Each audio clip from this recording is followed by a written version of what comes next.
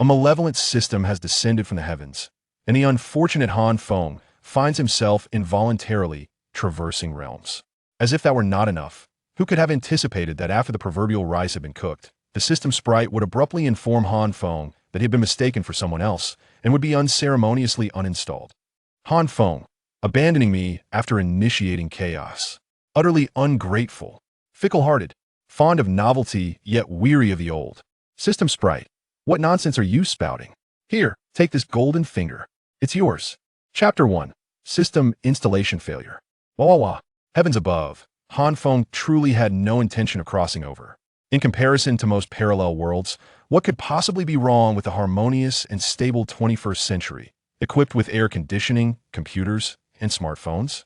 Yet who could have imagined that merely indulging in a bowl of spicy hot pot at home could lead to such a fate? Alas, it was but a brief glance at his phone that rendered him unconscious, and when he next opened his eyes, he found himself transformed into a newly born infant, rendered incapable of anything beyond wailing, struggling even to stand. Let me see the child. In that moment, a gentle female voice resonated, and judging by its tone, the owner could be deemed a goddess. However, for Han Feng, he understood not a single word amidst the torrent of unfamiliar sounds, his heart sinking in despair. The language spoken was neither Mandarin nor any earthly tongue, heralding his arrival in another world, rendering the historical knowledge he had barely retained from his previous life utterly irrelevant. Of course, if the language was some peculiar dialect, that might have been a different matter. Darling, it's a boy. He resembles you so much. Quite adorable. Then, a male voice chimed in, imbued with a mixture of concern and joy. Han Feng deduced with relative ease that these voices belonged to his parents in this new life. Ah, it seems I'm not the protagonist after all. Struggling to open his eyes, Han Feng beheld the man before him, who could not be described as particularly handsome, but possessed kind, expressive features that evoked an inexplicable sense of familiarity. Is that so? Let me have a look. Yet before Han Feng could properly observe his father, the female voice sounded again, weak yet filled with delight. Upon hearing her words, his father complied instantly, presenting Han Feng to her. The woman carefully cradled Han Feng, her pale countenance adorned with an unwavering tenderness, a blissful smile gracing her lips as she leaned closer, affectionately nuzzling him. At that moment, Han Feng felt a wave of astonishment wash over him. Although he had anticipated certain truths, the reality of gazing upon his mother in this life left him utterly awestruck. If placed in his previous life, she would undoubtedly be a celebrated beauty, a true sensation. Madam, you have just given birth, and your strength is still waning. Allow me to attend to your needs first. Yes, dear. Aunt Lin is right. Let her treat you first. Perhaps the sudden movement caused a strain on her wound, prompting Han's mother to furrow her brows. This elicited a palpable tension from both the midwife and Han's father, who hurriedly offered words of comfort. Upon hearing their remarks, Han's mother felt a flicker of annoyance, casting a displeased glance at her husband, which rendered him utterly helpless. Reluctantly, she bestowed a gentle kiss upon Han Feng, whispering tenderly, "My little darling, I will be with you shortly." With a playful reproach, she entrusted Han Feng back to his father and smiled at the midwife, saying, "I appreciate your help, Aunt Lin." The midwife chuckled in response. "Not a bother at all. Not a bother." Observing the scene, Han Feng had little to contribute. The nuances of the situation eluded his understanding. However, after experiencing the warmth of his mother's embrace, returning to his father's sturdy hands elicited a sense of disdain. Within him, his father's muscular chest felt akin to two bricks, a testament to some rigorous training he could not fathom. Perhaps sensing Han Feng's discontent, his father shot him a glare and jokingly scolded, "Little rascal, even at birth you exhibit fickleness. I shudder to think of the trouble you'll cause for countless young girls as you grow." Having ceased his wailing, Han Feng paid no heed to his father's words, fully aware that he would not comprehend their meaning anyway. Instead, he turned his gaze back to his mother. However, the moment his eyes fell upon her, he was taken aback. Behind the midwife, a delicate white flower emerged, flanked by two large circles, one white and one yellow guarding it. As the midwife began to chant in a rapid succession of sounds, the yellow circle illuminated with a bright ding, enveloping his mother in a mystical glow. Gradually, Han Feng observed his mother's complexion returning to a healthy hue at an astonishing rate. Is that not a soul ring? Could it be that he had been transported to the world of Douluo, a continent? Just days prior, He had watched the anime adaptation. Han Feng felt a wave of nostalgia wash over him had he not been left behind in a world that seemed to have already moved on. With Tang San's presence, what was left for him? If it were any other realm, perhaps he could stealthily seize opportunities, acquiring rare flames or techniques, provided his aptitude was not overly lacking, could soar to greatness. But Douluo? A closer inspection of Tang San's ascent revealed the plethora of opportunities he had seized. What did he possess? Intrinsic martial arts, divine herbs, the Haotian hammer, and the blue-silver emperor, not to mention the god of killing domain and the sea god's legacy. The Haotian hammer and the blue-silver emperor were innate, not something one could pilfer. As for the divine herbs, the chances of entering the eye of ice and fire seemed slim, and even if he could he best Douluo? He was woefully ignorant of toxins and could not cure Douluo's afflictions. As for the god of killing domain and the sea god's legacy, those were far beyond his reach, was but a mere sprout. Yet, perhaps there remains hope for the Xiantian skill. If I were to enter the second or third Douluo, joining the Tang sect might grant me access to cultivation. I am thinking too far ahead. I have yet to awaken my martial soul. Whether I possess soul power is a question in itself. What purpose does this speculation serve? With that thought, Han Feng found a newfound tranquility of awe. It would be. He had arrived, and the possibility of returning was uncertain. He resolved to wait until his martial soul awakened at the age of 6 before contemplating anything further. The energy of an infant is inherently limited. After pondering over various thoughts, Han Feng felt fatigued and gradually closed his eyes, preparing to drift into slumber. Beep! The infinite upgrade system has been bound. Would you like to install it, host?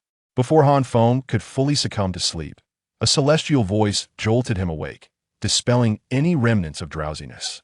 How could one traverse realms without a golden finger? Han Feng, undeterred, thought to himself, install. The infinite upgrade system is currently installing.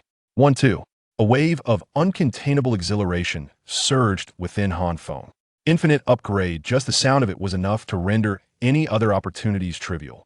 With these 4 words alone, he envisioned himself at the tender age of 6, effortlessly defeating formidable foes. 90, 91, 92. You are not the host. Just as the installation progress had surged beyond the halfway mark, a hesitant yet cautious voice echoed in Han Feng's mind. With this sudden pronouncement, the loading bar, which had symbolized a promising future, abruptly halted, motionless. What the? Han Feng was utterly flabbergasted. Was this truly how it worked? In the next moment, a young girl appeared before him, her serious gaze fixed upon him, her eyes reflecting a whirlwind of confusion, surprise, and embarrassment. Finally, she declared with conviction, "You are not my host. The installation of the infinite upgrade system has failed. Farewell." With that, the young girl resolutely reverted the progress bar, which had been well underway, packed it away, and turned to leave without a backward glance. Han Feng stood in stunned silence. Had he not been an infant at that moment, he might have unleashed a torrent of curses indeed. His inner self was already seething with indignation. What a peculiar turn of events. Han Feng had heard of many predecessors wielding golden fingers in their journeys, but never had he encountered a system installation failure before. Chapter 2. Soul power increases 2 levels each year. What? Installation failed? Can systems truly fail to install? I consumed an entire bottle of 6 Flavory Mania pills, and you tell me it's over? I refuse to accept this. Isn't there such a thing as a breakup canon? Han Feng cursed inwardly, which manifested outwardly as inconsolable wailing. His sudden commotion sent Han's parents into a flurry of concern, but Han Feng had no time to consider their anxiety. He was certain that the system's sprite, visible only to him, could hear his innermost thoughts, and he was determined to extract an explanation from this seemingly adorable entity. As Han Feng anticipated, the sprite indeed picked up on his thoughts. Her small face flushed imperceptibly. Yet, she resolutely understood that she must not show any sign of weakness at this moment. Even if she had mistakenly identified the wrong host, what difference would it make? Even if she had brought Han Feng to the Douluo continent, she bore no responsibility for the consequences. Such a deceitful system. You're not my host, so of course, the installation will fail. Although I regret bringing you to this world, I know you are a good person. Rest assured, I will remember you. Han Feng was taken aback. Had he truly been deceived by a system? What a peculiar encounter this was. Nevertheless, Han Feng quickly regained his composure when it came to the matter of his future happiness. Even a fool would experience a surge in intellect. He swiftly grasped the crux of the situation and exclaimed, "You brought me to this world? You are that glaring entity." "What do you mean by that glaring entity?" "That is the power of time and space, a rare treasure. Even for me, it would be impossible to produce another in a short span. Do you understand that because of you, my host must endure several more reincarnations?" The little sprite's cheeks flushed, and she shouted in embarrassment and frustration. Han Feng cared little for her grievances at that moment. His intellect was perhaps second only to Einstein.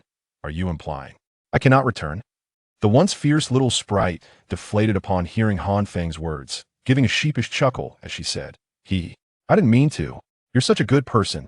Surely you can forgive me? I'm just young and naive." "Hiss." Han Feng gasped in disbelief. This was simply absurd.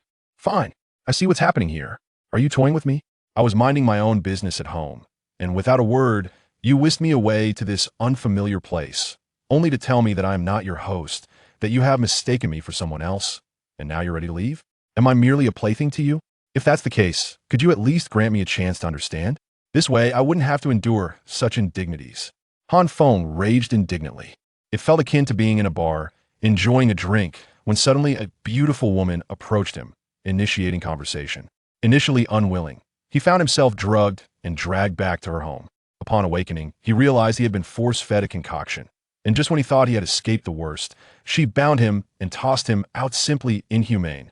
The little sprite felt a twinge of awkwardness at his words, perhaps recognizing the unfairness of her actions. Yet, she felt powerless after all. Every action has its consequences. Han Feng was not her intended host, and binding him would be detrimental to both parties. Thus, the idea of merely making do was impossible. However, considering that it was ultimately her fault for bringing Han Feng to Douluo continent and then abandoning him, it was indeed unreasonable. All right, you've intimidated me." In the end, swayed by her conscience, the little sprite's expression fell, and with an annoyed glare at Han Feng, she unleashed a stream of light that penetrated into his forehead. Han Feng felt a jolt throughout his body, sensing something new within him, though he could not quite comprehend what it was. "You've gained a benefit," the little sprite huffed defiantly before explaining. "This magical thread will allow your soul power to increase by 2 levels each year. Rest assured, this is entirely my own ability and has nothing to do with the system considered a form of compensation." Han Feng was momentarily taken aback, feeling a peculiar sensation within his heart. Upon reflecting on the sprite's words, he quickly grasped the implication. Indeed, he possessed a golden finger of sorts. However, in comparison, this golden finger was not as formidable as he had initially imagined. An annual increase of 2 levels in soul power was somewhat of a double-edged sword.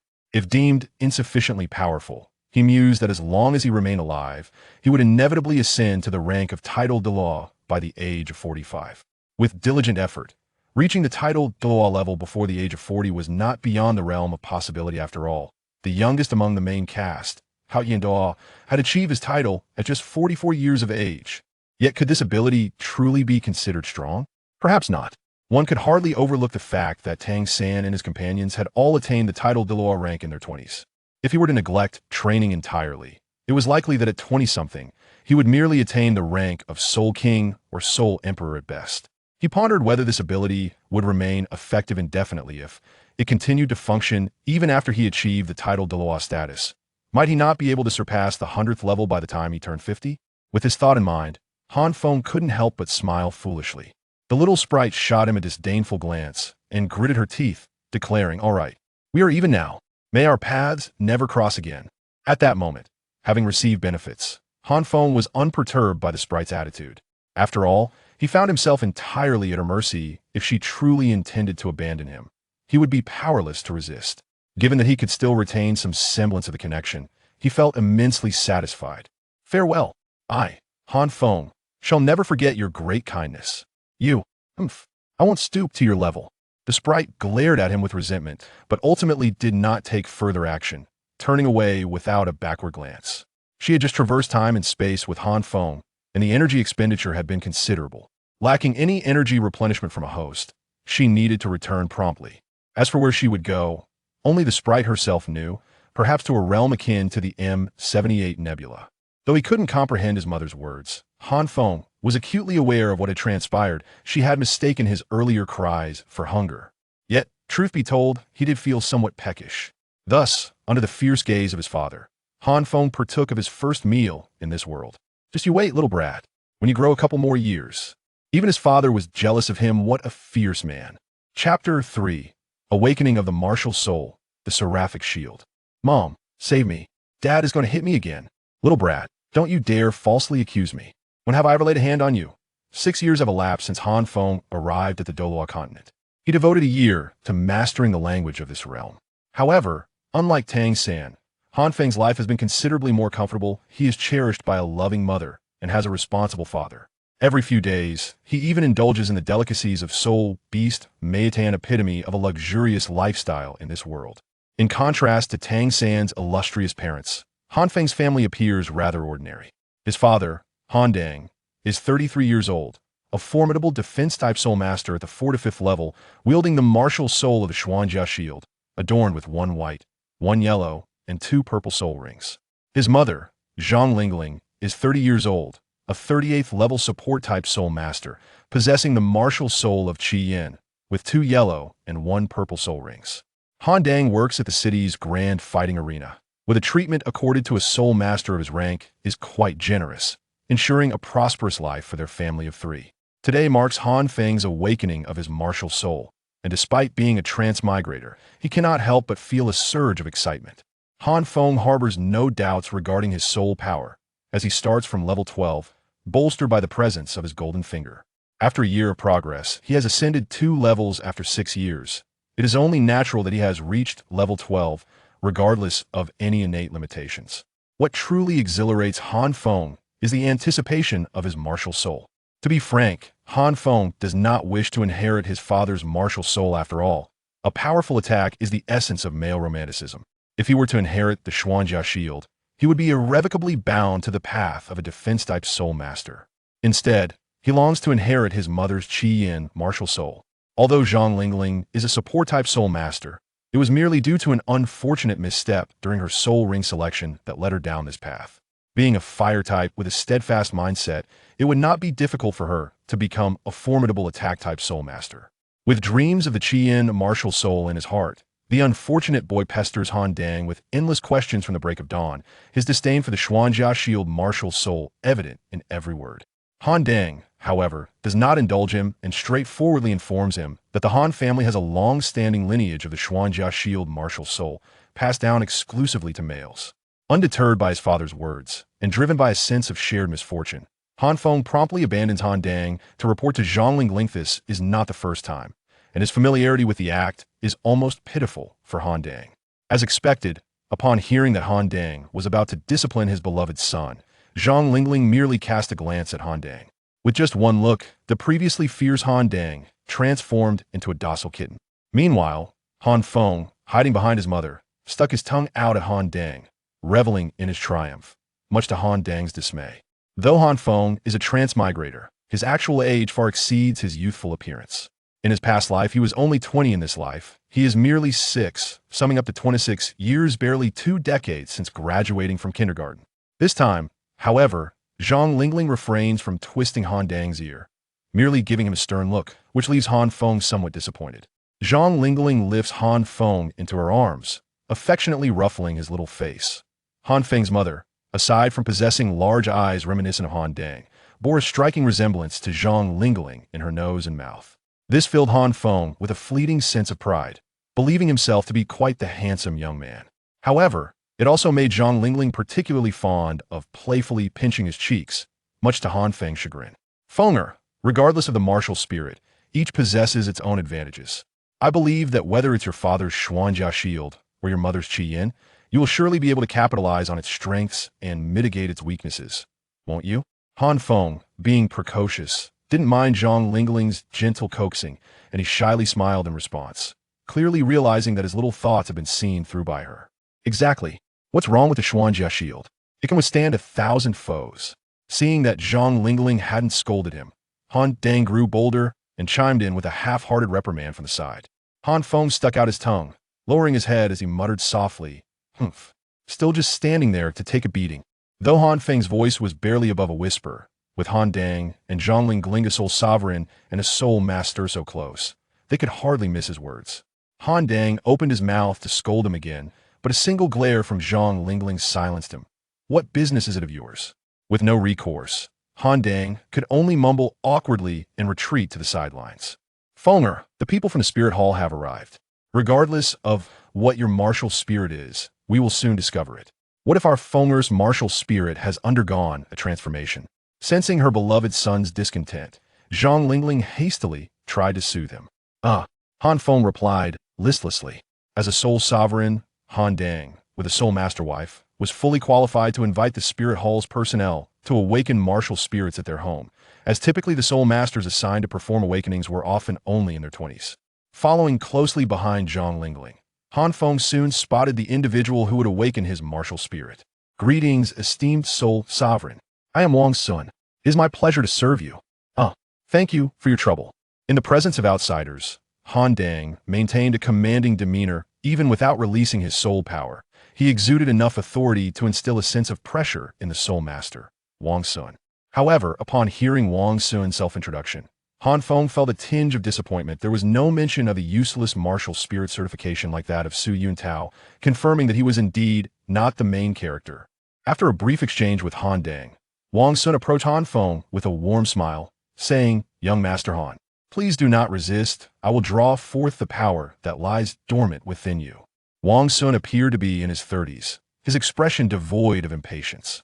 Han Feng nodded in compliance and, encouraged by Zhang Lingling's gaze, replied, "Thank you for your assistance."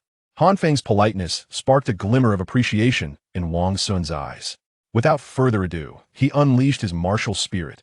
Sand Crocodile. Possess. 2 soul rings, one white and one yellow, rose behind Wong Sun as his form underwent a remarkable transformation. Jagged yellow plates sprouted from his spine, his hands morphed into sharp claws, his limbs thickened, and a whirlwind of sand swirled around him. To Wong Sun's astonishment, there was no trace of fear or panic in Han Feng's eyes.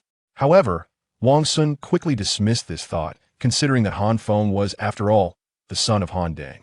He must have encountered numerous, formidable martial spirits in the Grand Soul Arena, perhaps even more fearsome than his own. "Master Han, I implore you not to resist." Wong Sun offered one last reminder. After Han Feng nodded, he extended his hand, now transformed into a claw, and placed it upon Han Feng's head. Han Feng felt a warm energy coursing through his body, and as this force flowed through his dantian, an unforeseen change occurred. Majestic, a surge of flames erupted from Han Feng, enveloping him completely. The intense heat even caused Wong Sun to frown. Had this flame harbored any malice, his hand would have surely been seared. Feeling the warmth of the flames, Han Feng was instantly filled with joy. He sensed that this fire was amicable and undoubtedly his martial spirit. Beside them, Zhang Lingling and Han Dang watched with wide eyes. Could it be that their son truly possessed the crimson flame martial spirit? Han Dang furrowed his brow, pondering this shouldn't be. The genes of the old Han family are exceedingly robust. Indeed, the resilience of the old Han lineage soon became evident. The trio observed a shield rising amidst the flames, which Han Feng instinctively grasped in his right hand.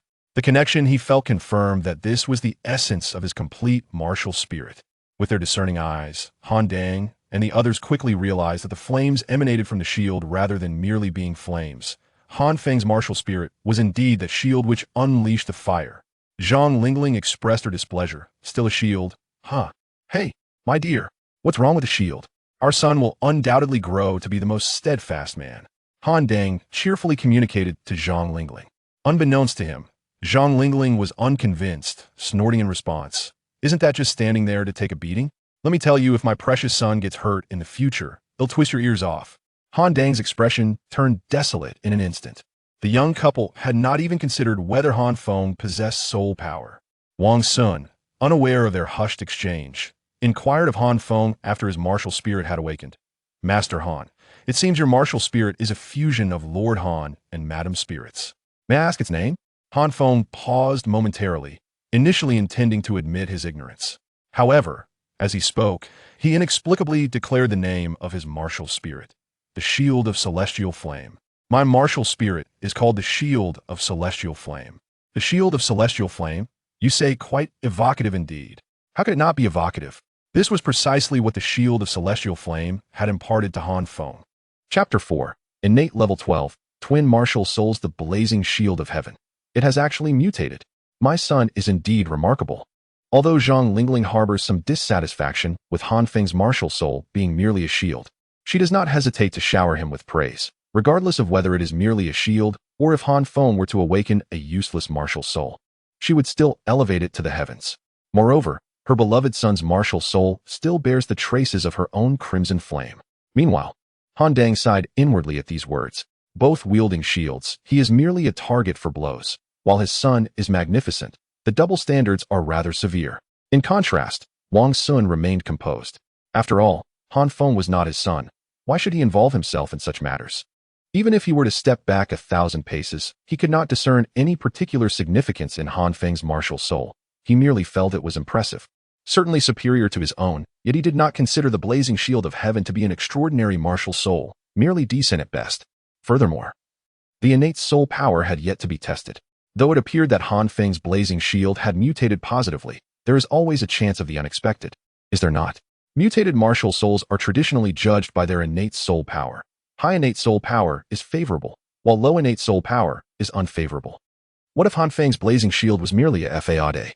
While Han Feng was lost in thought, Wong Sun had already produced a crystal ball and presented it to Han Feng, speaking softly, "Young Master Han, the next step is to test your innate soul power. You need only channel the strength of your martial soul into this crystal ball." Snapping back to reality, Han Feng dazedly nodded, placing his hand upon the crystal ball, allowing the power of his martial soul to flow naturally into it. Buzz. In an instant, the crystal ball illuminated like a light bulb. Even though Han Feng was prepared, he was still momentarily dazzled by the brilliance. Good heavens, it is actually full innate soul power.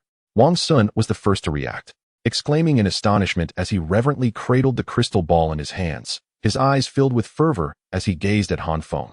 Wong Sun could scarcely imagine the rewards the martial soul hall would bestow upon him if he brought this child back.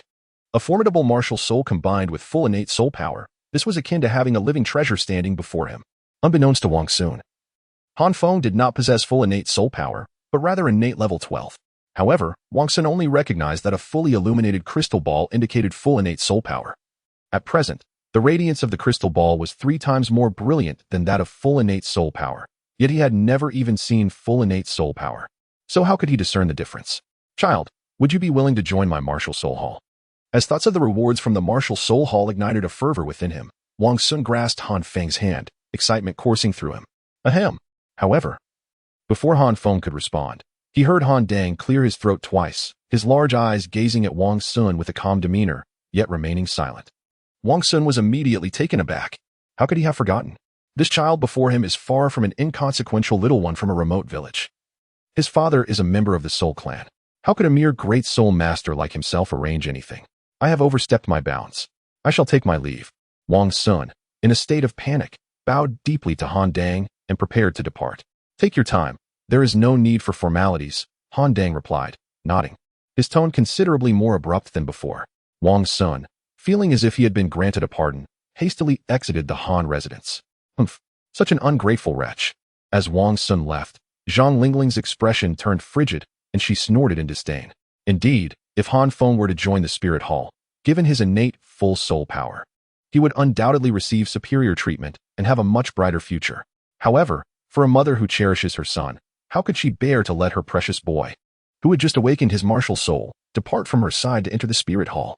Moreover, joining the Spirit Hall implied competition, and competition meant conflict. Considering Han Feng's martial soul, wasn't conflict merely an invitation to be beaten?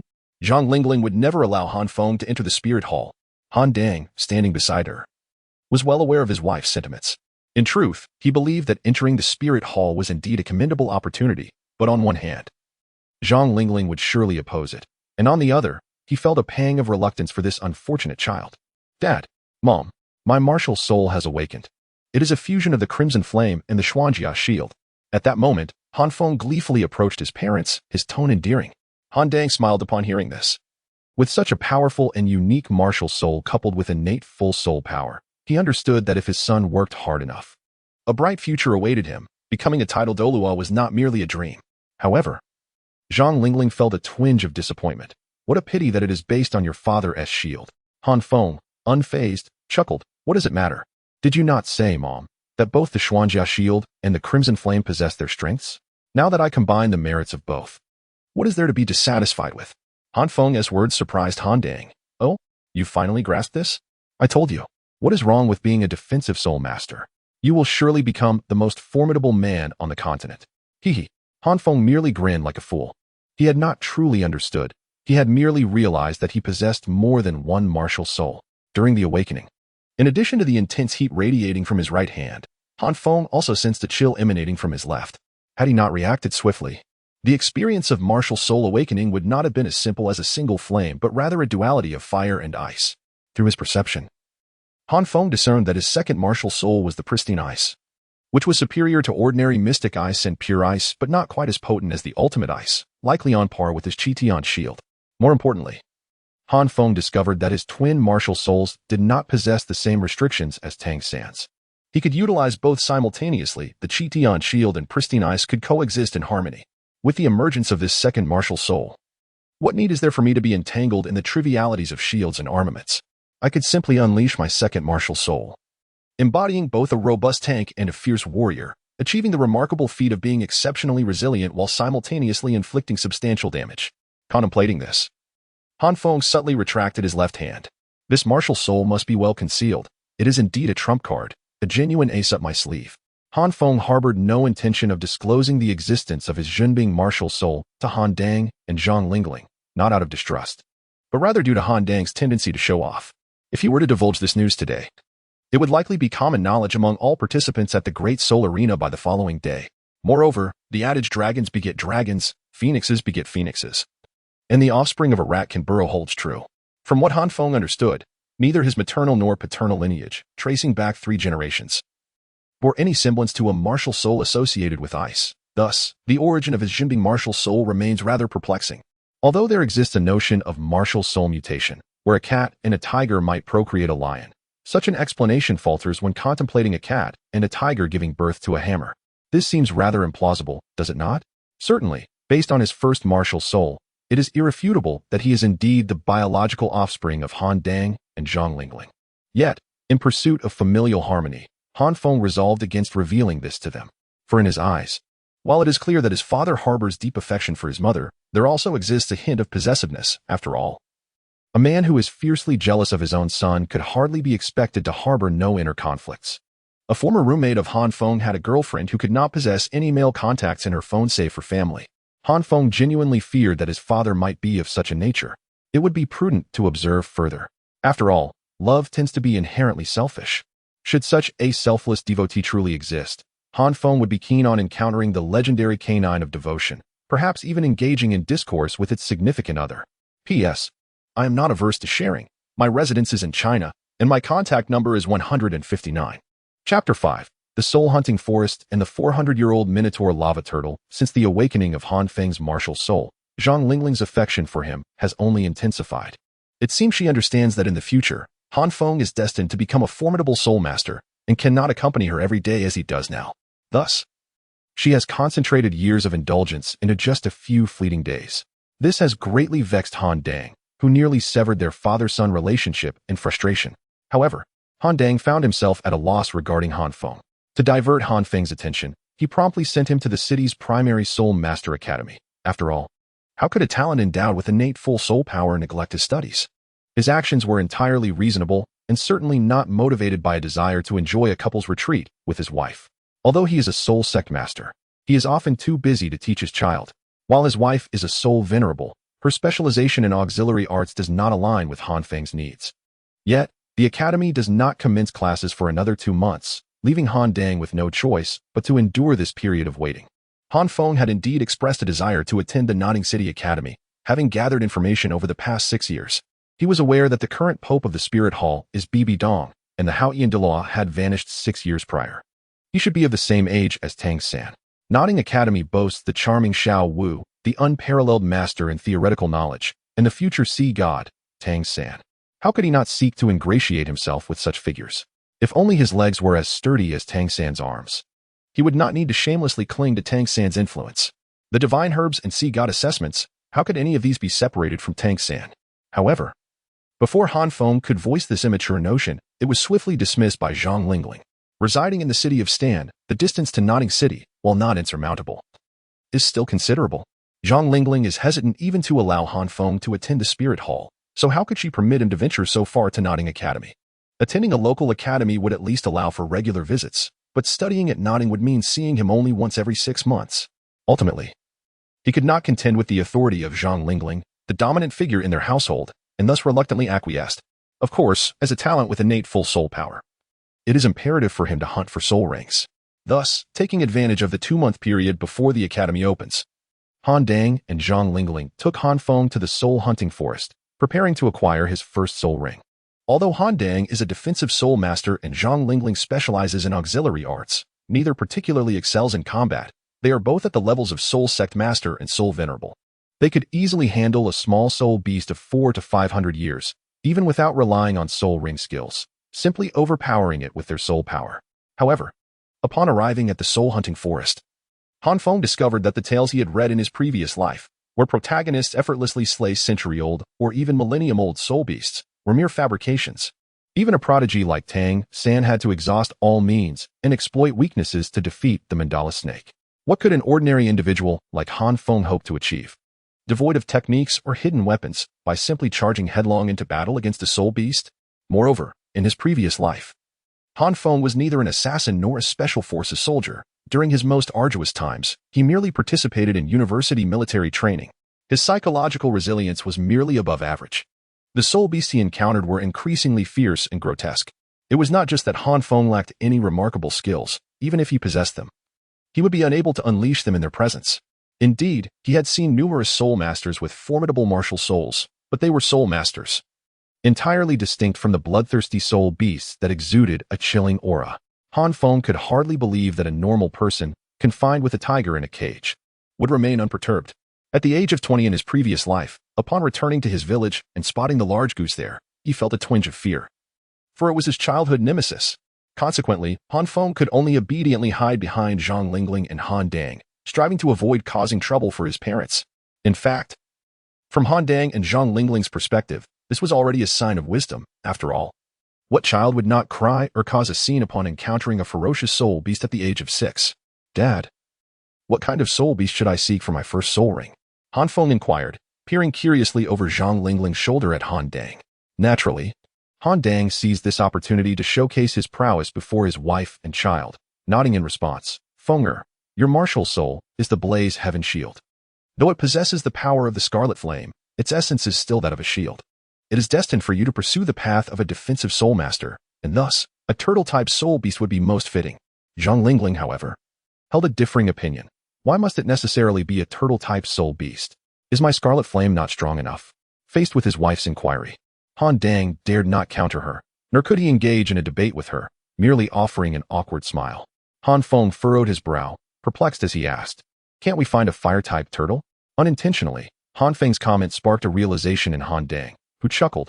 "You little rascal are rather clever." Huh. Han Feng looked on in confusion, casting a questioning gaze at Han Dang. With a grin, Han Dang did not hold back and elaborated. "It seems your opportunity has arrived.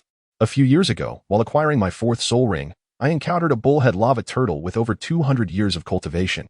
Over the years, it has likely reached 300 or 400 years of age, making it perfect for your first soul ring." Upon hearing about the 200 years of cultivation, Han Feng felt a tinge of disappointment, as he was aware that the limit for a soul master's first soul ring was 423 years. 200 years seemed a significant shortfall. However, when Han Dang mentioned 300 to 400 years, Han Feng's face brightened with a smile, feeling immensely satisfied. After all, one could not exceed the limits of age. He was no divine being, and his martial soul was neither the ultimate fire nor the ultimate ice. Nor did he possess a million-year soul beast to sacrifice in a reckless challenge against the limits. Behold, Tang San and Han Feng, reborn into a new life, possess formidable spiritual power compared to their peers. However, Tang San, having cultivated the purple extreme magic eye since childhood, boasts a mental fortitude that far surpasses Han Feng's. Coupled with the nurturing effects of the Xiantian skill, his physical prowess is equally unmatched. It is indeed a daunting task for Tang San to absorb a mandala serpent with 400 years of cultivation. Would he engage in such reckless behavior towards life merely due to indulgence? Moreover, Zhang Lingling is observing closely. When Han Dang remarked that the bullhead magma turtle possessed 300 to 400 years of cultivation, Concern flickered in Zhang Lingling's eyes. Should Han Feng dare to claim he wished to absorb a creature of 500 to 600 years, she would not hesitate to compel Han Dang to kneel in apology. The saying, "A doting mother breeds a wayward son," holds its truth. In the soul-hunting forest outside Stan City, the strongest soul beasts scarcely exceed 2,000 to 3,000 years. Han Dang, a soul sovereign, accompanied by an auxiliary soul sage, could maneuver with ease, swiftly leading Han Feng and Zhang Lingling to the bullhead magma turtle. Typically lethargic, turtle-type soul beasts often linger in their territory for several years, which explains the ease with which the trio located it. Upon sighting the bullhead magma turtle, Han Dang's eyes sparkled with excitement as he addressed Han Feng. "Fenger, this soul beast has just surpassed 400 years of cultivation. Its defensive attributes rank among the elite of its kind, and remarkably, its flames rival those of other fire-type soul beasts. This must be your fortuitous encounter." The bullhead magma turtle, true to its name, exhibits the form of a turtle, with limbs and shell resembling that of its kind, yet it bears a fearsome bull's head, more akin to a bone mask adorning its face. With fiery red patterns etched upon the stark white surface, flames seemingly ignited within its very gaze, exuding an intimidating aura. Concealed within a cavern, the creature's eyes remain open. Yet it appears to be in slumber. Should they strike now, a decisive blow could easily ensue. Han Feng gazed at the bullhead magma turtle, his eyes alight with fervor, suppressing his exhilaration as he declared to Han Dang, "This is the one, father." Upon hearing this, satisfaction gleamed in Han Dang's large eyes. He had been awaiting Han Feng's decision. After all, 400 years of cultivation approached the threshold of the first soul ring for soul masters. Had Han Feng shown hesitation, Han Dang would have refrained from comment, yet it was evident that Han Feng's resolve pleased him immensely. "Excellent." With those words, Han Dang vanished from sight. A soul master of the soul sovereign level, even one not specialized in agility, moved with a swiftness beyond Han Feng's comprehension. Han Dang refrained from employing soul techniques or even summoning his martial spirit. Instead, he executed a simple yet forceful leap, launching a punch towards the bullhead magma turtle. What a splendid opportunity! How could Han Dang deprive his wife and child of witnessing his valor? Particularly for Han Feng. He wished to demonstrate that the strength of a defensive soul master is formidable. This was precisely how his own father, Han Feng's grandfather, had acted. Yet, in the next moment, the bullhead magma turtle stirred, unleashing a roar that bore no resemblance to that of a turtle or a bull, but rather echoed like the fierce growl of a lion or tiger. The creature's shell quivered, and 3 fiery red shields unfurled, positioning themselves defensively before it. Han Dang's expression revealed a hint of surprise. Pretending to be asleep? Quite perceptive indeed. Chapter 6. The Divine Command and the External Soul Bone Generally. Tortoise-like soul beasts possess a notably low speed. By the time they detect an enemy, they are often unable to escape. The bull-headed lava tortoise was no exception. Upon noticing Han Dong and his companions, it realized that evasion was futile and thus feigned sleep to deceive them. It proved successful in its ruse, as Han Dong was indeed misled. Regrettably for the tortoise, Han Dong's strength exceeded its expectations. Even without utilizing his martial soul or soul skills, he was far beyond what it could withstand. Under the might of Han Dong's punch, the bull-headed lava tortoise had no choice but to adopt a defensive posture. Boom. The tortoise's defense was indeed formidable. Although Han Dong's punch lacked the use of soul skills and was not delivered with full force, he was still a soul master. And with a single strike, he failed to penetrate the tortoise's triple flame shields, stopping at the last barrier, the remnants of his power dissipating. Han Dong's expression soured, feeling an acute sense of humiliation. Even with his seasoned demeanor, a faint blush crept upon his cheeks. Seeking death. Enraged, Han Dong roared, spinning in midair and channeling his soul power for another punch. This time, he exerted all his strength. With this blow, even a formidable soul sovereign would find it challenging to withstand. Roar. To the astonishment of the trio, the bull-headed lava tortoise, perhaps sensing its inability to defend against the impending attack, did not choose to shield itself. Instead, it let out a thunderous roar, raising its massive head high. Between its formidable horns, dark red orbs of light began to coalesce, forming a sphere the size of a fist, emanating a terrifying wave of energy. The family was taken aback, as none could have anticipated that a tortoise-like soul beast would possess such formidable offensive capabilities. If the master had been present, he would have been even more astounded. This 400-year-old soul beast bore 2 soul skills. Crimson Flame, the second soul skill, Flame of Possession. Zhang Lingling reacted swiftly, summoning her Crimson Flame martial soul, as her second yellow 100-year soul ring illuminated. A brilliant flame surged towards Han Dong, and in an instant, a resounding roar echoed as flames engulfed him. Yet, rather than displaying any sign of pain, Han Dong's aura intensified, transforming him into a fiery war god. This was Zhang Lingling's second soul skill, which could enhance the soul power and strength of the possessed soul master by 50% while also imbuing them with fiery attack effects. Mysterious Armored Shield. Roar. Han Dong, quick on the draw, summoned his martial soul, the pitch-black mysterious armored shield, positioning it before him just as the bull-headed lava tortoise unleashed its assault. Boom. With a mighty roar, the dark red energy sphere between its horns fired a laser beam, crashing violently against the mysterious armored shield. The explosive energy erupted, and the deafening sound reverberated, causing Han Feng's ears to ring and altering Han Dong's expression. The tortoise's strike was already comparable to that of a 20-plus level powerful attack, Soulmaster's full force. It was a tortoise-like soul beast renowned for its astonishing defense. If the bull-headed lava tortoise possessed even a modicum of speed, it would undoubtedly rival the pinnacle of soul beasts, akin to the Titan Great Ape. However, for Han Dang, this was merely the extent of his surprise. The bullhead lava turtle indeed astonished him, yet as a soul master, merely summoning his martial spirit was already a considerable display of respect. He had not even resorted to using his soul techniques. Had it not been for Zhang Lingling's needless concern, he could have effortlessly deflected the attack relying solely on his Xuanjia shield. With a simple thrust of the shield, the dark red laser dissipated like spring snow melting under the sun. The bullhead lava turtle, momentarily bewildered, found itself at a loss, unable to comprehend the scene before it due to its limited intellect. Han Dang, refusing to grant it any further opportunity to create mischief, swiftly maneuvered beside the creature. Empowered by the inflamed possession, Han Dang's strength now rivaled that of an equally ranked assault-type soul master. With a straightforward punch, the bullhead lava turtle was rendered unconscious.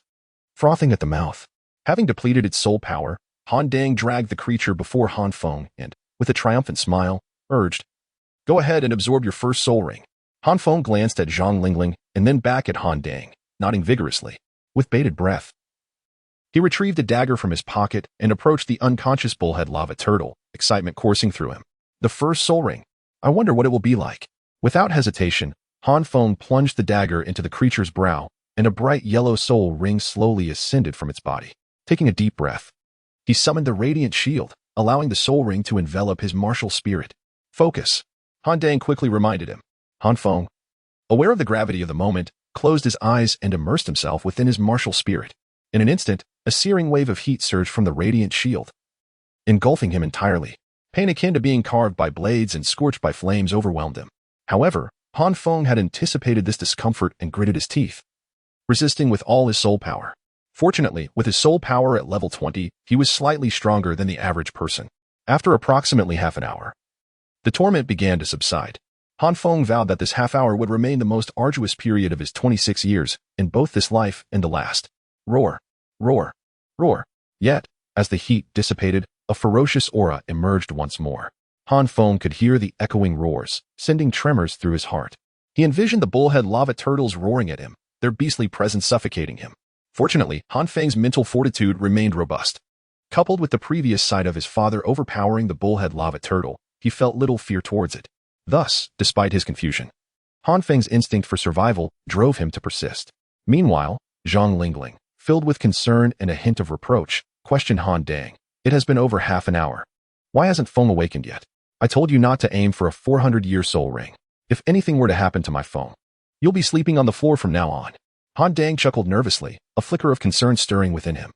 Although the bullhead magma turtle was a soul beast aged 400 years, the absorption process should have been completed within half an hour. Such a prolonged duration seemed perplexing. Fear not, my dear. Feng's complexion is gradually returning to normal, which likely indicates he is nearing the final stages of the process and will awaken momentarily. Humph. Zhang Lingling let out a soft huff, her gaze filled with worry as she fixated on Han Feng, entirely disregarding Han Dang's reassurances. After another incense stick's worth of time, Han Feng finally regained consciousness, exhaling deeply, his eyes reflecting a peculiar light. Fenger, are you all right? Do you feel any discomfort? Zhang Lingling immediately enveloped him in her embrace, her fair face etched with concern. With a playful smile, Han Feng struck a muscular pose, cheerfully assuring her, "Do not worry, mother, I am as robust as ever." What is your first soul skill? Compared to Zhang Lingling, Han Dang exhibited a greater eagerness regarding Han Feng's inaugural soul skill. Zhang Lingling shot him an exasperated glance. But Han Feng seemed to have anticipated this moment, responding with enthusiasm. "Ah, father, you have posed the perfect question. My first soul skill is called Guardian of Life." As he spoke, Han Feng summoned the radiant heavenly shield, a brilliant yellow soul ring materializing around him. With a commanding shout, the yellow soul ring illuminated, enveloping Han Feng in flames, as a fiery red shield materialized before him, seemingly indestructible. My first soul skill, Guardian of Life, enhances my soul power and defense by 60% and provides absolute defense against the first instance of damage. He continued, of course.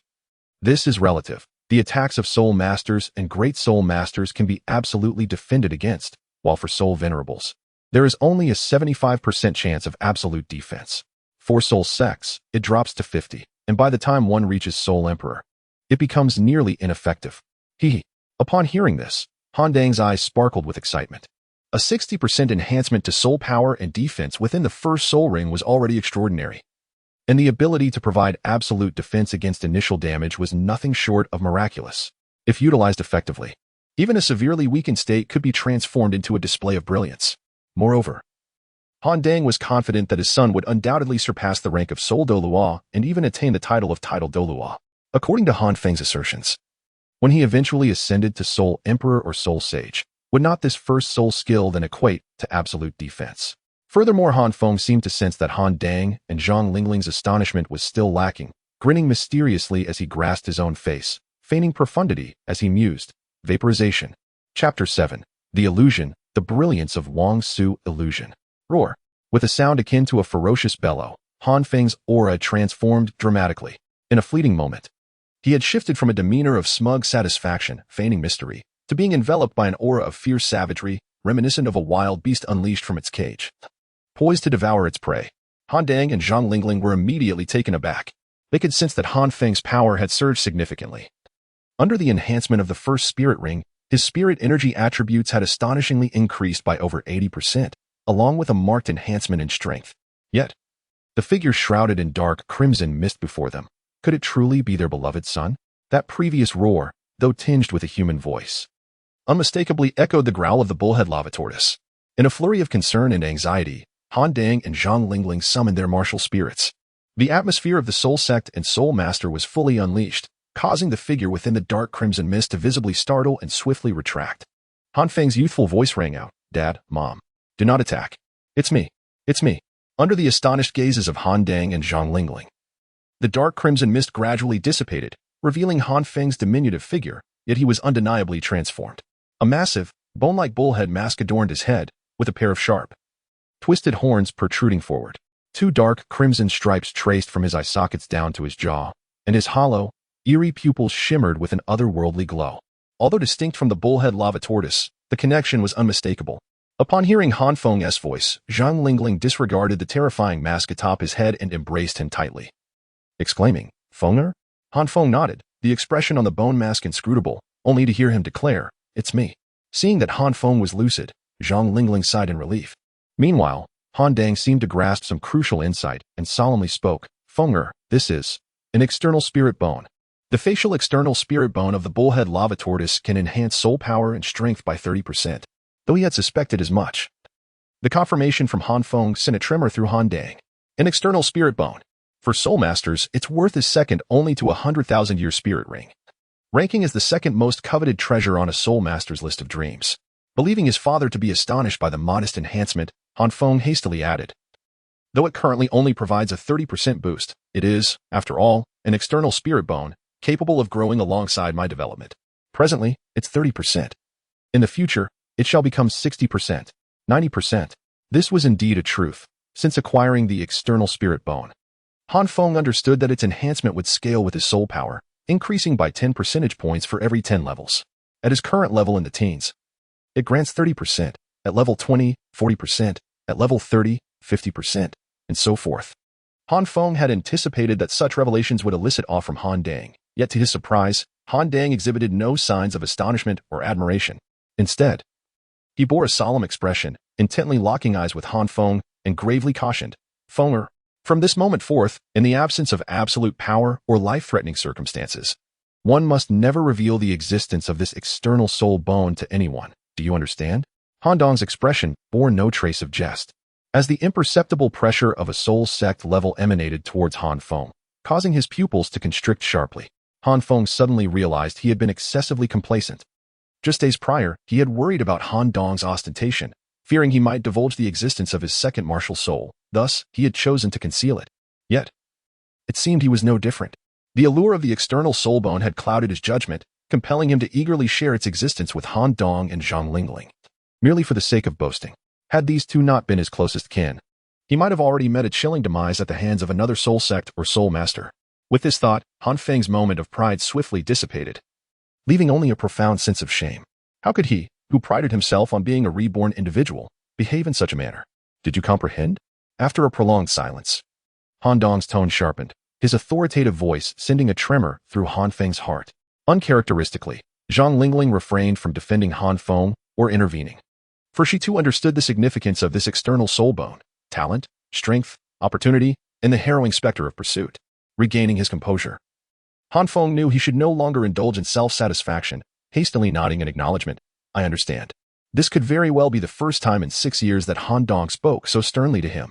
Han Dong cast a deep glance at Han Feng before exhaling a long breath, his imposing demeanor softening. After all, the external soul bone was a heavenly treasure. One who receives a divine gift yet fails to wield it wisely invites calamity. There was no need to press Han Feng too hard. Han Dong's earlier severity stemmed from a fear that this unfortunate child might recklessly flaunt his newfound treasure, courting disaster. Han Feng, too, regarded his father with a curious expression. Previously, he had perceived Han Dong as a showy individual. It now appeared that his understanding had been rather superficial, at least in matters of great significance. Han Dong was evidently more mature than he. It seemed he himself had been narrow-minded. Just now, your tone suggested that the abilities of this external soul bone extend far beyond merely enhancing soul power and strength. Pray tell, what other capabilities does it possess? Perhaps Han Feng felt he had been overly harsh, and thus, he gently inquired once more. With a chuckle, Han Feng, filled with excitement at the thought of another soul bone skill, leaped from Zhang Lingling's embrace and approached a colossal ancient tree, its trunk large enough for two to encircle. He declared, just watch. Suddenly, his voice grew somber, and turning slowly, he uttered in a raspy roar. I call this technique the radiance of Wong Su. Roar, roar, roar, boom. The thunderous roar echoed once more, and a chilling surge of power erupted from the pair of horns atop Han Feng's head. A deep crimson radiance sliced through the heavens, darting towards the ancient tree. With a resounding crash, a gaping hole the size of a human head appeared in the center of the tree's trunk. The opening was smooth and even, resembling a wound inflicted by a blade, were it not for the charred heartwood within. Witnessing this spectacle, Han Dang and Zhang Lingling were utterly astonished. The sheer might of this attack. Could it truly be rivaled even by a full-force strike from a soul master of the second ring? The most astonishing part was that this so-called flash of the King Void was a momentary soul skill. As a defensive soul master, Han Feng possessing such a skill was a treasure beyond measure, one that could not be exchanged even for a millennium-old external soul bone. Yet, unbeknownst to Han Dang and Zhang Lingling, in the face of such formidable penetration and power, Han Feng felt a twinge of dissatisfaction. Alas, it felt rather feeble. The name Flash of the King Void seemed to be a misnomer. Perhaps it should simply be called Void Flash? While Han Feng was lost in thought, Han Dang swallowed hard, his voice laced with envy as he inquired, Fenger, what is the name of this external soul bone? Han Feng paused momentarily, but resolutely replied, it is called the Mask of the Void. Han Dang found this somewhat perplexing. Unable to comprehend why the soul bone derived from the bullhead lava turtle bore a name entirely unrelated to its origin, its soul skill was equally disconnected. However, since it was his son's declaration, Han Dang nodded, albeit with a hint of confusion, before cautioning, external soul bones attract envy. I know you are wise beyond your years, so do not engage in attention-seeking antics. Han Feng nodded in acknowledgement, feeling a twinge of guilt not from Han Dang's praise of his intellect, but rather from the peculiar glimmer in his father's eyes. In truth, the soul bone was not genuinely named Mask of the Void, and the soul skill was neither Void Flash nor Flash of the King Void. The so-called Void transformation was merely an inherent passive ability of this external soul bone, while Flash of the King Void should rightfully be termed Lava Fire Line.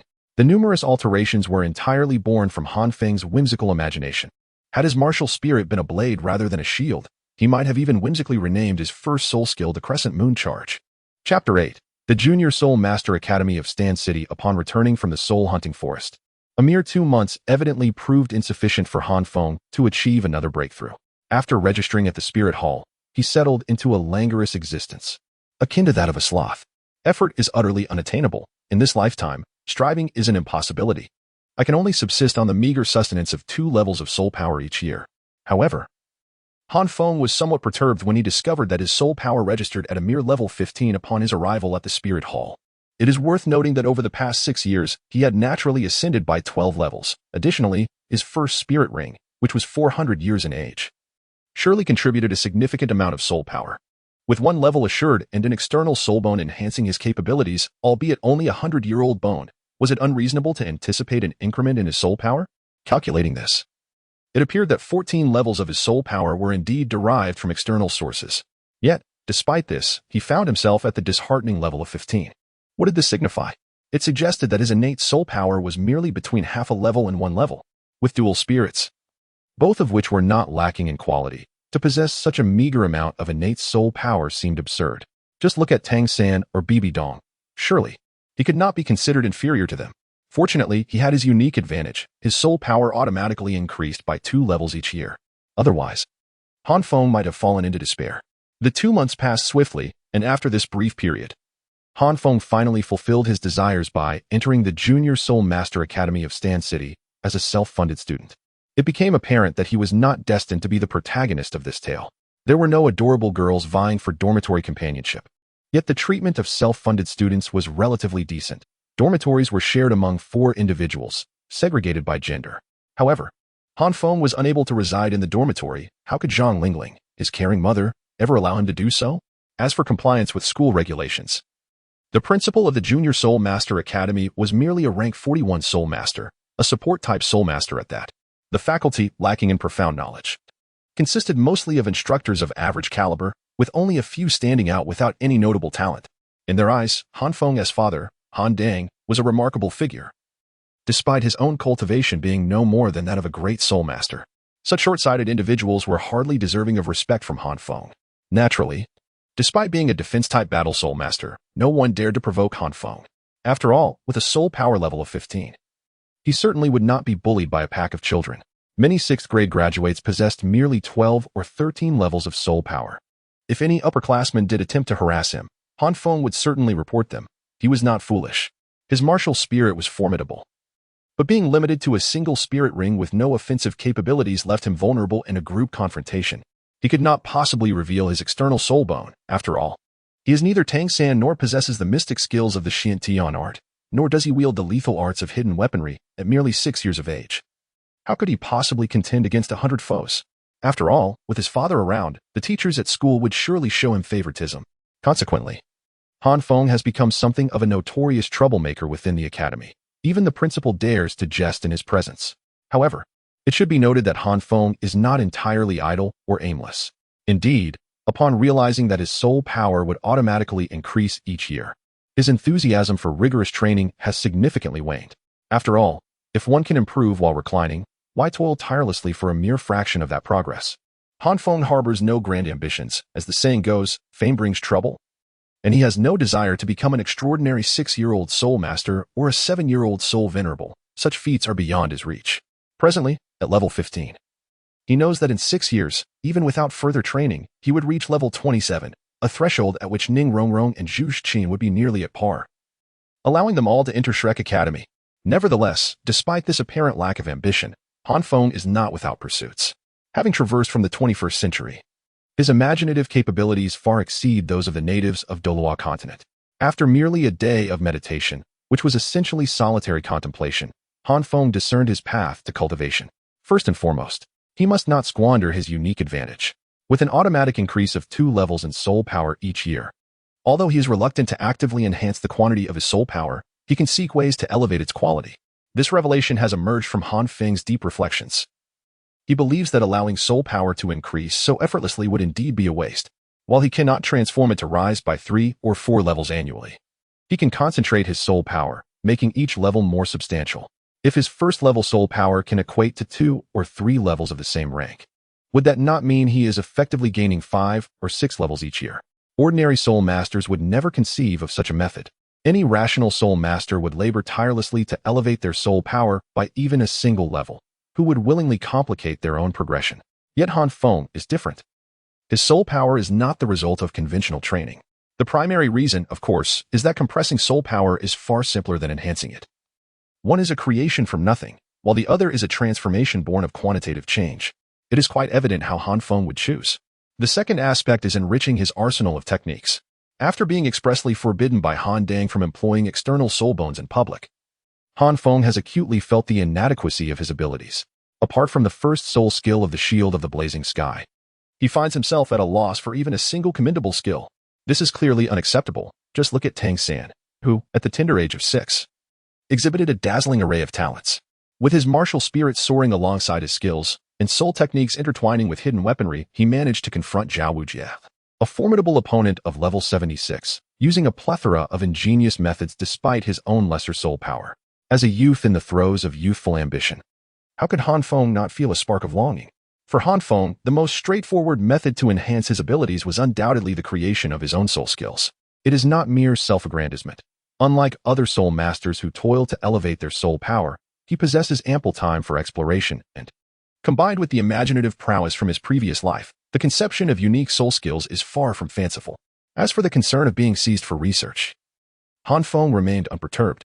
After all, Tang San, at the age of 32, was capable of inventing formidable soul skills such as Ghost Shadow Misty Step, Control Crane and Capture Dragon, and the myriad of hidden weapons. Thus, for Han Feng, who was merely 12, creating a few ordinary soul skills was hardly a challenge.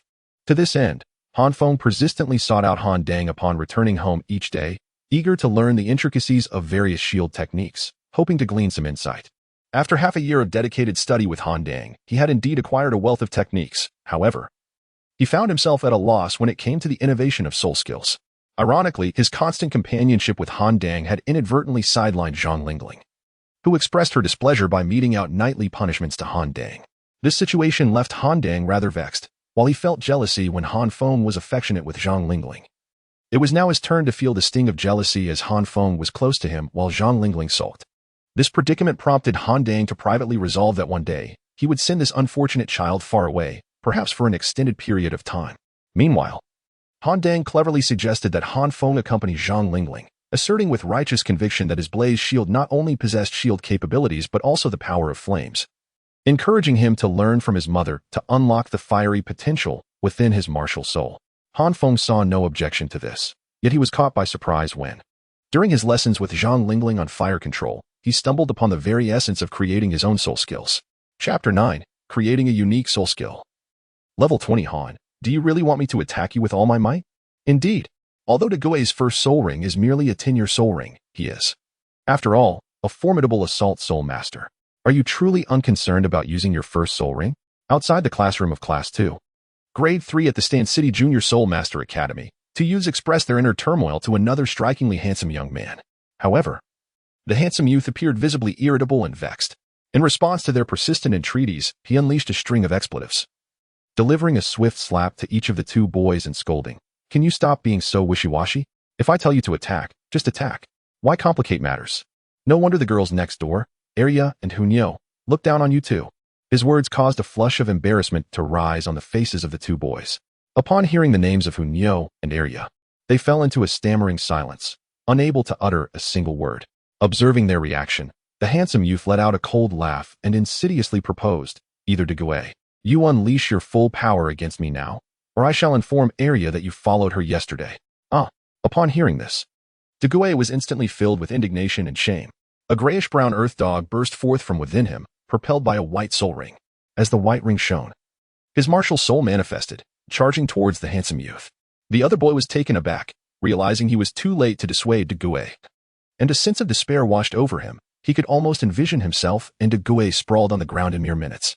The handsome youth, however, smiled with satisfaction, remarking, "Now that's more like it. I told you to hit me, not the other way around. Stop dilly-dallying like a coward." With that, he grinned widely, extracting a shield enveloped in crimson flames. Without invoking his soul ring, he merely positioned the shield in front of him, taking no further action. In his embarrassment and anger, Dagui disregarded the weight of his attack, solely intent on silencing the handsome youth. First soul skill. Savage Dog Pounce. Bang. That hurts. It's so hot. In an instant, Dagui transformed into a grayish-white blur, hurtling towards the handsome youth and colliding directly with the fiery shield. The muffled sound of impact was accompanied by a cry of pain as Dagui's assault seemed to provoke the flames on the shield, which erupted violently towards him. A wave of scorching heat, Witnessing this scene, the handsome youth furrowed his brows slightly, swiftly retracting the flames and his martial soul, approaching Degue's side. With a gentle motion of his left hand, he grazed the area where Degue had been burned, a faint ice-blue glimmer flickering momentarily, and soon Degue quieted down. Realizing he had crossed the academy's top student, Degue's face turned pale with shock, and he was too flustered to ponder why the burning sensation had vanished. He hurriedly prepared to apologize, only to be interrupted by the handsome youth. "Don't worry. You may leave. Rest assured, I won't divulge that incident to Arya. My lips are sealed. A year ago, I witnessed a senior being dragged away one early morning, and I didn't utter a word. When everyone found him later that evening, even his mother couldn't recognize him." Upon hearing the words of the handsome youth, Degue felt an overwhelming joy, realizing that the youth would not hold any grievances against him. Without a second thought for what followed, he hurriedly expressed his gratitude and seized another boy, sprinting away as if fearing the handsome youth might change his mind. The handsome youth watched the retreating figures of Degue and his companion, momentarily speechless. How sincere this child is, thanking others even after suffering a loss. However, he soon sighed and murmured to himself with a hint of regret, "Alas, my control over the Sunflame still leaves much to be desired. My soul power is too dissipated. It suffices against soul masters of the same rank. Yet when faced with those even a tier above, I cannot achieve the anticipated effect." This handsome youth is Han Feng. It has been 2.5 years since he acquired his first soul ring. Throughout this period, he has relentlessly refined his soul power, enhancing its quality. It is no exaggeration to say that Han Feng's current soul power quality rivals that of a typical soul venerable. The benefits of this enhancement have rendered the flames of his radiant heaven shield more intense and solid, while the martial soul itself has become sturdier. Of course, while compressing his soul power, Han Feng has also devoted himself to the research of his self-created soul techniques. Remarkably, inspired by his mother's insights, he has indeed made some progress. Over the span of 2.5 years, Han Feng has developed 2 soul techniques, both of which serve as support skills. The first is named Concealment Shield, which envelopes his body with the radiant heaven shield while diminishing its presence to achieve a hidden effect. Although it does not render him invisible, it obscures his soul power's trace from opponents, making it relatively easy to cultivate, yet quite practical. The second soul technique, named Sunflame, was conceived after Han Feng observed Zhang Lingling's third soul ring, the counterattack flame ring. This ring allows others to gain a protective flame. Any attempt to assault the Soulmaster within its bounds results in a retaliatory blaze. Han Feng mused, given that his martial soul also possesses fire, why not augment his limited offensive capabilities? Although constrained by his martial soul, rendering his flames unable to initiate an attack, a passive counterattack should be feasible. Much like the tanks in games of his past life, which, despite their minimal offensive output, could unleash remarkable effects with reflective armor. In Han Feng's vision, Sunflame serves as such reflective armor, lacking explosive appearances and exaggerated damage, yet any contact with his martial soul would inevitably lead to scorching flames, leaving no avenue of escape. Since witnessing the counterattack flame ring, Han Feng has longed to envelop his martial soul in a retaliatory shield. Unfortunately, the creation of Sunflame proved far more challenging than Concealment Shield, consuming over 6 months merely to take shape, followed by an additional year of refinement, yet he remains unsatisfied. Alas, the journey ahead is formidable. Han Feng feigned profundity as he sighed and made his way homeward. Today, Han Dang and Zhang Lingling were to accompany him to the Stardo forest to hunt for his second soul ring. Han Feng had already broken through to level 20 a month prior. Aside from the automatic 4-level increase over the past 2.5 years, he had only managed to cultivate 1 level on his own during this time. Among them, a portion pertains to the natural augmentation of soul power. Even though Han Feng possesses a high quality of soul power, the progress seems rather sluggish. Were it not for his fortunate circumstances, Han Feng would be no different from a mere idle soul. The reason for venturing into the Stardo forest rather than the soul-hunting forest outside of Starn City is that Han Feng's mother, Zhang Lingling, recently surpassed the 40th level and requires the hunt of a 6,000-year-old soul beast to serve as her 4th soul ring. Clearly, the soul-hunting forest near Starn City cannot meet their needs. Thus, Han Feng's primary objective is to secure his wife's 4th soul ring, with his own 2nd soul ring being a secondary consideration. Han Feng has heard that in pursuit of Zhang Lingling's 4th soul ring, Han Dang has even enlisted the assistance of a powerful attack-type Soul King and a control-type Soul King, coupled with Han Dang's own defensive-type Soul Master and Zhang Lingling, who is an auxiliary-type Soul Master. A mere 6,000-year-old soul beast should pose no significant challenge. However, in order to persuade these 2 Soul Kings, Han Dang's treasury has been nearly depleted. In truth, Han Feng is aware that, for a considerable duration ahead, should he desire superior soul rings. He too would have to seek the aid of others. This is an inherent flaw among defensive-type soul masters. There is little recourse.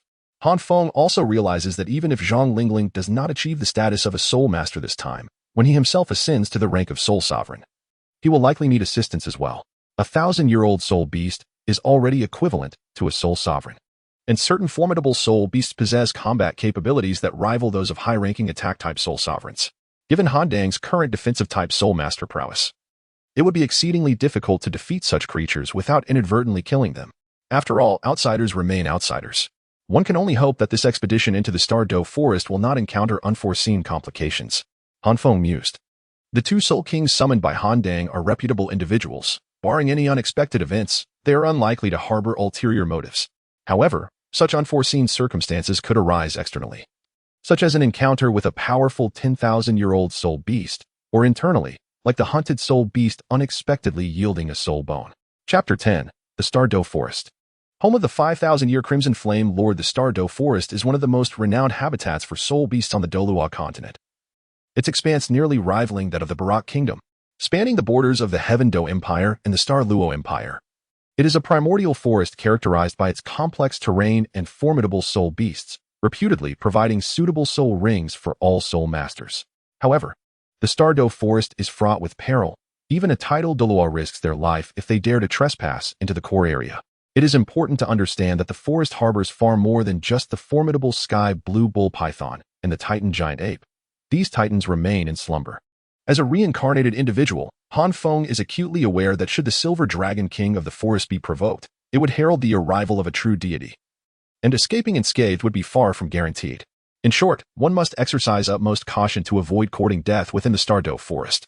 Nevertheless, Han Feng and his companions seek only a 5,000-year soul beast and a 700-year soul beast, rendering a reckless venture into the core area unnecessary. They are confident that with a stroke of luck, they could secure suitable soul beasts from the forest as periphery. The two Soul Kings Han Dong has recruited are taciturn individuals. After a brief introduction, they fell silent.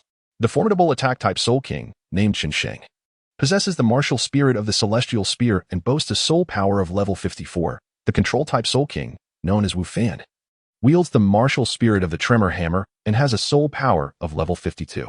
According to their plan, they would first hunt a 100-year soul beast in the outer region for Han Feng's second soul ring before gradually venturing into the mixed area to procure the fourth soul ring for Zhang Lingling, as this approach minimizes risk. However, Han Dong proposed heading directly into the mixed area to secure Zhang Lingling's fourth soul ring while simultaneously obtaining the second soul ring for Han Feng.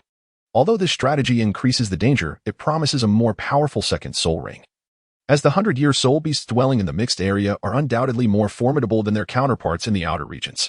Initially, Qin Sheng and Wu Fan opposed this plan, but ultimately acquiesced after Han Dong offered an additional 20% in remuneration. As a first-ring soul master, Han Feng prudently chose to remain under the protection of his parents. While he harbored concerns about Qin Sheng and Wu Fan, he understood that Han Dong, being a seasoned veteran, was far more attuned to the treachery of human nature. Feng, remember to remain vigilant in the wild. Be mindful of your surroundings. Any rustle in the grass or whisper of the wind should not be taken lightly. The capabilities of soul beasts are diverse and unpredictable. One can never foresee what may transpire in the next moment. As a soul master, when in the wilderness, you must avoid open areas, seek refuge in tree hollows or caves for the night. Refrain from lighting fires, while most soul beasts instinctively fear flames. Some possess an innate courage against fire, and recklessly igniting a flame could provoke their aggression. Ensure your soul power remains no less than 2/3 of its full capacity. Should it dip below this threshold, even if your pace is slow, you must halt to recover your soul power to avoid being caught unprepared by a powerful soul beast. Throughout the journey, Han Dang incessantly imparted various pieces of knowledge to Han Feng, often reiterating them 2 or 3 times without a hint of weariness. Unlike the soul-hunting forest outside of Stan City, where the most formidable soul beast barely exceeded a millennium in cultivation, Han Dang, with his own prowess and the assistance of Zhang Lingling, could traverse with confidence, unencumbered by excessive caution. However, the Stardo forest was not a place where just any soul master could act recklessly. Han Feng bore no impatience, for these were the invaluable insights painstakingly accumulated by predecessors and ancestors. At times, these seemingly timid pieces of wisdom could indeed prove life-saving. Mr. Han, up ahead lies a 5,000-year-old Crimson Flame Lord. After 2 days in the Stardo Great Forest on the first day, a 600-year-old black armored turtle had presented itself as a potential match for Han Feng, but he dismissed it due to its lack of fire attributes and relatively low age. On the morning of the second day, Wu Fan calmly addressed Han Dang. Upon hearing this, Han Dang's eyes lit up. A 5,000-year age was perfectly suited for Zhang Lingling's fourth soul ring. Although it was still somewhat short of the maximum age, the pursuit of perfection was fraught with difficulties. Neither Zhang Lingling nor Han Dang entertained thoughts of challenging higher difficulties. 5,000 years was just right. Exchanging glances, Han Dang and Zhang Lingling recognized the delight reflected in each other's eyes. The attributes of the Crimson Flame Lord were ideally aligned with Zhang Lingling. It was decided. Without hesitation, Han Dang took the lead, and Chen Xing nodded in agreement, charging in a specific direction, followed closely by Han Dang, Zhang Lingling, and Han Feng, with Wu Fan trailing behind. Soon, Han Feng beheld the so-called Crimson Flame Lord, a fiery red figure enveloped in flames, with searing heat waves assaulting him. There was no solid form. Rather, it bore a layer of magma armor on its shoulders, floating in the air without legs like a specter. Beneath the Crimson Flame Lord lay a charred expanse, and within 100 meters around it thrived no fewer than 1,000 Crimson Flame spirits, clearly indicative of a collective. This clan of Crimson Flame Lords resided within a volcanic crater, their natural barrier being the still bubbling magma. Observing this scene, Chen Sheng furrowed his brow and remarked, "This could be troublesome." Wu Fan's abilities were only capable of detecting soul beasts with over 1,000 years of cultivation. He could not perceive these lesser spirits. If it were merely a single Crimson Flame Lord, the 2 Soul Kings and 2 Soul Sect members present could easily topple it. However, the presence of numerous smaller spirits and the magma barrier complicated matters. It was not a question of inability to defeat them, but rather the inconvenience posed by the overwhelming number of lesser spirits, which would inevitably deplete soul power, a significant taboo in the Stardo Great Forest. Han Dang's expression darkened. Yet he did not abandon the pursuit of the Crimson Flame Lord. In a resolute tone, he declared, "I am a defensive soul master. I will charge ahead, my wife. Stay behind me. You two will flank me on either side. To capture the thief, we must first apprehend the king. Let us directly hunt down their leader." Wu Fan and Chen Sheng exchanged glances with Han Dang and nodded in agreement, having no objections. After all, with their strength, they could certainly retreat unscathed should the situation prove untenable. Seeing that Wu Fan and Chen Sheng had no objections, Han Dong turned to Han Feng. The Xuanjia shield was summoned, and the third purple soul ring illuminated. A pitch-black, ancient shield appeared in Han Dong's hands, which he then handed to Han Feng, saying, "We will assist your mother in hunting for soul rings. You should use the concealment shield to mask your presence and stay put. Do not wander about. This shield can withstand an attack from a 10,000-year soul beast, and we shall return shortly." Han Feng had no qualms about this arrangement, being a mere burden. Remaining in one place was far safer than joining Han Dong and the others in their charge into the Crimson Flame clan. Zhang Lingling, feeling somewhat guilty, gently patted Han Feng's head and said softly, "I'm sorry, Fenger." Clearly, she feared that leaving Han Feng alone would cause him distress. Yet she understood the necessity of the situation and could not bring him along. Han Feng smiled reassuringly. "It's all right. Mother, you know how clever I am." Upon hearing this, Zhang Lingling's guilt noticeably diminished. After all, Han Feng had always been astute, and there was little cause for concern. Comparatively, it was she who was in greater danger. However, this did not mean that Zhang Lingling would neglect Han Feng's safety. The Crimson Flame martial soul manifested, and her third soul ring also glowed. A ring of fire enveloped Han Dong, who trembled slightly and let out a low shout before charging forth. Wu Fan and Chen Sheng exchanged glances of dissatisfaction. After all, 2 soul skills had been nearly exhausted. Nevertheless, given that Han Feng was their only son, they chose to remain silent. After completing these preparations, Han Dong activated his martial soul, enveloping himself in a dark armor, wielding an enormous shield. His aura stabilized, and with the activation of his first and second soul skills, Han Dong's defensive capabilities reached an astonishing level. Zhang Lingling stood behind Han Dong, her second soul ring illuminating as a burst of flames encased him. Han Dong felt a surge of power and charged into the fray. Wu Fan and Chen Sheng were taken aback. This couple's combined fighting strength was on par, if not greater than, their own. Yet, there was no time for conflict. They quickly followed Han Dong into battle, particularly for Wu Fan. As a control-type soul master with insufficient offensive power, staying close to the tank was the wisest choice to avoid disaster. Boom. In an instant, clad in the fiery black armor, Han Dong surged ahead, covering dozens of meters in the blink of an eye. By the time the Crimson Flame clan reacted, Wu Fan and Chen Sheng struck. Massive hammers and long spears appeared, with each hammer blow stunning dozens of Crimson Flame specters. and every thrust of the spear slaying scores of them. The primary distinction between soul masters and soul beasts lies in the synergy of soul masters. A handful of soul ancestors working together could even hunt formidable 10,000-year soul beasts. Observing the unstoppable advance of Han Dong and the others, Han Feng, hiding at a distance, felt a surge of emotion. The Douluo continent truly was a magical realm, and such powerful forces were indeed something to aspire to. Chapter 11. The eternal flame spirit cat Han Feng observed as Han Dang and his companions charged forward. The short distance of a mere 100 meters was insufficient to impede their momentum, and they were about to reach the Crimson Flame Lord. Witnessing this, Han Feng exhaled in relief. It seemed that Zhang Lingling's fourth spirit ring was secured. Meow at that moment. Han Feng was suddenly taken aback. Amidst the chaos of the 1,000-year spirit beasts in the mixed region of the Stardo forest, he distinctly heard a soft and delicate meow. Intrigued, he turned towards the source of the sound and discovered a tiny cat, no larger than a human palm, timidly gazing at him from several meters away. Its fiery red fur appeared exceedingly adorable. Had the cat enthusiasts from his past life encountered it, they would likely have swooned. Han Feng found it peculiar that such a charming little cat would manifest in the mixed region of the Stardo forest. Could it possibly be a type of spirit beast? Yet, this little feline seemed devoid of any lethal threat. Nevertheless, Han Feng was not a cat enthusiast. Despite his fondness for the adorable creature, he refrained from making any sudden movements. Instead, he smiled gently at the cat and placed his index finger to his lips in a gesture for silence, intending to turn back. Whether it was merely Han Feng's imagination or not, the moment he diverted his gaze, the little cat appeared to display a hint of displeasure. Shortly thereafter, a more enchanting meow echoed, and Han Feng found himself momentarily entranced, as if spellbound, and he turned to look at the cat once more. Seeing that Han Feng did not resist this time, the little cat smiled contentedly, a flicker of pink light glinting in its slitted eyes. Han Feng was utterly captivated. Under the expectant gaze of the little cat, he stepped forward cautiously, gently cradling the feline in his arms, and ran his right hand through its fur, continually caressing it. With Han Feng's tender ministrations, a look of bliss spread across the little cat's face. It glanced at Han Feng before lazily nestling into his embrace, allowing him to pamper it. Suddenly, as the little cat prepared to close its eyes, a tremendous crash resonated ahead.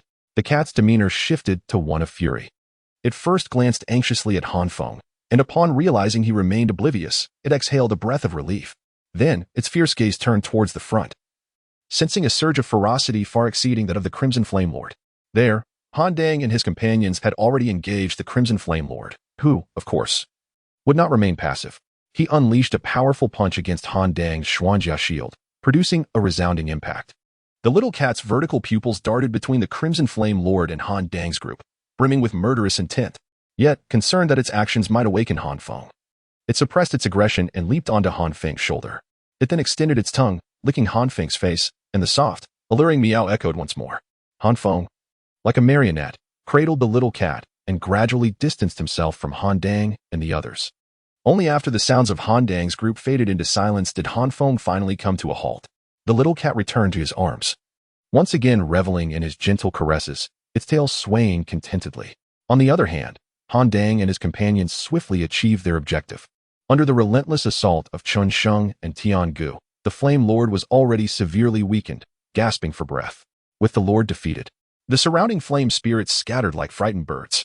Han Dang had expended considerable soul power, and both Wu Fan and Chen Xing had also drained their energies, leading them to release their martial spirits. Zhang Lingling stepped forward from behind Han Dang, who smiled gently at her and said, "My dear, go ahead and absorb the soul ring." Taking a deep breath, Zhang Lingling approached the Flame Lord without hesitation and swiftly dispatched him, causing a brilliant purple soul ring to rise from the Lord's lifeless form. Wu Fan and Chen Xing exchanged glances at the corpse of the Flame Lord and quickly confirmed that no soul bone had materialized. They positioned themselves to protect Zhang Lingling, recovering their soul power while safeguarding her, a pact established within their agreement. As a level 40 Soul Master, absorbing a 5,000-year soul ring proved to be a relatively uncomplicated task for Zhang Lingling, and she soon navigated through the most perilous phase. Meanwhile, Han Dang, relieved to see Zhang Lingling successfully absorbing the soul ring, made his way towards Han Feng's location. However, upon arrival, he found no trace of Han Feng. Initially attributing his absence to clever evasion, Han Dang cursed under his breath. Yet the lack of Han Feng's presence began to dawn on him as a matter of grave concern. In a frenzied search within a radius of several meters, he found only a few red strands of hair that he had previously dismissed, with not a single footprint in sight. Han Dang was left in the dark, uncertain whether Han Feng had wandered off in mischief or encountered some peril. If it were the latter, why was there no sign of disturbance? After closing his eyes and concentrating, Han Dang utilized his third soul skill to sense that Han Feng's life force remained intact, prompting him to curse. That unfortunate child is always causing trouble. Just wait until you return, I shall deal with you. His third soul skill, capable of protecting the shield bearer, also allowed Han Dang to gauge the bearer's vitality. Though unable to track him, Han Dang naturally assumed Han Feng's disappearance was merely a result of his playful antics. Had the master been present, he would not have been so nonchalant. He would have recognized that the red strands of hair, which Han Dang overlooked, clearly belonged to a flame spirit cat. Judging by the coloration, it likely possessed a cultivation level not less than 10,000 years. The flame spirit cat is an extraordinarily unique soul beast, presenting an appearance that is deceptively innocuous, regardless of its cultivation age. Even at the onset of 10,000 years, it exhibits the intelligence of a human adolescent around 15 or 16.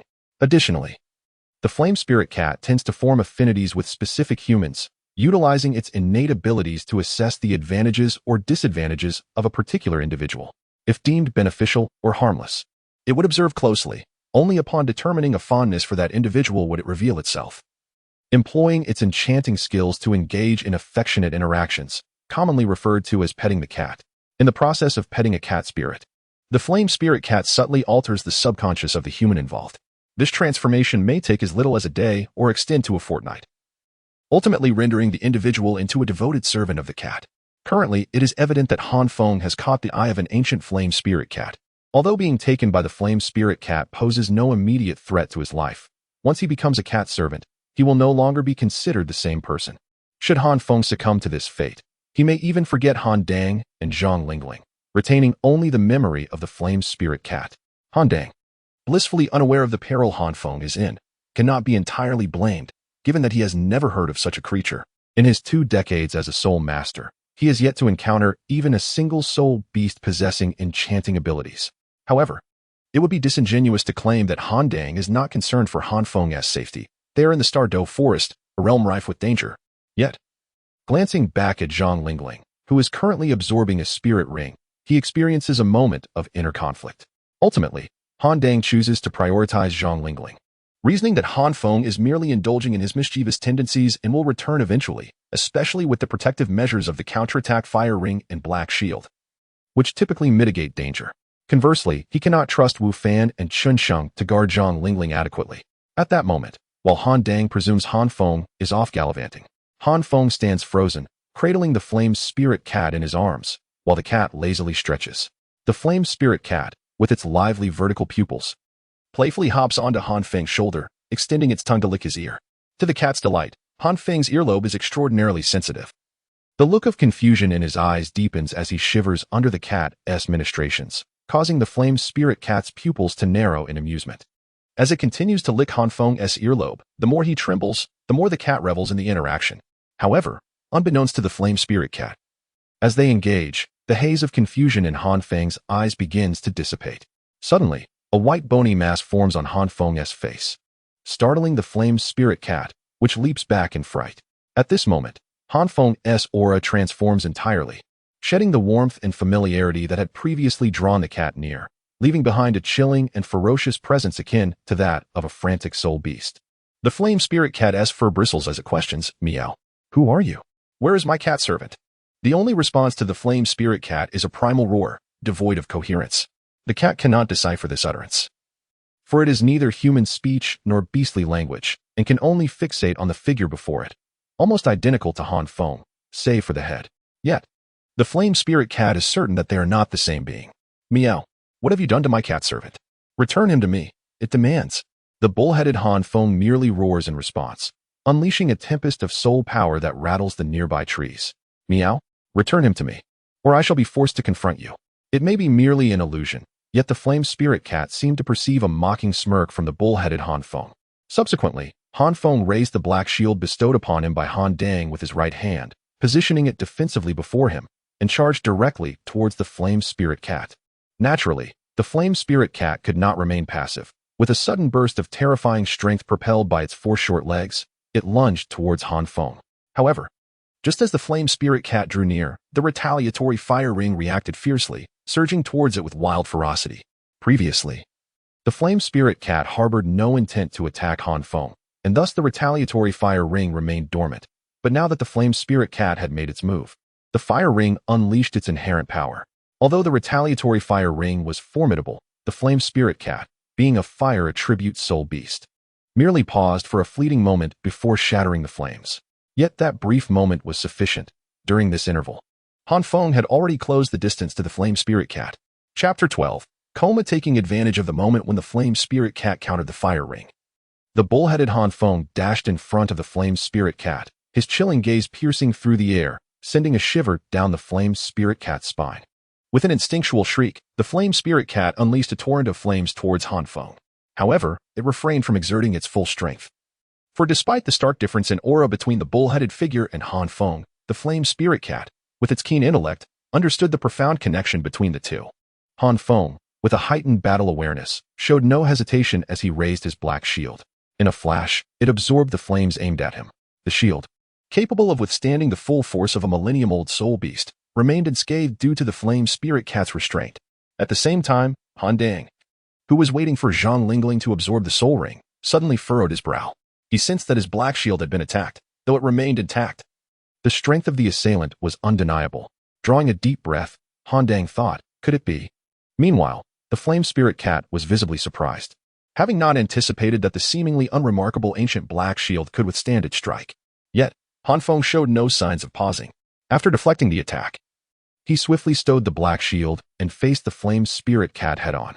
This time, however, a fist-sized dark red energy sphere had coalesced between his horns. With a thunderous roar, the dark red energy sphere erupted, releasing a piercing laser beam. The Flame Spirit Cat's vertical pupils constricted sharply as it sensed an imminent threat from the beam. The bull-headed Han Feng's virtual flash was far superior to that of Han Feng himself. The Flame Spirit Cat, heeding its instincts, recognized the peril of underestimating Han Feng in this moment. It summoned a surge of crimson flames, the intense heat distorting the very fabric of space around it, causing the surrounding flora to wither at an alarming rate. The liquid remnants on the ground evaporated instantly. With a roar, the massive crimson fireball collided with the dark red laser, unleashing a tumult of energy that flattened a small grove. Yet, it was evident that the laser was no match for the fireball, as it succumbed almost instantaneously. Han Feng's expression twisted into one of ferocity, unwilling to relent. He fixated on the encroaching fireball and, with a furious roar, brandished his black shield before him. Simultaneously, the shield of radiance enveloped him. The first soul ring illuminating as the command of life was instantly activated. The fireball struck the black shield, causing fissures to appear on its surface. Yet it ultimately managed to hold its ground against the onslaught. Although he managed to block the fireball, the force of its impact still struck the Minotaur Han Feng. The absolute defense of the command of life regrettably faltered. While the celestial shield absorbed a portion of the blow, Han Feng was nonetheless affected, and his form was sent hurtling away, his soul power nearly depleted. The shape of the Minotaur became increasingly unstable, oscillating between Han Feng's true form and his bone-like Minotaur visage. With a final, unwilling roar of defiance, Han Feng dissipated, his eyes tightly shut as he plummeted from the sky. The Fire Spirit Cat, sensing the change in Han Feng's aura, felt its own momentum dissipate and rushed towards him. However, it was unaware that they had unknowingly arrived at the edge of a precipice. The unconscious Han Feng fell from the air, landing with a splash into the river below the cliff. The Fire Spirit Cat hurried to the edge, sorrowfully calling out to the depths of the chasm, yet found itself unable to descend. After all, it was a cat, not an owl. Meanwhile, Han stood up abruptly, his face a mask of distress. The black shield he had given to Han Feng had shattered. A line of despair. Recently, Qian Rinxue had been in low spirits. As the awakened wielder of the six-winged angel martial spirit, she had never truly experienced freedom in her life. Apart from her training, all she faced were her grandfather's expectant gaze and the disdainful looks from her mother, Bibi Dong. Just a few days ago, Bibi Dong unexpectedly informed her that she could leave the spirit hall. Initially, Qian Rinxue was elated, thinking that Bibi Dong had finally recognized her solitude and was willing to let her venture out for a breath of fresh air. Little did she anticipate that Bibi Dong intended for her to masquerade as the prince of the Tiando Empire, Xue Qinghe, to execute a treacherous plan. Upon hearing Bibi Dong's words, Qian Rinxue was left utterly stunned. To disguise herself as Xue Qinghe, what did that entail? Not only had she not gained the freedom she sought, but she had also lost even the slightest semblance of personal space. At merely 13 years of age, she knew that such a scheme could not succeed without at least a decade or two of effort. Once this plan was set into motion, It would mean that Qian Rinxue could no longer live as herself, but as another person, thus squandering the most beautiful years of a girl's life and jeopardizing her cultivation. After all, even with innate strength at level 20, one could not become a formidable master without training. Qian Rinxue clearly recognized the myriad pitfalls of this plan, yet, confronted with the cold indifference laced with subtle disdain in Bibi Dong's gaze, and considering the grand ambitions of the spirit hall, a single tear traced a path down her exquisite face. Ultimately, she nodded in acquiescence to Bibi Dong's scheme. Today, she departed from Spirit City. Yet instead of heading to the imperial capital of Tiando, she emptied her mind, wishing for nothing, and ventured directly into the Stardo forest, plunging into the mixed region inhabited by 10,000-year soul beasts. Presently, Qian Rinxue was merely a soul ancestor, daring to delve into the mixed zone alone. Even with her exceptional talent, the dangers were considerable. How could Qian Rinxue not comprehend this? Yet, she chose to disregard it, whether one deems her self-destructive or mad. She now seeks an outlet, wishing to leave all her negative emotions behind in the Stardo forest. Once she steps out of the forest, she would no longer be Qian Rinxue, but rather a maid of Xue Qinghe, and then ultimately become Xue Qinghe herself. At times, Qian Rinxue even pondered whether remaining in the Stardo forest indefinitely might not be a viable option. At that moment, Qian Rinxue had just brutally slain a 1,000-year-old soul beast and was preparing to cleanse the blood from her body in a nearby stream when she noticed a small, tattered figure lying on the bank. The child appeared to be around 7 or 8 years old, and despite her disheveled appearance, her delicate features shone through, accentuated by slightly furrowed brows that elicited sympathy. This was Han Feng, who had fallen from a cliff. Initially taken aback, Qian Rinxue then murmured in confusion, "What is a little girl doing in the mixed zone?" Han Feng, being quite adorable and still young, had not yet fully developed, and if her eyes were closed, she could easily be mistaken for a girl.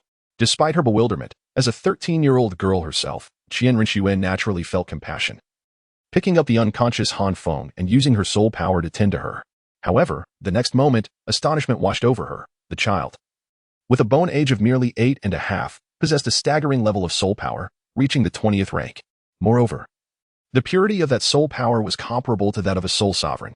Qian Rinxue, a 6-year-old great soul master herself, had achieved this only due to her innate level of 20.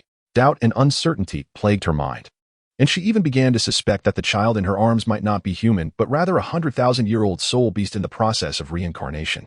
Unsure of her conclusions, Qian Rinxue could not bring herself to harm an unconscious child based solely on a flimsy suspicion, at least not at that moment. Ultimately, she resolved to wait until Han Feng awakened to clarify matters. If Han Feng truly were a reincarnated soul beast, she would have presumably lost all her powers, and a mere great soul master posed no threat to her. With that thought, Qian Rinxue retrieved a dress she had worn in her childhood from her soul guide device, intending to wash it and dress Han Feng anew. However, as she began to undress the child, her cheeks flushed with embarrassment, realizing her misunderstanding. With a playful huff, she muttered through gritted teeth, "What is so interesting about this little brat?" Han Feng's injuries were indeed severe, primarily stemming from the fall and subsequent impact in the river. Under the nurturing warmth of Qian Rinxue's soul power, she began to regain consciousness around midnight. With a soft whimper, Han Feng struggled to rise, her mind clouded in confusion. Upon opening her eyes, she was greeted by an exquisitely beautiful face. Pale golden pupils glimmered with a hint of weariness and fatigue, yet shone like the stars. Her flawless skin, whiter than frost and snow, surpassed any girl Han Feng had ever seen, even those from her previous life as photographs. In her dazed state, Han Feng found herself inexplicably uttering, "Sister, you are so beautiful." Upon saying this, she was taken aback. Who was she, Han Feng? A quintessentially straightforward and unyielding individual. What had accompanied her growth was not protein, but rather an unyielding steel structure. During my university days, when I first spoke to a female classmate, he had already willingly relinquished his right to choose a partner for 4 years. As I began to speak, I astonishingly did not utter, "This woman is quite impressive." P.S. Indeed, I have made significant alterations. Qian Rinxue is 5 years older than the protagonist. Chapter 13. Sister Qian, holding the thigh. "Hello, beautiful lady." As Han Feng awoke, his mind struggled to keep pace with his tongue, and by the time he realized his words, they had already slipped out. Regret was futile. Qian Rinxue, initially taken aback, soon registered the compliment. Indeed, she was stunning. Yet due to her upbringing, she had seldom encountered young men, let alone received praise for her beauty. Though Han Feng's gaze was vacant, the sincerity within his eyes did not escape Qian Rinxue's notice. Her cheeks flushed a delicate shade of crimson, enhancing her ethereal beauty. Unfortunately, This enchanting moment was lost on Han Feng, who was preoccupied with contemplating whether his emotional intelligence had been reset. Otherwise, he might have been rendered speechless. Humph. Silver-tongued. Qian Rinxue huffed, turning her face away, yet an uncontainable joy swelled within her. For 13 long years, she had never once received a heartfelt compliment from a young man. Upon hearing Qian Rinxue's response, Han Feng was momentarily stunned. Misinterpreting her displeasure as a dislike for flattery, he hastily apologized. I'm sorry. That is not what I meant. I wasn't saying you're beautiful. No, that is not it either. What I meant was, I meant that while you do appear quite lovely, in my eyes, you're just average, so please don't be upset. As he uttered those words, Han Feng couldn't help but feel a sense of triumph. His emotional acuity had indeed improved. However, Qian Rinxue's reaction was instantaneous. Her delicate form stiffened. For a fleeting moment, her doubts about Han Feng's claims of being a 10,000-year-old soul beast evaporated. How could such a foolish creature exist? With an indignant shout, she demanded, "What do you mean by that? Am I not beautiful?" This time, Han Feng was left speechless. Should he declare her lovely or otherwise? It seemed that no matter how he responded, she would be offended. After a brief contemplation, he believed he had found a solution, exuding confidence as he proclaimed, "Miss, you are indeed beautiful. However, as the saying goes, outer beauty does not equate to true beauty. Are you implying that I am ugly inside?" Qian Rinxue interjected, her voice laced with fury, startling Han Feng into a defensive posture. For the first time, Qian Rinxue found the adorably innocent face before her utterly detestable. She reached out with her slender hands, pinching Han Feng's cheeks and tugging them mercilessly, her expression darkening as she exclaimed, "I saved you from the gates of death. And this is how you describe your savior? Had I known, I would have let you perish." Han Feng, taken aback by her words, stared blankly. Confusion washing over him as he recalled the events preceding this encounter. He remembered waiting for Han to assist Zhang Lingling in acquiring her fourth spirit ring, then encountering a peculiar little red cat. After a moment of shared gaze, darkness enveloped him, and upon regaining consciousness, he found himself in the presence of Qian Rinxue. Han Feng, not one to be easily fooled, quickly recalled that the fiery red kitten must be a formidable spirit beast that had enchanted him into unconsciousness. With this realization, he glanced at Qian Rinxue and pondered, "So, she saved me from that cat?" The thought made Han Feng's cheeks flush, as he had just contemplated calling Qian Rinxue's heart ugly. Noticing his embarrassment, Qian Rinxue let out a soft huff, clearly aware that Han Feng had come to the wrong conclusion about her. Feeling awkward, Han Feng scratched his head and pretended to clear his throat. "Ahem, that lady." "Do not call me lady. I am Qian." Han Feng was about to speak when Qian Rinxue interrupted him. However, she paused mid-sentence, leaving Han Feng puzzled. "Qian? Qian what?" After a moment's thought, Qian Rinxue refrained from revealing her true name and instead feigned arrogance, declaring, "Qian Qian." "Oh, Sister Qian Qian," Han Feng exclaimed, suddenly feeling familiar. What was he to do now? He had lost track of his parents and was wandering alone in the mixed region of the Stardo forest, which was akin to courting disaster. Qian Qian had rescued him from that little cat, indicating her considerable strength, if he did not attempt to ingratiate himself. Would she even notice him? To Han Feng's informal demeanor, Qian Rinxue offered no reprimand. Instead, a triumphant smile graced her face. After all, the little one would inevitably have to yield to her. "Sister Qian Qian, actually." Han Feng then recounted his encounter with the fiery red kitten, feeling no need for concealment, as he himself barely remembered the details. Upon hearing Han Feng's story, Qian Rinxue, being well-read and knowledgeable, quickly deduced the identity of the fiery red kitten he spoke of. The fire spirit cat. Perhaps she observed Han Feng, realizing that those favored by the fire spirit cat often attracted the admiration of young women. With scrutiny, she appraised Han Feng, discreetly acknowledging the truth of the records from the spirit hall. Oblivious to Qian Rinxue's thoughts, Han Feng merely gazed at her in a daze. Qian Rinxue, unaccustomed to such direct attention, soon found herself unable to endure his gaze, feeling a mix of embarrassment and irritation. "You are quite remarkable. A mere first-ring soul master not only ventured into the Stardo forest but also survived and escaped from the fire spirit cat." Upon hearing this, Han Feng realized that the spirit beast that had lured him was indeed the fire spirit cat. He quickly noted this down, while outwardly remaining modest, replying, "Hee. I merely had good fortune. Sister Qian Qian is truly impressive. I would never dare to venture into the Stardo forest on my own. I was accompanying my parents to hunt for soul rings, but alas, I was deceived and led away by the fire spirit cat. If it weren't for you, Sister Qian Qian, I might have already been digested." Unbeknownst to Han Feng, who believed Qian Rinxue had rescued him from the fire spirit cat, he did not disclose how he had escaped, as he himself could not recall the details. Qian Rinxue, not probing further, accepted this as Han Feng's secret. Hearing that Han Feng still had parents waiting for him, a fleeting glimmer of envy passed through Qian Rinxue's eyes, who had grown up unaware of maternal or paternal love. I may not be particularly impressive. I am merely a novice in the soul sect, and my abilities have been artificially enhanced through the use of potions, rendering my combat strength rather feeble. If you are relying on me, it would be wise to abandon such hopes. Qian Rinxue immediately discerned Han Feng's intentions and let out a soft huff. Although she found Han Feng somewhat pitiable, the six-winged angel martial soul could not be easily exposed. By the age of 9, Han Feng had already attained a soul power level of 20. Once he acquired a soul ring, he would undoubtedly reach at least level 22. Naturally, Qian Rinxue regarded him as one of the esteemed talents from various academies or a top disciple from the 7 sects. Typically, such individuals possessed lofty aspirations. And upon learning that Qian Rinxue was merely an artificially enhanced soul sect member with little combat prowess, they would likely look down upon her, making it improbable for them to lower themselves to seek her protection. Unfortunately, Qian Rinxue had miscalculated. Upon hearing that Qian Rinxue was a soul sect member, Han Feng's eyes sparkled with excitement. After all, his father was also a soul sect member. As for Qian Rinxue's claim of having no combat strength, Han Feng found it hard to believe. After all, she had saved him from the fire spirit cat, so how could she possibly lack any fighting capability? Filled with determination, Han Feng silently declared, "I shall cling to this strong support." He chuckled, "Sister Qian, what ulterior motives could I possibly have? I merely noticed that it might be inconvenient for a young lady like you to be alone in the Stardo forest. Rest assured, I am adept at all domestic tasks, from laundry to cooking, ensuring that you experience a lifestyle of the highest quality." Qian Rinxue's face flushed with embarrassment, and she indignantly exclaimed, "Who said I needed you to warm my bed?"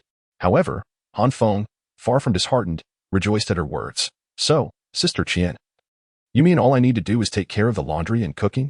Suddenly, Qian Rinxue's expression darkened. She had not anticipated that the seemingly harmless little fellow would be so audacious. Chapter 14. The interaction between Han Feng and Qian Rinxue. Han Feng, Sister Qian Qian. Why am I wearing a skirt? Qian Rinxue. Han Feng, Sister Qian Qian. Is this your dress? It smells rather delightful. Qian Rinxue. Han Feng, Sister Qian Qian. Did you take off my clothes? Qian Rinxue. Han Feng, Sister Qian Qian. You have seen my body. I am no longer pure. I wish to end my life. Qian Rinxue. Han Feng, Sister Qian Qian. Why do you not stop me? We share a bond of life and death. Do you not feel even a hint of concern at my wish to perish? Qian Rinxue reflected that her gravest error in life was allowing Han Feng to accompany her out of a momentary softness of heart, though a greater part of the blame lay with Han Feng himself, who stubbornly clung to her. She could not bear to let a child of less than 9 wander alone amidst the perilous spirit beasts of the Stardo forest. However, it now appeared that death was, for Han Feng, a divine blessing from the angels. Qian Rinxue had never encountered a boy with such an audacious demeanor. His incessant chatter was as sharp as shards of glass, unrelenting in its flow. It was also the case that Han Feng was misled by the original text. Had an ordinary child known that Qian Rinxue belonged to the Spirit Hall, he would scarcely have dared to behave so recklessly. Despite Qian Rinxue's claims of being a novice in the Spirit Hall, her advancement likely forever stymied by her reliance on medicinal enhancement. She was still a member of the Spirit Hall. In reality, the Spirit Hall was composed of elite individuals, starkly different from the characters in the original narrative that anyone could easily trample upon. This was also a reflection of Han's own shortcomings. A dignified member of the Spirit Hall, displaying no authority before his wife and child. Sister Qian Qian. Slap. Just as Han Feng was about to speak again, Qian Rinxue, unable to endure further, furrowed her delicate brows and seized Han Feng, her slender fingers gripping his cheeks tightly as she intoned with measured clarity. "If you utter another word, I shall seal your lips." Fortunately for Han Feng, having endured the intrigues of the palace for 2 years, he was acutely aware that had he continued his incessant prattle in front of Qian Rinxue, he would have surely met a dire fate. Han Feng swallowed hard, offering a fawning smile. One must admit, Han Feng's youthful visage was indeed charming, and with that smile, much of Qian Rinxue's fury dissipated. Reluctantly releasing him, she noticed the aggrieved look in Han Feng's eyes and shook her head in exasperation, stiffly stating, "You have 20 words to convey what you wish to say." Upon hearing this, Han Feng instantly beamed and rushed to Qian Rinxue's side, inquiring, "I merely wish to ask, where are we headed?" Qian Rinxue cast a glance at Han Feng, who seemed to hold back a torrent of words. Feeling both amused and exasperated, she had not even realized that since meeting Han Feng, her emotions had become so vibrantly diverse. Unlike the solitude and numbness experienced within the Spirit Hall, Being in the company of Han Feng always evokes a mixture of amusement and exasperation in Qian Ruxue. Whenever she feels the urge to be angry, he somehow manages to diffuse her irritation, creating a remarkably enchanting experience for her. Where else can we go? I shall help you find your mother and, in the process, assist you in acquiring a second spirit ring, Qian Ruxue declared as she walked ahead. Yet, when she turned around, she found Han Feng absent. Her expression shifted, and she quickly turned back, only to discover Han Feng still standing in place. Frowning, she inquired, "What is the matter?" Qian Han Feng began slowly, stepping forward, grasping Qian Ruxue's delicate, fair hand, and with a feigned solemnity, he confessed, "I love you, bang." Qian Ruxue felt her heart skip a beat, her cheeks flushing crimson at a visible pace, overwhelmed by a tumultuous blend of embarrassment and annoyance. This was the first time someone had professed their love to her. However, she quickly noticed the purity in Han Feng's eyes and, regaining her composure, playfully scolded him. "For me, it's merely a trivial matter. You declare your love to me, yet have you ever expressed love to your mother, who carried you for 10 months and nurtured you all these years?" As she spoke, thoughts of Bibi Dong flickered in her mind, casting a shadow over her beautiful eyes. Han Feng, oblivious to Qian Ruxue's subtle change, paused for a moment before resolutely declaring, "I will tell her when I return." "And what about your father?" Qian Ruxue pressed further. This time, Han Feng hesitated, his large eyes filled with conflict. Puzzled, Qian Ruxue asked, "What's wrong?" "My dad often calls me a little rascal," Han Feng admitted bashfully, his cheeks slightly reddening. He felt that after being reborn, his mental maturity had regressed along with his physical form. Was this what they meant by the economic base determining the superstructure? Han Feng didn't consider that even in his previous life, he was necessarily more mature than an elementary school student. At 20, he was still watching SpongeBob. Qian Ruxue couldn't help but chuckle at this and chose not to dwell on the matter any longer. Instead, she said, "Truthfully, this is merely my unilateral decision. If I wish to assist you in obtaining your second spirit ring, I must understand your martial spirit and first spirit ability to find a suitable spirit beast for you. If you are unwilling, it would be nothing more than my own fanciful notions." As she spoke, Qian Ruxue gazed at Han Feng, seemingly awaiting his response. To her surprise, Han Feng exhibited no hesitation whatsoever, promptly stating, "My name is Han Feng. I am 8.5 years old, residing near the Great Soul Arena in Stant City. Unmarried, studying at the Stant City Primary Soulmaster Academy. My martial spirit is the blazing heavenly shield, with a certain control over fire. And my first spirit ability is Command of Life, a status spirit ability that enhances my defense and soul power by 60%. Qian Ruxue was taken aback.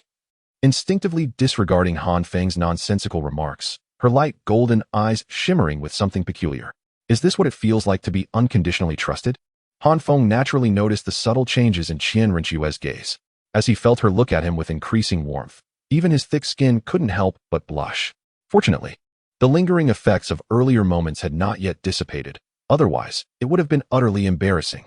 Han Feng had indeed taken the initiative to reveal certain abilities. Yet they were trivial matters. If one were truly observant, anyone could discern that during their time in school. He had no intention of concealing his martial soul and soul skills. The more significant details, however, remained unspoken. The external soul bone, the second martial soul, and his self-created soul skills. He had even concealed the crucial capability of absolute defense against initial damage of his first soul skill. In an effort to alleviate his own embarrassment, Han Feng forced a smile and pretended to be serious, saying, "My first soul ring was derived from a 400-year-old bullhead lava turtle, and I am seeking a similar creature for my second soul ring, one that possesses formidable defensive capabilities and a flame attribute." Qian Ruxue's thoughts were pulled back by Han Feng's voice. Gently, she ruffled his hair and shook her head with a smile, saying, "Your idea is indeed commendable, but I have an even better one." Unbeknownst to them both, Qian Ruxue had begun to refer to herself as sister in front of Han Feng, and neither felt any embarrassment. Rather, it felt entirely natural. As her words settled, Han Feng furrowed his brow in confusion, noticing the doubt in his eyes. Qian Ruxue understood his disbelief. She simply smiled mysteriously, took his small hand, and unfurled a pair of wings from her back, soaring in a specific direction. Han Feng reached out to touch Qian Ruxue's snow-white wings, curiosity glimmering in his eyes. Was this truly the manifestation of her martial soul? To fly, how enviable. Qian Ruxue, sensing his touch, shot him an annoyed glance but did not prevent him. She possessed far more than just a pair of wings, which were not even the entirety of her martial soul. Rather, they were merely a segment of it. Chapter 15. 700 Years of Motionless Rhinoceros. Upon encountering a rather exasperating comment, one can't help but wonder how someone can critique a work they have yet to read. I mentioned that the elevation of 2 levels in a year is merely an auxiliary advantage. The protagonist, in his lethargy, seems to abandon the path of cultivation entirely. Do soul rings not enhance soul power? Do spirit bones not augment soul power? Does divine herb not elevate soul power? Moreover, it has been previously established that the protagonist is associated with the third brother.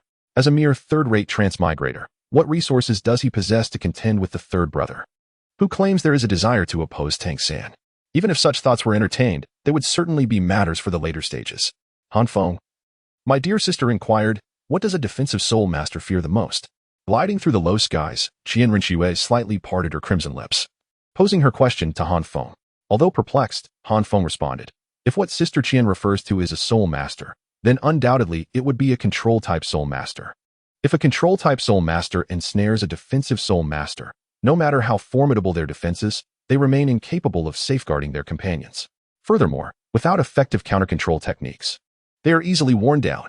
Qian Rinxue, taken aback by Han Feng's insight, regarded him with surprise. She did not anticipate that the mere 8.5-year-old boy would possess such clarity. Han Feng, in turn, beamed with pride, for his father was a defensive soul sect master, and their family lineage consisted solely of defensive soul masters. Their understanding of defense surpassed that of a soul sage, and perhaps even exceeded it. Despite her astonishment, Qian Rinxue refrained from praising Han Feng, well aware that a compliment would send his ego soaring. Moreover, she had already perused all the texts of the Spirit Hall by the age of 13. Was she to be prideful? Indeed, a defensive soul master's greatest fear is the control-type soul master. In contrast to the might of an offensive soul master who can break through myriad techniques, a defensive soul master, once ensnared by a control-type counterpart, finds themselves utterly helpless.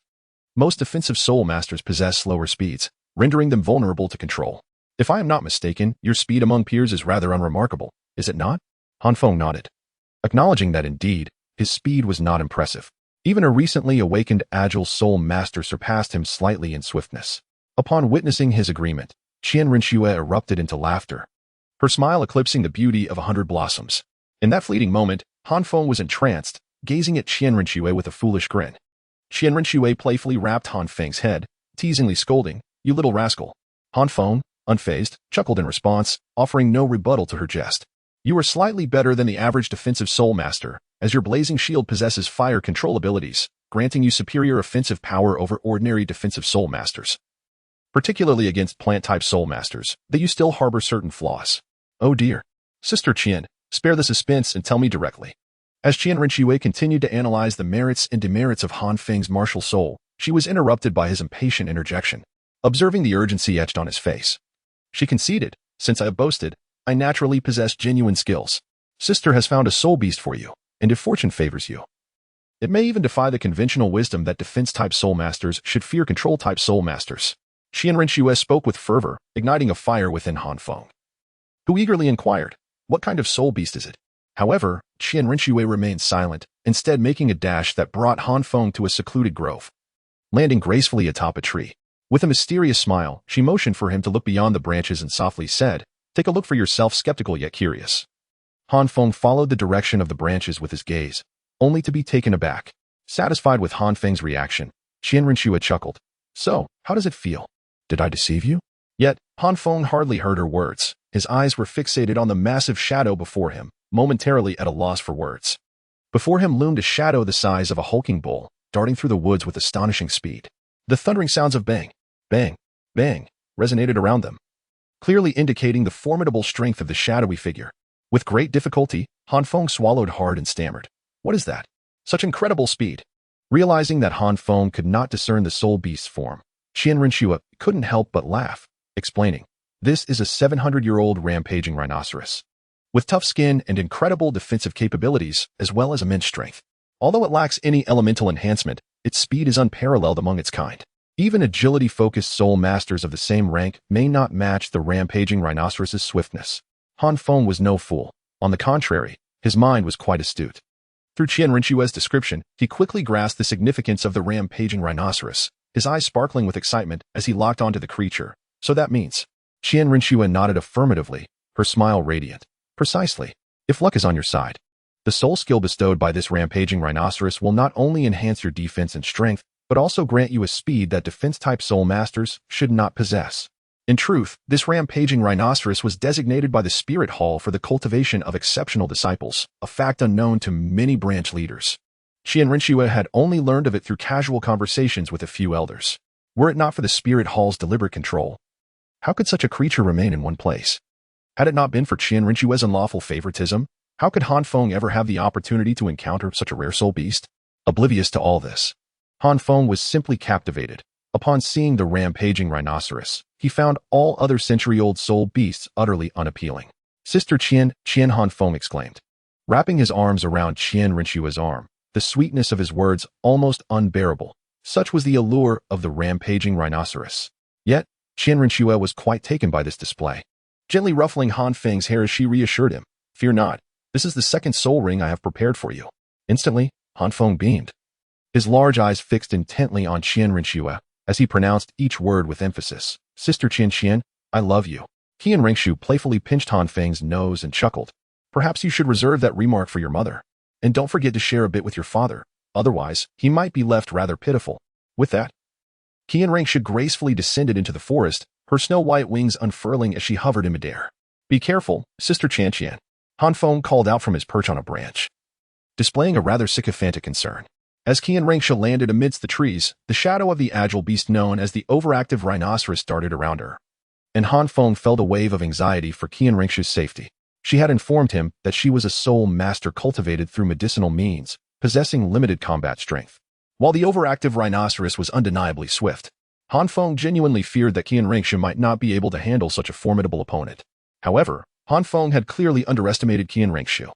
Without even summoning her soul rings, her faint golden pupils suddenly shimmered with a radiant golden gleam, transforming her presence into something almost divine. Under the weight of this aura, the overactive rhinoceros seemed to be seized by an invisible hand, frozen in place, utterly motionless. From Han Feng's vantage point, the beast gazed at Qian Rinxue with palpable trepidation. Its eyes filled with reverence. The six-winged angel, a divine martial soul, stood as a paragon among beast souls. Its pressure was not something a mere century-old overactive rhinoceros could withstand. Wishing to keep her full capabilities concealed from Han Feng, Qian Rinxue merely utilized her soul power to render the creature unconscious before retracting her pressure and wings. Han Feng, still perched on the branch, was momentarily dazed. He pondered, could a soul master truly possess such strength? Why was Han Dang so vastly inferior to Sister Qian? It seemed contradictory that she, who appeared so diminutive, could instill fear in a 700-year-old beast, while Han Dang struggled to subdue even a 400-year-old bullhead magma turtle. Was it possible that Han Dang had become so accustomed to being submissive that he lacked any formidable presence?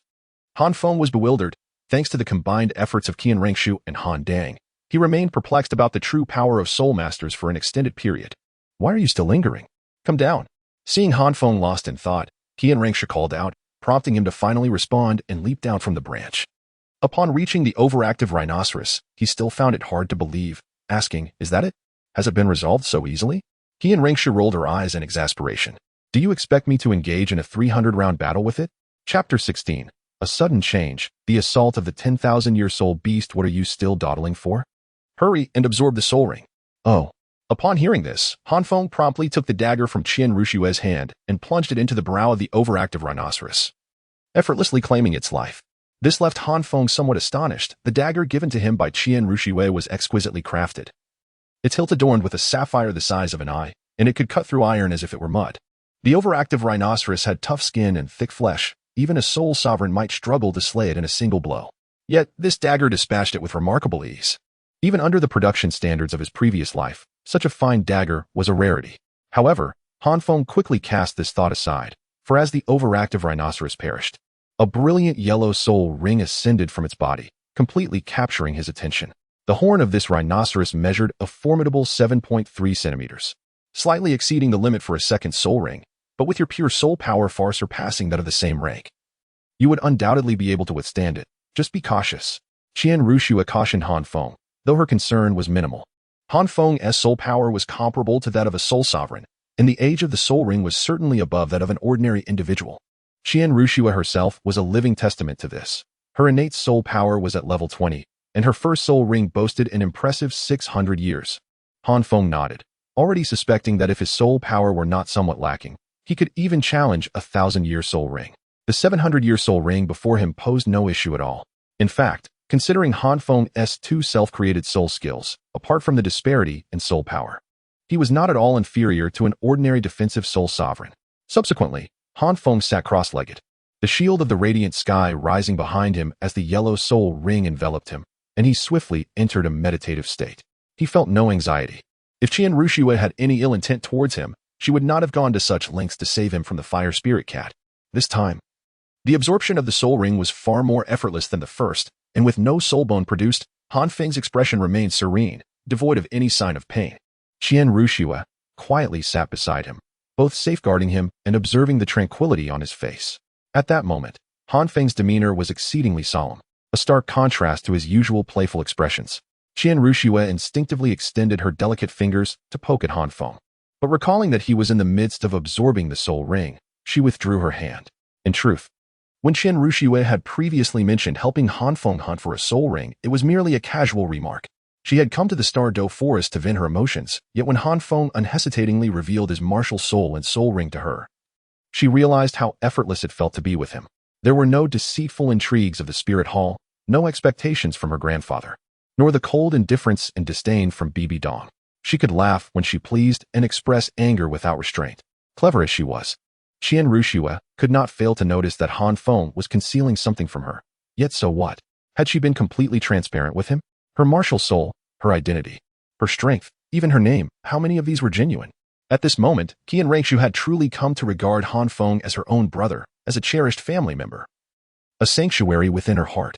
By Han Feng's side, she was simply herself, not the daughter of Bibi Dong, not the granddaughter of Qian Douluo, nor the successor of the six-winged angel. She was acutely aware that as long as Han Feng remained present, she would never become Xue Qinghe. Qian Ruxue had already envisioned her future. Regardless of Han Feng's identity or what he might become, whether he would turn into an adversary of the spirit hall, she would eventually depart after a span of 10 to 20 years, returning to Han Feng's side as Qian, accompanying him throughout. During those years, she would still be his elder sister Qian, while also embodying the persona of Qian Ruxue from the spirit hall and Xue Qinghe of the Tiando royal family. With her identity as Qian Ruxue and Xue Qinghe, she held absolute confidence that within the Tiando Empire, she could protect Han Feng from any worries without him ever realizing it. This was also Han Feng's fortune, who could so easily penetrate Qian Ruxue's heart in just 2 years. Unless one could utterly defeat her, she might not even remember Han Feng's name. Unbeknownst to Han Feng, who was currently absorbing his spirit ring, the breathtaking young woman before him had already meticulously arranged the next several years of his life. Suddenly, as Qian Ruxue envisioned a splendid future, a series of immense sounds erupted, shaking the very ground beneath them.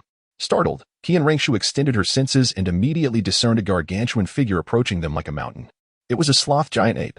Her beautiful eyes narrowed, and a grave expression crossed her face. The sloth giant ape appeared to possess at least 10,000 years of cultivation.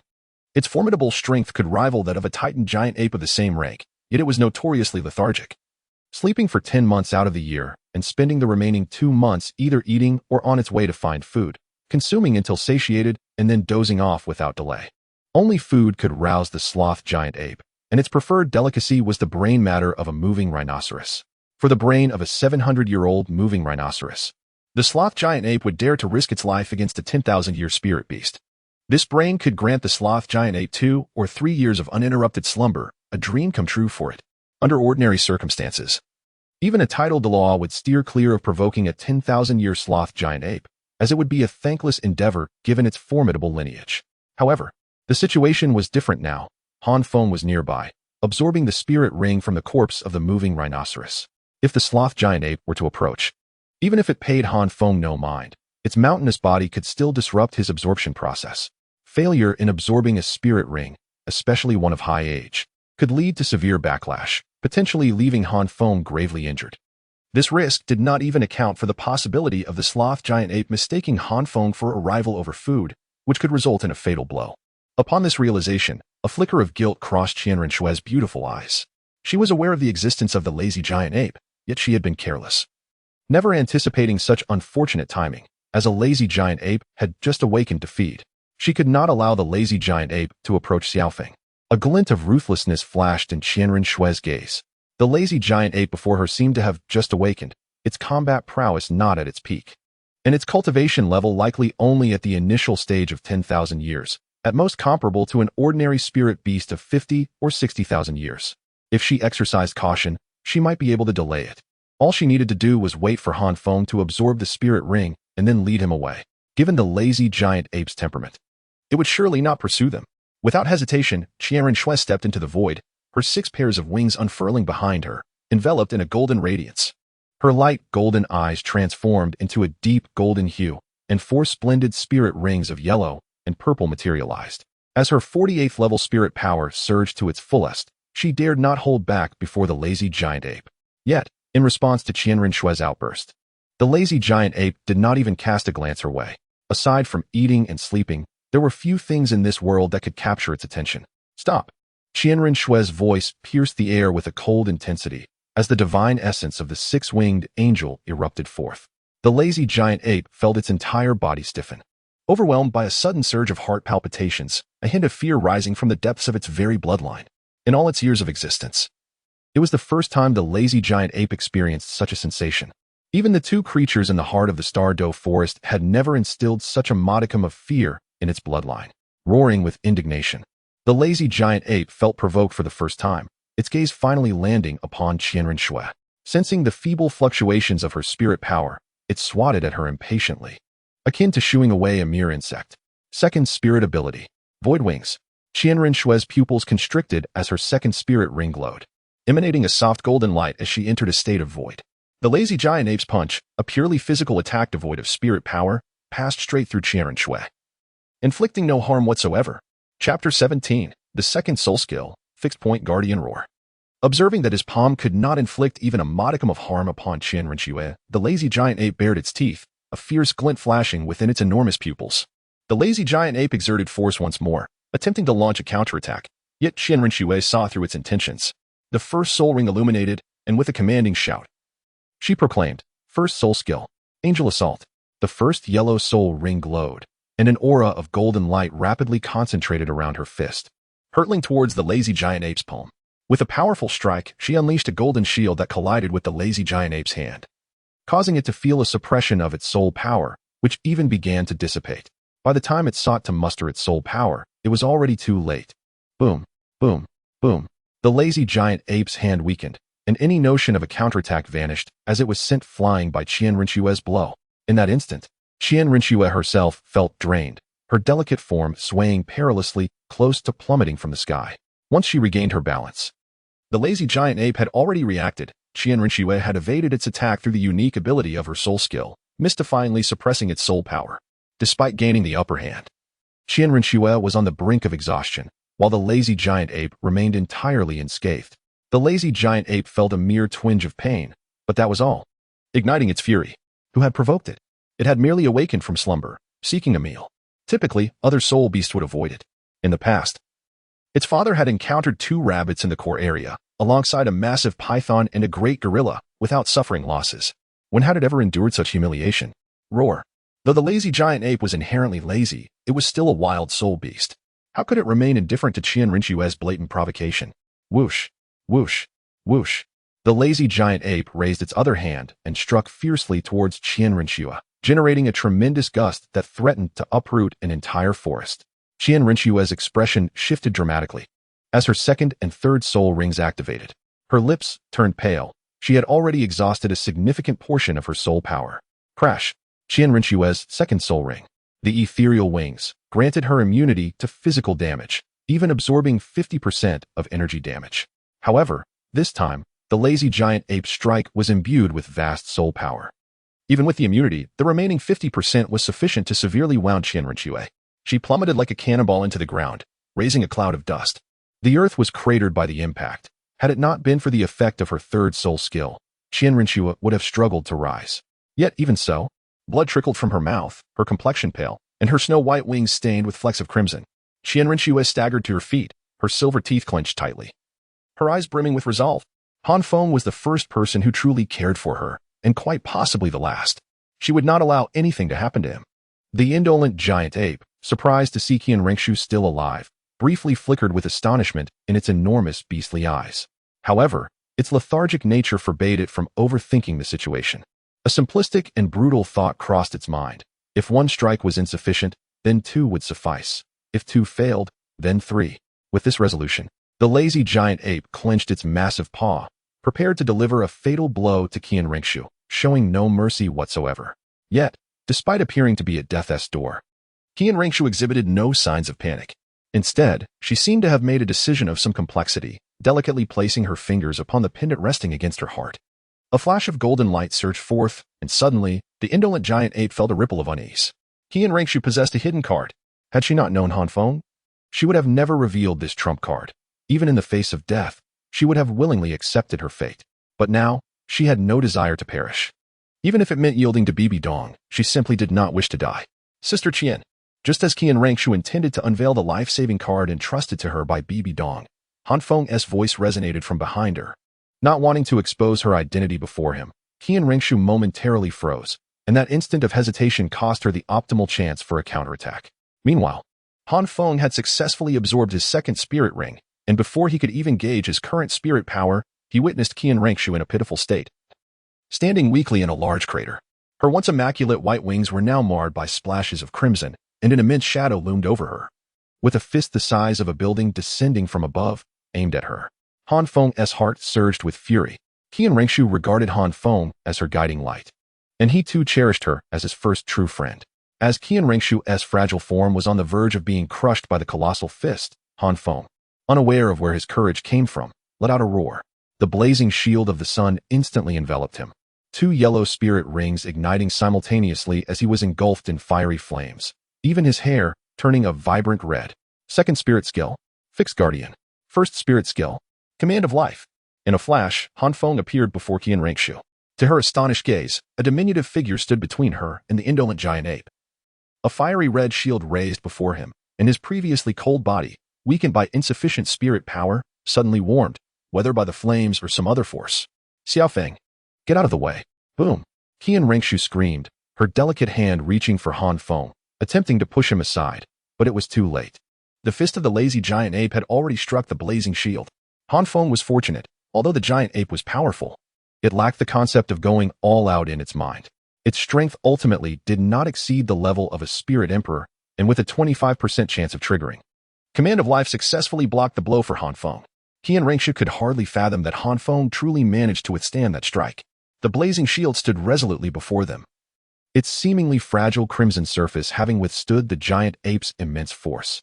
At this moment, however, Han Feng was not faring well. Although the power of his soul was sufficient to deflect the incoming blow, the lazy giant ape was simply too colossal. Its fist was larger than the combined size of Han Feng and Qian Ringshu, and the force it exerted was beyond Han Feng's capacity to withstand. Gritting his teeth, Han Feng struggled valiantly against this overwhelming force, but he was merely an 8-year-old child. Even if he were a formidable soul master, how could he withstand such might?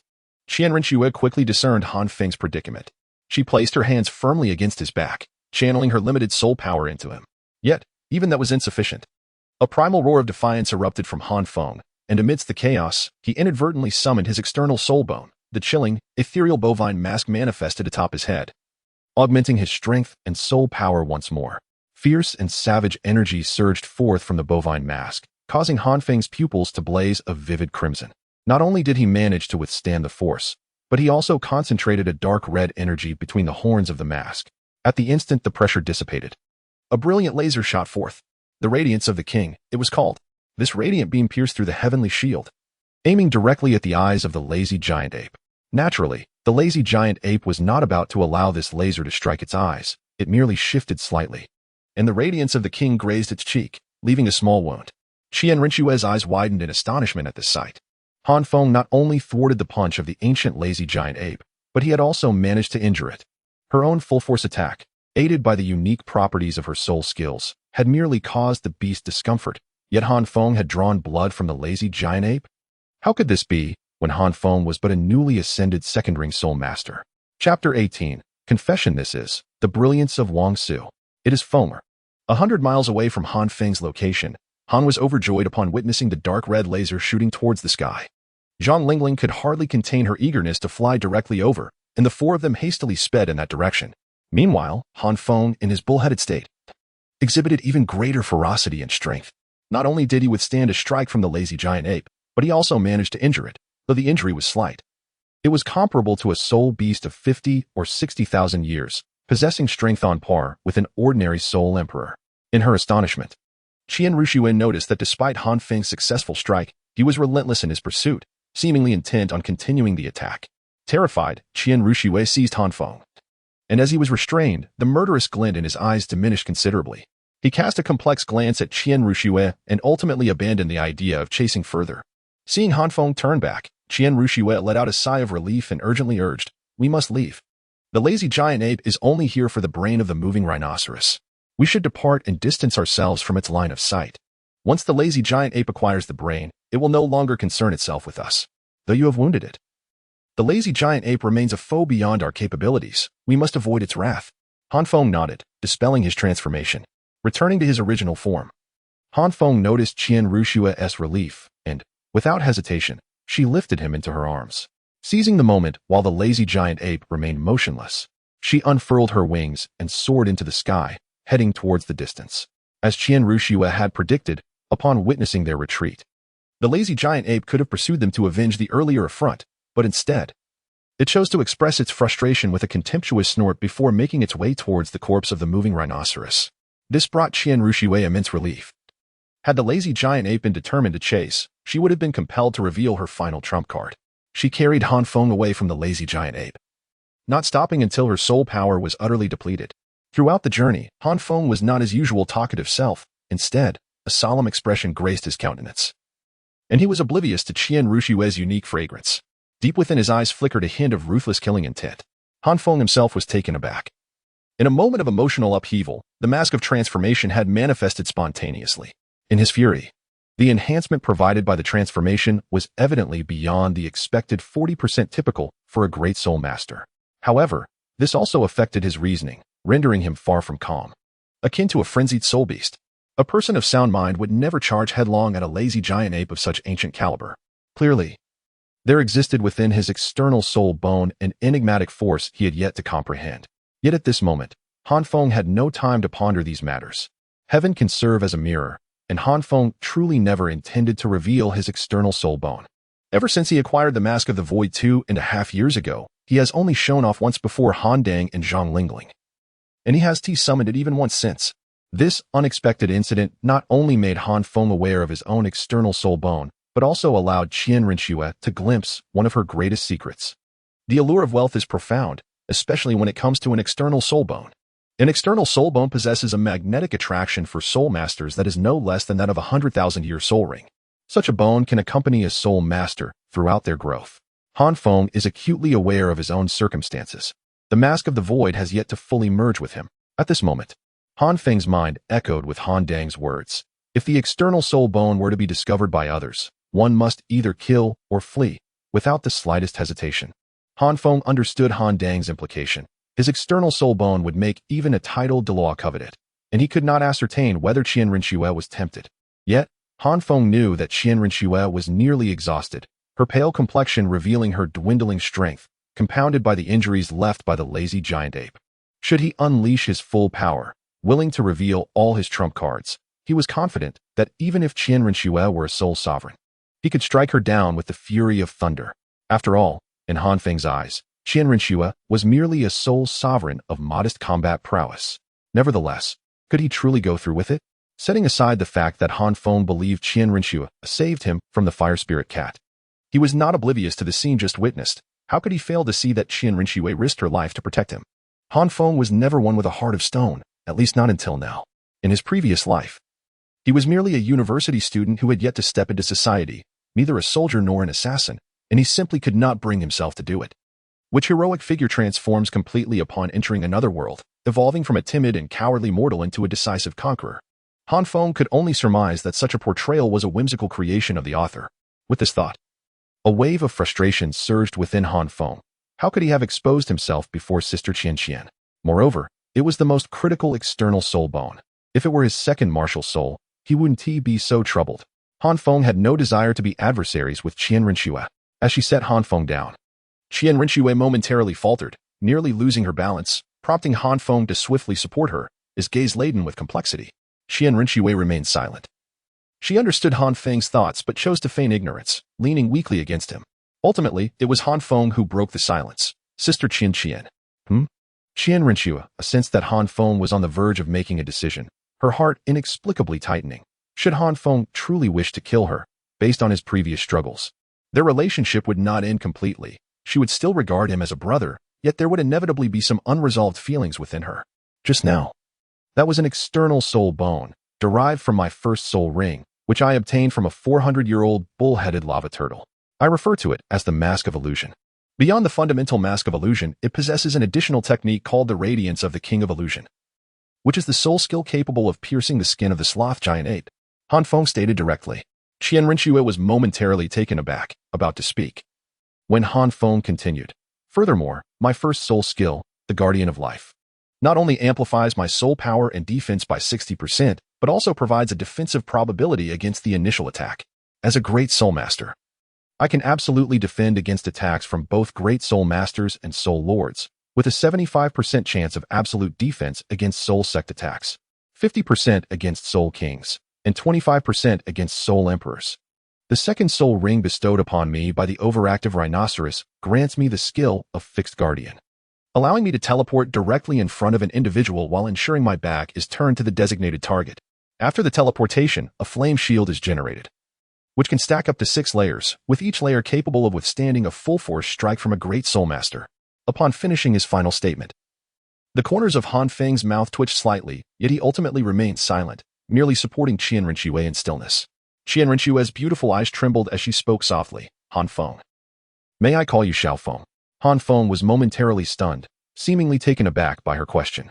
Although it felt unusual, he nodded in agreement.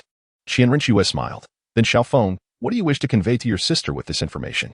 At present, my soul power is depleted, and my stamina falters. Yet I am now aware of your secret.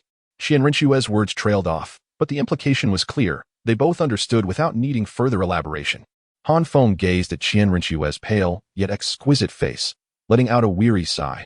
My father instructed me that anyone who learns my secret must be silenced completely. However, Qian Jia is my savior and possesses such beauty that I cannot bring myself to harm her. I trust you, Qian Jia. The reason I confided in you is that I fear when we meet again, you might accuse me of deceit.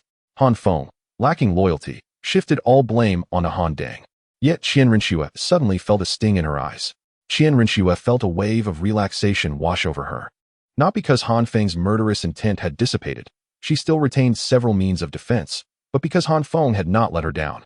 It seems, then, that uncle is indeed a villain. When Xiao Feng returns home, he must never say I love you to uncle. Qian Rinxue feigned lightheartedness, lifting her head, tears welling in her eyes, as Han Feng's image grew increasingly etched in her heart. Once the atmosphere softened, Han Feng pondered Qian Rinxue's earlier reactions and words, and his face suddenly flushed with embarrassment as he chuckled awkwardly. Qian Jia, you already knew, didn't you? Upon hearing this, Qian Rinxue playfully tapped Han Feng's forehead, chiding him. How could I not know? Although your murderous aura is faint, it is still rather conspicuous. You cannot even conceal your intent to kill, yet you wish to learn how to ambush others. If it were anyone else, well, hee. Han Feng chuckled to himself, unaware of the underlying truth. After all, no one had ever instructed him on how to conceal his murderous intent. In his previous life, such knowledge was unattainable, and in this life, for the past 8.5 years, both Han Dong and Zhang Lingling preferred that Han Feng remained untouched by such matters, thus refraining from teaching him. It was only now that Han Feng comprehended why Han Dong frequently remarked on the inadequacies of his cloaking shield without revealing the specifics of those shortcomings. Previously, he had assumed that Han Dong was merely being obstinate, but it turned out to be a matter of concealing his murderous aura. Upon returning home, he promptly reported the hidden savings that Han Dong had stashed away.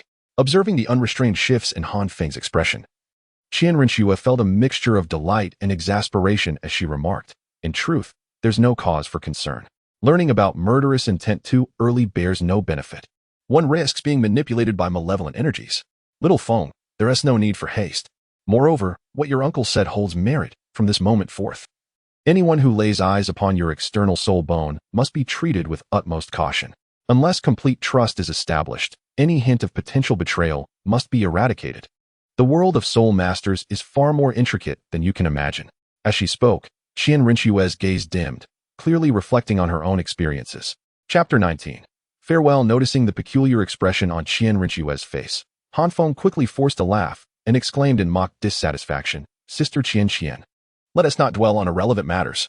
I am merely 8.5 years old and have yet to graduate from the junior academy.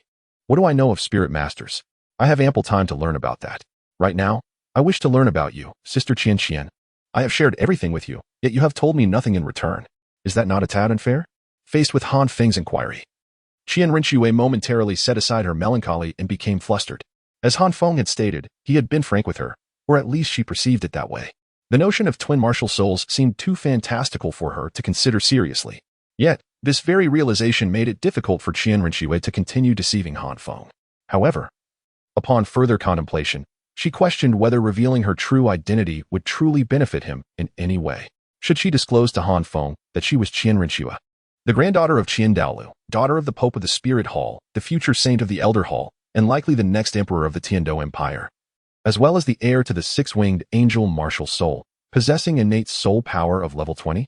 If Qian Rinxue were to dare utter such truths, regardless of whether Han Feng could accept them, she was certain that any hint of this information reaching the Spirit Hall would result in a relentless pursuit of Han Feng. After all, the century-long plans of the Spirit Hall could not afford the slightest error. With this thought in mind, Qian Rinxue silently apologized to Han Feng in her heart and, despite her own disbelief, finally spoke. I am not like you, little Feng, harboring such deep-seated schemes at such a tender age. I assure you, I have been entirely candid from the very beginning. Upon hearing this, Han Feng chuckled softly, his gaze fixed intently on Qian Rinxue, causing her pale complexion to flush involuntarily. Nonetheless, he refrained from pressing further, as his sole intent was to divert her from the depths of her sorrow. Yet, Qian Rinxue felt a twinge of embarrassment, struggling to articulate her thoughts. After a prolonged silence, she surrendered to her emotions with a huff, removed a ring from her delicate fingers, and bound it with golden thread around Han Feng's neck. Do not say I do not care for you. This ring is a spirit-guided device. Beyond its basic storage capabilities, it will allow me to sense your safety. Rest assured, it merely detects life force without the ability to track your location.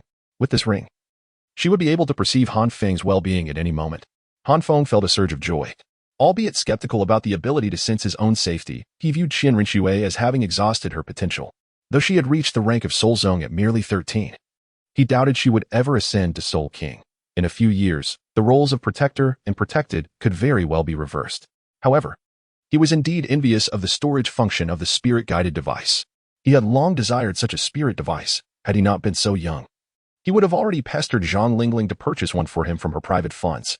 Of course, should you encounter insurmountable challenges, feel free to write to me. As for the address, let us leave it at the Tiando royal family. As she spoke, Qian Rinxue playfully winked at Han Feng. Taken aback, Han Feng's heart immediately comprehended the implications.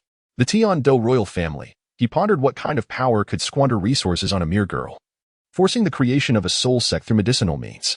This revelation elucidated why Qian Rinxue was reluctant to disclose her identity and why she could so easily part with precious soul-guiding devices. What Han Feng was unaware of was that Qian Rinxue was contemplating that.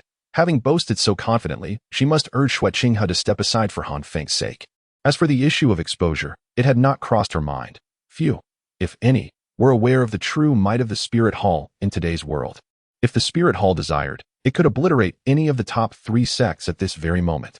Are you planning to return, Sister Qian? Han Feng hesitantly inquired. Upon hearing this, a flicker of understanding crossed Qian Rinxue's eyes. She realized Han Feng considered her a member of the Tiando royal family. Yet she did not refute him. Instead, she nodded, half seriously, and remarked, having been away for so long, my grandfather and the others must be worried.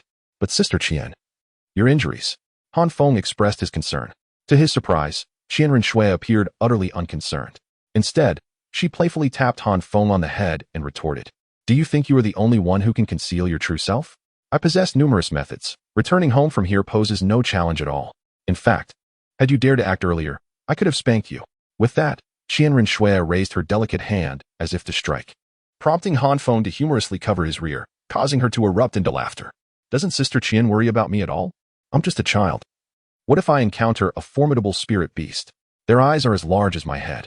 Han Feng murmured, a hint of reluctance in his voice. Qian Rinxue felt a warmth in her heart, but shot him a charming glare. You weren't so concerned when you attempted to confront the lazy giant ape. She teased. Sister is not worried about you. You are clever enough. Those foolish spirit beasts can't do anything to you. Besides, don't think I'm unaware. You left numerous signals along the way, and with that flash of royal essence earlier, your parents have likely found you by now. With them protecting you, do you really need me? Caught in her perceptive gaze, Han Feng blushed but was about to reply when Qianren Shui interrupted him. Gently ruffling his hair, she said softly, "All right. All good things must come to an end.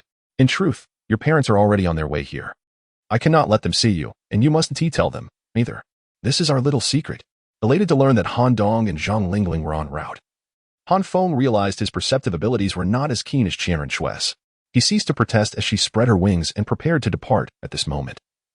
She was in her true form, and should Han Feng's parents catch sight of her, it would undoubtedly lead to complications. As Qianren Shui took flight, Han Feng shouted, "Sister Qian, when will we meet again?" After pondering for a moment, Qianren Shui smiled and replied, "Work hard on your cultivation. Once you break through to the Soul Emperor or even the Soul Sage, you will naturally see your sister again." What Qianren Shui considered was that once Han Feng achieved the rank of Soul Emperor or Soul Sage, the plans of the Wuhuan Hall would likely be nearing completion, allowing her to gracefully retire. Han Feng, on the other hand, contemplated his ordinary status as a commoner in contrast to Qianren Shui's royal lineage. Lacking strength made it indeed difficult for him to meet her. Yet, what Qianren Shui could never fathom was that breaking through to the Soul Emperor or Soul Sage was truly not a challenge for Han Feng. His breakthroughs would occur even sooner than she imagined. However, this remained a secret between the two of them, one that must never be divulged to a third party. With a playful wink to Han Feng, Qianren Shui took off into the sky, leaving Han Feng with a sudden sense of loss. Undeniably, Qianren Shui was his first friend in this world, and her beauty and kindness were undeniable, compounded by her noble status. In that moment, Han Feng found himself momentarily disheartened and less motivated to strive forward. While Han Feng was lost in thought, Han Dang and Zhang Lingling had already located him through the signal he had left behind.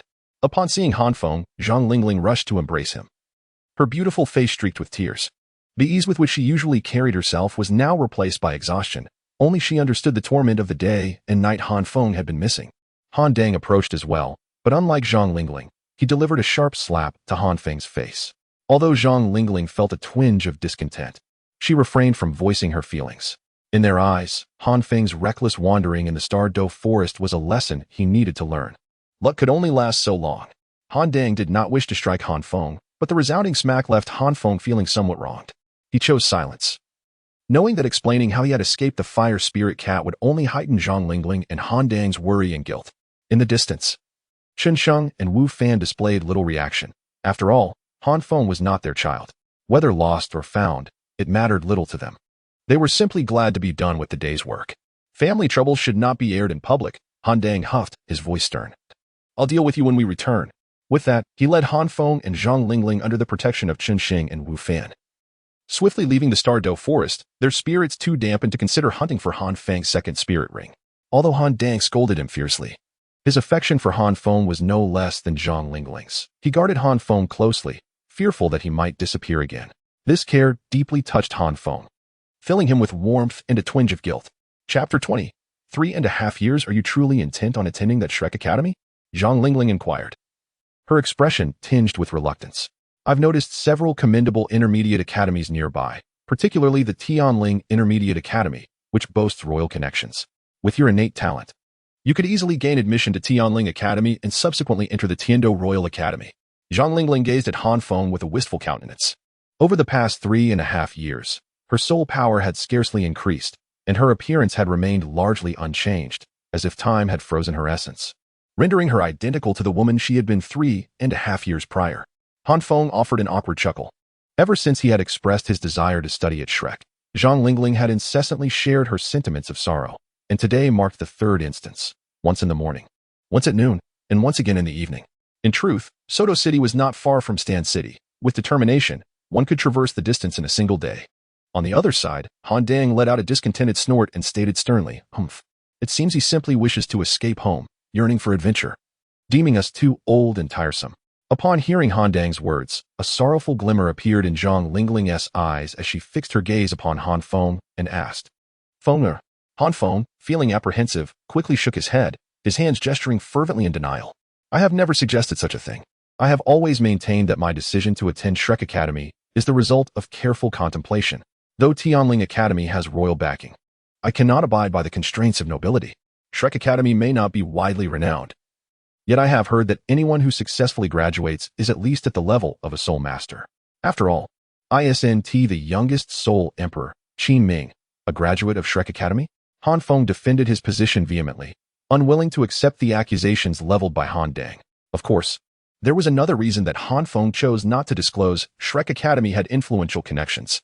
Zhang Lingling sighed softly. Understanding the rationale, yet grappling with the impending departure of her son, whom she had nurtured for 12 years. Her heart bore an undeniable weight of acceptance. Han Dang, more forthright, stated bluntly, do you think your mother and I would agree to your attendance at Shrek Academy if it were not for this? However, I have one stipulation. His tone shifted, his expression grave as he fixed his gaze upon Han Feng, enunciating each word carefully. Han Feng was taken aback by Han Dang's seriousness and dared not jest. Speak, father. I, too, once experienced youth. At your age, curiosity was boundless, and I yearned to comprehend all that the world had to offer. However, you must understand that there are limits. I do not wish for a repetition of the events from 3 years ago. Han Feng thought Han Dang was about to impart some wisdom, but hearing the mention of past troubles, his expression fell, and he lamented, Father, I have explained countless times that 3 years ago, I did not venture far on my own accord. I was lured by a 10,000-year-old fire spirit cat. Yet, Han Dang remained unconvinced. I do not wish to reiterate myself. Take heed. With a sense of resignation, Han Feng could only shrug his shoulders. 3.5 years ago, when Han Feng returned from the Starry Forest, he had already explained everything to Han Dang. However, neither Han Dang nor Zhang Lingling believed him. Their reasoning was formidable. What on earth is a fire spirit cat? They had never even heard of such a thing. To take it a step further, even if a 10,000-year soul beast had indeed abducted Han Feng, how had he survived? Han Feng found himself at a loss for words and could only nod in acknowledgement. After all, he had promised Sister Qianqian not to divulge her matters, not even to Zhang Lingling and Han Dang. Only then did Han Dang relent and continue. In addition, I want you to always remember that you are a defensive Soulmaster. Huh? Han Feng replied, somewhat perplexed. Han Dang, aware of Han Feng's confusion, elucidated, Fenger, your talent is extraordinary. I truly believe that 99% of title Douluo in the world do not possess your level of aptitude. As he spoke, a proud expression naturally spread across Han Dang's face, mirrored by Zhang Lingling's. Han Feng, nearing his 12th birthday in just a month, had already attained a staggering soul power of 30. To be precise, it was 32. Initially, Han Dang intended to assist Han Feng in obtaining a soul ring, but Han Feng declined. His reasoning was simple. Even without hunting for a soul ring, he could cultivate. Once they reached Shrek Academy, why not take advantage of the free labor? After all, their family's finances were not to be taken lightly. Although Han Dang had just broken through to Soul King last year and was responsible for the Grand Soul Arena in the entire Stan City, they still prided themselves on being frugal. Upon hearing Han Dang's words, Han Feng felt a pang of guilt. When he calculated carefully, after absorbing the soul ring from the moving rhinoceros, his soul power had already reached the threshold of 21, nearing 22. Adding the automatic enhancement of 8 levels, he had only managed to increase his soul power by about 2 levels over the past 3 years. Of course, Han Feng had not been entirely without accomplishments. With his current soul power at 32, the quality was nearing that of a soul zone. In fact, the soul power quality of someone like Zhang Lingling, who was not adept in combat, was even inferior to his. He had also created 4 unique soul skills, aside from the Sunflame and Concealment Shield. He had developed a power-up shield strike and a formidable technique he named Flame Dragon Armor. To be frank, were it not for the limitations of his martial soul and soul power, Han Feng would essentially be akin to a soul zone, boasting an even greater number of soul skills. However, Han Dang's tone suddenly shifted, and he admonished sternly, you must remember that you are a defensive soul master. Leave the showboating to the assault soul masters. You are a prodigy, endowed with an external soul bone, self-created soul skills, high-quality soul power, and formidable strength. In full eruption, even I would find you challenging. But you must understand that the world of soul masters is fraught with peril. Only those geniuses who grow and evolve can truly be called geniuses. With your talent, you are destined to become a title Douluo, and you will carve out your own place in this world. Do not be swayed by fleeting emotions. Han Feng, however, merely pouted at Han Dang's earnest counsel. 2 colossal shields are indeed formidable. Smack! Zhang Lingling furrowed her brow and gently patted Han Feng's head, playfully admonishing him. Listen to your father. Yes, yes, yes. Han Feng nodded, falling silent as he absorbed Han Dang's insightful discourse, though his thoughts wandered far afield. In truth, he had considered attending the Tiando Academy, particularly since Sister Qianqian was of royal blood, yet her letter had unequivocally dissuaded him. Since parting ways in the Stardo forest, Han Feng had maintained a correspondence with Qian Renxue, their connection unbroken. All along, Han Feng had assumed that his esteemed sister Qianqian was merely a princess or noblewoman of the Tiando royal family, never contemplating the possibility of her being Qianrenxue. The mere thought of Qianrenxue inevitably brought to mind his external spirit bone, and he sighed deeply. Ever since he had discerned the peculiarities of the external spirit bone, he had engaged in quiet study for a time, yet to little avail. Han Feng understood that during moments of extreme emotional upheaval, his soul power would surge, enhancing his strength to a certain degree. However, this tumultuous energy also rendered the external spirit bone exceedingly active, consequently influencing his emotions in return. This cyclical phenomenon posed a risk. Without proper control, he could easily descend into madness. While he had contemplated utilizing this as a trump card, managing one's emotions is not a simple endeavor. Moreover, his external spirit bone possessed a rather distinct temperament, rejecting positive emotions such as joy and happiness, only responding to negative feelings like rage and resentment.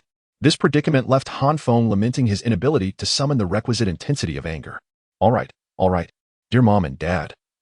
I shall embark on my journey tomorrow. Do not worry for me. I have the oars of joy and wisdom. As Han Dang concluded his speech, Han Feng cheerfully sang. Though Han Dang and Zhang Lingling could not grasp the reference, they had grown accustomed to Han Feng's occasional cryptic remarks since childhood. At that moment, Han Dang was simply thinking of his son's prodigious talents and the heights he was destined to reach. Meanwhile, Zhang Lingling's thoughts were far more pragmatic. My son is so handsome. I wonder how many daughters-in-law he will bring back this time. Chapter 21. The ensnared pink-haired maiden. The following day, Han Feng set off on his journey. Although Zhang Lingling felt a twinge of reluctance, she understood that, as a man, Han Feng would eventually have to venture out into the world. After bidding him farewell for a while, she returned home, while Han had been rather direct. Since last night, Han Feng had not caught a glimpse of him. The mere thought of encountering the legendary protagonist group filled Han Feng with uncontainable excitement. During his youth, he had often immersed himself within the narratives of novels, and now, a childhood dream was poised to manifest. 2 years prior, Han Feng had already concocted an excuse to visit Notting City. He and Tang Sen were of the same age, with Han Feng being a few months younger. Thus he had no fear of missing out on the familiar plot lines. Naturally, Han Feng was not foolish enough to attempt to ingratiate himself with someone like Tang Sen, a reincarnated being seasoned in the ways of the world, far more astute than Han Feng. It would not be an exaggeration to say that if Han Feng had approached Tang San during that time, Tang San would undoubtedly have harbored suspicions about him. Would he ever have the opportunity to mingle with deities in the future? Perhaps as the god of fire or the god of defense? He recalled seeing somewhere that the god of fire was a first-tier deity, originally meant to be inherited by Ma Hongjun, though it seemed that the inheritance had failed. Han Feng estimated that it was quite unlikely. As for the god of defense, well, he was uncertain about the existence of such a deity. Perhaps the god of ice would be a suitable alternative, if all else failed. He could cultivate a close rapport with Tang San and see if he could be taken to celestial heights. Han Feng, oblivious to the peculiar gazes surrounding him, continued to weave visions of a splendid future in his mind. To speak candidly, he bore a closer resemblance to Zhang Lingling. Yet his large eyes lent him a vibrant charm, exuding a lively and ethereal quality. His striking features and the crimson mist that enveloped his tousled hair due to his training added an air of allure. Zhang Lingling was not mistaken. If only Han Feng were a bit more composed, he could effortlessly captivate the hearts of countless young women. Alas, the notion of being serious was a mere paradox for Han Feng. As he traversed the path, numerous young women and married ladies cast lingering glances filled with wistfulness. What a handsome young man. A pity he is a simpleton. Of course, there were a few who believed that as long as one possessed good looks, being a simpleton mattered little, but Han Feng was destined to remain oblivious to their thoughts. Navigating through the myriad of complex gazes, Han Feng passed through one city after another. To hasten his journey, he wielded his soul power, ensuring that even if some found his foolishly cheerful demeanor irksome, no one dared to disrupt his passage. Departing in the morning, he beheld the silhouette of Soto City by evening. Certainly, traveling by carriage would have been swifter, but as a modern individual, Han Feng found such contraptions to be utterly cumbersome. He had ridden in one at the age of 7, and since then, he vowed that he would rather walk to exhaustion than ever sit in a carriage again. With the enrollment not commencing until the following day, Han Feng felt no urgency. Despite his light travel, he was equipped with 2 soul-guiding devices. One is the ring given to him by Qianren Shui, which he hangs around his neck to keep precious items, while the other is a bracelet worn on his wrist, intended for everyday belongings. This bracelet was purchased by Han Dang with his private savings when Han Feng decided to venture to Shrek, under the duress of Zhang Lingling. It is said that a mother worries for her child even miles away. Thus, within these 2 soul-guiding devices, Zhang Lingling had stuffed a significant portion of the family's belongings. Upon reaching the outskirts of Suatua City, Han Feng felt compelled to quicken his pace as he had no desire to spend the night outdoors. Little girl, hand over all your valuables. and my friends might consider sparing you, otherwise. Upon hearing this voice, Han Feng couldn't help but roll his eyes in disbelief at the absurdity of the situation. Standing at a vantage point, he looked down to see 3 ruffians surrounding a girl clad in a yellow skirt with pink hair. The burly figures of the 3 men appeared even more menacing against the backdrop of the girl's delicate form, each wielding a glinting sword or dagger. Han Feng felt a genuine disdain for these brigands. How could they resort to robbery in the presence of such a beautiful maiden? Was there some sort of professional ethics at play? Or perhaps the seemingly innocent girl was a covert assassin capable of repelling a million troops with a mere glance? While concocting various malicious scenarios in his mind, Han Feng had no intention of intervening. He discerned that the ruffians possessed no soul power, clearly just ordinary men. While the girl exuded a formidable aura of soul power, thus, there was no need for him to meddle in their affairs. He understood well that even support-type soul masters, relying solely on their soul power, could not be resisted by mere mortals. With this thought in mind, Han Feng prepared to depart. After all, night was fast approaching. And he did not wish to delay, as there was still a considerable distance to Sotoa City. "Brother, save me." Unexpectedly, the pink-haired girl turned and cried out, her melodious voice reminiscent of a lark's song, imbued with a haunting sorrow that tugged at the heartstrings. Her plea startled the 3 ruffians, causing their hefty faces to twitch in alarm as they turned towards the direction she faced, only to be met with the sight of Han Feng poised to flee. Their expression shifted to one of shock. From his elevated position, Han Feng appeared composed, bearing no trace of panic, resembling the classic hero from tales who comes to the rescue. The 3 ruffians, perhaps familiar with such narratives, recognized the potential threat posed by Han Feng. Suspecting him to be a noble soul master, their bravado faltered, and they began to show signs of intimidation. "State your name. We, the 3 bandits of Sotoa, are not afraid of you." Han Feng sighed inwardly at their reaction. "I should have activated my concealment shield upon leaving. How careless of me." He had not anticipated that this pink-haired girl, whose soul power was evidently inferior to his own, would be able to detect his presence without him revealing his soul energy. What Han Feng did not anticipate was that this pink-haired girl was far younger and more beautiful than he had imagined, approximately the same age as himself, not exceeding 13 years of age. Her short, pink hair framed her face elegantly, and her exquisite yet understated makeup accentuated her charm. Even having encountered the breathtaking Transhian before, Han Feng could not help but concede that this girl was on par with her, differing only in temperament. However, the mischievous and triumphant expression on the girl's face left Han Feng feeling somewhat vexed. It was evident that she was toying with him. "Hey kid, our big brother is asking you a question." One of the 3 bandits, emboldened by the silence from Han Feng, questioned him, though his confidence appeared shaky. Han Feng shrugged, still preoccupied with the girl's mockery, and nonchalantly replied, "I am merely a passing masked knight, neither her brother nor inclined to meddle in your affairs. Feel free to do as you wish, just don't involve me." As soon as Han Feng's words fell, the girl exhibited an incredulous expression. Her large eyes filled with confusion and inquiry. When had she ever been treated in such a manner? If this were in her home, such words alone would have been sufficient to sentence Han Feng to death. Although Han Feng spoke the truth, the 3 bandits did not believe him. "Do you think we are fools?" The leader of the bandits retorted, his gaze shifting as he unsheathed his large blade, aiming it directly at the pink-haired girl. His intent was simple, to use her life as leverage against Han Feng, driven by a fear that Han Feng might be quicker than himself. Initially, Han Feng intended to disregard the situation, but he was astonished to discover that the pink-haired girl seemed utterly oblivious to the impending danger. She stared at him in a mix of shock and anger, yet failed to recognize the descending blade. This left Han Feng both alarmed and enraged. How had this girl cultivated herself to such a level without awareness of her surroundings? Nevertheless, Han Feng could not stand idly by and watch this girl become a victim beneath the blade. The shield of the blazing sun materialized, and as the second spirit ring glowed, Han Feng was enveloped in crimson flames. In the next moment, he stood protectively before the girl. The fiery shield positioned before the bandit's weapon as a deep voice resonated. "If you seek to rob, then rob, but do not harm others." At that moment, 2 shadowy figures hidden in the darkness let out a sigh of relief. Their hearts, which had nearly leapt from their throats, were finally subdued. Chapter 22. A day in the life of Ning Rongrong. Ning Rongrong had recently been engulfed in a tempest of frustration. Her father and 2 grandfathers, who had always indulged her, had unexpectedly united to thwart her desires. All she wished for was a brief excursion beyond the confines of the sect. After spending 12 interminable years within the resplendent 7-treasure glazed tile sect, even its magnificence had begun to wear thin.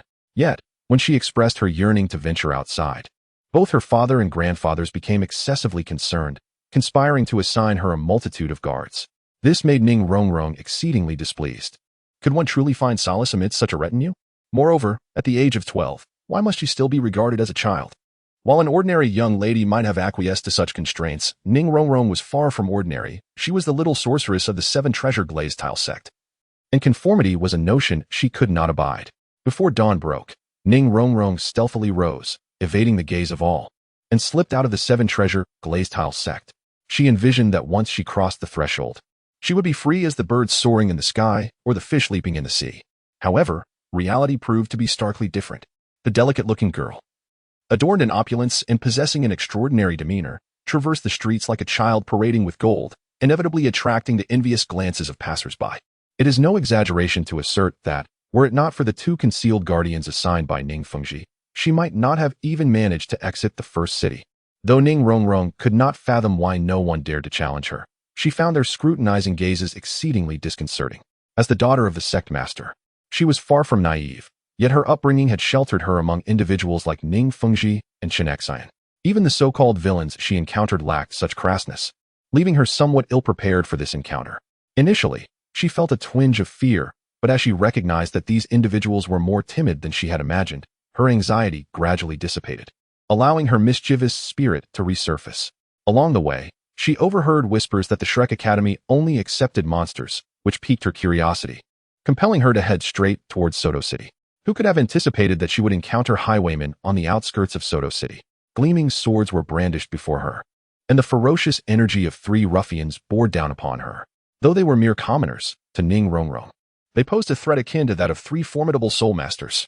Throughout her life, she had never faced such an intimidating scenario. While she had witnessed the sword Douluo in action, it was never directed at her. Though she was a 26th level Soulmaster, she had never engaged in earnest combat, being primarily a support-type fighter. In that moment, Ning Rongrong found herself genuinely flustered. Had it not been for her excellent upbringing and the lessons imparted to her from a young age, she might have reacted like an ordinary girl, succumbing to tears. As a prodigy of the Seven Treasure Glazed Tile sect, a 26th level Soulmaster, to be robbed by three commoners would be an unbearable disgrace.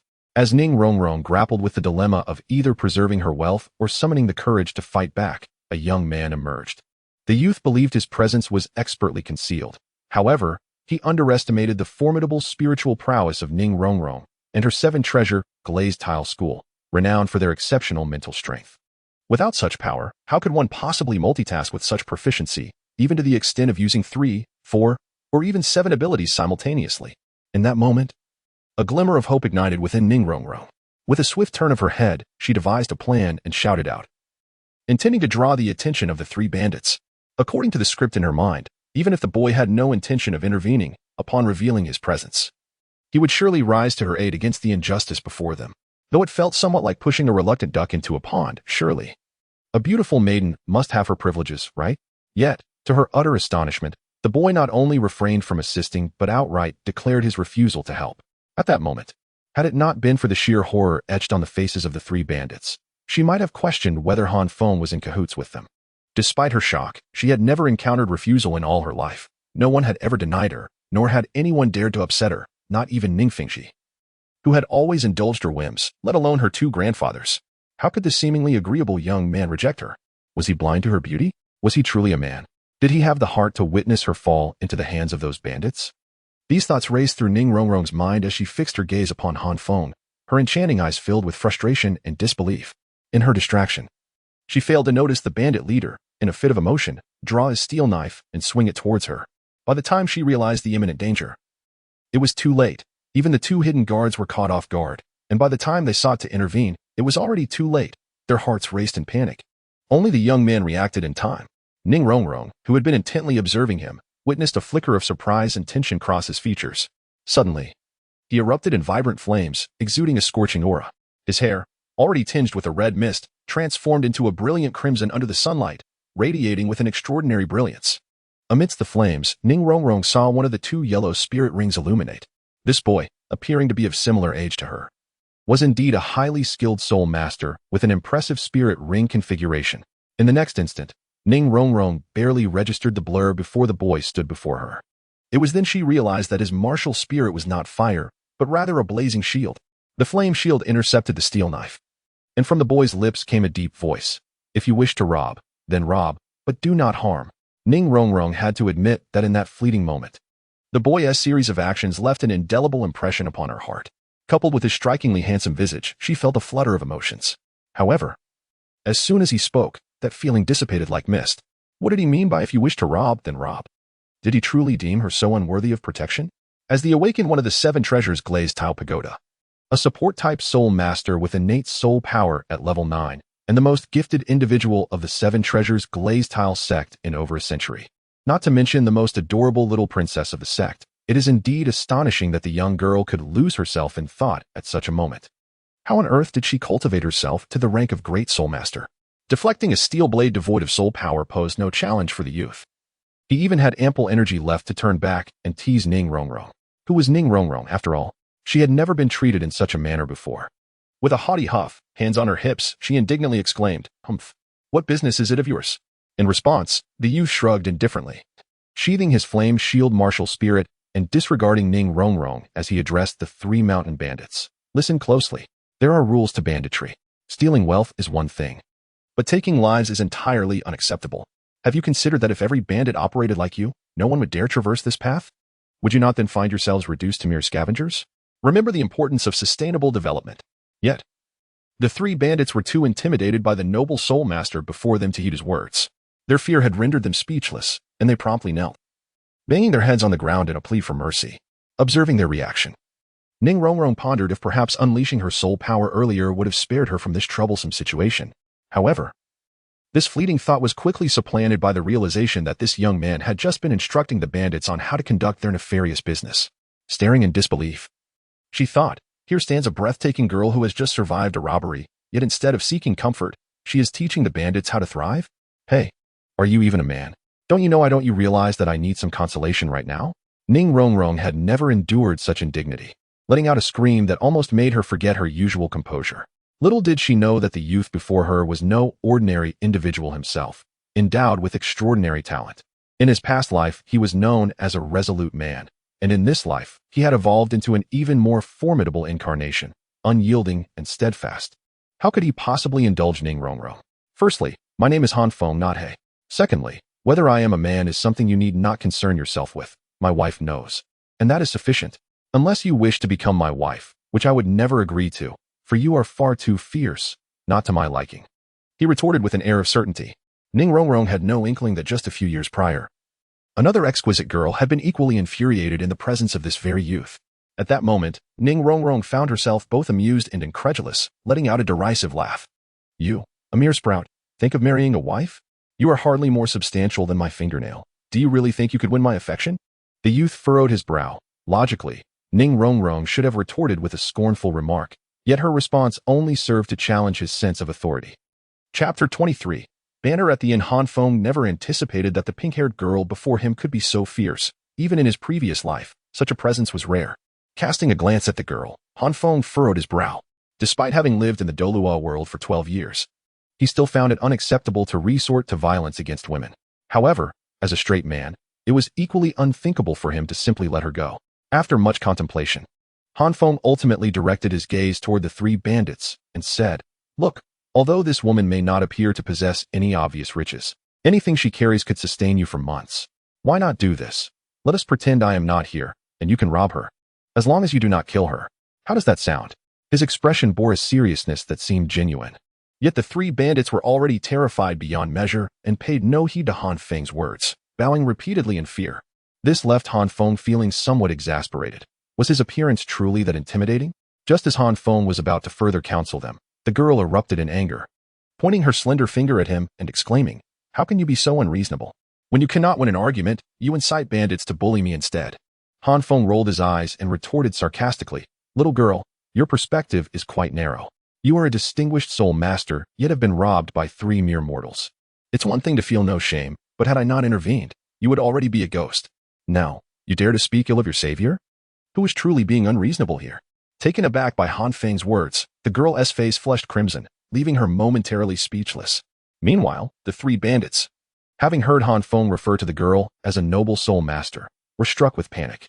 They crawled to her feet, wailing and pleading, "Mistress, we were blinded by greed, failing to recognize your worth. Please, show mercy and spare us." We swear we'll never do it again. At that moment, the girl had no time to entertain the three ordinary men. She shouted, "Get lost." The bandits, feeling as though they had received a reprieve, hastily scurried away. Han Feng observed this scene with a mixture of amusement and astonishment. "Well then, I shall take my leave. Farewell." Just as the girl wished to dismiss the three bandits, Han Feng too had no desire for prolonged entanglement with her. It was clear she was a pampered young lady, and he had no intention of accommodating someone displaying such a princess complex. Seeing Han Feng turn away without a moment's hesitation, the girl was both furious and indignant. How could he not only rebut her, but also disregard her entirely? "Han Feng, just you wait. I will find your home and your family, and I shall repay you 1,000-fold for what you have done to me. I will make you regret this, and you will beg me for forgiveness." Any man with a modicum of emotional intelligence would discern the quivering sorrow and lamentation in the girl's voice at that moment. Typically, a soft apology and a gentle word of comfort would suffice to diffuse the tension, perhaps even igniting a spark of understanding between them. Alas, Han Feng did not belong to this category. He took her words to heart. The girl before him evidently hailed from an illustrious lineage, and the mere thought that her words could plunge Zhang Lingling and Han Dang into peril ignited a surge of anger within him. In a fleeting moment, his fierce aura enveloped her, and he stood before her, eyes ablaze with rage, murmuring in a voice thick with restraint, "Do you seek death?" Han Feng was not jesting. As the son of the arena's overseer, he had long since navigated the treacherous waters of the Stand City fighting arena. Though he had never taken a life, the palpable menace that radiated from him was undeniable. The sheer force of his presence was beyond what the girl could withstand. As the searing flames encroached upon her, panic gripped the girl. She could sense his murderous intent. The audacity of this youth to contemplate her demise over a jest was unfathomable. Meanwhile, two shadowy figures lurking in the dark felt a tremor run through them as they gradually approached, unnoticed by either Han Feng or the girl. In disbelief, she reflected on her predicament. All she had desired was an apology from Han Feng. Being a girl who had never faced injustice at home, her experience in the outside world had been disheartening. She had expected him to acquiesce, yet he did the opposite, threatening her life instead. The more she pondered, the more aggrieved she felt, and before long, tears began to cascade down her cheeks. With great sobs, the girl knelt upon the ground, her tears glistening like pearls. A sight that tugged at the heartstrings of all who beheld her. The two approaching shadows froze, nearly betraying their presence. Han Feng, too, was taken aback. He could not fathom why she wept so suddenly. Yet, the tears of a girl possess a unique and irrational authority. Their emergence invariably shifts blame onto the observer, rendering them culpable regardless of the circumstances. Seeing her in such distress, Han Feng's own fury diminished, the flames of his wrath receding. Just as the two hidden figures anticipated an apology, he callously exclaimed, "Why are you crying? You sound like a woman." The irony was not lost on him. After all, she was indeed a girl. Realizing this, Han Feng's anger involuntarily ebbed, and he retorted, "Who compelled you to threaten my family's safety? Had it been anyone else, they would have been in grave danger by now." The girl, taken aback by his reproach, momentarily ceased her tears. Sniffling, she glared at him with her reddened eyes and indignantly replied, "So, this is my fault? Was I truly threatening you? Do you not understand that girls are as fragile as water, deserving of care? Can you not simply apologize? Are you really that foolish?"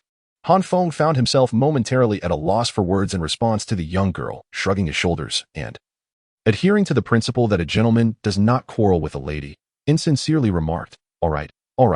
I am a fool. I apologize. I am an idiot. That is rather perfunctory. At the very least, you should wait.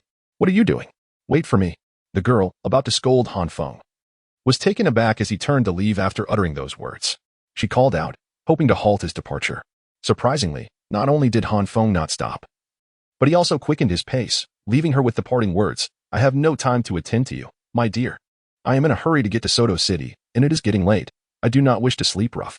Upon hearing that Han Feng was also heading to Soto City, the girl was momentarily stunned before shouting as she ran after him, "Wait, I am going to Soto City too." However, Han Feng did not hear her plea and continued sprinting towards Soto City, compelling the girl to employ her soul technique just to keep up with him. After half an hour, the girl stood breathlessly beside Han Feng, who looked at her with a mixture of exasperation and confusion, unsure why she insisted on following him. She shot him an indignant glare and exclaimed, "Why are you running so fast? Were you being chased by a dog or something? Are you certain? It was you who was chasing me just now." Han Feng replied, his expression peculiar and filled with hesitation. The girl's face fell momentarily, and fearing she might cry, Han Feng quickly changed the subject. "All right. Let us find a place to stay. Surely, the young lady does not wish to sleep on the streets?"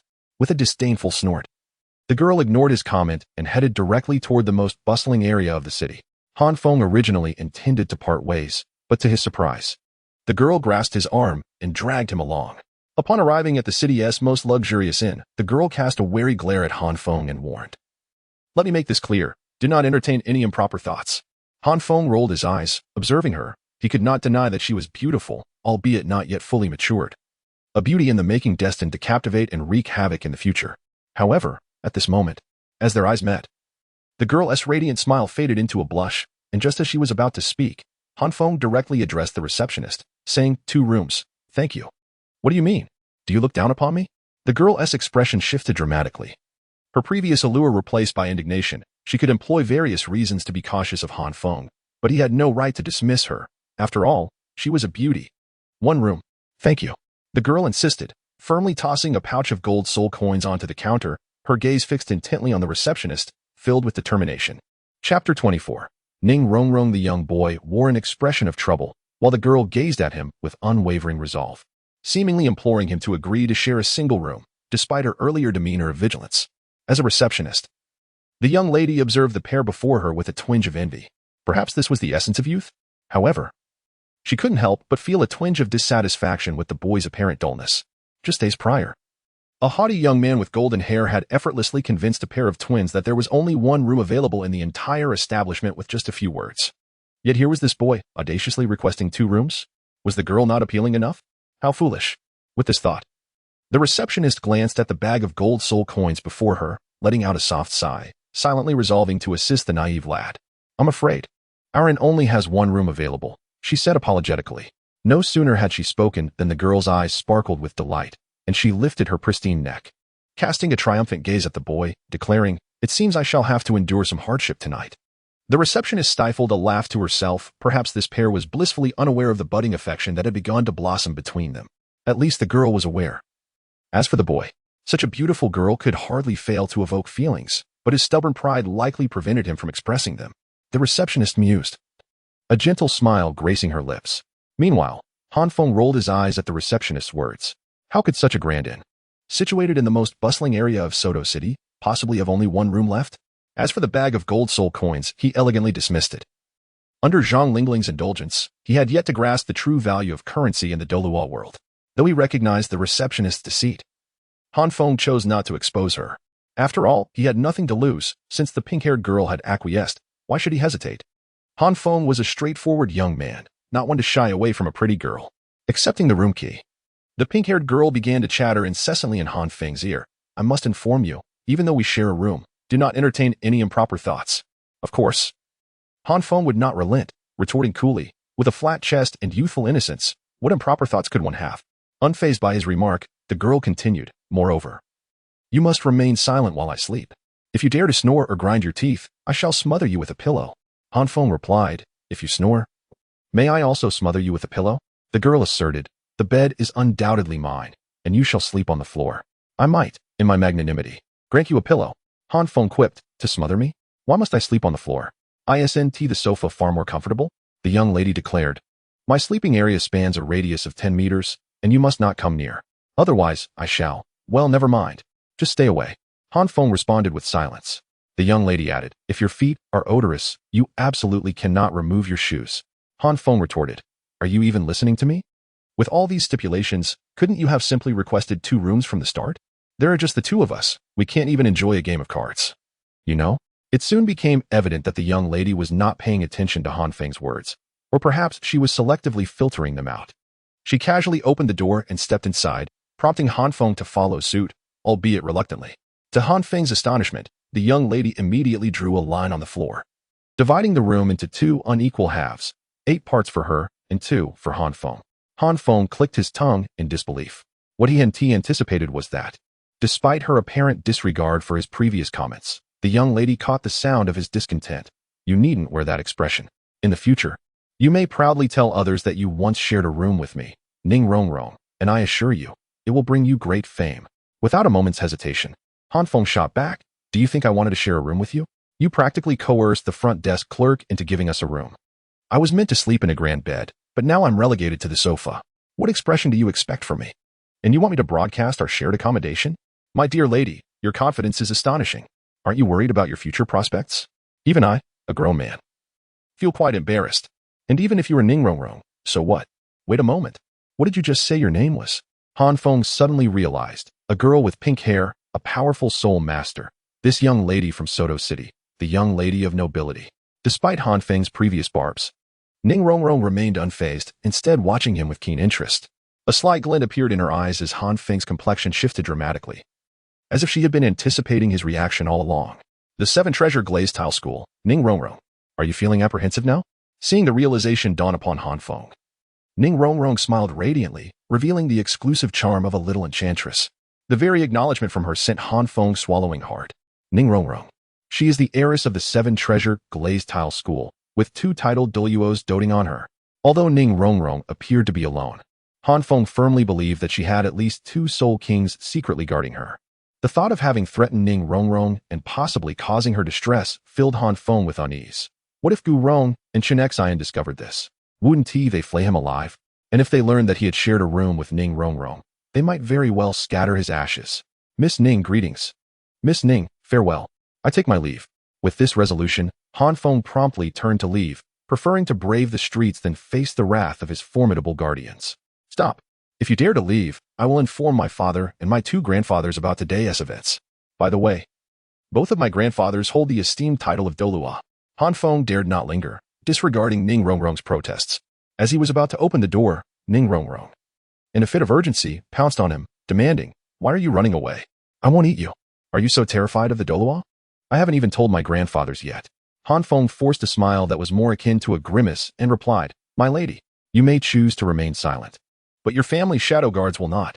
If I stay here any longer, I fear my ashes will be soaring freely along the seaside by tomorrow." Upon hearing his words, Ningrongrong's expression turned to one of confusion as she inquired, "What shadow guards? I sneaked out on my own. No one knows." Han Feng was taken aback, scrutinizing Ningrongrong before he comprehended her lack of awareness. With an exaggerated roll of his eyes, he weakly stated, "My lady, reflect sincerely, with your meager skills. Which Douluo could you possibly deceive?" Ningrongrong, upon hearing this, also fell into a moment of contemplation, her finely arched brows furrowing, and her demeanor shifting abruptly as she commanded, "Come out." Silence ensued. "If you do not reveal yourselves, I shall return home and inform Grandfather Jian that you have abandoned your posts." My lady, realizing the existence of shadow guards, Ningrongrong felt a mix of indignation and embarrassment, her cheeks flushing as she coldly warned the 2 guards, "Let me make this clear. Regarding Han Feng, you must not disclose anything to my father or my grandfathers. Otherwise, when I return home, I will ensure your lives are worse than death." The 2 shadow guards exchanged uncertain glances. "Did you hear that?" Ningrongrong's voice rose in authority. "Subordinates obey.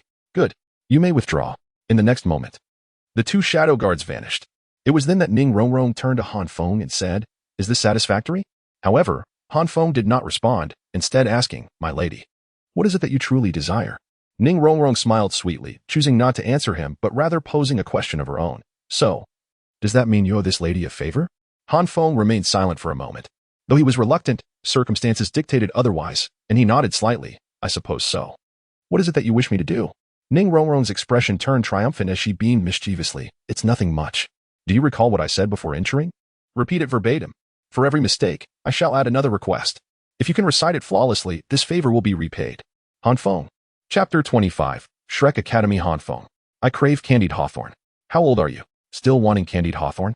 If you indulge too much, your teeth will suffer. Just eat a couple of buns instead. The following morning, Ningrongrong insisted that Han Feng purchase candied hawthorn for her. It had to be from the west of the city, freshly made, with a sugary coating. The hawthorn must be perfectly round. The sugar must be crystal clear. They were currently at the East City Gate. As if anticipating Han Feng's refusal, Ningrongrong mischievously smiled and extended 4 fingers, gazing at him with a playful expression. "Just wait. All right. Go quickly and return swiftly. If the candy melts, you'll have to buy me another." Han Feng let out an exasperated huff and swiftly activated his soul power to dash out, not because he found joy in serving Ningrongrong, but rather because he had failed to pay close attention to her words the previous night. Despite his desperate attempts to recall, he had misremembered 10 details, thus accruing 10 demands owed to her. Since that evening, Ningrongrong had taken delight in playfully tormenting Han Feng. She insisted on listening to entirely new, improvised, and captivating tales. She requested a lavish midnight snack, She challenged him to enumerate her 10 virtues within 10 seconds, without repetition or hesitation. Such antics left Han Feng utterly exasperated. The 4 fingers that Ning Rongrong had just shown indicated there were still 4 demands remaining. 5 minutes later, Han Feng hurriedly returned to Ning Rongrong, holding a freshly made candied hawthorn. Her eyes brightened at the sight, and she eagerly accepted the treat, relishing it with an adorable demeanor that drew the attention of passers-by. Han Feng was puzzled by the strange reactions of the onlookers, focusing instead on Ning Rongrong. What about the other 3 requests? Let us hear them all. That won't do. I intend to save these 3 demands for later. No way. I still want to go to Shrek Academy. That is what you mean, right? You. How did you know? Isn't it obvious? At 12 years old, a great Soulmaster. Arriving in Soto City at this moment, what other purpose could there be except for Shrek Academy? Don't worry, I also plan to attend Shrek Academy. We will be classmates. And I will have plenty of time to use these 3 requests. Han Feng attempted to speak twice, both times interrupted by Ning Rongrong. Observing her triumphant expression, he sighed deeply and said quietly, I fear you will only become more demanding in the future. Can you let me speak? He added, wishing to convey those very sentiments. Ning Rongrong's expression abruptly froze, a charming blush blossoming from her delicate neck to her face, rendering her even more enchanting. Han Feng, Ning Rongrong exclaimed, glaring at him with mock indignation. Ah? Han Feng rubbed his ears as if disturbed by her outburst.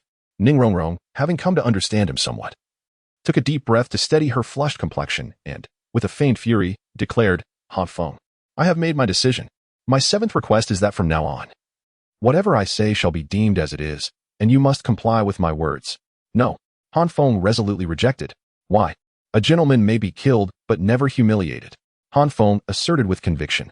Ning Rongrong, exasperated, felt her previously calmed emotions surge once again. Han Feng, can't you refrain from making me angry for just 1 day? We have only known each other for 2 days. Do not speak as though we have known each other for ages. Moreover, my intention was never to provoke your ire. I was merely stating and analyzing rationally. As for your anger, I can preliminarily conclude that it stems from a petty nature. Han Feng scoffed disdainfully. Han Feng, has anyone ever told you that your words are quite irksome? No. Han Feng replied with unyielding confidence once. Sister Qianqian remarked that she was adorable when she refrained from speaking, which is clearly not the same sentiment. Now I have it. Ning Rongrong huffed softly and turned away. Striding out through the east gate, Han Feng shrugged, indifferent, leisurely following behind, not out of desire to accompany her, but because Shrek Academy lay in that direction. Truth be told, Shrek Academy is rather remote. Han Feng and Ning Rongrong had set off from Soto City in the morning, and it was only near midday that they caught sight of the village housing Shrek Academy. Gazing at the dilapidated Shrek Academy, which bore a wooden sign, both Ning Rongrong and Han Feng exchanged peculiar glances. Seeing is believing. Neither Ning Rongrong nor Han Feng had anticipated that Shrek Academy would be in such a state of disrepair. Knowing it to be a Soulmaster Academy, one might mistake it for a shrine in a small village, especially Ning Rongrong, who could hardly fathom that the Shrek Academy her father had mentioned could appear in such a guise. It was, in fact, less impressive than a simple outhouse. Is this truly Shrek Academy? Ning Rongrong hesitated for a moment, unsure if she was speaking to herself or inquiring of Han Feng. Han Feng, on the other hand, was somewhat prepared, having already learned of Shrek Academy's dilapidation. Although its condition surpassed his expectations, he was at least not as disillusioned as Ning Rongrong. Do not assess matters with a one-sided perspective. Ning Rongrong huffed again. She had heard Han Feng's words long ago from Ning Fengxi and was not easily swayed. Rest assured, I have no desire to return home. And since my father mentioned that this academy is extraordinary, there must be a reason. Even if you are fearful and wish to retreat, I shall not depart. With that, Ning Rongrong paid no heed to Han Feng and strode purposefully toward Shrek Academy. Naturally, Han Feng had no intention of retreating. His foremost objective since his arrival in this world had been Shrek. How could he abandon it now? Moreover, he was aware that, barring any unforeseen circumstances, Shrek Academy would soon undergo a remarkable transformation within approximately half a year. As he stood in line for enrollment, Han Feng continually glanced around. He spotted a teacher who was overseeing the admissions process. What was this teacher's name? Han Feng had long since forgotten. He also caught sight of Daimo Bai, who was concealed among the branches, poised to confront the troublemakers. His golden hair adorned with black accents complemented his striking white attire, though his eyes were closed. Obscuring his heterochromia, he exuded an air of arrogant dominance. In addition, he spotted Zhu Zhiqing positioned behind them. It was nearly impossible to overlook her, as she was undeniably captivating. He also noticed Tang Sen ahead of them, but before he could glimpse Xiao Wu, Ning Rongrong had already obstructed his view. Her countenance displaying displeasure, yet she remained silent. What are you doing? Han Feng inquired, puzzled, as he yearned to observe how Xiaowu had matured over the years, purely out of curiosity. Nothing. Ning Rongrong huffed, casting an irritated profile towards Han Feng. Then move aside. I refuse. TSK. What a nuisance. Chapter 26. Entering the fourth challenge. What? Unqualified. My son is a top student from a junior college. You cannot dismiss me so easily. Scoundrel. Refund my money. It was clearly stated beforehand that the registration fee is 10 gold soul coins, and once registered, it is non-refundable. Next, just as Han Feng was about to accuse Ning Rongrong of unreasonable antics, he suddenly heard an irate voice intermingled with a languid one. Forgetting about Ning Rongrong, he turned his gaze toward the source of the sound, and indeed saw a middle-aged man furiously shouting at a teacher from Shrek Academy, who appeared utterly nonchalant. Observing this scene, Han Feng couldn't help but reflect on the man's remarkable fortune. The weakest of Shrek's teachers were all soul emperors. That mere low-tier soulmaster could act so brazenly before them and still remain unscathed was nothing short of astonishing. Had this been a teacher from the Spirit Hall? That man would have been reduced to ashes for daring to speak so boldly. Mubai, handle this. The teacher had no intention of prolonging the dispute. Yawning as he casually called out to Dai Mubai, who was perched in a tree. Dai Mubai leaped down, already manifesting his martial spirit before he touched the ground. The imposing character of the king appeared before him. And with the optimal configuration of 2 yellow and 1 purple soul rings, the aura of the Beast King surged forth. Merely standing there rendered the man speechless. Defeat me, and the tuition will be fully refunded. Dai Mubai tapped his fingers, a mischievous grin spreading across his face, his heterochromatic eyes filled with disdain. The man, daunted by Dai Mubai's presence, could only clutch his child, his expression a mix of fear and resentment, muttering under his breath, "Tsh. Who would even bother enrolling in such a shabby school? Old man, our registration fee totals 20 gold soul coins." In the next moment, a clear voice rang out from the crowd as Tang San and Xiao Wu approached the registration point, offering a bag of gold soul coins to the Shrek teacher. The man's expression froze upon hearing this. Hand it over. Though Tang San could not be deemed handsome, he exuded a warm demeanor. While Xiao Wu was playful and adorable, her long scorpion tail and 2 rabbit ears on her head eliciting instant affection. The Shrek teacher sensed their extraordinary nature and smiled softly upon seeing them. Tang San and Xiao Wu naturally extended their arms. As the teacher remarked on Xiao Wu's suitable age, Han Feng couldn't suppress a mental remark. Suitable? This little rabbit is older than your grandfather. While Han Feng grumbled, Tang San had already lifted his leg for the teacher to assess his bone age. The skeletal development appears robust. Age is appropriate. Let me see your soul rings. Tang San and Xiao Wu exchanged smiles, and 4 bright yellow soul rings rose from beneath their feet. The teacher's face brightened visibly as he snapped his fingers and turned to Dai Mubai, saying, Mubai, take them to the second challenge. Haha. I knew we would meet again. Come, I shall guide you to the second challenge.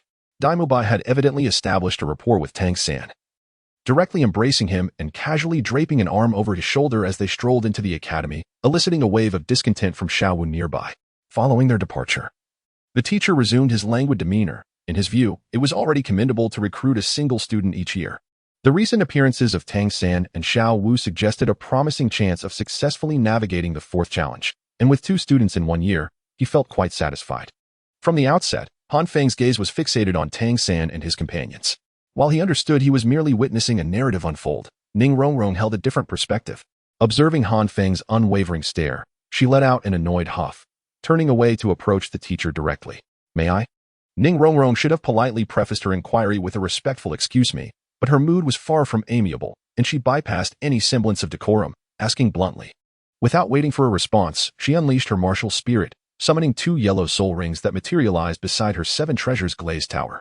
The teacher, upon glimpsing the 7 treasures glazed tower, immediately recognized Ning Rongrong's identity. His expression stiffened, and with a hint of awkwardness, he inquired, Are your family members aware of your presence here? This is my affair. It should not concern my family, correct? The teacher felt somewhat conflicted.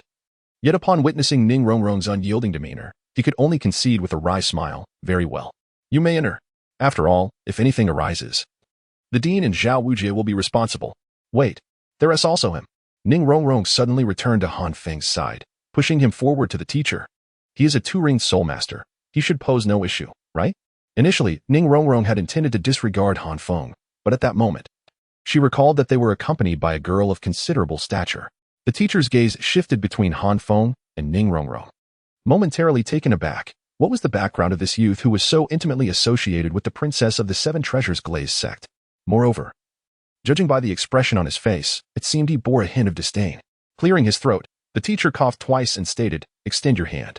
Han Feng complied, offering his hand to the teacher, who merely gave it a gentle squeeze before nodding. Your age is appropriate. You may enter with this young lady." At that moment, Dai Mubai returned, his eyes suddenly brightening at the teacher's words. He had not anticipated such an abundance of prodigies this year. However, when his gaze fell upon Ning Rongrong, it flared with intensity, only to dim as he noticed her unwavering focus on Han Feng. Dai Mubai was not one to lack decorum. Originally, he had intended to lead Han Feng and Ning Rongrong to the second challenge. But upon spotting a figure in the crowd, he swiftly abandoned that thought and simply advised Han Feng, "Follow this path, and you will naturally encounter the teacher responsible for the second challenge." This left Ning Rongrong quite dissatisfied, as she complained, "What kind of attitude is that?" Han Feng expressed his understanding without inquiring further into the reasons, leading Ning Rongrong away as they walked through the academy. The upcoming scene was not suitable for outsiders. Dai Mubai cast an apologetic glance at Han Feng before fixating his gaze on Zhu Shiqing amidst the crowd. Upon noticing Dai Mubai's attention, Ning Rongrong's face flushed with embarrassment as she muttered indignantly, All men are the same. The second trial assessed soul power." And Tang San and Xiao Wu had already proceeded to the fourth round. Likely having encountered Oscar by now, Han Feng did not cross paths with them. A 12-year-old auxiliary soul master of level 26. Quite impressive. The supervising teacher sensed the fluctuations of Ning Rongrong's soul power and smiled, offering a lukewarm comment. He did not harbor disdain for Ning Rongrong, for within Shrek Academy, there existed an innate full soul power auxiliary soul master. Although Ning Rongrong was the most gifted member of the Seven Treasure Glazed Tile School in a century, her temperament as a young lady rendered her merely commendable compared to Oscar. Ning Rongrong proudly gazed at Han Feng, believing him to be of similar caliber. Yet she considered her status as an auxiliary soul master to render her training challenges incomparable to that of a battle soul master. Observing this, Han Feng rolled his eyes, disregarding Ning Rongrong, and approached the crystal ball. As his soul power infused into it, the crystal ball radiated brilliantly. The teacher abruptly rose, astonishment etched across his face, exclaiming, 30 level. No, you have yet to obtain your third spirit ring. Your soul power exceeds 30 level. Moreover, the quality of this soul power is comparable to that of a soul zone. In all his years, he had never displayed such a lack of composure. Though Shrek Academy admitted only prodigies, he had never encountered a student who was already a soul zone upon registration, let alone one with such refined soul skills. The graduation requirement for Shrek was merely soul zone. Han Feng, however, maintained a calm demeanor. "So, teacher, may I proceed directly to the fourth round?" Yes. Of course. Thank you, teacher." Having witnessed numerous overpowered characters, Han Feng understood that maintaining an air of indifference at such moments could best convey his stature. After all, the teacher was so astonished that he was struggling to articulate his thoughts. Han Feng felt quite pleased with this reaction. Just as Han Feng reveled in his triumph, Ning Rongrong suddenly reached out her delicate finger and poked his face. Instinctively, Han Feng swatted her hand away, asking, "What are you doing? Are you a monster?" Ning Rongrong, unfazed by Han Feng's dismissal of her fair, tender hand, simply asked innocently. Han Feng snorted in annoyance, "Indeed, I am a monster, capable of devouring people. So keep your distance." Chapter 27. Zhao Wuji. To Han Feng's astonishment, Dai Mubai, who had clearly been trailing behind them, had unexpectedly arrived at the fourth trial ahead of them and was already explaining the intricacies of the challenge to Tang San and the others. However, Han Feng noticed that Zhu Zhuqing's expression was far from pleasant, while Dai Mubai's glances towards her were tinged with a hint of resentment and frustration, indicating that their reunion was less than joyous. I did not anticipate that 5 individuals would reach the fourth trial this year. That surpasses the number of students currently enrolled in our academy by 2. Upon seeing Han Feng and Ning Rongrong, a smile graced the handsome face of Dai Mubai. As a senior, he naturally extended a warm welcome, especially since Han Feng had graciously refrained from interfering with his encounter with Zhu Zhuqing, despite the less than favorable outcome. Han Feng merely chuckled, choosing not to respond, for he had already been apprised of the situation. However, Tang San and the others were taken aback, with Ning Rongrong exclaiming, 3. Only 3 students in the entire academy? At this moment, Ning Rongrong was no longer the demure girl from the original narrative. After meeting Han Feng, she felt no need to feign innocence, her quirky nature shining through. Tang San and his companions looked towards Dai Mubai, clearly incredulous. Dai Mubai seemed to have anticipated their reaction, flashing a mischievous smile and proudly declaring, "Indeed, just 3. Our academy is likely the only institution on the continent where the number of mentors exceeds that of the students. Of course, should you all gain admission, That uniqueness would no longer hold true. But why? Tang Xin questioned in confusion. If an academy had more mentors than students, how could it possibly sustain itself? Dai Mubai's expression transformed into one of admiration as he replied, "That is the rule set by our dean. Better to have fewer than to have mediocre. Our academy is a place for monsters. We only accept monsters. If one isn't a monster, they shan't even cross the threshold." Dai Mubai's words sent a shiver down Tang San and the others' spines, clearly intimidated by the so-called dean's formidable presence. With such stringent requirements for students, one could only imagine how exceptional the mentors must be. Xiaowu stroked her smooth chin, contemplating deeply. "Oh, I recall that teacher Li from the first trial is a Soul Emperor of level 63. And what about the second trial?" Dai Mubai closed his eyes, seemingly eager to elaborate. Yet Han Feng rolled his eyes and interjected, "After all this talk, we must first gain entry to the academy, right? Whether they're Soul Emperors or not doesn't concern us. I simply wish to know who the examiner for the fourth trial is and what the assessment entails." With Han Feng's interruption, Dai Mubai fell silent, much to Xiaowu's chagrin, as she stuck her tongue out at him. She was still curious about whether Shrek Academy had any title Douluos among its ranks. As the parties directly involved, Xiaowu and Han Feng remained unfazed. In contrast, Tang San and Ning Rongrong reacted differently. Faced with Xiaowu's provocation, Ning Rongrong's delicate brows furrowed as she protectively shielded Han Feng behind her, casting a vigilant glare at Xiaowu.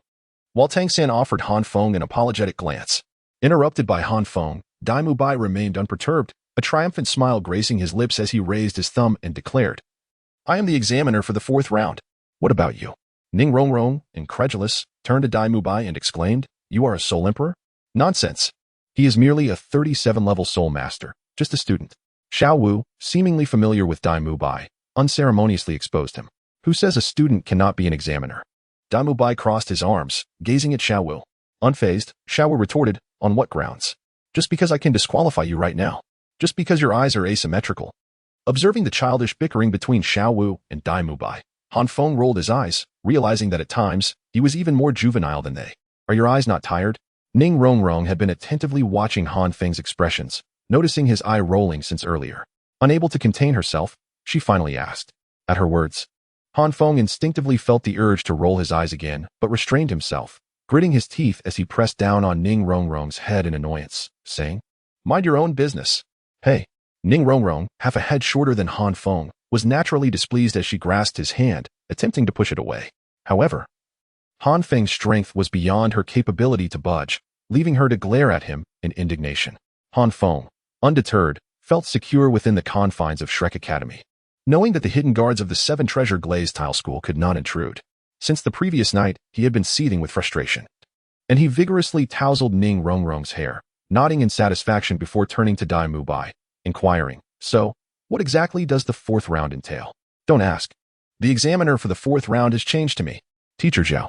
Before Dai Mubai could respond to Han Feng, a robust voice boomed through the air. Startled, Dai Mubai exclaimed in disbelief. The group turned towards the source of the voice, spotting a muscular figure approaching them, with short hair resembling steel needles and an imposing physique. Dai Mubai hastily advanced, his striking features betraying a rare look of embarrassment. "Teacher Zhao, wasn't it said that I would be in charge of the fourth round? What? Am I not allowed to intervene if I feel the urge?" The newcomer, with a voice like thunder, appeared entirely unrepentant for his apparent overreach. Dai Mubai, resigned, returned to the group, his expression grave, and stated, "This is troublesome. Teacher Zhao is a 76-level soul sage, and his martial spirit is the great strength king bear. He once broke free from the encirclement of 16 soul emperors when he was only at level 60. The great strength king bear. Is he the immovable king Zhao Wujie?" Before Tang San and others could react, Ning Rongrong gasped in astonishment. "Little girl, quiet down. One would think your chest padding fell off with all this commotion." Han Feng shot Ning Rongrong a scornful glance, unrelenting in his mockery. "Han Feng, are you trying to get yourself killed?" Ning Rongrong's face flushed crimson, and she lunged at Han Feng like a wildcat. The atmosphere, once heavy, lightened considerably due to Han Feng's antics. Dai Mubai chuckled and nodded, affirming, "Indeed, it is the immovable king. Well then, now that we are acquainted with our opponent, let us introduce ourselves," Tang San announced to the group, promptly manifesting his martial spirit. His azure battle armor enveloped his right arm, and two bright yellow soul rings ascended. "I am Tang San. My martial spirit is blue silvergrass, and I am a level 29 control system soul master." Following Tang San was Xiaowu, who leapt gracefully into the air, summoning 200-year soul rings. Her pink battle armor and fluffy rabbit ears exuded an adorable charm, I am Xiao Wu.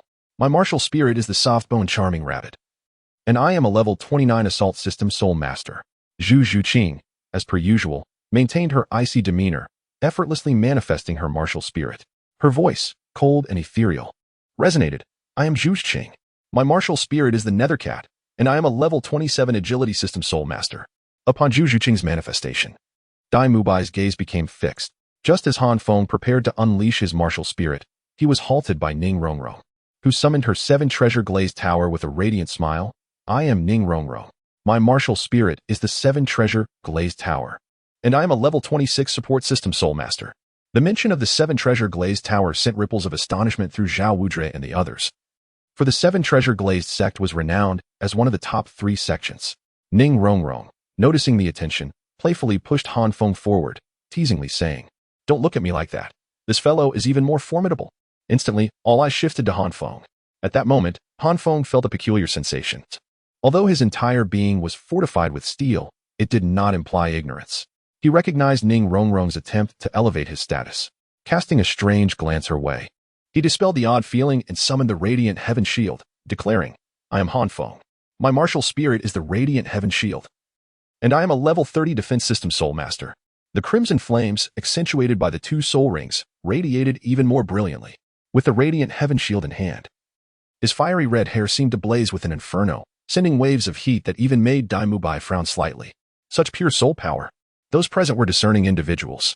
Despite Han Feng being merely 1 level above Tang San and Xiao Wu, his soul power was formidable enough to rival that of a soul sect, leaving Dai Mubai feeling somewhat inferior.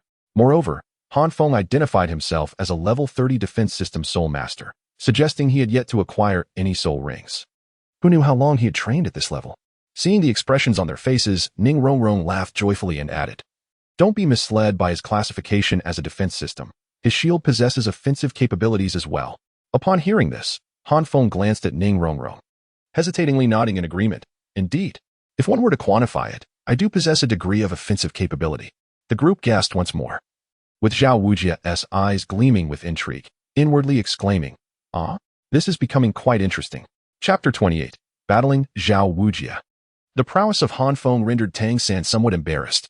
Initially, as a control-type soul master with the highest soul power among the group, aside from Xiao Wu, who would invariably rely on him, Tang San believed he could assume command without hesitation, thereby unleashing his full potential.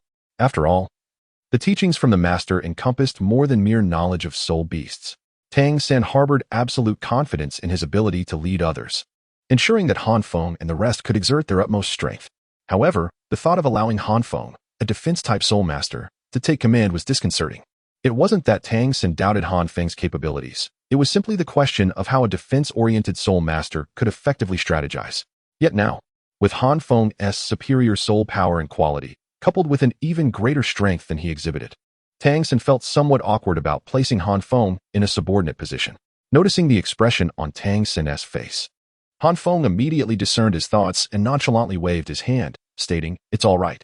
If you are confident in your ability to command, then I shall naturally defer to you.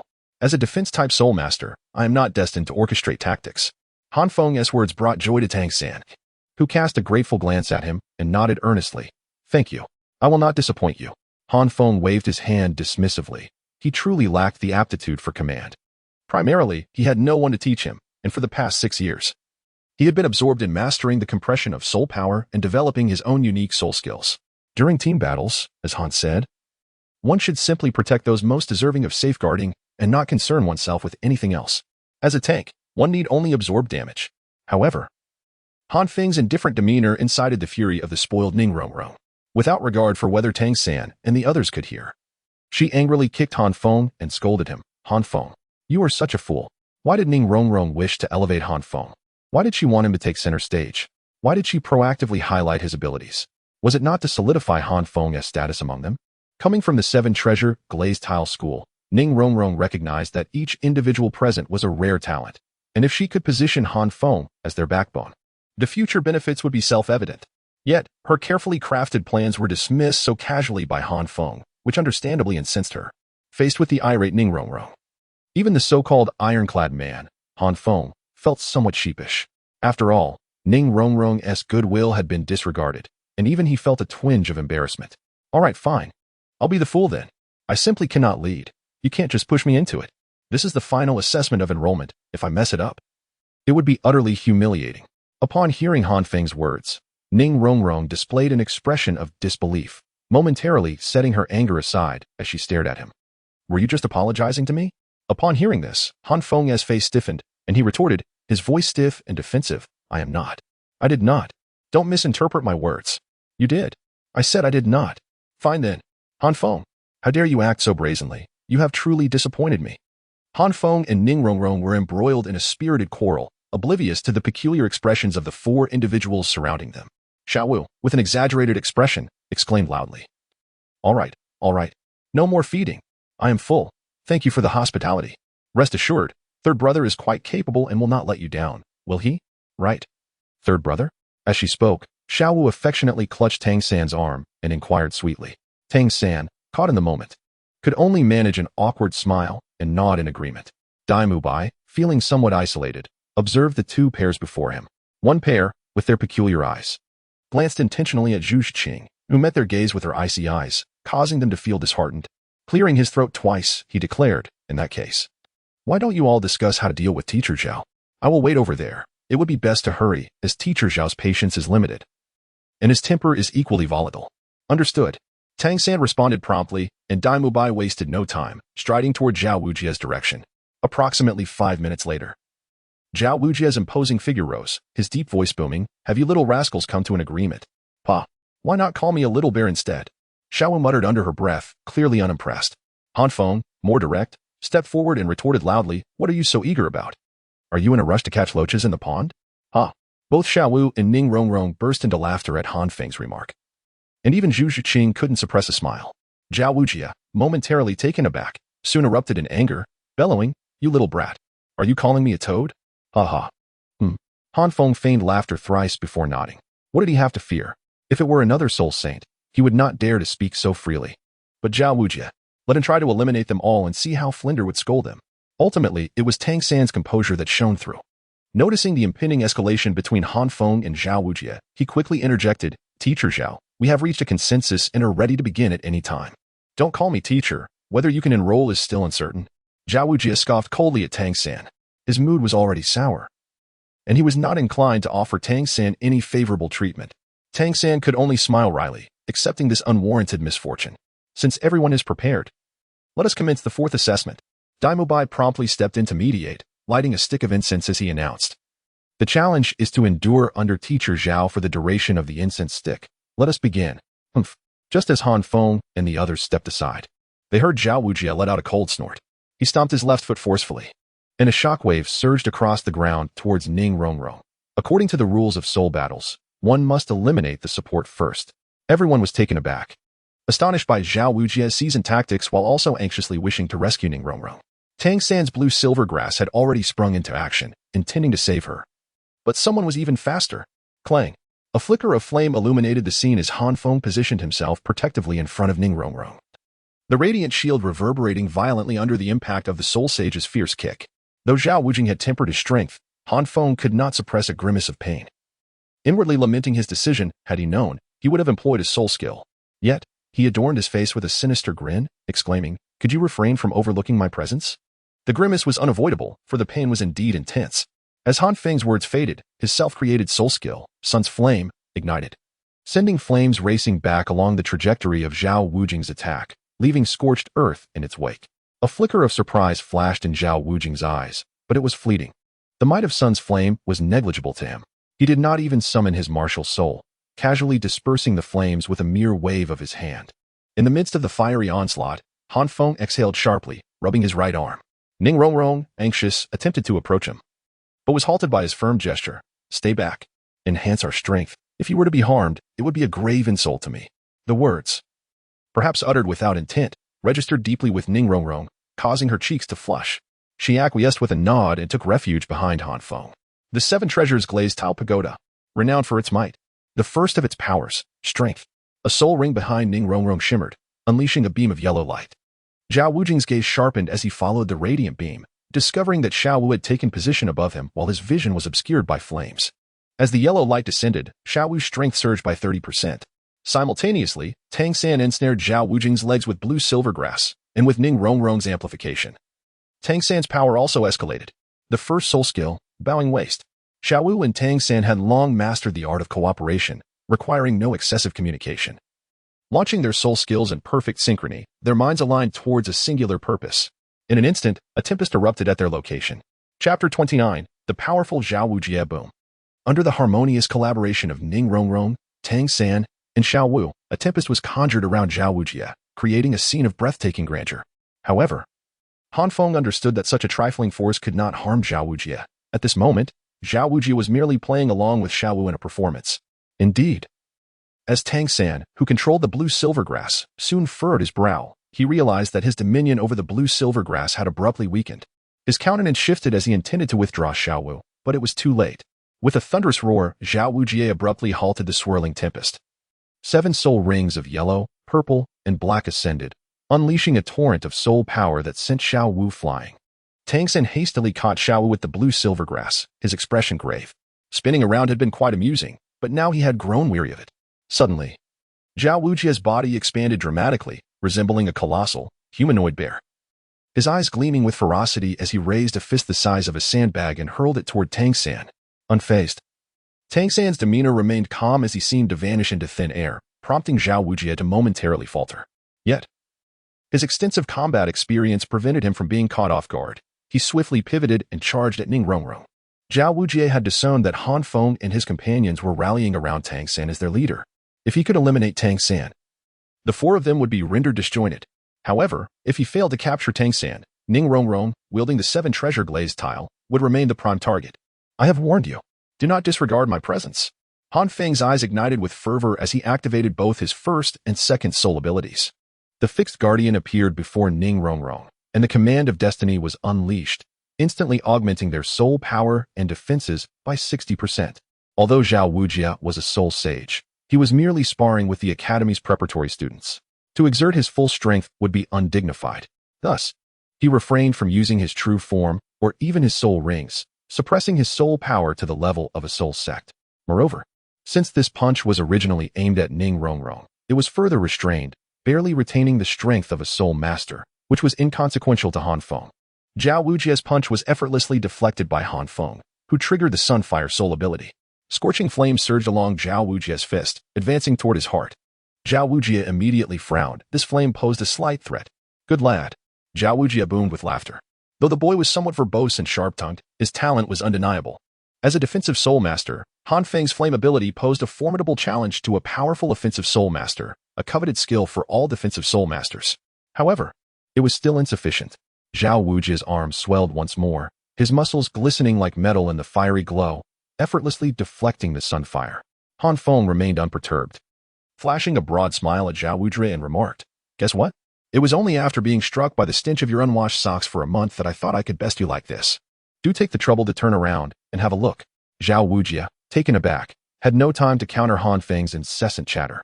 He quickly turned around, only to discover that Tang San and his companions had inexplicably gathered together. Upon noticing Zhao Wujie's gaze, Xiao Wu flashed him a playful smile. In that instant, Tang San's first soul skill was activated, propelling both Xiao Wu and Zhu Shiqing into the air. The first soul skill, Bow of the Waist. As Xiao Wu and Zhu Shiqing reached the apex of their ascent, Xiao Wu's first soul skill was simultaneously triggered. Her slender waist launched at an astonishing angle, while Zhu Shiqing, having anticipated the event, displayed no sign of panic on her serene face. Instead, she unleashed her second soul skill, transforming into a phantom as she charged toward Zhao Wujie. 7 treasures famous. The first, strength. The second, speed. The second soul skill, shadowy claws of the underworld. The 4 of them combined their might to unleash their most formidable attack. Zhu Shiqing's soul skill evidently surpassed the level of a soul sovereign, causing even Zhao Wujie to change color in alarm. At that moment, Han Feng cunningly concealed his presence with an invisibility shield. Seizing the opportunity while Zhao Wujie's attention was diverted, he stealthily approached Zhao Wujie's front, excitement flashing across his face, as the blaze shield in his hand suddenly radiated brilliance. Knee Hammer, a self-created soul skill. Charged Shield Strike. Han Feng acknowledged the element of sneak attack in his maneuver, yet he felt no shame in it. After all, how could a dignified soul saint stoop to bully the weak? What was there to fear? Charged Shield Strike, one of his accomplishments from the Junior Academy. allowed him to absorb a portion of his opponent's soul power from their attacks and store it within the blaze shield, unleashing it in an instant. While he could also store it himself, that would be wasteful. The charged shield strike could not retain soul power for long and was meant for spontaneous adaptation during battle. Any prior storage would dissipate. Currently, the blaze shield storage limit was equivalent to the soul power of a Soul Zone's attack. And Zhao Wujie's 2 recent assaults had evidently filled it to capacity. Empty. Zhao Wujie intended to release his true form to withstand Zhu Zhuqing's assault. But before he could act, he felt his knee involuntarily buckle, forcing him to kneel. Without releasing his true form, without his martial soul's embodiment, and without utilizing his soul rings, Zhao Wujie's physicality was at the Soul King level, and Han Feng's strike had already posed a threat to him. Boom. With a crash, Zhao Wujie fell to the ground like a toppled pillar. There was no time to rise. Zhu Zhuqing's shadowy claws of the underworld descended. Han Feng could only watch as shadows flickered. Zhao Wujie could resist to some extent, but striking back now would inevitably endanger Han Feng and Zhu Zhuqing. Reluctantly, he had no choice but to endure the blow in silence. Zhu Zhuqing, being a swift attacker, completed her second soul skill in the blink of an eye. As she landed, disbelief adorned her cool visage. She could hardly fathom that she had managed to confront and overpower a soul saint head-on. Had Han Feng been privy to Zhu Zhuqing's thoughts at that moment, he would have surely remarked, "Dear sister, you are overthinking it. Empty, empty, empty." Indeed. As anticipated, in the next moment, Zhao Wujie rose once more, now adorned in the resplendent armor of his martial spirit. 7 soul rings radiated behind him, exuding a formidable and savage aura that erupted from his being. At that moment, Zhao Wujie resembled a golden-armored war deity. Zhu Zhuqing and Han Feng were both taken aback, swiftly turning to flee. "Where do you think you're going, little brat?" Zhu Zhuqing's speed was incomparable to that of Han Feng. And with Zhao Wujie's heart filled with disdain for Han Feng, there was no chance for escape. His enormous hand, akin to a palm leaf, reached for Han Feng, leaving him with no avenue of evasion. Crash. Boom. Zhao Wujie seized Han Feng and slammed him into the ground, creating a series of pits of varying sizes. Han Feng, Ning Rongrong, standing behind Tang San, gasped in shock, shaking off Tang San's attempt to restrain her as she rushed toward Han Feng. Spitting blood as he rose from the ground, Han Feng's eyes flashed with a fierce light as he bellowed, "Step back. I do not require the protection of a support soul master. Especially not you." Ning Rongrong trembled all over. Knowing Han Feng's stubborn nature, she realized he was not jesting. She found herself at a loss, caught between conflicting emotions, while Zhao Wujie laughed heartily. "Good. Such ambition. Little brat, I shall grant you a chance today. I will spar with you alone. If you can injure me or knock me down as you did before, I will allow all of you to pass." Upon hearing this, Han Feng's eyes glinted, his mind already devising a plan. No need. Rules are rules. 1 instant sticks time is 1 instant sticks time.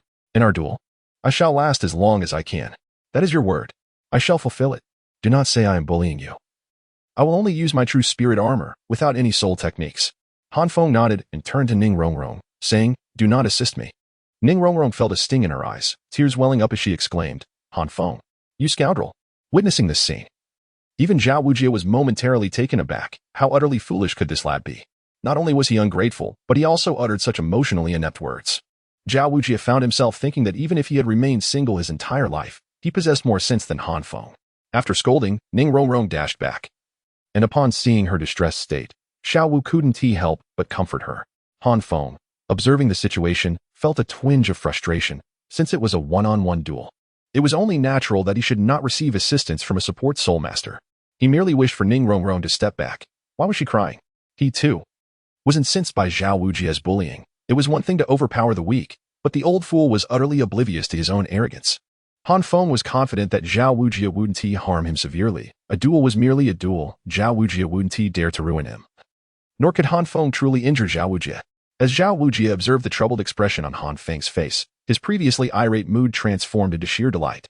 Despite this boy's sharp tongue and shamelessness, witnessing Han Feng reduce Ning Rongrong to tears brought him joy. So the lad also had his weaknesses. With this thought, Zhao Wujie laughed heartily 3 times. "Ha! Do not cry, lass. Watch as I teach this little rascal a lesson." Amidst her tears, Ning Rongrong glanced at Han Feng. Although a sense of concern lingered in her heart, the recollection of Han Feng's repeated provocations that had irked her allowed her to stifle her sobs. With a trembling voice, she called out, "Teacher Zhao, keep up the good work." This declaration was intended for Han Feng's ears. However, he remained oblivious, mistakenly believing that Ning Rongrong was merely retaliating for having brought her to tears. He bared his teeth in a grimace and muttered to himself, "Indeed, It is the petty and the fairer sex that are most difficult to nurture. Chapter 30. The Strength of Han Feng. Haha. Little brat, this is not me. Lao Zhao, bullying you. Since the girl has spoken, I cannot allow you to strike first. Zhao Wujie laughed heartily, his gaze suddenly sharpening as he unleashed a powerful punch towards Han Feng. Ning Rongrong's eyes flashed with evident concern, while the nearby Xiao Wu, unable to bear it, spoke up to comfort her. It's fine. Teacher Zhao knows how to hold back, and this foolish boy deserves a lesson from him to wake up a bit. Upon hearing this, Ning Rongrong recalled Han Feng's various antics along the journey, gritting her teeth as she suppressed her worry, snorting softly. Exactly. Such a fool. He deserves whatever happens to him. Han Feng, however, was oblivious to her words. His focus was solely on Zhao Wujie's punch. Although Zhao Wujie did not employ his soul skill, the punch was still formidable. He had discerned Han Feng's limits in their previous encounters, estimating that Han Feng could only withstand an attack around the soul sect level, but not from higher tiers. Of course, this assessment did not account for the peculiar effect of the command of life. Zhao Wujie's strength was precisely calibrated to the mid-40s, ensuring it would neither exceed Han Feng's limits nor allow him to evade the challenge. Zhao Wujie was determined to teach Han Feng a lesson. TSK. Han Feng clicked his tongue lightly as his first soul ring illuminated, successfully activating command of life. Once again, Zhao Wujie's punch was effortlessly deflected by Han Feng. A glint of surprise flickered in Zhao Wujie's eyes. This soul skill again. It's impressive, but can you maintain it indefinitely? Han Feng remained silent. While command of life could not be sustained endlessly, it did not render him entirely defenseless. Why do you keep calling me little brat and little ghost? Is the name Han Feng a sore spot for you? Does it choke you? If you cannot pronounce it, I can teach you. Repeat after me. Han Feng. Humph. Let's see if you have the energy to keep talking after this. Boom. In response to Han Feng's taunts, Zhao Wujie snorted angrily and struck again. This punch even generated a gust of wind. Han Feng dared not underestimate the attack. His pupils contracted as a torrent of flames erupted, the searing heat even evaporating the moisture in the air. Boom. Bang. Zhao Wujie had intentionally increased his force, aiming to impart a lesson to Han Feng about respecting his elders and the principle that the capable should come first.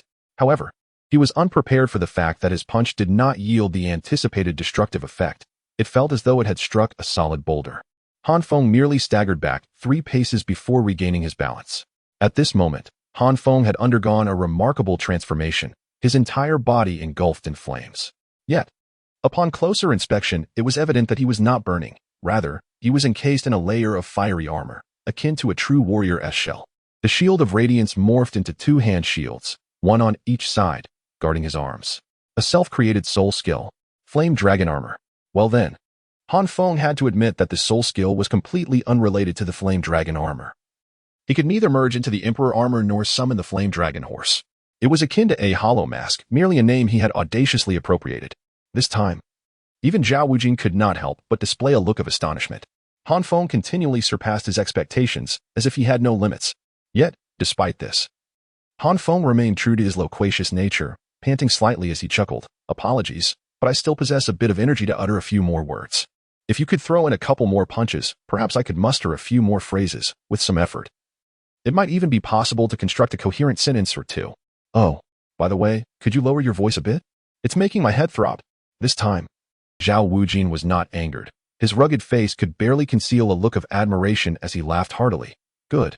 Let me see how many more words you can utter. With a thunderous crash, Zhao Wujie stepped forward like a rampaging bear, each footfall creating a visible indentation in the ground. With a final punch, Han Feng distinctly heard the sound of an explosion. Bam! As Zhao Wujie's fist came crashing down, Han Feng did not evade and took the hit head-on. However, this time, Zhao Wujie had increased his strength, sending Han Feng flying backward, rolling several times on the ground before finally coming to a stop.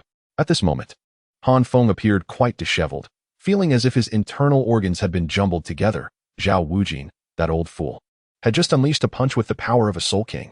Now, Han Feng found himself without the capacity to speak. Every movement was excruciating, and he could only glare at Zhao Wujie defiantly. Observing Han Feng's pitiful state, Zhao Wujie felt a mix of emotions, accompanied by an unprecedented sense of exhilaration. Haha. Let me teach you a lesson. Until you possess absolute strength, do not try to show off. My power surpasses yours, and thus I can strike you. If this were anywhere else on the continent, you would have been courting death.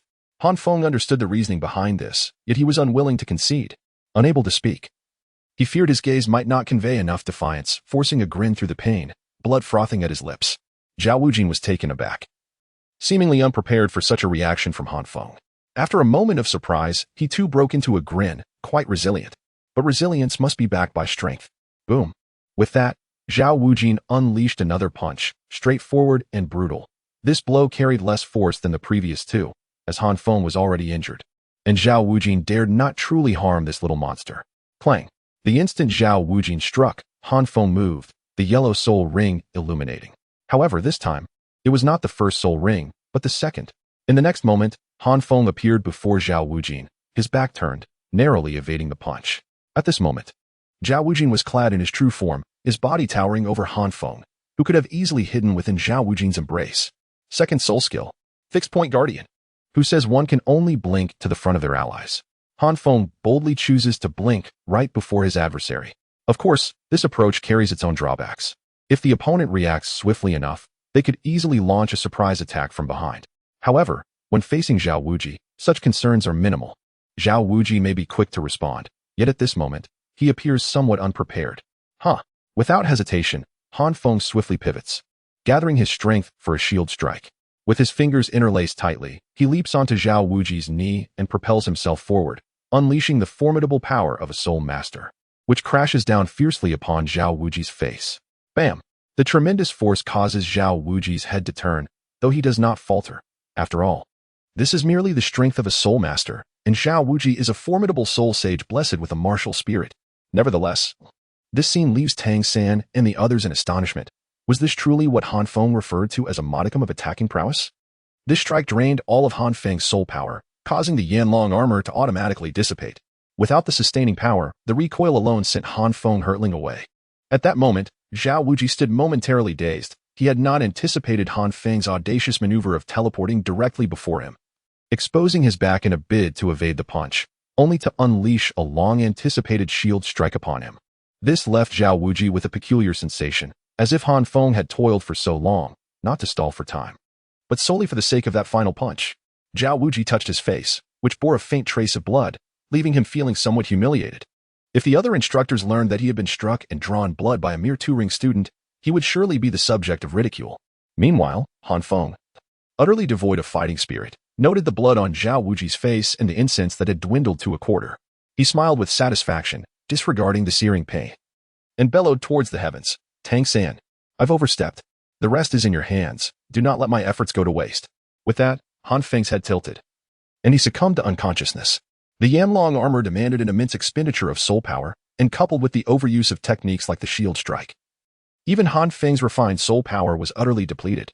As Zhao Wuji beheld the unconscious Han Feng, he could hardly fathom how he had been ensnared by him. Why had Han Feng rejected Zhao Wuji's earlier proposal? Was it not merely to facilitate a duel between Tang San and Zhao Wuji? Han Feng had discerned that if Zhao Wu remained unharmed, Tang San would not unleash his full potential. With Han Feng present, it would be challenging for Zhao Wu to sustain injuries, so he decided to acquiesce to Zhao Wuji's wishes and engage in a one-on-one match with him, conveniently channeling the frustrations he had accumulated from Zhao Wuji's previous targeting. Zhao Wuji relished in overpowering the weak, and Han Feng was more than willing to present him with a taste of the Haotian iron set. Chapter 31. The arrival of the heavenly doe. After Han Feng fell into a coma, Tang San inherited his final wishes and faced Zhao Wuji in battle. As expected, Zhao Wuji inflicted injury upon Xiao Wu. This was inevitable, as aside from Han Feng, she was the only one daring enough to approach him. Zhu Zhiqing, being an agile attacker, preferred to strike and retreat, a far safer tactic than Xiao Wu's aggressive approach. Following Xiao Wu's injury, Tang San unleashed a fierce retaliation, employing all his skills with a tenacity akin to that of a hedgehog, much to Zhao Wujing's irritation. Much like Han Feng, if Zhao Wujing truly wished to defeat Tang San, he certainly could have. However, he was bound by an unspoken rule to avoid causing real harm to either Tang San or Han Feng, thus restricting his own capabilities and allowing Tang San to act with impunity. Yet, what vexed Zhao Wujing was that Tang San possessed far less self-awareness than Han Feng. Despite Han Feng's brashness, he was straightforward in his intentions, knowing he could not best Zhao Wujing and merely seeking an outlet for his frustrations. In contrast, Tang San had the audacity to aspire to defeat Zhao Wujing. Without comparison, one might overlook this, but with Han Feng as a reference, Zhao Wujing found himself somewhat disinclined towards Tang San. Both were geniuses, yet Han Feng's soul power surpassed that of Tang San, and his temperament aligned more closely with Zhao Wujing's preferences, blunt and direct, a quality that Zhao Wujing appreciated, as he too was somewhat impulsive. On the other hand, Tang San's self-created soul techniques, while innovative, appeared rather insidious. Techniques such as poison, hidden weapons, and shadowy movements all seemed rather treacherous. If Tang San were to discover Zhao Wujing's sentiments, he would likely protest his innocence, for these were not entirely his original techniques. They were merely inherited from his previous life, where the Tang sect specialized in such methods. What could he do about it? Moreover, had Zhao Wujing known that Han Feng had intentionally set up this confrontation to enable Tang how to deliver a lesson to him, perhaps his perspective would have shifted. The ensuing events unfolded naturally. Although Tang San, Han Feng, and Xiao Wu had all succumbed to unconsciousness, time had already elapsed, allowing Han Feng and his companions to enter Shrek Academy without issue. During the allocation of dormitories, the three girls faced no difficulties. But complications arose for Han Feng and his companions, as both he and Tang San were incapacitated, leaving their preferences unaddressed. Ultimately, Dai Mubai decisively claimed Han Feng, insisting they share a dormitory. This choice was understandable upon observing the other members of Shrek. Oscar, with his scruffy beard, often rambled about his grand sausage, while Ma Hongjun was infamous for his fiery temperament, a sight that could unsettle even the most resilient of souls. As for Tang San, before today, Dai Mubai held a rather favorable view of Tang San. However, after today, he found himself feeling somewhat uneasy. After all, no one wishes to share a roof with someone possessing a plethora of hidden weapons and deadly poisons. In contrast, Han Feng appeared more normal, although his emotional intelligence seemed lacking. The fact that he did not disturb Dai Mubai and Zhu Zhuqing in the morning suggested that his social acumen was merely limited to interactions with the opposite sex. In terms of general conduct, he was quite reliable. Perhaps it would be prudent to teach Han Feng a thing or two about courting women. As he gazed at Han Feng, who was sound asleep on the other side, Dai Mubai mused quietly. It was evident to Dai Mubai that, judging by Ning Rongrong's behavior towards Han Feng, a little tenderness from Han Feng would easily win her over. However, after some contemplation, Dai Mubai ultimately decided against it. As a seasoned veteran in the realm of romance, he recognized that Han Feng did not harbor any affection for Ning Rongrong. Her overly willful nature had clearly left a poor impression on Han Feng's straightforward mind. It would be best not to force the issue, lest he provoke Han Feng's disdain. Reflecting on this, Dai Mubai sighed. Thinking of his own situation, Han Feng was blissfully unaware of the fortune he possessed. If he desired love, it was within easy reach. Whereas for Dai Mubai, the situation was quite different. Zhu Zhuqing. Meanwhile, Tang San ended up sharing a dormitory with Oscar, as the peculiarities of Ma Hongjun were undeniably unsettling. Thus, the day passed quietly, and as night descended, just before midnight, an overwhelming surge of soul power silently pressed toward the location of Zhao Wujia's presence. Zhao Wujia, who was in his room, grimaced at the thought of the abundance of little monsters this year, suddenly found his breath caught. His rugged pupils constricted sharply, and he burst from his room, shouting, "Who goes there?" At that moment, several other instructors from Shrek Academy also arrived, their expressions grave. Flinder hovered in the air, his eyes filled with concern. They could sense the formidable strength of the intruder, at least at the Soul Douluo level. A hoarse and deep voice echoed in the night, and two figures slowly emerged. Empty, empty, empty. The two figures wasted no time with pleasantries and directly revealed their soul rings, for yellow, for purple, and 8 black. 16 soul rings illuminated the starry sky. Astonishingly, both individuals were indeed Soul Douluo-level powerhouses. Seeing this, Flinder's breath momentarily halted, yet he felt a sense of relief. Although the residence of Shrek Academy's instructors was some distance from the student dormitories, a Soul Douluo could easily wreak havoc throughout the academy. However, the two Soul Douluo before him had not allowed their imposing presence to extend to the students' quarters, confining their aura to the back mountain of the academy and the instructor's residence. Clearly, they did not wish to involve Han Feng and the others. Flinder stepped forward and solemnly inquired, "May I ask what brings the esteemed Soul Douluo to our humble academy?" Humph. One of the Soul Douluo let out a cold snort as two martial souls manifested, a colossal azure vine that reached to the heavens and a great furnace radiating starlight. Flinder was no fool. He discerned the identity of the visitors from their martial souls, and his heart raced with astonishment. It was indeed the esteemed directors by Bashan and Jilin from the Tiando Royal Academy. Flinder was perplexed, for they had had little interaction with Tiando in the past. Why, on this day, had two directors chosen to visit? Moreover, their demeanor suggested ill intentions. Bai Bashan let out a cold snort, yet his aged face, shrouded in the night, betrayed a hint of discomfort as he elucidated Flinder's confusion. "We have come in search of Zhao Wujing. Zhao Wujing has insulted the close friends of the Crown Prince. By the decree of the Crown Prince, we are here to administer a lesson to him." Upon hearing this, Flinder and the others were left utterly bewildered. They were aware that the three directors of the Tiando Royal Academy were aligned with the Crown Prince. But what did it mean that Zhao Wujin had offended the Crown Prince's close friends? When had Zhao Wujin ever bullied a person of such stature? Could it be Ning Rongrong? After all, Ning Fengji was the Crown Prince's mentor, but that didn't seem to fit. Zhao Wujin had never laid a finger on Ning Rongrong. It is Han Feng. Jilin, perceiving the confusion on Flinder's face, spoke with a rigid expression. What? Upon hearing this, Zhao Wujin was utterly taken aback. Not only Zhao Wujin and his companions, but even Jilin and Bai Baoshan wore expressions of disbelief. They could not comprehend how the Crown Prince could consider the son of a manager from the Stant City Soul Arena as a close friend. They were baffled as to why, if this was indeed the case, Han Feng had not been sent to the Tiando Royal Academy. They were even more puzzled about the depth of their friendship that would prompt the Crown Prince to summon two soul Douluos to teach Zhao Wujin a lesson. In truth, both Bai Baoshan and Jilin felt a sense of injustice on behalf of Zhao Wujin. To be fair, Zhao Wujin had merely exchanged a few blows with Han Feng and had not truly harmed him. Yet, upon hearing the news, the Crown Prince's eyes had gleamed with ferocity. A sight to behold. Cough, cough. Fear not. The Crown Prince's command is merely to give Zhao Wujin a lesson. We shall not harm him. Bai Baoshan coughed twice, attempting to mask his own awkwardness. Upon hearing Bai Baoshan's words, Flinder and the others shamefully retreated. What could they do? The arrival of a control-type and a defense-type Soul Douluo made their intentions abundantly clear. They bore no malice. And there was no need for them to engage in a brawl, even if Flinder and his companions were inclined to intervene. Could they possibly breach the defenses of the Tianqing Furnace? Seeing the situation unfold, Zhao Wujin's expression turned mournful, akin to a valiant warrior facing certain death. As he beseeched Jilin, I humbly request your guidance. As it turned out, despite Jilin being a control-type Soulmaster, the disparity of over 10 levels was insurmountable for Zhao Wujin. Throughout the encounter, Zhao Wujin was thoroughly dominated, suffering greatly at the hands of the heavenly blue vine. His body was marred with crimson welts, a sight that would send shivers down anyone's spine. However, Bai Baoshan had not spoken falsely. Jilin indeed only inflicted a measure of corporeal discomfort upon Zhao Wujin and even assisted in alleviating some of his hidden ailments. Flinder and the others chose to disregard the matter entirely, for it was merely a surface injury.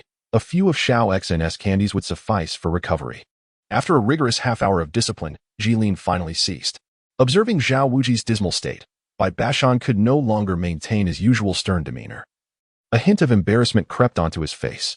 He then bid farewell to Flandra, saying, Director Flandra, we shall take our leave. Should any matters arise in the future, feel free to seek us out at the Heavenly Do Royal Academy. Delighted at the prospect of gaining the friendship of two soul Douluos, Flandra's spirits soared, and he found himself wishing for a few more individuals to administer a similar thrashing to Zhao Wujin.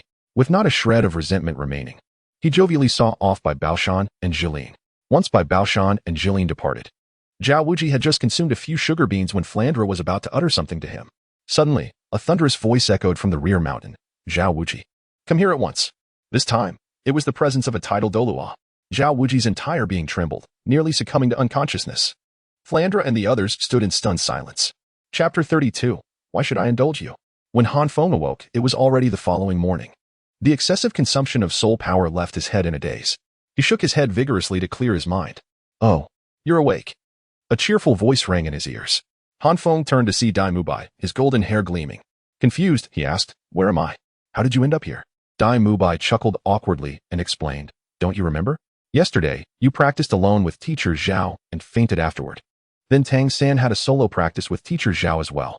You both successfully passed the assessment, and now you're naturally in the academy dormitory. As for why I'm here, well, we are roommates. Upon hearing Dai Mubai's words, Han Feng's eyes brightened, and he jumped up, gripping Dai Mubai's shoulders. Tang San practiced with Zhao Wujia? What was the outcome? Zhao Wujia didn't knock Tang San out, did he? Dai Mubai initially thought Han Feng was curious about who was stronger between him and Tang San, so he didn't dwell on it. However, upon mentioning Tang San, a flicker of frustration crossed Dai Mubai's handsome face. What's wrong? Han Feng inquired, puzzled. It's nothing much. I just think you should avoid provoking Tang San in the future. Oh, and definitely steer clear of Xiao Wu. Tang San is extremely dangerous. Dai Mubai replied with a sheepish smile.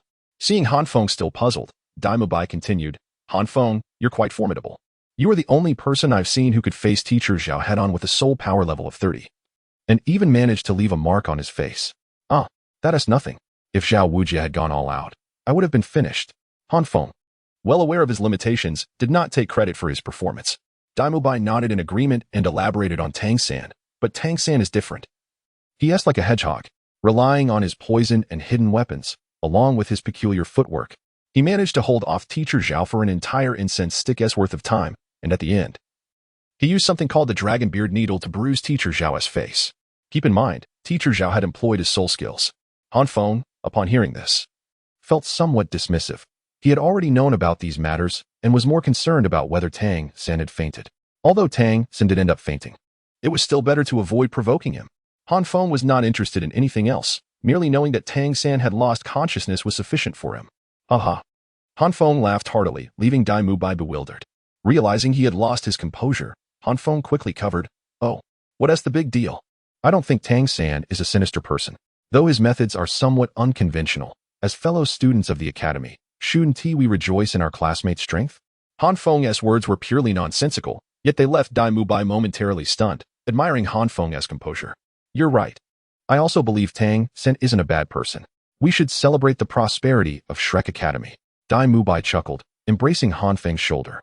Unbeknownst to him, he had already regarded Han Feng as a friend. However, he soon added with earnestness, "Before anything else, we must hurry to the cafeteria." "Huh? You'll know when we get there?" Without further explanation, Dai Mubai swiftly dragged Han Feng towards the cafeteria.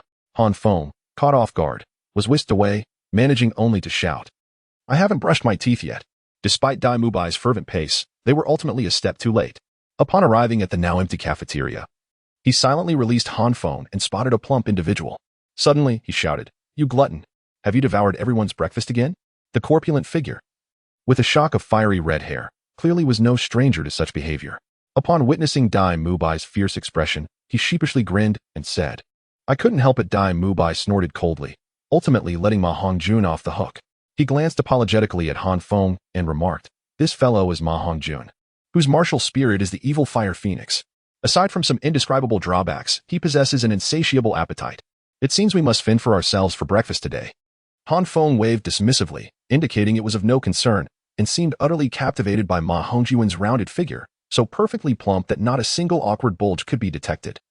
Every ounce of his flesh seamlessly contributed to this delightful orb. Intrigued, Han Feng approached Ma Hongjun and instinctively placed a hand on his belly, gently patting it, causing ripples of flesh to undulate. Han Feng's eyes sparkled with fascination, utterly enchanted by the softness and roundness of it all. Observing Han Feng's actions, both Ma Hongjun and Dai Mubai were momentarily taken aback, mistakenly believing that Han Feng was entranced by the mention of the phoenix. Ma Hongjun's expression darkened. Yet after a whisper from Dai Mubai, he ultimately chose to dismiss any grievances. Approximately half a minute later, Han Feng suddenly turned to Ma Hongjun, exclaiming, "You're so round." Dai Mubai nearly choked on his saliva at this remark, while Ma Hongjun's face soured, feeling as though Han Feng was treating his robust physique as a mere toy. "Ahem, Han Feng, since it's the first day of school, there shouldn't be many classes. After the dean finishes speaking, let us head into town for breakfast." Han Feng nodded in agreement, recognizing that food was essential to sustain oneself. About 10 minutes later, everyone had arrived. Zhu Zhuqing remained her usual aloof self, a forbidding presence to strangers. Xiao Wu and Tang Xin were engaged in whispered conversation, while Han Feng and Dai Mubai appeared nonchalant. Oscar, having discerned that the three renowned beauties of the academy were already taken, had resigned himself to chatting with Ma Hongjun as per usual. When Ning Rongrong arrived at the cafeteria, she noticed Han Feng appeared unoccupied. A flicker of relief crossed her eyes, yet she did not approach him. Instead, she shot Han Feng a resentful glare before taking a seat beside Zhu Zhuqing. Shortly thereafter, Flinder appeared. Han Feng could not shake the feeling that there was something unusual in Flinder's gaze when he spotted him and Tang San together. Puzzled, Han Feng dismissed the notion, attributing it to his earlier triumph over Zhao Wujin, which might have led Flinder to regard him with newfound respect. As Dai Mubai had predicted, the first day of school was devoid of classes. Flinder merely instructed Han Feng and the other 5 freshmen to pay a tuition fee of 100 gold soul coins and mentioned an evening assembly before sending Ning Rongrong and Oscar off for a run. After Dai Mubai and the others settled their fees, he took Han Feng into the city. Only Han Feng, as Xiao Wu and Tang San would not accompany him. And Zhu Zhuqing certainly would not. Oscar had dashed off for his run, and as for Ma Hongjun, he was likely off dealing with his own fiery troubles. Han Feng indicated that he would join them after brushing his teeth, but upon their return, they were met with an unexpected presence. "Aren't you supposed to be running?" Han Feng furrowed his brow at the pink-haired girl before him, recalling the original storyline with a hint of displeasure.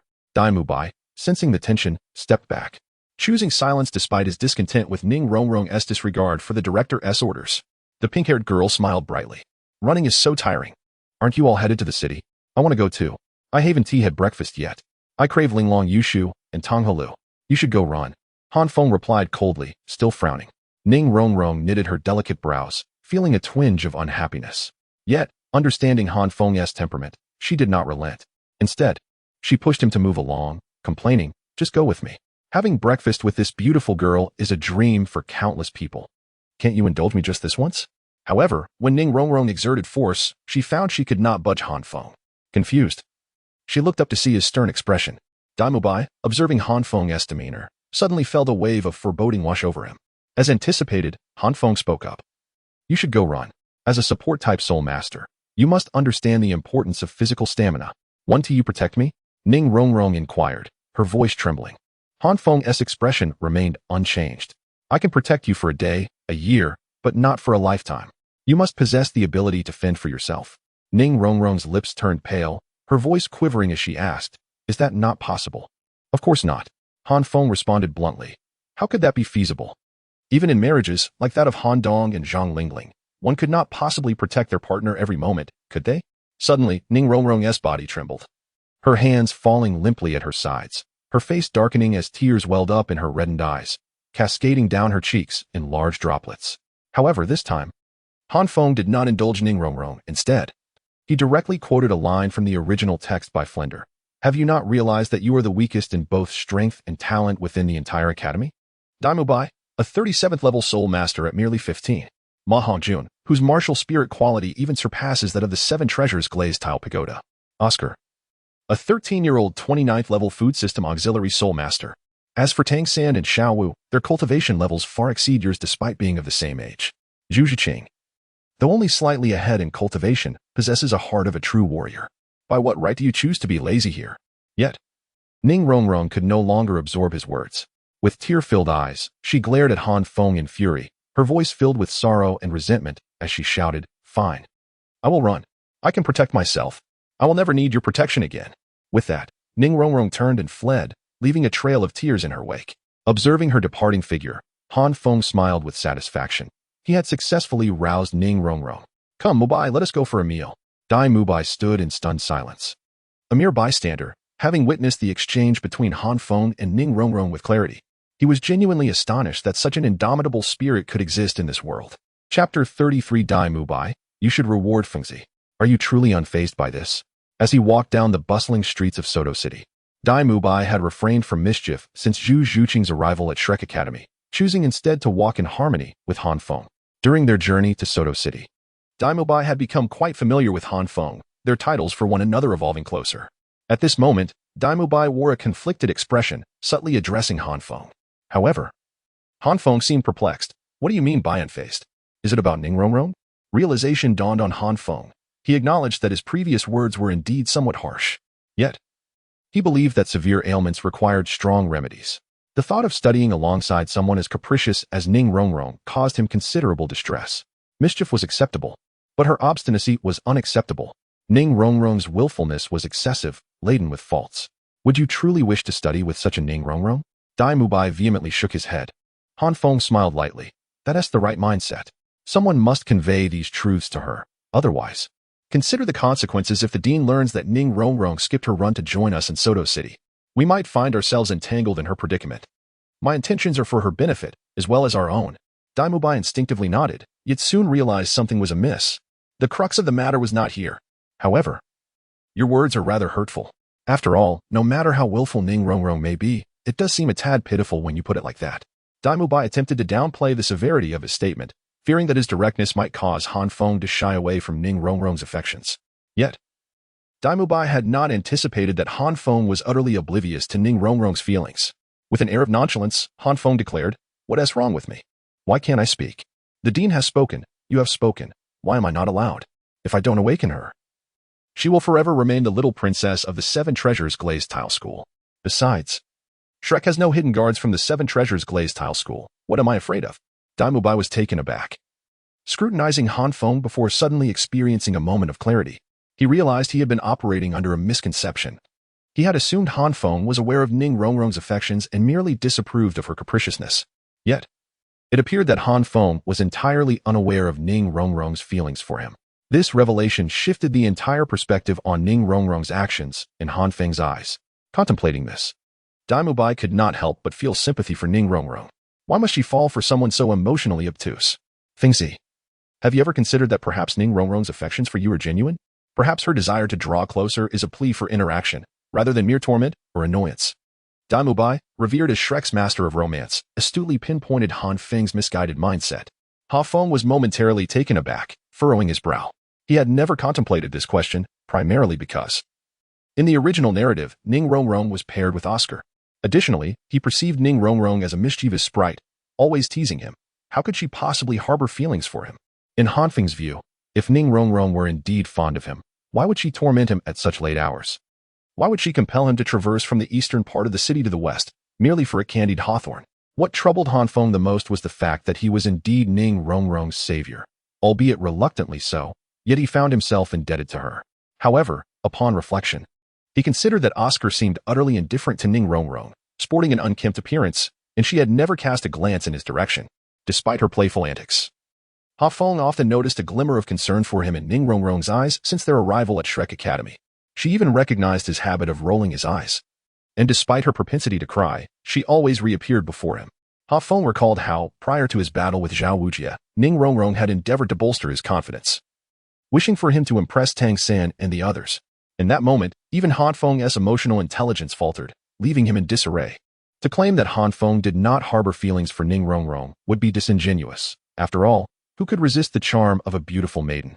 Yet her capricious and headstrong nature was something he found particularly intolerable. He could not fathom why, throughout his 30-plus years of existence, he had never encountered such dilemmas, where rational thought provided no clear answers. In his past life, he was perplexed by the manner in which those around him, even when they held affections, would remain reticent and convoluted, prolonging their confessions for months on end. Did they not understand the need to be straightforward? Observing Han Feng's bewilderment and the fluctuating expressions on his face, Dai Mubai sighed softly, recognizing that such matters were still too premature for Han Feng. He quickly interrupted Han Feng's spiraling thoughts. Of course, this is merely my idle speculation. Do not overthink it, or it might lead to an embarrassing situation. Indeed. Upon Dai Mubai's remark, Han Feng's mind, which had just begun to awaken to new insights, reverted to a dormant state. This was for the best. Further contemplation could lead to a complete mental shutdown. You are right. Let us eat first. I have not consumed anything since this morning. Dai Mubai, glancing at Han Feng, thought of Zhu Zhuqing and sighed. Every household has its own challenges. Who could be as fortunate as Tang San and Xiao Wu, having grown up together in innocent camaraderie? Observing Han Feng devouring his meal voraciously, Dai Mubai felt compelled to lend him a hand and, somewhat deliberately, remarked, that being said, Fengzi, you still owe Ning Rongrong an apology. Why? Dai Mubai casually picked up a bun and remarked, if it were the principal, it would be understandable. Given their status as an elder and as Ning Rongrong's mentor, any reprimand would be justified. However, we are merely Ning Rongrong's classmates, peers at best. After your harsh criticism of her, shouldn't you at least offer an apology? Upon hearing Dai Mubai's words, Han Feng found them reasonable, although he was somewhat blunt. He was not a male chauvinist, and thus inquired, how should I apologize? Dai Mubai smirked, tilting his chin slightly. Han Feng understood and glanced towards a vendor selling candied hawthorns and another selling exquisite jade potatoes. After contemplating, Han Feng rose to make a purchase, only to be halted by Dai Mubai. With a puzzled expression, Han Feng looked at Dai Mubai, who continued, in addition, I believe you ought to offer Ning Rongrong some encouragement. After all, she complied with your advice and dutifully went for a run. A combination of reprimand and praise is the essence of education. Is it really that troublesome? Han Feng frowned, feeling as if he were raising a daughter. Dai Mubai chuckled awkwardly, recalling how much effort he had exerted to win over those enchanting girls in the past. Why didn't you find it troublesome when you were reprimanding Ning Rongrong? Dai Mubai countered. Han Feng pouted. At that time, all I needed to do was speak. What should I do then? Han Feng pondered, adhering to the principle of not troubling two parties over one affair, and turned to Dai Mubai for guidance. To his surprise, Dai Mubai smiled mysteriously. That depends on you. If you are to assist, do so thoroughly. Speaking in half measures will only lead to complications. With that, Dai Mubai, who had just sipped some soy milk, suddenly spat it out, coughing violently, clearly exasperated by Han Feng's words, exclaiming, I'm afraid I can't help you. How petty. Han Feng murmured under his breath. Dai Mubai's eyes twitched, nearly invoking his martial spirit, but recalling Han Feng's formidable defenses, he ultimately abandoned the thought. Nevertheless, he secretly vowed to remember today's incident, eagerly anticipating the moment when Han Feng would awaken to the truth, so he could recount this event and revel in the opportunity to tease him. Chapter 34. Ning Rongrong. I will never forgive you. When Dai Mubai and Han Feng returned to Shrek Academy, it was already approaching the afternoon. The moment Dai Mubai stepped into Shrek, he sought an excuse to depart, leaving Han Feng alone, awkwardly holding a food box. He missed Qianqian. When he was with Qianqian, things had never been so troublesome. Meanwhile, Ning Rongrong had completed 10 laps. Oscar had finished his laps long ago, and upon seeing Ning Rongrong's tear-streaked face, he contemplated inquiring about her distress. Yet, Ning Rongrong exuded an aura that discouraged any approach, so Oscar, opting for a few sausages, hastily finished his own laps and made his way back. One could say that today, Ning Rongrong had successfully awakened Oscar's latent potential. Ning Rongrong lagged behind by 2 laps, and by the time she completed her run, lunch had already vanished. Famished, she took refuge beneath a tree in the academy, recalling Han Feng's words from the morning, which filled her with a renewed sense of grievance. Tears streamed uncontrollably down her cheeks. Han Feng, you scoundrel! Scoundrel, scoundrel, great scoundrel. Ning Rongrong's body ached. She was both hungry and exhausted, yet none of this compared to the pain inflicted by Han Feng. Unable to suppress her emotions, she vented her frustrations. But for some inexplicable reason, despite the multitude of harsh words swirling in her mind, only the term scoundrel escaped her lips. Realizing this, she pressed her lips together, silently chastising herself for her lack of composure. Do you not know that speaking ill of others behind their backs is wrong? As Han Feng approached Ning Rongrong, he overheard her cursing him, causing him to frown. However, upon observing her glistening sweat, pale complexion, tear-streaked face, and slightly trembling legs, he ultimately spoke in a measured tone. Hearing Han Feng's voice, Ning Rongrong shuddered, unexpectedly feeling a flicker of joy within her. Yet, she was not one to demean herself. So she shot him a cold glance and icily demanded, "What do you want? If you're here to mock me, you've seen enough and can leave now." Noticing the stark contrast in Ning Rongrong's tone, Han Feng furrowed his brow, feeling a sense of discomfort. "You underestimate me. I'm here to apologize." Having made his decision, Han Feng did not hesitate. He approached Ning Rongrong confidently, presenting the food box he held, and sincerely spoke, "I apologize. I should not have spoken so harshly to you this morning. Although I believe I was right, my tone was indeed excessive." Han Feng's words left Ning Rongrong momentarily stunned. After days of interaction, she understood just how stubborn he could be. Getting him to admit fault was akin to climbing to the heavens.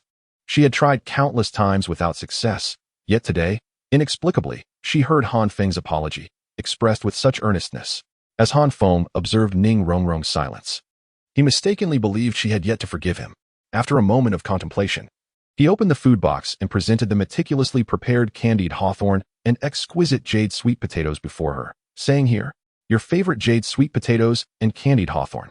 Upon seeing the offerings, Ning Rongrong noticed the flames, expertly controlled by Han Feng, preserving the delicacies in their pristine state, reminiscent of their morning freshness. The moment the food box was opened, a delightful aroma wafted towards her. She found herself surprisingly content in Han Feng's presence. Realizing that these seemingly simple jade sweet potatoes and ordinary candied hawthorn, which paled in comparison to the scraps she consumed at home, appeared utterly enticing when presented by him. "What exactly do you want?" Ning Rongrong's voice quivered. "To apologize, of course. Isn't it obvious?" Han Feng replied, baffled as to why such a clear matter warranted further questioning. "What did you mean this morning?" Ning Rongrong pressed on, tears welling in her eyes, threatening to spill over. Han Feng was even more perplexed, believing Ning Rongrong's comprehension to be somewhat flawed. "I told you to run." The dean was right. As a support-type Soulmaster, the most crucial skill on the battlefield is the ability to escape. Without good stamina, how can one flee? "No, that's not it."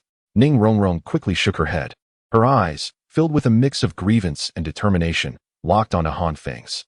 "You said you wouldn't protect me. Why can't you protect me? Am I truly that unworthy? Why do you dislike me so much?" Now it was Han Feng's turn to feel wronged. He hastily defended himself. "Miss, when did I ever say such a thing? When did I say I wouldn't protect you? You cannot wrongfully accuse me." Suddenly, Ning Rongrong retorted loudly. "When I asked, 'Will you not protect me?' you responded that you could protect me for a time, but not for a lifetime. Why is that? Why do you dislike me?" Han Feng rolled his eyes in exasperation. "Is that all? What do you mean, is that all? Are you implying that I am insignificant?" Ning Rongrong erupted. her eyes brimming with tears as she lunged at Han Feng. With ease, Han Feng seized her hands, stating matter-of-factly, "Of course, I cannot protect you indefinitely. Isn't that obvious? My father is a defense-type Soulmaster, and my mother is a support type. Even he cannot always shield her. Even if I were a defense-type Soulmaster, I couldn't constantly be at your side. Think about it. When you go to the restroom, I can't just follow you into the women's restroom, can I?" Han Feng's words left Ning Rongrong momentarily speechless, realizing that the turmoil she had harbored throughout the day stemmed from this. "And I don't dislike you. It's just that you are rather willful." Han Feng's tone grew slightly awkward as he uttered this, rendering Ning Rongrong utterly astonished, leaving her at a loss for words. Han Feng continued, "By the way, how about I give your legs a massage? Consider it a reward for your diligent training. After running for so long, if one neglects everything, their legs would become as stout as a radish. Have you ever seen Ma Hongjun? He is the chubby fellow with a round physique. Your legs would end up resembling his short and thick. Speak up, will you? Young lady? Little witch? Ning Rongrong? Big fool." Han Feng tentatively called out a couple of times, but Ning Rongrong paid him no heed, leaving him somewhat exasperated. "I've said so much. Can't you at least respond a little? What did you just say?" Ning Rongrong suddenly inquired softly.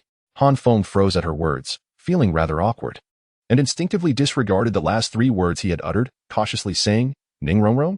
To Han Feng's relief, it seemed that Ning Rongrong had not heard him call her name, as she merely replied, "Not that sentence, the one before it. I can rub your legs?" "No. The one before that. I don't dislike you." Han Feng seriously suspected that Ning Rongrong had lost her mind, her memory evidently failing her. To his surprise, Ning Rongrong suddenly burst into tears, throwing herself into Han Feng's embrace. Hot tears streamed down his cheek, dripping onto his shoulder, causing him to stiffen. An inexplicable sensation welled up within him. He could push Ning Rongrong away, yet the gentle warmth of her presence made him reluctant to do so. "Could you loosen your grip a bit? I'm having trouble breathing. I want tea. Then do you still want to eat linglong yushu and candied hawthorn? It's already past lunchtime. So will you eat, or not?" "I will." "Then will you still let me rub your legs?" "Yes." "Does that mean you've forgiven me?" Han Feng felt somewhat helpless. "No, I will never forgive you," Ning Rongrong declared emphatically. What could Han Feng do? He now felt that, indeed, Sister Qianqian was the best. Chapter 35, The Grand Arena of Soto City. When Han Feng and Ning Rongrong returned, Flinder was already waiting for them with Dai Mubai and the other 6. Flinder glanced at the still somewhat embarrassed and indignant Ning Rongrong behind Han Feng, then looked at Han Feng with a hint of speechlessness. It seemed that only Han Feng, a close friend of the Crown Prince, could fearlessly point out Ning Rongrong's errors. Even Flinder himself felt a twinge of regret, had it not been for the letter from the 7 Treasure Glazed Tile School. He wouldn't have dared to humiliate Ning Rongrong as Han Feng did.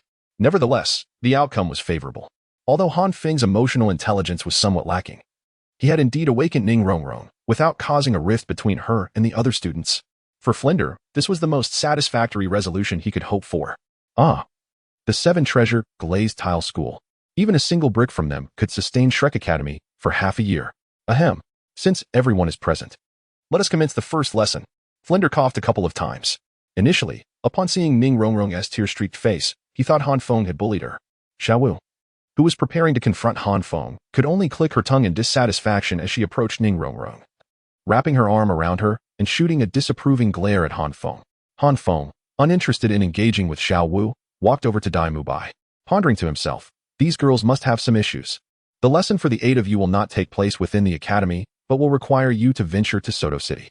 Hearing this, Han Feng rolled his eyes in exasperation. He and Dai Mubai had just returned from Soto City, and now they were expected to go back? Flinder, however, paid no heed to the students' reactions. He unfurled a pair of wings and soared towards Soto City, leaving behind a command, "In 1 hour. I expect to see all of you in Soto City.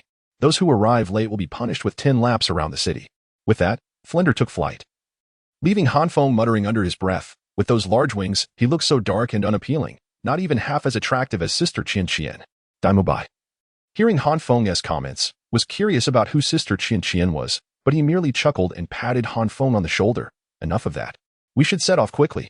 An hour is neither too long nor too short, and if we dawdle, the dean will truly make us run 10 laps around Soto City." "Indeed."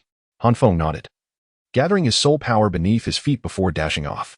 Dai Mubai glanced at Zhu Xing, who had been left behind, sighed in resignation, and hurried after Han Feng. "Big brother Dai, take me with you." Oscar, with his scruffy beard, called out in flattery. Dai Mubai's expression darkened as he grabbed Oscar and sprinted off as if hauling luggage. Ma Hongjun, on the other hand, was quite carefree, soaring through the air on wings of fire, though his round physique made the scene somewhat comical. Humph, that guy has no consideration for others. Rong, did he bully you again? Pray tell, I implore you to have San Gu teach him a lesson. Xiao Wu exclaimed in a tone of feigned indignation as she clutched Ning Rong. Han Feng, having galloped far ahead, remained oblivious to Xiao Wu's criticisms directed at him. However, Tang Xin caught her words and chuckled awkwardly, feeling somewhat innocent in the matter. Ning Rong, ensconced in Xiao Wu's embrace, shook her head resolutely, asserting, No, he hasn't bullied me. Yet, Xiao Wu could not bear to see Ning Rong so unjustly treated. With a huff of disdain, she tenderly remarked, Rong, you are only subjecting yourself to hardship. That rascal Han Feng clearly deserves a good thrashing. He simply lacks a proper sense of decorum. A good beating would suffice. He is utterly oblivious to the feelings of girls, 80% of the time. He has no inkling as to why you might be upset. In the remaining 20%, he doesn't even realize you are angry. I truly do not comprehend what you see in him. Ning Rong's charming face flushed crimson as she hurriedly denied, I do not like him at all. Xiao Wu chuckled softly, evidently unconvinced, yet chose not to press further. Very well, let us hasten. Rong, take my hand and Zhu Zhuqing's. We shall escort you. Ning Rong, not wishing to decline, grasped the hands of Zhu Zhuqing and Xiao Wu. However, she summoned the 7 treasures glazed tile pagoda to enhance the speed and strength of her companions. Having completed 10 laps and being a support-type Soulmaster, Ning Rong found herself utterly drained, realizing there was no way she could reach Sodo City within an hour. She wished Han Feng would carry her, but she knew all too well that he would be reluctant had he not been the first to dash off with such swiftness. After more than half an hour, the 3 girls finally arrived at Sodo City, with Tang San naturally trailing beside Xiao Wu. By this time, Han Feng and his companions had been waiting for quite a while. Upon seeing Tang San and the others, Dai Mubai remained silent. But Han Feng could not help but pout, grumbling, You all are incredibly slow. Ning Rong, fully aware of Han Feng's nature, chose not to respond. Zhu Zhuqing too remained reticent. Yet Xiao Wu was not one to hold her tongue, retorting, Do you think everyone is as eager to be born as you? You are utterly inept at everything except for eating. It's you I'm talking about. So lackadaisical in class, no wonder your cultivation is so low. Han Feng, unyielding, swiftly countered her remarks. Had it been anyone else, they might have hesitated to speak so boldly. Considering Xiao Wu had already reached the rank of a 29th level Soul Master at the tender age of 12. However, in comparison to Han Feng's own achievements of being a 32nd level Soul Master at the same age, she indeed fell short. Now, Han Feng felt no shame. After all, he had earned his unique advantages through sheer talent. Excellent. You all have arrived at Sodo City within the designated time. Just as Xiao Wu's temper flared, Flandre appeared, nodding in satisfaction before leading the 8 of them into Sodo City. Although nightfall was approaching, Sodo City appeared to have just awakened, ablaze with lights and revelry. Han Feng had witnessed such splendor before, while Zhu Zhuqing maintained her cool demeanor, and Ning Rong found little to admire in the spectacle. However, Xiao Wu was exhilaratingly animated, gazing around in wonder. In contrast, Ma Hongjun and Oscar were rather lecherous, their eyes never straying from the girls they encountered, prompting a wave of disdain from Ning Rong and her companions. Indeed, Dai Mubai presented himself as the epitome of a gentleman, unwavering in his gaze. Even when faced with the flirtations of certain women, he remained unperturbed. Occasionally, upon encountering familiar acquaintances, a look of panic washed over his handsome visage, as if terrified of being noticed. This prompted Han Feng to reflect upon the folly that love can incite, leading him to conclude that it would be wise to maintain his distance. Unfazed by the varied reactions of the students, Flandre led the group directly to the heart of Sodo City, beneath the most magnificent of edifices. Today, the venue for your lessons will be the grand arena where combat soul masters congregate, a renowned landmark of Sodo City, the Great Soul Arena. The focus of your instruction today will be soul battles, Flandre announced with an air of ease. Despite having anticipated such rigor, Dai Mubai could not restrain himself from voicing his concern. Director, it's only their first day at Shrek. Is it appropriate to have them engage in soul battles? He hesitated. But Flandre, understanding his unspoken thoughts, shot him a knowing glance and replied, Monsters must have a monster's training regimen. Subsequently, Flandre elucidated the rules of the Great Soul Arena to Han Feng and the others, while also conveying the graduation requirements of Shrek. He encouraged them to enroll at their discretion. Before departing, Flandre imparted a crucial reminder. Remember, you are here to train and to engage in practical combat, not merely to secure victories. This advice was particularly directed at Tang San, as Flandre speculated that, given his prowess with hidden weapons, it would not take long for him to attain a Silver Soul badge. Now, as for the rest of you, consult Mubai. Flander nonchalantly declared before exiting, not so much leaving as he was heading to place his bets. With the current array of prodigies, particularly Han Feng, boasting a formidable 30-level cultivation and pure soul power to rival Zhao Wujia's combat strength, victory seemed assured in the two-ringed arena. Sighing, Dai Mubai expressed his discontent, prompting Han Feng to inquire, "What troubles you?" "The director is rather demanding, thrusting you into soul battles on your very first day," Dai Mubai replied with a resigned shrug. Silly Wu, appearing unimpressed, remarked, "Isn't it merely a silver soul badge? How difficult could it possibly be?" Dai Mubai cast her a sidelong glance, responding with personal testimony. "Do not speak so lightly. Look at me. I currently possess only a bronze soul badge with 3 points, while the fatty remains stuck at the iron soul badge." Tang San, taken aback, questioned, "How could that be?" Dai Mubai explained, "Did you not hear the director? We are here for practical combat, not merely to win. Consider you two, Tang San and Silly Wu, at your current level of 29. You will naturally win more than you lose in the large Soulmaster arena. But what happens once you reach the Soul Venerable level? When we engage in battles again, you will face opponents at levels 38 or 39. Can you assure me that you will still emerge victorious then? And how long do you think it will take you to break through to that higher echelon?"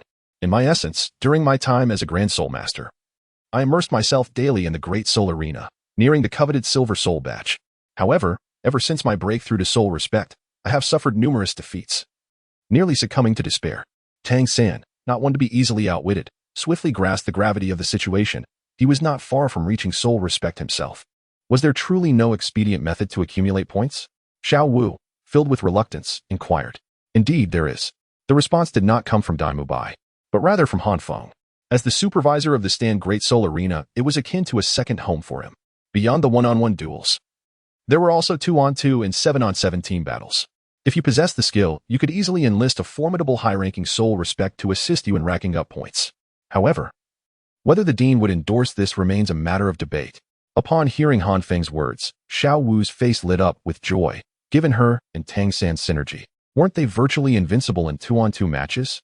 Observing her exuberance, Han Feng let out a derisive chuckle and approached a grand stone pillar at the entrance of the Great Soul Arena, solemnly stating, "I advise you to abandon any notion of taking this lightly.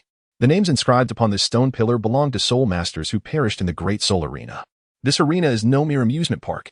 Chapter 36, The Fiery Treasure Combination. Upon entering the Grand Arena of Soul Fighting, aside from Oscar and Ning Rongrong, the two auxiliary soul masters, the rest had registered for one-on-one battles. Although Han Feng was a defensive soul master, who said that a defensive soul master could not engage in combat? Moreover, Han Feng's prowess was evident to all. At this moment, Dai Mubai stood as a 37th level soul master, while Han Feng had reached the 30th level. Tang San and Xiao Wu were at the 29th level, and Zhu Zhuqing and Ma Hongjun both at the 27th level. In their respective realms, they were all esteemed individuals and, being natural talents, most effortlessly claimed victory. The only somewhat awkward moment occurred when Zhu Zhuqing's first battle coincided with Tang San's. The arena's environment was inherently disadvantageous for agility-type soul masters, compounded by the existing disparity in strength between Tang San and Zhu Zhuqing, resulting in Zhu Zhuqing's regrettable defeat in her inaugural match. Subsequently, Tang San and Xiao Wu formed a team to participate in a 2-on-2 battle. Amusingly, Xiao Wu intended to name their duo the Three-Dance Combination, but the registrar misheard it as 3-5, leaving Xiao Wu frustrated as she vented her grievances to Ning Rongrong for quite some time. However, the pairing of Xiao Wu and Tang San sparked a desire among others to form their own teams. Dai Mubai cast a cautious glance at Zhu Zhuqing, only to be irked to find Ma Hongjun shamelessly approaching her in hopes of forming a team. Ma Hongjun's thoughts were rather straightforward. With Tang San and Xiao Wu already paired, Oscar being an auxiliary soul master, and his own lack of confidence and relying on Oscar's support to face two opponents, he found Ning Rongrong's focus unwaveringly on Han Feng, sealing his fate. As for Han Feng, his gaze towards Ma Hongjun made the latter feel as though he were merely a plaything in Han Feng's hands. "Well, we are both at the 27th level, aren't we?" Zhu Zhuqing's demeanor radiated an aura that forbade intrusion, rendering even Ma Hongjun's thick skin a tad embarrassed as he scratched his head, the flesh on his face quivering. "So what?" Zhu Zhuqing shot Ma Hongjun a glance, her eyes seemingly crystallizing with frost. Ma Hongjun hastily waved his hands, forced a smile, and said, "It's fine, it's fine." "Humph." Zhu Zhuqing coldly snorted and turned to leave. Witnessing this scene, Dai Mubai sighed in relief yet felt somewhat powerless. If he were in the same situation, he would likely fare no better. "Hey, fatty, shall we team up?" Just after being rejected, Ma Hongjun heard a playful voice behind him. only to feel two mischievous hands suddenly squeezing his belly. Ma Hongjuan's expression darkened instantly. If he had to choose anyone among the students he least wanted to team up with, it would undoubtedly be Han Feng. To be fair, Ma Hongjun acknowledged Han Feng's strength, which could certainly help him score points, but Han Feng's peculiar fondness for his muscles was quite overwhelming for Ma Hongjun. He even secretly vowed to reduce this muscle mass. Han Feng, I warn you, you may call me fatty, but you cannot call me fatty fat, and certainly not fatty pig. Otherwise, even at the cost of my own life, I shall vent my frustrations in your room while you slumber. Ma Hongjun broke free from Han Feng's grasp and shouted fiercely, You fat fool! Don't involve me. If you dare to come, I shall slice you to pieces. Upon hearing this, Dai Mubai immediately lost his temper, seizing Ma Hongjun by the collar and bellowing in rage. TSK. How tedious. As the instigator, Han Feng showed no awareness of his role, lightly clicking his tongue as he savored the lingering sensation at his fingertips, the delightful, intoxicating feeling that left one utterly enchanted. At that moment, Oscar appeared from nowhere, grasping Han Feng's shoulder and looking at him with an insufferably smug expression, his peach blossom eyes brimming with affection. Brother Feng, what do you think of me? Oscar clearly perceived that among everyone present, only Han Feng, Tang San, and Dai Mubai possessed the capability to secure his victory. Now, however, Dai Mubai had attained the rank of Soulmaster, and Tang San had teamed up with Xiao Wu, leaving Han Feng as his sole hope. The value of a support-type Soulmaster, particularly one adept in group assistance, is immeasurable in large-scale battles. Yet, in a 2-on-2 skirmish, such value diminishes significantly. After all, combat power is inherently limited, and a support-type Soulmaster cannot be expected to double the fighting prowess of their teammates. Oscar's face was adorned with flattery and ingratiation. Any female Soulmaster who laid eyes on his pink, peach blossom gaze would likely find it impossible to refuse him. However, Han Feng was male, and moreover, at present, only the upper half of Oscar's face was visible, with the lower half obscured by stubble, which Han Feng found quite off-putting. Upon reflection, I think I shall decline. Just as Han Feng was about to turn down Oscar's advances, he noticed Oscar's expression suddenly stiffen. As he quickly released Han Feng and retreated several steps in a manner akin to teleportation, shaking his head stiffly. This left Han Feng somewhat perplexed. Did Oscar realize how off-putting he was at that moment? From Han Feng's perspective, it was difficult to discern. Yet Dai Mubai and Oscar observed everything with clarity. Just as Han Feng embraced Ma Hongjun, Ning Rongrong's expression had already grown quite strange. When Oscar wrapped his arms around Han Feng, Dai Mubai even caught a glimpse of a flicker of resentment in Ning Rongrong's eyes. Oscar had noticed Ning Rongrong's demeanor, which prompted him to wisely release Han Feng. Dai Mubai, feeling utterly exasperated, lightly smacked his forehead. He realized that not only was there an issue with Han Feng, but there was also something amiss with Ning Rongrong. Had Han Feng witnessed that scene, who knows what astonishing words would have escaped the lips of this ironclad man. The road ahead is long and arduous, Dai Mubai mused, secretly vowing that Han Feng's future son must recognize him as a godfather. With Oscar stepping back, Ning Rongrong's expression brightened, the peculiarities in her eyes dissipating. Taking a deep breath, she summoned her courage and approached Han Feng, cheerfully suggesting, Han Feng, how about we form a team together? You? Han Feng regarded Ning Rongrong with reluctance. Should she act capriciously during the soul battle, it would undoubtedly lead to complications for him. Upon noticing the hesitation etched on Han Feng's face, Dai Mubai hurriedly approached, wrapping his arms around Han Feng's neck and whispering, just agree to her. Apart from you, no one else can team up with her. Zhu Qing and the chubby one lack the strength. They are likely to lose more than they win. Tang Sen has already formed a team with Xiao Wu, leaving only you. Why should I? I cannot tolerate her temperament. Besides, what will happen to Oscar if I team up with her? Han Feng frowned, expressing his reluctance. Dai Mubai, internally acknowledging the truth of the situation, chuckled lightly. Well, isn't it true that those who possess talent must bear more burdens? If she throws another fit, you can simply walk away. Are you truly afraid that you won't earn a Silver Soul badge? Furthermore, haven't you already reached level 30? It won't be long before you have to face the Soulmaster stage, and it's merely one day. Endure it for now. As for Oscar, Dai Mubai glanced at Oscar in the distance, clenched his teeth, and spoke with a hint of solemnity. That fellow is also nearing level 30. When the time comes, he can team up with me, and I shall guide him through the battles. Han Feng remained skeptical, yet he could not deny the logic in Dai Mubai's words. Ultimately nodding, very well, but let me make it clear. If she misbehaves again, I shall not indulge her. Dai Mubai feigned laughter. Naturally. Of course. Han Feng regarded Dai Mubai with a measure of disbelief, but he chose to place his trust in him. Upon receiving Han Feng's assent, Dai Mubai firmly pressed down on Han Feng's head and flashed a broad smile at Ning Rongrong, declaring, Han Feng says he agrees. Really? Ning Rongrong exclaimed joyfully. her laughter ringing out as she had anticipated Han Feng would decline her offer. Could there be any doubt? Just a moment ago, he asked me if the name Fiery Treasure Duo sounded appealing. Dai Mu Bai, with a skillful play of words, seized the opportunity to delight Ning Rongrong. What nonsense! Han Feng attempted to refute Dai Mu Bai, but the latter covered his mouth, silencing him before he could reveal the truth. Sounds delightful. Truly delightful. I shall register the team name right away. Ning Rongrong, ignoring Han Feng, beamed with joy and dashed off to register the names, leaving Han Feng with a perplexed expression and Dai Mu Bai wearing a sheepish grin. You have a real talent for persuasion, with just a few words. Even a titled Douluo could be swayed. Han Feng rolled his eyes, casting a questioning look at Dai Mu Bai. Dai Mu Bai merely chuckled awkwardly. You flatter me. This scene did not escape Xiaowu's notice, and it left her feeling somewhat discontented. Why should such a beautiful girl as Rongrong harbor such humble affections for Han Feng? Humph. I shall make you understand the true meaning of cherishing what you have lost. Xiaowu huffed inwardly, sticking her tongue out at Han Feng's retreating figure. Chapter 37. Remained still when Ning Rongrong returned. She was slightly out of breath, seemingly anxious that Han Feng might have second thoughts. She swiftly resolved everything, presenting him with a bronze badge and solemnly stowing away her own badge into her soul guide. Han Feng, however, paid little heed, casually placing it into his pocket.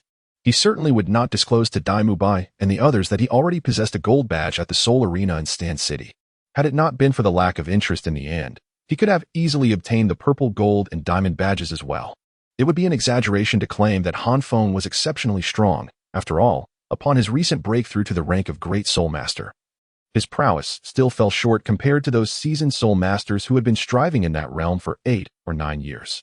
His status as the son of the arena's supervisor afforded him certain respect. Those less talented great soul masters, eager to make a living in the arena, would do well to avoid antagonizing him. Honestly, can't you be a bit more careful with it? Ning Rongrong chided playfully upon witnessing Han Feng's casualness. This was the first item they shared, and it deserved more reverence. Han Feng frowned and remarked, It's just a bronze badge after all. Before he could elaborate, Dai Mu Bai interjected, It's merely a bronze badge. With Feng's ES capabilities, he will soon upgrade it. TSK.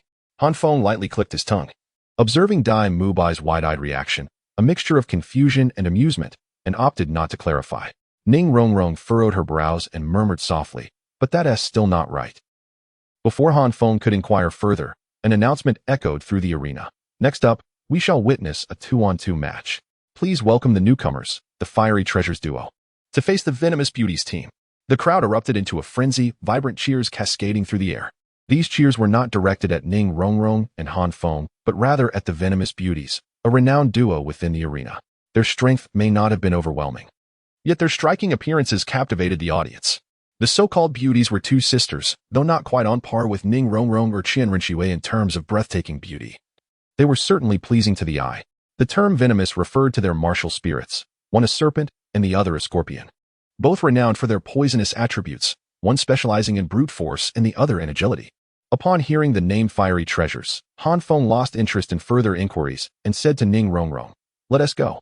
Ning Rongrong hurriedly followed, exclaiming, Wait for me. Once on stage, Han Feng was no stranger to such scenarios, his heart unperturbed, while Ning Rongrong appeared somewhat anxious, seeking solace in his proximity.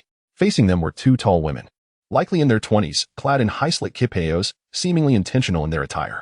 Han Feng frowned at the sight. He was not particularly fond of such frivolous women. Nonetheless, as they were strangers, he bore no ill will towards them. Unexpectedly, my dear sisters, today has brought us such fortune, as we have encountered two fledglings. Young lad, do take a glance at the girl beside you. She possesses neither ample bosom nor curvaceous figure. How about this, young lad, if you surrender this round? My sisters and I shall indulge you in a game of house this evening. One of the women, upon spotting Han Feng, was instantly captivated, her eyes sparkling with mischief as she purred in a voice that could weaken one's knees, enticing Han Feng. Their playful banter reignited the atmosphere of the grand arena, eliciting a chorus of laughter from the sisters. Had they truly been novices, confronted by such overwhelming bravado, they would likely have struggled to exhibit even 70 to 80% of their potential. However, Han Feng had seen it all during his time in the Stan Grand Arena. He had encountered individuals who bared their souls without shame. So what were these trivial temptations? As for Ning Rongrong, though slightly vexed, she harbored no worry, for she was confident that Han Feng would rectify the situation. As expected, Han Feng, never one to be outdone, could not remain silent. Ladies, did a toad urinate on your heads last night, leaving you dazed? Or is it that your benefactor suffers from diabetes, and you've grown fond of the sweet taste of flattery? Truth be told, even with diabetes, your looks are hardly enticing enough. I know a dentist who 1T offer discounts but could certainly check for cavities. He concluded with a cheeky remark, I can waive your intermediary fees. Why you? Seeking your own demise. Hanfeng's voice boomed, intentionally amplified for all in the grand arena to hear. This incited great indignation in the venomous duo. Their eyes flashing with murderous intent as their spirit rings manifested, a serpent and a scorpion, embellished with white and 3 yellow rings, lunged towards Han Feng. In the audience, Oscar and Ma Hongjun, who had never witnessed Han Feng's sharp tongue, were left speechless, while Dai Mubai widened his eyes, enviously remarking, If only I had such a way with words back in my day, then you would have been long dead. Zhu Zhuqing, seated behind Dai Mubai, retorted without mercy, leaving him feeling deflated. A sense of foreboding loomed. Tang San, ever the rational thinker, furrowed his brow, noticing the attention directed at him. He explained, Han Feng and Ning Rongrong comprise a defensive and supportive soul master respectively. Their greatest flaw lies in their insufficient offensive capability. In contrast, their opponents are a formidable attacker and a swift assailant. Should they breach Han Feng's defenses, Ning Rongrong would be in peril, no matter how strong Han Feng is. He cannot simultaneously fend off 2 adversaries.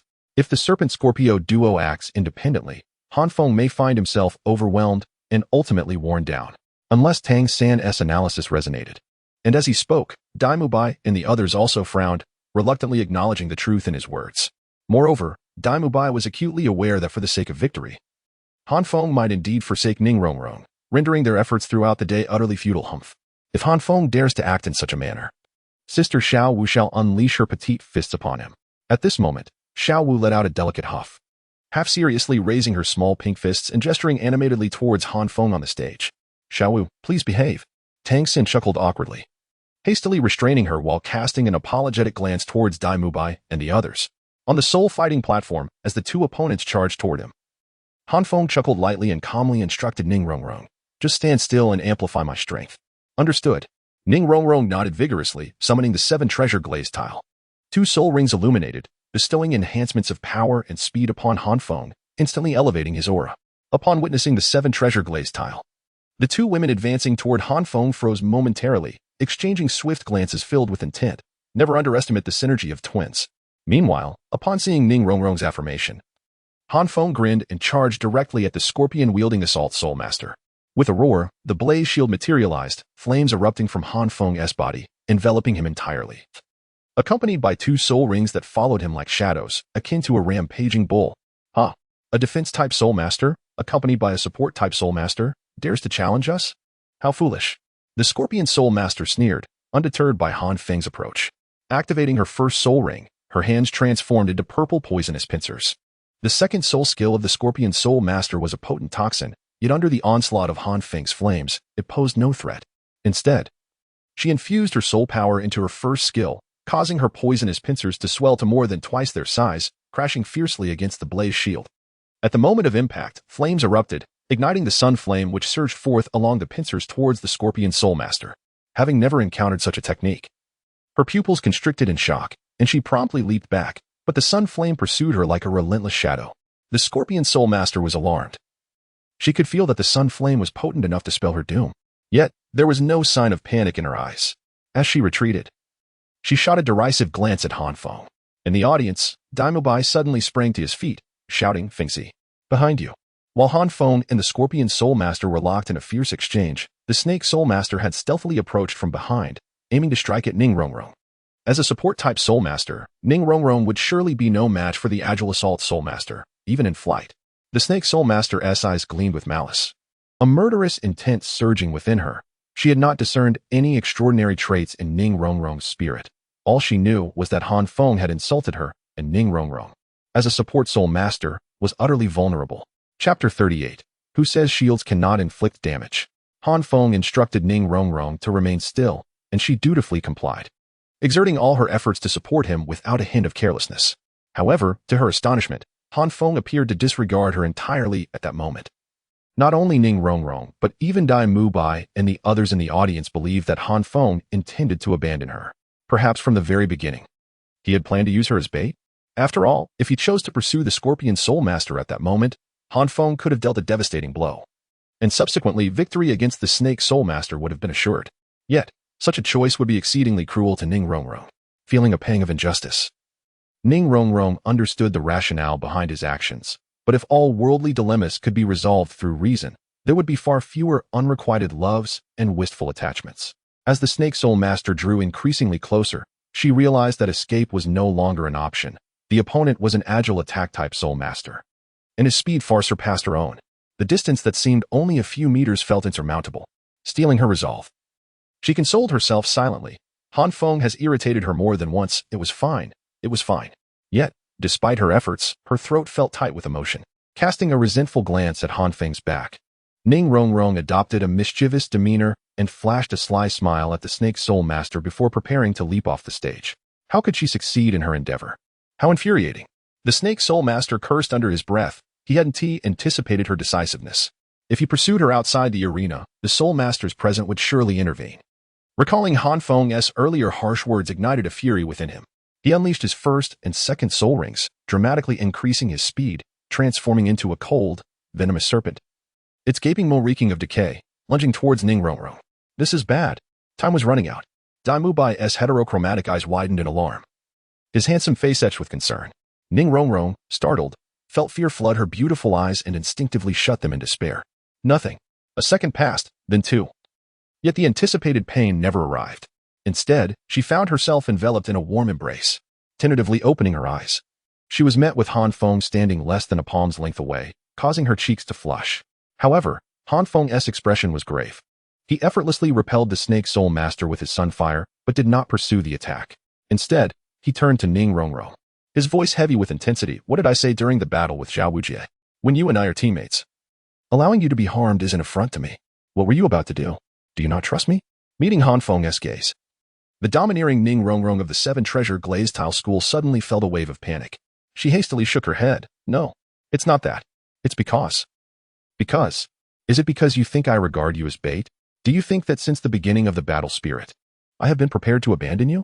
Han Feng's voice was sharp, his gaze piercing as he continued to question Ning Rongrong. Do you believe that as a defensive soul master, I lack this level of determination? I can assure you that as long as you stand behind me on the battle platform, until I fall, no one can harm you. If you cannot trust this, then the significance of our fiery treasure combination is utterly negated. It was no wonder that Han Feng was so enraged. Since the awakening of his martial spirit, Han Dang had been instilling various teachings about defensive soul masters in him, including their responsibilities and dignity. A defensive soul master who cannot protect their comrades in battle is of no use. No one would willingly inflict harm upon a defensive soul master. And a defensive soul master who cannot protect is no better than a lump of refined iron. However, Han Feng did not anticipate that after his solemn declaration, Ning Rongrong would blush fiercely, retreating into herself, timidly nodding and responding with a voice as faint as a mosquito's. At this moment, should she not have proclaimed loudly, yes, I believe in you, to show her respect? What a stirring scene it should have been. But no, considering Ning Rongrong's nature, she ought to have scolded him stubbornly. Certainly not exhibiting such demeanor. Had he misjudged her? Was Ning Rongrong not the willful and capricious young lady he believed her to be? Unable to comprehend, he decided to dismiss the thought, for they were still in the midst of battle. If you know this, why are you hiding? Oh. Ning Rongrong hurriedly stood up. Her charming face flushed, even her fair neck tinged with crimson, her head bowed low, radiating a delicate allure. Unfortunately, Han Feng, oblivious to such nuances, let out an annoyed huff and turned away. Why aren't you reprimanding me? Ning Rongrong felt uneasy as Han Feng walked away in silence. Han Feng rolled his eyes at her words, thinking that this was Soto City, and he had no idea where the hidden guards of the Seven Treasure Glazed Tile School might be. If this were at the academy, I would certainly oblige you. Ning Rongrong wondered if it was merely her imagination, but as Han Feng distanced himself, it seemed as if his figure flickered 5 times. Little brat, are you looking down on us sisters? During Han Feng and Ning Rongrong's exchange, the Scorpion sisters had already managed to break through the onslaught of the Sunflame. Appearing somewhat disheveled, their faces smudged with ash, and they roared menacingly. Second soul skill, Venomous Snake Strike. First soul skill, Poisonous Claw Blade. The sisters shouted in fury as their soul skills erupted, charging toward Han Feng. Yet, he merely scoffed, standing his ground without flinching, which only incited their rage further. Even a defensive soul master should not be so arrogant, should they? In an instant, the two women summoned all their soul power, intent on making Han Feng pay the price for his insolence. Roar. As the venomous sisters charged within a meter of Han Feng, he suddenly bellowed. and a blazing flame shield manifested before him, his second soul skill, a passive ability known as Fixed Point Guardian. With each flicker, he could summon a shield capable of withstanding a strike from a soul master of equal rank. It was not merely Ning Rongrong's imagination. Han Feng had indeed activated his second soul skill 5 times, in addition to the first, thereby conjuring 6 flame shields, which he cleverly concealed with an invisible barrier. Only someone with Han Feng's remarkably pure soul power could dare to employ such a strategy, had it been Ma Hongjun or Zhu Shiqing. Their soul power would likely have waned significantly after 6 uses of the second soul skill. The consumption of power for Fixed Point Guardian is not insignificant. Bang! Bang! A pair of resounding impacts echoed, and the sisters were horrified to discover that their full-powered strikes could not even halt Han Feng's advance for a mere instant. This was inconceivable. The venomous soul master let out a desperate roar, and in a moment of despair, disregarded the drain on her soul power. Activating her second soul skill once more, a sentiment echoed by the Scorpion Soul Master. Alas, the combined defensive might of the 6 flame shields was beyond the capability of 2 mere great soul masters to breach. Eventually, both women collapsed to the ground. Having failed to even touch the final flame shield, this was also due to Han Feng's restraint in not utilizing his Sunfire counterattack. With a sneer, Han Feng gazed at the two before him, taunting, still clawing at it. Are we? Impossible. This cannot be. The venomous Soul Master was nearing the brink of collapse. While the Scorpion Soul Master muttered incoherently, his martial soul is merely a shield, just a shield. Upon hearing this, Han Feng's amusement grew. Ning Rongrong's disbelief in his abilities had irked him, but he could hardly chastise her. Thus, his frustration found its outlet in his adversaries. Who says a shield cannot inflict harm? With his self-created soul skill, Charged Shield Strike. Fueled by the relentless support of the venomous sisters and bolstered by Ning Rongrong's power augmentation, Han Feng's strike was undeniably on par with Dai Mubai's full-force assault. A high-tier battle Soul Master's ultimate blow. Boom. Chapter 39. A pleasant collaboration feeling wronged. The two sisters were utterly exhausted. With a decisive strike from Han Feng, they were unable to withstand his empowered shield attack and were sent flying out of the arena, losing consciousness. Had Han Feng not shown mercy, they would likely have met a fiery demise. Maintaining a cordial relationship with Supervisor AO of the Soul Arena, Han Feng was unwilling to cause him trouble. The loss of life in the arena, while not a trivial matter, was certainly significant. Upon the official announcement of the victory for the Blaze Treasure Organization, Han Feng promptly departed, indifferent to the cheers from the audience. In the Soul Arena, the victors are deemed kings. Ning Rongrong closely followed behind Han Feng, apologizing in a sweet yet mournful tone. Having already vented his anger on the two sisters, Han Feng found no further ire within him. Seeing Ning Rongrong take the initiative to admit her fault, he decided to drop his facade and said, "This is a one-time occurrence. It shall not happen again."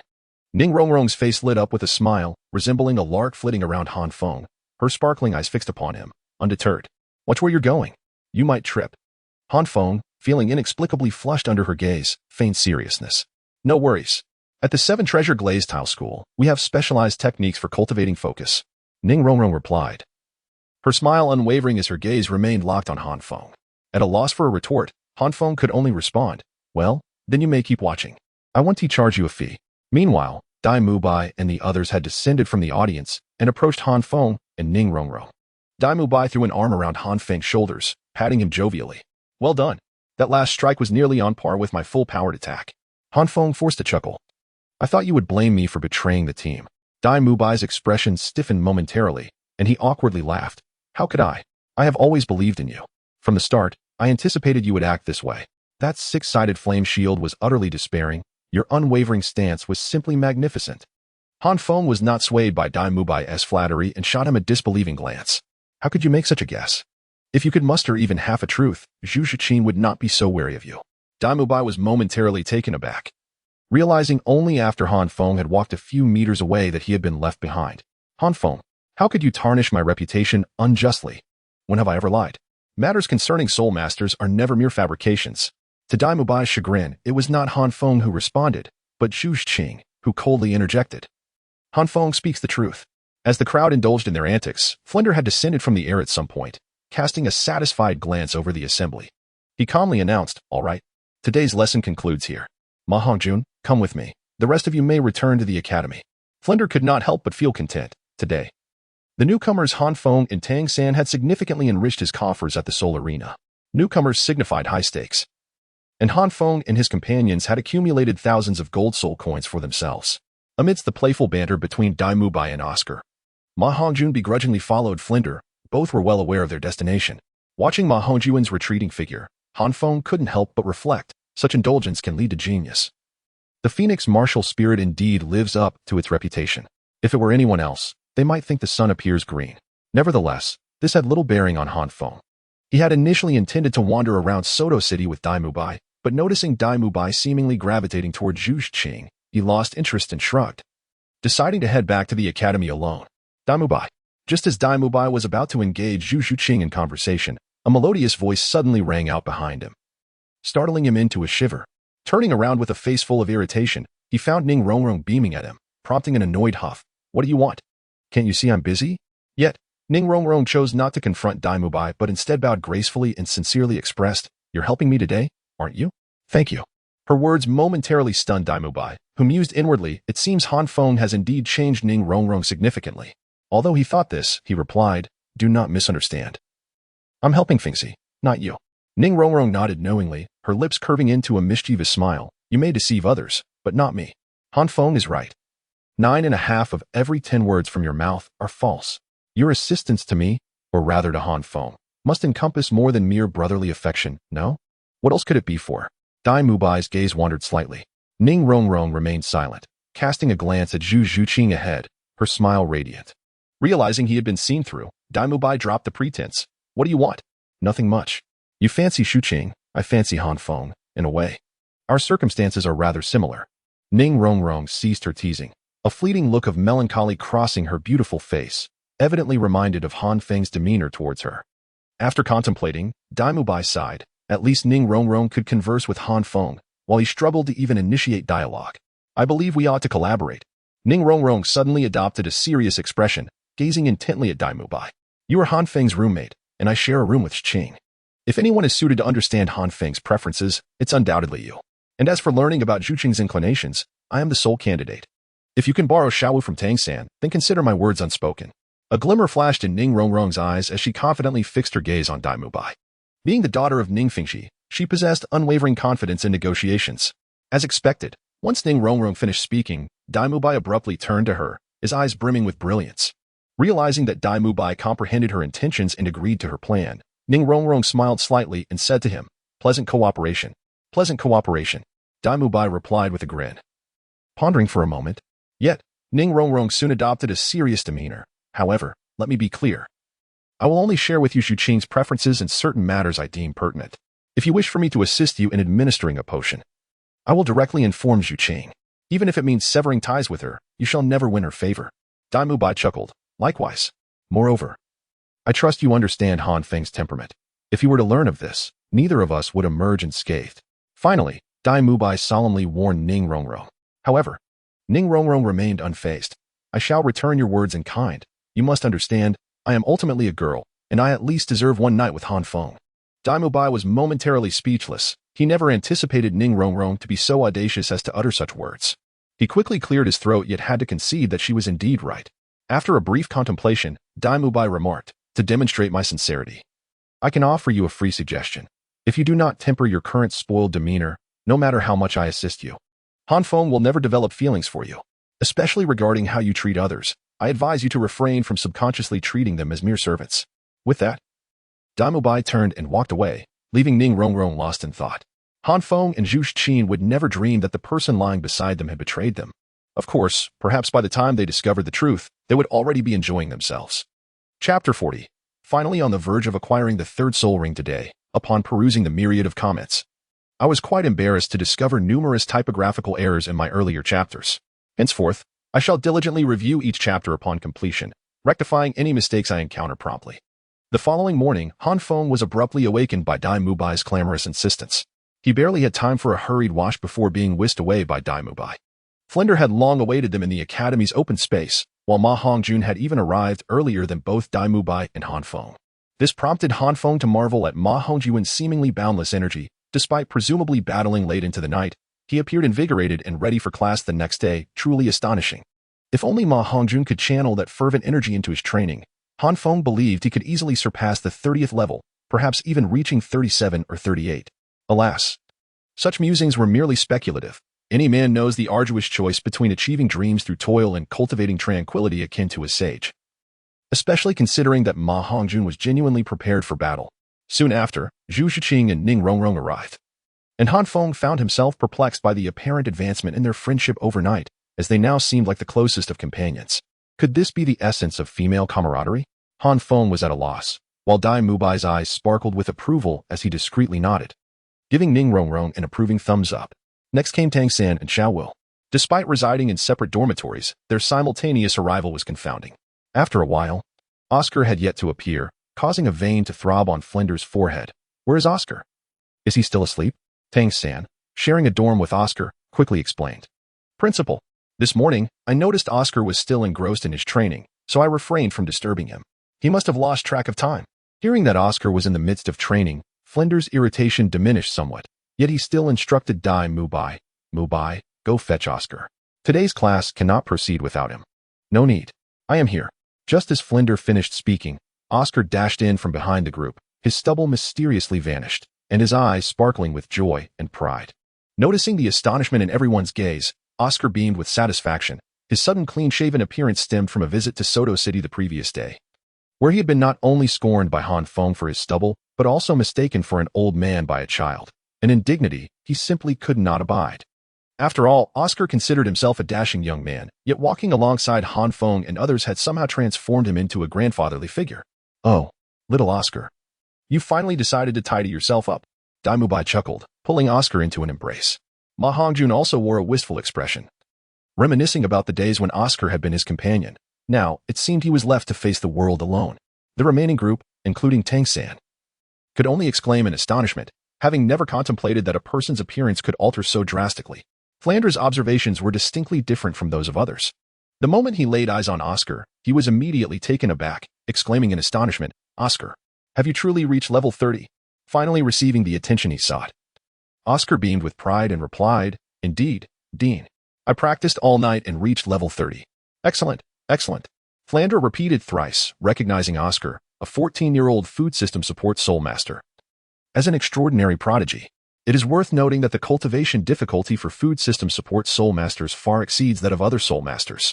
Flandra had every reason to believe that if the higher echelons of the three great sects or the Spirit Hall were to learn of Oscar's existence, they would undoubtedly spare no effort to recruit him. With this thought in mind, Flandra made a decisive announcement. Originally, this class was intended for you to sample Oscar's sausages. But now, you will have an additional lesson.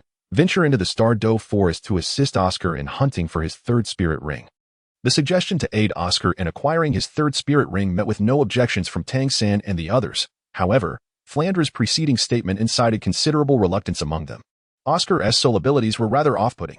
Han Feng, on the other hand, was unfazed, smiling cheerfully as he remarked, That sounds splendid. I can also hunt for my third spirit ring in the process.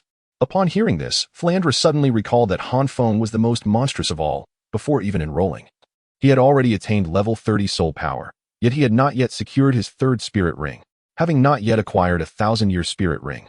He was already so formidable. Should Han Feng obtain his third spirit ring, it was likely that even Dai Mubai would not stand a chance against him.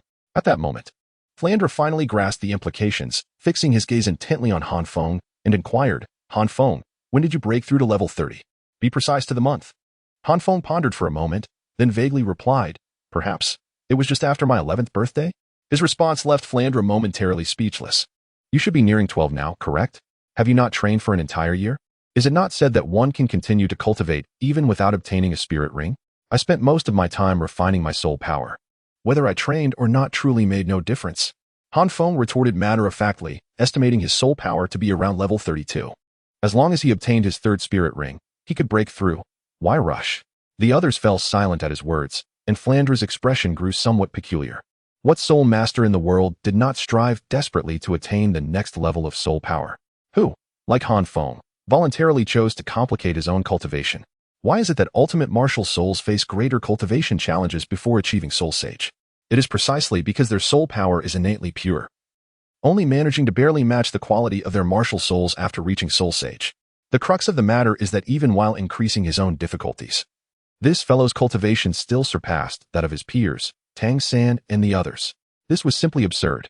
After a long pause, Dai Mubai could only exclaim dramatically, Is this what it means to be a genius?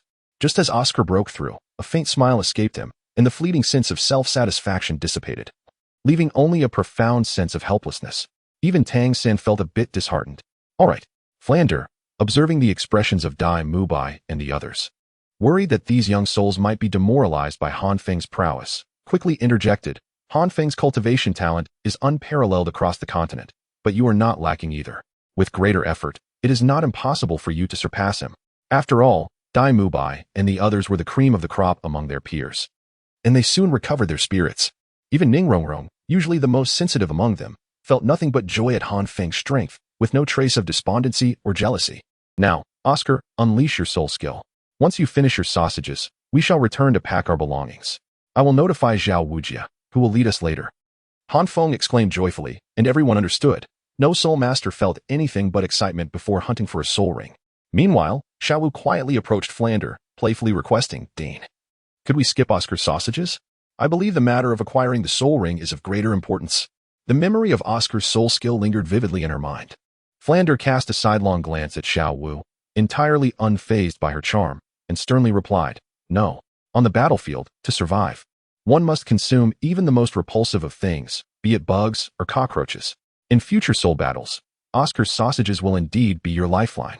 Ning Rongrong, initially reluctant, recalled Dai Mubai's reminder from the previous day and, gritting her teeth, stepped forward, saying to Oscar, I'll go first. Oscar, please give me 2 sausages. This surprised Han Feng. Ning Rongrong had not yet faced reprimand from Flander or Dai Mubai. Perceiving the unusual glimmer in Han Feng's eyes, the young girl flashed him a radiant smile. Oh, Oscar, taken aback by Ning Rongrong's politeness, quickly conjured 2 sausages, proclaiming, I have a big sausage. I have a small sausage. Hearing Oscar's incantation, Ning Rongrong's expression stiffened momentarily, and with some reluctance, she accepted the sausages. Yet, with her eyes closed, she gritted her teeth and consumed them. With Ning Rongrong breaking the ice, the others felt compelled to follow suit, consuming Oscar's sausages as well. Initially, they resisted. But once they tasted them, expressions of disbelief washed over their faces. The recovery ability of Oscar's sausages was indeed astonishing. Flander was right. During soul battles, Oscar's sausages could truly be life-saving. Observing the reactions of his companions, Oscar couldn't help but smile with satisfaction. While he dared not boast about other aspects, the efficacy of his martial soul was undoubtedly top tier among his peers, especially Ma Hongjun, who incessantly muttered words like disgusting, repulsive, and whoever eats it will suffer, yet never ceased to devour the sausages voraciously. Although the incantation for Oscar's sausages was somewhat underwhelming, the flavor was undeniably delightful. Once everyone had finished their meal, Flanders finally spoke, return to your quarters and pack your belongings. This journey into the Stardo forest, although led by Zhao Wujie, will only see his intervention should you encounter a 10,000-year soul beast. Everything else you must handle on your own. The task of hunting soul beasts relies solely upon you. It would be prudent not to approach this expedition with a leisurely mindset. Upon hearing this, Han Feng internally clicked his tongue. He had been contemplating enlisting Zhao Wujie's assistance in procuring his 3rd soul ring. Chapter 41. The sprouting words of the sitting ones. Although it was Zhao Wujing leading the team, in truth, he did not even make an appearance, leaving behind only a directive to await them at the soul hunting village outside the Stardo Great Forest, urging Han Feng and the others to arrive before nightfall. What could the 8 of them do? They could only hasten their journey.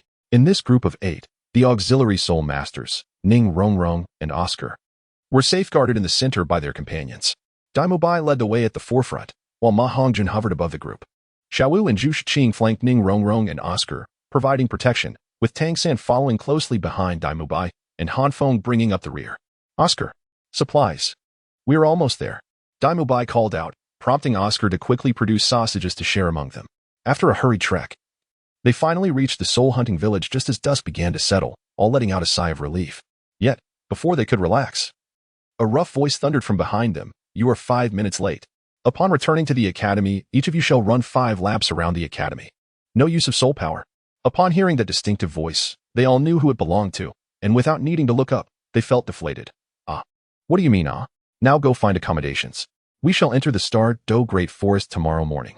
Zhao Wujing barked coldly, causing Dai Mubai and the others to fall silent, nodding repeatedly in acquiescence. Seeing their reaction, Zhao Wujing snorted and turned to leave. Han Feng, harboring a sense of mischief, turned to look and indeed saw the lingering bruises on Zhao Wujing's face, a grin spreading across his heart. So the old man enjoys bullying the weak? How does it feel now?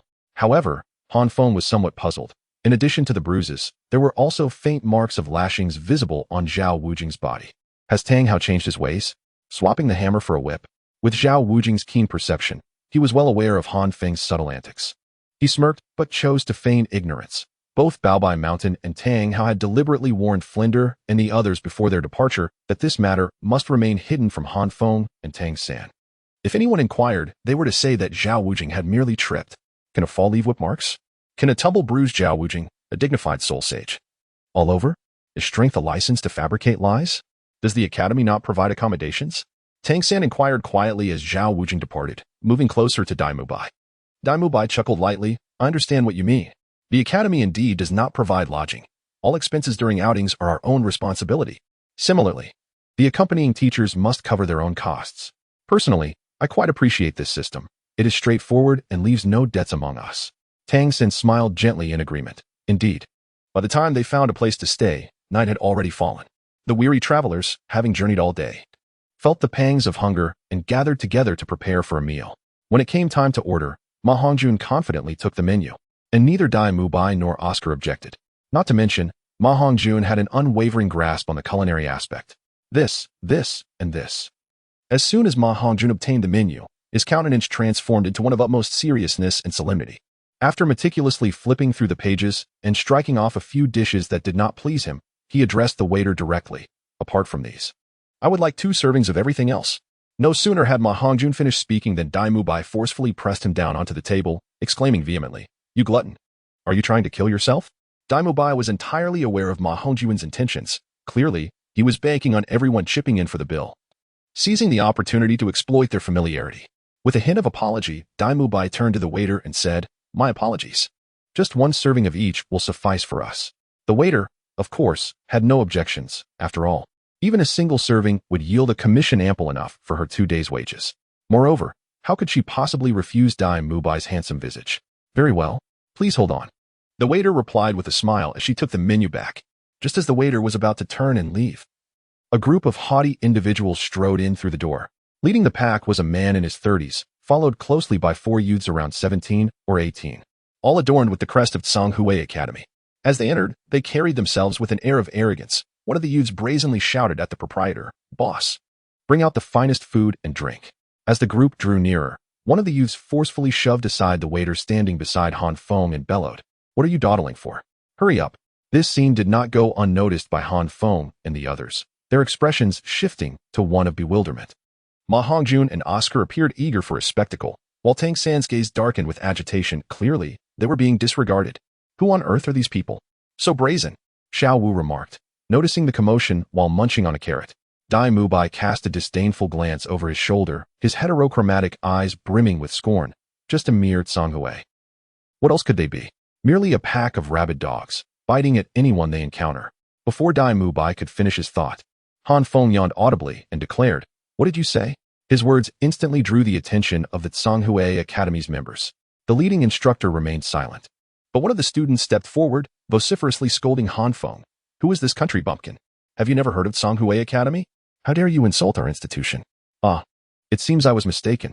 I did not name names, yet you took it personally. They must possess some self-awareness, at least better than rabid dogs." Han Feng chuckled lightly, not even glancing at his adversary, and exaggeratedly remarked to Dai Mubai. Dai Mubai's eyelids twitched. He had forgotten that apart from being an exceptionally rare, straightforward man, Han Feng's tongue was not to be trifled with. "You little brat. What did you say? Say it again if you dare." A Tsanghui Academy student shouted furiously, pointing at Han Feng. I'll not look. Just your features alone resemble a couple that has been estranged for years, living separately, when brought together. It results in a tragic scene. Forcing me to look at you is clearly a premeditated act of malice." Han Feng shook his head dismissively, hardly acknowledging his opponent. "Little brother, beware of the perils that come from your tongue." The only female among the 4 youths glared at Han Feng with a sullen expression, her voice dripping with icy menace. However, Han Feng merely chuckled. "Miss, your voice is so sweet. Your boyfriend must surely have diabetes. Which sect do you belong to? Do you wish to be my enemy, Tsanghui?" The middle-aged teacher, noticing his 4 students struggling to gain the upper hand, and recognizing the formidable soul power emanating from Han Feng and his companions, finally spoke up. "What sect?" "We are students of Shrek." "Shrek? Never heard of it. Then you must be woefully uninformed. I suggest you cleanse your ears with some refuse on the night of the full moon. Perhaps there is still hope for you." Han Feng grinned broadly, the soul power within him seemingly poised to unleash its might. Did your mentor never teach you to respect your elders? He did, but not how to respect a green-skinned turtle. Observing the middle-aged man's appearance, Han Feng remarked, I fear you may be barren. Only those with plentiful offspring could grow such glossy green hair. You seek death. The middle-aged man could no longer contain himself. His martial soul instantly manifested. With a massive turtle shell enveloping his body and thick scales covering his limbs, 5 colorful soul rings swirling around him. The overwhelming presence of a soul king washed over Han Feng, momentarily stealing his breath, yet he exaggeratedly exclaimed, Goodness! What a surprise! You truly are a green-skinned turtle. With a martial soul like yours, I must inquire about your spouse's esteemed position. What is the price? Do you reimburse travel expenses? Sharp-tongued, the Soul King gritted his teeth in a low curse, wishing he could tear Han Feng's mouth apart. With a surge of soul power, a wave of frigid energy rushed toward Han Feng. Seeing this, Dai Mubai wasted no time in manifesting his martial soul, declaring, affiliated with Shrek. Attack! Han Feng's mouth will eventually lead us to ruin. Xiao Wu, harboring grievances against Han Feng due to Ning Rongrong's situation, let out a huff after activating her martial soul. That is a misjudgment. The dean once said that avoiding trouble is the mark of mediocrity. Even if Han Feng does not provoke trouble, I will. Dai Mubai shot Xiao Wu a glance, his tone laced with coldness. Xiao Wu did not mean it that way. She simply despised Han Feng. Just as she was about to retort, Tang Sen caught her arm. Xiao Wu, do not speak further. Humph. Aware of her misstep, Xiao Wu redirected her frustration at the Xin Gui Soul King. Turning to Tang San, she said, Brother San, help me. I want to shatter that old turtle shell. With that, Xiao Wu charged forward. Tang San, not daring to hesitate, activated his first spirit skill, Blue Silver Grass, instantly ensnaring the Xin Gui Soul King. Xiao Wu and Dai Mubai seized the opportunity, unleashing their attacks, the White Tiger-S Radiant Wave and the 8-Dan throw aimed at the Xin Gui Soul King. While Ning Rongrong's amplification followed suit. However, the Xin Gui Soul King remained unperturbed, coldly snorting, first spirit skill, Xin Gui Protection. Second spirit skill, Xin Shui Ice Seal. As a Soul King level skill, he effortlessly countered the assaults from Dai Mubai and Xiao Wu, yet his focus remained solely on annihilating Han Feng. TCH. That old turtle truly has a narrow mind. Han Feng remained calm and composed as he summoned his martial soul. With the activation of his first soul skill, Command of Life, and aided by the sun's radiant warmth, he successfully repelled the frigid onslaught. Chapter 42, Zhao Wu Jie Refreshing. Zhu Qing. Xiao Wu. As Han Feng intercepted the chilling blast, Tang Sen bellowed. Zhu Qing and Xiao Wu instantly understood. The enhancement light from Ning Rongrong enveloped the two of them, casting down shadows of black and red. The combined force of 8-section wrestling and ghostly piercing strikes relentlessly battered against the tortoise shell of the Xian Gui Soul King. Such a formidable shell, Xiao Wu remarked with a click of her tongue after a few attempts, cursing under her breath. Oh, allow me to give it a try. Seeing Xiao Wu and Zhu Qing struggle to break through, Dai Mubai laughed heartily, activating the White Tiger Protective Shield and the White Tiger Titan Transformation. His golden hair transformed into a snowy white, and with a fierce roar, he charged towards the shell. 7 treasures, renowned. First, strength. Second, speed. Ning Rongrong promptly bestowed her enhancement upon Dai Mubai, who, in an instant, reached a terrifying level of power. The Xin Gui Soul Master was taken aback and quickly withdrew into its shell. Boom. Dai Mubai's punch struck down, failing to penetrate the shell. Yet his arm was instantaneously frozen, causing him to gasp in shock. What a terrifying chill. You seek death. The Xian Gui Soul King emerged from its shell. Face ablaze with fury, though the blow did not inflict pain, it was a disgrace. Xian Bing surges. The Xian Gui Soul King roared, channeling 30% of its soul power. The entire hotel seemed to be engulfed in a blizzard, massive chunks of Xian Bing raining down upon the group. Tang San and the others were taken aback. This defensive soul master possessed formidable offensive capabilities. Let me handle this. Ma Hongjun, who had been preparing for some time, suddenly shouted, unleashing his first and second soul skills simultaneously. A blazing line of fire erupted from him, managing to block a significant portion of the storm. Yet, it was evident to all that Ma Hongjun was at a disadvantage. Not only did the Xian Bing pierce through his flames, but his soul power was insufficient to maintain such intense fire for long. Swish, swish, swish, swish, swish. Xian Bing rained down upon the group. Yet a flash of fire surged before them, successfully countering all the Xian Bing. Oscar. Sausages. As Han Feng shielded Oscar from the Xian Bing, he shouted loudly. Oscar quickly produced 3 sausages, hastily handing them to Han Feng, who consumed them immediately. The surge of soul power within him was momentarily invigorated, only to be swiftly depleted. Not good. The fatty can't hold on much longer. Han Feng, Damubai suddenly cried out, his tone grave. It's coming. The second soul skill activated once more. 6 flaming shields positioned before Han Feng. With the blazing celestial shield in hand and bolstered by Ning Rongrong's enhancement, Han Feng invoked his first soul skill, Life's Command. While defending Ma Hongjun from the raging Xian Bing, he surprisingly advanced forward. The frigid Xian Bing struck against the radiant celestial shield as Han Feng braved the icy storm. Marching steadily onward.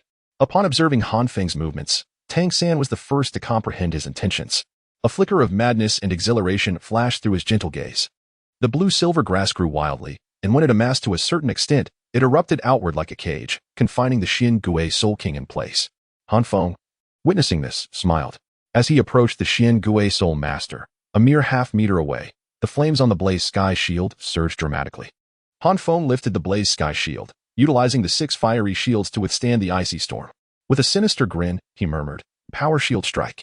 The chilling aura of the Xian Gui and the icy storm aided Han Feng in accumulating immense power, coupled with the nourishment from 3 sausages and his own soul power. The energy within the Blaze Sky Shield had reached its zenith. The attack from the Soul Sect was unleashed. Crack. Boom. This strike shattered the Xian Gui Soul King's protective shield. Due to the control exerted by the blue-silver grass, he found himself unable to retreat into his shell. Helplessly watching as Han Feng's shield drew ever closer, ultimately crashing into his face with tremendous force, sending him hurtling backward to the base of the second-floor stairs. Exhaling deeply, Han Feng concluded his series of strikes, his soul power nearly depleted, and the manifestation of his martial spirit dissipated automatically. He breathed a sigh of exhaustion. Kneeling on the ground, Damubai rushed forward to support Han Feng, leaping away from the Xian Gui Soul King. However, Han Feng's attack alone was insufficient to incapacitate a defensive Soul King. I will ensure you find no burial ground. As expected, in the next moment, the Xian Gui Soul King rose, his eyes brimming with terrifying malice. The dark, 10,000-year soul ring behind him radiated a luminous glow, causing the onlookers to gasp in awe. The might of a 10,000-year soul ring was incomparable to that of a 1,000-year soul ring. Why are you here at such a late hour, playing around like a turtle? Hurry back to sleep, Zhao Wujing called out. Yet, before the black 10,000-year soul ring could fully illuminate, Zhao Wujing descended from the second floor and sent the Xian Gui Soul Master flying with a single slap, chastising Han Feng and the others as if he hadn't seen the altercation at all. Upon seeing Zhao Wujing, Tang San and the others felt a wave of relief. What of a Soul King? Zhao Wujing was a soul sage. Enraged, the Xian Gui Soul King picked himself up, still harboring a deep-seated wariness as he glared at Zhao Wujing. However, he could not suppress his indignation. You are their teacher? Have you not taught them to respect the strong? You must provide me with an explanation today. In response to the furious Xian Gui Soul King, Zhao Wujing merely boredly tapped his ear, sneering with disdain. Respect the strong? If you can't even defeat my students, how dare you claim to be strong?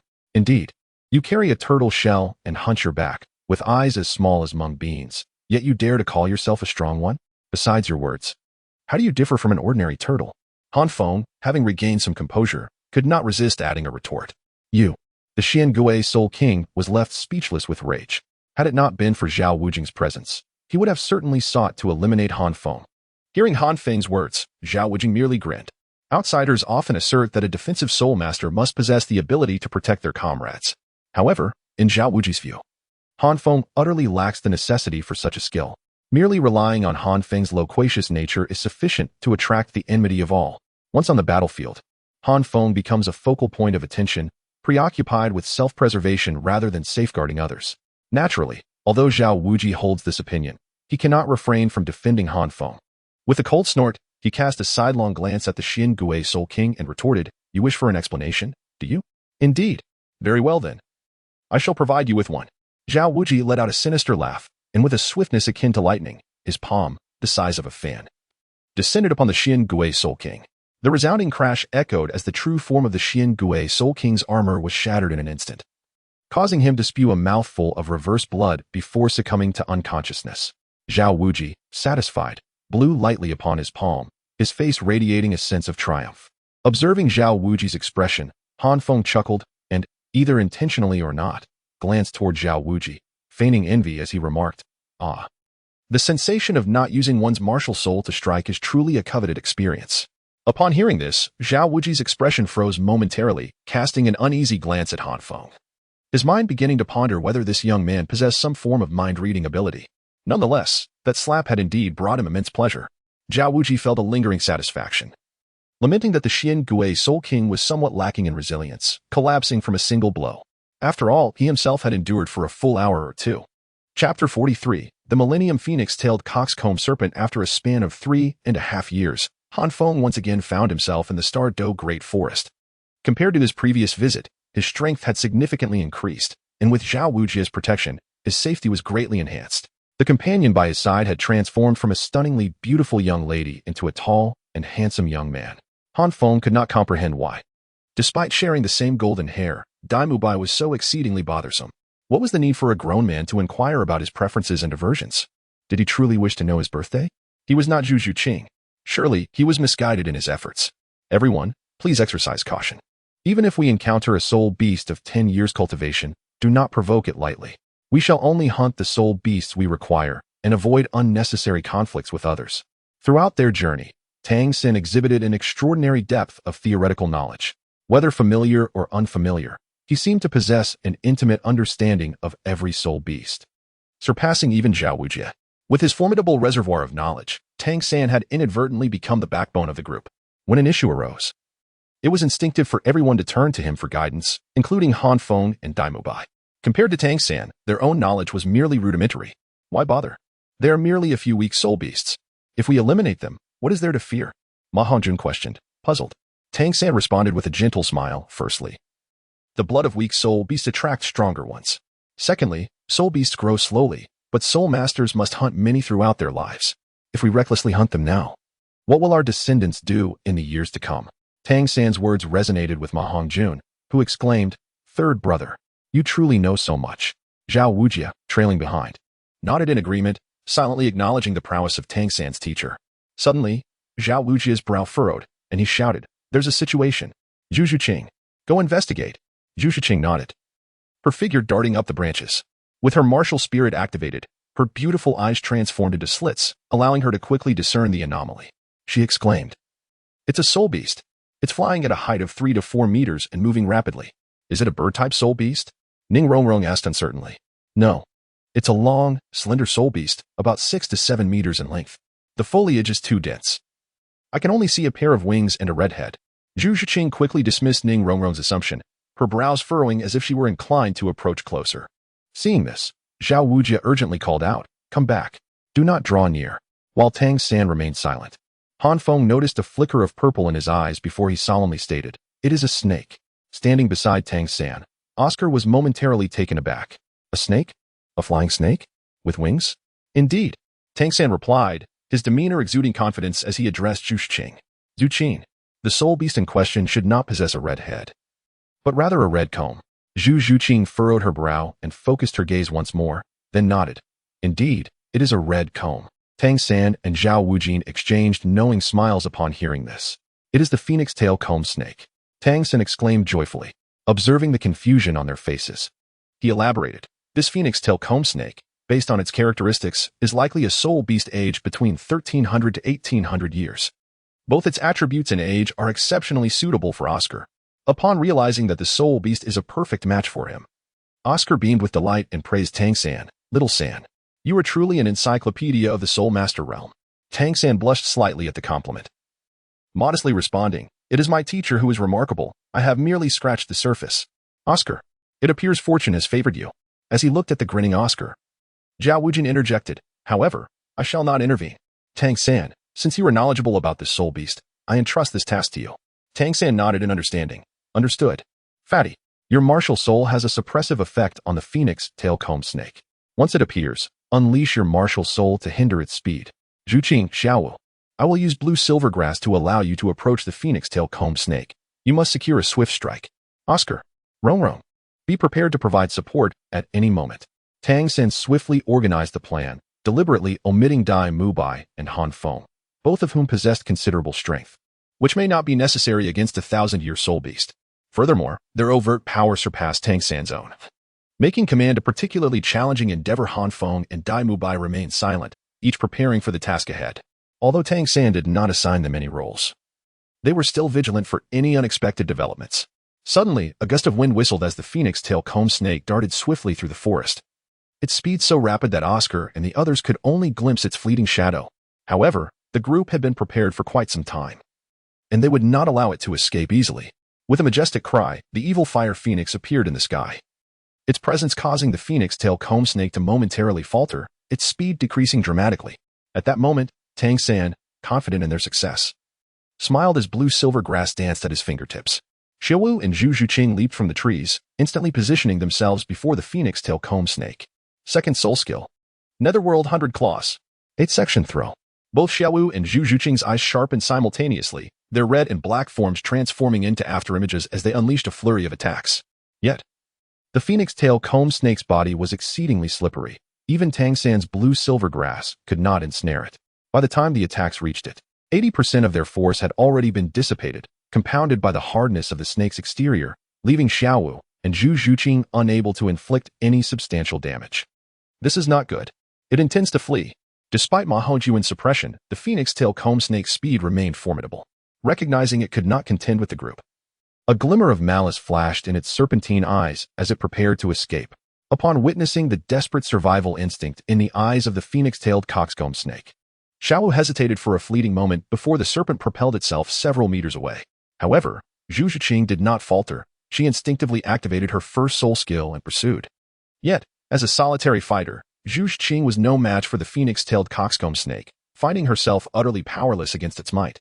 The serpent initially paused, only to swiftly realize that the Soulmaster before it had exhausted her means of attack, and it retaliated with a powerful lash of its tail. Daimubai, observing from the ground, felt his heart constrict as he saw Zhu Zhuqing in peril. His eyes reddened in an instant. He unleashed his first and third soul skills, transforming into the white-haired Tiger King, and with a forceful stomp, he leapt an astonishing 7 or 8 meters into the air. Yet, upon reaching Zhu Zhuqing's side, he found he had no time to counter the phoenix-tailed coxcomb snake's strike and instead enveloped her in a protective embrace. Just as Daimubai braced for the impending attack, a tremendous crash resounded behind him, followed by Han Feng's teasing voice. "Are you all pretending I don't exist?" Daimubai was taken aback and turned to see Han Feng, who, wielding the radiant celestial shield, had successfully blocked the serpent's assault. In his moment of urgency, Daimubai had momentarily forgotten about Han Feng's second soul skill. How the tides have turned, Daimubai thought, feeling a mix of admiration and embarrassment as Han Feng smirked, watching him with amusement. "Let go of me already," Zhu Zhuqing finally exclaimed, her face flushed as she shot a reproachful glare at Daimubai. Realizing his indiscretion, Daimubai reluctantly released her. Under Zhu Zhuqing's icy gaze and Han Feng's mocking demeanor, Daimubai's face flushed with embarrassment, prompting him to vent his frustration on the phoenix-tailed coxcomb snake. "You seek death. Mubai, show some mercy," Tang San shouted urgently from the ground. But alas, it was too late. Daimubai's fist had already been launched. The impact resounded with a thunderous crash as his blow struck true, driving the phoenix-tailed coxcomb snake into the earth, its breath growing shallow and labored. Chapter 44, Equal in Soul Mastery, Fair and Just Oscar, with this. Pierce it into your forehead. It shall become your third soul ring. Act swiftly. The noise we just made was rather significant. The phoenix-tailed cox-crowned serpent appeared to be in dire straits, prompting Zhao Wujia's immediate response as he produced a dagger and handed it to Oscar. This statement left Dai Mubai feeling somewhat awkward. Nevertheless, Oscar harbored no objections, joyfully accepting the dagger. He approached the serpent's body, channeling his soul power into the dagger, ready to strike. However, at that moment, a venomous snake, flicking its tongue, suddenly darted from the shadows, targeting Oscar.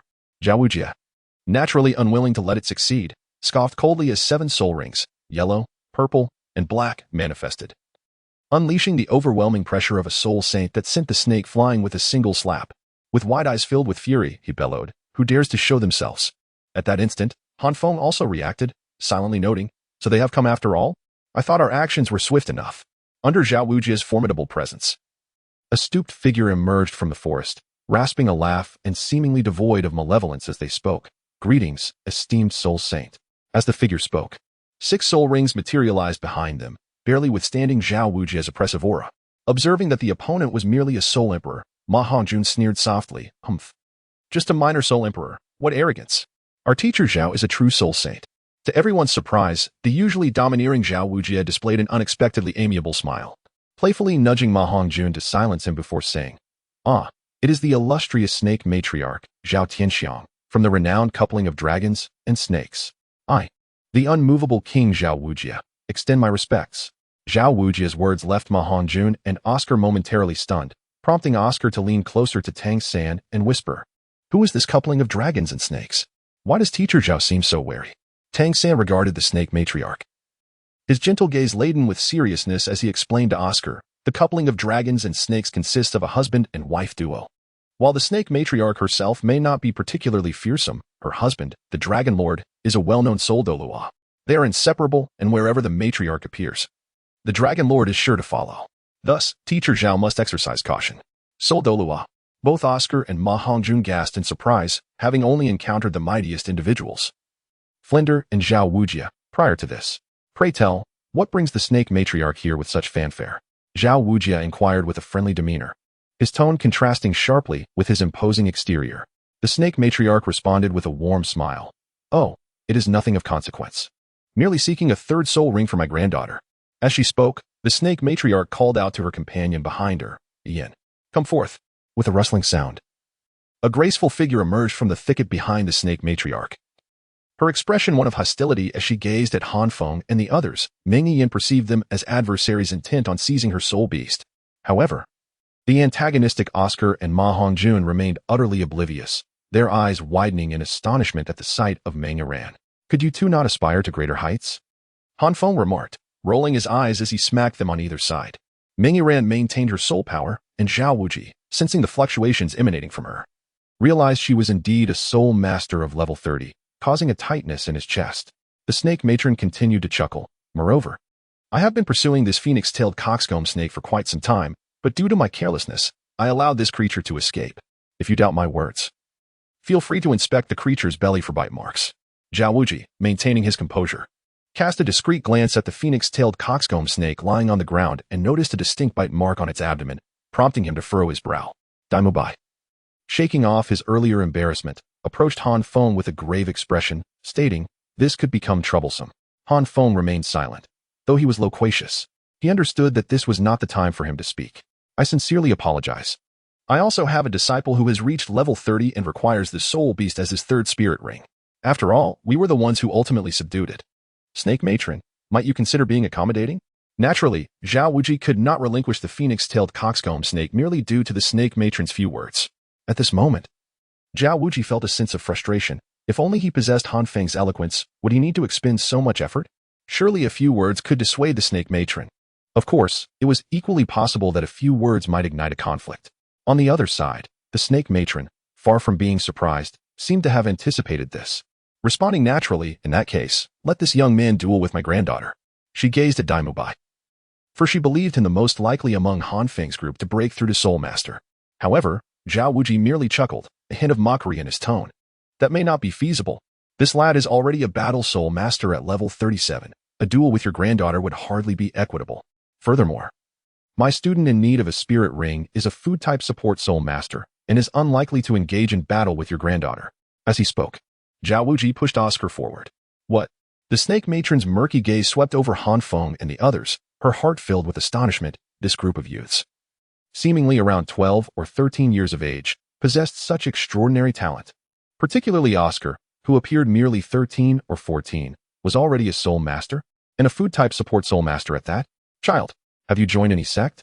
In this thought, the snake matron developed a sense of appreciation for talent, regarding Oscar with increased warmth as she gently inquired. Noticing the snake matron attempting to recruit Oscar before him, Zhao Wuji felt a twinge of annoyance, his laughter turning somewhat cold as he pulled Oscar back. "No need to trouble the esteemed snake matron. These students of mine shall not join any sect before their graduation." At this moment, the serpent matron became aware of her own indiscretion. She quickly cleared her throat, attempting to calm the turmoil within her heart, and responded somewhat stiffly. "This cannot do, nor can that. I implore the illustrious king to provide a solution, for that beast is on the brink of demise. In such a case, no one shall obtain the soul ring." Zhao Wujia, mindful of the Dragon King, refrained from contesting the serpent matroness words, his rugged visage reflecting a contemplative demeanor. Seeing this, Han Feng was just about to suggest a duel between Tang San and Meng Yan when he noticed Zhao Wujia's gaze fixed upon him, immediately stirring within him a sense of foreboding. "How about this?" Zhao Wujia exclaimed upon spotting Han Feng, an idea taking root in his mind. He grasped Han Feng firmly and said to the serpent matron, This lad is also a 30-level quasi-soul master, and like your granddaughter, he has yet to acquire his third soul ring. It would be fitting for him to battle her to determine the fate of this soul beast. The serpent matron glanced at Han Feng, a flicker of astonishment surfacing in her eyes. Another prodigious talent? Very well. Let it be so. I shall grant my approval. At that moment, Meng Yiran, unable to contain her impatience, cried out. Yet she failed to notice the peculiar expressions on the faces of Dai Mubai and the others standing behind Zhao Wujia at her utterance. What a remarkable claim it is that both are quasi-soul masters. Zhao Wujia's fabrications rival those of Han Feng. Can Han Feng genuinely be considered a typical quasi-soul master? With his soul power quality and those outrageous soul skills? Oscar displayed an easy grin. With the flying dragon rider in the fray, how could we possibly lose? Teacher Zhao. Employing child labor contravenes moral and legal principles. Han Feng rolled his eyes, wriggling free from Zhao Wujia's grip. Turning his back to the serpent matron and Meng Yiran as he quietly protested. Enough of this chatter. The phoenix-tailed coxcomb serpent is on the verge of death. We must act swiftly, or your soul beast will seek its own fate. Zhao Wujia's eyes widened as he emphatically kicked Han Feng forward. Go, Han Feng. If you cannot resolve this within 10 moves, I shall look down upon you. Remarkably, the usually critical Xiao Wu unexpectedly offered encouragement to Han Feng. The serpent matron's earlier reference to the phoenix-tailed coxcomb serpent had left Xiao Wu feeling ill at ease. Thus, standing alongside Han Feng, she reluctantly aligned with him. For the enemy of my enemy is my friend. Beside them, Ning Rongrong, witnessing Xiao Wu's enthusiasm, dared not fall behind and chimed in sweetly, Go, Han Feng. Upon hearing this, Han Feng chuckled, approaching Meng Yiran with a nonchalant roll of his eyes, and said, Let us commence. Humph. If you cannot defeat me within 5 moves, that soul beast shall belong to you. Meng Yiran, filled with righteous indignation, retorted fiercely, her beautiful eyes ablaze with fury at Xiao Wu's earlier remarks. However, Han Feng was never one to indulge in pity. He grinned and replied casually, If you can breach my defenses within 10 moves, I shall immediately concede. Arrogant. Chapter 45, Zhao Wuji, I misjudged you. In this narrative, I have adopted a comic book setting where the martial soul manifests as a true body armor. For I find such armor to be exceedingly impressive. Arrogance. Meng Yiran's gaze sharpened upon hearing Han Feng's disdainful remarks, her fair complexion momentarily flashing with fury and resentment. A serpent-headed staff materialized in her grasp, enveloped in a violet true body armor that adorned her arms, while 2 yellow soul rings flanked her, guarding her as she charged towards Han Feng. Huh. Han Feng let out a cold laugh, remaining motionless as he summoned the radiant shield. 2 yellow soul rings appearing behind him. He did not even manifest his martial soul, merely the first yellow soul ring illuminated, causing the radiant shield to shimmer with a faint glow, the flames adorning it growing more solidified. Witnessing this spectacle, Dai Mubai and Tang San exchanged exasperated glances, both aware that Han Feng was, once again, laying a trap. Those who had been provoked by Han Feng's words inevitably fell victim to the fate of being struck by his shield. However, Meng Yiran remained oblivious to this reality. Seeing Han Feng without a martial soul manifestation, she interpreted it as a sign of his contempt and insult towards her, her expression contorting into a grimace as she, too, refrained from manifesting her martial soul and hurled the serpent-headed staff at Han Feng. Clang. Han Feng stood unyielding, his demeanor unchanged as the serpent-headed staff crashed against the radiant shield. Under the unique ability of Fate's protection, not even a spark was dislodged from the shield. Han Feng felt a twinge of regret. Though Fate's protection was indeed powerful, its capacity to completely defend against an initial strike felt somewhat rigid. Regardless of the strength of the opponent's attack or whether they could breach its defenses, it could only negate the first blow. To utilize it against Meng Yiran's lackluster strike seemed a regrettable waste. Is it truly this resilient? A flicker of astonishment crossed Meng Yiran's eyes, clearly taken aback by Han Feng's formidable defense. While her serpent-headed staff may not be the pinnacle of martial souls, it was certainly among the elite in terms of offensive capability within its category. Beside them, the serpent mistress also gazed in disbelief. She understood the true essence of the serpent-headed staff, as it was derived from the same source as her own martial soul. Meanwhile, Zhao Wuji observed with a leisurely smile. Feeling a sense of pride, let alone a mere soul master, Han Feng's initial soul skill could effortlessly counter even a soul elder's first strike. Regrettably, neither Meng Yiran nor the serpent mistress comprehended this. Zhao Wuji cast them a sidelong glance, choosing not to enlighten them, content to let them stew in their suspicions. After a brief moment of shock, Meng Yiran quickly regained her composure. Her gaze sharpened as the serpent-headed staff in her hand glimmered with violet light. The serpent's head at its tip seemed to come alive, its eyes glowing with a radiant purple as it opened its mouth wide. unleashing a crimson serpent tongue towards Han Feng. First soul skill. Serpent Blade. Meng Yiran's inaugural soul skill possessed excellent penetration capabilities. Employing a point-to-surface attack method augmented by a venomous spray effect, effectively countering many defensive soul masters. Alas, this did not include Han Feng. In the instant Meng Yiran unleashed her soul skill, Han Feng reacted swiftly. The blazing light of the celestial shield surged forth, racing towards the direction of the serpent-headed staff, incinerating the putrid, violet poison in an instant. Yet, the flames, insatiable, spread along the staff, advancing towards Meng Yiran's hand. Observing the spectacle, Daimubai and the others couldn't help but smile, recognizing it as Han Feng's unique soul skill. Dread filled Meng Yiran as she sensed the searing flames encroaching upon her. Her pupils constricted sharply, cold sweat trickling down her smooth forehead. Activating her second soul skill, Serpent Body, she desperately sought to escape the flames, only to find them clinging to her like a relentless parasite, impervious to her struggles. Panic surged within her. She felt the imminent threat of the flames reaching her arm. Should they reach her heart, defeat would be inevitable. At that moment of disarray, Han Feng made his move. Had the Serpent Matriarch not been present, he might have unleashed a torrent of insults. Yet even so, he couldn't suppress his inner critique. Was this not a tad too feeble? As Han Feng sprang into action, the flames atop the celestial shield surged dramatically, a power comparable to a soul master brewing within. Witnessing this, Zhao Wujia became alarmed. Boldly, "You scoundrel, cease at once." Both the Serpent Matriarch and Zhao Wujia shouted in unison, fully aware that if Han Feng's strike connected with Meng Yiran, given her current state, she would be gravely injured, if not worse. The prospect of Shrek Academy becoming mortal enemies with the Dragon King and Serpent Matriarch loomed large.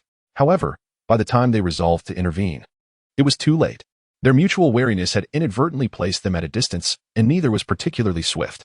Han Feng and Meng Yiran were too close, leaving them helpless to watch as Han Feng inched closer to her. The Serpent Matriarch's eyes widened in horror, bloodshot and frantic.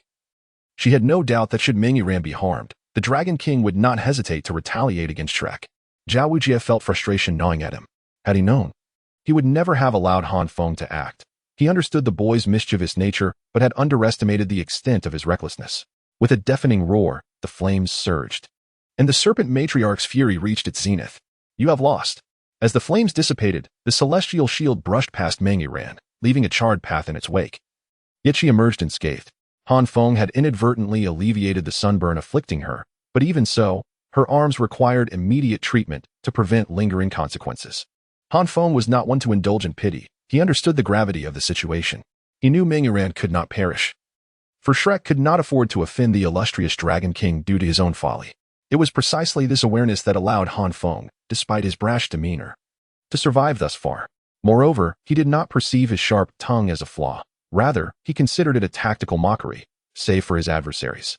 He merely had a penchant for verbosity, or so Sister Qian Qian would comfort him. The Serpent Matriarch, having approached within 5 meters of Han Feng, gazed coldly at him, her heart filled with a perplexing sense of admiration. She had to concede that Han Feng's display was indeed remarkable. The charred remnants scattered about served as a testament to his capability of defeating her granddaughter. The injuries upon Meng Yiran's arms signified the necessity for their departure. The passing shield of the fiery heaven was Han Feng's way of indicating his mercy. This left the Serpent Matriarch unable to harbor any resentment. She could only acquiesce with a resigned sigh. Beside her, Zhao Wujia exhaled in relief, having braced himself for a fierce confrontation with Long Gong. Thankfully, this young lad still possessed a semblance of judgment. "No, I have not lost. You cheated."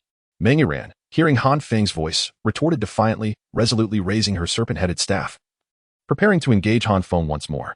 "Yiran, you have indeed lost. We must take our leave." On this occasion, it was unnecessary for Han Feng to speak, as the Serpent Matriarch had already intervened, casting a sympathetic glance at Meng Yiran's wounded arms. She addressed Zhao Wujia, saying, "Ming Wang, we shall take our leave now. I apologize for any previous offenses." "Not at all, not at all," Zhao Wujia replied with a hearty laugh, pleased by the turn of events. Once the Serpent Matriarch and Meng Yiran had distanced themselves, Zhao Wujia cast a meaningful glance at Han Feng, clapping him on the shoulder and enigmatically stating, "Young man, I misjudged you." "Huh?" Han Feng, bewildered, expressed his confusion, wondering what he had done to disappoint Zhao Wujia.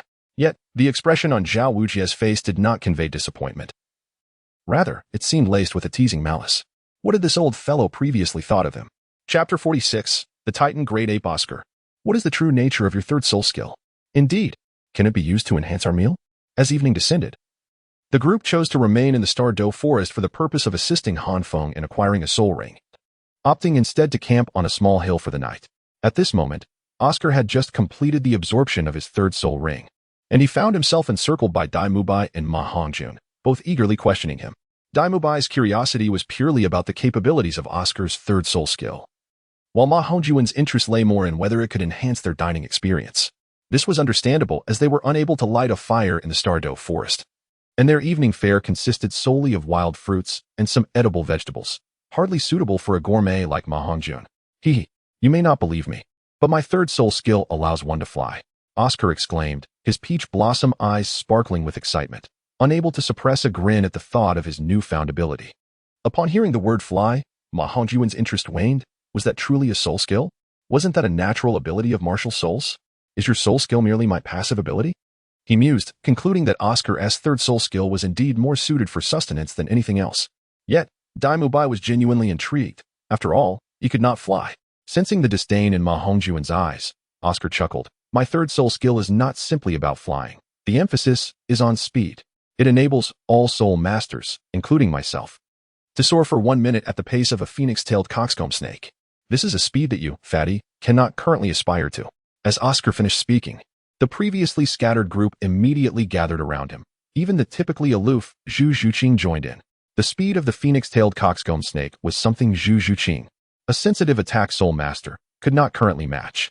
Had it not been for Ma Hongjun's restraint, she might have struggled to keep up with it. The group eagerly surrounded Oscar, inquiring about the details of his third soul skill, with the sole exception of Han Feng, who refrained from joining the throng. His reasons were twofold. He was already aware of Oscar's third soul skill, and he also anticipated what was about to unfold. If Dai Mubai and the others were to discover that a 100,000-year-old Titan Great Ape was about to descend upon them, their jovial banter would surely dissipate. Han Feng glanced at Dai Mubai and the others, letting out a soft click of his tongue, yet ultimately chose to remain silent. He grappled with how to explain the impending threat, and even if he found a plausible justification, it would not prevent the Titan Great Ape's assault, unless they were willing to abandon Xiaowu. But was that even a possibility? Sighing at the thought, Han Feng silently prayed, may the narrative remain unchanged. According to the original storyline, the Titan Great Ape was merely seeking Xiaowu, harboring no malice towards the others.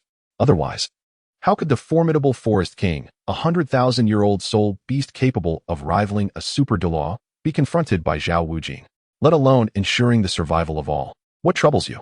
Are you worried about the third soul skill? At that moment, a gentle and caring voice resonated behind Han Feng. Turning around, he found Ning Rongrong quietly observing him. At this juncture, Han Feng lacked the inclination to ponder Ning Rongrong's character transformation, nor could he divulge his thoughts to her. Instead, he nonchalantly inquired, what brings you here? Are you not curious about Oscar's third soul skill? Ning Rongrong, with a sly smile, retorted, moreover, matters such as these will eventually come to light. Won't they? Aren't you afraid of being overshadowed by Oscar? After all, you are also an auxiliary soul master. Han Feng engaged in a casual exchange with Ning Rongrong, yet his mind remained vigilant, alert to the shifts in their surroundings. Ning Rongrong seemed accustomed to Han Feng's aloof demeanor and cheerfully responded, afraid? That's why I will train even harder. You will assist me, won't you? The night was tranquil, and the girl's eyes sparkled like stars, eagerly looking at Han Feng. However, he paid little attention to the light in her eyes. Though he sensed something within, the pressure from the Titan giant ape occupied his thoughts, prompting him to state, let us discuss this later. Ning Rongrong was unbothered, offering a quiet smile, aware that Han Feng was preoccupied and would not share his troubles. She knew he wouldn't confide in her. Suddenly, after a few minutes, Han Feng felt a violent tremor beneath his feet. In the darkness, a massive object with a diameter of several dozen meters hurtled toward them. His pupils constricted in shock, and his heart raced. Zhao Wujie also reacted, his fifth soul ring glowing as he exerted gravitational force to pull the dazed Ma Hongjun and others away, bellowing, what are you standing there for? Can't you run? Meanwhile, Han Feng seized Ning Rongrong, disregarding her startled exclamations, and forcefully propelled her away. In an instant, his second soul ring flashed, conjuring the shield of the sun to deflect the incoming debris while he grasped Ning Rongrong and soared to safety. What is that? Why are there two moons in the sky? Upon landing safely, Ma Hongjun pointed skyward, exclaiming in disbelief. In a critical moment, Han Feng's heart raced as he realized he had underestimated the Titan giant ape's strength. Though Tang San and the others had remained unscathed in the original story, now, even before the Titan giant ape had revealed itself, Han Feng felt as if the very air was suffocating him. His expression turned grave, and without lifting his gaze, he shouted, "That is not a moon. It is an eye. Run. It's a soul beast. 100,000-year-old Titan giant ape." However, his exclamation caught Xiaowu's attention, making her look at him sharply. Aware of her gaze, Han Feng understood he would soon need to fabricate an excuse to placate the rabbit, yet at present, he was too preoccupied to contemplate this. The mention of the Titan giant ape even caused a flicker of alarm on Zhao Wujia's face. "Run. Do not look back. Oscar, use your third soul skill. Quickly." Zhao Wujia exhibited no hesitation whatsoever. He could only hope that the Titan great ape was merely passing by. "Xiaowu, hurry and flee." The group consumed Oscar's third soul skill and turned to escape, but upon noticing Xiaowu remaining stationary, Tang San swiftly grasped her.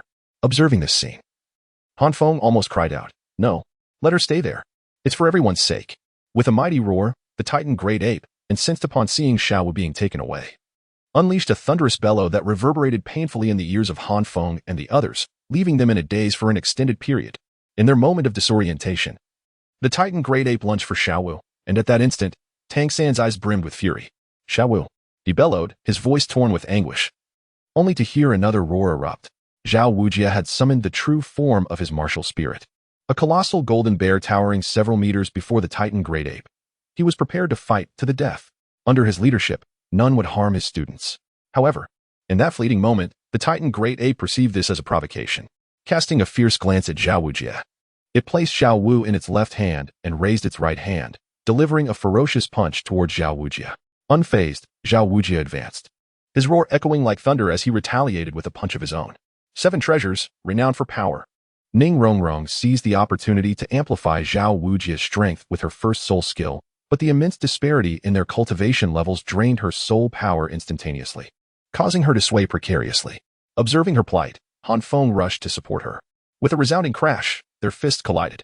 Despite Ning Rongrong's enhancement, Zhao Wujia's might was merely at the soul Douluo level, rendering him no match for the Titan great ape. He was swiftly overpowered, his martial spirit's true form shattered, and he fell victim to a backlash. Chapter 47.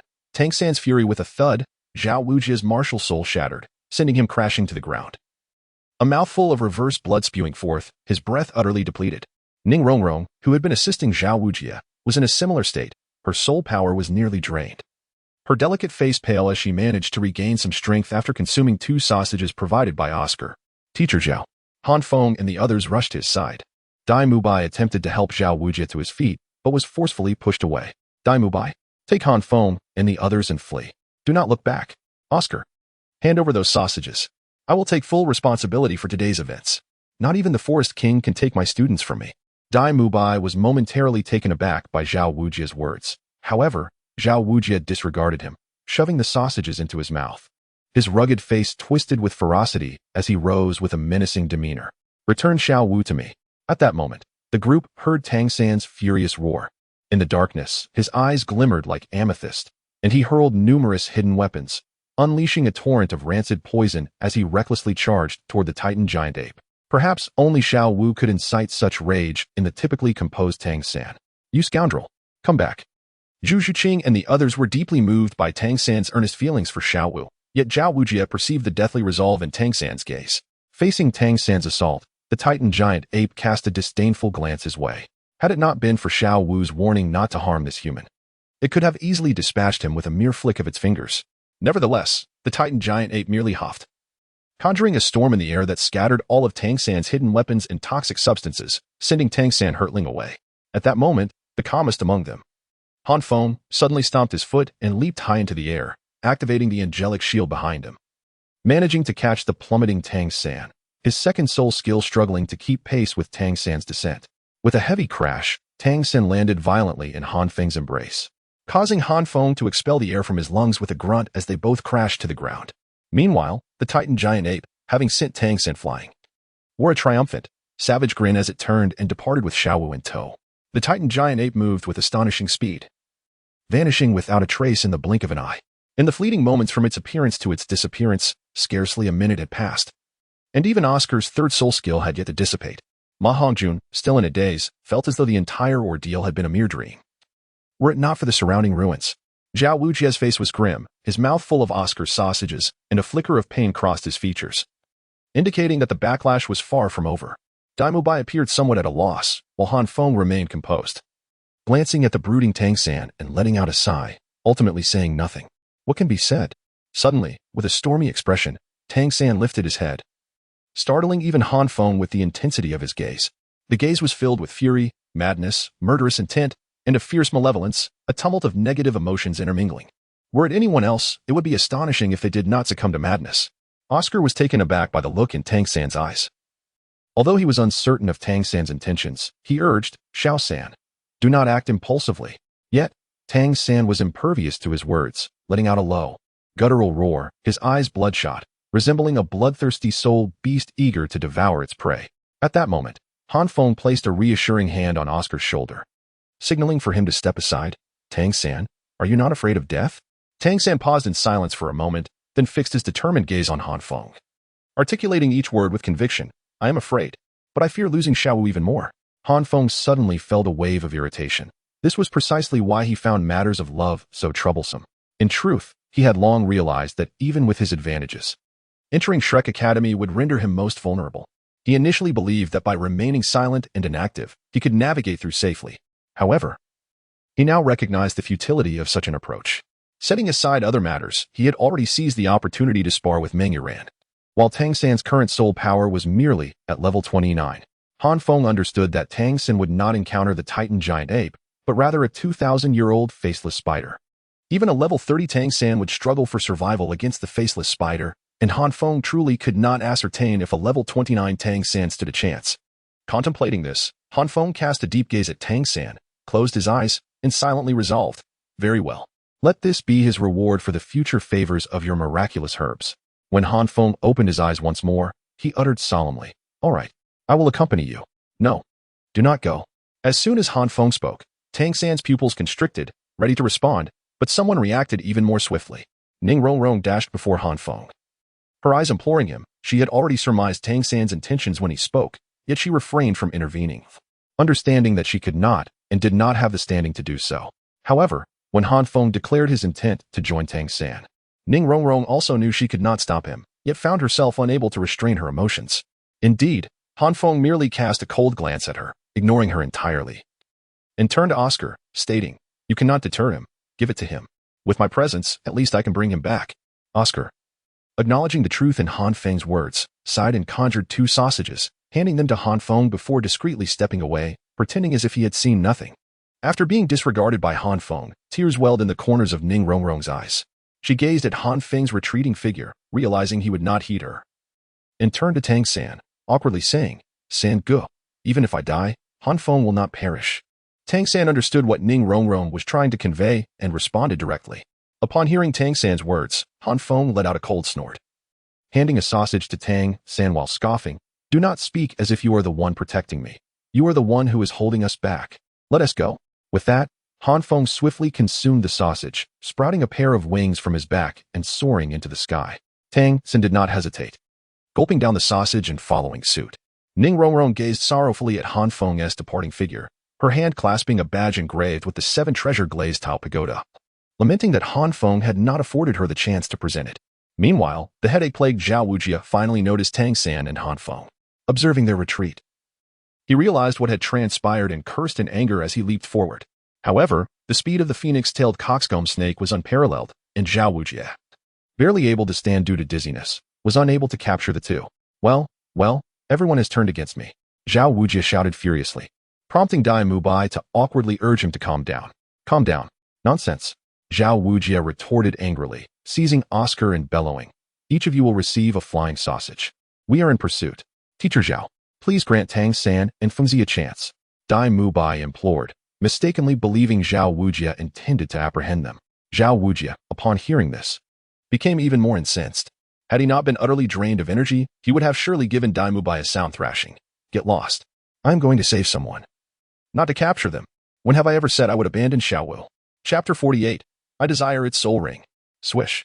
Swish. It must be said that Oscar's 3rd soul skill is indeed formidable within a mere minute. It has already surpassed the distance covered by Han Feng and his companions in an entire day.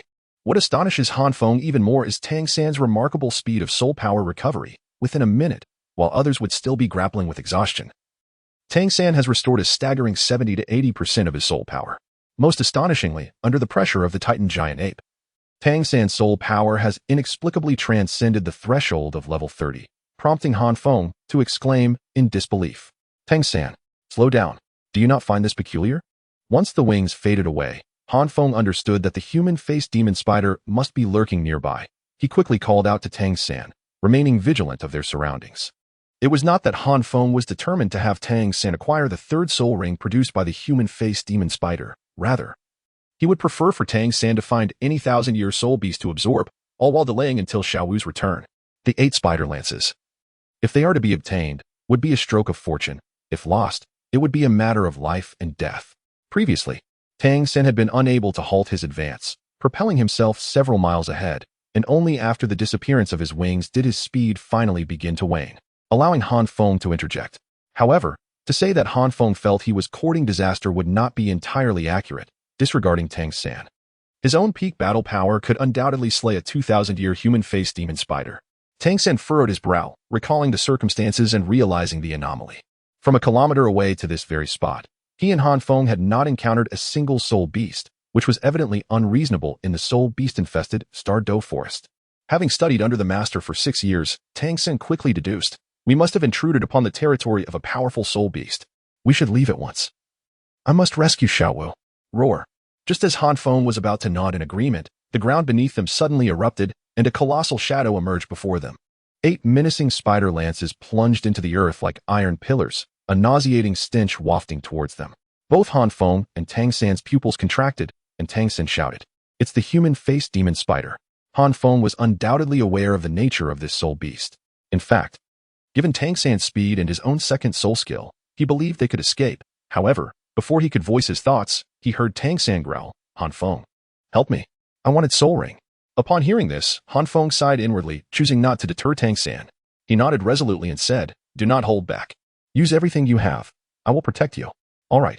Tang San responded with determination, activating his ghost shadow mirage, transforming himself into a wraith-like figure.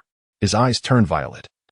His hands became jade-like, and concealed weapons entwined with the blue-silver grass surged forth towards the human-faced demon spider. The most rational course of action would undoubtedly be to retreat, yet engaging in a discussion of reason with the current Tang San was, in itself, an irrational endeavor. After all, listening to Zhao Waoji would have been the safest option. Die for me, Tang San roared, unleashing a torrent of hidden weapons that rained down like a tempest. Yet, the exoskeleton of the human-faced demon spider emitted a series of sharp ting sounds, failing to penetrate its defenses. Whoosh, whoosh. The faceless demon spider is inherently a malevolent soul beast. Upon spotting Han Feng and Tang San, it immediately harbored murderous intent. Its 2 spider spears akin to steel forks lunging towards Tang San. Han Feng pondered for a moment, activating his second and first soul rings, and in an instant, he materialized before Tang San, commanding his powers to block the assault of the faceless demon spider. Han Feng shouted, the exoskeleton of the faceless demon spider is exceptionally tough. This trivial attack is futile. Scoundrel! Tang San grimaced, letting out a furious roar. He retracted his blue-silver grass and summoned another soul imprint, manifesting the Haotian hammer, the size of his arm. Tang San darted from behind Han Feng and charged towards the faceless demon spider, unleashing the chaotic wind hammering technique. With each strike, he drove the hidden weapons previously embedded in the spider's body deeper within. With a pained roar, the faceless demon spider writhed in agony. Before Tang San withdrew, he hurled the Haotian hammer using the hidden weapon technique, striking the spider's head and caving in its skull. Although he had read this scene in the original text, witnessing it firsthand left Han Feng in awe. Tang San's combat prowess could not be gauged merely by his soul power. Yet, at that moment, Han Feng felt a greater surprise regarding Tang San revealing the Haotian hammer in his presence, whether it was due to his trust in Han Feng or his desperation to save Xiao Wu. He seemed to have forgotten to conceal it. Han Feng, block an attack from the faceless demon spider for me. I must slay it. Tang San called out from behind Han Feng, his hand grazing his waist, signaling he was fetching the Zhuge Divine crossbow. Understood.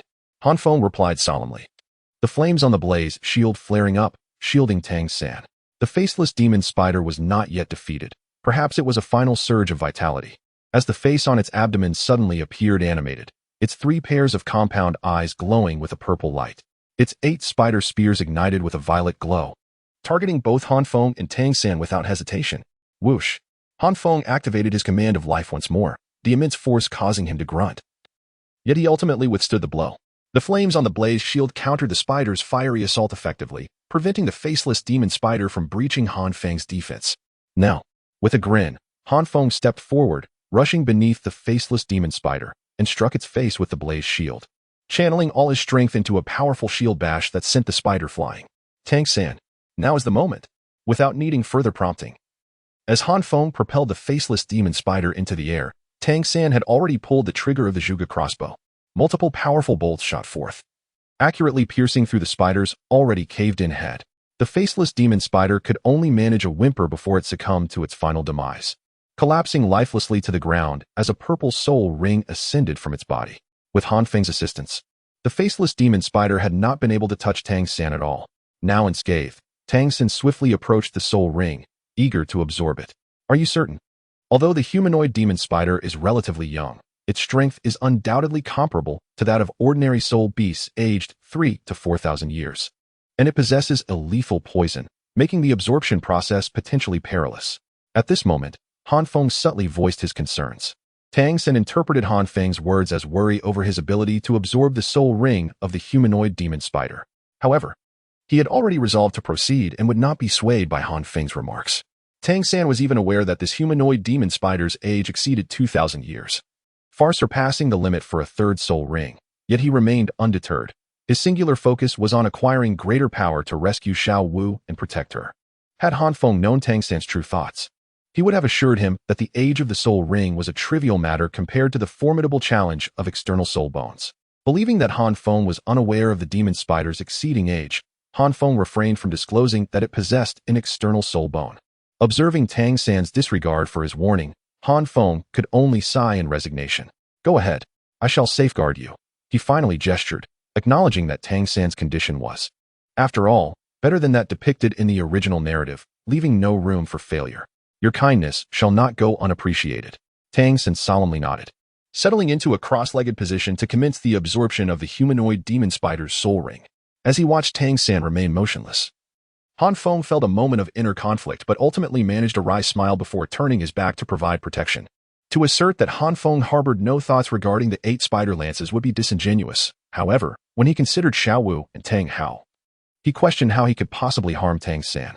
One cannot overreach, he consoled himself, acknowledging that the 8 spider lances were not particularly compatible with his own inclinations. With this in mind, Han Feng contemplated further. This time, Tang San had incurred a significant debt of gratitude, and when the time came to share the celestial herbs, perhaps he could assist Qian in obtaining a portion as well? Even though Qian Renshua had informed Han Feng that her potential was exhausted and she would remain a soul master for life, he mused that, after all, celestial herbs were invaluable, and having a higher soul power would only be beneficial. With this thought, Han Feng suddenly felt a sense of clarity wash over him.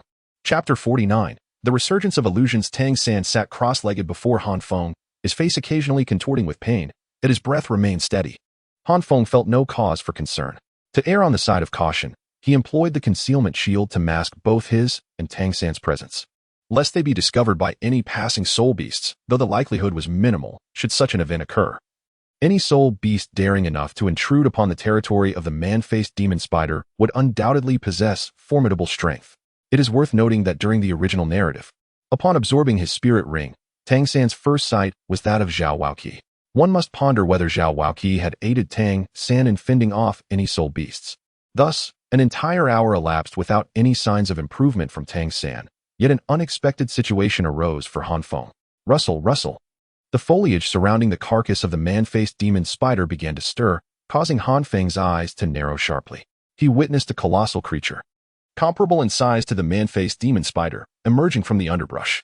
This behemoth resembled a bull, its massive horns prodding at the lifeless form of the man-faced demon spider, only to let out a heavy bellow upon realizing it had perished. Moo. At that moment, Han Feng sensed an overwhelming surge of spirit power emanating from the creature, unmistakably identifying it as a millennium-old soul beast. Under the moonlight, the creature stepped forth from the thicket, its immense form adorned with scales, and its beastly eyes radiated a fierce crimson glow, seemingly reveling in the death of the man-faced demon spider. Without the guidance of a master to enlighten him, Han Feng could not identify this soul beast. However, judging solely by its appearance, it was evident that this soul beast rivaled the man-faced demon spider, if not surpassing it in both strength and defense. Thanks to the protection of the concealment shield, the soul beast remained oblivious to Han Feng and Tang San's presence. Han Feng refrained from making any rash movements. Until he could ascertain the creature's capabilities, he was unwilling to risk exposure. At that moment, Han Feng's mind was consumed by three thoughts. First, Tang San must remain silent. Second, the soul beast must not linger. And third, the soul beast must not act erratically. They were only a few meters away from the carcass of the man-faced demon spider. Moo. Crack. Crack, crack, crack. What followed was a scene that churned Han Feng's stomach. The unknown millennium-old soul beast suddenly opened its gaping maw, lunging toward the man-faced demon spider with ferocity. Han Feng was uncertain whether the relationship between the man-faced demon spider and this soul beast was one of predation or enmity. Yet the gruesome spectacle of it devouring flesh was utterly intolerable. The toxic blood of the man-faced demon spider splattered before Han Feng, and the foul stench caused his stomach to churn. Chunks of flesh were violently torn away, and the beast's brutish actions were simply nauseating. Were it not for Han Feng's steadfast resolve, he might have faltered at that very moment. Yet, he dared not close his eyes, forcing himself to endure the harrowing sight, inwardly lamenting. Devouring the man-faced demon spider? Why does it not poison you? Alas, Han Feng's aspirations were doomed to disappointment. The soul beast spent an entire incense sticks. Han Feng could only hope that the soul beast would depart, yet once again, his expectations were dashed. After consuming the human-faced demon spider, the soul beast lazily settled down, showing no inclination to leave. TSK. Han Feng expressed his dissatisfaction with the soul beast's gluttonous behavior. Yet he had little hope that it would vacate the premises. Observing the soul beast, it was evident that it had claimed the territory of the human-faced demon spider as its own. Contemplating this, Han Feng clicked his tongue in frustration. Regardless of the course of action, he would inevitably confront this soul beast. He could not remain idle forever. Although the soul power consumed by the concealment shield was minimal, it would not last until Tang San completed the absorption of the soul ring. After all, in the original narrative, Tang San had finished absorbing the soul ring by broad daylight. Now, Han Feng faced two choices. He could either wait for Zhao Wujia and the others, hoping they would locate him before his soul power was depleted, thereby resolving all issues effortlessly, or he could reveal himself now and engage in battle with the soul beast. While he was unfamiliar with the beast's capabilities, Han Feng was confident in his ability to escape if necessary. However, should he fail, Tang San would likely face grave peril. Ultimately, Han Feng opted for the former choice, but he would not wait idly. If Zhao Wujia and the others did not arrive within an hour, he would have no choice but to confront the soul beast himself. If an hour passed without Zhao Wujia locating Han Feng and Tang San, and the soul beast discovered their presence, Han Feng would find himself bereft of even the soul power needed to resist. The waiting period felt interminably long yet fleeting. As if in the blink of an eye, an hour had slipped by, and Zhao Wujia and his companions were still nowhere to be seen. Han Feng furrowed his brow and cursed inwardly. In the original story, didn't they find Tang San swiftly? Little did Han Feng know that in the original narrative, Zhao Wujia had followed the fluctuations of Tang San's soul power to reach him. Now, with Han Feng employing the concealment shield to mask both his and Tang San's presences, Zhao Wujia and the others were akin to headless flies, unable to discern their whereabouts. Sensing the soul power within himself, Han Feng frowned. Very well. If Tang San could slay the human-faced demon spider while critically injured, then I, Han Feng, can certainly vanquish the nemesis of the human-faced demon spider without issue. One could only wonder what sentiments Chanqian held back then to assist me in stopping the slothful giant ape that had lingered for millennia. The feeling of fighting for another. Han Feng mumbled to himself as he approached Tang San, using the concealment shield to protect him, while he exposed himself before the bull-headed soul beast. Moo. Han Feng did not strike immediately, although it is often said that the first to act holds the advantage. What if this soul beast appeared fierce but was not inclined to attack humans? To take a step back. The soul skills that would allow Han Feng to strike first were all his trump cards. With such thoughts in mind, Han Feng attempted to suppress his hostility and gradually retreated. But the soul beast let out a cautious low growl, abruptly rising to its feet and fixing a watchful gaze upon Han Feng, its eyes brimming with menace. Han Feng promptly halted his steps, standing still as the soul beast began to circle him, scrutinizing him. Undeterred, Han Feng fixed his gaze upon the creature's enormous eyes, striving to conceal any semblance of hostility. Suddenly, with a flash of crimson light in its gaze, the soul beast charged at him, its formidable horns seemingly imbued with the force of 1,000 pounds. Cursing under his breath, Han Feng summoned the celestial shield, activating the will of command in an instant. It felt as though his legs were rooted to the ground, enabling him to withstand the onslaught. To his astonishment, the beast's power surpassed even Dai Mubai's full-force attack of his third soul skill. Had it not been for the unique effect of the will of command, Han Feng doubted he could have endured the blow. After he successfully blocked the attack, the soul beast appeared somewhat taken aback. However, Han Feng wasted no time in seizing the initiative. Intent on a swift resolution, he unleashed his most potent combat prowess. Flame Dragon Armor. Bestow upon me. Voidification. Han Feng proclaimed dramatically, as pure soul power erupted from within him, enveloping his form in a fiery armor. A skeletal bull-headed mask manifested upon his face, and the flaming horns appeared even more fearsome than those of the soul beast itself. Witnessing this sudden transformation in the human's demeanor, the soul beast was momentarily stunned, unable to comprehend how this individual had morphed into a creature of such ferocity. Yet, Han Feng did not hesitate, aware that his state of voidification would not last long. He made a decisive move, charging directly towards the soul beast. Employing the same tactic, he charged a shield strike that sent the beast flying. As it soared through the air, unable to regain its footing, a dark red sphere of light coalesced between the bony horns, which he released in an instant. The flash of the King's Void. Years had passed since Han Feng last utilized the Void Flash, yet its potency had evolved significantly. The soul beast, which appeared to possess formidable defenses, found itself unprepared and unable to counter. Its soul skill thwarted as Han Feng pierced through its defenses. Meanwhile, not far from Han Feng, in a thicket of bushes, Zhao Wujie suddenly lifted his head, his gaze fixed upon the dark red beam shooting skyward. In a low yet commanding voice, he declared, "Let us go. I have located that rascal Han Feng." Chapter 50. Has the time limit expired? A resounding crash echoed as the bull-headed soul beast was pierced by its dark crimson light swiftly draining its vitality. It fell helplessly to the ground, prompting Han Feng to quickly dispel the ant. A profound sense of weakness engulfed him, forcing him to gasp for breath. Gazing upon the enormous corpse before him, Han Feng felt an overwhelming sense of luck.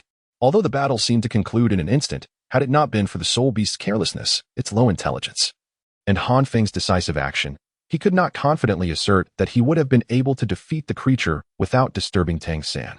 Han Feng's previous shield strike had accumulated the force of the soul beast's earlier attack, reaching the level of a high-ranking soul master. However, the impact on the soul beast felt akin to striking iron. Aside from sending it flying, he had inflicted virtually no damage. Fortunately, the penetrating power of the was formidable. Otherwise, the outcome could have been uncertain. Buzz, in the next moment, Han Feng observed a purple soul ring rising from the soul beast's body. Frowning at the sight, he contemplated the implications. Indeed, this soul beast would serve as an excellent third soul ring for him, meeting his requirements in both power and defense. If he could inherit the soul beast's innate soul skills, it would undoubtedly be even more satisfying. However, amidst the perilous environment of the Stardo forest, both he and Tang Sen absorbing soul rings would be unwise. Moreover, Han Feng's knowledge of soul beast was limited. He couldn't even determine the name of this particular creature, let alone its age. He was unwilling to take such a risk. Ultimately, he sighed and allowed the soul ring to dissipate. Suddenly, Han Feng detected an unusual movement. Startled, he turned to see the newcomer and breathed a sigh of relief upon recognizing it was Teacher Zhao. "You finally made it," he exclaimed, collapsing to the ground in relief. Zhao Wujie landed and cast a deep glance at Han Feng. He refrained from voicing his suspicions and instead inquired, "Where is Tang San?" Zhao Wujie had many questions. What was that dark crimson light? Why had Han Feng's soul power fluctuations been so chilling and intense? Why did Han Feng possess such powerful attack soul skills without disclosing them to anyone? Every soul master harbors their own secrets, and Zhao Wujie chose not to press further, focusing instead on Tang San's absence. Unbeknownst to Zhao Wujie, Han Feng had dispelled the concealment shield just as Tang San appeared before them. In the midst of absorbing a soul ring. He is absorbing a soul ring? He has reached level 30? Which soul beast soul ring is it? Upon noticing the partially absorbed purple soul ring in front of Tang San, Zhao Wujie's eyes widened in astonishment at Tang San's talent. Though his concern for both Han Feng and Tang San deepened, he feared they were recklessly absorbing a soul ring that was either unsuitable or excessively powerful. Then, Zhao Wujie caught sight of the corpse of the soul beast behind Han Feng and questioned, "Is that the soul ring from this soul beast?" "No, wait. The soul ring from this beast is still here." Zhao Wujie beheld the soul ring once more. His brow furrowed even deeper as he fixed a questioning gaze upon Han Feng. With a roll of his eyes, Han Feng began to explain. Under the immense pressure from the Titan giant ape, Tang San broke through to the 30th level. Afterwards, we encountered the man-faced spider demon, and Tang San expressed his desire for its soul ring, so I aided him in hunting it down. As for the man-faced spider demon, it was consumed by this soul beast, which seems to harbor a grudge against it. Once the spider perished, this beast approached, leaving me no choice but to engage in battle. After a hard-fought victory, you all arrived. Upon hearing Han Feng's account, Zhao Wujie exhaled in relief and inquired, "The man-faced spider demon? How long had it lived?" Although not on par with the Titan giant ape, the man-faced spider demon was still a formidable soul beast, and a soul ring of similar age would undoubtedly be more challenging to absorb. Han Feng chuckled, half-jokingly stating, "What are you saying? A man-faced spider demon of 3,000 to 4,000 years is beyond the capabilities of Tang San and me." In truth, it was not 3,000 to 4,000 years, but rather 2,000 years, just above the age limit. Zhao Wujie nodded in agreement, then turned to appraise the minotaur-like soul beast, muttering, "A 1,500-year-old armored bull. I imagine the man-faced spider demon would not exceed 1,700 years. Indeed, it would be quite suitable for Tang San's third soul ring." Realization dawned upon Han Feng as he learned the soul beast was called the armored bull. Zhao Wujie scoffed, "You should return and study the knowledge of soul beasts thoroughly." With a sheepish smile, Han Feng acknowledged this. Seeing Han Feng's demeanor, Zhao Wujie refrained from further admonition and gestured toward the armored bull's soul ring, suggesting, "Since you defeated this armored bull and its soul ring attributes are appropriate, would you like to absorb it?" Although their primary objective was to rescue Xiao Wu, Zhao Wujie believed that the Titan giant ape had likely dealt a fatal blow. Tang San was currently occupied with absorbing the soul ring, and it would take him some time to awaken. Han Feng pondered for a moment before nodding, "Very well." Although the armored bull did not entirely align with his desires, he felt satisfied overall. Since Zhao Wujie deemed the age suitable, he had no grounds to be picky, especially given the urgency of Xiao Wu's predicament, which left everyone disinclined to continue hunting soul beasts. With that, Han Feng set aside any pretenses, seated himself cross-legged, and commenced the absorption of the soul ring. With Zhao Wujie's protection, they faced little threat in the mixed zone of the Stardo forest. Zhao Wujie remained preoccupied with thoughts of Xiao Wu, while Han Feng felt utterly at ease, knowing that Xiao Wu would soon return on her own. Initially, Han Feng believed that Tang San, having absorbed a soul ring of greater age, would have to withstand the onslaught of the external soul bone, while his own pure soul power in the relatively lower age of the soul ring would enable him to absorb it more swiftly. However, the reality proved otherwise. As the sun ascended to its zenith, Han Feng had yet to succeed in his absorption, while Xiao Wu had returned and Tang San had completed his own absorption, leaving Han Feng still unawakened. The moment Tang San regained consciousness, he beheld Xiao Wu, and naturally, a wave of affectionate sentiment ensued. Afterward, Tang San inquired about Han Feng's circumstances. Han Feng had shown him kindness, and given Tang San's nature, even though Xiao Wu was safe and sound, he would not treat the matter as if nothing had occurred. Upon learning that Han Feng had protected him by slaying a 1,500-year-old armored bull, Tang San felt a surge of emotion.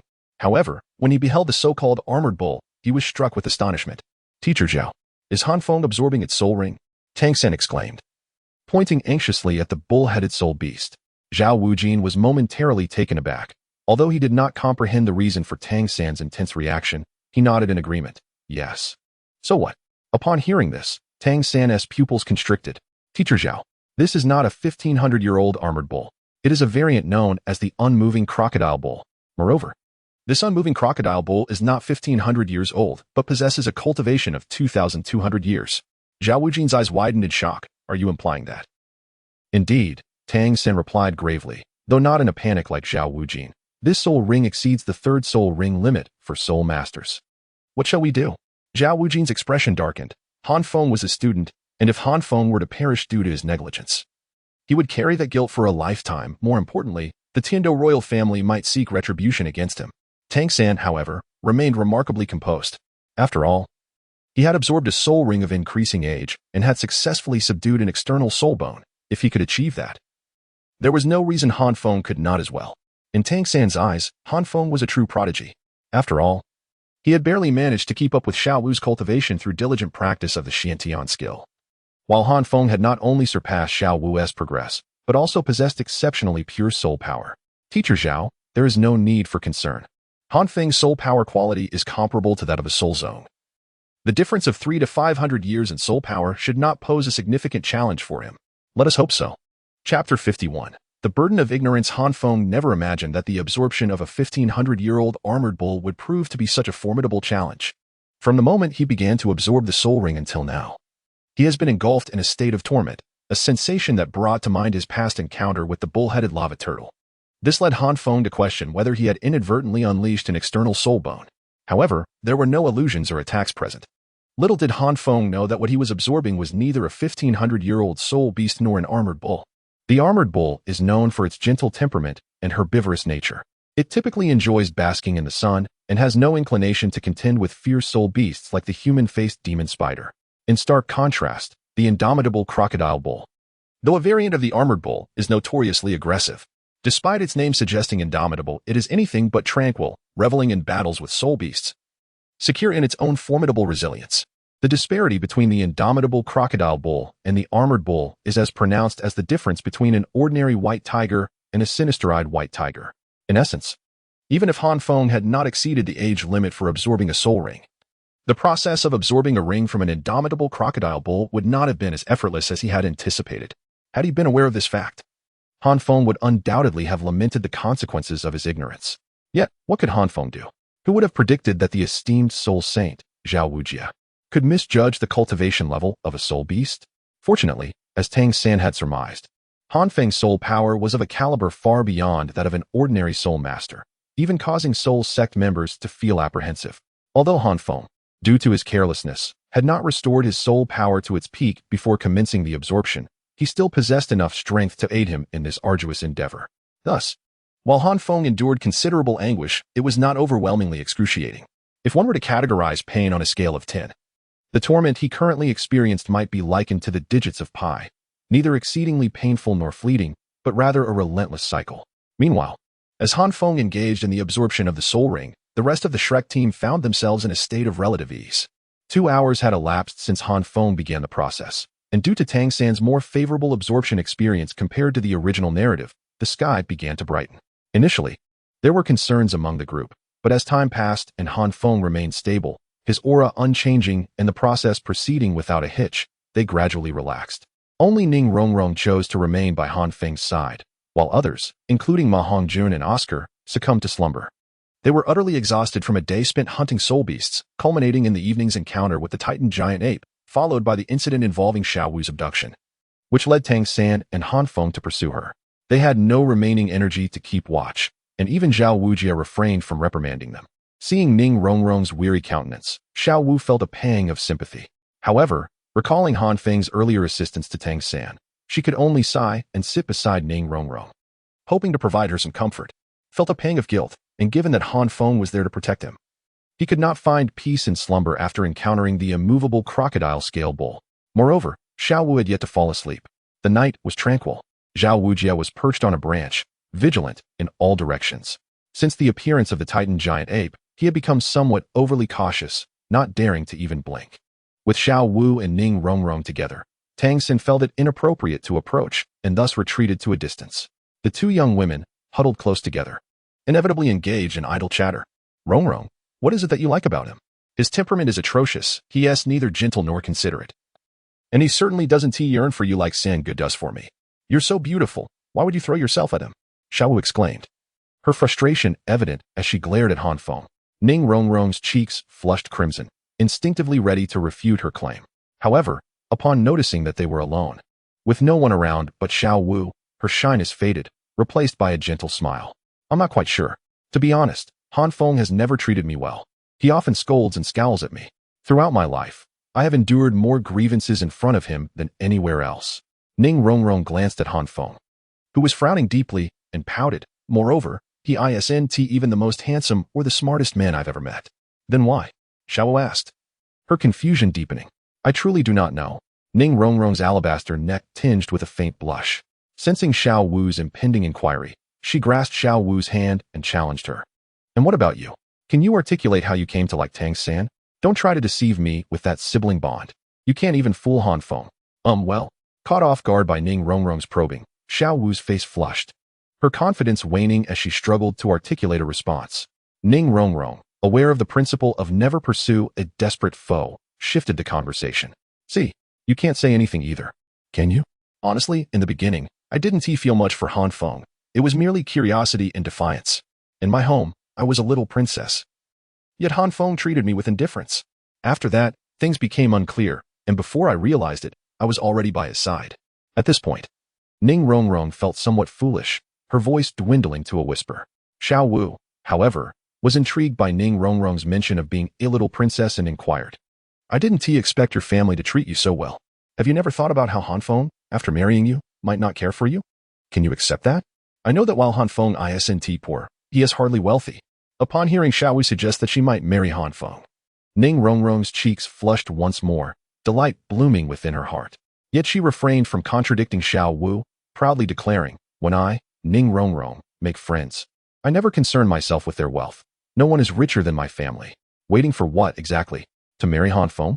Xiao Wu teased, laughing as she grasped Ning Rongrong's hand, playfully provoking her. As the two young women engaged in whispered conversation, Han Feng finally completed the absorption of his third spirit ring. Upon awakening, he heard Xiao Wu mention his name, but could not discern the rest of the conversation. He had yet to ponder when Xiao Wu had returned, and instinctively filled the silence with unfounded suspicions. He promptly queried, what are you discussing? Seeing Han Feng awaken, Ning Rongrong and Xiao Wu were both elated. With a mischievous twinkle in her eye, Xiao Wu suddenly exclaimed, we were just talking about, later, Rongrong. Before Han Feng could grasp what Xiao Wu intended to say, he noticed Ning Rongrong hurriedly covering her mouth, loudly clarifying, it's nothing. Absolutely nothing. Han Feng furrowed his brow in confusion. How peculiar. Han Feng, my boy. Just as Han Feng had roused, Tang San and Zhao Wujing took notice, swiftly appearing before him to prevent any further inquiries regarding Ning Rongrong and Xiao Wu. Tang San maintained a composure, having anticipated Han Feng's success, while Zhao Wujing exhibited far greater excitement. He stepped forward, grasping Han Feng's shoulders, exclaiming, are you all right, my lad? Perplexed, Han Feng replied. Although the absorption of this spirit ring was quite challenging, it was by no means perilous. Teacher Zhao, your words suggest you were hoping for some misfortune to befall me. If you have something on your mind, do not hesitate to speak plainly. Tang San noticed the twitch at the corner of Zhao Wujing's eye and offered an awkward smile, explaining, Han Feng, the spirit ring you just absorbed is not 1,500 years old, but rather 2,200 years. Moreover, the spirit beast you defeated was not a scale-bearer bull, but an immovable crocodile bull. Han Feng was taken aback, pausing for a full 3 seconds before hesitantly asking, so, what does that imply? Indeed, Tang San nodded, while Zhao Wujing appeared somewhat embarrassed. Recognizing the situation, Han Feng took a deep breath, approached Zhao Wujing, and with a meaningful tone said, Teacher Zhao, shall we return to the academy together for some remedial study? It seems we have suffered from a lack of knowledge. Aware of his shortcomings, Zhao Wujing chose to ignore Han Feng's insinuations, snorting softly as he turned his head away. Chapter 52, Susanu, it is the immovable flame. Hee. Tang San gazed at Han Feng, offering an awkward chuckle. He had to concede that Han Feng's words were indeed infuriating. Zhao Wuji ignored Han Feng, who, instead of prodding Zhao further, merely smiled contentedly, seemingly unperturbed by the inexplicable absorption of the soul ring, almost reveling in it. Previously, Han Feng had pondered how an ordinary 1,500-year-old armored bull could endow him with such formidable soul skills. Now, with the truth unveiled, he found himself fortuitously blessed. Observing Han Feng's expression, Tang San surmised his thoughts and, with a gentle smile, inquired, Han Feng, judging by your demeanor, your third soul skill must be quite powerful, yes? At that moment, Xiao Wu and Ning Rongrong joined them, their faces alight with curiosity directed at Han Feng. Han Feng grinned proudly. A 2,200-year-old immovable crocodile bull. If it isn't powerful, wouldn't that be a disservice to its grand reputation? Can you cease your theatrics? Zhao Wujia, equally intrigued by the soul skill Han Feng had acquired, called out, his palm poised to strike at Han Feng. What soul skill is it? Show us quickly. Han Feng deftly dodged Zhao Wujia's grasp, chuckling, just watch closely. With a resounding declaration, the radiant shield materialized instantly, the yellow and purple soul rings emanating a formidable aura. Even Tang San furrowed his brow at the heat wave radiating from Han Feng's martial soul. In the next moment, the third purple soul ring illuminated, and a surge of fiery soul power erupted around Han Feng, swelling dramatically. With a thunderous roar, a massive volume of soul power coalesced in the air, revealing a fiery phantom behind him, its face obscured. The apparition, appearing only from the waist up, towered 5 meters high, with Han Feng positioned at the phantom's dantian. The right hand wielding a shield, the left hand suspended as if ready to strike. What is this? The commotion stirred Ma Hongjun and the others from their slumber, the loud noise jolting them awake as they rushed from their tents, fearing the Titan giant ape had returned. Upon witnessing the fiery phantom behind Han Feng, they were all momentarily dumbfounded. What is this? Fengzi, have you successfully absorbed the soul ring, or have you been possessed by an evil spirit? Dai Mubai questioned. Bewildered, Though Tang San was astonished by the immense aura of Han Feng's third soul skill, he took a moment to clarify for Dai Mubai. This is Han Feng's third soul skill. We merely wish to see the capabilities of the soul skill he acquired by transcending the limits of his Soulmaster. And we unintentionally disturbed your rest. My apologies. Dai Mubai waved his hand dismissively, indicating it was of no consequence. Ma Hongjun approached Han Feng, reaching out to touch the fiery phantom behind him, only to be interrupted by Oscar. Fatty, have you forgotten the lesson Tang San taught you? Upon hearing these words, Ma Hongjun's face immediately stiffened, and he reluctantly withdrew his hand. Meanwhile, Han Feng, who overheard the remark, discreetly glanced at Tang San. Realizing that Tang San had not lost his 8 spider lances due to his own actions, Xiao Wu, unable to contain her curiosity, eagerly inquired, Han Feng, what is the name of your third soul skill? It appears so impressive.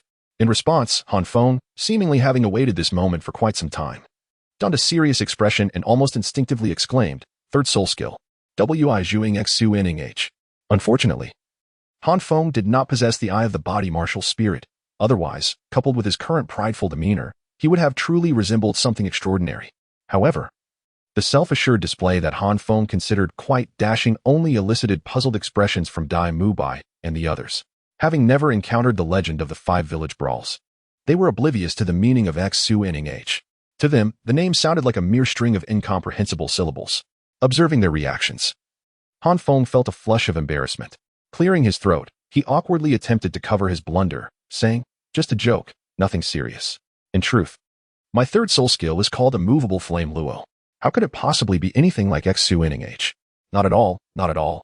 Dai Mubai and the others exchanged bewildered glances, sensing that Han Feng had perhaps just committed an act of folly, despite not fully grasping his words. Han Feng, your third soul skill seems to consume a considerable amount of energy. Are you sure it's alright to keep it activated like this?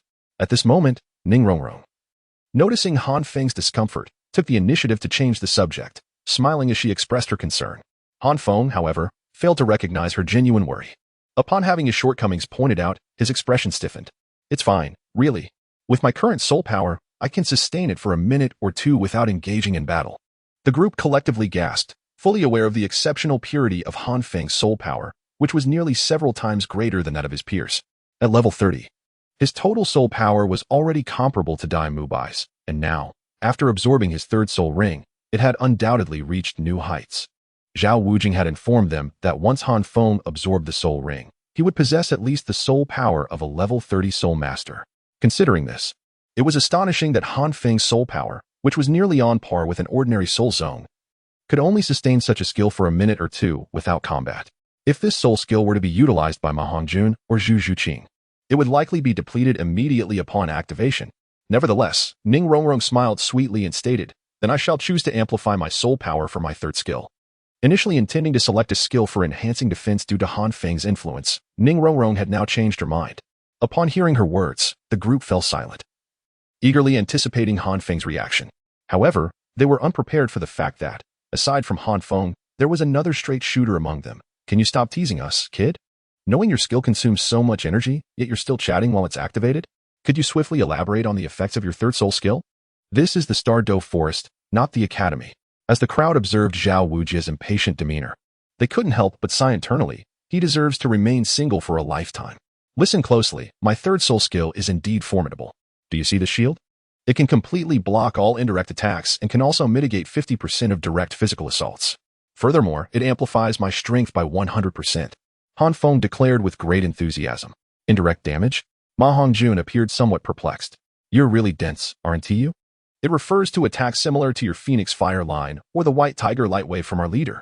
Oscar reproached Ma Hongjun with irritation. Ma Hongjun, however, was too astonished to retort and instead widened his eyes in shock. So, does that mean? Precisely. When facing Han Feng, who possesses the soul skill, his opponents are left with no choice but to engage him in close combat. Tang San calmly analyzed. Upon hearing Tang San's explanation, the group led by Dai Mubai swallowed hard and spoke hesitantly. Engage Fengzi in close combat? Can we break through his defenses? If we break through, can we withstand Han Feng's charged shield strike? If we withstand his charged shield strike, Han Feng can transform into the Flame Dragon Knight, not to mention that his third soul skill can also negate 50% of direct physical damage. Dai Mubai even began to contemplate whether he could truly match Han Feng in a direct confrontation. With satisfaction, Han Feng observed the reactions of the crowd and retracted the immovable Flame Luo. Tang San, appearing much calmer, approached Han Feng and inquired, Han Feng, during your soul ring absorption, did you experience any illusionary attacks? Or rather, suddenly, Tang San unleashed the 8 spider lances, presenting them before Han Feng, and continued his inquiry, did you acquire any items akin to this? Upon seeing the 8 spider lances behind Tang San, Han Feng's pupils constricted. Tang San, however, remained oblivious. Assuming Han Feng was merely astonished by the lances. Not at all. Did you encounter one? When I absorbed my soul ring, I found the process somewhat arduous, let alone any illusions. Han Feng replied, half-truthfully, as he indeed did not acquire an external soul bone from the immovable crocodile bull, thus not entirely deceiving Tang San. One could blame the master for this, as he taught Tang San so many things but failed to inform him about external soul bones. Tang San, upon hearing this, nodded in disappointment, retracting the 8 spider lances while murmuring softly, could it be due to the age of the soul ring absorbed? Han Feng, how do you know the Titan giant ape? At that moment, Xiao Wu also approached, asking pointedly. Han Feng had anticipated such a question from Xiao Wu. Rolling his eyes internally, thinking, you were able to escape unscathed from the Titan giant ape while effortlessly obtaining your 3rd soul ring from the stunned soul beasts. What is so strange about my acquaintance with the Titan giant ape? Of course, despite these thoughts, he could not voice them aloud and instead articulated his premeditated response. What is so unusual about that? Years ago, when I accompanied my parents to the Stardo forest to hunt for the 2nd spirit ring, we encountered a moving rhinoceros. To our surprise, we stumbled upon a slothful giant ape that was scavenging for food. At that moment, it was the Titan giant ape that drove the slothful giant ape away. That was how I became acquainted with the Titan giant ape. I was utterly terrified. The essence of the Titan giant ape is something I will never forget, even in my dreams. Upon hearing this, Xiao Wu nodded with a hint of skepticism. She had departed from the Stardo forest 6 years ago, and she was unaware of what Ming had been up to during that time. However, based on Ming's temperament, it was indeed likely that he would engage in a confrontation with the slothful giant ape.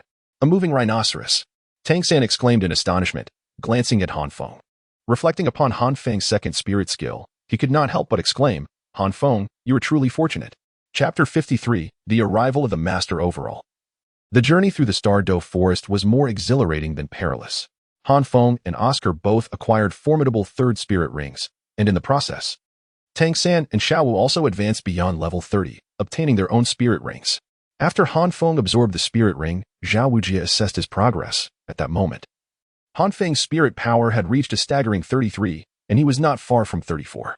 Moreover, the quality of his spirit power had seen a significant enhancement, rendering it more refined than that of many newly initiated spirit masters. Remarkably, Han Feng was merely 12 years old. This extraordinary feat left Daimubai and the others in awe. Yet Han Feng remained unfazed. He wished he could convey to them that Tang San had skyrocketed from level 30 to 37 in just 6 months. Now that was truly astonishing. Due to the presence of the Titan giant ape, Zhao Wujie preferred not to linger in the Stardo forest. Even before dawn broke, he urged everyone to begin their journey back to the academy. Taking his duty seriously, Zhao Wujie escorted them safely out of the Stardo forest before making his way back to the academy himself. The path from the soul hunting village outside the forest to Shrek Academy posed no real danger for Han Feng and the others, after all. Among the 8 students of Shrek, 5 were already spirit masters, a power sufficient for traversing the continent with caution. By the time the group returned to the academy, evening had descended. Technically, Oscar and Ma Hongjun did not return to the academy, choosing instead to remain in Soto City for the day. Daimubai had initially considered joining them for a bit of relaxation after the intense journey, but upon thinking of Zhu Xing, he resolved to be a good and dutiful man, accompanying Han Feng and the others back. Upon returning to the academy, Zhu Zhuqing immediately went into seclusion for cultivation. Evidently affected by Han Feng and the others, when Han Feng arrived, he keenly noticed a middle-aged figure standing beside Flinder. The man appeared gaunt, his expression somewhat rigid and weary, dressed in simple attire and exuding a weak aura. Yet, Flinder engaged him with great familiarity, conversing with evident enthusiasm. Upon seeing this figure, Han Feng raised an eyebrow, quickly realizing that Tang Sen approached the man with a look of surprise, eagerly conversing with him. Xiao Wu, seeing Tang Sen abandon her, for no resentment. Thus, Han Feng could easily deduce that the middle-aged man was none other than the renowned master. Although Han Feng had met him a few years prior, the master had not appeared as worn as he did now, evidently fatigued from travel. Truly, the master labored tirelessly for his disciples. As Tang San left to converse with the master, Xiao Wu found herself accompanying Ning Rongrong. Initially hesitant, Ning Rongrong's gaze frequently flickered toward Han Feng. But after a few whispered words from Xiaowu, she reluctantly nodded and departed with Xiaowu, leaving Han Feng and Dai Mubai as the only two remaining.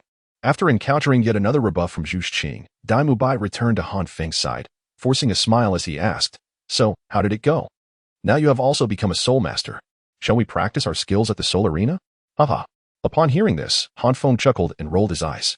Having just arrived from Soto City, he had put on a facade of being upright and dependable in front of Zhu Qing, and now returning to the academy. He was expected to venture back to Soto City? The journey from Shrek Academy to Soto City took an hour round trip. Han Feng would only entertain such an idea out of sheer boredom, in my opinion. There is no need for you to exert yourself so much to maintain an image in front of Qing. After all, you are not indulging in frivolities. You could simply be forthright about your intentions. Why the pretense? Do you wish for Zhu Qing to fall for you, or for the persona you have fabricated? To take a step back, even if you do not consider your own desires, could you perhaps consider mine? I have just absorbed my third spirit ring, and what I truly need now is to consolidate my cultivation. Can you not see what time it is? Han Feng decisively rejected Dai Mubai with a look of disdain, leaving Dai Mubai feeling quite embarrassed. However, it must be said that Han Feng's reasoning was indeed sound. A flicker of contemplation crossed Dai Mubai's eyes as he recalled his previous foolish actions. Suddenly enlightened, he realized that while he could amend his bad habits, there was no need to masquerade as a paragon of virtue. After all, he was the evil-eyed white tiger. How perplexing it is that you, a being of such steel resolve, have gained this insight. Remarkable indeed. Come, let us find a place to train.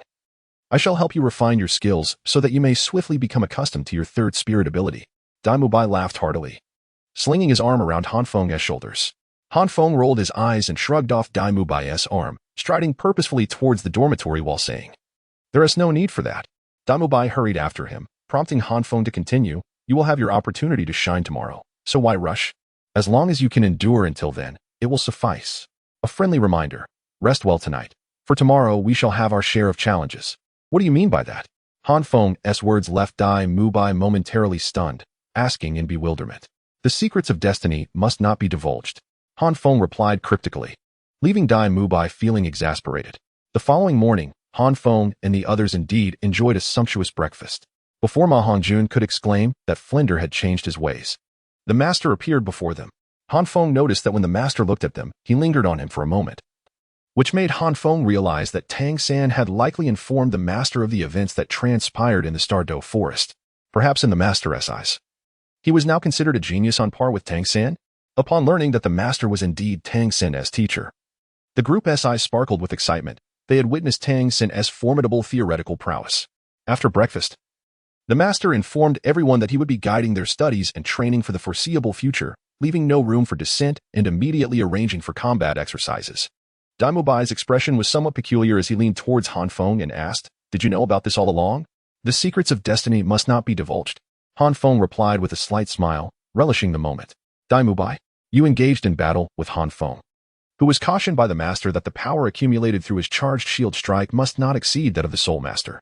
The master directly addressed Dai Mubai and Han Feng by name, and then spoke to the others. "Xiao San, you will face off against Oscar while Xiaowu, Ma Hongjun, Zhu Qing, and Ning Rongrong will work together.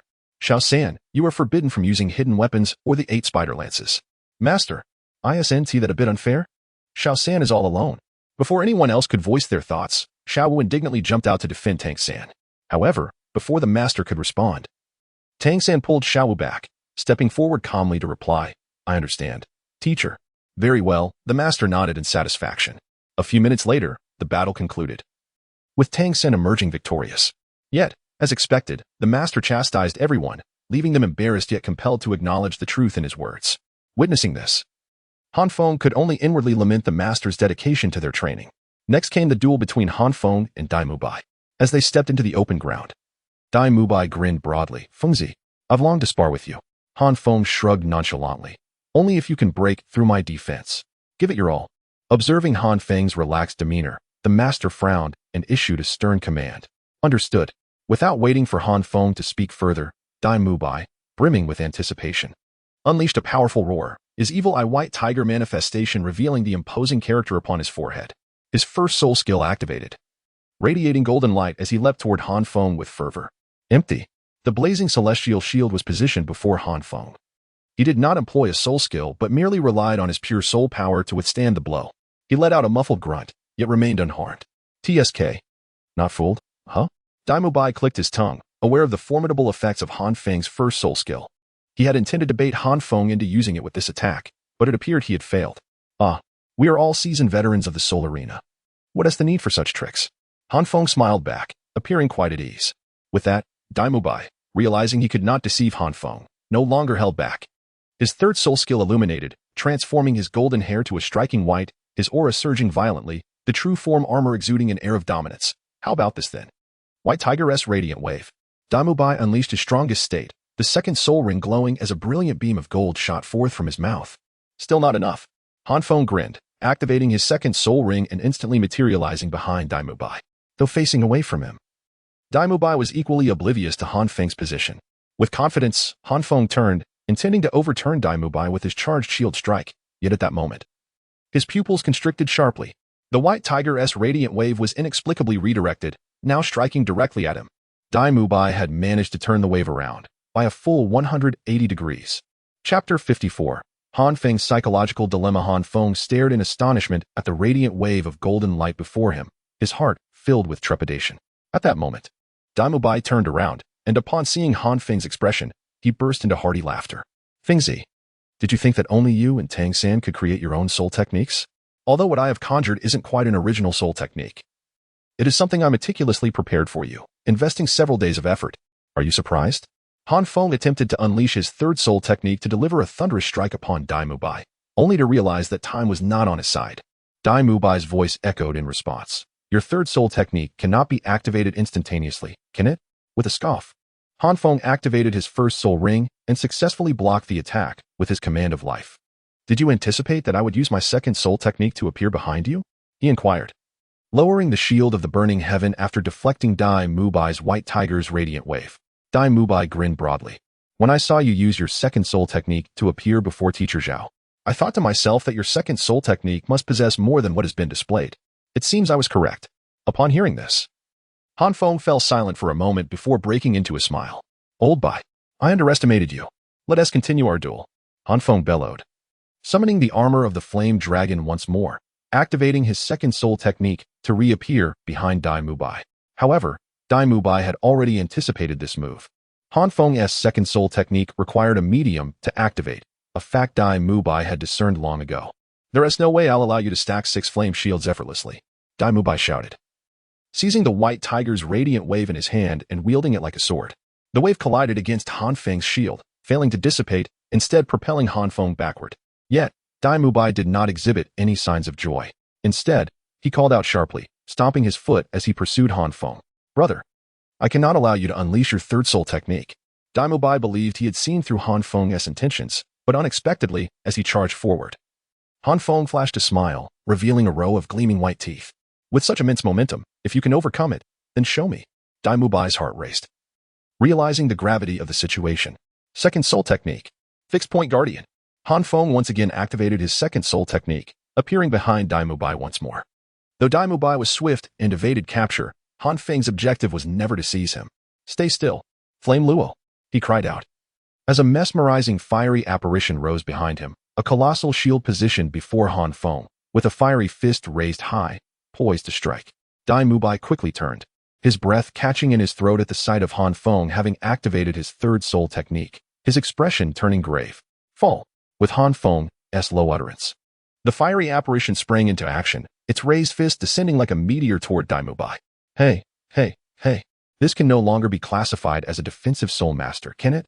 As they observed the battle, Ma Hongjun swallowed hard and spoke with great difficulty. Come on. Dai Mubai roared in response, leaping like a fierce tiger to collide violently with the massive fist. Amidst the deafening roar, Dai Mubai rose from the dust. While Han Feng's immovable Yin Luo had lost an arm, with only the hand holding the shield still raised before him, Han Feng maintained a calm demeanor, though his lips had turned somewhat pale. Are you ready for more? Han Feng asked hoarsely. Dai Mubai grinned savagely. The loser has to wash socks for a month. By hand. Without soap. Han Feng added. All right. Dai Mubai's pupils constricted as he gritted his teeth, forcing himself to press on. With that, Dai Mubai charged at Han Feng. Aware that Han Feng's third soul skill could render him immune to the White Tiger's radiant wave, to defeat Han Feng, he had no choice but to engage at close quarters. Although the odds were slim, Dai Mubai recognized that advancing would lead to a perilous situation. while retreating would spell certain doom. Han Feng also surged forward, raising the right arm of the immovable Yin Luo alongside his shield, crashing down with a thunderous blow. Charging shield strike. Amidst the astonished gazes of the onlookers, Han Feng's voice emerged from the dust. From this day forth, for an entire month, I shall change my socks twice a day. Thank you. Cough, cough. Fengzi, you were too ruthless. Dai Mubai's exasperated voice followed, prompting a collective sigh of relief from the crowd. Thank you for the compliment. Han Feng merely smiled before approaching the master. Dai Mubai, feeling helpless, also made his way to the master's side. As expected, the master wore a stern expression. He first turned to Dai Mubai, saying, "At first, you impressed me. It is rare for a powerful assault soul master to demonstrate such adaptability, yet your subsequent performance has left me greatly disappointed. You could not stop Han Feng from using his third soul skill. There was no need to intercept. You must know that the consumption of Han Feng's third soul skill is considerable. If you had merely endured for those 2 minutes, you could have defeated him. Instead, you chose to confront him head-on. Engaging in direct conflict between an assault soul master and a defensive soul master is the worst decision, especially against a defensive soul master like Han Feng, who possesses formidable offensive capabilities. You had the opportunity to win, yet you opted for the most irrational approach to achieve a direct victory over Han Feng." Dai Mubai listened to the master's reprimand without retort, fully aware of his shortcomings. Yet he would never choose to evade battle against Han Feng. The master, sensing the moment was right, decided to temper his scolding. After all, he had orchestrated this encounter for the sake of their upcoming training, and pushing Dai Mubai into self-doubt would be counterproductive. He allowed Dai Mubai to rejoin the group and shifted his gaze to Han Feng. "Han Feng, you have disappointed me," the master stated bluntly. "Yesterday, Shaoxin told me you were a true genius.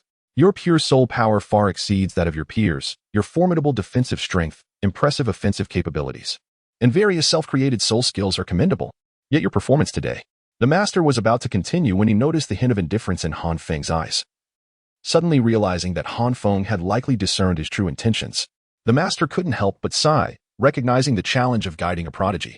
Yet, this did not imply that the master was devoid of strategies. "You are arrogant, self-satisfied, disregarding others. You appear amicable, yet you are, in truth, rebellious. You seem gentle as jade, but you are, in essence, haughty and conceited. You believe you have mastery over everything, and you think you possess all knowledge. While you appear cordial with Tang San and the others, there remains an insurmountable barrier between you. You regard everyone as mere passers-by, treating them with a dismissive attitude. On what grounds do you assume that your life will proceed without obstacles?" The master had ceased to be preoccupied with today's confrontation, understanding that this day was likely a collaborative effort with Han Feng. Even if it were not so, Han Feng had long recognized his faults, and even if pointed out, he would remain indifferent. Ultimately, the master's approach proved to be correct. As the master's reprimand resonated, Han Feng's pupils constricted sharply. The ease he once felt vanished, replaced by profound introspection. Reflecting on his treatment of Tang San and the others, he was horrified to realize that he had subconsciously projected the characters from the original narrative into reality. In his perception, Tang San embodied gentleness and strength. Dai Mubai represented loyalty and tyranny, while Ning Rongrong epitomized willfulness and caprice. Han Feng failed to perceive their other facets or acknowledge their growth, never taking the initiative to truly understand them, believing that his knowledge was all-encompassing. However, in reality, the original text he was familiar with was merely a book, incapable of perfectly capturing an individual, let alone a multitude of them. Upon reflection, the only person Han Feng genuinely regarded as a confidant was Qian Qian. For every aspect of her was something he had gradually come to know. "Master, you are indeed correct. I have my shortcomings." In the midst of the astonished gazes from the crowd, Han Feng unexpectedly conceded his mistakes to the master. Witnessing this scene, the onlookers cast admiring glances at the master, an achievement that even Zhao Wuji had failed to accomplish. Chapter 55. The arrangement is all too clear. Today, I encountered some comments that left me at a loss for words. Some readers harbor disdain for Ning Rongrong, others for the master, and yet more for Tang San. However, my outline is set, and I lack the capacity to amend it. I cannot satisfy every reader, and for that, I sincerely apologize. If it comes to it, perhaps in a few days, I might consider writing another fanfiction that thoroughly explores the world of Douluo. Many readers frequently remark that the protagonist is excessively subservient to the original characters. Yet, the attitude of Han Feng towards Ning Rongrong is evident to all, is it not? Hasn't it consistently been Ning Rongrong who has been enamored with Han Feng? As for Han Feng's regard for the master, it is merely one of respect towards an elder. Even with Tang-san, Han Feng's demeanor cannot be deemed obsequious. I seek your recommendations. The situation is dire. Han Feng's willingness to admit his mistakes pleases the master. Yet he cannot outwardly show it. The master merely huffed. Is this what they call Shrek Academy? Is this what they call a group of monsters? You have all profoundly disappointed me. Your performance warrants punishment. Dai Mubai and the others were engulfed in shame, while Han Feng reflected on his previous mindset, and naturally, no one dared to contradict the master. Everyone assemble at the village entrance. The master commanded sternly before turning to leave. Dai Mubai and the others exchanged glances. And Ma Hongjun quietly whispered to Oscar, why do I feel? The master seems rather fearsome. I had thought he was an excellent chef. Oscar, too weary to correct Ma Hongjun's misunderstanding regarding the chef, merely cast a glance at Tang-san and then at Han Feng, cautiously replying, you wouldn't understand. A strict teacher produces exceptional students. San Ji's strength is not without the master's guidance.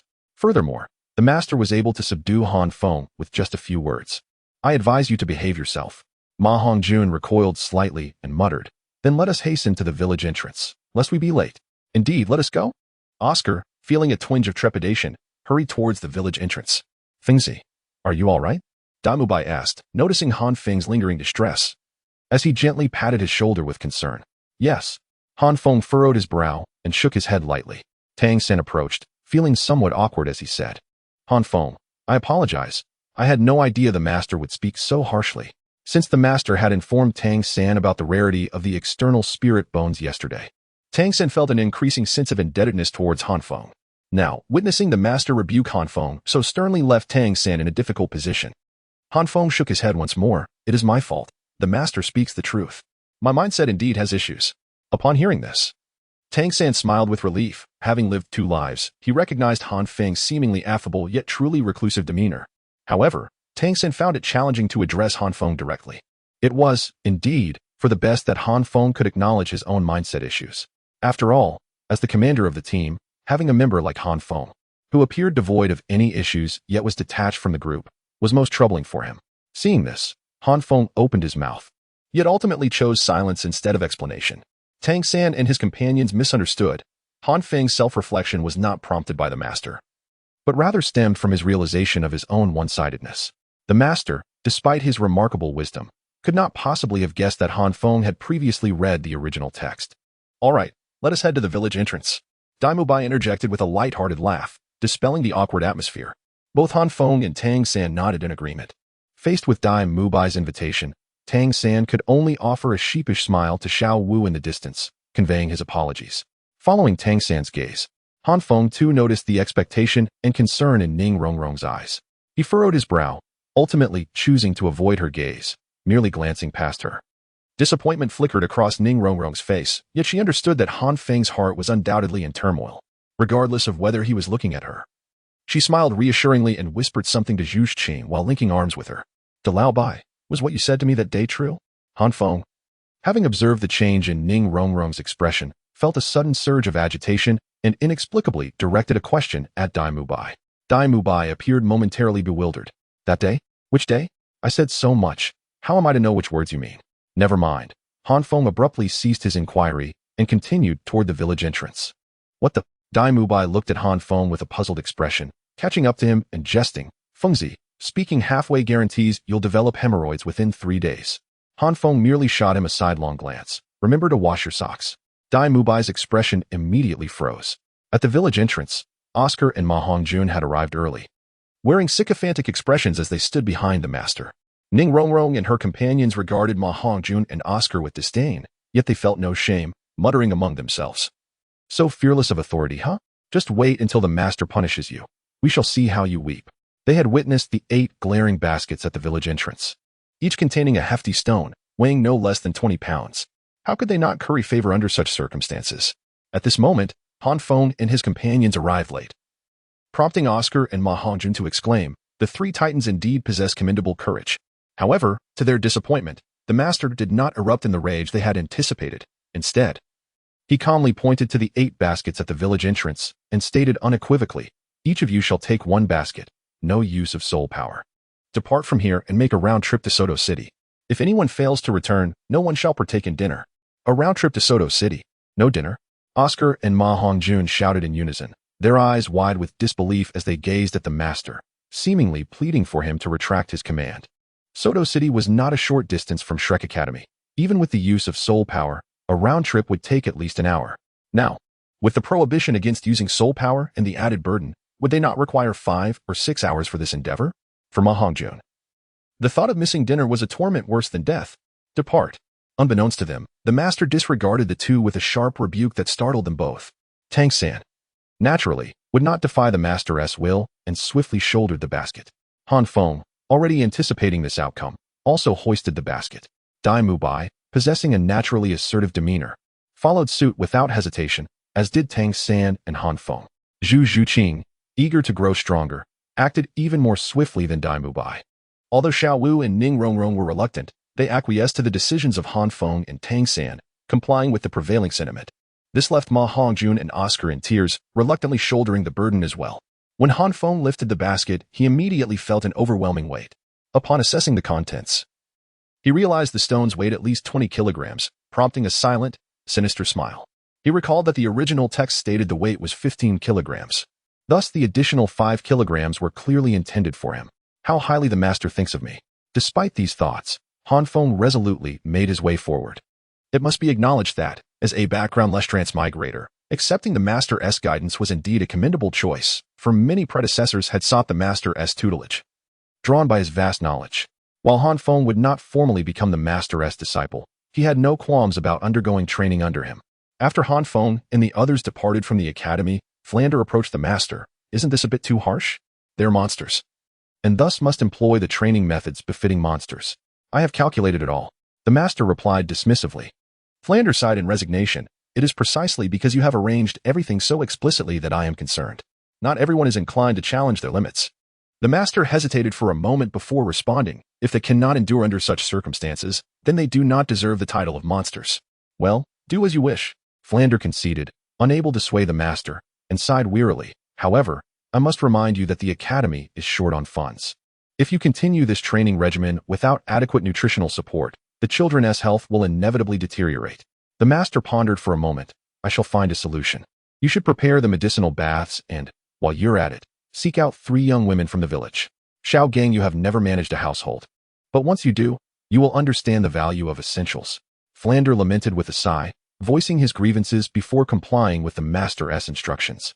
Chapter 56. The master is a devil. I can't take it anymore. Neither can I. Let us use our soul power. The master can't see us. An hour later, Oscar and Ma Hongjun lay exhausted on the ground, utterly unwilling to take another step. Hearing this, Dai Mubai cast a cold glance at the two, expressing his disdain with a sharp retort. You should use your own. With that, he disregarded them and continued to run ahead. Dai Mubai, it's fortunate you are a strong attack soul master. If you were a control soul master, we would surely be doomed. Ma Hongjun and Oscar dared not refute Dai Mubai, but Han Feng, unrestrained, rolled his eyes and approached Ma Hongjun and Oscar, taking 5 kilograms of stones from their basket and placing them into his own. Fengzi. Upon seeing Han Feng assist Oscar and Ma Hongjun, Dai Mubai shouted sternly, intent on stopping him. Yet, Han Feng remained unfazed. Don't be anxious. The master said that if one person cannot return, we all cannot eat. Clearly, this is a test of our teamwork. Otherwise, why would the master prepare 8 baskets of identical weight? It's evident that Oscar's physique cannot compare to ours.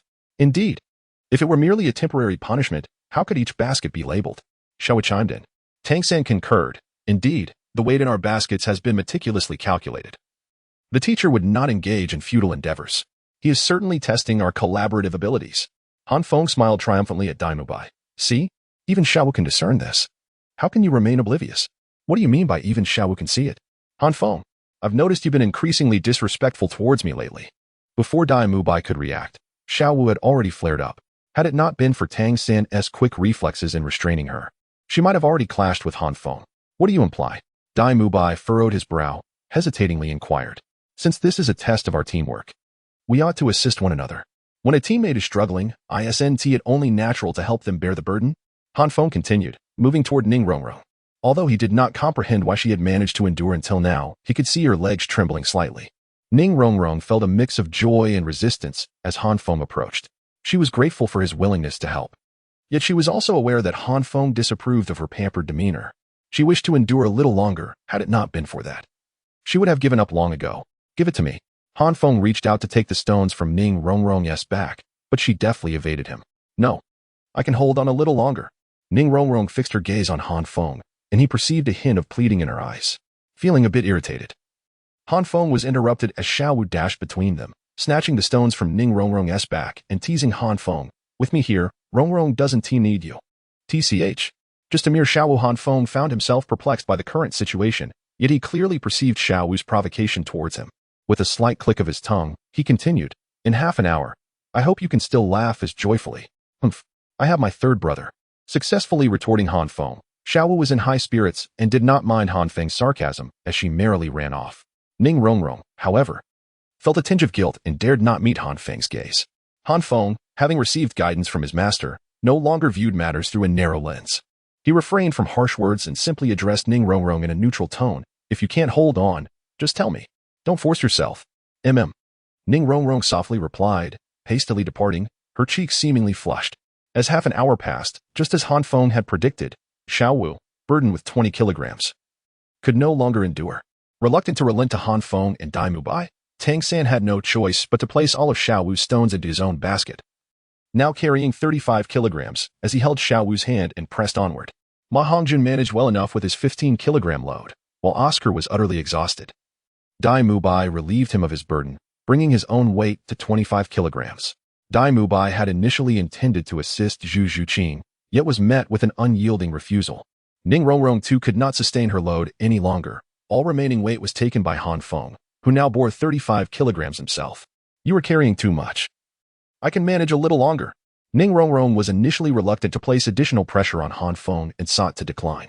However, Han Feng dismissed her concerns. In a moment, you will faint. Either I carry you with an additional 35 kilograms, or you hand over the weight to me now. Tang San is also carrying 35 kilograms. Upon hearing that Han Feng wanted to carry her, Ning Rongrong's face flushed. Then you must hold my hand. At least it won't be too exhausting. Han Feng was indifferent, knowing that the weight he ought to carry was 55 kilograms. Nevertheless, upon seeing Ning Rongrong's resolute expression, he nodded. Very well. It matters little.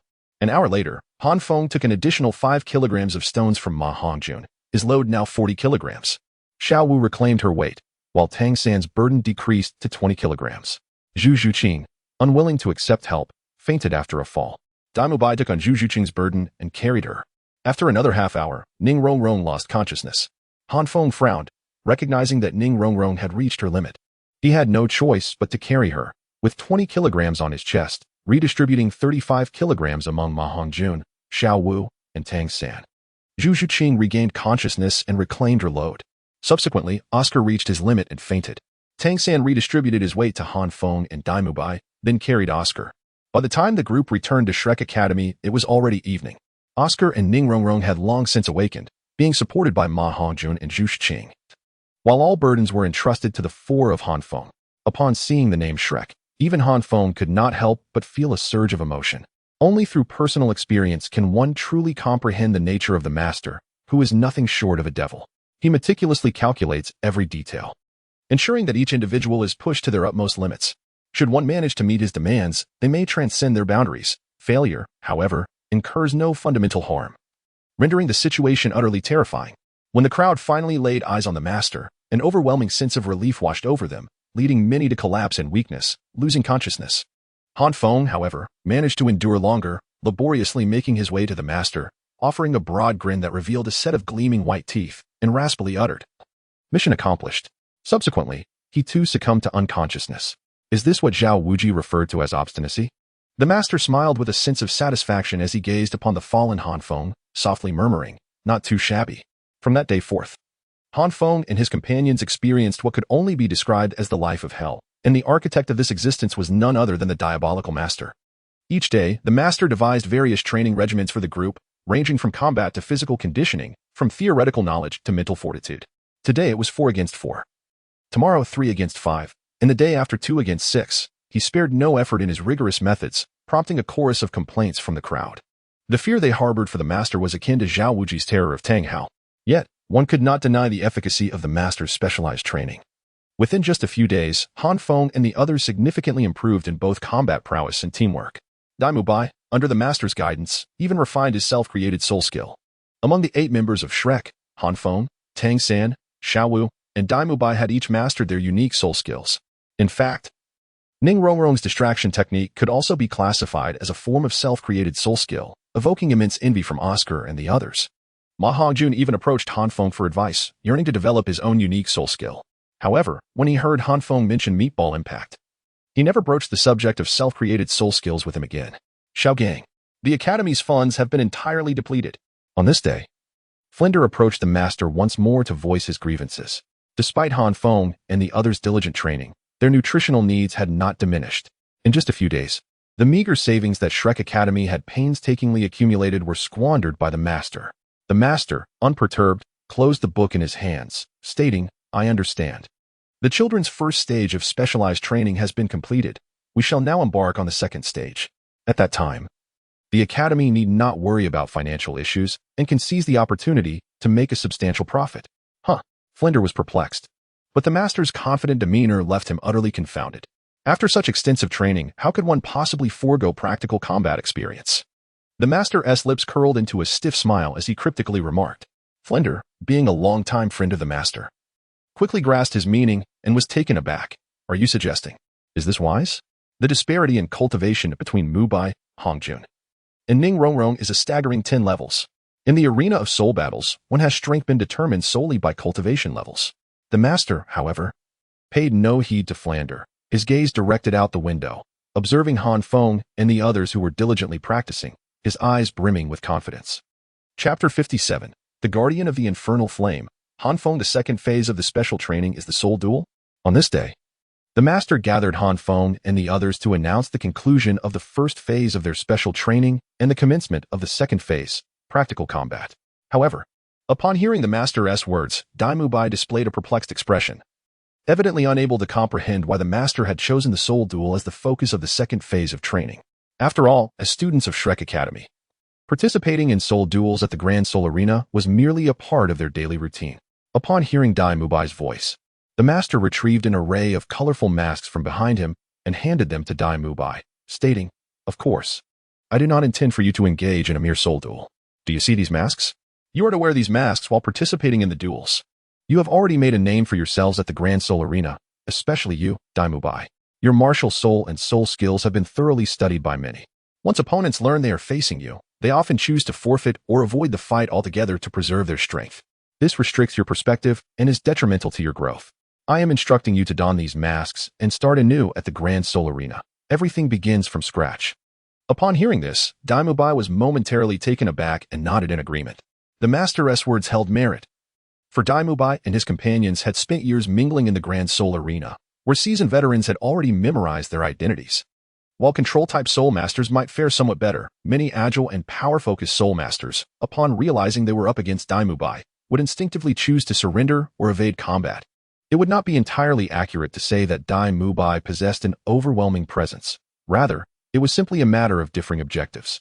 Dai Mubai and his companions were there to hone their combat skills and gain experience, while Flanders had ordered them to refrain from surrendering or evading combat, meaning they had no choice but to confront every battle head-on. Others, however, often comprised those who, at the age of 30 or 40, remained at the rank of great soul masters or soul venerates, merely scraping by for a meager living and a few rewards. Could they truly not contend with Dai Mubai? Not necessarily. After spending so much time in the Grand Soul Arena, it was improbable that they had emerged unscathed without any hidden skills. However, to engage Dai Mubai in a fierce battle, risking everything, would yield only a meager reward for victory, while they would need several days to recuperate, resulting in a loss of potential victories and rewards. This was a calculation anyone could make. Once you wear the masks, you can no longer call each other by name, but must use code names. Think of your own. The master, seeing that Dai Mubai understood, elaborated no further and continued. Dai Mubai donned a golden mask and solemnly declared, "I shall be known as the evil-eyed white tiger. I am the evil fire phoenix," exclaimed Ma Hongjun, gleefully snatching a red mask from Dai Mubai. "Haha, a phoenix? Such a plump phoenix." Oscar chuckled derisively, poking Ma Hongjun's ample flesh before putting on a white mask. "I shall be the sausage vendor. Yin Yang Spirit Cat." This was unmistakably Zhu Zhiqing, soft-boned enchantress rabbit. Thousand-handed Azura. Tang San and Xiaowu exchanged knowing glances, their thoughts harmonizing as they spoke in unison. "Han Feng, do you think I should call it Chi Bao Liuli or Chi Bao Liuli?" Ning Rongrong gazed at Han Feng, her words laced with implication. Han Feng rolled his eyes. Why should it be called Qibao? Because of our combination. Ning Rongrong, sensing that Han Feng seemed to have forgotten their partnership, spoke up urgently. That combination can hardly be on stage again, can it? I am now a Soulmaster, while you are still a great Soulmaster. If we team up, we would have to face two Soulmasters. Han Feng frowned, unable to comprehend Ning Rongrong's meaning, feeling increasingly impatient with her ramblings. Ning Rongrong shrank her head slightly, murmuring in a tone of mild grievance, then I will definitely train hard in the future. Fengzi, what do you plan to call your code name? Daimubai. Sensing the awkwardness, quickly interjected. Han Feng looked at the crimson mask in his hand, feeling a peculiar sensation. He truly could not fathom how merely wearing a mask, with code names often derived from one's martial spirit, could veil so many eyes, especially when their team was named Shrek. Was this some form of worldly order? Just like when he first encountered Ning Rongrong, reminiscent of the two bandits he met, who only sought to rob wealth, never to tarnish virtue. Fengzi? Dai Mubai called again when Han Feng remained silent. Han Feng snapped back to reality, dispelling his wandering thoughts, and after a moment of contemplation, declared, let it be called Guardian of the Reversed Flame. Excellent. Since you all have settled on your code names, you may form your teams.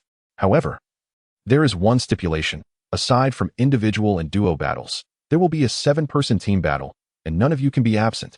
Upon concluding his statement, the master added, team battle? Ma Hongjun queried, puzzled, but there are 8 of us? Rotation. I have advised you to refrain from idling, yet you persist.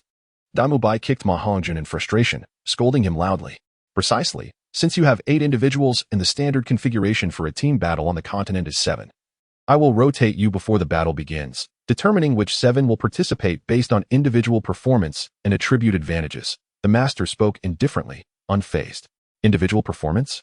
Oscar keenly seized upon the crux of the master's words, awkwardly stating, doesn't that mean the team battle is daunting? Whoever sits out will feel embarrassed. The master cast a glance at Oscar but offered no explanation. However, that glance provided Oscar with his answer. Leaving him somewhat dejected, his confidence in his performance during team battles was minimal, potentially relegating him to a perpetual backup.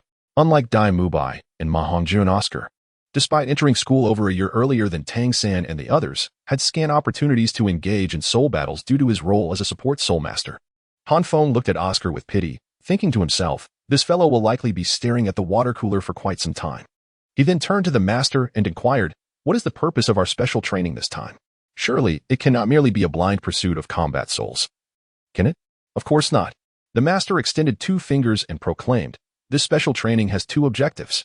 First, each of you must earn at least 1 silver combat soul badge. Upon hearing this, everyone collectively gasped. After all, one of the graduation requirements set by Flander is to acquire a silver combat soul badge from the Grand Combat Arena. Are we to be subjected to an entrance examination based on the graduation assessments of others? Or does the master intend for them to graduate immediately upon enrollment?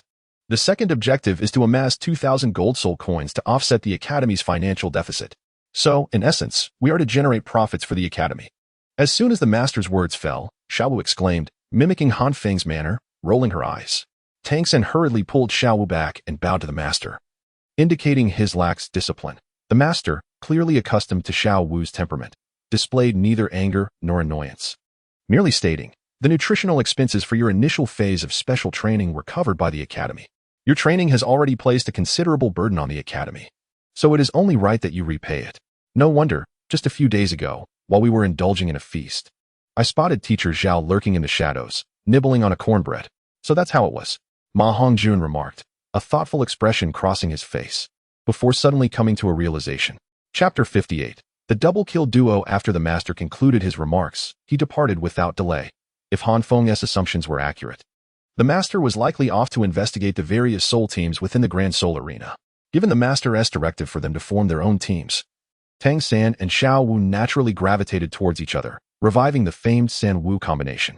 Ning Rongrong cast a glance at Han Feng, sighed helplessly, and approached Zhu Zhuqing, wrapping her arm around her and sweetly proposing, Zhuqing, let us form a team together.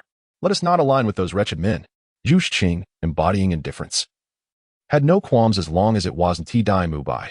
Thus, she accepted Ning Rongrong's invitation without hesitation. Dai Mubai, who had been in a state of indecision, suddenly turned pale, watching helplessly as Zhu Zhuqing and Ning Rongrong walked away together. He shot a fierce glare at Ning Rongrong. Had they not agreed to mutual support?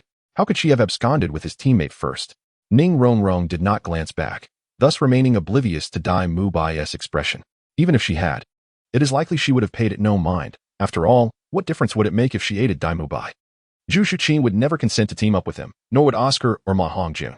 The most probable scenario was that she would join forces with Han Feng, leading to discomfort for all, given that both Zhu Shuqing and Han Feng were rather indifferent to such matters. And to think someone calls himself a romantic hero. How the tables have turned. At that moment, Ma Hongjun, having drifted over unbeknownst to anyone, wore a smirk and teasingly regarded Dai Mubai, his words laden with implication.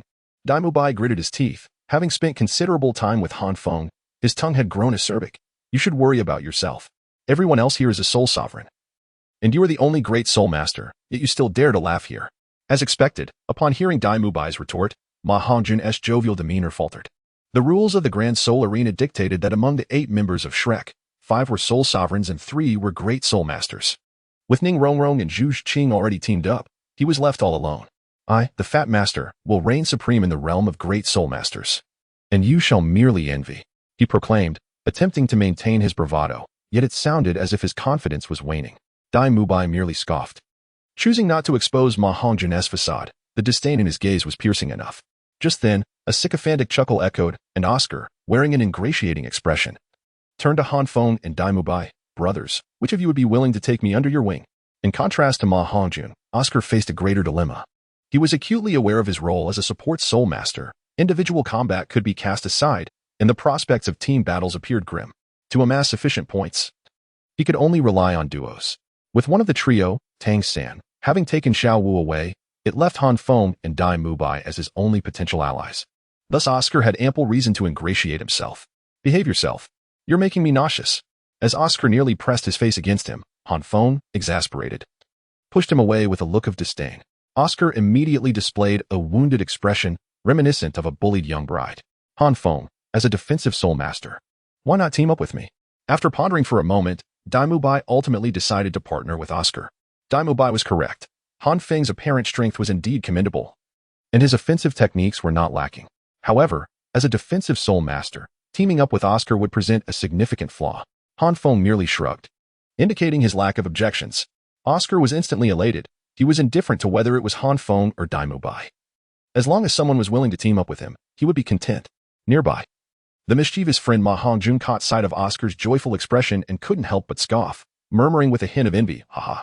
Dai Mubai certainly has it tough. Teaming with you is no different from sending him into a 2-on-1 battle. Hey, what did you just say? Oscar, having advanced to Soul Master, had significantly improved his hearing and naturally overheard Ma Hongjun's remarks. Enraged, he lunged at Ma Hongjun, engaging in a playful scuffle. Am I wrong? A few months ago, when we teamed up, you nearly got me killed. Ma Hongjun stood his ground, not utilizing any soul power, as they tumbled about like 2 rascals on the ground. That was your own incompetence. How can you compare yourself to Dai Mubai? Oh, is that how it starts? Just days ago, you weren't saying that. You fatso. One day, I will pound you into a pulp. Come on. Whoever backs down is a coward. If you can manage to beat me, I'll willingly fast for 7 days. Han Feng rolled his eyes, choosing not to partake in the antics of these two.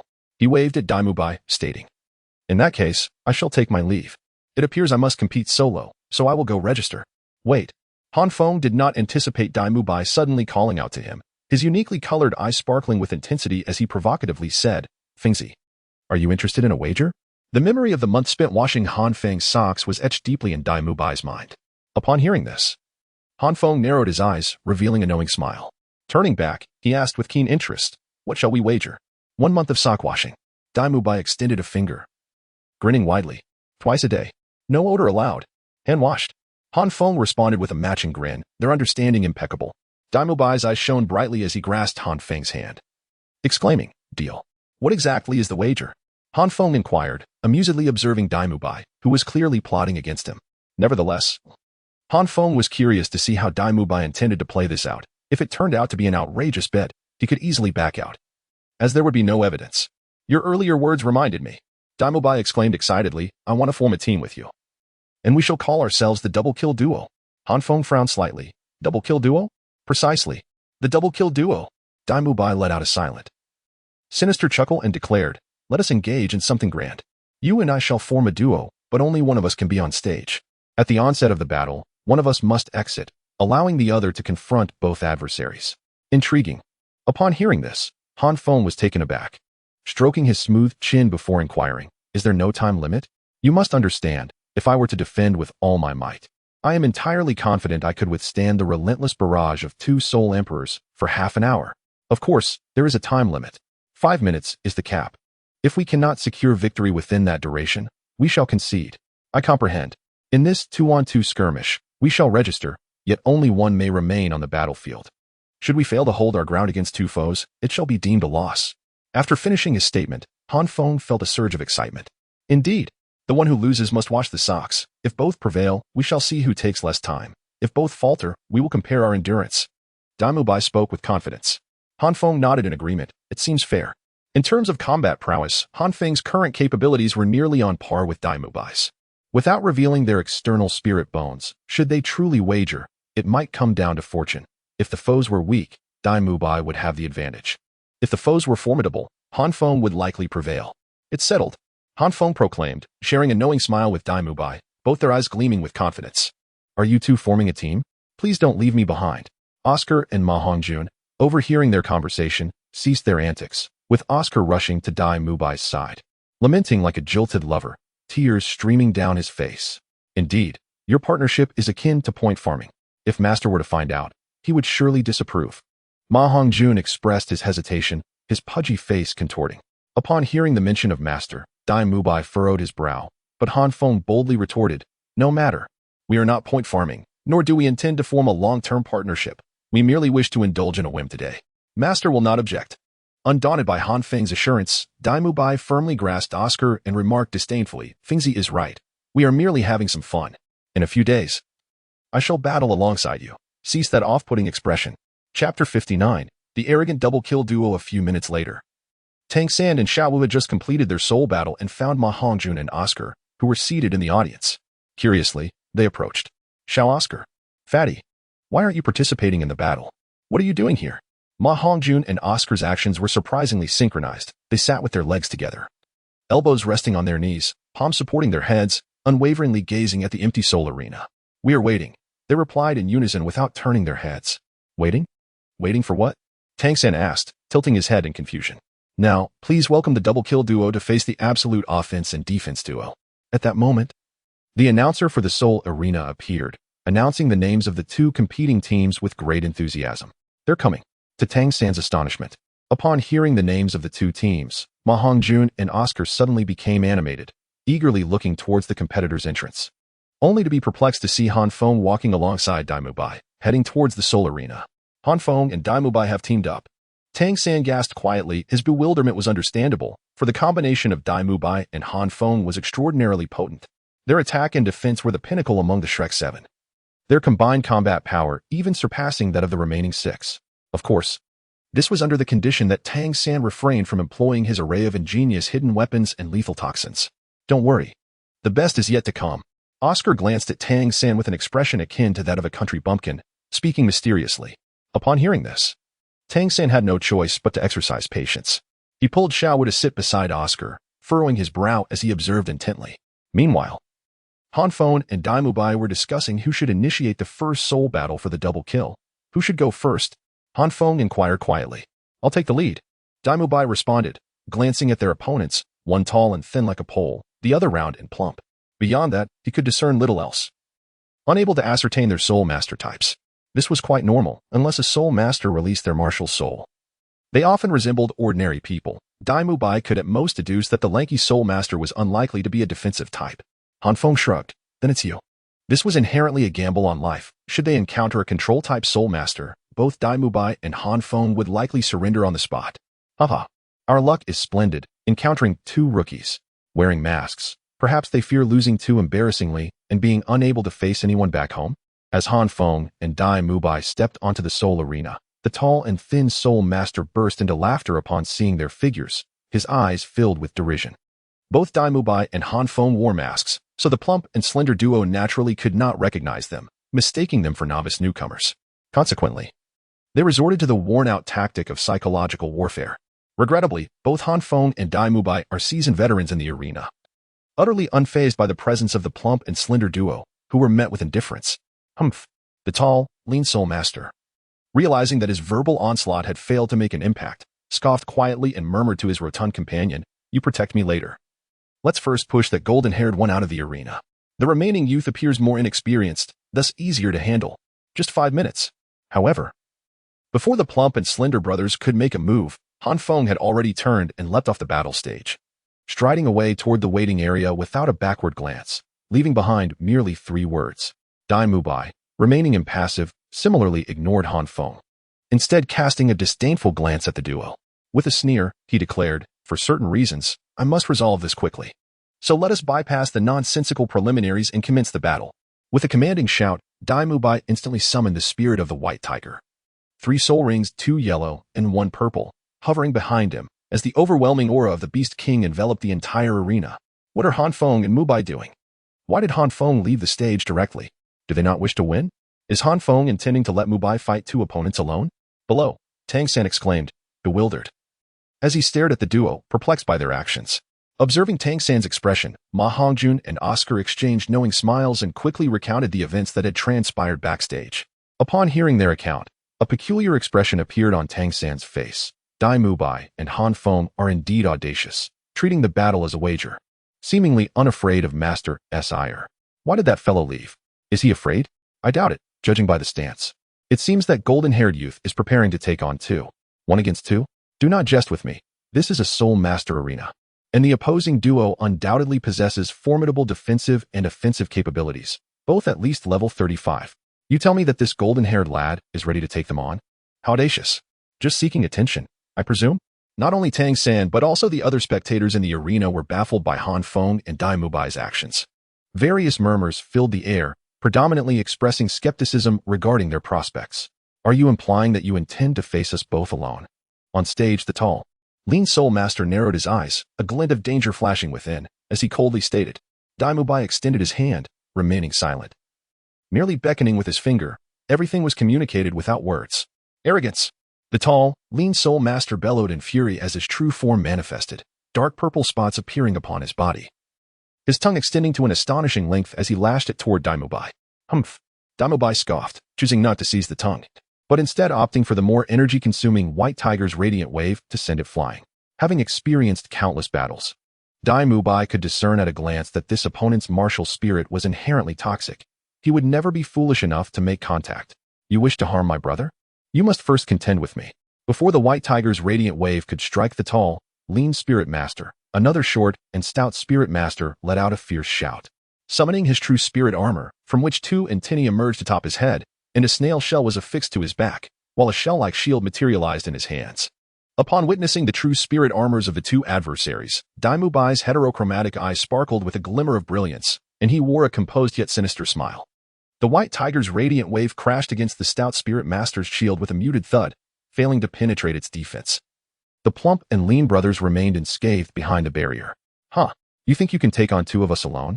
Sneered the tall, lean spirit master, just as he was about to utter more, only to be interrupted by Dai Mubai. I have no time for your nonsense. With that, Dai Mubai extended 3 fingers, a wicked grin spreading across his face. 3 moves. Within 3 moves, I shall defeat you. Resist to your heart's content within your capabilities. Initially, Dai Mubai harbored some concerns, fearing that the opponents might be control-type spirit masters or possess attributes that countered his own. However, after merely a brief exchange, he discerned their roles and his apprehensions dissipated, allowing him to act without restraint. Seeking death. Upon hearing Dai Mubai's arrogant declaration, the tall, lean spirit master was infuriated. He snatched the shell shield from his brother's grasp and propelled himself forward, his speed rivaling that of a spirit master of the same rank, albeit only in a straight line. Lacking the ability to change direction, Dai Mubai regarded him with disdain. Defense? I know someone who, in terms of defense, is your forebear. First move. First spirit ring. White Tiger's guardian shield. Stacking, 3rd spirit skill, White Tiger's diamond transformation. Chapter 60, 1 minute and 54 seconds. Under the transformation of the white tiger and the diamond, Dai Mubai's aura surged dramatically. His golden hair turned white, and a radiant golden light erupted from beneath his mask, making him resemble a divine warrior cloaked in shimmering gold. The plump and slender brothers were taken aback, with the short and stout soul master exclaiming, "Brother, come back quickly." Huh, is it possible to retreat? Dai Mubai would never relinquish the opportunity that lay before him. Before the tall and lean Soulmaster could react, his second soul skill, the White Tiger's fiery light wave, shot forth with astonishing speed, leaving the audience below only able to catch a fleeting glimpse of golden brilliance. The tall Soulmaster barely managed to raise his shield before the White Tiger's fiery light wave struck. Now, the second strike. Boom. With Daimubai's voice resounding. The White Tiger's fiery light wave crashed against the shield, which appeared indestructible yet crumbled like paper upon impact. Had it not been for the timely intervention of the stout Soulmaster, who shielded his brother, Daimubai's assault would likely have inflicted grave injuries on the slender Soulmaster. Nonetheless, the two brothers were still pushed to the edge of the arena. Now, the third strike. Under normal circumstances, Daimubai might have offered them a glimmer of hope, but burdened by his wager and driven by the desire to avenge past humiliations, he showed no mercy. With a fierce grasp of the air, he conjured two golden short blades, the result of harmonizing Han Feng's sun blaze with his second soul skill, a technique he had refined under the guidance of his master, aptly named the Celestial Gold Sabers. The White Tiger's prowess is formidable, and this soul skill represents the culmination of Daimubai's strength, a powerful offensive technique. Third soul skill, Shell. The stout Soulmaster was struck with panic. Yet as a seasoned combatant in the grand arena, he maintained his composure and unleashed his third soul skill in a moment of crisis.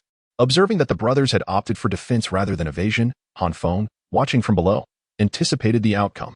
With a light chuckle, he turned and made his way to the registration point. Boom. As expected, a deafening explosion echoed, and the plump and slender brothers were sent flying from the arena, their vision fading to black as they lost consciousness. The announcer subsequently declared the victory of the dual kill combination.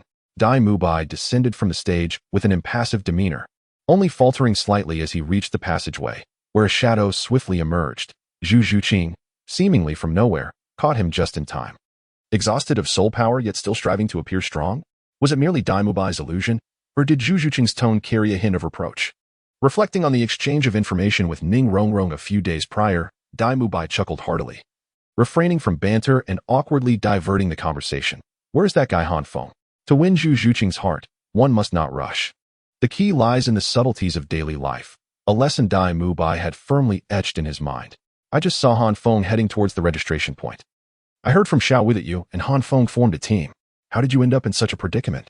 Is the opponent exceedingly strong? Zhu Zhuqing, present alongside her teammate Ning Rongrong, furrowed her delicate brows and inquired with evident confusion. Just moments ago, when she had seen Han Feng, he bore no signs of injury whatsoever. Daimubai, upon hearing that Han Feng had registered again, grinned widely but refrained from responding to Ning Rongrong. Seeing this, Ning Rongrong felt a surge of frustration. At that moment, Ma Hongjun and others approached, with Oscar rushing to Daimubai's side, his expression one of adulation as he exclaimed, "Boss Dai, you were absolutely magnificent. Taking on two opponents effortlessly, it was as if a soul master was besting a mere spirit master." Ma Hongjun cast a disdainful glance at Oscar, thinking how this fellow had completely abandoned his pride in his eagerness to curry favor. Daimubai ignored Oscar, pushing him aside with a look of distaste, and turned to the others, asking, "How long did it take me?" Ma Hongjun, understanding the unspoken cue, grinned widely and exaggeratedly proclaimed, 1 minute and 54 seconds. It took precisely 1 minute and 54 seconds. Han Feng must have truly faltered this time.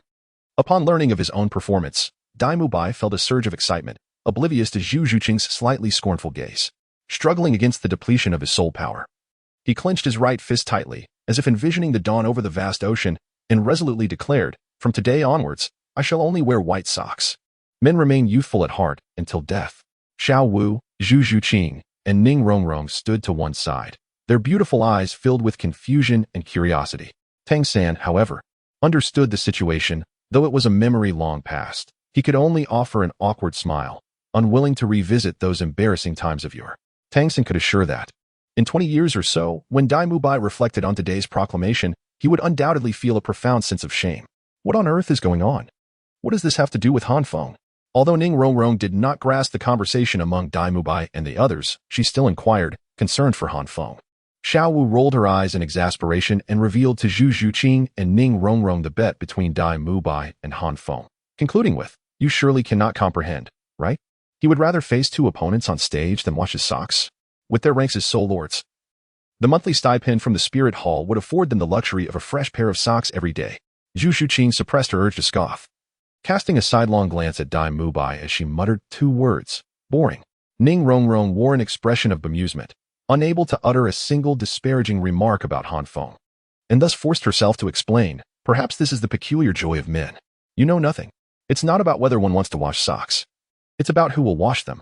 You have no idea how Han Feng looked when he made me wash his socks before. Dai Mubai felt his face redden at the girl's comments, his neck stiffening in indignation. Isn't it the same? Xiaowu retorted, refusing to yield. You understand nothing. What else could occupy your mind besides carrots? And Brother San, Xiaowu asserted defiantly, clinging to Tang San's arm. TSK. Without warning. He was unexpectedly fed a mouthful of dog food, and Dai Mubai's handsome face twisted in confusion, momentarily rendering him speechless. Following this, the host's voice interrupted the crowd, announcing the arrival of the Shuangsha duo to face off against the Zhangquang team. The host's tone carried a hint of hesitation, as it was indeed unprecedented in the history of the Great Soul Arena for the Shuangsha duo to immediately seek another battle after just finishing one.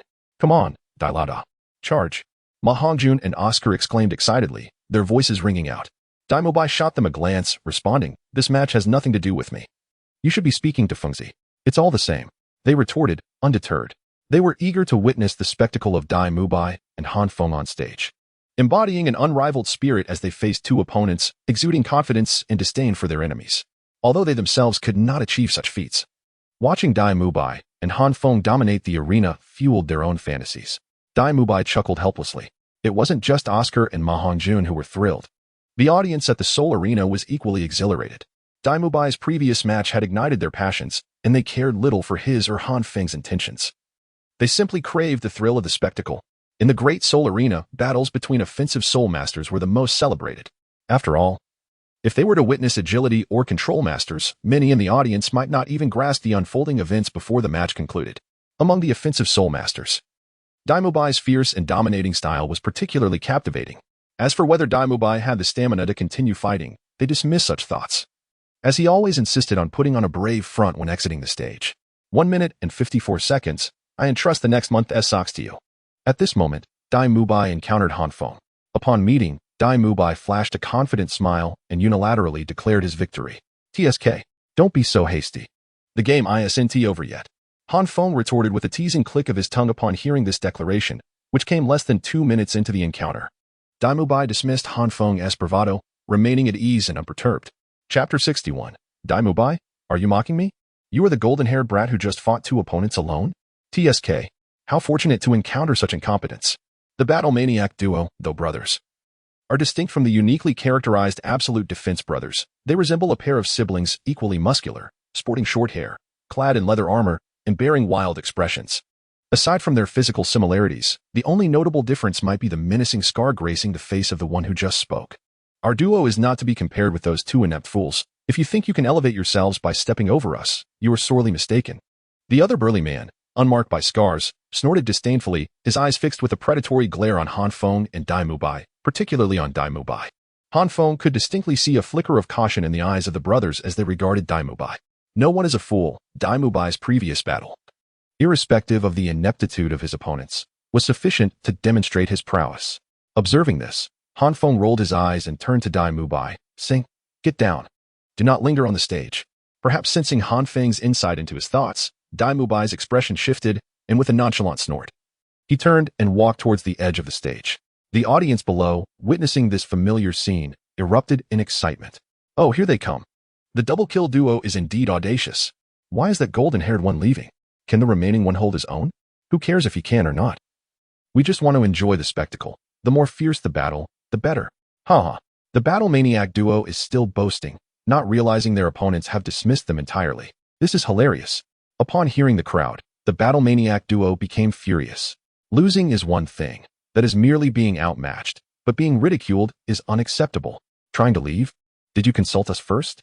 With a roar, the battle maniac duo activated their armors, the shadows of 2 rhinos flickering by in an instant. The brothers transformed into imposing armored warriors, their 6 soul rings, 2 white, 2 yellow, and 2 purple, hovering around them. First soul skill. Heavy stomp. Typically, if the martial souls are identical and the hunted soul beasts are the same, it is likely to acquire the same soul skills. The brothers before us are a prime example. Both wield the black-headed rhino martial soul and have obtained their first soul skill from the 3-tailed bull, resulting in identical abilities. Consequently, while their combination lacks some variability and adaptability, The simultaneous unleashing of their identical soul skills produces effects that even surpass many century-old soul rings. With a simultaneous lift of their feet, the brothers stomped down powerfully on the ground, causing the battle arena to tremble slightly. A fissure racing across the ground towards Dai Mubai. Sensing the arena's upheaval, Dai Mubai smiled faintly, not glancing back, and simply continued forward. Clang.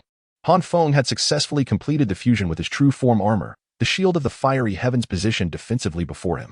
With a decisive step forward, he effortlessly blocked the fissure that threatened to swallow the ground beneath. A sardonic smile graced his lips as he taunted, "Will you step down or not? I've seen many plead for a departure, but never for an entrance. What's the matter? Is one beating not enough for your satisfaction?" Dai Mubai, standing at the edge of the soul arena, felt a jolt of alarm and thought to himself, "Here we go again." Yet, he had no intention of warning Han Feng. He was acutely aware of their wager and secretly relished the prospect of Han Feng indulging in idle chatter, hoping for a prolonged spectacle of 2 hours of banter and 5 minutes of combat. With this in mind, Dai Mubai's spirits lifted as he leaped into the arena. Within the arena, the brothers of the war frenzy could not prevent Dai Mubai's entrance, their irritation palpable. With Han Feng's mocking words ringing in their ears, their fury escalated, a flicker of crimson igniting in their gazes. "Seeking death, are we? What can a mere defense Soulmaster possibly do against two?" The scarred man bellowed, activating his second soul ring, summoning a massive rhino apparition that charged ferociously toward Han Feng. Second soul skill.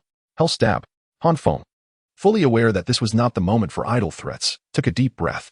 Engaging his first soul skill and the fiery dragon armor, he successfully absorbed the impact of the blow. He then initiated the second transformation of his true form armor, evidently aiming for a swift resolution to the confrontation. The unmoving flame was not instantaneous. Facing two opponents made it all too easy for them to interrupt him. Han Feng was not one to provide such openings. With a resounding clash, the scarred man's second soul skill was thwarted, and the sunlight flames enveloped him, seeping into his true form armor, steadily eroding his soul power.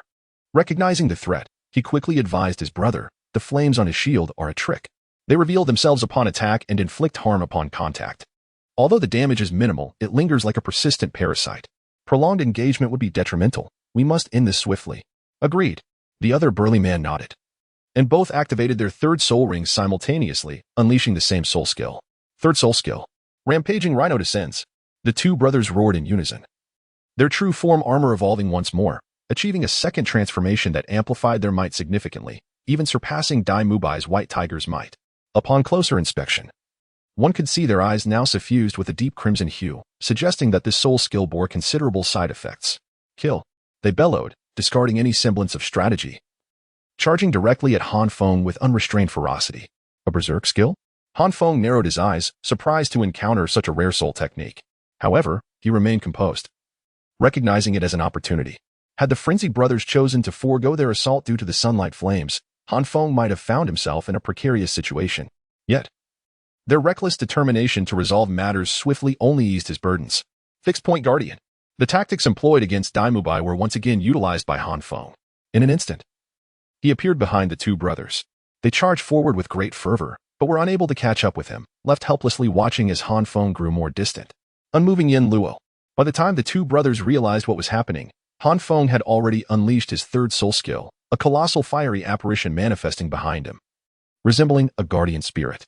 If an ordinary person were to witness this scene, they would undoubtedly choose to deliberate cautiously. Yet, under the influence of their frenzied state, the battle-mad brothers were far too consumed by their rage to contemplate the implications. Even if they were to comprehend the formidable nature of the flame specter, what could it matter? The window of their frenzied skill was fleeting, and once it elapsed, they would be left vulnerable, akin to fish awaiting slaughter. Undaunted, the brothers charged toward Han Feng, unleashing their first and second soul skills with reckless abandon, their power within the blaze heaven shield surging to soul venerable levels. Han Feng, too, did not hesitate to channel his soul power, infusing it with pure energy, further amplifying the might of the blaze heaven shield. Meanwhile, Dai Mubai, watching anxiously from the sidelines, kept an eye on the clock in the grand arena, unable to restrain an expletive. Are these two mere actors summoned by Fengzi? Their relentless onslaught against Han Feng seemed nothing short of a self-destructive endeavor. However, one could hardly blame the battle-mad duo. Typically, aggressive soul masters would opt to kite defensive ones, seeking openings for decisive strikes. Yet, neither Dai Mubai nor Han Feng regarded the others as mere opponents. The duo's battle had devolved into a personal showcase, transforming a four-person contest into a solitary game. Who could endure such indignity? Moreover, the absurdity of two offensive fighters being compelled to tread lightly against a single defender was akin to a slap in the face. Without employing spectacular tactics to bring Han Feng to his knees, who would still hold respect for their battle-mad duo? To take it a step further, they had never encountered Han Feng before. How could they have known he possessed such an outrageous soul skill as the charged shield strike? Chapter 62. Han Feng, the softness of his chubby hands has vanished. The War Frenzy brothers relentlessly unleashed their attacks upon Han Feng, bombarding him with various soul techniques of little value, all of which were effortlessly intercepted by the immovable Yin Luo behind him. As the clock struck 1 minute and 30 seconds, Dai Mubai in the audience instinctively held his breath, his gaze fixed intently on the unfolding scene. Here it comes. Tang San in the stands had already activated his purple extreme demon eye, his pupils shimmering with a violet hue. And he was the first to notice Han Feng had made his move. The incessant clanging was maddening. Han Feng let out a furious roar, and with his movements, the immovable Yin Luo sprang into action, raising a mighty fist that came crashing down, creating a deep crater in the arena. The ferocious force generated rippling shockwaves that radiated outward, and the already frenzied brothers could not evade in time, spewing forth a mouthful of blood as they were sent hurtling into the air. The audience erupted in cheers, collectively shouting the name of the double kill combination. Yet, Tang San and the others understood that Han Feng's assault had not even truly commenced. Han Feng's repertoire of attacks may have been limited, but whenever he struck, it was a thunderous blow destined to end in annihilation. Begone! As anticipated, the shield of the immovable Yin Luo surged forward, delivering a blow comparable to that of a Soulmaster at the Soul Ancestor level, striking the War Frenzy brothers squarely in the face. In the next instant, they flew backward like kites with severed strings, plummeting from the stage, leaving behind two distinct trails of blood in the air before losing consciousness. Simultaneously, Han Feng retracted his true body armor and martial soul, standing composed on the stage, awaiting the announcer to declare his victory. Dai Mubai below clenched his teeth and ultimately sighed in resignation. It seemed he would be washing Han Feng's socks daily for the next month. Dai Mubai felt quite aggrieved. After all, he believed he had the greater odds in this wager. Although Han Feng's charged shield strike was formidable and decisive, the lengthy charging time should have been a disadvantage. Who could have known that Han Feng would encounter two dim-witted opponents willing to serve as a power bank, fully charging him in the process?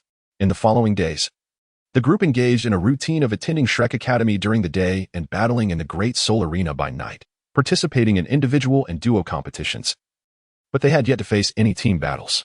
The trio of Tang San and Xiao Wu achieved a remarkable record of 27 victories out of 27 matches. Their individual performances equally impressive. Zhu Zhuqing and Ning Rongrong's partnership faced its share of challenges yet still garnered commendable results. Though Zhu Zhuqing's individual battles were somewhat disheartening, the confines of the Great Soul Arena severely restricted the agility of agility-based soul masters, often forcing her out of bounds just as she began to gain momentum. Dai Mubai and Oscar's duo battles were unremarkable. Yet due to their association with the double kill combination, the audience would chant double kill each time Dai Mubai took the stage, leaving Oscar feeling somewhat invisible.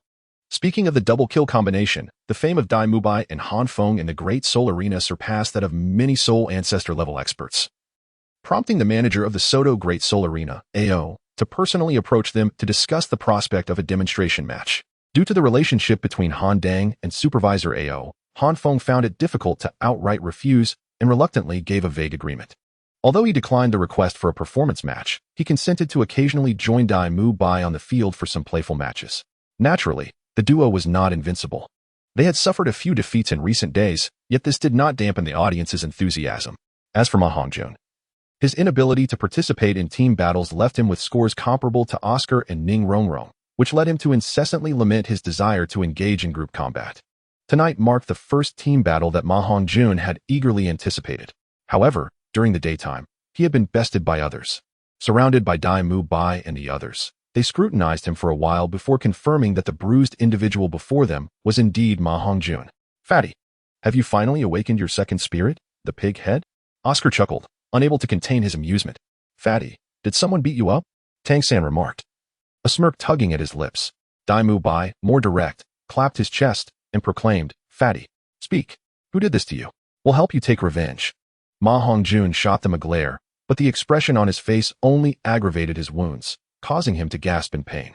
The group found Ma Hongjun's comical state amusing, yet felt guilty for laughing, struggling to suppress their chuckles. Only Han Feng remained unperturbed, his expression unchanged.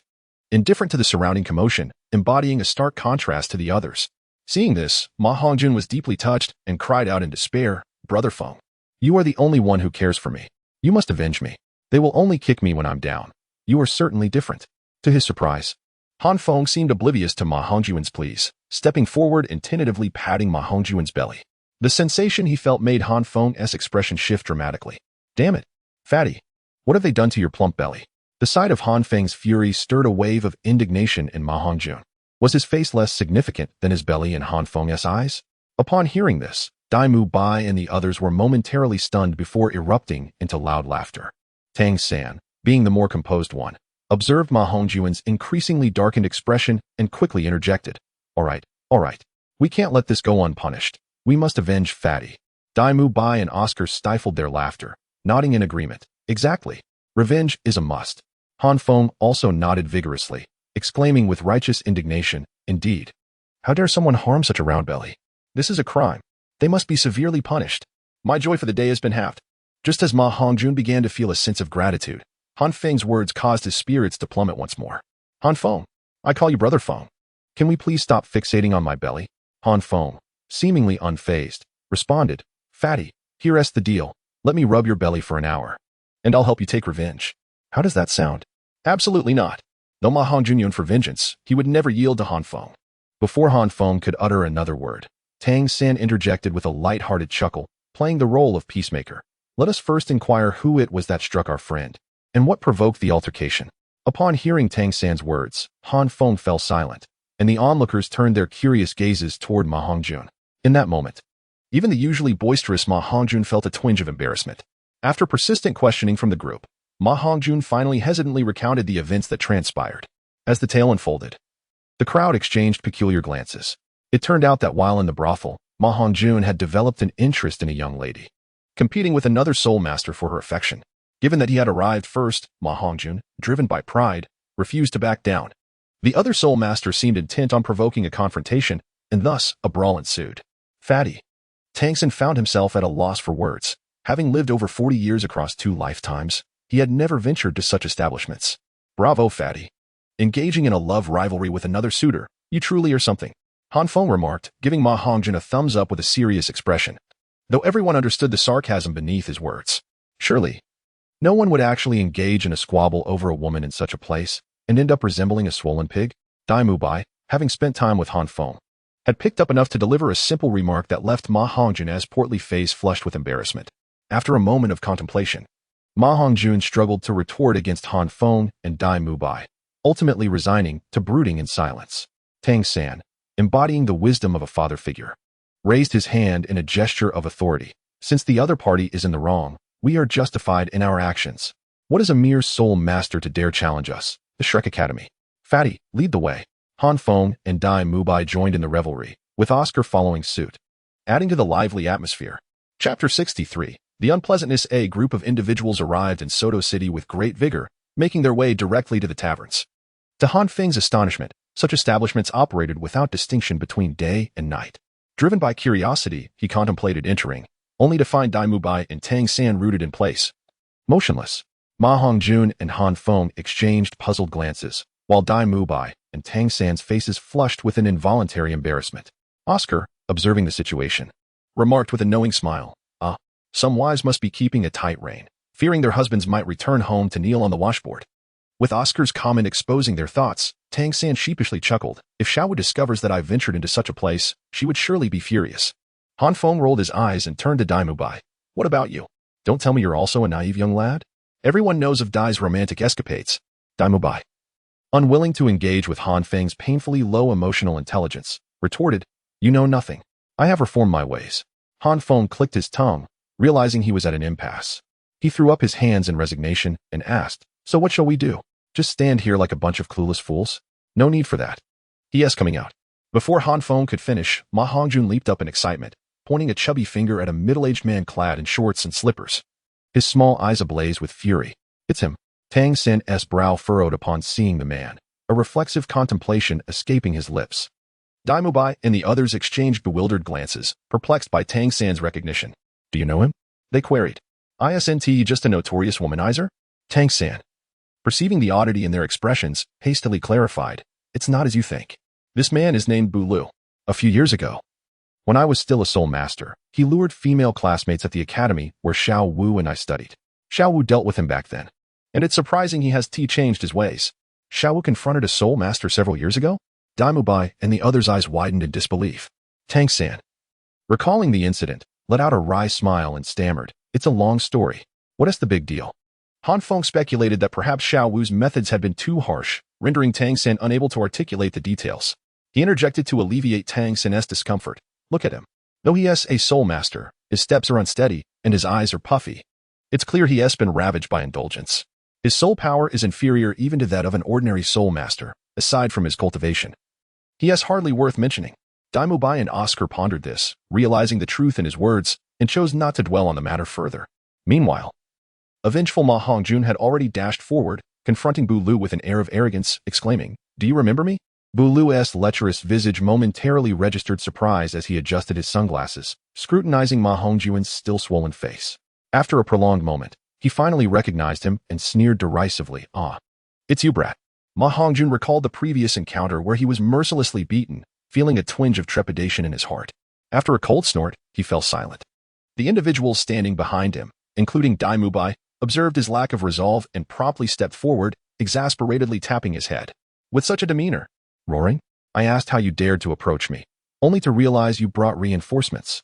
Douluo, disdainful as ever, regarded the group with a sneer. To him, even if Han Feng and his companions were considered geniuses, they appeared no older than 20, and possessing the cultivation of a great Soul Master was barely commendable. A mere 5 great Soul Masters were nothing he could not handle. "Let us take them on together. It's just as well that I'm short on funds." Douluo beckoned mockingly, his derision palpable. Upon hearing Douluo's taunts, Dai Bai smirked slightly and stepped aside, pushing Han Feng to the forefront. Tang San and the others, sensing the situation, exchanged peculiar glances with Douluo and allowed Han Feng to advance. Han Feng, observing the others' attitudes, rolled his eyes. "Could you consider my feelings? Just looking at him triggers my cleanliness obsession, and you expect me to converse with him? Not to mention, do you truly believe he can comprehend what I'm saying?" The group broke into a cold sweat. Clearly, Han Feng's ability for sarcasm was at its peak. Though he feigned reluctance, his voice was loud enough for Douluo to hear. As a Soul Master, Douluo naturally caught wind of Han Feng's remarks. After a moment of contemplation, he erupted in fury, his eyes turning crimson. "You little brat, what did you say?" Witnessing Douluo's volatile demeanor, Han Feng lost the desire to continue the provocation. He raised the shield of the Seraphim before him and addressed Dai Bai and Tang San. "Let us resolve this swiftly. In an hour, Master will likely assemble the others. He assigned roles. I will control, Bai will attack, Han Feng will defend, and Oscar, keep an eye on support." Without a moment's hesitation, Tang San executed the tactical deployment. However, Dai Bai let out a boisterous laugh, a mighty roar echoing into the sky as he unleashed his first and third soul skills, charging forth with his white hair billowing behind him. "Why complicate matters? I can handle this alone." Han Feng and Tang San shrugged, allowing him to proceed. Confident in Dai Bai's strength. Unaware of his own recklessness, Douluo's eyes widened momentarily at the sight of Dai Bai's 3 soul rings, 2 yellow and 1 purple, but he quickly regained his composure. To him, Dai Bai's arrogance was evident. If he had the assistance of the other 2 youngsters, he believed he would certainly be at a disadvantage. However, now, a mere Soul Sovereign was still within his capabilities. Perhaps out of pride as a Soul Master, Douluo refrained from utilizing his true form. The first white soul ring behind him glowed, and 2 massive barriers materialized, descending toward Dai Bai. Observing this spectacle, Han Feng could not help but smirk inwardly. Fool. It is evident that the individual referred to as Douluo has not engaged in soul battles for quite some time. His inability to perceive the surging fluctuations of Dai Bai's soul power, merely judging his strength by the number of soul rings, is a clear indication of his arrogance. In the realm of genuine combat, who would dare to be so presumptuous unless the disparity in strength is truly vast? Indeed, it is you who is unaware of the peril you invite. As anticipated, upon witnessing Douluo's disdain, a flicker of anger ignited in Dai Bai's heterochromatic eyes. His second soul skill erupted forth, not directed at Douluo, but rather grasped deftly in both hands, the Gung Jin Tian Sha halberd re-emerging, effortlessly shattering Douluo's protective barrier. Douluo, clearly flustered, found himself at the mercy of Dai Bai's menacing smile as he strode forward with confidence. The Gung Jin Tian Sha halberd loomed before him, and even the most obtuse individual could sense its formidable power. Under the oppressive aura of Dai Bai, Douluo was momentarily rendered speechless, his legs giving way as he prepared to kneel. With a scoff of derision, Dai Mubai dissipated the halberd before delivering a forceful blow to Douluo's shoulder, the tremendous impact causing Douluo's eyes to roll back as he succumbed to unconsciousness. Useless. Dai Mubai spat contemptuously as he exited the state of White Tiger Vajra transformation, retracting his martial soul. He hoisted Douluo and tossed him before Ma Hongjun. Is this how you wish to deal with him? That last maneuver was quite adept. I suppose you have been practicing diligently? At this moment, Han Feng, seemingly indifferent to Douluo, approached Dai Mubai, a light chuckle escaping his lips. Surely, you are not the only one making progress. Dai Mubai raised an eyebrow, a sense of pride swelling within him. Observing their exchange, Oscar and Tang San felt an unexpected tension, a fervent desire to immerse themselves in training. As for Ma Hongjun, he paid no heed to Han Feng and the others, instead biting Douluo with a sinister smile. The dark flames of the evil fire phoenix ignited at his fingertips, quietly relocating him to a certain position. Moments later, a harrowing scream pierced the air, revealing the extent of Ma Hongjun's revenge upon Douluo. Oscar grimaced, swallowing hard as he hesitated. Shall we not simply cut him up? He's already roasted. Do not inquire of me. I neither saw nor know anything. Han Feng shook his head vigorously, delivering a resounding denial. Chapter 64. The Mad Battle Team. As evening descended, Han Feng, Dai Mubai, Tang San, Oscar, Xiao Wu, Ning Rongrong, and Zhu Qing gathered in the lounge, preparing for their upcoming team battle. 2 days prior, the master had already informed them of their opponents, the Mad Battle Team. The Great Soul Arena strictly prohibits the disclosure of match schedules and participating teams, at least on the surface. It was evident that the master and Flinder lacked the funds to bribe anyone at the arena, yet the master somehow knew who their adversaries were. Han Feng speculated that he had calculated it, as the master possessed the remarkable ability to accurately determine the limits of soul ring absorption durations for soul masters at various stages. When pondering how the master arrived at such conclusions, Han Feng had never given it much thought. It was simply too taxing on the mind. However, he was aware of Ma Hongjun's whereabouts, after inquiring about the events of the afternoon and learning of Ma Hongjun's poor condition. The master had promptly assigned him to the substitute bench, allowing Oscar to take the field. This brought Oscar immense joy, while Ma Hongjun remained dejected for the remainder of the day, since this was the first true team battle for everyone. Even Tang San and Dai Mubai felt a tinge of nervousness, while Han Feng appeared remarkably composed. It was not that he possessed an inherently fearless heart, rather, he understood the challenges that lay ahead. The Royal Battle Team, the 4 great elemental academies, the golden generation of the Spirit Hall, and the Mad Battle Team before them were hardly formidable foes. Xiao San, for this soul battle, I still do not permit you to use hidden weapons or poison. This is not only your first team battle, but also Shrek's inaugural team battle. I expect not only a victory, but a resounding triumph. The master delivered his final lecture before the battle, and it was evident from his stern words that Flinder had likely wagered a significant amount of money. I understand. Tang Sin nodded solemnly, always heeding the master's words. He truly believed that once a teacher, always a father. Rest assured, we will fulfill our mission. Dai Mubai and Han Feng exchanged knowing smiles, standing at attention while half seriously, half jokingly proclaiming their commitment. Since Dai Mubai and Han Feng had begun sharing a dormitory, they had gradually distanced themselves from their former selves. Excellent. The master's stern demeanor softened into a smile as he observed the playful antics of Han Feng and Dai Mubai. He addressed the group. Step forth. You shall shine brightly in the Great Soul Arena and across the entire continent. At that moment, the announcer at the Great Soul Arena made a timely announcement. Now, let us welcome the Mad Battle Team and the Shrek Team to the arena for a 7-on-7 team battle, commencing now. Under the master's watchful gaze, the group exchanged confident smiles and strode towards the arena. On the opposite side, 6 men and 1 woman approached the arena as well, observing the 7 adversaries. Tang San's voice resonated in their ears. The Mad Battle Team has achieved 7 consecutive victories, demonstrating formidable strength. The burly man is their captain. With the martial spirit of a rhinoceros, the woman is the vice-captain, controlling the battle with her spider martial spirit. The 2 pairs of twins possess martial spirits of monkeys and goats, respectively, and the last individual is a support soul master with the wishful disc martial spirit. This encapsulates all the information that can be grasped regarding the Berserk Battle Team. The master undoubtedly possesses greater knowledge, yet he remains deliberately silent to foster their development. The names Evil Eye White Tiger and Reverse Flame Guardian carry significant weight. As soon as they took the stage, the captain of the Berserk Battle Team, Guangxi, let out a cold snort directed at Dai Mubai and Han Feng, his eyes brimming with disdain. Clearly, he was yet another formidable opponent dismissive of the double-kill duo. Thousand-handed Azura, you performed admirably in the last match. The vice captain of the Berserk battle team remarked with a suggestive smile towards Tang San, even tossing a wink his way. As the strongest artillery of Shrek, Han Feng stepped forward without hesitation, engaging Guangxi in a verbal spar, simultaneously mocking the vice captain. Meanwhile, Tang San stood behind Han Feng, furrowing his brow as he observed, and solemnly warned, "Everyone, be cautious. It appears they are well informed about us. At the very least, they knew beforehand that we would be their opponents." Daimubai, upon hearing this, was not surprised, letting out a cold snort. As long as one is willing to part with a little money, the Grand Soul Arena is as transparent as a paper wall. Tang San nodded in agreement, choosing to remain silent thereafter. The boy seeks his own demise. At this moment, Han Feng, as expected, successfully provoked their adversaries once more, causing Guangxi to roar in fury, transforming into a savage giant rhinoceros, charging towards them. Following closely behind were two brothers wielding monkey spirits and a soulmaster with a goat spirit. The charge of the four soul sovereigns sent a shiver through the Shrek members, and they immediately donned their true forms. Daimubai, Xiaowu, Han Feng, and Zhu Zhuqing surged forward to confront the four soul sovereigns head-on. Although Zhu Zhuqing possessed the lowest cultivation, Ning Rongrong had bolstered her strength and speed, ensuring that even against a soul sovereign, she would not fall short.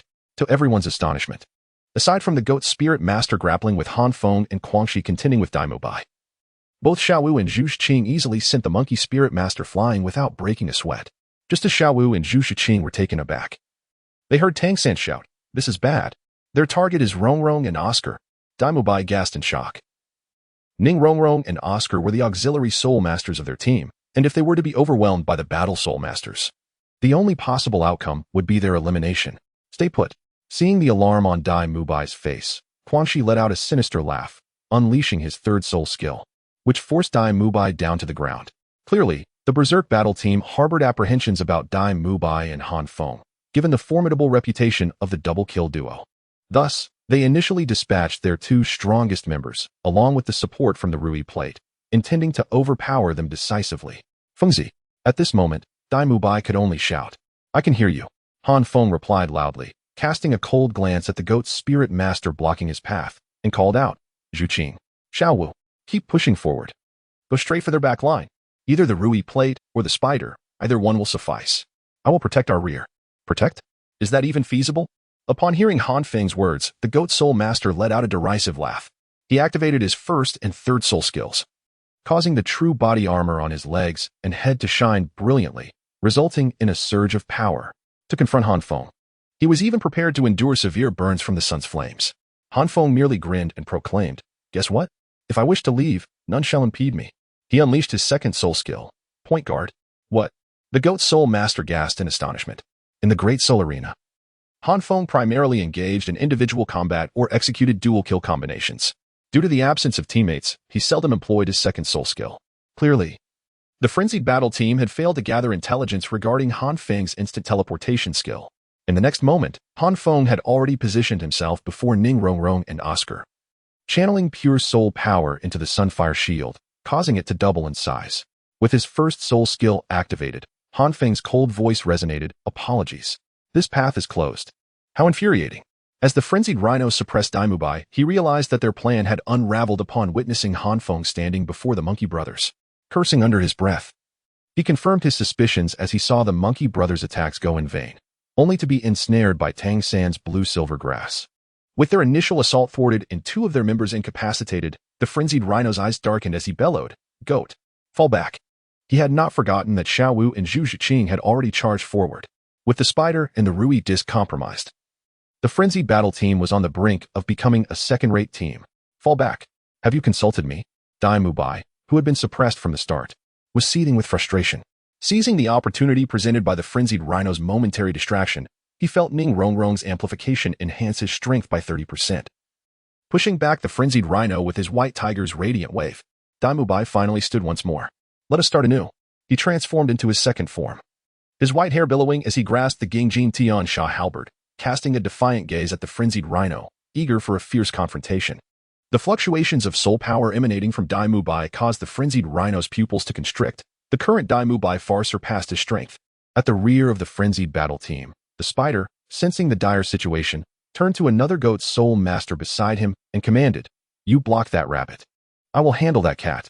As the goat soul master rushed forth, The spider shouted to the support Soulmaster behind him. Rui Disc. Utilize your third soul skill immediately. We have no choice but to make a desperate gamble. Understood. The Rui Disc Soulmaster, recognizing the unfavorable situation, nodded decisively. The third soul ring behind him glowed, and 6 beams of red light shot forth from the Rui Disc Martial Soul, third soul skill. Light of Frenzy. Han Feng furrowed his brow. Had he still arrived a moment too late? Chapter 65. The Second World War I have discovered that the commentary is far more entertaining than my own writing. The third soul skill of the Rui Plate. The Light of Frenzy grants a 30% increase in all attributes for 2 minutes, after which it inflicts backlash on the augmented individual. This is a desperate technique, employed when one's life hangs in the balance. In the original story, Rui Plate was utilized at the very moment before exiting the arena, but now, Han Feng and Dai Mubai's prowess has vastly exceeded the expectations of the frenzied battle team, forcing them to a desperate juncture where they must resort to this technique. Not good. Zhu Qing. Xiaowu. Come back quickly. Tang San reacted swiftly, urgently calling out as the soul skill of the Rui Plate activated. He launched his blue silver grass in an attempt to retrieve Xiaowu and Zhu Shiqing. Thousand-handed Azura. You are all too arrogant. The spider scoffed.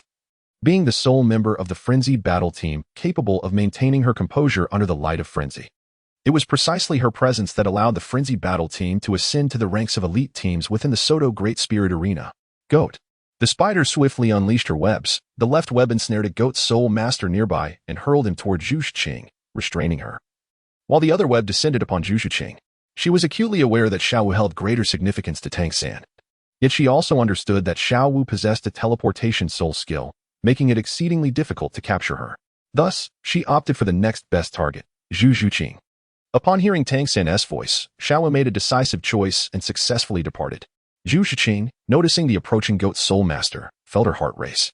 The Goat Soulmaster, being a semi-agile attacker with a higher soul power, was further amplified by the Light of Frenzy, enabling him to outpace Zhu Shiqing. With a muffled gasp, Zhu Shiqing found herself ensnared by the spider. The spider refrained from harming Zhu Shiqing. She was acutely aware that the Monkey Brothers were still in Tang San's custody, even with the enhancement of the Light of Frenzy. They could not break through Tang San and Han Feng's blockade, and Zhu Shiqing became her bargaining chip. Zhu Qing. Dai Mubai, still grappling with the rampant rhinoceros, saw Zhu Shiqing captured, his peculiar eyes nearly bursting with fury. Yet, just as he had previously subdued the rampant rhinoceros, it was now capable of restraining him in turn, leaving him helpless to witness Zhu Shiqing ensnared by the webs. Meanwhile, Tang San's blue-silver grass quivered with agitation as the 2 monkey soul masters struggled violently, threatening to break free. The current Tang San was unable to simultaneously control 2 frenzied battle soul masters. Oscar. Flying sausages. As an astute commander, Tang San recognized the urgent need of the moment. He bellowed at Oscar, seeking the optimal strategy to buy time. Oscar, understanding immediately, activated his third soul skill, conjuring 7 flying sausages, retaining 1 for himself while handing the others to Tang San. Tang San grasped the sausages, intending to hurl the 2 monkey soul masters off the stage, only to find that the blue-silver grass remained immobile. The 2 monkey soul masters had risen to their feet, the binding blue-silver grass morphing under their struggle, poised to be shattered. Heighten. Tang San made a swift decision, resolutely abandoning the 2 individuals. After consuming a sausage himself, he handed the remaining sausages to others. The blue-silver grass subsequently ensnared Han Feng and his companions, attempting to evade battle. However, to Tang San's astonishment, as the blue-silver grass approached Han Feng, he incinerated it with flames.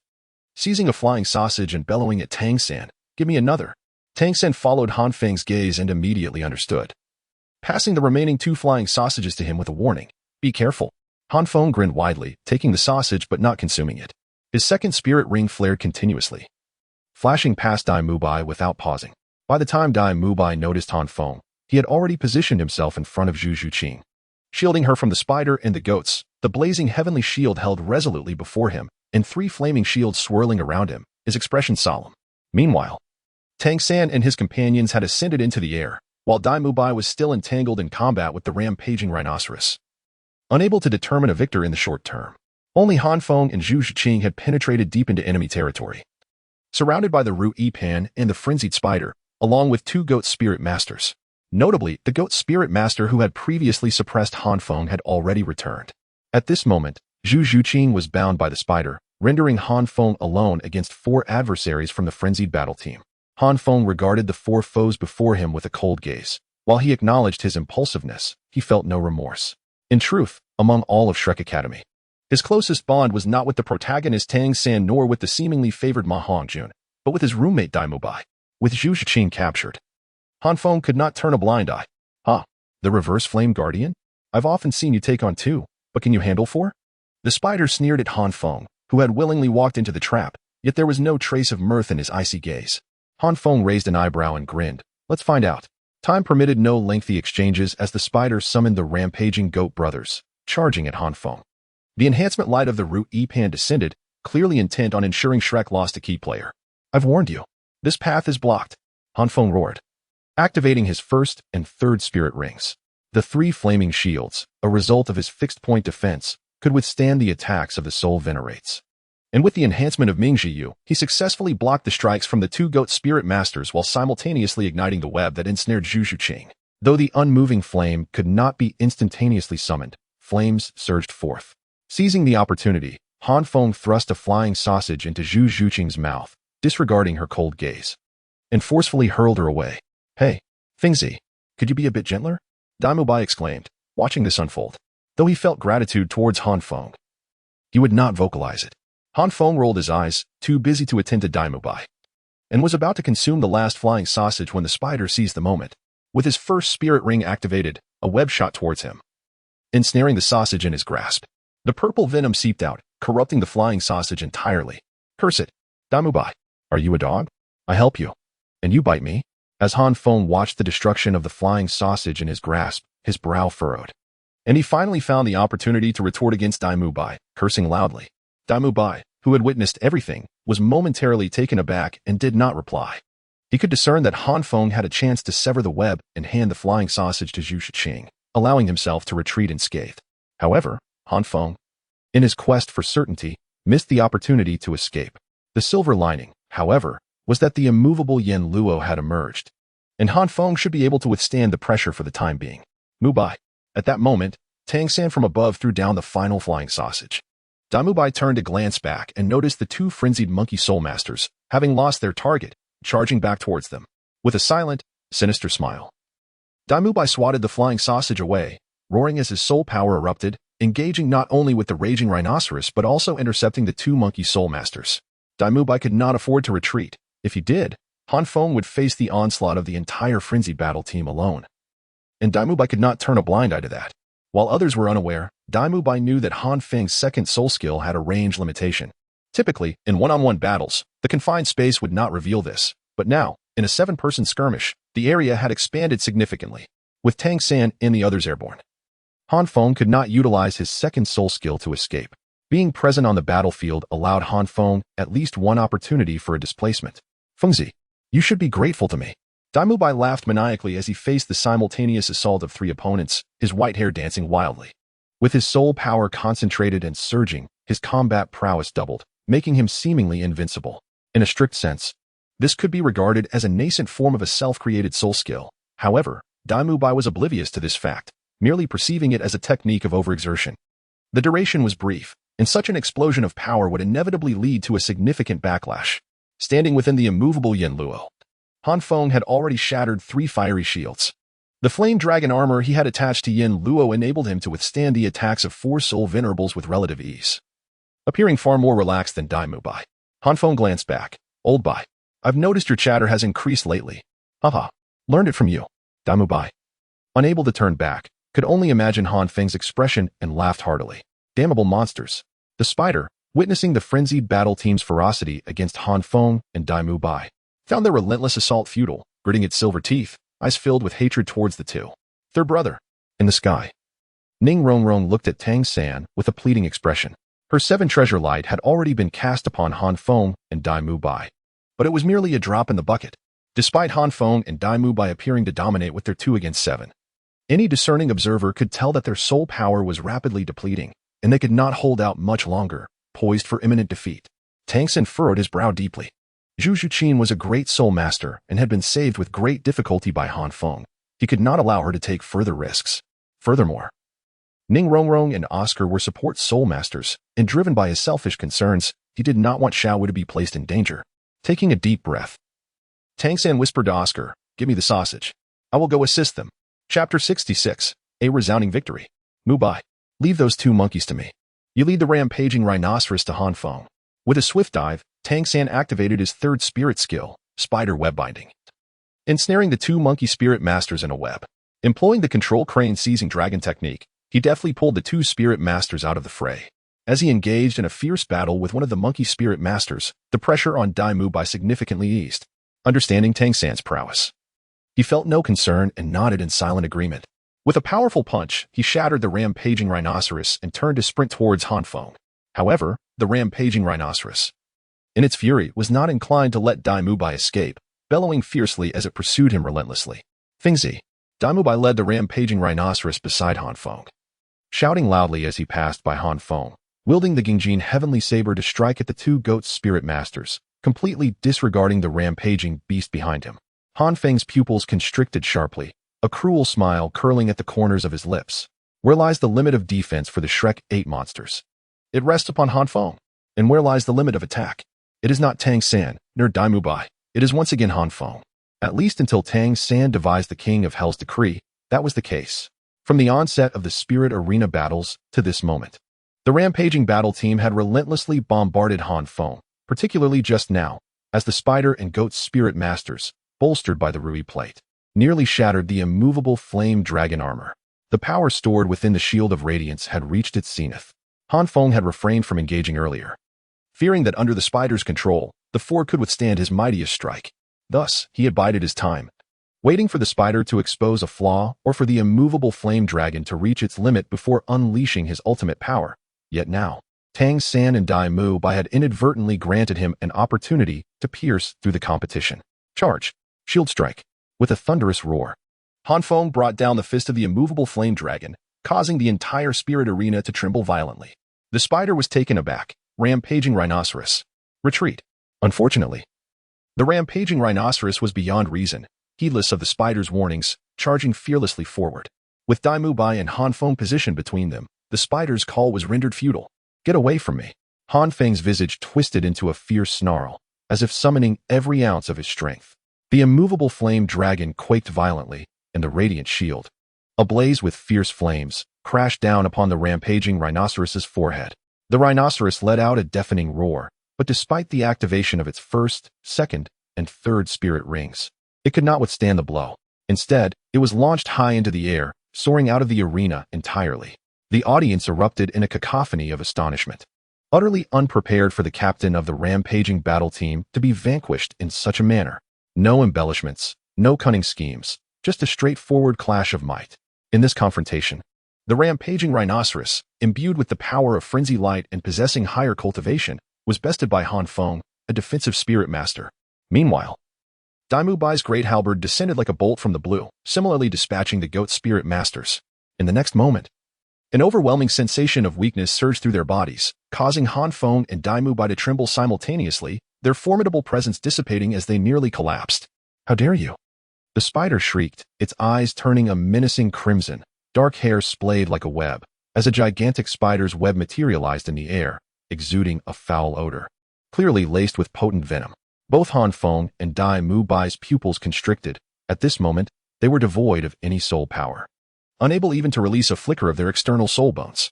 Why are you boys taking all the spotlight while we stand idle? Just as the situation reached a critical juncture, a flash of pink light appeared.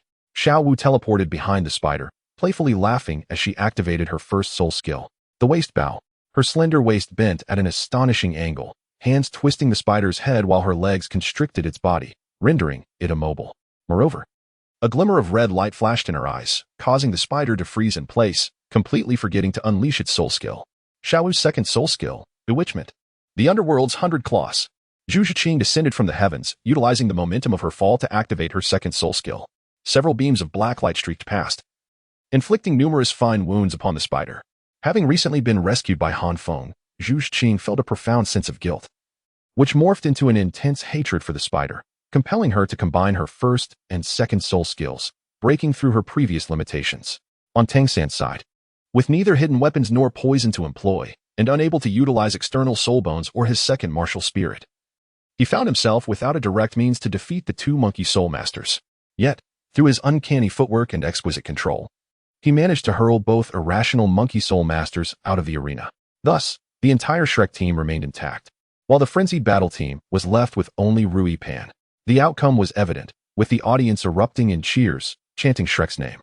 They had witnessed the frenzied battle team's defeats before, but never quite like this, overwhelmingly vanquished while all members were in a frenzy, and with such exhilarating clarity. It could only be Shrek who achieved this. Oscar and Ning Rongrong descended to the ground, with Oscar eagerly rushing to the front of the group. You all have already basked in the limelight. Allow me to take the final act. He then approached Rui Pan. Adopting the brash demeanor reminiscent of Han Feng and Daimu Bai's earlier confrontation, will you jump down yourself, or shall I toss you off? The crowd paid little heed to this lively character, while Ning Rongrong, her face etched with concern, approached Han Feng, half worried and half tenderly helping him up. Are you all right? Han Feng, misinterpreting her concern as a challenge to his strength, raised an eyebrow. Of course I'm fine. How could I possibly be in trouble? It's merely a slight depletion of soul power, just a trifling matter.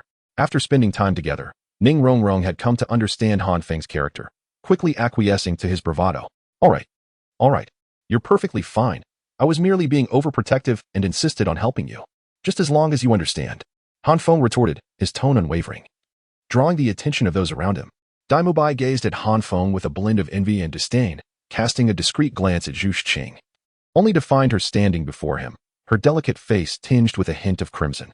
In a hushed tone, she remarked, if you cannot endure any longer, I can support you. Upon hearing her words, Daimu Bai's heterochromatic eyes sparkled with surprise. Oh dear. He was not made of steel like Han Feng. His body, which had been barely holding up, suddenly felt as though it had been drained of all strength. With a pained exclamation, he nearly collapsed to the ground, his exaggerated actions and expressions drawing curious glances from those around. Although Zhu Qing recognized that Daimu Bai was merely putting on an act, she nonetheless reached out to help him up, shooting him an exasperated look before falling silent. At that moment, Daimu Bai felt as if he had consumed honey. Paying no heed to any semblance of weakness, his smile stretching nearly from ear to ear.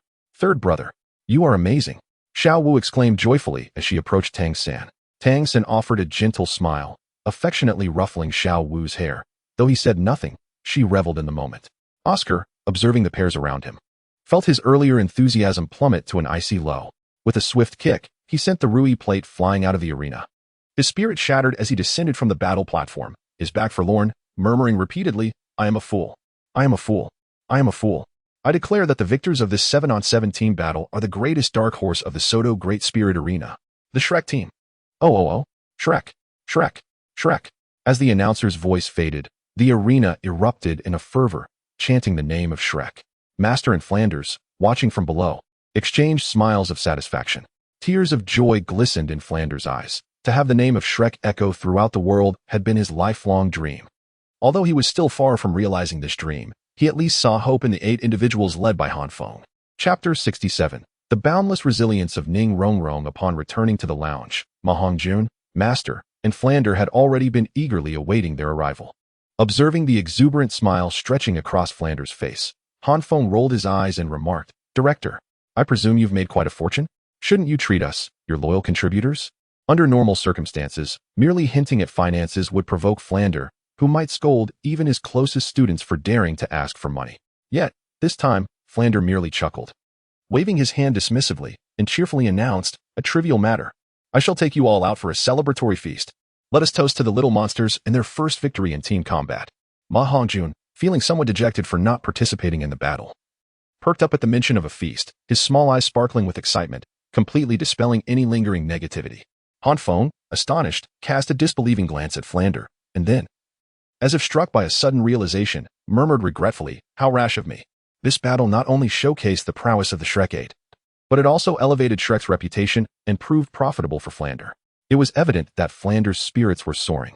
Yet Han Feng felt that merely having Flander treat them to a meal was insufficient to express their gratitude.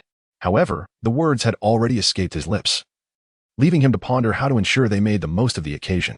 If Flander were privy to Han Feng's current musings, he might very well have ejected him from the gathering. Yet, was Han Feng the only one harboring such thoughts? Witness Ma Hongjun's envious gaze.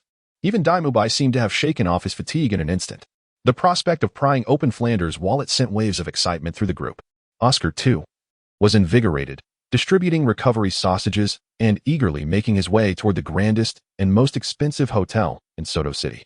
Master, wearing a smile, postponed the post-battle debriefing, unwilling to disrupt the jubilant atmosphere. At the celebratory banquet, Master and Flander discreetly excused themselves, recognizing that their presence might dampen the spirits of the younger generation. Once the two elders departed, the revelry among the group swiftly escalated. Before long, someone had brought in several crates of beer, setting the stage for a night of unrestrained merriment. Han Feng maintained his composure, acutely aware of his own limitations when it came to alcohol. Though he was not easily incapacitated, he would not be classified as a heavy drinker. However, succumbing to the persistent encouragement of Dai Mubai and the others, he reluctantly downed a few cups, his face soon flushed with an unnatural hue. Realizing the predicament he was in, Han Feng quickly feigned drunkenness and retreated to a corner, busily consuming food instead. Watching Dai Mubai consume his drinks with fervor amidst the crowd, Han Feng felt a pang of sympathy. He vaguely recalled that among the original 7, there was one who could outdrink them all, toppling every participant. Though he could not recall the exact identity, he was certain it was not Dai Mubai. With Dai Mubai's current drinking style, it would be no more than a few minutes before he succumbed to inebriation. As expected, it wasn't long before casualties began to emerge. Ma Hongjun and Oscar rolled their eyes and promptly collapsed, their minds clouded as they embraced one another, their expressions lewd and oblivious to their surroundings. The crowd cast a disdainful glance at them, showing no inclination to separate the two. Let them deal with the consequences upon awakening tomorrow. A few minutes later, Dai Mubai and Zhu Zhuqing could no longer endure. Dai Mubai, with an arm around Zhu Zhuqing's shoulder, began to babble incoherently, spouting a plethora of nauseating sweet nothings and unsavory tales of his romantic exploits, oblivious to whether Zhu Zhuqing was listening, until he eventually dozed off. With a flushed face, Zhu Zhuqing cradled her wine glass and slowly leaned down as well. Ultimately, only Tang San, Xiaowu, and Ning Rongrong remained. Xiaowu, nearing her limit, was in a state of raucous commotion, spinning in circles. Ning Rongrong, her cheeks aglow, exuded the scent of alcohol, while Tang Sen sat composedly, his expression unchanged. One hand grasping a wine glass and the other resting on the chair's back, his eyes half closed, seemingly indifferent to the surrounding chaos. Observing this scene, Han Feng could not help but exclaim, truly the hallmark of a protagonist. At that moment, after Xiaowu had collapsed, Ning Rongrong glided gracefully towards Han Feng. Perhaps due to the influence of alcohol, she was far from her usual timid self. She reached out, her delicate hand grazing Han Feng's face. Why aren't you drinking? Han Feng? Han Feng, startled, thought his evasion of alcohol had been discovered, replied nervously, I have been drinking. Of course, I have. But you haven't even picked up a glass. Ning Rongrong's face lit up with mischief as she smiled. Although Han Feng was not inebriated, he felt slightly disoriented and failed to notice Ning Rongrong's subtle expressions. To conceal his transgression, he snatched the wine glass from her hand and downed its contents in one go. Look, I finished it. A spark of surprise flickered across Ning Rongrong's face, and seizing the opportunity, she declared, No, you're cheating. Han Feng frowned. The beer was far from delightful, and had it not been for the atmosphere, he would have preferred to abstain. What is so enjoyable about this? With a slight huff, he exhibited some annoyance, already exhibiting signs of intoxication. No, you said you wouldn't leave until you were drunk. Ning Rongrong insisted, her large eyes fixed intently on Han Feng. Reflecting on his previous statement, Han Feng felt a wave of regret wash over him, yet he quickly reasoned that Ning Rongrong, being a mere girl, couldn't possibly drink much, and it was likely that everyone had been accommodating her. After all, the true heavy drinker was Tang San. Why should he fear Ning Rongrong? Resolving himself, Han Feng proclaimed, if it's not leaving until we're drunk, then so be it. Come, I'll drink with you. Ning Rongrong's eyes sparkled with delight at his words. Great. Let us drink. As the rounds of drinks progressed, Han Feng began to sense something amiss. His vision was becoming hazy, and he could vaguely hear Ning Rongrong speaking. His consciousness was starting to blur. Meanwhile, Ning Rongrong observed Han Feng's state, a charming smile gracing her lips as she playfully poked his face, and upon receiving no reaction, she softly inquired, Han Feng, what is the matter? What is it? Han Feng furrowed his brow, responding lethargically. What do you think of Ning Rongrong? She asked, her cheeks nearly crimson with embarrassment. Yet she courageously posed the question. At this moment, Han Feng had his eyes shut, leaning back against the chair. Ning Rongrong? She's fine, I suppose. Just a bit too headstrong. If she weren't so willful with me, she could be quite a good friend. Upon hearing the word friend, Ning Rongrong visibly panicked. But she has changed. Has she? Perhaps. Han Feng replied dismissively, his voice dwindling. Ning Rongrong bit her lip, eager to inquire further, yet aware that Han Feng was on the verge of slumber. Without hesitation, she swiftly changed the subject. Han Feng, is there a girl you like? Indeed. I will always cherish Sister Chanqian. Ning Rongrong should have refrained from asking, for the moment the question left her lips, Han Feng abruptly opened his eyes. Placing a foot atop the table as if making a declaration, he shouted loudly. Startled, Ning Rongrong quickly pressed on, who is Sister Chanqian? Sister Chanqian is Sister Chanqian. Who else could she be? Han Feng furrowed his brow, calling out in dissatisfaction, Sister Chanqian likes me. She calls me Xiao Feng, and I address her as sister. If it weren't for Sister Chanqian being in Heaven-Do City, I would surely go to see her. Xiao Feng? Sister? Heaven-Do City? Ning Rongrong's eyes widened. A strong sense of crisis washing over her. She grasped Han Feng's hands, anxiously asking, You call her sister? She calls you Xiao Feng? Han Feng shot her an irritated glance, shaking off her hands. Sister Chanqian is 18 now, and I am 12. What is wrong with me calling her sister while she calls me Xiao Feng? Upon hearing Han Feng's words, Ning Rongrong immediately relaxed, playfully patting her unperturbed chest, murmuring, Thank goodness, thank goodness. Han Feng, oblivious to Ning Rongrong's subsequent mutterings, rolled his eyes and succumbed to slumber on the table, even in the fleeting moment before losing consciousness. Han Feng could not comprehend why Ning Rongrong was such a heavy drinker. Chapter 68, The Imperial Combat Team. When Han Feng awoke, he was besieged by a splitting headache. With a soft click of his tongue, he struck his head with a bit of force, vowing inwardly never to indulge in alcohol again. Instinctively, he rose from the bed, only to find himself ensconced in the private resting chamber of the Grand Soul Arena. Han Feng was not particularly surprised, for the distance from Shrek and Shrek Academy was considerable, and it was evident that Ning Rongrong and Tang San would face challenges in bringing all 6 of them back. Unbeknownst to him, he had failed to realize that the Tang San he encountered the previous day was already quite inebriated. You're awake? Han Feng did not notice the figure with pink hair sprawled on the sofa. As he stood, she quickly got to her feet, retrieving the honey water that had been prepared in advance. Approaching Han Feng, she offered a gentle smile. Your head must be pounding. Drink this, it will help. Ning Rongrong had frequently witnessed the discomfort of those in her clan suffering from hangovers, and over time, she had learned to care for them. Han Feng gazed at the honey water she offered, and then at her slightly weary yet charming face, feeling an inexplicable stirring within him. However, the aftermath of his hangover left him little time for such contemplations. He accepted the honey water and downed it in one gulp, saying, Thank you. Ning Rongrong, taken aback by his gratitude, waved her hands in modesty. It's nothing, really. Han Feng regarded her with a perplexed expression, pondering if he had perhaps been overly severe with her in the past.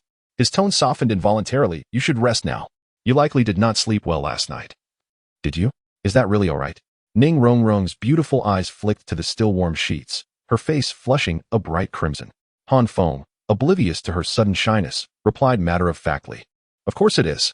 Ning Rongrong's eyes sparkled with delight as she murmured, Then I shall rest now. Ah. Han Feng nodded, rubbing his temples.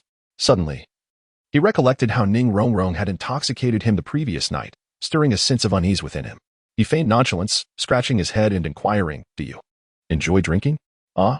Ning Rongrong appeared perplexed, her brow furrowing in confusion. Not at all. I do not like drinking. Yesterday was actually my first time. Then why? Han Feng asked, taken aback. I'm not certain. Perhaps it's hereditary? Ning Rongrong pondered, offering that as her best explanation. Han Feng nodded, clearing his throat twice before turning his face away, somewhat awkwardly asking, Last night, when I was drunk, I didn't say or do anything strange. Did I? Having never experienced intoxication in either his past or present life, he worried about his behavior. After a moment of silence, Ning Rongrong appeared contemplative, countering with a teasing question, Does snoring count? Upon hearing her playful response, Han Feng exhaled in relief, nodding seriously as he declared, You should go rest. I'll take my leave now. Having spoken, Han Feng dashed out, opening the door and closing it in one fluid motion. Inside, Ning Rongrong breathed a sigh of relief, carefully burrowing into her blanket, occasionally stifling a giggle, seemingly in high spirits. Upon exiting, Han Feng encountered Supervisor Ao of the Soto Great Soul Arena, who was engaged in a serious conversation with Master and Flinder. Feeling somewhat awkward, Han Feng realized he could not retreat and thus approached them with a greeting. Uncle Ao. Master. Dean. Good morning. At the sound of Han Feng's voice, the 3 turned to face him. Supervisor Ao smiled warmly, his demeanor friendly. Xiao Feng. It's good to see you again. Master merely nodded, while Flinder's expression was notably more lecherous, grinning slyly as he remarked, Han Feng, you've finally awakened. Flinder's words sent a chill down Han Feng's spine, though he could not articulate why. He cast a wary glance at Flinder, deliberately overlooking him to address Master and Supervisor Ao. Uncle Ao, Master, should I not be here? Perhaps I ought to leave and let you discuss your matters in private? Supervisor Ao's expression shifted to one of discomfort.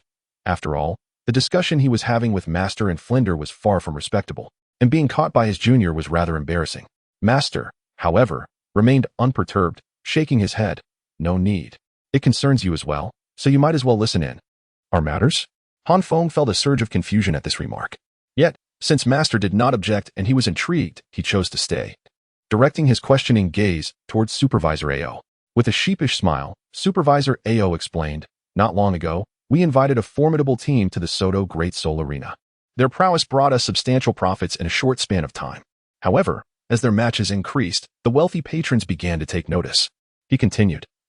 Then came the challenge of dismissing them. This team has become rather reluctant to leave. The patrons, recognizing their strength, placed heavy bets, and in no time, the Soto Great Soul Arena not only relinquished all its earnings, but also found itself in a significant financial deficit, teetering on the brink of collapse. Without needing further elaboration, Han Feng interjected with a roll of his eyes, just like the previous supervisor of the Stan Great Soul Arena. Supervisor Ao, caught off guard by Han Feng's bluntness, chuckled awkwardly, his embarrassment now palpable. Indeed, Xiao Feng is remarkably astute. Haha. Han Feng offered a hollow laugh, remaining silent as he awaited Master and Flinder's response. What does Supervisor Ao wish for us to do? Master inquired, his tone measured and composed. Ahem. Director Ao chuckled awkwardly, stating, what we need now is a team capable of overcoming that formidable group, breaking the monopoly they hold over the underground casino. To be frank, we have been unable to identify any other Soul Master teams that can rival them. Perhaps the Shrek team is our last option. Upon hearing this, Flinder interjected with a loud exclamation, absolutely not. You intend to use my students as mere pawns. Indeed. The Master closed his eyes and shook his head, asserting, our Shrek team will not engage in soul battles against an unknown team. Director Ao seemed to anticipate this reaction and remained undeterred. He produced a piece of paper from his pocket and handed it to the Master. Here's the information about that team. Please take a look. The Master accepted the documents, and Director Ao continued, the team's name is the Royal Combat Team, and their soul badge level is silver. Their record at the Soto Great Soul Arena stands at 38 battles, 38 victories. Royal Combat Team. Flinder, the Master, and Han Feng exclaimed in unison. Han Feng remarked on the strong sense of déjà vu he felt, realizing it was the storyline of the Royal Combat Team. The Master was already familiar with their reputation, while Flinder had a close acquaintance with their mentor. The Master frowned slightly as he examined the documents. Upon seeing the first name listed, his pupils constricted and his hand trembled slightly, but he quickly regained his composure. After perusing the entire document and contemplating for a moment, he addressed Director Ao, we, the Shrek team, accept this soul battle. Xiao Gang. Flinder shouted, about to inquire further, but the Master raised a hand to stop him. Understanding the Master's temperament, Flinder suppressed his doubts, planning to ask the Master once Director Ao had departed. Han Feng, however, was already aware of the Master's decision and felt no surprise.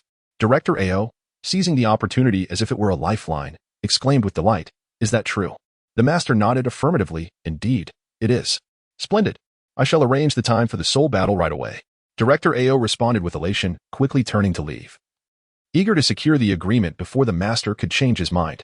Han Feng, you should review this, the Master said, handing the documents to Han Feng. Han Feng accepted the papers with a non-committal attitude and began to read attentively.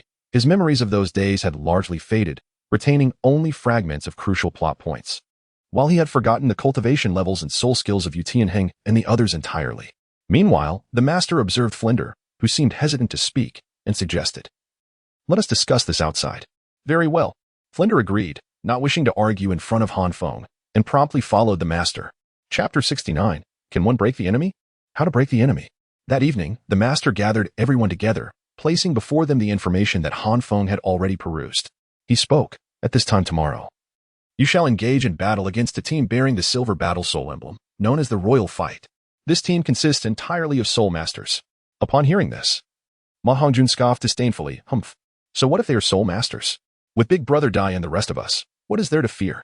Wasn't that so-called frenzied battle team also composed entirely of soul masters? And didn't we emerge victorious? Just let me take the stage instead of Oscar. My flames have long been yearning for action. Han Feng rolled his eyes, giving Ma Hongjuan's belly a hearty pinch before dousing him with cold reality. I advise you to temper your optimism. The average cultivation level of the frenzied battle team was merely 32, around level 33. Yet this Royal Fight team boasts members whose levels exceed 35. And if you scrutinize their martial spirits, They are on an entirely different echelon compared to those of goats or monkeys. Upon hearing Han Feng's words, the group was taken aback, their expressions turning grave as they examined the information in Han Feng's hands. The Blue Lightning Tyrant Dragon, the continent's premier offensive beast martial spirit. Dai Mubai's heterochromatic eyes widened in solemnity. As a member of the Dai family from the Stardo Empire, he had heard the names of martial spirits throughout his life. And aside from the evil Eye White Tiger, the Blue Lightning Tyrant Dragon was the most renowned. The Dai family had long coveted the title of the continent's strongest offensive beast martial spirit. Unfortunately, it had been many years since they had produced a title Douluo. At the top of the list were the names of the 39 ranked offensive Soul Master Yu Tianheng, with the Blue Lightning Tyrant Dragon martial spirit, and the 38 ranked Control Soul Master Du Guyan, with the Emerald Scale Serpent martial spirit. Seeing these names, Tang San's expression darkened. Among the Shrek 8 monsters, Dai Mubai, who possessed the highest soul power, had only recently reached level 38. The Emerald Scale Serpent martial spirit was exceedingly rare. Thus, I suspect that this Du Guyan is likely a descendant of that individual. The master stated gravely. That individual? Oscar inquired, perplexed. Could it be the most ruthless control-type title Douluo in existence? Zhu Zhuqing and the others suddenly shuddered, as if recalling something, whispering in shock. Indeed, the master nodded. Hiss. The group collectively inhaled sharply, the seriousness in their eyes deepening in this world. The term title Douluo always carried an aura of intimidation. It should be fine, right? Oscar chuckled awkwardly, lacking confidence. I believe that individuals specialized in poison, yes? My second soul skill should be able to counteract it. That is essential. Han Feng chuckled, draping an arm around Oscar's shoulder, teasingly saying, what if that esteemed title Douluo, having consumed a lifetime's worth of sustenance, is undone by merely one of your soul skills? Surely, the next day, they would seek you out for a discussion about the profound mysteries of life and death.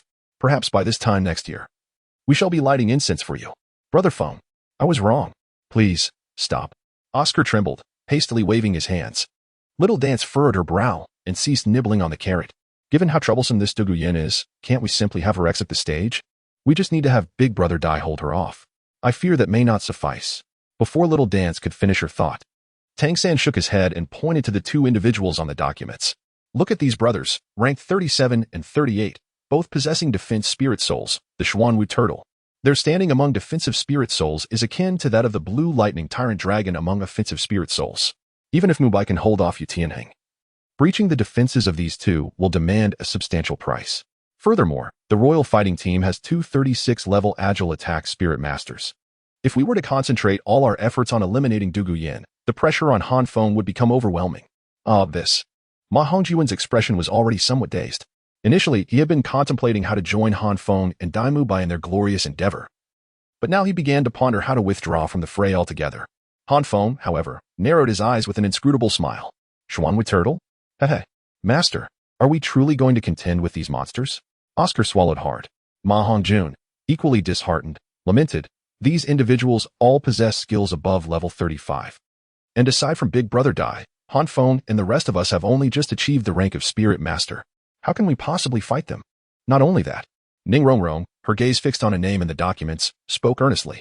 Look at this Yulingling. In my view, the greatest threat from the Royal Fighting Team does not come from Yu Tianheng or Du Guyan, but rather from Yulingling.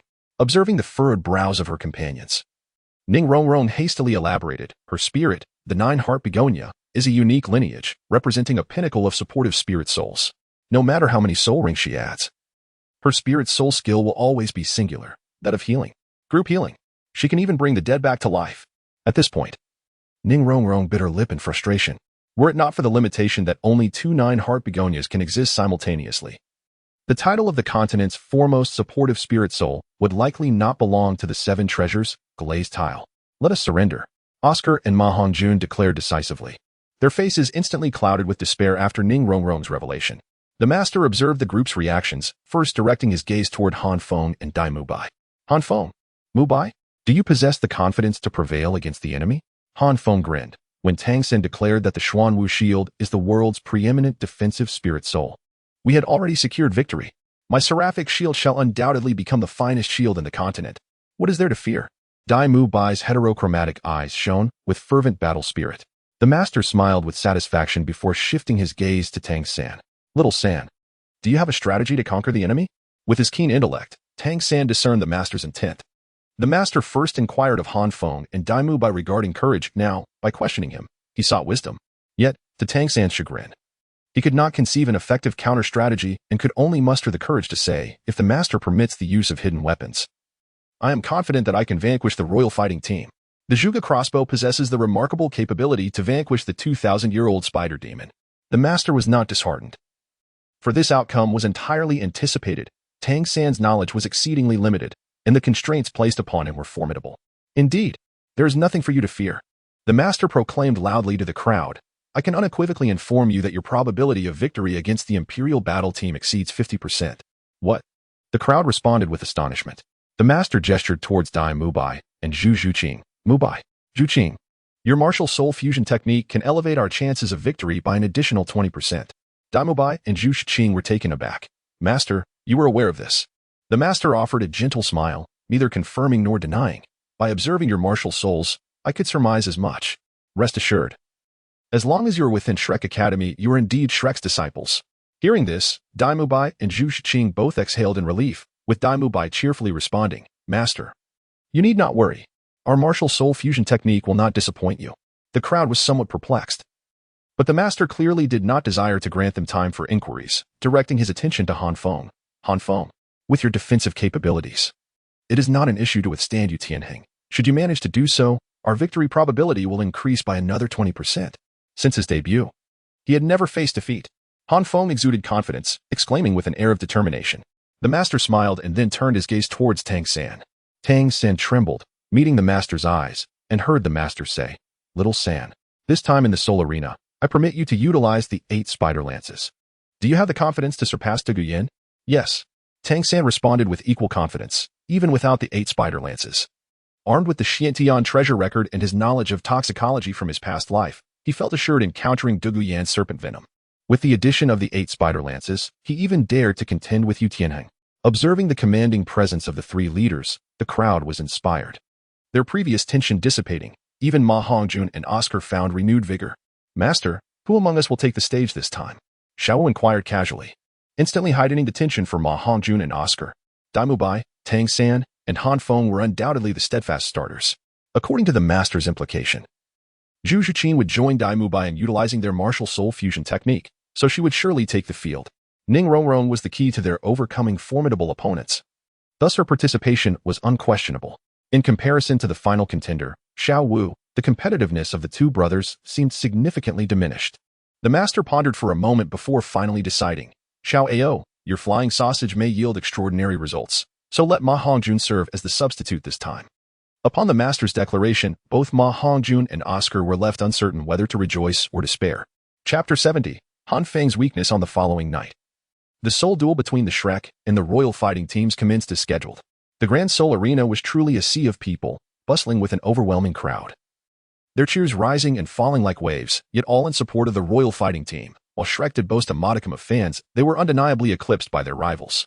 Under normal circumstances, the sight of such a throng would have brought joy to the overseeing manager. However, today, a smile eluded him. He had calculated that should the royal fighting team emerge victorious once more, his position would be in jeopardy. Master, Flender, and Zhao Wujin occupied the VIP seats, their expressions a tapestry of emotions. Xiao Gang, do the children truly have a 60% chance of winning? Flender could not suppress his doubts. Master cast a sidelong glance at Flender, offering no pretense of concealment, and shook his head resolutely. No. What? Why not? Flender exclaimed in astonishment, leaping from his seat. The children need confidence. Master remained impassive, his demeanor calm as he replied. Observing the master's seemingly omniscient composure, Flender felt a wave of discouragement wash over him. Sinking back into his seat with a heavy sigh, surely, the children cannot be in danger? Master offered no response, and Flender refrained from further inquiries. What constitutes danger? What signifies safety? The stone tablet at the entrance of the Soul Arena bore names that only multiplied, never diminished. Zhao Wujin sat silently beside them, voicing no opinion. After all, both Flender and Master had acquiesced, rendering his dissent futile. He had little faith that Master would allow Tang San and the others to engage in a perilous duel. Let us consider the possibility. Would Flender and Master dare to take such risks? Surely, everyone had been patient long enough. At that moment, the voice of the arena's host resonated. As Supervisor Ao had deliberately enlisted a beautiful young woman to invigorate the atmosphere, the impact was immediate as her words echoed. The ambience of the Seoul Arena soared to new heights. With a bright smile and unwavering confidence, the host declared, though the upcoming battle features only 2 Soulmasters. They boast impressive records, indicating that tonight will witness a fierce clash of prodigies. The crowd erupted in fervent cheers, "Royal! Royal! Royal!" upon finishing her statement. The audience was in a frenzy, their roars drowning out the host's voice. She could only wait for the fervor to subside before continuing. Without further ado, the Soul Duel between the Shrek and Royal fighting teams begins now. In the passageway, Oscar felt a pang of trepidation as he absorbed the crowd's energy. There are so many people. Pathetic. Han Feng chided, playfully grasping Oscar. Are you frightened now? The scenes you will face in the future will dwarf this by hundreds, if not thousands, of times. Please, do not flatter me. Oscar replied with a wry smile.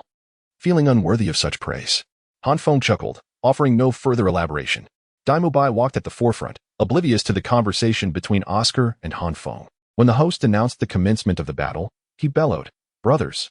On stage, on the other side of the passage, the Imperial fighting team, led by Yu Tianheng, simultaneously advanced towards the arena, a group of 7, each bearing an air of calm confidence, as if they held the so-called Shrek team in utter disdain. Upon reaching the arena, neither of the 2 teams exchanged words, only a palpable tension hung in the air, a subtle clash of auras. Please enlighten me. Yu Tianheng glanced at Daimubai, his tone respectful, yet his expression was one of blatant contempt, his eyes brimming with scorn. Humph. Daimubai did not respond to Yu Tianheng, merely emitting a cryptic cold laugh before disregarding him completely. Yu Tianheng furrowed his brow. This was the first time he encountered someone more arrogant than himself.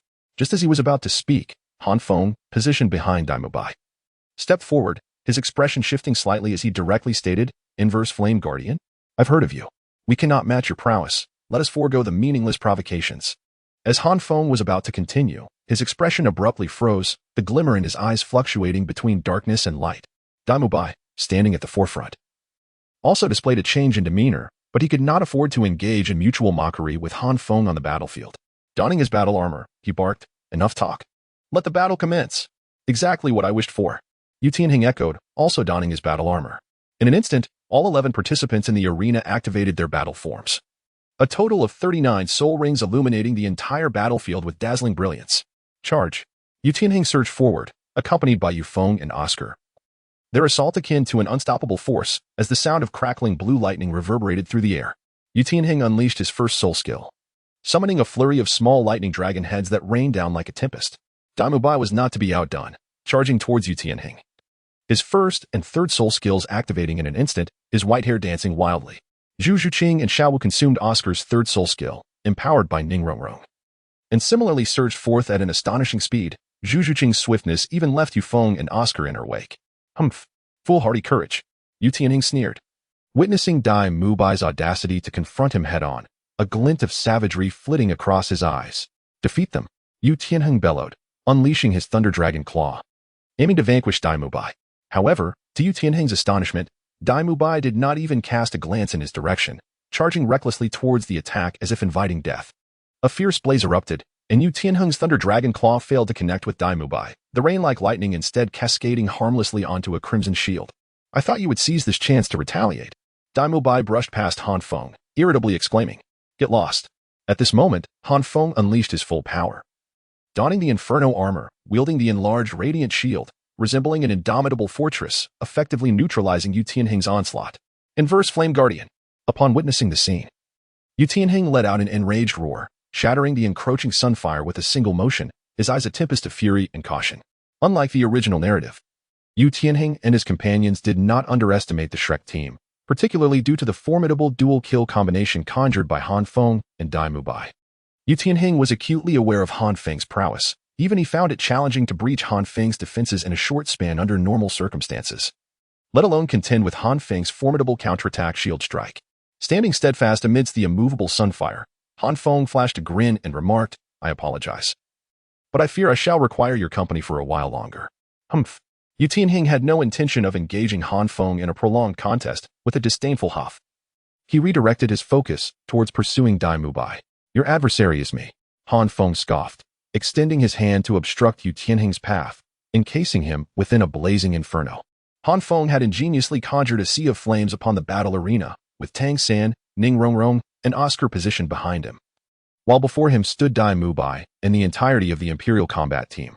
Do you truly believe that by leaving me behind, victory is yours? Or do you presume you can triumph over me? Yu Tianheng, realizing the futility of retreat, remained unperturbed, casting an arrogant glance at Han Feng before coolly inquiring. Unwilling to engage in excessive banter, the leader of the Imperial combat team, Qi Ming, had studied Han Feng and recognized his formidable defensive capabilities, noting the exceptional efficacy of the charging shield strike. However, he also understood that prior to charging, Han Feng inevitably lacked offensive capabilities. As long as they refrained from overly compromising their offensive strategies, Han Feng could merely be regarded as a defensive Soulmaster. Han Feng's previous victories in battle had either stemmed from his opponents succumbing to foolishness or succumbing to madness.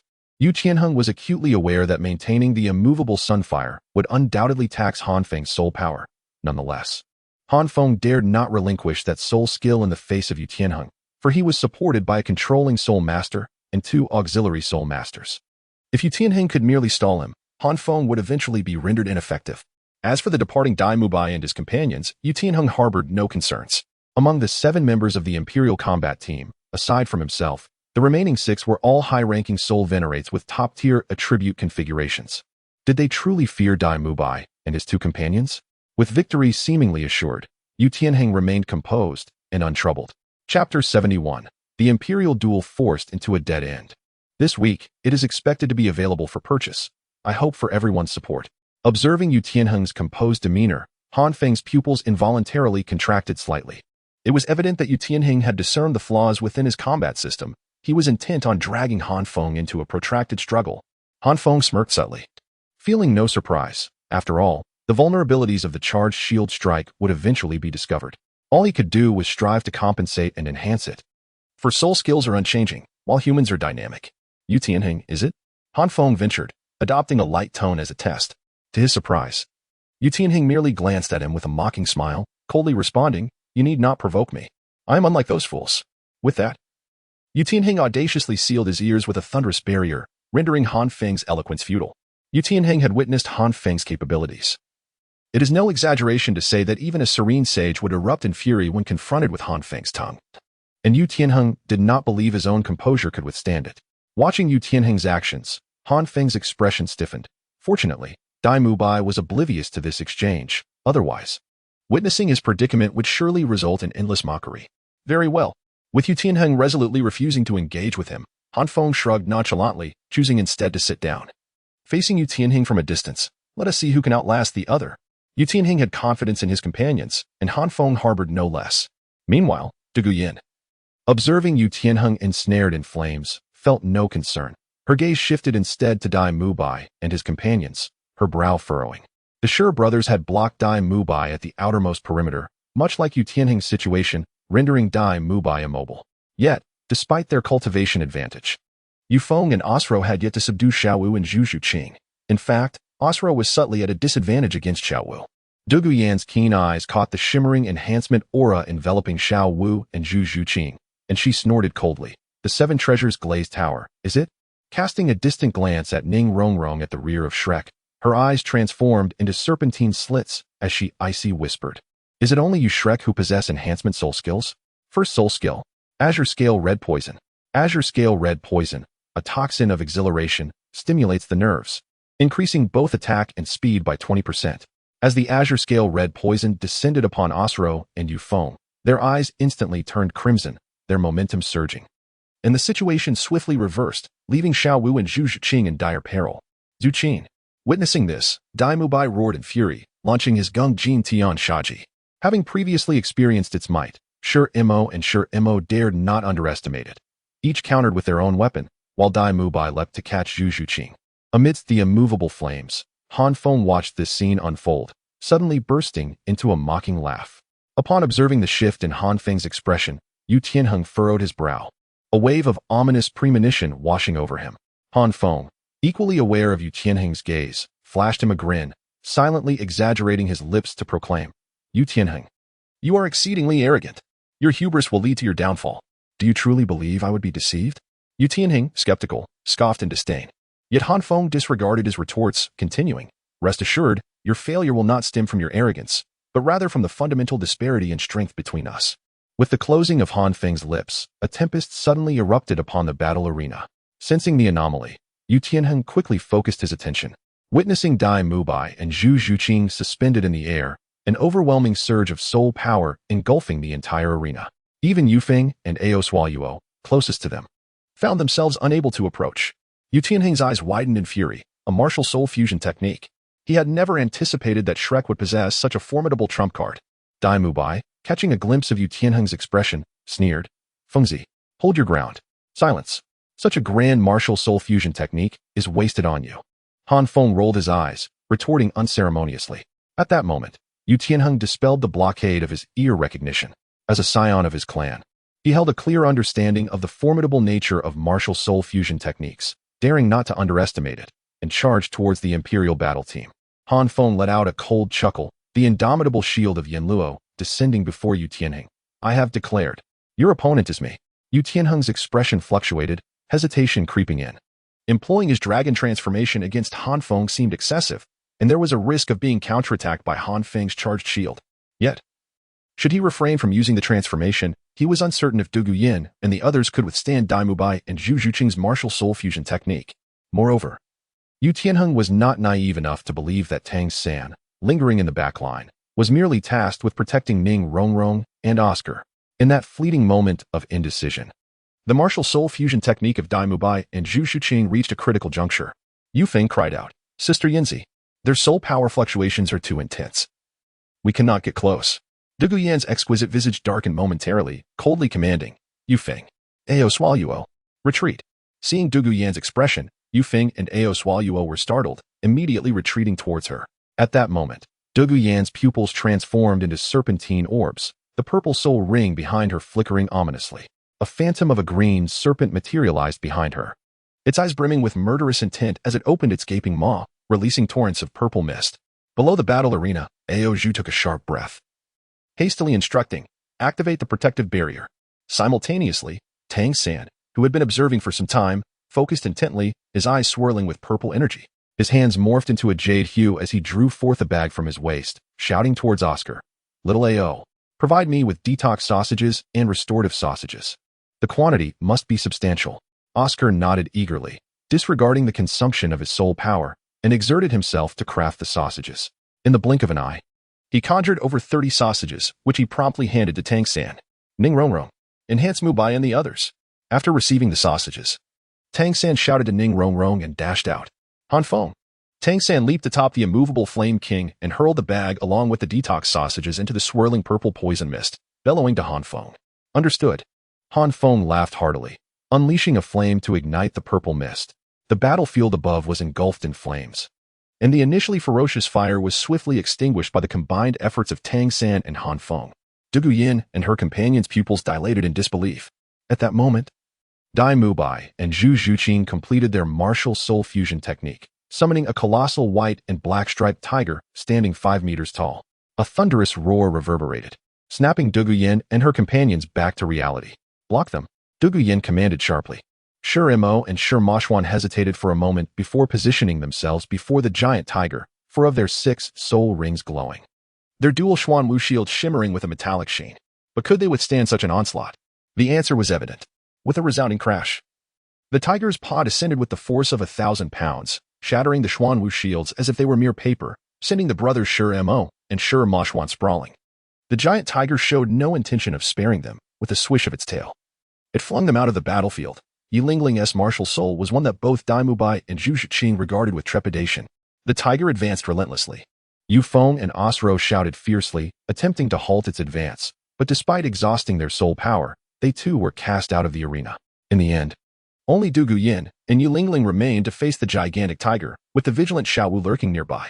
Meanwhile, the VIP section fell into a profound silence, the faces of the affluent spectators darkening with concern. They had placed substantial bets on the Imperial battle team, some even wagering their entire fortunes. Yet now, the Shrek team remained intact while the Imperial battle team was reduced to 3 members, with Yu Tianheng trapped in flames and Yilingling a non-combatant support Soulmaster, leaving only Dugu Yin to confront the giant tiger. The Imperial battle team appeared to be cornered, facing imminent defeat. Chapter 72. A Resounding Victory. Tang San. First, protect Dai Mubai and Zhu Zhuqing.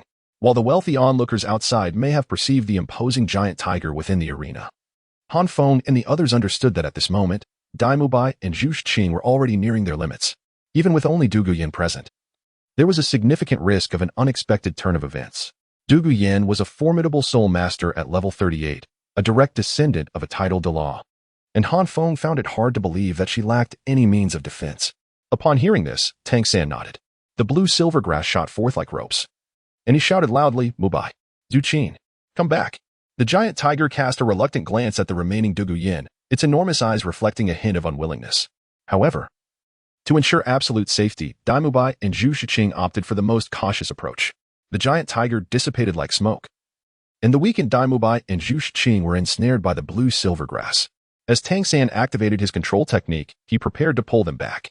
Du Guyan's eyes were filled with venomous hatred as she let out a piercing shriek, unleashing a foul, green poison that surged forth from her serpent-like tail, transformed from her true form, aiming at Dai Mubai and Zhu Qing. Trying to escape? Did you consult me first? Who do you think you are? At that moment, a flash of pink light flickered, and the agile Xiaowu, who had been flitting around the battlefield, instantaneously appeared before Du Guyan, delivering a swift kick that sent the serpent tail flying. With a powerful twist of her waist, she hurled Du Guyan away. Du Guyan was taken aback, unable to muster her soul technique in time. The serpent tail left a long mark on the soul arena, barely managing to stabilize at the edge. Meanwhile, Dai Mubai and Zhu Qing were successfully rescued by Tang San. Seeing that she hadn't managed to send Du Guyan out of the arena, Xiaowu pouted in dissatisfaction but remained undeterred, eager to confront Du Guyan. Xiaowu and Tang San did not rush into the royal battle formation merely to scatter the enemy, but rather to safeguard the exhausted Dai Mubai and Zhu Qing. With her primary mission accomplished, all that remained was to delay Du Guyan for a grand success. But who was Xiaowu? In the previous battles, whether in duos or teams, the spotlight had been stolen by Han Feng and Dai Mubai, a situation Xiaowu could not abide. Today, she was determined not only to stall Du Guyan but to defeat her. As for whether she could achieve that, surely she could. Xiaowu was a transformed soul beast of 100,000 years, and when she unleashed her full power, her combat prowess would not fall short of Han Feng or Dai Mubai. I will make you pay with your life. Du Guyan's eyes had fully transformed into serpentine slits as she shielded Yu Lingling behind her, her gaze ablaze with murderous intent. On the other side, Tang San entrusted the exhausted Dai Mubai and Zhu Qing to Oscar and Ning Rongrong before charging back into the fray. Han Feng understood immediately, carving a path through the sea of flames to allow Tang San to enter. Yu Tianheng watched the rapidly changing battlefield, realizing, with a mix of anger and guilt, that his momentary hesitation had forced the royal team into a desperate situation. You have provoked my wrath. Yu Tianheng endeavored to maintain an air of calm, his azure eyes crackling with electric fury, fixated intently on Tang San and Han Feng. The tempestuous lightning relentlessly struck the ground, causing violent explosions as it collided with flames, threatening to reduce the soul-fighting arena to ruins. Han Feng seized the recovery sausage from Tang San's hands, hastily devouring it before scoffing. What a surprise. The esteemed heir of the Blue Lightning Tyrant clan turns out to be a dual-natured individual? Our advantage incites your ire, yet yours is deemed a natural right? Your reasoning is rather flawed. Yu Tianheng, however, paid little heed to Han Feng's words. His pupils constricted sharply upon witnessing Han Feng's actions, as he suddenly realized that every maneuver of the Shrek team was intricately interconnected. A grave expression began to form on Yu Tianheng's face. With a resounding roar, he hesitated no longer. A tempest of thunder erupted as a powerful dragon's cry resonated from him. His right arm became cloaked in deep blue dragon scales, and his spirit power surged exponentially. Dragon transformation. In the audience, Flinder and Zhao Wujia leapt to their feet, their faces etched with shock. This was the secret technique of the Blue Lightning Tyrant clan, only executable by those of Soul Emperor rank. Yu Tianheng's ability to wield it at the Soul Master level was a testament to his extraordinary talent. Only Master, seated in his position, bore a complex expression, a mixture of pride and concern. With thunderous might, after achieving dragon transformation, Yu Tianheng acted decisively. His second spirit ring illuminated, and torrents of lightning cascaded from the heavens, enveloping Tang San and Han Feng as if they were ensnared in a stormy jungle of electricity. Han Feng scoffed, raising the enlarged sunfire shield of his inferno to deflect the onslaught of lightning. This was precisely what Yu Tianheng had anticipated. In the next moment, his first and third spirit rings ignited, amplifying his imposing aura several-fold, his power surging by 100%. His eyes blazed crimson as he let out a furious roar, his dragonized right arm entwined with rampant lightning, charging at Han Feng and Tang San with astounding speed. First spirit skill, Thunder Dragon Claw. Third spirit skill, Dragon's Fury. Am I truly at odds with the Frenzy skill? Han Feng cursed inwardly, stepping forward. Do you believe I lack a martial soul beneath your third spirit skill? First spirit skill, Command of Life. Boom, boom, boom. The lightning struck the Sunfire shield, which stood like an impenetrable fortress. Not only absorbing Yu Tianheng's formidable blow but also accumulating a substantial amount of spirit power. Han Feng's eyes sparkled with realization. Yu Tianheng, you couldn't hold back. Tang San, your external spirit bone can remain concealed. Han Feng whispered to Tang San with a mischievous grin, urging, bind him. Tang San nodded, unleashing the blue-silver grass like a crashing wave, ensnaring Yu Tianheng. Simultaneously, his third spirit skill activated, shooting forth two webs that left Yu Tianheng in a precarious predicament. Unable to advance or retreat, ensnared by the blue-silver grass. Bang! Yet, the blue-silver grass scarcely managed to restrain Yu Tianheng for even a heartbeat before he shattered it with a bolt of lightning. TSK. Han Feng clicked his tongue lightly. Yet he could only brace himself and step forward resolutely, with a forceful shield strike. In his endeavor to vanquish Yu Tianheng, Han Feng did not hesitate to expend his soul power. He infused every ounce of his recently restored energy into this strike, unleashing a full-force attack worthy of a soul zone. However, to his astonishment, Yu Tianheng managed to withstand the blow. Han Feng sought to deliver a finishing blow, but he had already exhausted his soul power. After all, he had been engaging Yu Tianheng in idle conversation for a full 2 minutes while activating his immobile Yanluo. Leave it to me. Tang San, who had been closely monitoring Yu Tianheng, leaped into action, smiling at Han Feng. It seems the 8 spider lances can no longer be concealed. With that, 8 glimmering spider lances emerged from behind Tang San, as the blue-silver grass once again ensnared Yu Tianheng. This time, Yu Tianheng could not break free. The control crane seizing dragon technique was initiated, pulling Yu Tianheng closer to Tang San. Aware of his own limitations without the use of poison, hidden weapons, or his second martial soul, Tang San directly summoned the 8 spider lances, which pierced straight into Yu Tianheng's dragon claws.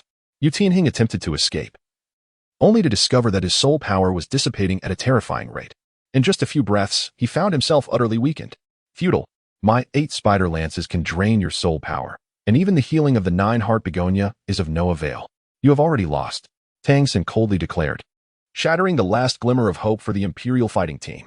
Meanwhile, Xiao had subdued Du Guyan, sending her flying with a swift move, casting a bemused glance at Yulingling. At this moment, the wealthy patrons in the VIP section had descended into utter despair. If they had held on to even a sliver of hope before, now, even a blind person could discern that the Shrek team had achieved a resounding victory.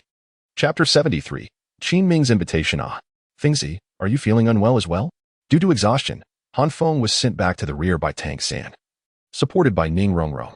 After consuming a few recovery sausages, his complexion began to improve slightly. Upon seeing Han Feng's exhausted state, Dai Mubai couldn't help but chuckle, mockingly teasing him. Though his own condition was far from ideal, the recent display of their martial soul fusion technique, where Zhu Zhuqing completely entrusted him with control, had lifted his spirits. Observing Han Feng sharing a similar plight only added to his amusement. Ning Rongrong, standing nearby, playfully complained. It's always like this during the soul fighting matches. Can't you ever take it easy? Han Feng rolled his eyes in response. How can I afford to slack off? What if we lose? Others have been training diligently too. Hearing this, Ning Rongrong pouted, her expression one of sweet grievance. Han Feng, recognizing her efforts over the past month, decided to remain silent. Her progress was evident, having nearly reached the 28th rank in such a short time. And you, big old white, what are you so smug about? Weren't you just like a soft-shelled shrimp, unable to stand? Well, that's still better than your performance. With a light-hearted mood, Dai Mubai chose not to argue with Han Feng, even whistling in amusement. Meanwhile, after draining Yu Tianheng's soul power, Tang San swiftly approached Xiao Wu. The sharp glint of his 8 spider lances aimed directly at Yi Lingling's forehead. He remained silent, but his intentions were unmistakable. Han Feng felt no concern about Tang San revealing his 8 spider lances. Unlike him, Tang San was surrounded by countless protectors, with even the Haotian Douluo being sufficient to safeguard him. In contrast, if Han Feng's true identity were unveiled, it would undoubtedly attract a multitude of covetous eyes. From a distance, Oscar observed the scene and clicked his tongue. Are you two bullying a little girl? Are you contemplating defecting? Han Feng teased. No. How could that be? Oscar replied sheepishly, hastily denying the accusation. I surrender.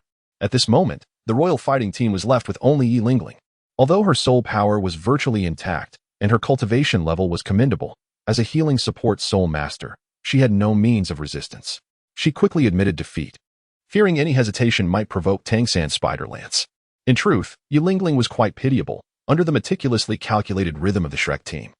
Her 9-heart begonia had no opportunity to shine, and before she could even heal her teammates, they had all been eliminated. With Yulingling's surrender, it marked the definitive downfall of the royal fighting team, who had dominated the Soto Great Soul Arena for over a month. The audience erupted in a cacophony of cheers and wails, some exulting in Shrek's strength, while others lamented their own losses with despair.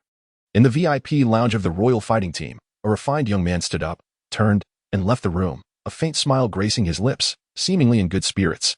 In the VIP lounge of the Shrek team, Zhao Wuzhi and Flander leapt up in excitement, two esteemed soul saints, yet at that moment, they appeared as joyous as children. The master, however, did not share their exuberance. Although he too felt elated for his student's victory, he was simultaneously troubled for Yu Tianheng. The master understood how proud Yu Tianheng was, and he feared that this defeat might leave him despondent. With this thought weighing on his heart, the master sighed deeply, exchanged a few words with Flander, and turned to exit the lounge. Dailada, Han Feng, you have no idea how breathtaking your battle was just now. A giant clad in armor, with flames roaring in its wake, a massive striped white tiger, swatting 4 soul elders away with ease. In the entire arena, all eyes were on you too. Absolutely magnificent. I must join next time. At that moment, everyone had returned, and Ma Hongjun was eagerly waiting at the corridor's entrance. Chattering incessantly since he spotted Han Feng and the others, his round face alight with excitement, as if it were he who had commanded the battlefield. Hearing the commotion, Flander and Zhao Wujie exchanged glances of satisfaction as they opened the door for the crowd. Flander proclaimed loudly, "Little monsters, you have all done splendidly. You haven't brought shame to Shrek." The group responded with smiles at his words. Flander, pleased with the gathering, bellowed, "Tonight, we shall celebrate. It is my treat. Why should the master bear the expense? Tonight, let us students host the banquet." Just as Flander finished speaking, a cultured and gentle voice resonated from the entrance. Upon hearing that familiar tone, Zhao Wujie and Flander turned in surprise to see a young man with glasses standing at the door, smiling warmly at them. As their gazes met, he respectfully addressed them, "Teacher Zhao? Dean? Ha! Good lad. It seems it won't be long before you surpass us old-timers." Zhao Wujie boomed with hearty laughter, affectionately embracing the young men as shoulders, joy radiating from him. "Xiaoming, you have truly brought honor to our academy," Flander added, his face beaming with a smile. "It's all thanks to the excellent teachings of my instructors." The young man humbly chuckled, astonished at how approachable Flander and Zhao Wujie had become upon their reunion. Witnessing the three of them interact like old friends, the members of Shrek were taken aback. If memory served, this young man must be the leader of the Imperial battle team, right? It was Dai Mubai who eventually regained his composure and hesitantly remarked, "The dean calls him Xiaoming. Could he possibly be our senior? Qin Ming. The Flame Wolf? Qin Ming? The youngest soul emperor on the continent. He is our senior," Ning Rongrong exclaimed, her astonishment evident after all. The Seven Treasure Glazed Tile School possessed formidable information-gathering capabilities. Meanwhile, Han Feng rolled his eyes inwardly, dismissing any notions regarding the implications of this so-called youngest soul emperor. He simply nodded. Given the dean and teacher Zhao's demeanor, it is likely true. At this juncture, the expressions of the crowd appeared rather peculiar. Qin Ming, a former student of Shrek Academy and the captain of the Royal Combat Team, has now found his team vanquished by his own juniors from the academy. What an extraordinary twist of fate. Ah, by the way, Xiaoming, are you genuinely extending an invitation? Or is this merely a jest? The three individuals exchanged a few words, and Flanders immediately revealed his miserly nature, casting a furtive glance at Qin Ming. His stingy demeanor was so embarrassing that even Zhao Wujie felt ashamed. Qin Ming chuckled awkwardly, silently acknowledging that the dean had indeed remained unchanged. Of course, it is a matter of certainty. Upon hearing Qin Ming's words, Flander immediately broke into a joyful smile. Saving the cost of a meal was indeed the best news, especially considering the significant expense he incurred from the previous meal just 2 days prior. However, Qin Ming swiftly changed his tone, his expression turning solemn. "In fact, the students have come here with another matter they wish to discuss with the dean." "What is it?" "Be yourself. Do not be overly reserved." Flander, upon hearing that Qin Ming intended to treat, felt an overwhelming sense of delight and promptly replied, "The truth is, as you are aware, I am currently serving as a mentor at the Tiando Royal Academy. However, I believe you can surmise that the majority of students attending such an esteemed institution are of noble lineage. They are accustomed to indulgence, and despite possessing considerable talent, their rate of success remains lamentably low. At this moment, we are in desperate need of exceptional talent. Thus, the students express their hope that if the juniors are willing to join the Royal Academy of Tiando, they will undoubtedly strive to secure the finest treatment for them." Qin Ming attempted to articulate his thoughts in the most tactful manner, yet the meaning was conveyed with utmost clarity. Absolutely not. Upon finishing his words, Qin Ming noticed a sudden change in Flanders' countenance. With a thunderous voice, grave and commanding, he declared, "They are all my students from Shrek Academy and shall absolutely not join any royal institution of the Heaven Duel." Flanders' fury left Qin Ming somewhat bewildered. Just as he contemplated offering words of comfort to Flandra, he heard the voice of the master from outside the door. Regarding this matter, our Shrek Academy has given its assurance. Flander was taken aback, glancing towards the doorway, and exclaimed in astonishment, "Xiao Gang." The master entered from outside, having just met with Yu Tianheng, and there remained a trace of that encounter on his countenance. However, he paid no heed to Flandra and walked straight past him. Addressing Qin Ming, "It is certainly feasible for our Shrek Academy students to attend your Tiando Royal Academy, but we do have one stipulation." Qin Ming promptly inquired, "Master, please enlighten us. Shall we allow our students to participate in the upcoming Grand Continental Advanced Soulmaster Tournament?" The master spoke with unwavering certainty. "As long as you acquiesce to our request, we shall gain admission to the Tiando Royal Academy. Otherwise, it is utterly impossible." "Yu Xiaojiang, do you comprehend the gravity of your words?" Before Qin Ming could respond, Flander rushed in front of the master, his fury erupting in a thunderous shout. Even addressing the master by name, a clear indication of the tempestuous emotions within him. Shrek Academy was the culmination of Flanders' lifelong dedication. He would never permit it to be annexed. The master cast a faint glance at Flander, fully aware of his old friend's sentiments. Yet, he declared, "I am endeavoring to secure a future for the children. You are well aware of the children's talents. Shrek Academy is incapable of fulfilling their needs and cannot provide them with the finest education. Keeping them at Shrek Academy will only hinder their progress." The master's words were piercing and relentless, leaving Flanders momentarily speechless. A heated argument ensued between the master and Flanders, and the onlookers fell silent. Even Zhao Wujie was rendered mute. Chapter 74. The comfort and concern of Qianren Shui. Even though Shrek Academy does not possess the most favorable conditions, it remains their academy. Flanders' expression darkened as he began to grasp the intricacies of the situation, yet he could not abandon Shrek Academy. The master merely cast a fleeting glance at Flander and inquired, "Do you possess the capability to allow the children to represent Shrek in the Continental Advanced Soul Master competition?" Flander found himself at a loss for words. As the master continued to elucidate, only advanced Soul Master Academies may partake in the Academy competitions. Yet Shrek Academy has never been registered in any kingdom or empire, rendering it ineligible to compete. What of it if we cannot participate in the competition? They can still emerge as formidable forces across the continent. Flander stubbornly countered. This assertion was one the master could not refute. For with the talents of Dai Mubai and his peers, as long as they do not succumb to mediocrity, a future of titles is undoubtedly within reach. Upon hearing this, the master glanced at Flander with an air of indifference, having anticipated Flander's retort. He struck at the heart of the matter. "Can you provide the children with a simulated training environment?" In an instant, Flander found himself vanquished, his countenance dark and brooding. He was loath to see his lifelong dedication squandered, yet he also bore the responsibility for the future of Dai Mubai and the others. After a series of emotional shifts, he sighed and, in a defeated tone, addressed Qin Ming, "Xiao Ming, discuss the details of the merger with Xiao Gang. I am somewhat fatigued and wish to take a walk." The moment these words left his lips, it became evident to all that Flander had acquiesced to the merger of the academy. Zhao Wujie gazed at Flander's retreating figure, feeling a sense of melancholy. Shrek was not merely Flander's labor of love, it was also the culmination of his lifelong efforts. Watching it slip away naturally cast a shadow over his spirits. Meanwhile, Xiaowu quietly leaned closer to Ning Rongrong and whispered, "Rongrong, what is the Tiando Royal Academy? What is the Continental Advanced Soul Master competition?" Ning Rongrong regarded Xiaowu with surprise, yet she patiently explained, "The Tiando Royal Academy is the largest Soul Master Academy in the Tiando Empire, established by the royal family, boasting first-rate facilities and teaching environments. Moreover, all previous deans have been appointed by the Emperor. The Continental Advanced Soul Master competition is the highest-level competition for young Soul Masters across the continent." Xiaowu furrowed her brow and inquired further, "Then what is a simulated training environment?" "It is a method that can enhance the rate of soul power cultivation," Ning Rongrong dutifully clarified. Although Xiaowu did not fully comprehend, the prevailing atmosphere discouraged her from probing further. She merely furrowed her delicate brows and feigned understanding with a nod, planning to inquire with Tang Sen later. "Master." Tang Sen expressed his concerns to the master, worried that the master might fall out with Flander because of this. The master simply shook his head nonchalantly, "It matters not." Ma Hongjun cast a conflicted glance at the red braised pork that had just been served, appearing somewhat indecisive. Yet in the next moment, as if struck by a revelation, he slapped his own chubby face. Am I actually hesitating between the dean and red braised pork? I shall go see the dean. Unlike Ma Hongjun, Dai Mubai and his companions view Flanders merely as the dean of the academy, whereas Ma Hongjun regards him as a revered mentor. It is no wonder that he would forsake braised pork. This incident dampened the spirits of Dai Mubai and the others, casting a pall over the atmosphere and leaving Qin Ming in an awkward position. Despite all explanations, the current situation was ultimately his doing. However, Han Feng remained largely unperturbed. He understood that Shrek Academy would not be absorbed.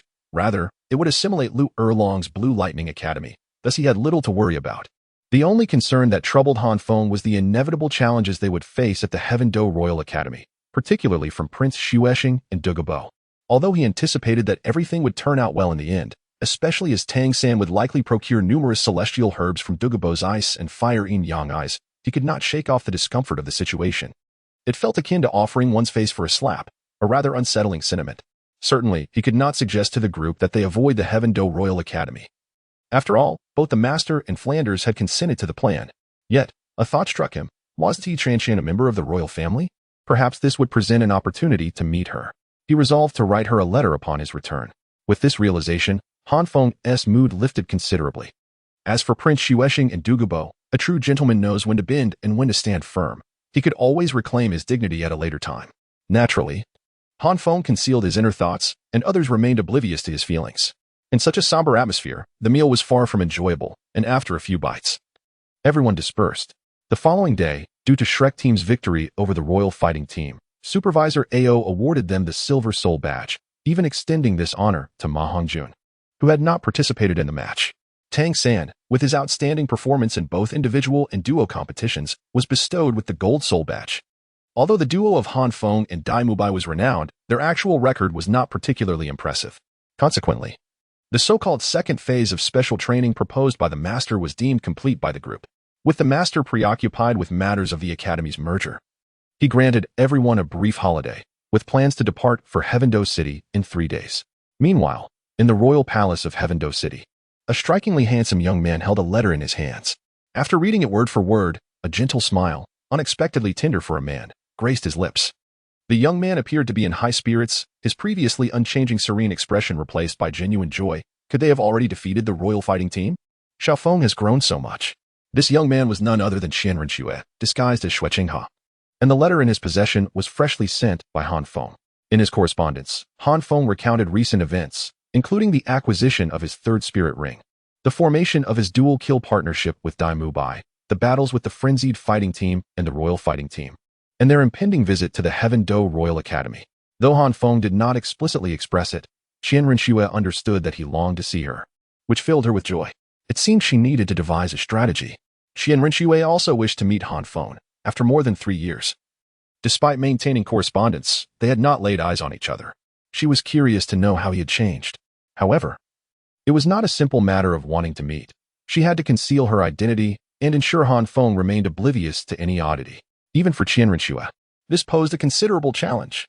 Yet, the worry was fleeting, as she soon comforted herself with the thought, little Feng is already at the 33rd rank. It appears I must step up my efforts as well. Initially, Qianren Xue had told Han Feng that he could seek her out once he broke through to the Soul Emperor or Soul Saint level. Yet it seemed her original stipulations were somewhat modest. Han Feng's talent far exceeded her expectations. Nonetheless, this only brought her joy for him and fueled her determination to infiltrate the Tiando royal family. 3 days. 3 days. Hee. Little Feng. Qianren Xue giggled, her delight akin to that of any ordinary young girl. If an outsider were to witness this moment, they would surely be astounded. Neither the Spirit Hall nor the Tiando royalty had ever seen such an innocent display of laughter. This mirth belonged solely to Han Feng.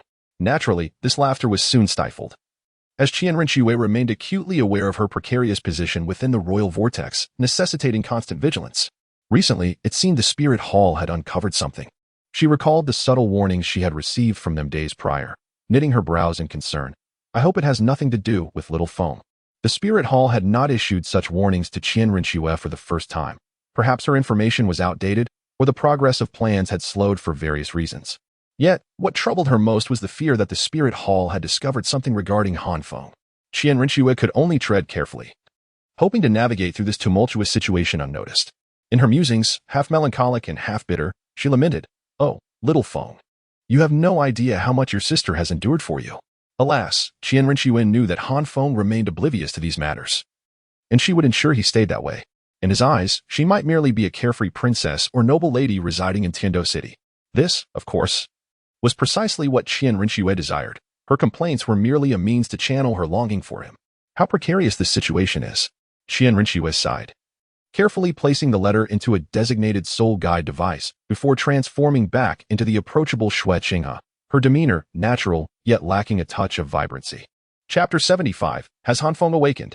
Due to the master granting a 3-day holiday, the members of Shrek Academy were afforded a rare opportunity for leisure since the commencement of their studies. Oscar and Ma Hongjun gleefully ventured to Sodo City, indulging in a day of unrestrained revelry, while Zhu Xing, in stark contrast, maintained rigorous self-discipline, dedicating her time to cultivation. She had come to realize that among the Shrek 8 monsters, her innate talent was the least remarkable. If she did not exert herself, she risked being left behind. This realization left Dai Mubai profoundly disappointed. On the eve of the holiday, Dai Mubai toiled late into the night, dragging Han Feng along in an effort to devise strategies to invite Zhu Zhuqing out, nearly driving Han Feng to madness in the process. However, the following day, before Dai Mubai could utter a word, Zhu Xing, as if anticipating his intentions, declared her intent to cultivate, nearly suffocating Dai Mubai with frustration. On the first day of the holiday, Dai Mubai dragged Han Feng into an intense training session that lasted the entire day, leaving Han Feng in a state of exasperation. Meanwhile, Tang Xin intended to utilize this break to forge a set of hidden weapons, leaving him with no time to accompany Xiao Wu. Consequently, Xiao Wu sought the company of Ning Rongrong, and they spent the day exploring Sodo City together. On the morning of the second day, Han Feng was once again roused early by Dai Mubai. Big White, have you lost your mind? I concede, I am intimidated by you. What is wrong with Zhu Qing earnestly cultivating? If you truly have nothing else to do, go find Fatty and Oscar and leave me be. Han Feng lamented, gazing at Dai Mubai with resignation. Dai Mubai vehemently shook his head. That is out of the question. You have no idea how embarrassing yesterday was. I spent the entire night contemplating countless plans, only to have them thwarted before I could even implement them. I cannot accept that. Han Feng rolled his eyes. Well, I was unaware of that. Of course, you wouldn't know. Dai Mubai retorted, somewhat frenziedly murmuring, just thinking about Zhu Qing's expression yesterday gives me chills. I can hardly bear to face anyone. Han Feng, perplexed by Dai Mubai's lamentations, yawned and inquired, so, you intend to pick a fight with me? Precisely. Dai Mubai fixed his gaze on Han Feng, unwavering in his determination. Han Feng sighed and raised a hand to his forehead. Big White, you are already 15. Can you not act a bit more mature? It was merely a rejection, hardly a novel experience. Moreover, Zhu Qing did not say she was unwilling to go out with you. She merely stated her intention to cultivate, which is a perfectly valid reason. What are you so tangled up about? Han Feng was at a loss for words. As Dai Mubai, who usually appeared insightful regarding matters of the heart, transformed into a bashful youth when it came to Zhu Qing, Dai Mubai's face flushed, uncertain whether to feel anger or embarrassment, and he gritted his teeth. I simply do not wish to be spoken of in such a manner by you. Ah, Big White. You are ensnared by love. Han Feng, undeterred by Dai Mubai's protests, jested with a mix of amusement and sympathy. Enough with the idle chatter. Will you fight or not? Dai Mubai, unwilling to let Han Feng continue, asked brusquely. Unyielding, Han Feng was quite assertive. If you're feeling itchy, you can seek out Teacher Zhao. He would undoubtedly relish the opportunity to spar with you. Dai Mubai, upon hearing this, was momentarily taken aback. If only he dared to approach Zhao Wujie. Ever since Han Feng and his companions enrolled, Zhao Wujie had inexplicably adopted a more brutal approach during their sparring sessions, relying solely on raw physical strength without the aid of soul techniques or martial spirits. His every punch landed with excruciating impact, leaving Dai Mubai and the others in utter anguish. Ironically, Zhao Wujie justified his actions under the pretense of doing it for their own good, which ultimately dissuaded Dai Mubai and his friends from seeking him out for practice any longer. At that moment, just as Xiao Wu and Ning Rongrong stepped outside, they caught sight of Han Feng and Dai Mubai. Noticing the tense standoff, Xiao Wu curiously approached them. What kind of training are you two engaging in so early in the morning? Han Feng and Dai Mubai turned to look at her. Dai Mubai clearly wished to keep his embarrassing predicament hidden from the two girls, turning away with a huff. He was reluctant for Zhu Qing to learn of his insecurities stemming from her rejection. Han Feng, on the other hand, smiled and remarked, it's you too. It seems Tang San hasn't emerged yet, has he? Your words are as irritating as ever. Xiao Wu retorted, a mischievous smile gracing her lips, her expression carrying a hint of playful menace, as though she might throw the carrot in her hand at him at any moment. Han Feng, undeterred, quipped back, likewise. Ning Rongrong, witnessing the exchange, playfully chided Xiao Wu, prompting her to wrinkle her nose at Han Feng and say in a mock-serious tone, for Rongrong's sake. Sister Xiao Wu won't hold it against a child. By age, Han Feng was indeed the youngest among the Shrek 7. And Xiao Wu often used this fact to tease him. Han Feng shrugged nonchalantly, choosing not to retort further. What are you two up to? Oh, we plan to stroll around Sodo City.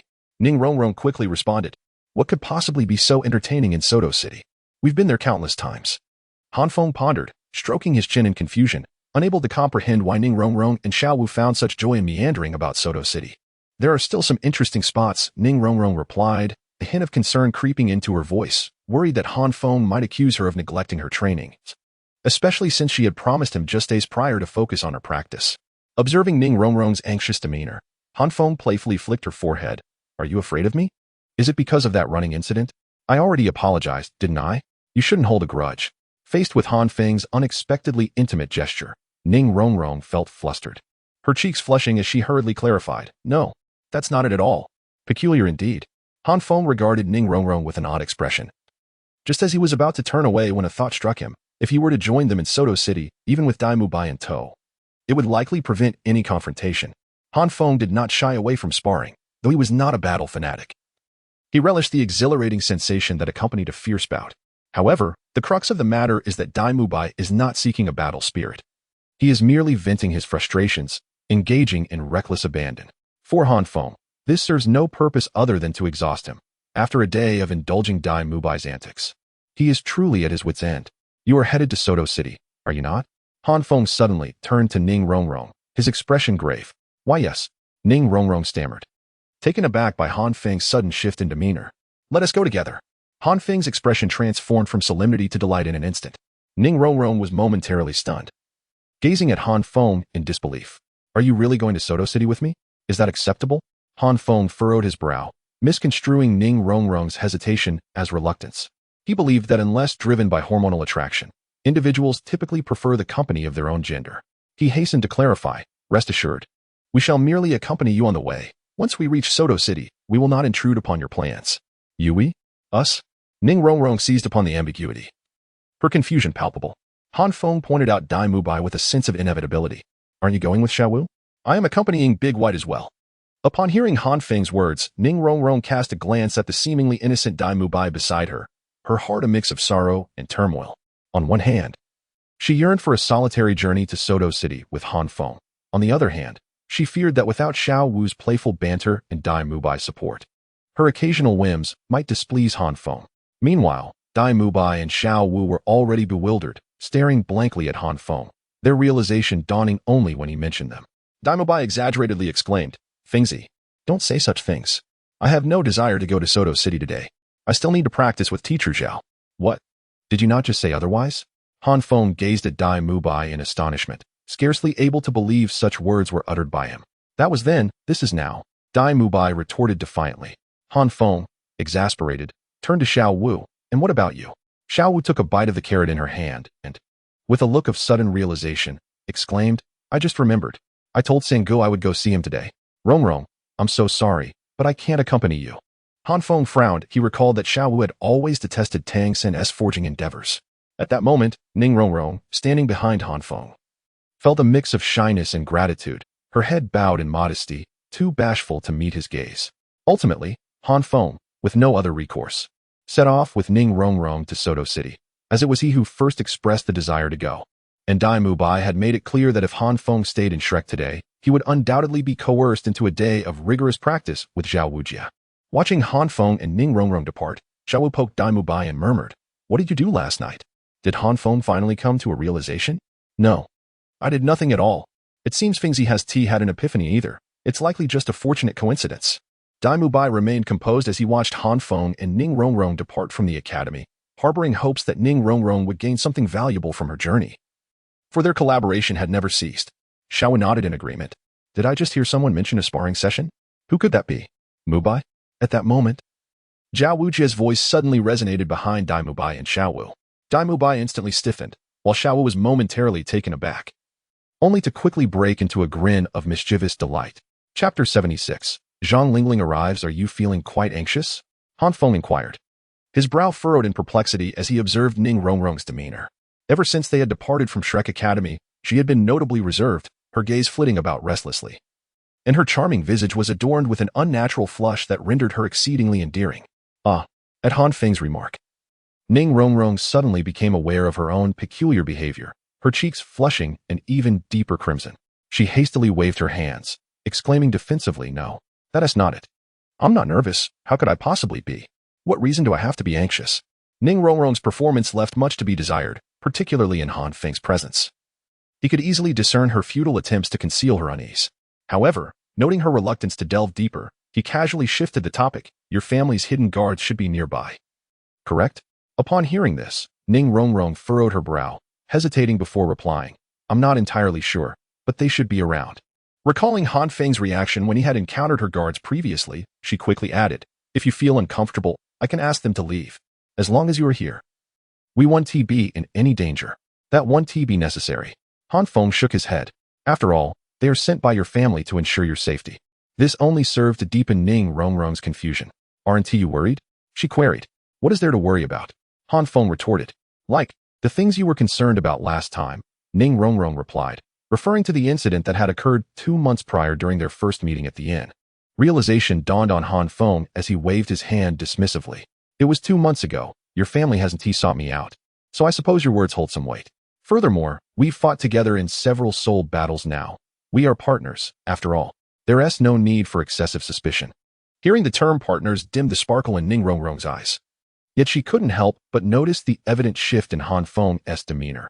He no longer regarded her with coldness or indifference. This revelation invigorated her spirit once more. However, her thoughts soon drifted back to the celebratory banquet after their victory over the frenzied battle team, where Han Feng's earlier words caused her to feel somewhat deflated. She glanced at Han Feng's profile and tentatively asked, "Han Feng, you said we are partners, right? Isn't that the case?" Han Feng frowned, his expression cooling again. Ning Rongrong quickly waved her hands. "It's not as you think. What I mean is, since we are partners, could you call me Rongrong?" She looked at Han Feng with a mixture of hope and trepidation in her eyes. "Ah?"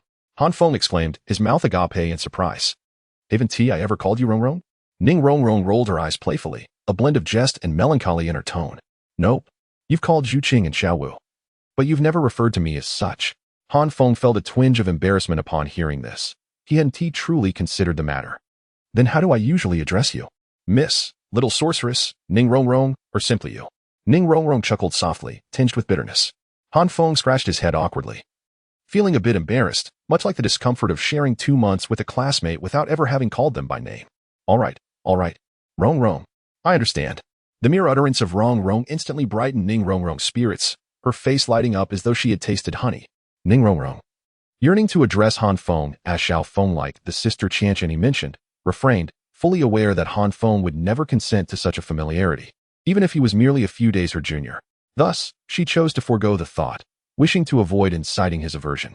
The fact that Han Feng could call her Rongrong was already a source of satisfaction for her. Observing Ning Rongrong's fluctuating moods, Han Feng found himself puzzled by her thoughts. Yet, the sight of her joyful smile uplifted his own spirits considerably. Neither felt the urgency to hasten their pace, as Ning Rongrong too desired to linger in Han Feng's company. By the time they reached Sutua City, it was already midday. "Let us dine first. This afternoon, I plan to explore the Soul Arena. With perfect timing," Han Feng proposed as they arrived at a restaurant. Ning Rongrong, eager to share a meal with him, readily agreed, nodding enthusiastically, Of course. Fenger. As they approached the entrance, a voice filled with surprise called out from behind them. Instinctively, Han Feng and Ning Rongrong turned around, just in time to see a figure leaping towards Han Feng. Initially, Han Feng intended to dodge, but his reflexes kicked in, and upon recognizing the face, he helplessly smiled and opened his arms to embrace her. "Fenger, I missed you so much." The figure enveloped Han Feng in a warm embrace, her ruby lips brushing against his forehead, speaking in a tone that was both pitiable and affectionate. Han Feng, with a resigned smile, allowed her to indulge in the moment. Witnessing this scene, Ning Rongrong's eyes blazed with jealousy, a strong sense of rivalry igniting within her.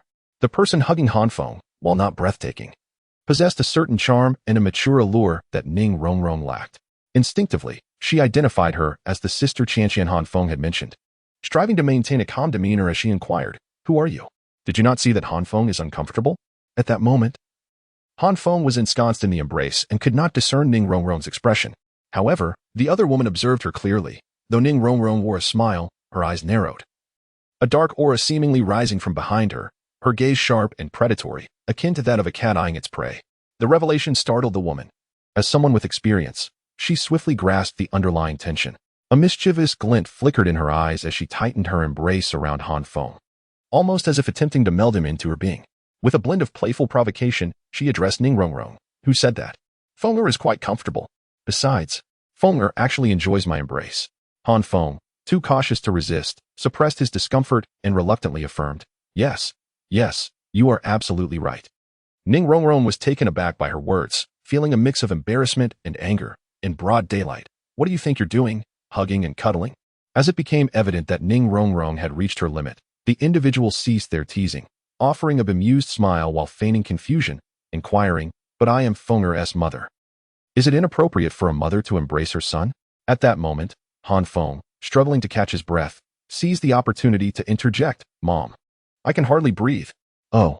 Zhang Lingling chuckled, releasing Han Feng and extending a hand towards Ning Rongrong, smiling warmly. Allow me to introduce myself. I am Han Feng's mother. Zhang Lingling. You must be Han Feng's classmate at Shrek Academy, right? It is a pleasure to meet you. Mother? Ning Rongrong glanced between Zhang Lingling and Han Feng, suddenly realizing the striking resemblance they shared. Her fair face flushed crimson, nearly emitting steam from her head, and any lingering hostility vanished. She quickly extended her hand, nervously stating, Aunt Zhang. Oh no, sister. My name is Ning Rongrong, and I am Han Feng's classmate. Hearing Ning Rongrong address her as sister made Zhang Lingling beam with delight. Oh dear. Rongrong's words are truly sweet. Han Feng rolled his eyes at the side, refraining from revealing Zhang Lingling's true age, instead asking, Mom, what brings you to Suatua City? Upon hearing this, Zhang Lingling assumed a dramatically sorrowful expression. Well? Didn't your mother miss you? Who asked my precious son to come so far for school? It has been 2 months, and I haven't received a single letter. I think your father was right. You must find us old and bothersome. Han Feng quickly pleaded for mercy. How could I dare? It's just that school has just begun, and I've been busy. After speaking, he cast a pleading glance at Ning Rongrong, who immediately understood and chimed in. Indeed. We just started school and have been focused on training in soul battles. In these 2 months, we have already earned the Silver Soul Badge. Oh? Zhang Lingling was no naive woman. As Han Feng's wife, she understood the value of the Silver Soul Badge. She cast a surprised glance at Han Feng, but chose not to dwell on the previous topic, smiling. My son is truly remarkable. Observing Han Feng's expression of relief, Ning Rongrong stifled a giggle. What a delightful turn of events. Mother, you haven't eaten yet, have you? Let us dine first, and we can discuss matters while we eat, suggested Han Feng. They had been standing at the entrance of the restaurant for 2 to 3 minutes, causing the welcoming staff's smiles to nearly freeze in place. Why add old to mother? Am I really that old? Zhang Lingling retorted, playfully tapping Han Feng on the head and shooting him a disapproving glare. What could Han Feng say? He quickly smiled apologetically and reiterated, Mom. Let's eat first. Now that is more like it. Zhang Lingling huffed, taking Ning Rongrong's hand and declaring, Come, Rongrong, let us go eat. Naturally, Ning Rongrong would not refuse. She was eager to strengthen her bond with Zhang Lingling. Han Feng, glancing at the silhouettes of the two, was perplexed as to when their bond had grown so profound. With a slight scratch of his head, he decided to follow suit. Chapter 77. Arrangements for Parents. Han Feng found himself utterly perplexed by the nature of friendship among women. Ning Rongrong and Zhang Lingling, despite meeting for the first time, conversed as if they were long-lost confidants, sharing secrets and laughter with ease. Just as he had observed with Ning Rongrong and Zhu Zhuqing, the bond seemed to solidify overnight, transforming them into intimate friends. What perplexed him further was their insistence on whispering together, leaving him on the periphery.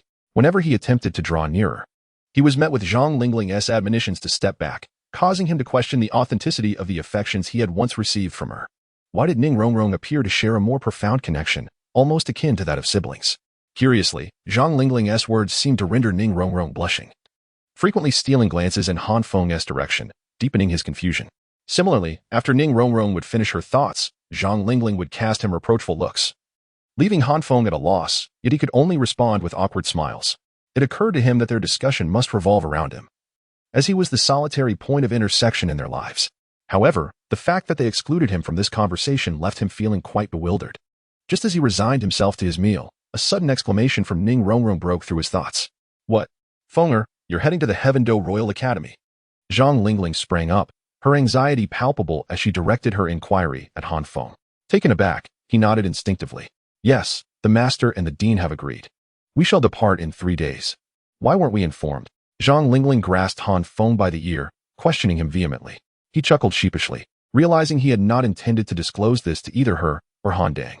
After all, he was aware that they would not ultimately join the Heaven Do Royal Academy. It seemed more prudent to inform them only after they had enrolled at the Blue Tyrant Academy. Naturally, Han Feng refrained from articulating this thought aloud. I simply didn't have the time. I meant to tell you yesterday, but I was ensnared by a certain lovesick individual all day, which delayed me. Upon hearing this, Zhang Lingling relented, though her expression turned contemplative once more. Years prior, she had opposed Han Feng's joining the Spirit Hall, and had even resisted his relocation to Notting City, primarily out of concern that these places were too distant for frequent visits. Now, the Heaven Do Royal Academy loomed even further away. While Zhang Lingling could manage to visit him at Shrek Academy, the journey to the Heaven Do Royal Academy would consume over a day, a prospect she found difficult to accept. Yet, Zhang Lingling was not unreasonable. She recognized the advantages of Han Feng attending the Heaven Do Royal Academy. Although she could not thwart his ambitions, her reluctance stemmed from the thought of prolonged separation. Does this mean I will not see my darling for an extended period? She murmured, her hand instinctively resting upon Han Feng's head, gently stroking it. Han Feng felt a twinge of embarrassment at being so coddled in front of Ning Rongrong, and quickly interjected. Oh dear, mother, I am already 12 years old. I am no longer a child. Besides, with the support of Senior Qin Ming, we shall not face any hardships even at the Heaven Do Royal Academy. Observing this, Ning Rongrong smiled awkwardly. She understood that Han Feng had misunderstood the situation. He believed that Zhang Lingling was worried about him, yet in truth, Zhang Lingling could not bear to part with him. Am I not aware of my son's capabilities? Fenger, you have always been clever since childhood, causing others to suffer losses while never experiencing them yourself. My concern is not for your sake, but rather for my unwillingness to let you go. Indeed. Zhang Lingling shot Han Feng an exasperated glance and retorted. Upon hearing this, Han Feng scratched his head and asked, so what should we do? Zhang Lingling's eyes twinkled as she proposed. How about our whole family moves to Heaven Do City? Han Feng rolled his eyes and raised his hands in exasperation. Mom, you really come up with ideas on a whim. Dad is the supervisor at the Stan Great Soul Arena. He can't just leave at a moment's notice. Moreover, even if Dad agrees, we can't just recklessly move to Heaven Do City and expect to thrive without a plan. Zhang Lingling furrowed her brow, realizing her notion was somewhat fanciful, and muttered in dissatisfaction, your father is a soul king, and I am at least a soul sect. What would it matter if we went to Heaven Do City? We certainly wouldn't starve. Han Feng dared not argue with Zhang Lingling and sought an alternative route, pondering if there might be a way to save the country through indirect means. At that moment, Ning Rongrong recognized it was her time to shine and promptly interjected. In truth, there is no need for such distress, sister. If you wish to be with Han Feng, I can assist you. With a confident smile, Ning Rongrong continued. I can speak to my father. It would be entirely feasible for you to take a position at the Heaven Do Royal Academy as a teacher. This way, not only would you see Han Feng every day, but you would also be free from mundane worries. Upon hearing this, both Han Feng and Zhang Lingling's eyes lit up. Zhang Lingling was captivated by the future Ning Rongrong painted, while Han Feng recognized that the power of the 7 treasure glazed tile sect could indeed facilitate this. Furthermore, Ning Rongrong's words served as a wake-up call for Han Feng. He realized he had been somewhat negligent. In the upcoming years, the continent would be rife with turmoil, and at the center of this storm would be Shrek Academy and the Spirit Hall. Choosing to join Shrek Academy, Han Feng was acutely aware that one day he would inevitably confront the Spirit Hall. Though Han Feng was unperturbed, confident in his ability to safeguard himself against the Spirit Hall's onslaught, Han Dang and Zhang Lingling could not be so assured. Currently, Han Dang was merely a Soul King, and in a few years, he would at most reach the level of Soul Emperor, which would be insignificant before the Spirit Hall.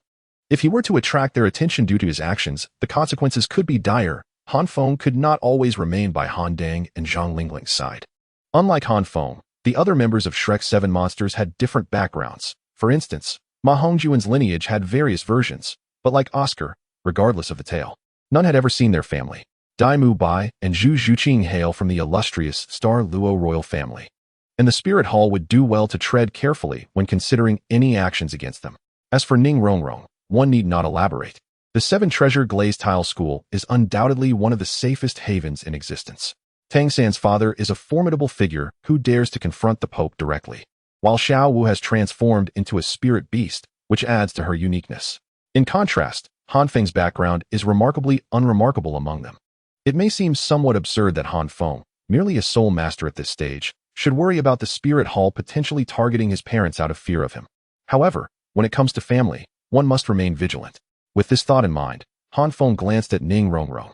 Ning Rongrong's suggestion to have Zhang Lingling enroll in the Tiando Royal Academy is clearly impractical for someone like Han Feng, who is aware of the unfolding narrative.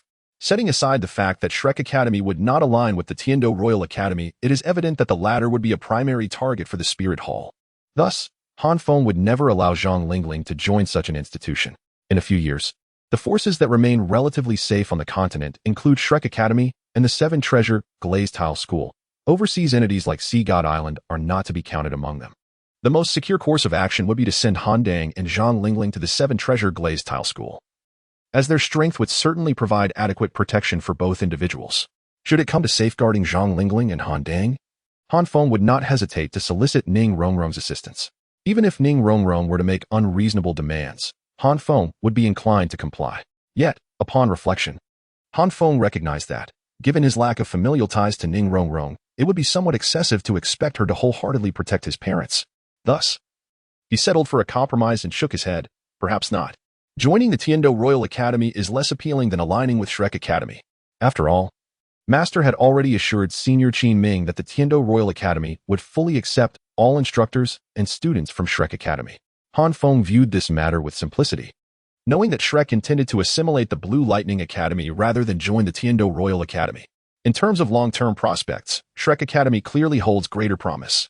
However, upon hearing Han Feng's words, Ning Rongrong cast him a sorrowful glance, as if she wished to protest, but ultimately fell silent, letting out a soft sigh instead. Zhang Lingling shot Han Feng an irritated look. Can't you just listen to Rongrong? Are you so eager for me to exhaust myself? Han Feng quickly waved his hands in denial, exclaiming, how could I dare? I merely thought that the Tiando Royal Academy is comprised of upper-class nobility. If you, Mom, were to leverage Rongrong's connections to gain entry, it might invite unnecessary gossip. Joining Shrek Academy is different. After all, they are the ones seeking us out.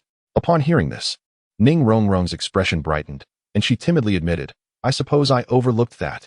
Zhang Lingling regarded her precious son with a mixture of skepticism, feeling that he was concealing something from her. Is that true? She hesitated to ask. Han Feng chuckled. Of course. How could I ever deceive you, Mom? You should return home and discuss this with Dad. Meanwhile, Rongrong and I will head back to speak with the Dean. I anticipate a favorable outcome, he asserted confidently. After much effort, I finally came to see you, and now, within just one meal's time, you wish to send me away?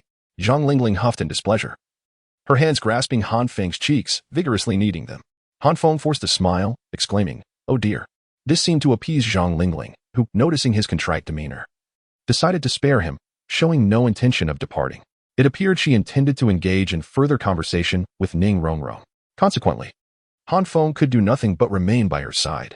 Chapter 78, Tang San's Hidden Weapons on the second day of the short holiday. Han Feng was incessantly pestered by Ning Rongrong and Zhang Lingling. Typically, Ning Rongrong would not dare to act so boldly, but with Zhang Lingling backing her, she was more than eager to have Han Feng accompany her. By evening, Han Feng and Ning Rongrong were set to return to Shrek Academy, while Zhang Lingling decided to postpone her departure until the following morning. Consequently, Han Feng and his companions would set out the day after, meaning Zhang Lingling and Han Dang would arrive in Heaven-Do City a day later than Han Feng and the others. This was precisely what Han Feng desired, as he was aware that their first day in Heaven-Do would likely not be particularly tranquil. Once Ning Rongrong lost the protection of Zhang Lingling, she became more reserved on the way back. She realized that she had perhaps been a bit too carried away today, although she was quite happy. She was equally worried that Han Feng might blame her for it. Han Feng noticed her unusual demeanor and rolled his eyes. What's wrong with you now? You weren't timid just a moment ago. Are you scared now? Ning Rongrong thought Han Feng was about to chastise her again, her beautiful eyes quivering. I'm sorry. I just got a bit carried away. I promise I won't do it again. Will you let me off this time? Just this once. Perhaps due to Zhang Lingling's presence, the bond between Han Feng and Ning Rongrong had grown closer today. Han Feng found Ning Rongrong's bashful demeanor endearing for the first time. And since he was not genuinely angry, he playfully flicked her forehead. If it weren't for my mother being around, I would have certainly taught you a lesson today. Crying won't help. As Han Feng raised his hand, Ning Rongrong shut her eyes tightly, her delicate body trembling slightly with tension. However, when she realized that Han Feng had merely playfully flicked her, she opened her eyes in confusion, dazedly touching her forehead. Upon hearing Han Feng's words, she instantly understood he was joking. A wave of joy surged within her. She comprehended that from this day forward, Han Feng had begun to view her differently. At least in his eyes, she was no longer the unreasonable young lady or the capricious little witch. The mere thought of this filled Ning Rongrong with immense happiness. On the third day of the holiday, Tang San finally emerged from his retreat after diligently crafting hidden weapons.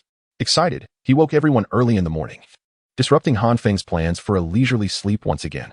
Not only Han Feng, but Dai Mubai also appeared utterly drained.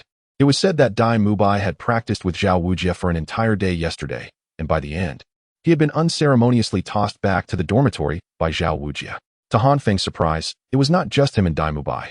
Even Xiao Wu and Ning Rongrong looked similarly fatigued, and even Zhu Xing appeared sleep-deprived. Little did Han Feng know that upon returning to the dormitory yesterday, Ning Rongrong had faced an intense interrogation from Xiao Wu and Zhu Xing. Once she mentioned encountering Han Feng's mother, the three girls could not sleep at all, chatting animatedly until dawn. Just as they had finally fallen asleep, Tang Xin called them up. Oscar and Ma Hongjun were in a similar predicament.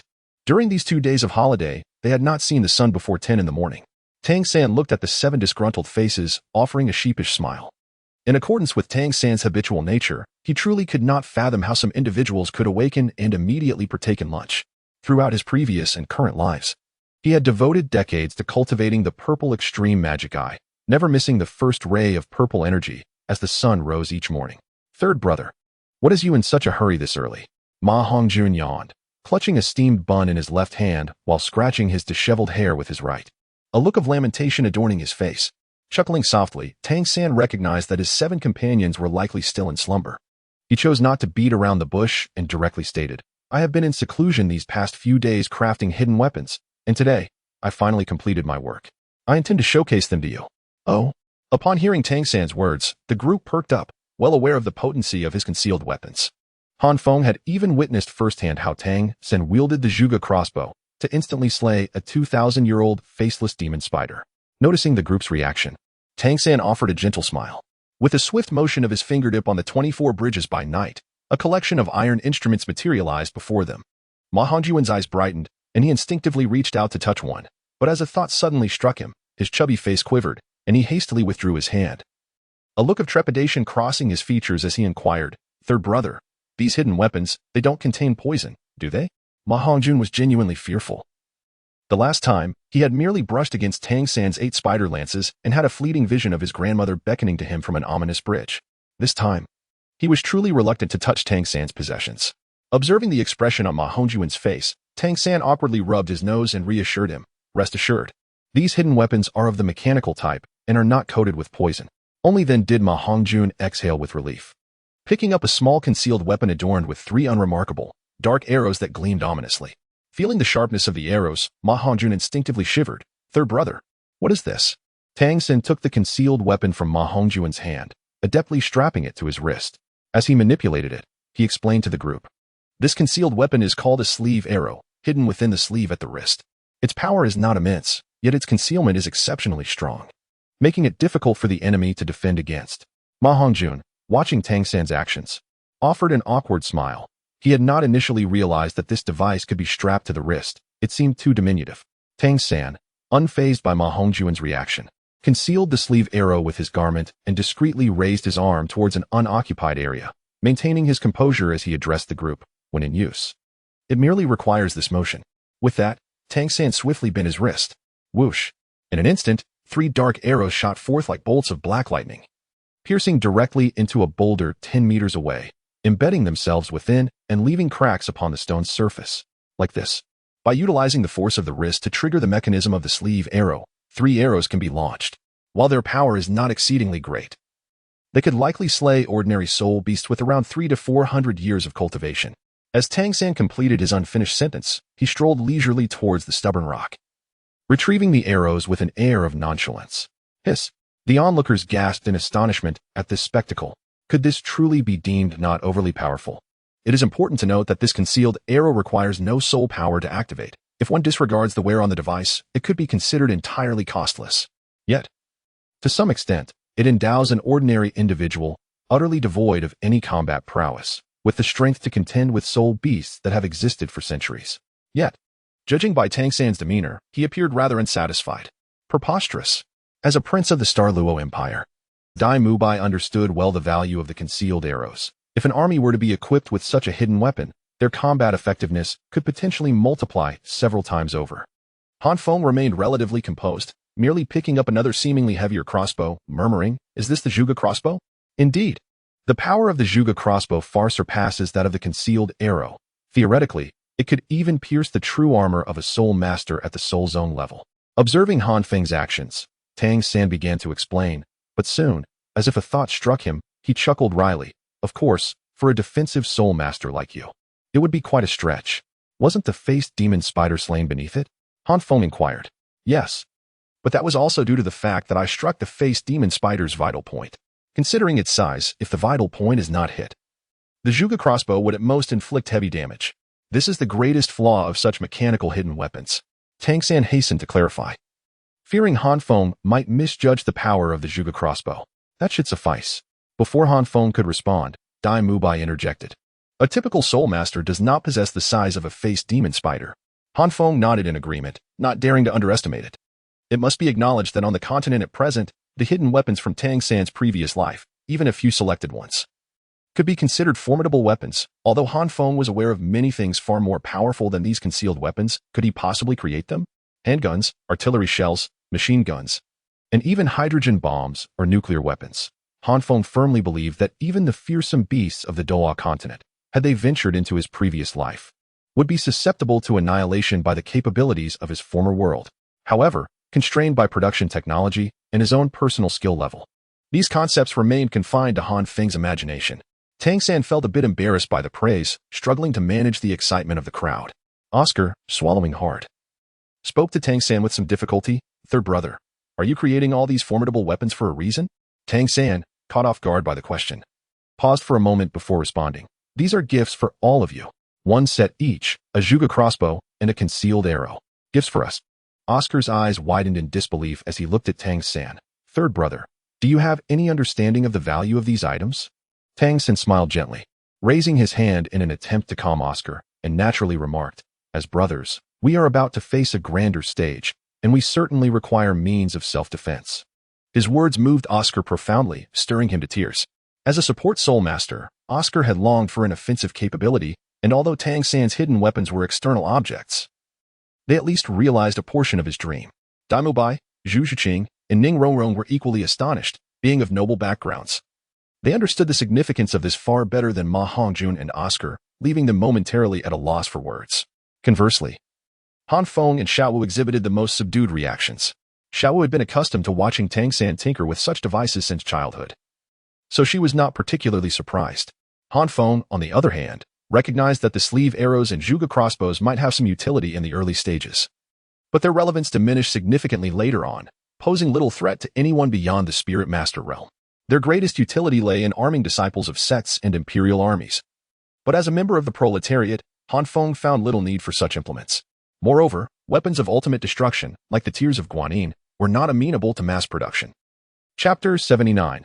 Undercurrents of the Tiando royal family. With merely a day remaining before Shrek Academy's integration into the Tiando Royal Academy, Qian Renxue, under the guise of Xue Qinghe, sat within the prince's palace. Below her were the three esteemed deans of the Tiando Royal Academy, Bai Bashan, Jilin, and Mingxinji, engaged in earnest discussion. Unlike the original narrative, Qian Renxue, spurred by Han Feng's influence, exhibited a remarkable drive. Over the years, she had exerted herself tirelessly, employing every conceivable strategy, and had seemingly gained control over a significant portion of the Tiando royal power. The majority of the Tiando Empire's ministers leaned in her favor. The Snow Knight Emperor placed his trust in her, bestowing upon her the title of Crown Prince and entrusting her with most affairs of state. Moreover, she had a mentor who was the master of the 7 treasure glazed tile school. And even the 3 deans of the Tiando Royal Academy regarded her as the destined future emperor of the Tiando Empire. It could be said that, were it not for the Snow Knight Emperor's relatively robust health, she might have already ascended to the throne. "Have you arranged everything regarding Shrek Academy?" Although Qian Renxue maintained a gentle smile in the presence of the 3 deans, there was a discernible air of cold authority that contrasted with her demeanor towards outsiders. The 3 deans, however, expressed no dissent. Rather, they were pleased to witness such a resolute version of Qian Renxue. They had resolved to support her rise to power. hoping to reap the rewards of her success. Were they titled Douluo, they would be indifferent to who ruled as emperor. For no emperor would dare to provoke a titled Douluo and would treat them with utmost caution. However, they were merely sole Douluo. If Qian Rinxue were to adopt an overly affable demeanor, they would have to reconsider their allegiance to her. After all, no emperor governs an empire solely through benevolence. Jilin and his companions were seasoned individuals, having witnessed the harsh realities of life. Maintaining a faade in public while concealing one's true nature was the hallmark of a true leader. If Qian Rinxue were to display the same frivolity as the Snow Avalanche Prince, revealing her thoughts openly, they would indeed have cause for concern. Furthermore, Qian Rinxue's willingness to reveal her hidden self in their presence was a testament to her trust in them. In response to Qian Rinxue's inquiry, Jilin and his companions did not dare to be remiss. Meng Xinji spoke first. Most arrangements have been finalized. Young Master Han and his companions will receive the finest training environment and resources. Bai Bashan has also volunteered to personally guide young Master Han. Rest assured, Your Highness, I shall impart all my knowledge. Bai Bashan chimed in, his round face beaming with a smile. Jilin added, We have also ensured that Flander and his associates will not divulge a single piece of information to young Master Han. The tone of Jilin and his companions was not one of humility, but it did carry a note of respect, clearly indicating their subservience to Qian Rinxue. Upon hearing their responses, Qian Rinxue smiled in satisfaction but then hesitated, asking, What about the master? The master is indeed a prodigy, highly praised even by Bai Bidong. Though his innate talent for cultivation may be lacking, his wisdom is undeniably profound. Qian Rinxue harbors a certain apprehension towards him, fearing that the master might uncover something from the slightest clues. Upon hearing this, Bai Baoshan chuckled, assuring, Your Highness, you need not worry. Elder Meng has already forged a contract with He Yao and the likes of Flander, ensuring that they will remain silent on this matter. The master will never learn of it. With a sigh of relief, Qian Rinxue smiled brightly, exclaiming, With the assistance of the three of you, I feel as though I have gained wings. The trio of Jilin laughed heartily, yet a peculiar unease lingered in their hearts. They had watched the prince grow up and had never heard of him having a common friend. They found it perplexing that, despite their friendship, the prince seemed reluctant to allow his friend to act freely, always concealing his whereabouts as if afraid of being discovered. Moreover, it appeared that since Han Feng's enrollment in the Tiando Royal Academy, the prince had no intention of meeting him at all. Drawing from their extensive life experiences, Jilin and his companions could piece together a plausible narrative. Perhaps the prince had sneaked out of the palace to forge friendships in the outside world.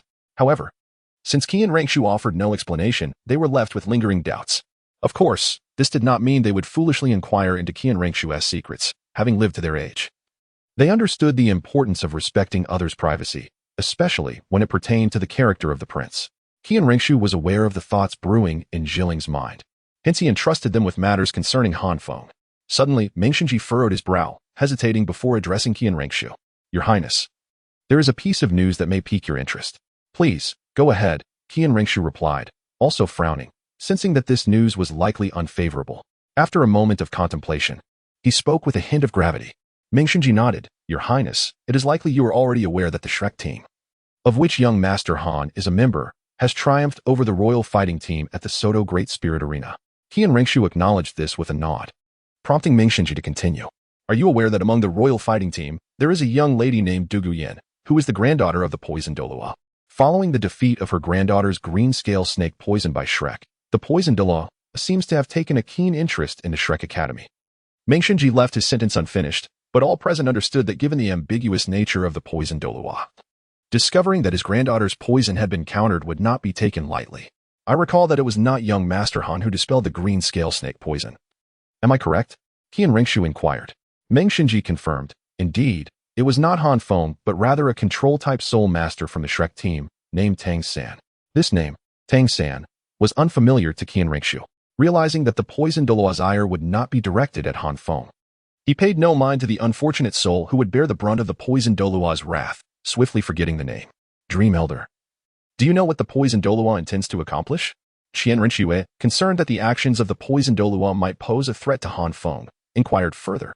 However, at that moment, Dream Machine shook his head with an expression of regret. I am powerless. The poisoned Douluo resides deep within the Sunset Forest, and I am truly incapable of taking action. Please, let the Crown Prince impose punishment. Upon hearing this, Qian Rinxue clicked her tongue in frustration. The poisoned Douluo was perhaps the most indifferent individual in the entire Heaven Do city, yet she found herself unable to deal with him. forced to let him remain outside her plans, unless the Spirit Hall was willing to dispatch a tidal Douluo to eliminate this threat. Otherwise, no matter how adeptly Qian Rinxue maneuvered, she could not threaten Douluo in the face of absolute power. Yet, if such a course were taken, the uproar would be too great. Bibi Dong would undoubtedly refuse to consent. Do not blame yourself, Elder Dream. The poisoned Douluo has always acted according to his own whims. Even my father cannot restrain him, so how could I fault you? Though she thought this in her heart, she could not express it outwardly. Qian Rinxue hastily reassured Dream Machine, gesturing for him to dismiss his concerns. However, since Shrek Academy has actively sought our Royal Academy's assistance, we must exhibit royal grace. If Shrek Academy faces any threats tomorrow, I ask the three of you to lend your support. Observing Qian Rinxue's earnest demeanor, the three elders of Jilin nodded in agreement. Nonetheless, they all understood that while Qian Rinxue spoke of Shrek Academy, it was likely Han Feng whom they truly needed to protect. It was all too evident. Ahem. Qian Rinxue recognized that she had become overly concerned and cleared her throat, shifting the topic to inquire about Prince Xuexing and Prince Xuebing. Upon mentioning the two princes, a trace of disdain unconsciously flitted across the faces of the three elders. Still the same as ever, Prince Xuexing frequently frequents the auction houses and battle arenas, indulging in extravagance and idleness, while Prince Xuebing is even more outrageous. Surpassing Prince Xuexing in reckless behavior, he is nothing more than a complete wastrel. Bai Bashan stated bluntly, showing no veils of contempt. Although Prince Xuexing was the crown prince's uncle and Prince Xuebing his younger brother, Bai Bashan felt no concern about being reproached by the crown prince, for they were the only ones who posed a potential threat to his claim to the throne. Political allegiances must be asserted. Qian Rinxue smiled lightly upon hearing this, uncertain of the veracity of their words. It was indeed enviable how free and unrestrained her uncle and brother could be, she casually remarked. But Bai Baoshan and the others dismissed her sentiment. If one were to believe that statement was genuine, they would be a fool. There is no need for your highness to worry. Prince Xuebing and Prince Xuexing absolutely pose no threat to you. Dream Machine candidly added, this was not untrue, as it was well known throughout Heaven-Do City that Xuebing was a hopeless case, entirely lacking in support. Qian Rinxue merely smiled in agreement, saying nothing further. However, within her heart, a shadowy thought lingered. Xuexing. If your incompetence is genuine, then so be it. However, if you are merely concealing your abilities, do not blame me for my ruthless measures. Even at the risk of being suspected, I shall ensure that you meet the two princes in the netherworld. Were it not for the deaths of the second and third princes, there would already be fingers pointed at oneself in Heaven-Do City. With the means at Qian Rinxue's disposal, even if an avalanche posed no real threat to her, she would never permit him to survive. Chapter 80. The arrival of Bibi Dong. This chapter proves to be quite a challenge to compose. The competition has significantly hindered my writing progress. The initial plan for publication has encountered failure. I shall attempt to push for a trial next week, and I humbly request the esteemed readers to bestow more recommendations upon me. Thank you. Jilin seemed to perceive the thoughts swirling in Qian Rinxue's mind and chuckled softly. Your Highness, why burden yourself with worry? Even if the prince and the avalanche prince truly covet the throne, their current demeanor reveals their lack of support from His Majesty above and trust from the subjects below, rendering them utterly without foundation.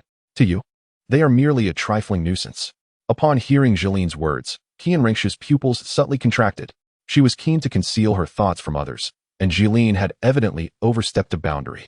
Yet, even so, Qian Rinxue maintained a composed smile, humbly responding, what you say is indeed correct. I have been stubborn in my opinions. Have all the students in the academy been informed? Desiring to divert Jilin's attention from her thoughts on the avalanche, Qian Rinxue refrained from contemplating the matter further. Jilin and his companions were well aware of her inquiry. Previously, Qian Rinxue had informed them that after Han Feng and his companions arrived at the academy, she intended to impose stricter discipline on the pampered noble youths. Ostensibly, this was to demonstrate the royal family's grace, but in truth, Jilin understood that Qian Rinxue was concerned about those unruly noble youths provoking Han Feng. After all, over the years, Han Feng had voiced to Qian Rinxue more than once his disdain for the arrogant pretensions of those noble youths.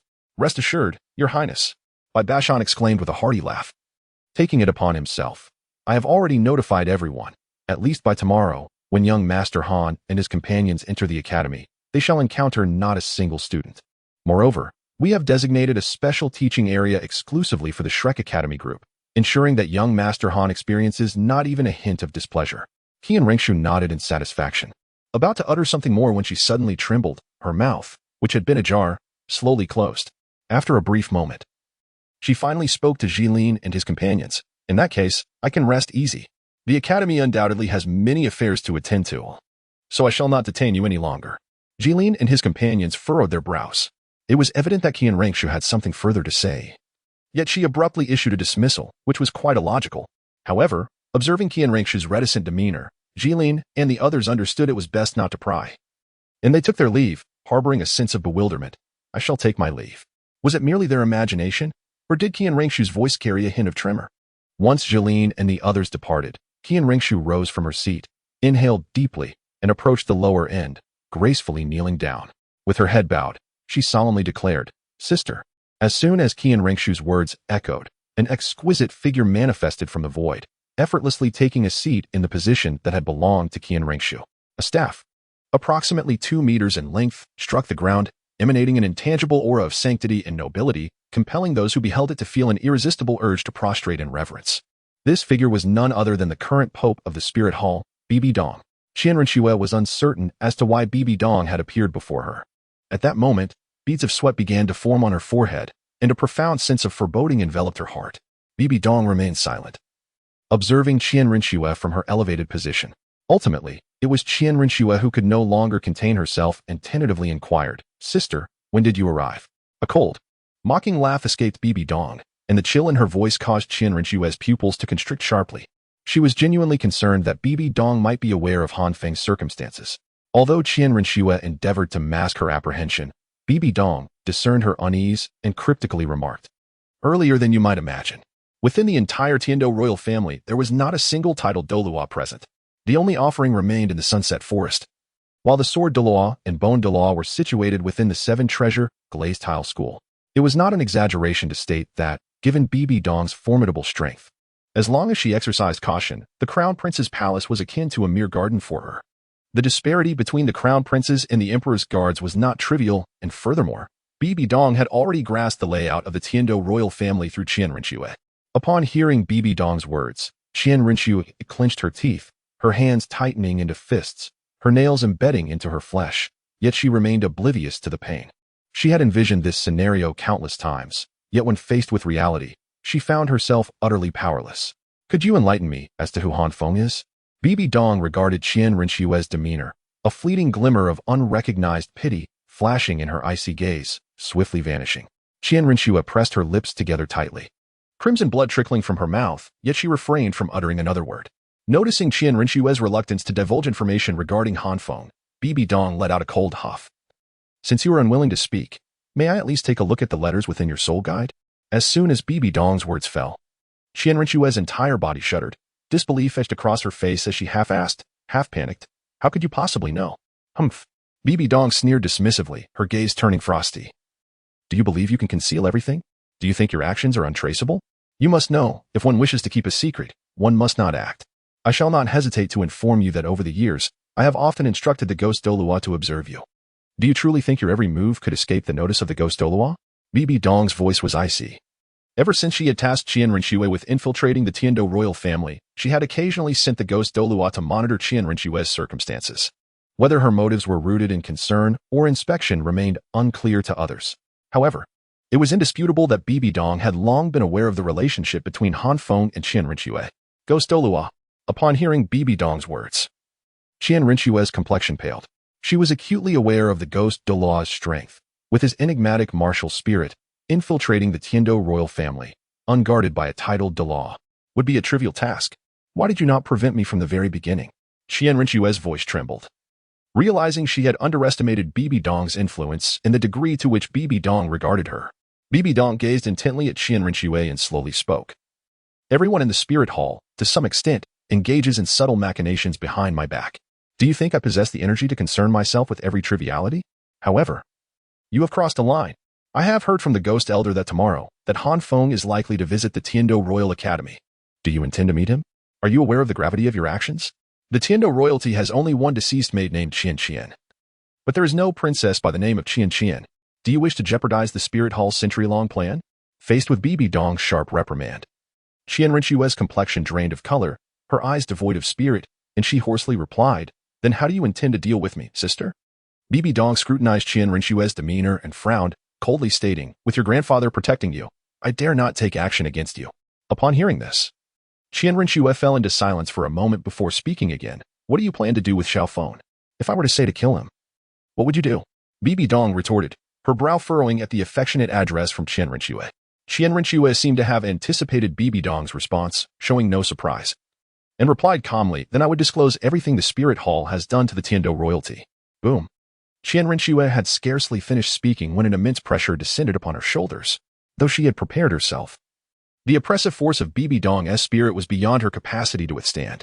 In an instant, Qian Rinxue collapsed to the ground, a mouthful of blood staining the floor. Are you defying me? Bibi Dong's spirit pressure rendered the air within the Imperial Prince's palace stagnant, as she looked down upon Qian Rinxue with an icy demeanor, her words slicing through the atmosphere like shards of ice. Qian Rinxue coughed violently, barely managing to raise her upper body, her hands propped against the ground, her legs kneeling. In a frigid tone, she declared, No, I am beseeching you. Qian Rinxue's words left Bibi Dong momentarily breathless. Since Qian Rinxue could remember, she had never submitted to Bibi Dong. Despite being mother and daughter, they referred to each other as sisters. Bibi Dong had never fulfilled her maternal responsibilities, nor had Qian Rinxue embraced the role of a dutiful daughter. Yet today, for Han Feng, Qian Rinxue took the initiative to plead with Bibi Dong for the first time.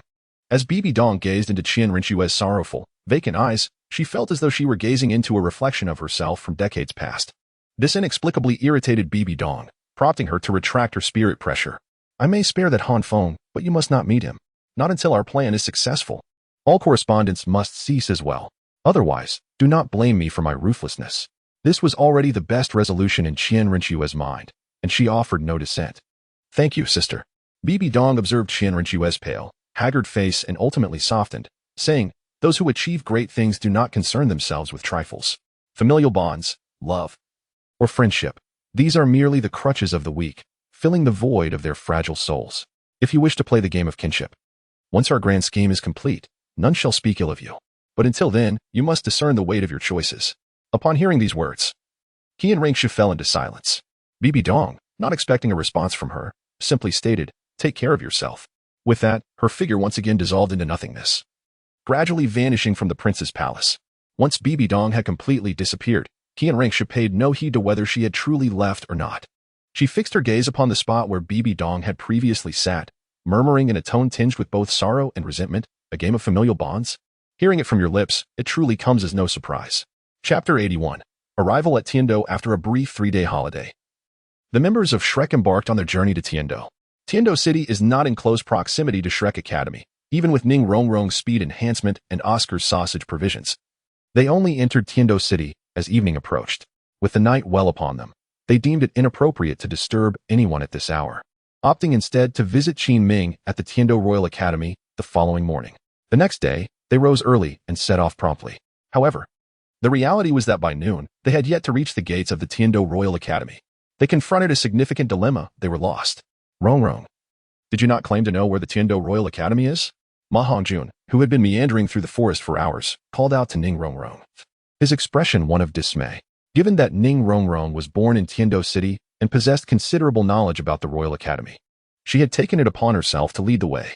Yet now, after 3 or 4 hours of wandering, they still found themselves ensnared within the forest. Upon hearing Ma Hongjuan's complaint, Ning Rongrong playfully stuck out her tongue, a hint of embarrassment in her demeanor. Actually, we've long since entered the Tiando Royal Academy. I just can't seem to locate the teaching building. Huh. Ma Hongjun was utterly perplexed. Did Ning Rongrong mean to suggest that this very forest was also part of the Tiando Royal Academy? Flander, ever perceptive, quickly grasped the implications. A spark of avarice ignited in his murky old eyes as he croaked, Rongrong, are you implying that this forest is also affiliated with the Tiando Royal Academy? Indeed. Ning Rongrong, slightly bewildered by Flander's reaction, nodded as if it were the most natural thing in the world. What is surprising about that? My family's garden is even larger. How much wealth must this entail? Is this the financial might of royalty? Flander trembled with excitement at Ning Rongrong's affirmation, caressing a nearby tree as if it were the delicate skin of a young maiden, muttering to himself in wonder. What purpose does such an expansive forest serve? Is it merely for aesthetics? In the imperial capital, where land is at a premium, acquiring such vast territory only to cultivate a forest? How ostentatious. Is this a display of wealth or sheer folly? The others, accustomed to Flander's eccentricities, chose to disregard his rants. Oscar, sharing a similar humble background, merely smirked as he lamented and jested. Only Tang San, a sole master of the plant element, gently shook his head. sprouting blue-silver grass from his fingertips. He observed its verdant glow entwining around him. This is likely a mimicry cultivation environment. Ever since we entered this forest, I've sensed that my blue-silver grass resonates with the surrounding flora. In such an environment, my cultivation speed will undoubtedly increase significantly. Little Sand speaks the truth. This is indeed a mimicry cultivation environment for plant-type soul masters. Master interjected, gesturing towards a distant volcano. And that volcano represents the most suitable mimicry cultivation environment for Han Feng and Hong Jun. Wow. Upon hearing Tang San and the master, Oscar could not help but exclaim. Expressing his astonishment, the Royal Academy of Tiando truly possesses immense wealth and influence. After all, it has a royal background. Tang San smiled faintly, retracting his blue-silver grass, and replied noncommittally. Meanwhile, Ma Hongjun, feeling somewhat awkward as he observed the lively conversation among the others, raised his hand. These matters can certainly be discussed later. But the most pressing issue at present is, I am famished. With a corresponding rumble from his stomach, his declaration momentarily left everyone in stunned silence. Fatty, you never cease to amaze. Oscar chuckled as he playfully patted Ma Hongjun on the shoulder.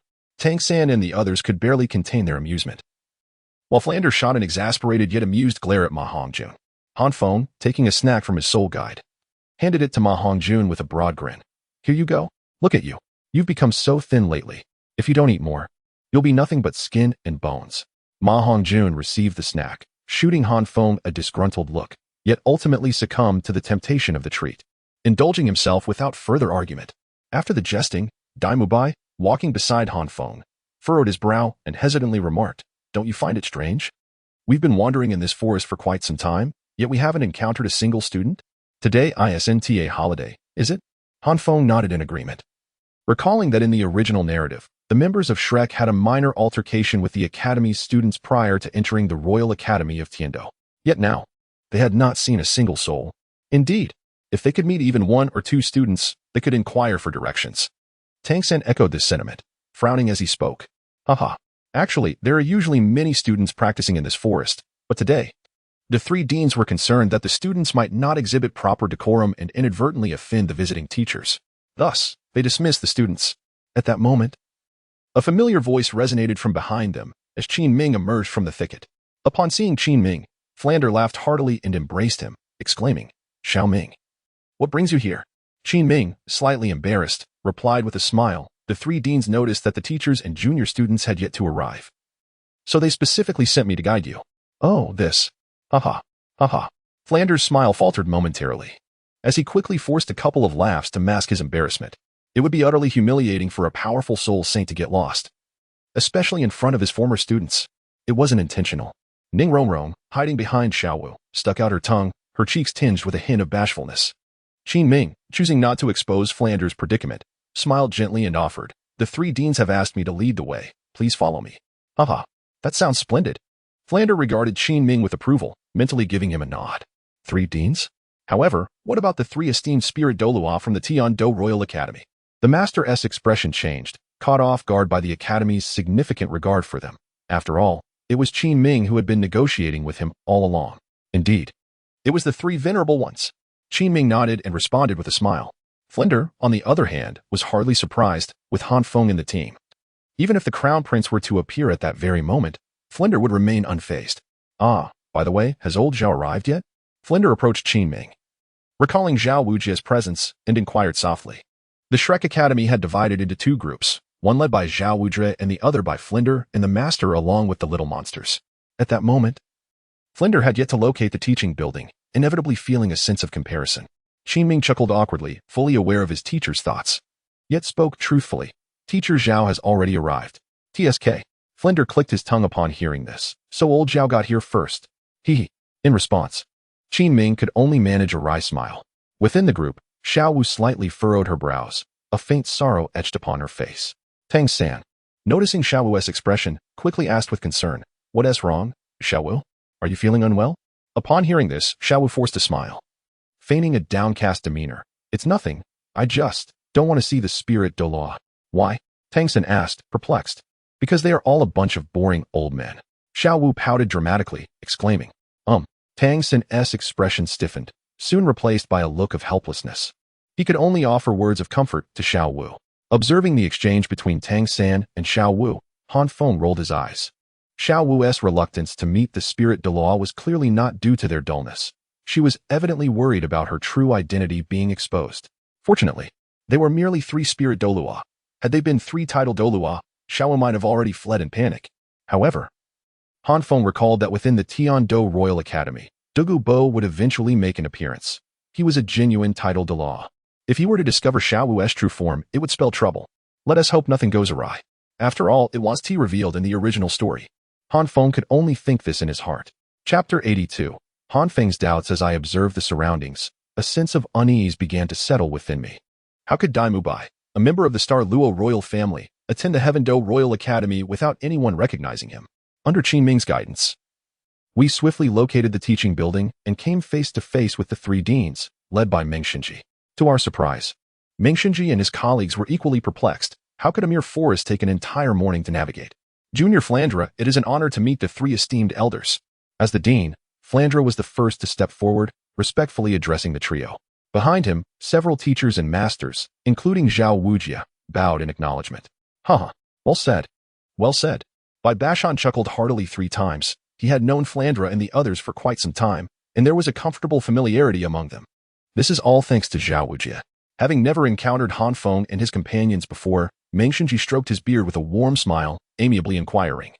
I presume these are the remarkable youths who vanquished the royal fight team? Truly gifted prodigies. Ah, merely fortunate. Just fortunate. Flandra humbly waved his hand. Though the pride etched on his face was unmistakable, Meng Xinji, upon hearing this, smiled without further comment. Jilin approached Han Feng, marveling.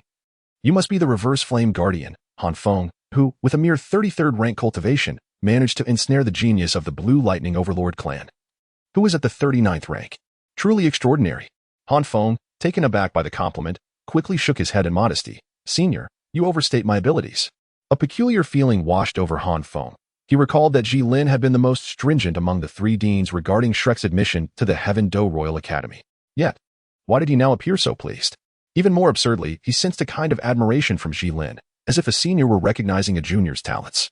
This was all quite bewildering. Han Feng swore this was indeed his first encounter with Jilin. Observing Han Feng's reaction, Jilin chuckled. Choosing not to elaborate further, Qianren Shui had long advised them to keep Han Feng's true identity concealed, and Jilin had no intention of overstepping that boundary. He merely wished to leave a favorable impression on Han Feng. What flattery! Yu Tianheng is already renowned as a genius. How can you not be deemed extraordinary for surpassing him? Bai Bashan interjected, his jovial demeanor unabashed as he spoke without concern for the master's presence. He was the most straightforward of the 3 deans, being a close associate of the Crown Prince, and with Han Feng being the Crown Prince's closest friend. His affinity was only natural. Nevertheless, Han Feng found the situation increasingly strange. The 3 deans' attitudes toward him were excessively cordial. Having yet to engage with Zhao Wujia and others before elevating his status, could this be due to Sister Qian Qian? Han Feng speculated. Though he quickly dismissed the thought, that couldn't be right. Sister Qian Qian was merely a minor princess. And he recalled that the 3 deans had pledged their allegiance to Xue Qinghe. Perhaps Sister Qian Qian had a favorable relationship with Xue Qinghe? Yet that too seemed implausible. Now, the snow-clear river should have been replaced by Qianren Snow, shouldn't it? Not necessarily, in the original work. Princess Xueka and Qianren Snow had quite a good relationship, at least on the surface. Han Feng's thoughts raced, constantly speculating and then dismissing his own ideas, gradually causing his brows to furrow involuntarily. Observing Han Feng's expression, the most seasoned Meng Xinji quickly restrained by Baoshan and Jilin. They were too conspicuous, making it evident that Han Feng resembled their own grandson. Jilin and Bai Baoshan reacted swiftly, soon realizing their blunder. They forced a smile and turned to Tang San and Dai Mubai, saying, You are the one burdened with the external soul bone. The one who shattered the Dugu Yinshi poison, Tang San, right? Truly a prodigy. And you must be the one possessing the martial soul fusion skill, Dai Mubai. Indeed a striking figure. The demeanor of Jilin and Bai Bashan exuded an unmistakable affection for talent. Master furrowed his brow slightly and leaned toward Flander, hesitantly stating, The 3 deans' attitude towards Han Feng and his companions seems overly enthusiastic. Flander chuckled, knowing he could say little due to the signed contract. Thus opting to provide cover, what's the matter? When I learned that Xiao San and his companions joined my Shrek Academy, I was even more excited than the 3 deans. Although Master still harbored some doubts, he could only nod in response to Flander's natural demeanor. After a while, Jilin and the others returned to their seats, eager to assess the caliber of the Shrek members. However, upon glancing over, The most outstanding trio, Han Feng appeared reluctant to stand out, while Dai Mubai seemed to have reservations, standing silently at the back with Zhu Zhuqing.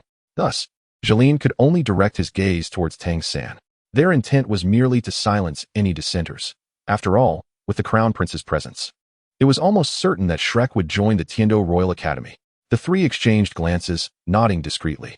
Jolene cleared his throat, stroked his beard, and called out, "Tang San, buzz." As soon as Jolene's voice fell, Tang San felt a buzzing in his mind. His eyes narrowed sharply, realizing that Jolene intended to test his strength. With a heavy heart, he maintained a solemn expression, standing firm under Jolene's soul power pressure. "Oh," Jolene murmured in surprise. He had released a level 20 soul power pressure, yet it failed to even coax out Tang San's martial soul, leaving him somewhat astonished. After all, prior to this, their attention had predominantly been on Han Feng, and they had not closely observed the other members of Shrek. Tang San's performance piqued Jolene's interest, prompting him to gradually increase his soul power. Bang! Under the astonished gazes of the three deans. Only when the soul power pressure reached level 40 was Tang San compelled to unleash his martial soul. The blue-silver grass enveloped him, and his true self donned the armor, transforming the previously strained Tang San into someone who now appeared effortlessly capable. With the aid of the Xiantian skill, Tang San found himself even more at ease than before.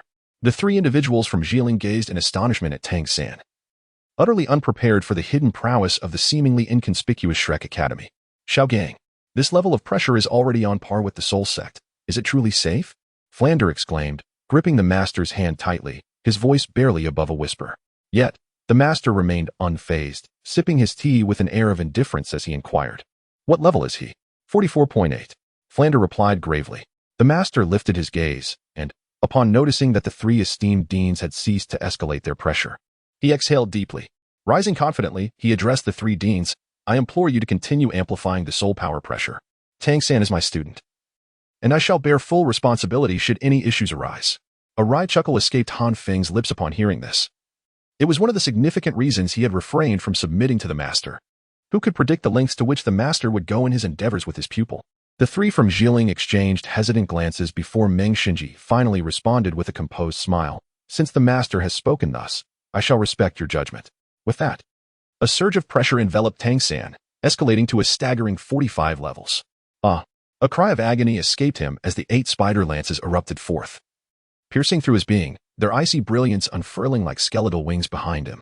Witnessing this spectacle, a smile broke through the master's typically stoic demeanor as he bowed to the three deans, expressing gratitude. "Thank you, esteemed deans. My student has struggled to fully integrate the external soul bone, but with your assistance today, he has finally achieved unity. Remarkable." Bai Bashan murmured in awe as he regarded Tang San. To think that mere blue-silver grass can withstand such formidable pressure at 45 levels, and to possess an external soul bone of such rarity. Extraordinary. Truly extraordinary. Han Feng, observing Tang San's current state, couldn't help but feel a surge of emotion. He too possessed an external soul bone, one he had yet to fully absorb. While it was conceivable to achieve complete assimilation with the aid of the three titled Douluos, he chose not to pursue that path. Indeed, only his parents and Qianqian were privy to the existence of his external soul bone, and he had no intention of revealing it to others until he had secured his own strength for self-preservation. Of course, this was contingent upon the mask of illusion not revealing itself due to the tumult of his emotions. Chapter 83, The Limits of Han Feng. Alas, that fellow Tang San is becoming increasingly outrageous. Within the team, Dai Mubai shook his head in resignation, a hint of self-deprecation in his tone. Initially, he was undoubtedly the strongest warrior within the Shrek Academy, yet ever since the arrival of Han Feng and Tang San, Dai Mubai realized that although he possessed the highest cultivation level, he could no longer be considered the mightiest in battle. For someone as proud and ambitious as Dai Mubai, it was impossible not to harbor any thoughts on the matter. Ever since Han Feng and Tang San joined the academy, Dai Mubai had tirelessly pursued his training without pause. Standing beside him, Han Feng caught the self-reflective murmur of Dai Mubai, and his gaze flickered. Han Feng understood what Dai Mubai was contemplating, but felt it inappropriate to speak up, other than engaging in sparring with Dai Mubai. He had no effective means to assist him in growing stronger. Why not give it a try? Discover where your limits lie, Han Feng suggested, half in jest and half in encouragement, lifting his chin. Upon hearing Han Feng's words, Dai Mubai furrowed his brow, noticing the eager expressions of Ma Hongjun and the others as they looked on. Aware that his companions were likely curious about who among the three giants of Shrek would emerge superior. With this thought, a sense of rivalry stirred within Dai Mubai. However, This sentiment quickly subsided, as he harbored concerns. As a prince of the Stardo royal family, he was reluctant to attract undue attention at the Heaven Do Royal Academy. Never mind. I'll pass. Fengzi, it's up to you. Dai Mubai shook his head in refusal. Han Feng, too, was not keen on being in the spotlight. But upon observing Dai Mubai's expression, he comprehended the latter's predicament and shrugged. All right then, I shall take it on. If it becomes too much for me, I'll simply concede. No need to hold on like Tang San. Brother Feng, my third brother can withstand the pressure of a soul force at level 45. You ought to manage at least level 40. Oscar chimed in playfully. In response, Han Feng merely smiled. With his profound foundation, he was confident in enduring a level 40 soul force pressure. Respected seniors, please bestow your guidance. Han Feng approached the trio of Jilin, cupping his fists respectfully and smiling graciously. The three seniors nodded in satisfaction. They had certainly heard Han Feng and his companion's dialogue. But in the presence of Han Feng, they were naturally more reserved than they were with Tang San. They inquired beforehand, "Are you prepared?" "Absolutely." Although Han Feng found their inquiry peculiar, he nodded affirmatively, presenting an appearance of readiness. Mengshenji nodded. And a surging wave of soul force pressure descended upon Han Feng with a syllable. Initially, Mengshenji was cautious with his exertion, applying merely a level 10 pressure, which felt to Han Feng like a gentle breeze. Gradually, Mengshenji increased the intensity of the pressure until it reached level 25. At this point, Han Feng merely furrowed his brow, yet his breathing remained unperturbed, truly deserving of the prince's endorsement. The three seniors observed Han Feng's composure, their hearts brimming with admiration. When the Dream God Machine elevated the soul power to the 40th level, Han Feng remained utterly motionless. At that moment, Ma Hongjun swallowed hard, his throat dry, and inquired of Dai Mubai, "Boss Dai, what level is this? I have long ceased to perceive it." Dai Mubai gently shook his head and said, "I am uncertain, but just a few minutes ago, I had already surpassed level 39. At this moment, Dai Mubai's cultivation level stood at 38, nearing 39. His words carried considerable authority. Upon hearing Dai Mubai's statement, Ma Hongjuan's eye twitched, implying a deeper meaning. "I fear that the current soul power pressure has already reached the level of a soul sect." Dai Mubai spoke gravely. At this moment, the master also appeared somewhat perplexed. According to his calculations, even if Han Feng's soul power refinement was comparable to that of a soul zone, he should have been forced to reveal his martial soul by the 35th or 36th level. However, the current level of pressure had long surpassed that of the 30th level. Yet Han Feng still had not been compelled to unveil his martial soul. Where, O Master, can one truly comprehend that Han Feng has reached the age of 12? Not long after Han Feng acquired his third soul skill, he had already ascended to the 34th level, a testament to his prior diligent accumulation. Moreover, before the battle between Shrek and the royal fight, Han Feng had already turned 12, and his soul power surged inexplicably by 2 levels, propelling his cultivation directly past the 36th level. Had it not been for Han Feng's concern that his soul power breakthrough might appear too abrupt, as he constantly concealed his soul power fluctuations with the cloaking shield, Dai Mubai and the others would have been utterly astonished. The master could hardly fathom that in this world, there exists an individual who can, without any effort, inexplicably elevate their soul power by 2 levels. "Flander, what level are you at now?" The master hesitated slightly as he inquired of Flinder. Though Han Feng was not his direct disciple, he was nonetheless his student, and the master genuinely worried that Han Feng might be overexerting himself. Flinder, bearing a hint of concern on his face, upon hearing the master's voice, rolled his eyes, cleared his throat, took a sip of tea, and pretended to say, "Remain calm. Remain composed. Han Feng has not even had his martial soul forced out. So what is Flinder afraid of? If Zhiling and the others truly possessed the courage to destroy Han Feng, Flinder would accept it." Upon observing Flander's demeanor, the master discerned that this petty individual was harboring grievances once more. With a resigned shake of his head, he reluctantly acquiesced to Flander's assertions.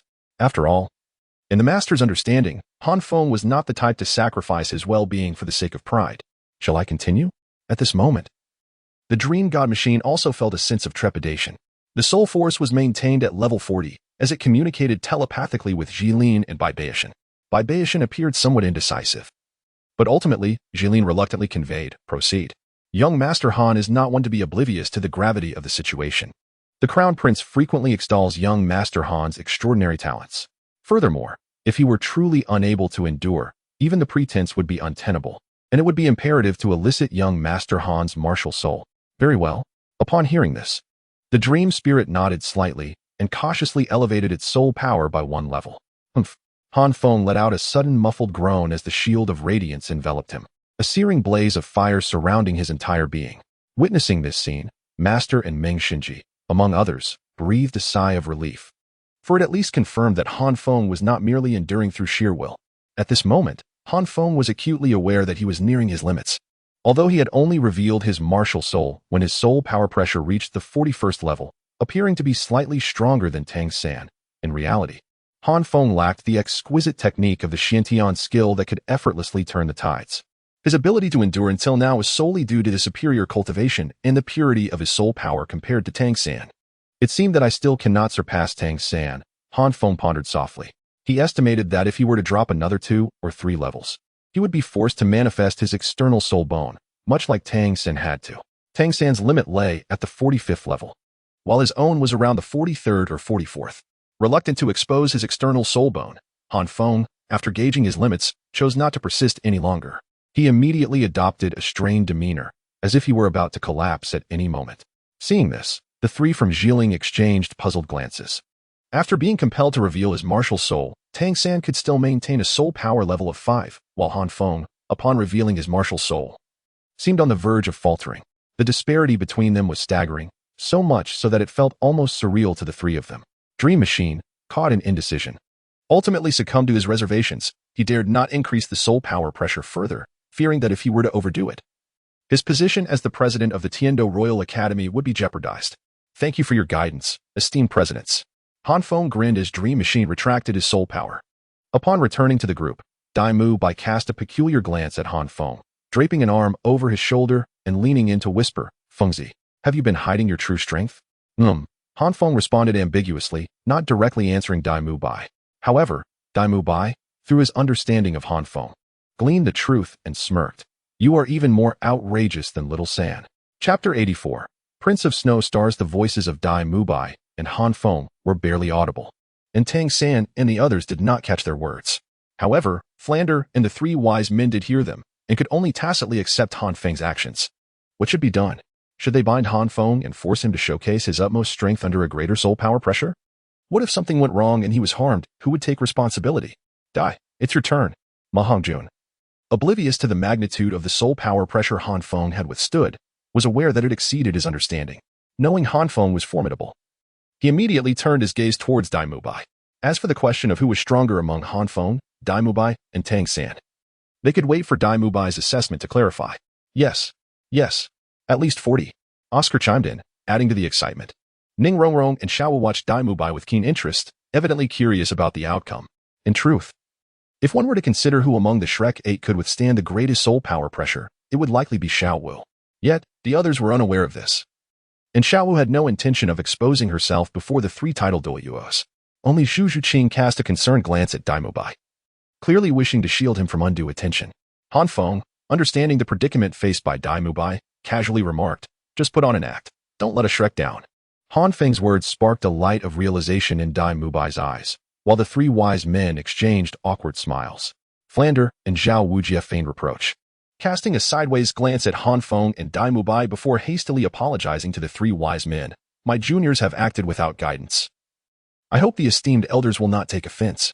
Flander and his companions had no genuine intent to blame Han Feng, as they likely surmised the identities of Dai Mu Bai and Zhu Zhuqing. They had just been contemplating how to keep Dai Mu Bai from standing out. If blame were to be assigned, it was truly Ma Hongjun and Oscar who were the unfortunate culprits for causing a ruckus. It's nothing. No harm done. Since the children acted inadvertently, we cannot impose any demands. Meng Xinji stroked his beard, smiling amiably, showing no intent of reprimand. This unexpected kindness left Han Feng, who had been bracing himself to apologize, feeling somewhat disoriented. Were the three heads of the academy being excessively benevolent? This only heightened his curiosity regarding Sister Chan Chan's identity. She had mentioned visiting him, and he resolved to inquire further then. After a moment of contemplation, Han Feng suppressed his doubts and respectfully bowed to the three wise men, saying, Thank you for your forgiveness, esteemed elders. Not at all. Bai Baoshan quickly waved his hand, though the smile on his face had become somewhat strained. Meng Xinji and Xiling cleared their throats before addressing Flander. Dean Flander, we welcome you. From this day forth, the Tiando Royal Academy shall be your home. Hearing this, Flander was overjoyed, his grin almost reaching his ears as he replied, You honor me. From today onwards, I shall no longer be merely a dean, but simply a teacher at Tiando Royal Academy. After witnessing the profound heritage of the Royal Academy of Tiando, Flander became acutely aware of the disparity between Shrek Academy and the Royal Academy of Tiendo, leaving no room for dissent. The Royal Academy of Tiendo would never permit such a thing. Just as Flander and Dream Machine were about to finalize their decision, a robust bellow resonated from outside, causing both of their expressions to stiffen.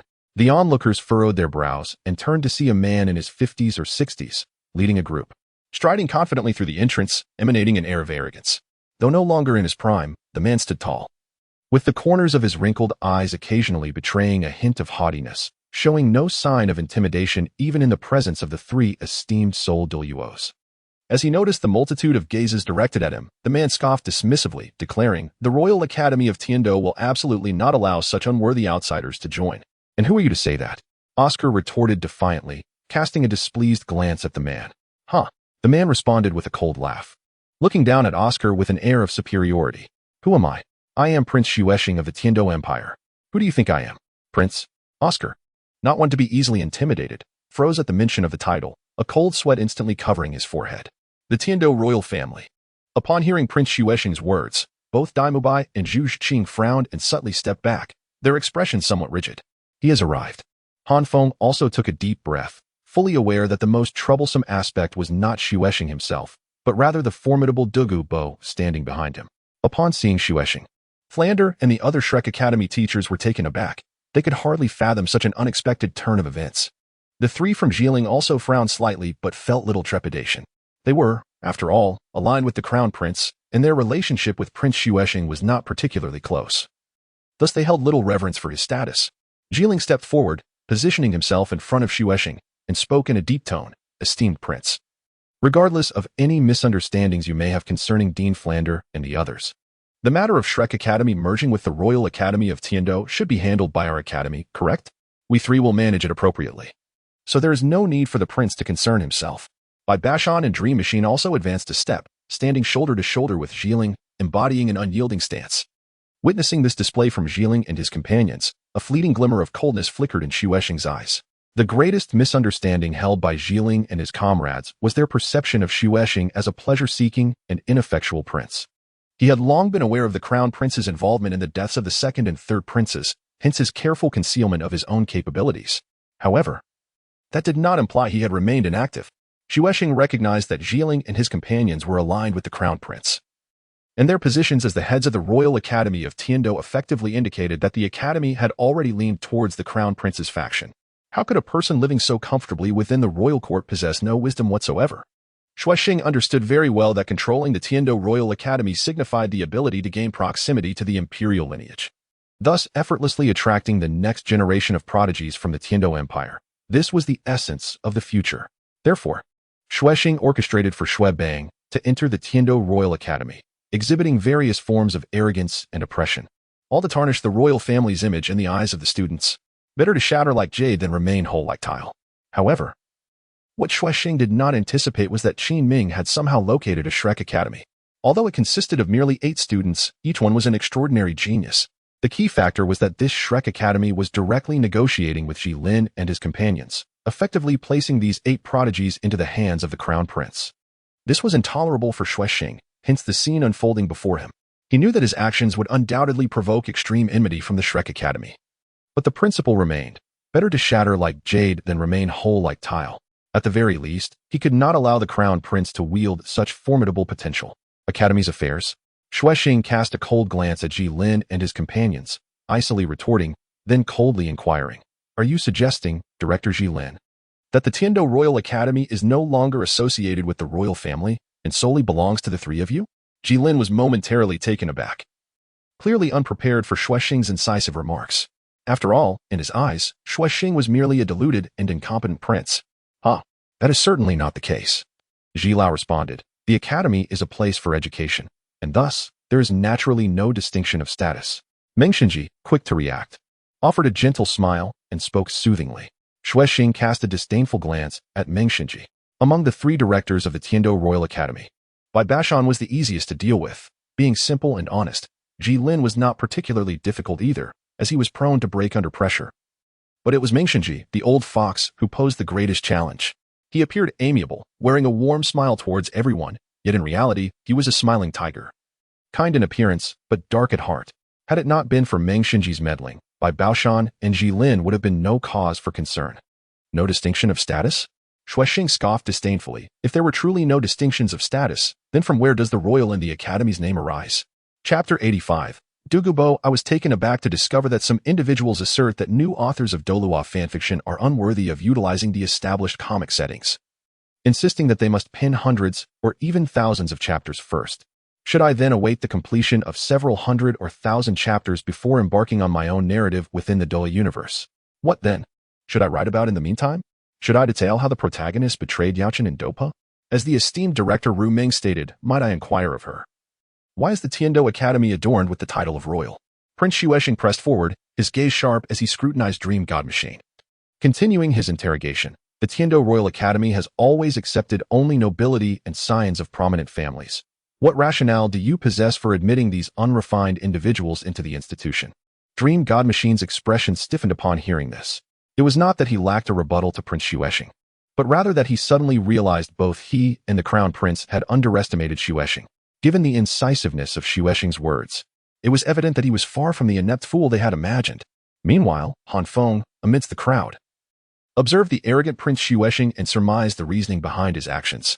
Yet, in terms of outcome, it was indisputable that Xuexing had played a poor hand. Just look at the surrounding crowd, who dared to harbor resentment but remained silent. Prince Xuexing could scarcely fathom the formidable force he had invited upon himself. However, one could not entirely fault Prince Xuexing. From his perspective, he was justified, after all. Even a master known for his calculations would hesitate to believe that these inexperienced youths could, within a mere decade, all surpass the title Douluo rank, ultimately reaching divinity. In Xuexing's mind, he likely wished to prevent the Crown Prince from exerting control over Shrek, even if, in the future, the Shrek students were to harbor resentment against him. It would matter little to him. By then, the struggle for succession between Xuebing and Zuiking would likely have concluded, with him either deceased or elevated to the rank of Duke. At the core, it was Prince Xuexing's underestimation of Shrek Academy's potential that led to this miscalculation. He remained oblivious to the fact that among these 8 young individuals, 2 were exceptionally gifted. With this thought, Han Feng cast a peculiar glance at Tang San. He recalled that Tang San had even taken Xuebing as a disciple, a decision that perplexed Han Feng. Surely, even if it were to counterbalance Qian Rinxue or to thwart the ambitions of the Spirit Hall, it was unnecessary to seek out Xuebing. With so many royal figures who could not aspire to the throne, you are the direct descendant of the emperor. Having bided your time for over a decade, what relevance does that hold for me? If you harbor animosity towards me and I refuse to assist you, is that not but a natural course of action? From Han Feng's perspective, shaped by over 2 millennia of feudal history, the rise and fall of a nation bore little correlation to the emperor's capabilities, provided the ruler was not excessively tyrannical or incompetent. With the support of ministers and the royal family, the empire would endure. Notably, the last sovereign of a fallen dynasty was not necessarily the most inept, nor was the founder invariably the most accomplished in both civil and martial affairs. In any case, given today's experiences, Han Feng harbored no goodwill towards Xuebing or Prince Xuexing. On the other side, Jilin could no longer contain himself and let out a sharp cry. The overwhelming pressure of the Soul Douluo gradually dissipated, enveloping Prince Xuexing. His voice turned cold. Esteemed Prince, the Crown Prince has entrusted us 3 with the affairs of the Tiando Royal Academy. I implore you not to make it difficult for us. Under the oppressive aura of the Soul Douluo, Xuexing could not help but let out a suppressed grunt. Although his cultivation was formidable, it paled in comparison to Jilin's, causing his expression to gradually contort with rage. Are we finally tearing off the facade? Xuexing sneered inwardly, feeling as if victory was within his grasp, and reluctantly forced a cold smile. You wish to use the Crown Prince to pressure me? I dare you. Jilin, of course, would not acquiesce. Yet the indifference on his face was evident to all. Xuexing grinned widely. What a magnificent Tiando Royal Academy. What a splendid Jilin. Since I am deemed unworthy to interfere with the affairs of the Tiando Royal Academy, might I inquire if your excellency possesses the qualifications? Boom. As Xuexing finished speaking, a visible surge of green soul power erupted from behind him, its terrifying pressure causing the faces of Jilin and his companions to change dramatically. Defend. As a defensive Soulmaster, Bai Baoshan reacted the quickest. The celestial star furnace materialized, standing defiantly before them. Jilin and Meng Xinji were not slow to react either, pressing their palms against Bai Baoshan's back, channeling their soul power to aid him in fending off the threat. Wherever the green soul power passed, chaos ensued, a nauseating stench overwhelming the senses. When the green soul power reached Bai Baoshan, It transformed into a chilling serpent, its gaping maw lunging toward the celestial star furnace. Bai Bashan's trio's expressions hardened. Bang! The massive serpent collided with the celestial star furnace, instantly dissipating into a cloud of smoke, while Bai Bashan's complexion paled, his breath quickening slightly. Ming Xinji pondered for a moment before solemnly speaking, "We did not expect the arrival of the Poison Crown. Please forgive our rudeness." The Poison Crown. Upon hearing this name, the pupils of Flinder and the others contracted sharply. In this world, few could be addressed as Your Excellency by Ming Xinji. And the sole individual bestowed with the title of Poison was none other than the Poison Douluo, Douluo. Chuckling, Douluo revealed his identity, stepping out from behind Xuexing.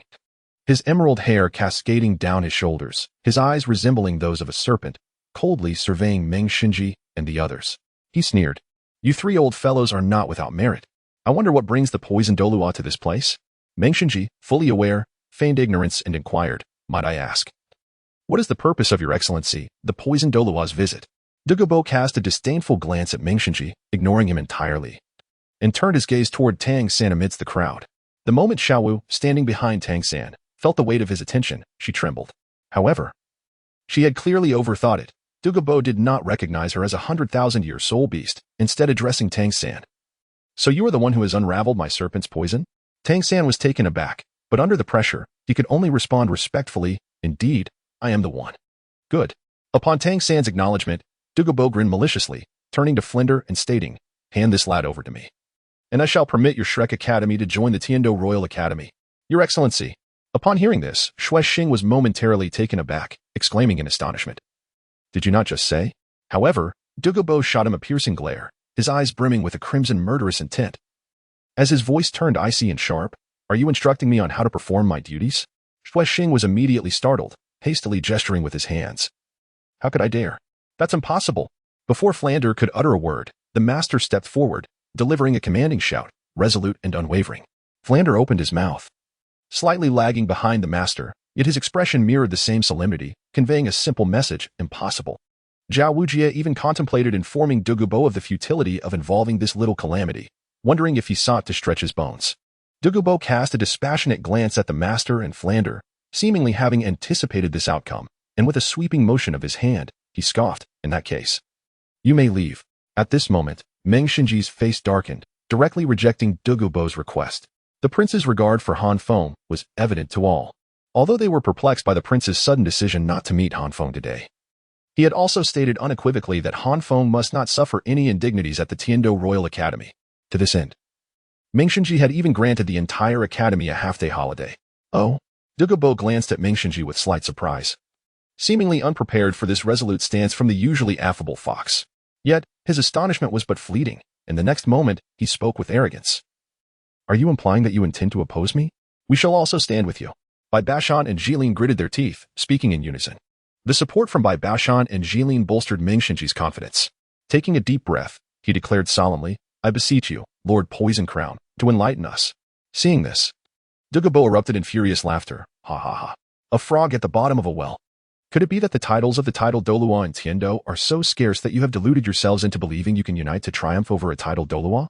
Chapter 86. A disgraceful retreat. The might of a title Douluo is undeniably formidable, far beyond that of a soul Douluo, at least. An ordinary soul Douluo could never hope to engage in a battle beyond their rank. The trio of Jilin, though not without merit, lacked the soul fusion technique and were not extraordinary monsters in their own right. Before the imposing figure of Douluo, they ultimately fell short, as he subdued them without even resorting to his soul skills. To Douluo, Jilin and his companions were but slightly larger insects, incapable of compelling him to unleash his martial spirit. This undeniable strength of a title Douluo was indeed awe-inspiring. The teaching building lay in ruins, a casualty of the fierce clash between Douluo and Jilin's group. Standing atop the debris, Douluo gazed down at them, a hint of surprise flickering in his heart. He could hardly fathom the reasoning behind Jilin's reckless determination to fight to the bitter end. Bai Bashan was a headstrong youth, and Jilin possessed a fiery temperament, which could incite their wrath.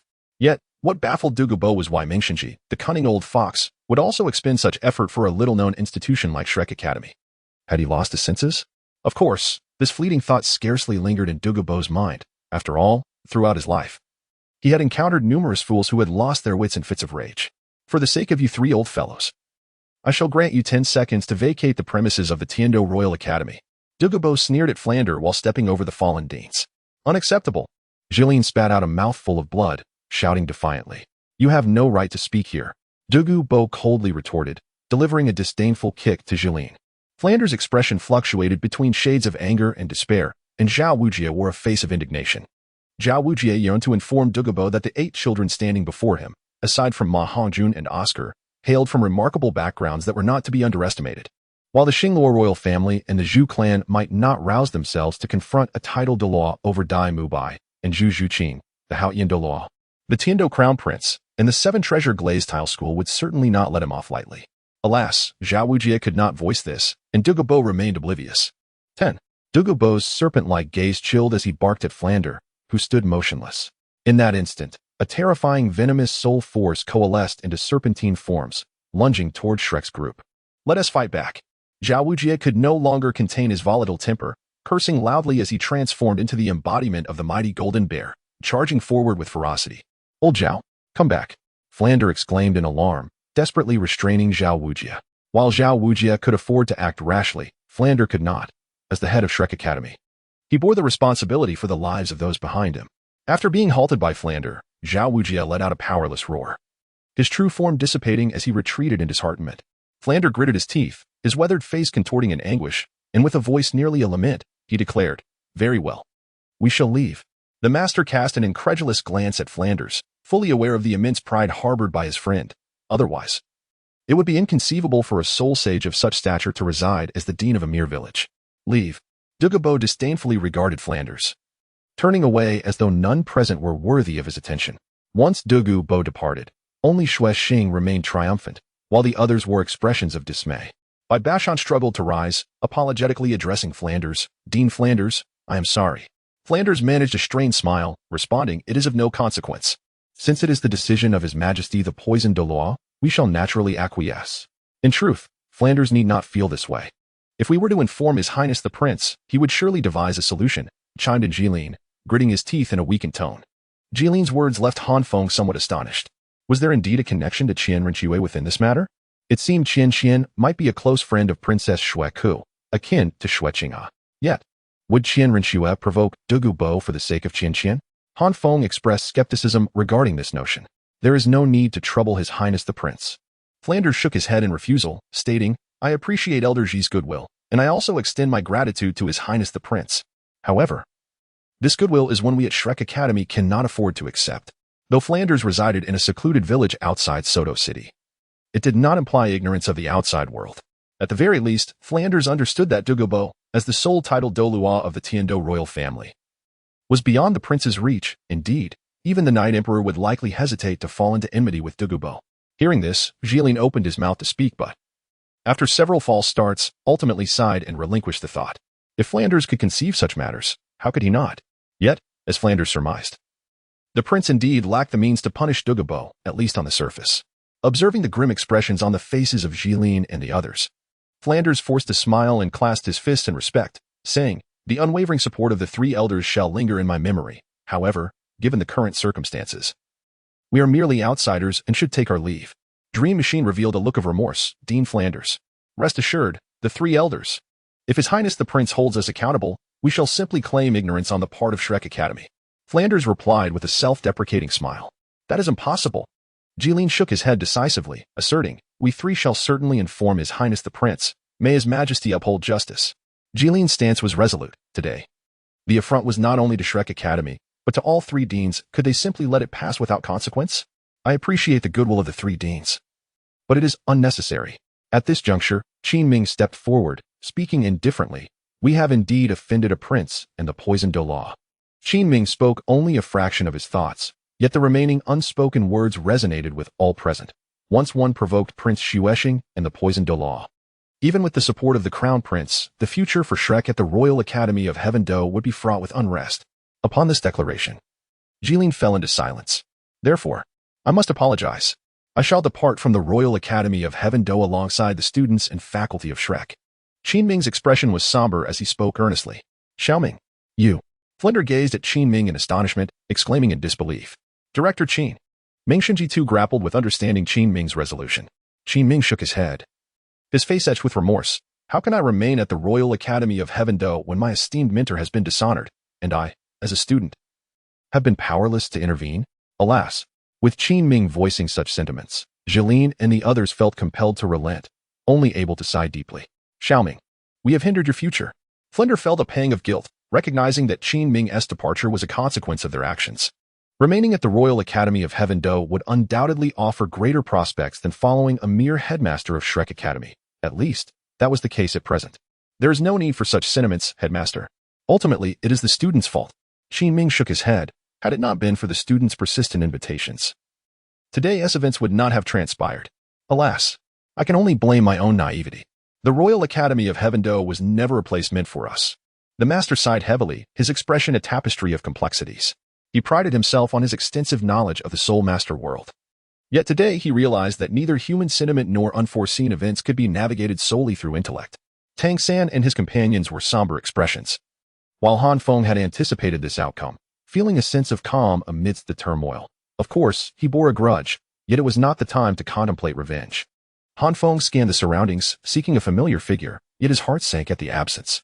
He glanced at Jeline and the others, initially wishing to inquire. But upon witnessing their disheveled state, he opted to suppress his curiosity. It was painfully evident that Jeline and the others were not in good spirits. Thus, it was prudent to refrain from causing further discomfort.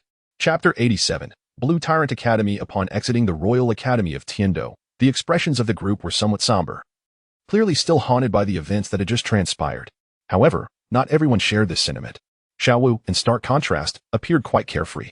While she harbored a deep-seated resentment towards both Douluo and Prince Xuexing, wishing she could unleash an 8-section throw upon each of them, she was nonetheless relieved that her true identity had remained undiscovered, sparing her the need to study in an academy frequented by title Douluo-level powerhouses. Han Feng returned to the inn to rest, aware that this was merely a fleeting moment of confusion. He knew that tomorrow, Flanders would locate Lu Erlong's Blue Tyrant Academy. And he also needed to write a letter to Sister Qian, informing her that he had not seen her today, and that it might be some time before they could reunite. Accompanying Han Feng were Daimu Bai, Zhu Qing, and Ning Rongrong. Among the instructors, apart from the master in Flanders, the others had returned as well. Zhao Wuji's face still bore a look of indignation. As the renowned immovable king in his youth, he had never before suffered such humiliation. The expressions of the teachers, including Li Yusong, were also marked by frustration. Was it not their inability to endure such mundane grievances that had driven them to join Flanders Shrek Academy? Ning Rongrong trailed behind Han Feng with an oddly contemplative expression. Half curious and half cautious as she inquired, Han Feng, are you not angry? Han Feng was taken aback, touching his face, and retorted, is it that obvious? Ning Rongrong blinked, her large eyes scrutinizing Han Feng. After a few moments, she nodded. You seem to be taking this matter lightly. I thought what? He prompted. That I would be more indignant? Ning Rongrong furrowed her brow, carefully choosing her words before responding, something along those lines. Yet, you appear to be behaving as if you were above such petty grievances. I'm not as magnanimous as you suggest. Han Feng chuckled awkwardly, explaining. It's not that I haven't taken it to heart. On the contrary, I hold grudges quite fiercely. However, what purpose does it serve to display such feelings? When I am strong enough to seek vengeance, I will certainly make them aware of how petty my grudges can be. As he spoke, Han Feng clenched his fist, feigning a grim demeanor. Ning Rongrong couldn't help but laugh at Han Feng's antics, prompting him to roll his eyes and, in a mock menacing tone, challenge. Do you not believe me? Ning Rongrong had long since learned to interpret Han Feng's expressions, recognizing that he was not genuinely angry, and thus felt no fear. She gently shook her head, affirming, I believe you. Her response caught Han Feng off guard, an inexplicable sensation swelling within him, rendering him momentarily speechless. Wait, how could you say such a thing? A subtle sensation gradually emerged within Han Feng, a feeling he had never experienced before.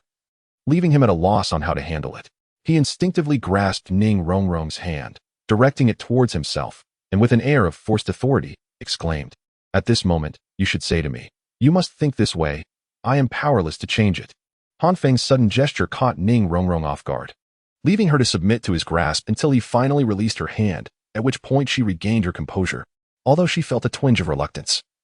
Her heart was predominantly filled with astonishment at Han Feng's unexpected reaction. At this moment, Han Feng appeared somewhat flustered. When Zhang Lingling was present, his expression reflected only resignation and helplessness. Was this truly the same Han Feng she had come to know, the one who had always navigated challenges with ease, unyielding in the face of adversity?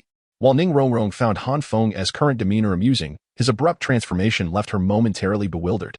She hastily shifted the conversation, saying, "Let us not dwell on this. What about my sister and uncle?" "Sister? Uncle?" Han Feng initially failed to grasp her words, then rolled his eyes and retorted, "You refer to my mother as sister and my father as uncle? You truly have a talent for this." Ning Rongrong stuck out her tongue innocently and replied, "But it was my sister who asked me to call them that." Han Feng could only sigh in resignation, well aware of Zhang Lingling's sensitivity regarding their ages. "What can we do?" He shrugged helplessly. "There is no way we can go to the Tiando Royal Academy, but my sister and uncle are arriving in Tiando City tomorrow." Ning Rongrong expressed her concern. Han Feng furrowed his brow. He couldn't possibly disclose to her that Shrek Academy was planning to annex the Lamba Academy the following day. Never mind. Can't a living person withstand a little discomfort? He waved his hand dismissively, adopting a nonchalant demeanor. "Since we have already ventured out, let the academy head and the others return with their tails between their legs. The headmaster will undoubtedly be unwilling to accept defeat. And with our teachers possessing Soul Emperor-level cultivation, we will surely carve out our place in Tiando City." Ning Rongrong, upon hearing this, reproached Han Feng. "Why are you so indifferent? What can I do?" Han Feng chuckled awkwardly and shrugged, indicating his own helplessness. "How about, we let my sister and uncle join the 7 Treasure Glazed Tile School? Rest assured, I will ensure that they do not suffer." Ning Rongrong suddenly proposed with a glint in her eyes. Han Feng was momentarily taken aback, casting a slightly surprised glance at her. Allowing his parents to join the 7 Treasure Glazed Tile School was a feasible idea, but after a brief contemplation, he shook his head. "Let us not.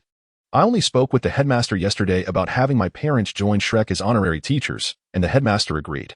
It would be rather inappropriate for me to retract that today."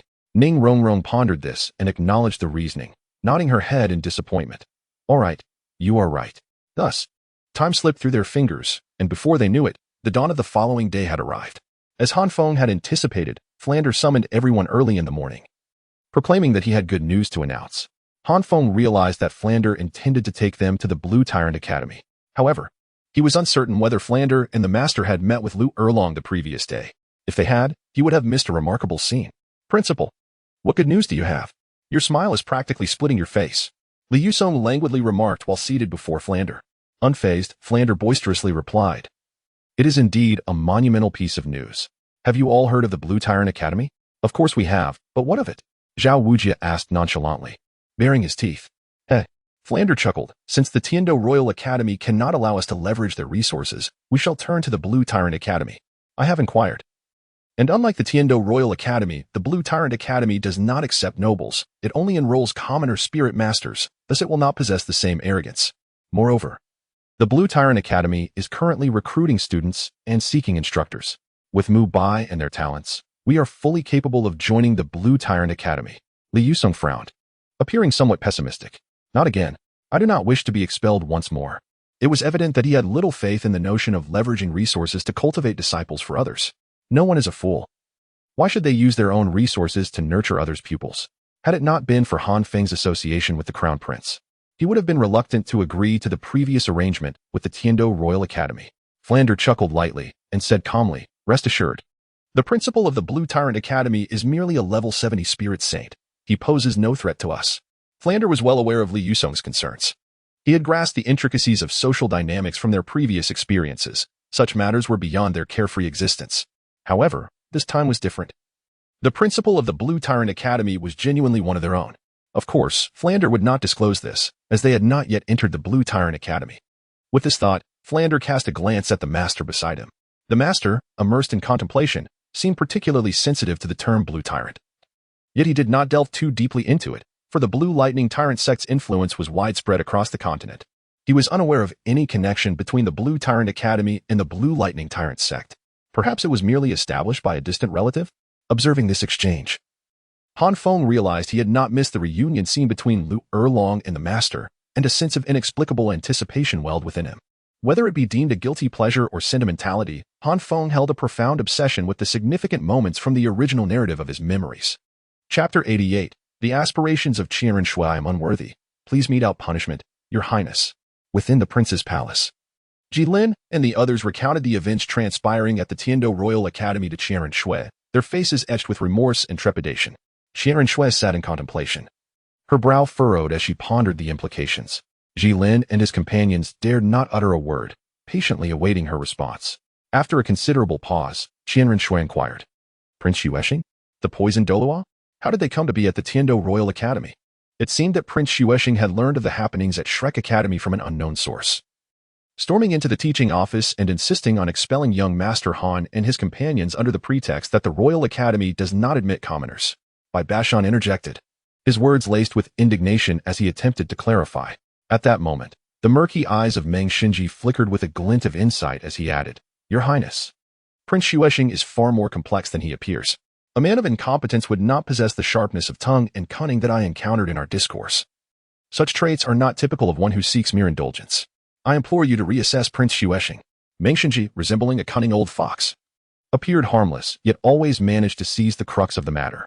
In Bai Baoshan's portrayal, Xuexing was a foolish traditionalist. However, through Meng Xinji's lens, he transformed into a scheming individual with nefarious ambitions. Is that so? Qianren Xuan narrowed her eyes slightly, obscuring her thoughts, accompanied by a soft, enigmatic sound of contemplation. Meng Xinji was astute enough to sense the gravity of the situation and refrained from pressing further, trusting that the astute Qianren Xue would not neglect the implications of Prince Xuexing. Jilin stood to the side, several times on the verge of speaking, yet ultimately remained silent, as if weighed down by reservations. Qianren Xue smiled faintly. Elder Ji, do you have anything to add? At her prompting, Jilin trembled slightly, steeling himself as he declared, Your Highness, I suspect that Prince Xuexing has been concealing his true abilities. He is wary of you. He waits for the opportune moment. The turmoil at the academy may well have been orchestrated by Prince Xuexing himself. Qianren Xue lightly tapped her fingers against the table, her expression inscrutable as she replied coolly. Elder Ji, please continue. I dare to speculate. Jilin inhaled deeply, bowing slightly, a blend of seriousness and trepidation evident in his demeanor. I surmise that the Avalanche Prince, closely allied with Prince Xuexing, is also disguising his true intentions. They sully themselves to ensure their own safety, knowing that their combined strength cannot threaten your Highness's position. Thus, they choose to remain hidden, biding their time for an opportunity. To your Highness, while Prince Xuexing and the Avalanche Prince may seem inconsequential at present, they are akin to venomous serpents lurking in the shadows. One must remain vigilant. Upon hearing this, Bai Bashan and Meng Xinji beside him widened their eyes in astonishment. Jilin's words appeared to place the very dagger in Qianren Xue's hands, urging her to eliminate both the Avalanche and Xuexing princes. This is indeed an interference in the royal affairs. Instigating the princes to turn against one another is something even the esteemed Douluo would avoid. Jilin shared the same unease, beads of sweat adorning his aged visage. He was driven to desperation. Half of his words were genuinely aimed at clearing obstacles for Qianren Xue, while the other half stemmed from his own indignation. The events at the Tiando Royal Academy were, for Jilin, a disgrace of monumental proportions, and a mere recollection could almost inflict internal injury upon him. Indeed, the adage overreaching leads to downfall holds its truth.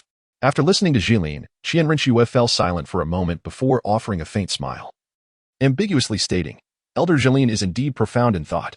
She neither affirmed nor denied, leaving her stance shrouded in mystery, yet Meng Xinji heaved a sigh of relief. However, a sense of sorrow welled within Qianren Xue. This is the court. This is royalty. It is fraught with peril at every turn. Why would the poisoned Douluo appear at the Tiando Royal Academy? Has he not been secluded in the Sunset Forest? Qianren Xue chose not to pursue the previous topic any further. Instead, inquiring about Douluo, Meng Xinji took a step forward, apprehensive that Jilin might utter something earth-shattering, and hastily replied, The poisoned Douluo was summoned by Prince Xuexing, but it seems he is more concerned about a youth named Tang San than about Shrek Academy. Tang San? Qianren Xue inquired, a flicker of familiarity igniting within her. Meng Xinji reminded her, he is the boy who deciphered the poisoned Douluo's snake venom. He is a classmate of young Master Han. Ah, it's him. Qianren Xue nodded in understanding, a glimmer of intrigue sparking in her eyes as she continued. What does the poisoned Douluo want with him? The poisoned Douluo wishes to take that youth away.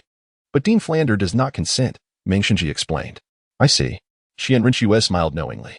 Yet, Meng Xinji couldn't shake the feeling that her smile bore a hint of disdain, perhaps directed at Douluo. He dared not articulate his thoughts and chose to remain silent. Where have Han Feng and the others gone? Ultimately, Qianren Xue could not suppress her concern for Han Feng. Meng Xinji had been anticipating this question and, after carefully choosing his words, responded, Your Highness, rest assured, young Master Han and the others are unharmed, but the Tiando Royal Academy may. Qianren Xue waved her hand, already anticipating this outcome. It matters not. I owe much gratitude to the three elders for their unwavering support. I am but an old man. Overwhelmed, Meng Xinji quickly replied. Qianren Xue smiled, choosing not to engage further with Meng Xinji, simply expressing her fatigue and dismissing Jilin and the others. Once they departed, her gaze turned icy and resolute. An avalanche. Xuexing. Truly, one cannot underestimate the royal family. Qianrenxue scoffed. A faint golden glint of murderous intent flickering in her eyes, had it not been for the recent events at the Tiando Royal Academy. She might have foolishly regarded Avalanche and Xuexing as frivolous wastrels. However, since Xuexing has fallen into her hands, it is only natural that she would not let him off easily. Xuexing should never have dared to insult Han Feng. Were it not for Han Feng, Qianrenxue might not have regarded this matter with such gravity, but now, even if Xuexing merely stumbled upon an opportunity, Qianrenxue would not allow him to escape unscathed. As for Douluo, the mere thought of him elicited a scornful smile from Qianrenxue. Has he begun to resort to desperate measures? The Emerald-Scaled Serpent Emperor, such a grand title. With a martial soul as worthless as his, how dare he call himself an emperor? The venom of the Emerald-Scaled Serpent harms both its victim and its wielder. How could Qianrenxue, well-versed in the doctrines of the Spirit Hall, be unaware of this? Though she cannot deal with Douluo in the immediate term, that is only a temporary predicament. As long as she possesses a reliable justification, even Bibi Dong, aware of her personal grievances, would have to intervene on her behalf against Douluo. Nonetheless, this situation may be beneficial. Qianrenxue sighed once more. Bibi Dong has already discovered her connection to Han Feng, and under Bibi Dong's watchful gaze, Qianrenxue scarcely dares to glance at Han Feng. If Han Feng were to enter the Tiando Royal Academy, it would be Qianrenxue who would suffer the most. With Han Feng just out of reach and Bibi Dong's scrutiny omnipresent, any appearance before Han Feng could invite endless troubles. Perhaps the current circumstances are indeed the most favorable. In her heart, Qianrenxue harbored a flicker of hope. Bibi Dong had mentioned that everyone within the Spirit Hall engages in minor antics to varying degrees, and she tends to turn a blind eye to such matters, just as she was already aware of Qianrenxue's correspondence with Han Feng, but chose not to intervene. For Qianrenxue's actions had not crossed her threshold. However, should Han Feng gain admission to the Tiando Royal Academy, that would be an intolerable situation for Bibi Dong. Qianrenxue pondered, if that is the case, then perhaps if Han Feng does not enter the Tiando Royal Academy and she refrains from revealing herself before him, she could maintain the status quo. The likelihood of such an outcome is exceedingly slim, yet Qianrenxue cannot help but yearn for it. Chapter 89. Lu Erlong in the company of the Shrek clan, Flander did not lead them directly to the Blue Tyrant Academy. Instead, he took them to purchase a set of outfits. Although Dai Mubai and the others were somewhat perplexed, they were nonetheless eager to comply. Xiaowu and Tang San followed Zhu Zhuqing, while Ning Rongrong accompanied Han Feng. Oscar and Ma Hongjun formed another pair. Han Feng was indifferent, as he understood that Flander's primary intention was to encourage the master to undergo some transformation. The master's current expression, resembling that of a lifeless corpse, was indeed quite detracting. However, unable to withstand the fervent enthusiasm of Ning Rongrong, and with Dai Mubai chiming in, Han Feng had no choice but to purchase 2 sets. Once everyone had changed into their attire, Flinder led the group with great fanfare towards the Blue Tyrant Academy. It is indeed noteworthy that Flinder's demeanor at the Blue Tyrant Academy was markedly different from that at the Heavendo Royal Academy. He exuded an air of arrogance and dominance. Upon arriving at the recruitment office, he displayed 7 soul rings with pride and confidently addressed the Soul King in charge of recruitment, inquiring, "I have heard that your academy is seeking instructors. Are we qualified?" Upon finishing his words, Zhao Wuji and others revealed their soul rings, a total of over a dozen obsidian rings shimmering behind them. It was fortunate that they did not frighten the poor Soul King to death. The Soul King hastily confessed his transgressions to the assembly and promptly led them towards the inner courtyard. Among the dozen or so individuals before him, there were 2 Soul Saints and 3 Soul Emperors, clearly beyond the humble capacity of a mere Soul King to receive. In the entirety of the Blue Overlord Academy, perhaps only the Dean held the privilege to engage in discourse with such esteemed figures. This is undoubtedly Flander's wicked sense of humor. He is well aware of who the Dean of Blue Bama Academy is. He merely wishes to experience the sensation of exerting pressure through authority. It has indeed been proven to be quite addictive. The inner courtyard of the Blue Ba Academy, rather than being merely a campus, could be likened to the private garden of the esteemed headmaster. Nestled within the expansive garden is a moderately sized building, while the remainder is adorned with an array of flowers and crystal-clear springs, evoking a sense of admiration from Oscar and Ma Hongjun. The headmaster, a person of simplicity, prefers to avoid complications. Most affairs of the academy are entrusted to us, the educators, while the headmaster resides in this tranquil grove, not out of intention to neglect anyone. The guiding Soul King, upon hearing the voices of Ma Hongjun and Oscar, offered a sheepish smile and explained, "No worries." Flander graciously waved his hand, indicating his indifference, which allowed the Soul King to breathe a sigh of relief. When it comes to understanding the president of the Blue Academy, Flanders surpasses the Soul King before him by far. If their esteemed president were to genuinely step out to greet them, only then would Flanders be astonished. The esteemed dean is just ahead. Please wait a moment while I seek his guidance. After walking for a while, the Soul King clasped his fists in salute to the group before proceeding ahead. Flan stood quietly in place, while the master's expression had taken on a peculiar hue. The flowers he encountered along the way evoked memories of a certain individual. Meanwhile, Han Feng observed the unfolding scene with great interest, nearly ready to fetch a chair and enjoy popcorn. It is not that he derives his happiness from the suffering of others. Han Feng is merely driven by a genuine curiosity. Upon encountering Lu Erlong, what expression might the typically composed and unflappable master display? Well, in truth, Han Feng was merely indulging in a wicked sense of humor, eager to witness the master make a fool of himself. After all, during the initial training sessions, the master truly pushed them to their limits. Fengzi, you seem rather pleased, don't you? Dai Mubai cast a peculiar glance at Han Feng and, with a hint of perplexity, inquired. Han Feng grinned and replied, just wait and see, Xiao Gang. Dai Mubai was perplexed, but before he could voice his question, he beheld a graceful and mature figure rushing towards him from the distance. The sorrowful and plaintive sound that accompanied her approach pierced the hearts of all who heard it. Before Dai Mubai could discern the features of this figure, a gust of wind swept past him, leaving him in a state of bewilderment as he stared at Han Feng. His eyes filled with astonishment. Observing Dai Mubai's expression, Han Feng couldn't help but chuckle softly. Ignoring Han Feng, Dai Mubai slowly turned to see who was in such a frantic hurry, only to be met with the sight of a strikingly beautiful mature woman.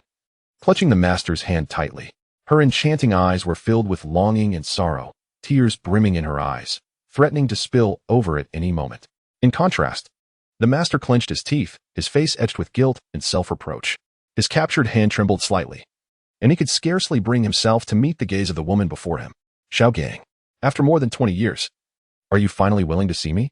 The woman spoke, her voice imbued with profound sorrow.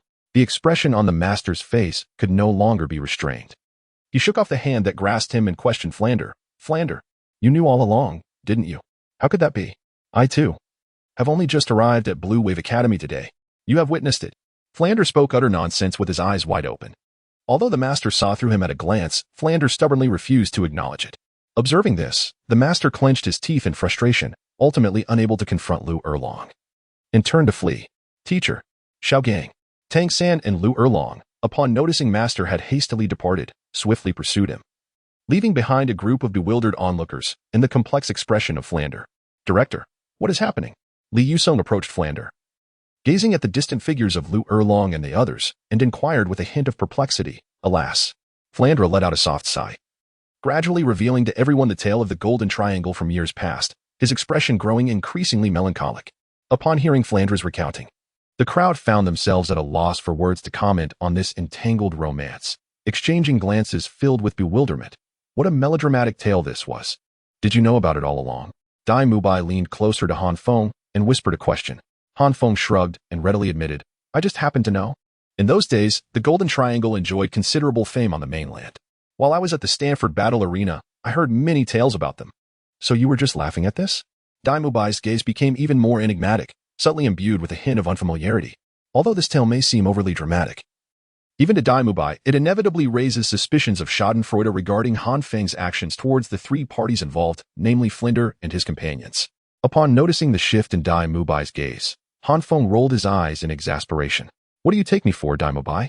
He retorted with irritation. After a moment's contemplation, Dai Mubai responded earnestly, a tortoise of iron, a steel structure, a humanoid mobile concentrated fire door, a strategic mockery weapon, a monster. Good grief. Han Feng exploded upon hearing this. Dai Mubai, do you believe I won't sneak in and apply some medicinal oil to your souls while you sleep tonight? What is medicinal oil? Dai Mubai inquired, puzzled. Not important, Han Feng replied, momentarily taken aback yet resolutely standing his ground. Dai Mubai regarded Han Feng with a look of confusion. Returning to the main point, what exactly do you mean? With a dismissive roll of his eyes, Han Feng huffed. In my view, the dean and the others are simply being too obstinate. What of my cousin? As long as there is love, even 100,000 years of soul beasts are not insurmountable. Furthermore, it's not as if one must marry in order to love. As long as Master and Dean Lu Erlong do not wed, who can interfere with their sibling bond? Once home, can they not do as they please? Moreover, even if public opinion is formidable, it is only directed at the weak. Once Dean Lu Erlong or we ourselves grow stronger, Who would dare to speak against us? Look at how arrogant and domineering Douluo is. He simply says whatever he pleases. After Han Feng spoke, Dai Mubai appeared even more perplexed. What is it? Han Feng, feeling uneasy under Dai Mubai's scrutinizing gaze, called out warily. Nothing, Dai Mubai replied, after carefully assessing Han Feng. I merely realized that one cannot hastily judge a person's emotional intelligence, for even you may not recognize that in your eyes. A complete fool can possess an extraordinarily profound understanding of a complex issue. Are you implying there is a hidden meaning in your words? Han Feng furrowed his brow, instinctively questioning. Not important, Dai Mubai stated, his expression unchanged, confidently asserting his stance. Chapter 90. Tang San's loss at this moment, Flinder. Having overheard the conversation between Dai Mubai and Han Feng, let out a deep sigh. I never expected even this kid Han Feng could grasp such matters. Yet that fellow Xiao Gang remains oblivious. Zhao Wujia chuckled, lightly patting Han Feng on the shoulder, and with a jovial tone remarked, You see. This lad is a fool disguised as a sage. Han Feng winced at Zhao Wujia's slap, irritably swatting away the large hand. Dean, Teacher Zhao, your words hardly seem to be a compliment. Rest assured, we are indeed not praising you. Zhao Wujia laughed heartily, showing no intent to conceal his amusement. TSK. Han Feng clicked his tongue, casting a disdainful glance at Zhao Wujia. However, Zhao Wujia paid no heed to Han Feng's expression. Witnessing Han Feng's discomfort brought him great joy. One cannot say it so bluntly. Oscar furrowed his brow and hesitantly interjected, although we should not meddle in the affairs of the master. The fact that he chose to avoid Dean Liu Erlong for 20 years clearly indicates he struggles with his own inner demons. Even if, as Feng Gu suggests, someone truly fell in love with a spirit beast of 100,000 years, it is improbable they could remain unfazed, right? What do you mean, you scoundrel? Is love so trivial in your eyes? As soon as Oscar finished speaking, Xiao Wu exploded, seizing Oscar by the collar, her eyes ablaze with fury. Oscar was taken aback, hastily pleading, Sister Xiao Wu, I was wrong. I was wrong. Please, show mercy and let me go. Han Feng, witnessing this scene, chuckled silently. Oscar truly had a knack for stepping on landmines. As for Oscar's claim regarding the ability to remain composed after falling in love with a spirit beast, Han Feng believed such individuals did exist. Many years ago, there was one. A few years later, another would emerge. And in 20,000 years and 30,000 years hence, there would each be one as well. And guess what? They all coincidentally share the surname Tang. What a splendid jest. Han Feng found amusement in his own thoughts. Hey, what are you laughing at, you little brat? Xiao Wu, having released Oscar, now turned her glare towards Han Feng, her eyes fierce with menace. I thought of something amusing, Han Feng stammered, his expression stiffening as he spoke. Xiao Wu scrutinized Han Feng for a moment but found no flaw in his demeanor. With a huff of dissatisfaction, she remarked, You little brat, what do you even know about love? I wager you're just lucky by chance. How pitiful for the girl who calls out Han Feng's name even in her dreams. Ning Rongrong, the innocent target of this remark, immediately flushed with embarrassment, her face turning a bright crimson. Meanwhile, Han Feng protested indignantly, Am I a little brat? In my presence, you are the one who is. What are you? Xiao Wu provocatively inquired, as Han Feng hesitated. He opened his mouth, initially wanting to claim that she was the little brat in front of him, but suddenly realized that regardless of his past lives, he might not even surpass Xiao Wu in age by 30 generations. Humph. A true gentleman does not engage in conflict with a lady. Han Feng had no choice but to retract his statement. Why do you continue to provoke Rongrong daily? To Han Feng's surprise, the usually silent Zhu Zhuqing unexpectedly stepped forward, casting a sidelong glance at him before speaking coolly. Ahem. With Zhu Zhuqing having spoken, Dai Mubai naturally followed suit, clearing his throat theatrically and resolutely addressing Han Feng. Fengzi, I believe it is necessary for you to correct your attitude. After saying this, Dai Mubai quickly positioned himself behind Zhu Zhuqing, his face adorned with a sycophantic expression. Douluo, as the king of beasts, the evil-eyed white tiger must feel ashamed for you. Han Feng's eyelids twitched upon hearing this, and with a pair of lifeless eyes, he glared at Dai Mubai, retorting in a sardonic tone. What a joke. Fengzi, you should let Rongrong judge for herself. Dai Mubai was equally unyielding, shouting back at Han Feng. All right, are you all collectively denouncing me? Han Feng's eyes widened as he gritted his teeth, glaring at the trio before him, one man and two women, before turning to Ning Rongrong. Rongrong, you tell them, how do I usually treat you? Ning Rongrong, overwhelmed by the situation, lowered her head and could only respond meekly to Han Feng's inquiry. Han Feng is actually quite nice to me usually. You see, the truth is revealed. I'm wronged. Han Feng burst into laughter. However, observing Han Feng's moment of triumph, Dai Mubai and the others remained unfazed, merely responding with a cold snicker to express their stance. Peng Peng, did you just laugh too? What does this have to do with you? Without you, how much easier my day would be, do you know? Han Feng's keen eyes quickly spotted a stout figure mingling in the crowd and immediately brought it to light, berating it without mercy. Caught in the act. Ma Hongjun gave an awkward smile. He was merely joining in the fun, unaware that Han Feng was also one to bully the weak. Calm down, calm down. You must have misheard. It was clearly that fellow Oscar who laughed. Ma Hongjun wiped the cold sweat from his forehead, skillfully shifting the blame onto Oscar. Fatty, how dare you tarnish someone's reputation unjustly? Oscar's expression changed dramatically upon hearing this. As the commotion continued, Master and Lu Erlong returned. Although Master still hesitated to face Lu Erlong, he nonetheless walked alongside her. Upon closer inspection, one could see the slight redness around their eyes. Boss Fu. Lu Erlong wiped away the tears from the corners of her eyes, calling out to Flander. The previously intrigued Flander, who was watching Han Feng and the others' antics, chuckled and, without inquiring about what transpired between Lu Erlong and Master, simply remarked, Haha, Erlong, you still have your charm. Boss Fu, I am already old. Lu Erlong, amused by Flander's humor, momentarily captivated him with her charm. Oh, poor Flander.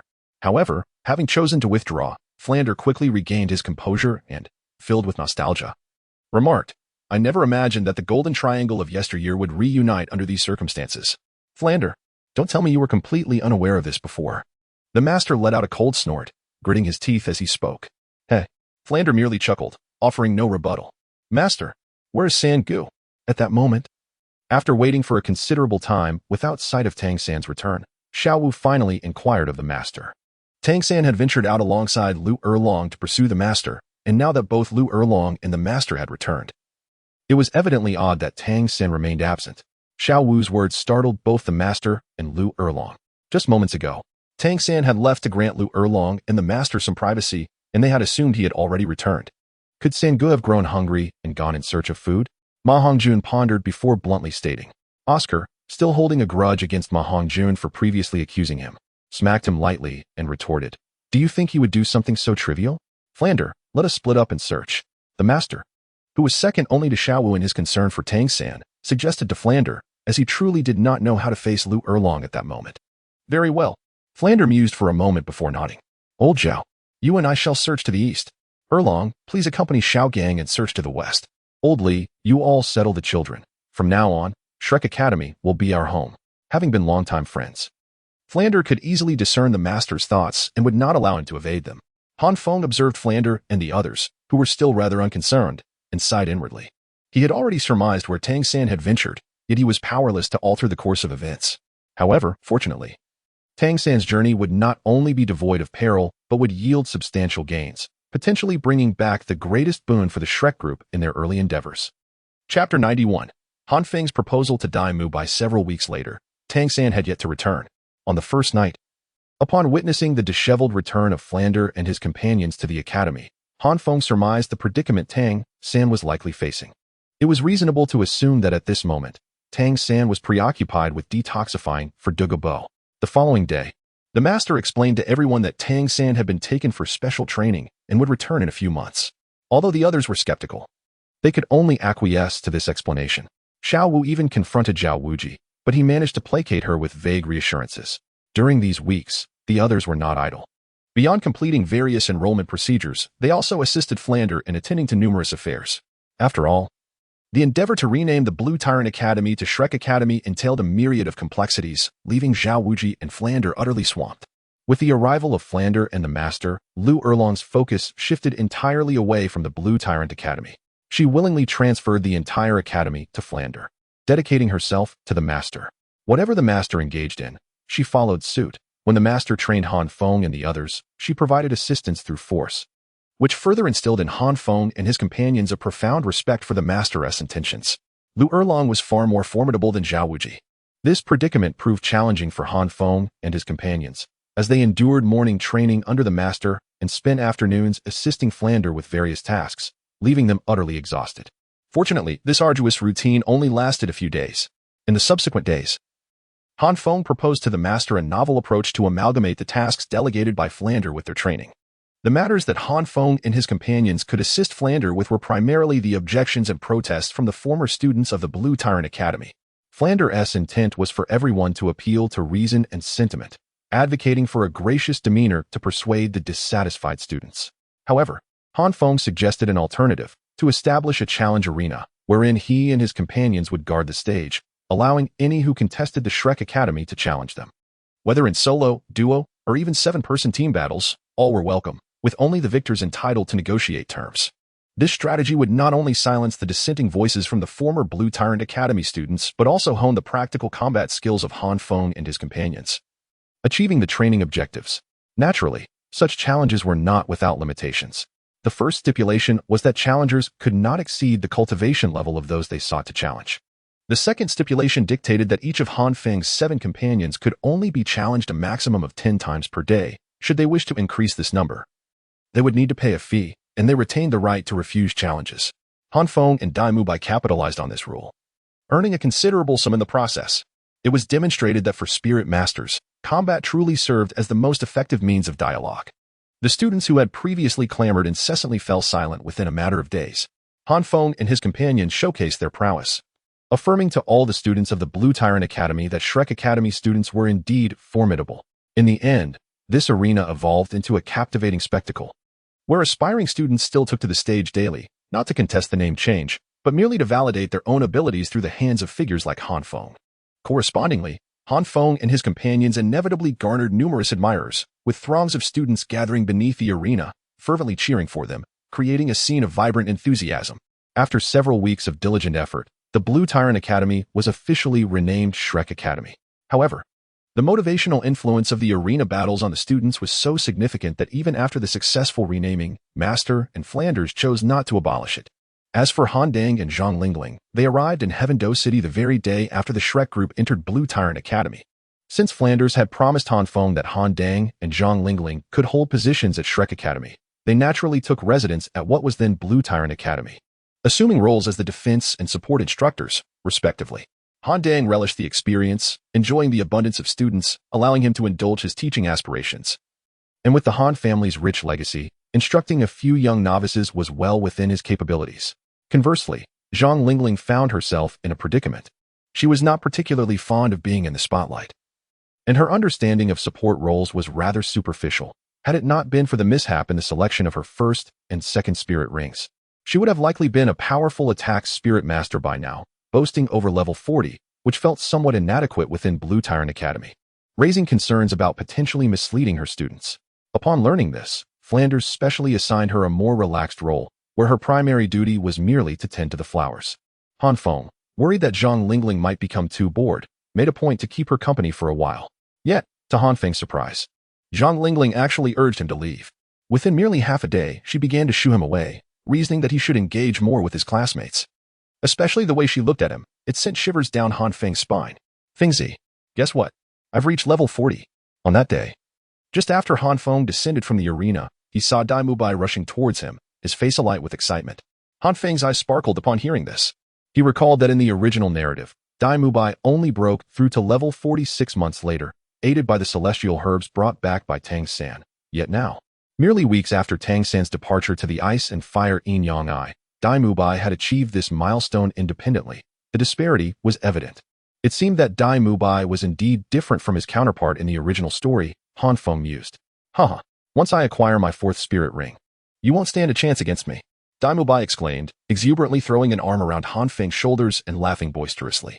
Han Feng shared in his joy, grinning broadly. Fengzi, Master mentioned that the highest age limit for a spirit master's 4th spirit ring is between 5,000 and 6,000 years. What kind of spirit beast do you think I should absorb? Dai Mubai appeared exceptionally animated, speaking rapidly and without pause.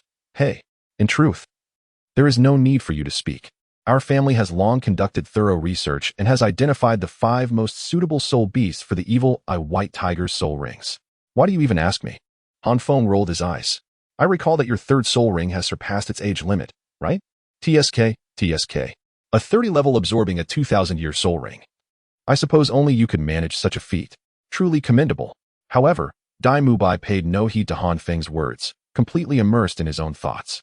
Yet, Dai Mubai's remark sparked a realization in Han Feng. Among the Shrek 8, Han Feng shared the closest bond with Dai Mubai, and he was more than willing to see Dai Mubai grow stronger. Dai Mubai's Gingjin Tiansha halberd had been maturing gradually with Han Feng's assistance. But it isn't just me. Tang San's third soul ring is also 2,000 years old. With this thought, Han Feng smiled and suddenly spoke. His words caught Dai Mubai off guard. Did you not say otherwise? Please. Han Feng rolled his eyes, somewhat exasperated, and explained, you must consider the circumstances. If I had informed teacher Zhao that Tang San absorbed a 2,000-year soul ring, he would have been utterly infuriated. Dai Mubai pondered for a moment and recognized the logic in this, but knowing Han Feng as he did, he sensed that Han Feng's sudden statement held deeper significance. Dai Mubai scrutinized Han Feng, shedding any pretenses, and directly inquired, what do you mean? Speak plainly. Have you not considered absorbing a soul ring beyond its age limit? Han Feng stated bluntly, his gaze fixed intently on Dai Mubai. Gasped. Dai Mubai was taken aback by Han Feng's words, a flicker of intrigue evident in his unique eyes. Yet he quickly regained his composure. Do not lead me astray. It is only through pure soul power that one can absorb soul rings beyond their age limit. Tang San likely achieved this due to his inherent soul power characteristics and unwavering will. Are you suggesting I risk my life for such an endeavor? I do not possess your innate talent. My Soulmaster cultivation has refined my soul power to rival that of a soul sect, and I can hardly cultivate as swiftly.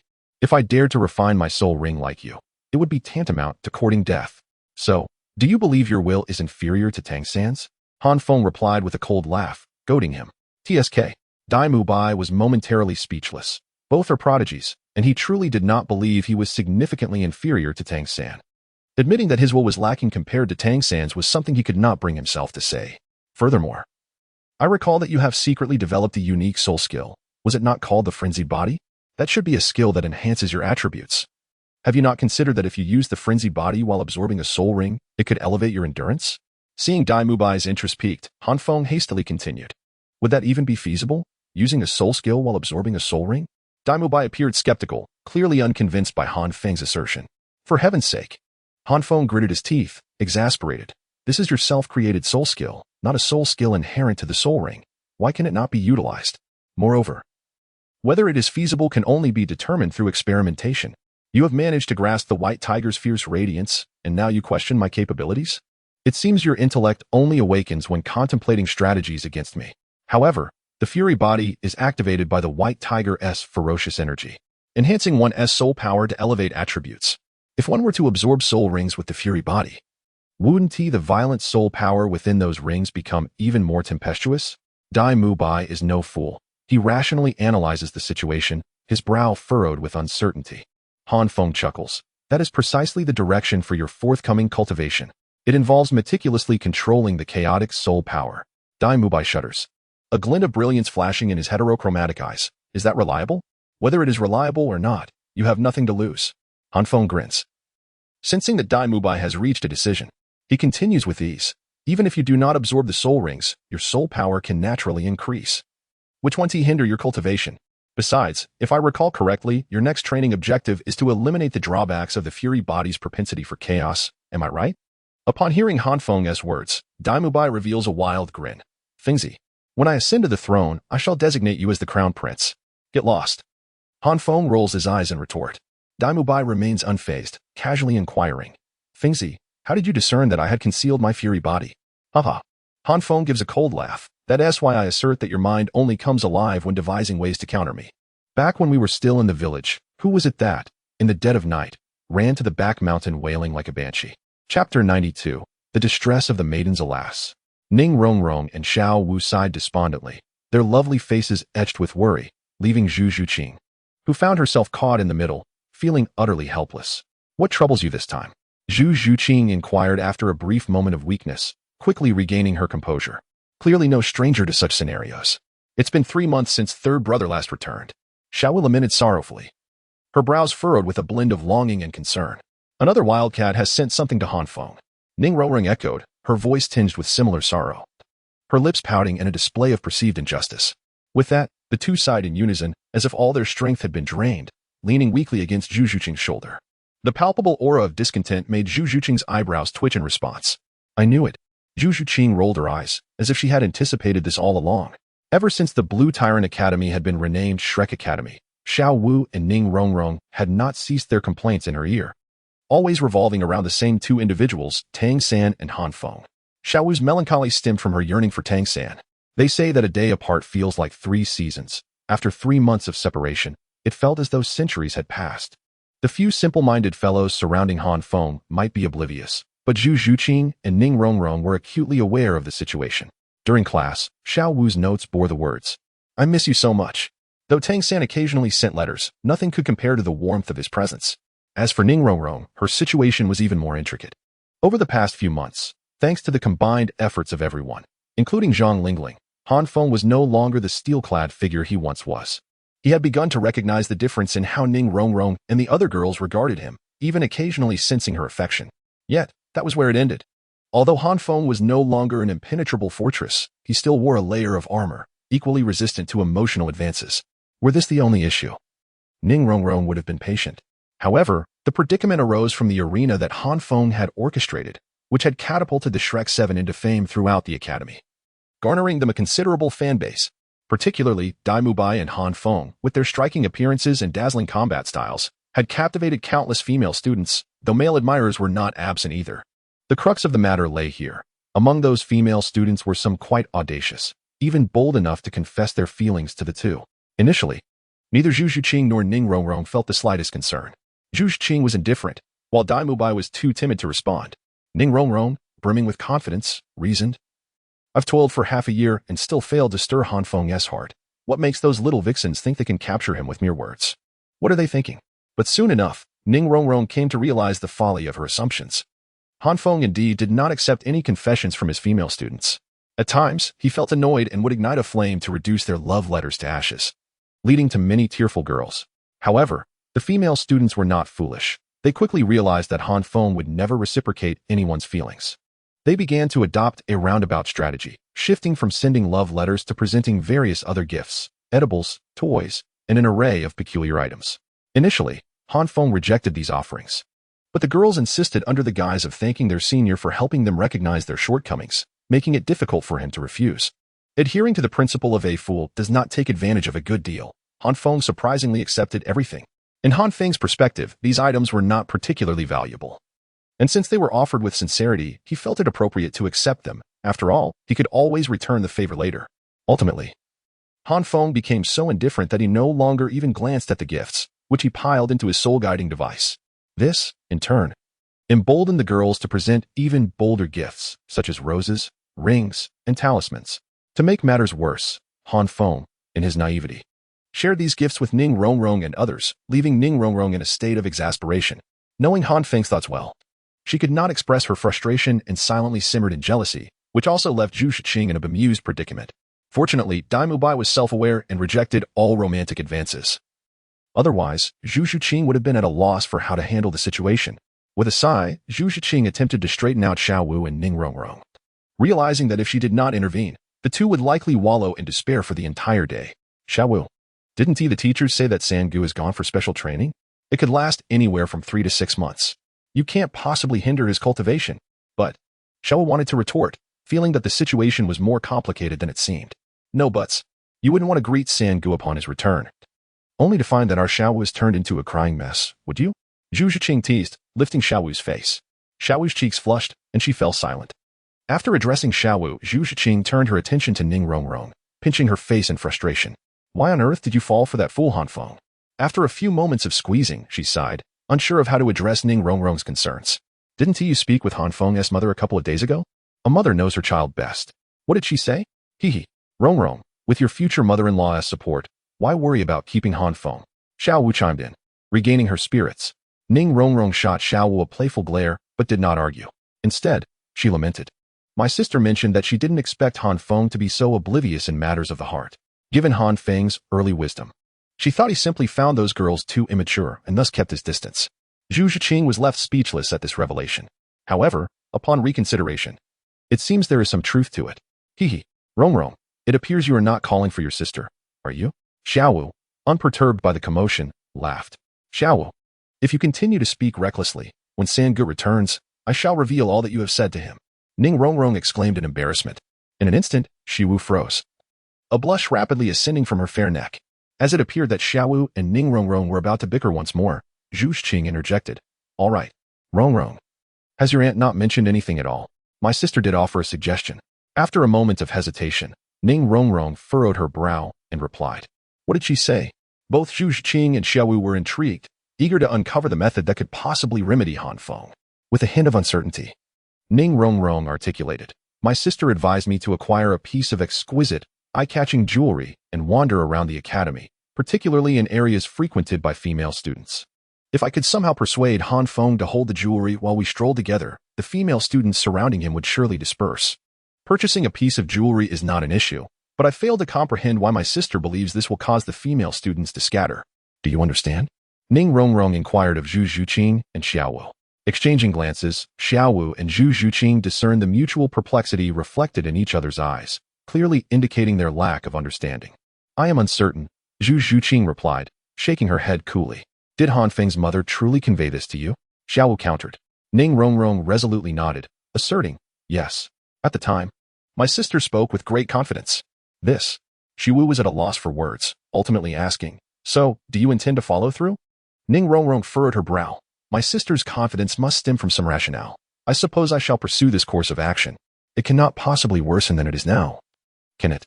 How do you plan to persuade Han Feng to accompany you on a stroll around the academy?" Presently, Han Feng is inseparable from Daimubai, engaging in some unknown pursuits, and even the master, along with the others, remain oblivious. Zhu Xing inquired with a composed demeanor. "I do not know.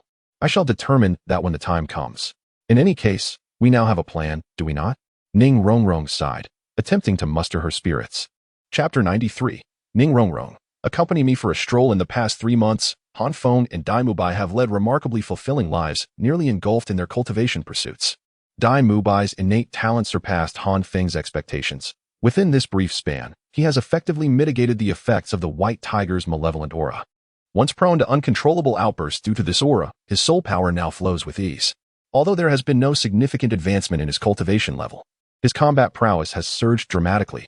Currently, Daimubai is capable of etching intricate designs onto the shell of a raw egg with his Gungjin Quangsha halberd without causing a single drop of egg liquid to escape. Han Feng, too, has not grown complacent. Although he does not particularly relish the act of cultivation, he recognizes the necessity of it. His innate soul power is regrettably low, hovering around the threshold of half a rank to the first rank, making his efforts seem disproportionately laborious, were it not for the fortuitous acquisition of his unique ability. His current level, whether it reaches the 10th rank, would remain uncertain. This predicament is not merely a matter of diligence. Even after millennia, a certain individual, burdened with grievances and blessed with exceptional luck, only attained the 10th rank at the tender age of 12. Moreover, Han Feng must also compress the quality of his soul power.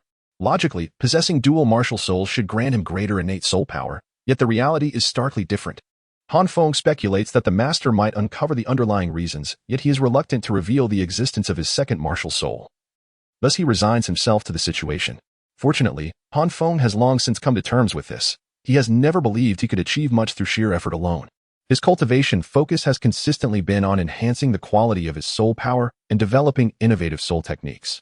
Throughout these 3 months, spurred on by mutual encouragement with Daimubai, Han Feng has made significant progress.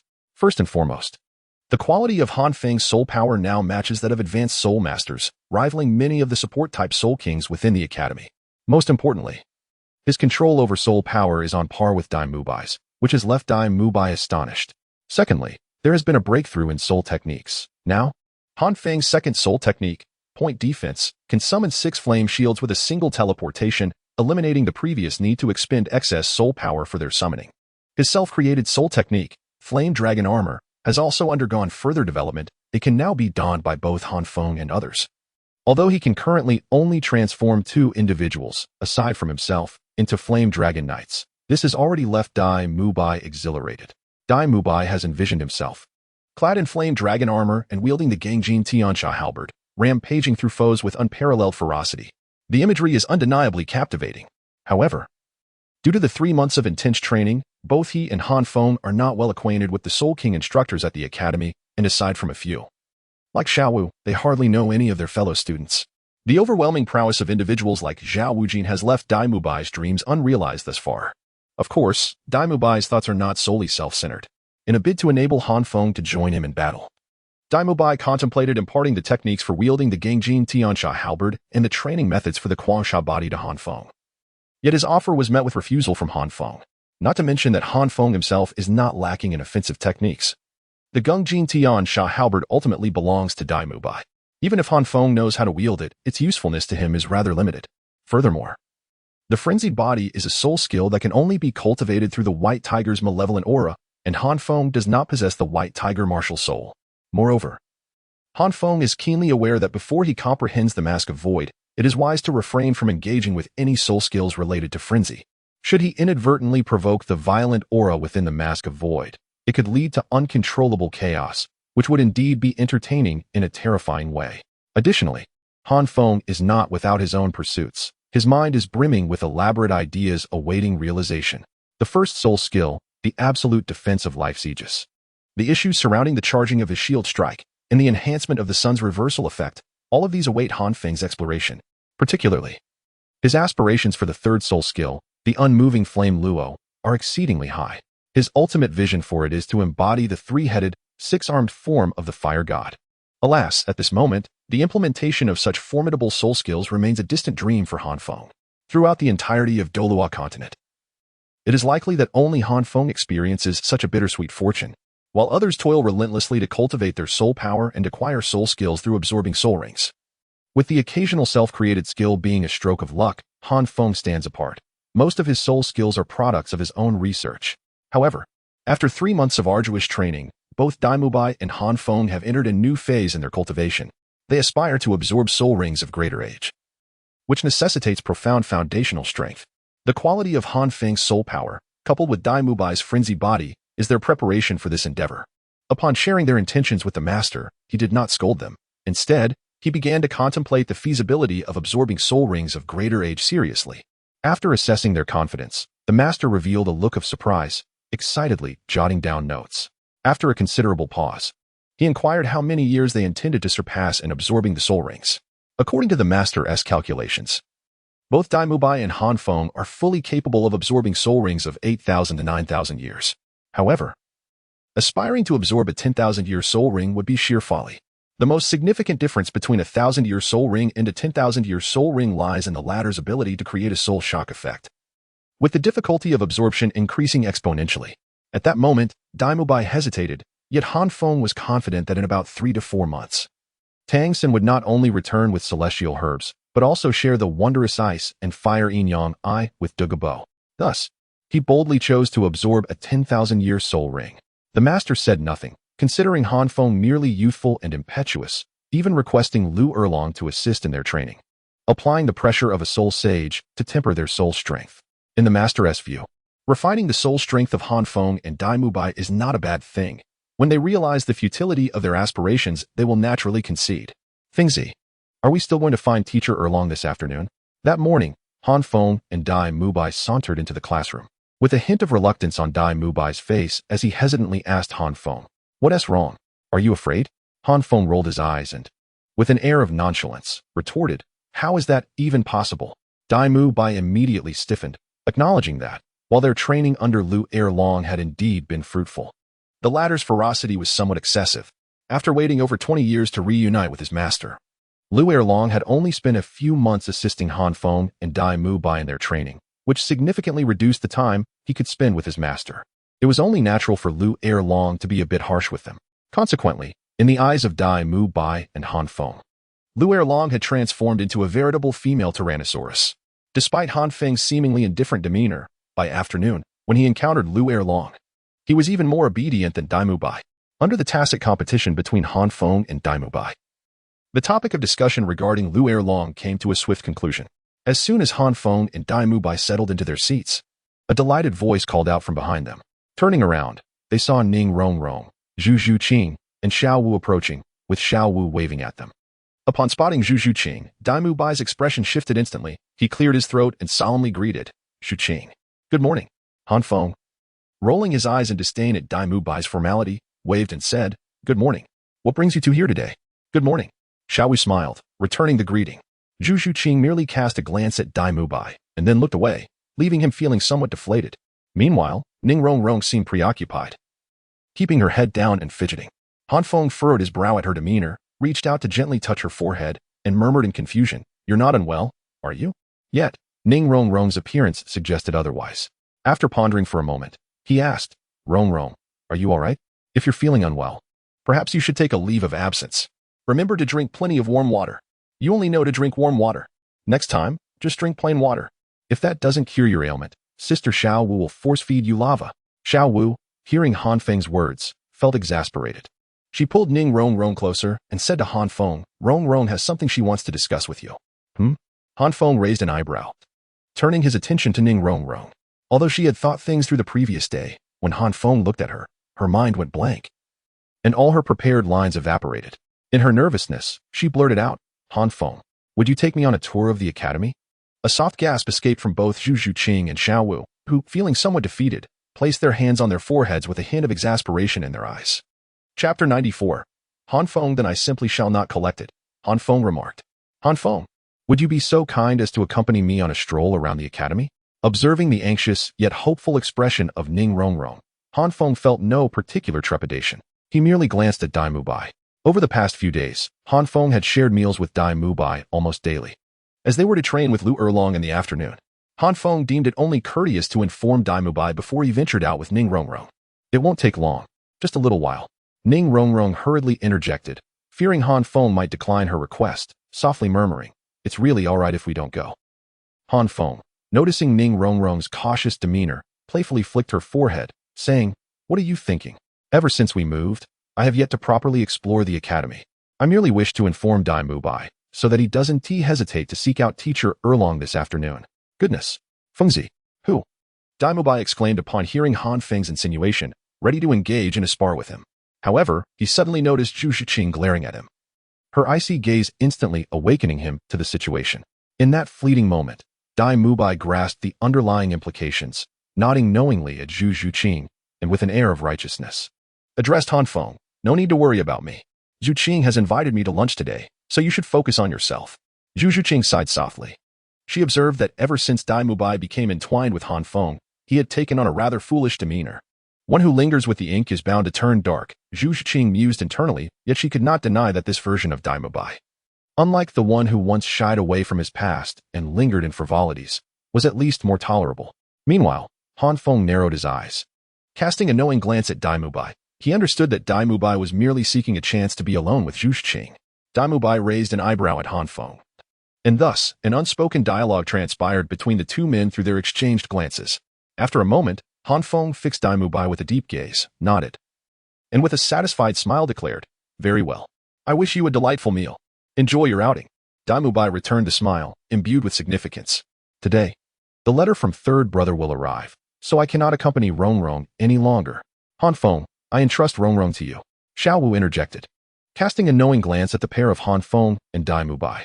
The morning classes swiftly passed, and after exchanging pleasantries with Zhu Zhuqing and Ning Rongrong, Xiao Wu departed, her eyes reflecting a hint of longing, evidently on her way to seek the letter from Master that Tang San had sent back, rather absurdly. In the past 3 months, Tang San had dispatched over 10 letters, yet only a few brief sentences provided Han Feng and the others with any substantial information. Zhuqing, shall we go? Dai Mubai approached Zhu Zhuqing, inviting her with a countenance brimming with uncontainable pride. Zhu Zhuqing let out a soft hum, neither rejecting nor consenting, simply striding forward with her long legs towards the outside. Upon witnessing this, Dai Mubai grinned widely and cheerfully followed suit. As Dai Mubai and the others departed, Han Feng shrugged and approached Ning Rongrong, suggesting, shall we go? Ning Rongrong quickly rose, nodding her head, albeit with somewhat stiff movements. Although Han Feng was puzzled, he refrained from expressing his confusion, as this was not their first encounter of this nature. Naturally, he proceeded towards the exit of the teaching building. Though Lanba Academy may not rival the Tiando Royal Academy, it stood as a prestigious institution in its own right, boasting artificial forests, volcanoes, glaciers, and waterfalls. None were lacking. Occasionally, one might even witness a few students gathering to engage in soul battles, which certainly alleviated any potential boredom. As they walked, Han Feng genuinely appreciated the scenery. However, this was a source of discomfort for Ning Rongrong. Having seen these sights countless times throughout her life, Ning Rongrong had grown quite accustomed to them. Moreover, as she had a specific purpose in mind, Han Feng's relative silence during their stroll left her in a quandary. Her delicate fingers rested on her wrist, where a beautifully crafted soul tool bracelet adorned her. She had attempted multiple times to catch Han Feng's attention, but he consistently seemed to overlook it, as if it were invisible to him. In truth, Han Feng had noticed the bracelet. The gemstones embedded within it were simply too striking to ignore. Yet, He felt indifferent towards such extravagant adornments and, in an effort to avoid upsetting Ning Rongrong, wisely chose to remain silent on the matter. As they explored the academy, it became evident to Ning Rongrong that they had traversed nearly half of it, causing her to feel a sense of urgency.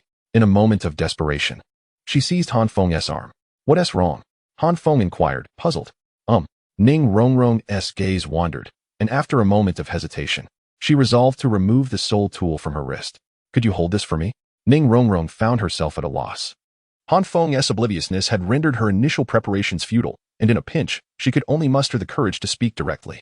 Upon receiving the soul tool from Ning Rongrong, Han Feng scrutinized it, his expression turning somewhat peculiar. "It seems you don't merely wish to stroll around, do you?"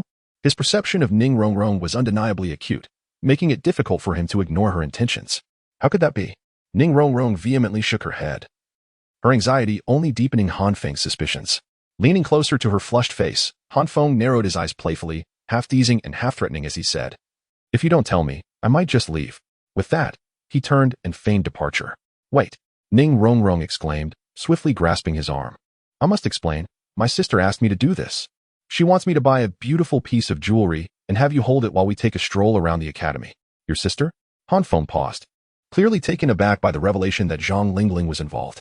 "Your mother asked you to do this? But why?" Han Feng was perplexed, unable to comprehend what medicinal concoction Ning Rongrong and Zhang Lingling were purchasing. Ning Rongrong, in a fit of frustration tinged with jealousy, murmured softly, "Isn't it because you were surrounded by a throng of girls every day, receiving so many gifts, while others, like the eldest sister, do not accept them?" Fortunately, Han Feng's hearing had significantly improved. Otherwise, he might not have caught her words at all. What did this have to do with them? Han Feng found himself even more bewildered. The gratitude expressed by those female students towards him had no bearing on his willingness to accompany Ning Rongrong around the academy. Did it? But, of course, it did. Ning Rongrong, akin to an irate kitten, declared in a petulant tone, "It is precisely because you accept everything that I sought my sister's advice. So, you want me to accompany you around the academy simply to prevent me from accepting those items?" Han Feng suddenly realized the essence of her complaint and responded with an epiphany. "Well," Ning Rongrong's demeanor softened, and she shyly nodded, adding, "My sister said you must help me carry something more conspicuous." Gazing at Ning Rongrong's expression, a blend of sorrow and shyness, Han Feng felt an inexplicable warmth surge within him. Strangely enough, he found himself slightly embarrassed and hesitantly remarked, "If you truly dislike them, then I shall refrain from accepting them. Initially, I perceived it as their goodwill, but now it has become somewhat bothersome, as my soul tool is nearing its capacity." "Really?" Ning Rongrong exclaimed, her eyes sparkling with joy.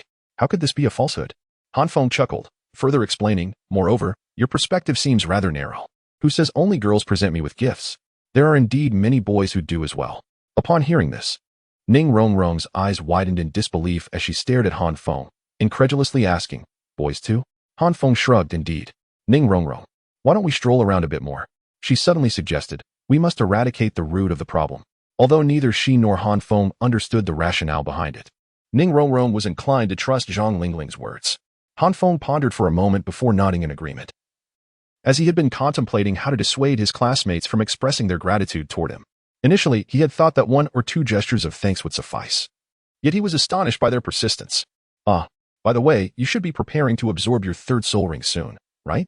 Han Feng suddenly recalled that a few months ago, Ning Rongrong had already reached level 28. By now, she ought to be level 29. Ning Rongrong shot him a resentful glance, exclaiming, "You truly show no concern for us at all. I have long since reached level 30. And Zhu Qing and the fatty are nearly at the same level. We plan to hunt for our 3rd soul ring together." Han Feng felt a bit embarrassed, scratching his head. "I've been so engrossed in my training these past few days." Ning Rongrong smiled charmingly, unfazed, and mischievously suggested, "Then, as an apology, shouldn't you accompany us in hunting for soul rings? As you are aware, Teacher Zhao and the others are merely responsible for leading the team. The hunting of soul rings is entirely our own affair. Rest assured, when the time comes, I will enlist the aid of the esteemed Douluo, ensuring that we discover the finest soul beast for you." Han Feng proclaimed confidently, patting his chest. "There is no need for you to mention it. Douluo will certainly be involved." Ning Rongrong remarked with a mysterious smile, speaking with assuredness. Chapter 95. Return after 6 months. Time flies, and 6 months have passed by unnoticed. During this period, Tang San has yet to return, causing Xiaowu's longing for him to intensify. Her yearning for Tang San has rendered her increasingly volatile. leading her to frequently seek opportunities to practice with Oscar and Ma Hongjun, much to their dismay. In truth, it is not entirely out of the question that the duo could stand against Xiao Wu. For Ma Hongjun has acquired his third spirit ring and ascended to the rank of Spirit Elder, while Oscar's spirit power has reached level 33. Though Xiao Wu holds a higher cultivation at level 35, Ma Hongjun and Oscar could certainly muster some resistance if it came to a confrontation. However, the question remains, would they dare? After all, who among them is unaware of the backing Xiao Wu has in Tang San? Who is Tang San? He is the man who bravely charged at the formidable Titan Great Ape for Xiao Wu's sake. The memory of Zhao Wujing inadvertently injuring Xiao Wu and being left with a head full of wounds from the Dragon Beard Needle is still fresh in their minds. Neither Ma Hongjun nor Oscar wishes to follow in Zhao Wujing's footsteps. Moreover, even in Tang San's absence from the academy, there are still Zhu Zhuqing and Ning Rongrong. Ning Rongrong, now a level 32 support spirit elder, and Zhu Zhuqing, a level 31 agility attack spirit elder, could undoubtedly overpower Ma Hongjun and Oscar in unison. As for why they do not seek assistance from Dai Mubai and Han Feng, it is not only that the two of them are often unreachable, either battling in the arena or training under Lu Erlong. Even if they were found, would they dare to call upon Dai Mubai and Zhu Zhuqing for support? One could only fear that Dai Mubai might deliver a relentless combo to them first. Additionally, they have noticed that, at some point, the atmosphere between Han Feng and Ning Rongrong has also grown increasingly peculiar, making it unlikely for them to count on Han Feng's help. Speaking of Dai Mubai and Han Feng, their changes have been the least noticeable. Compared to 3 months ago, neither Han Feng nor Dai Mubai has shown significant improvement in strength. However, their soul power has seen a marked enhancement.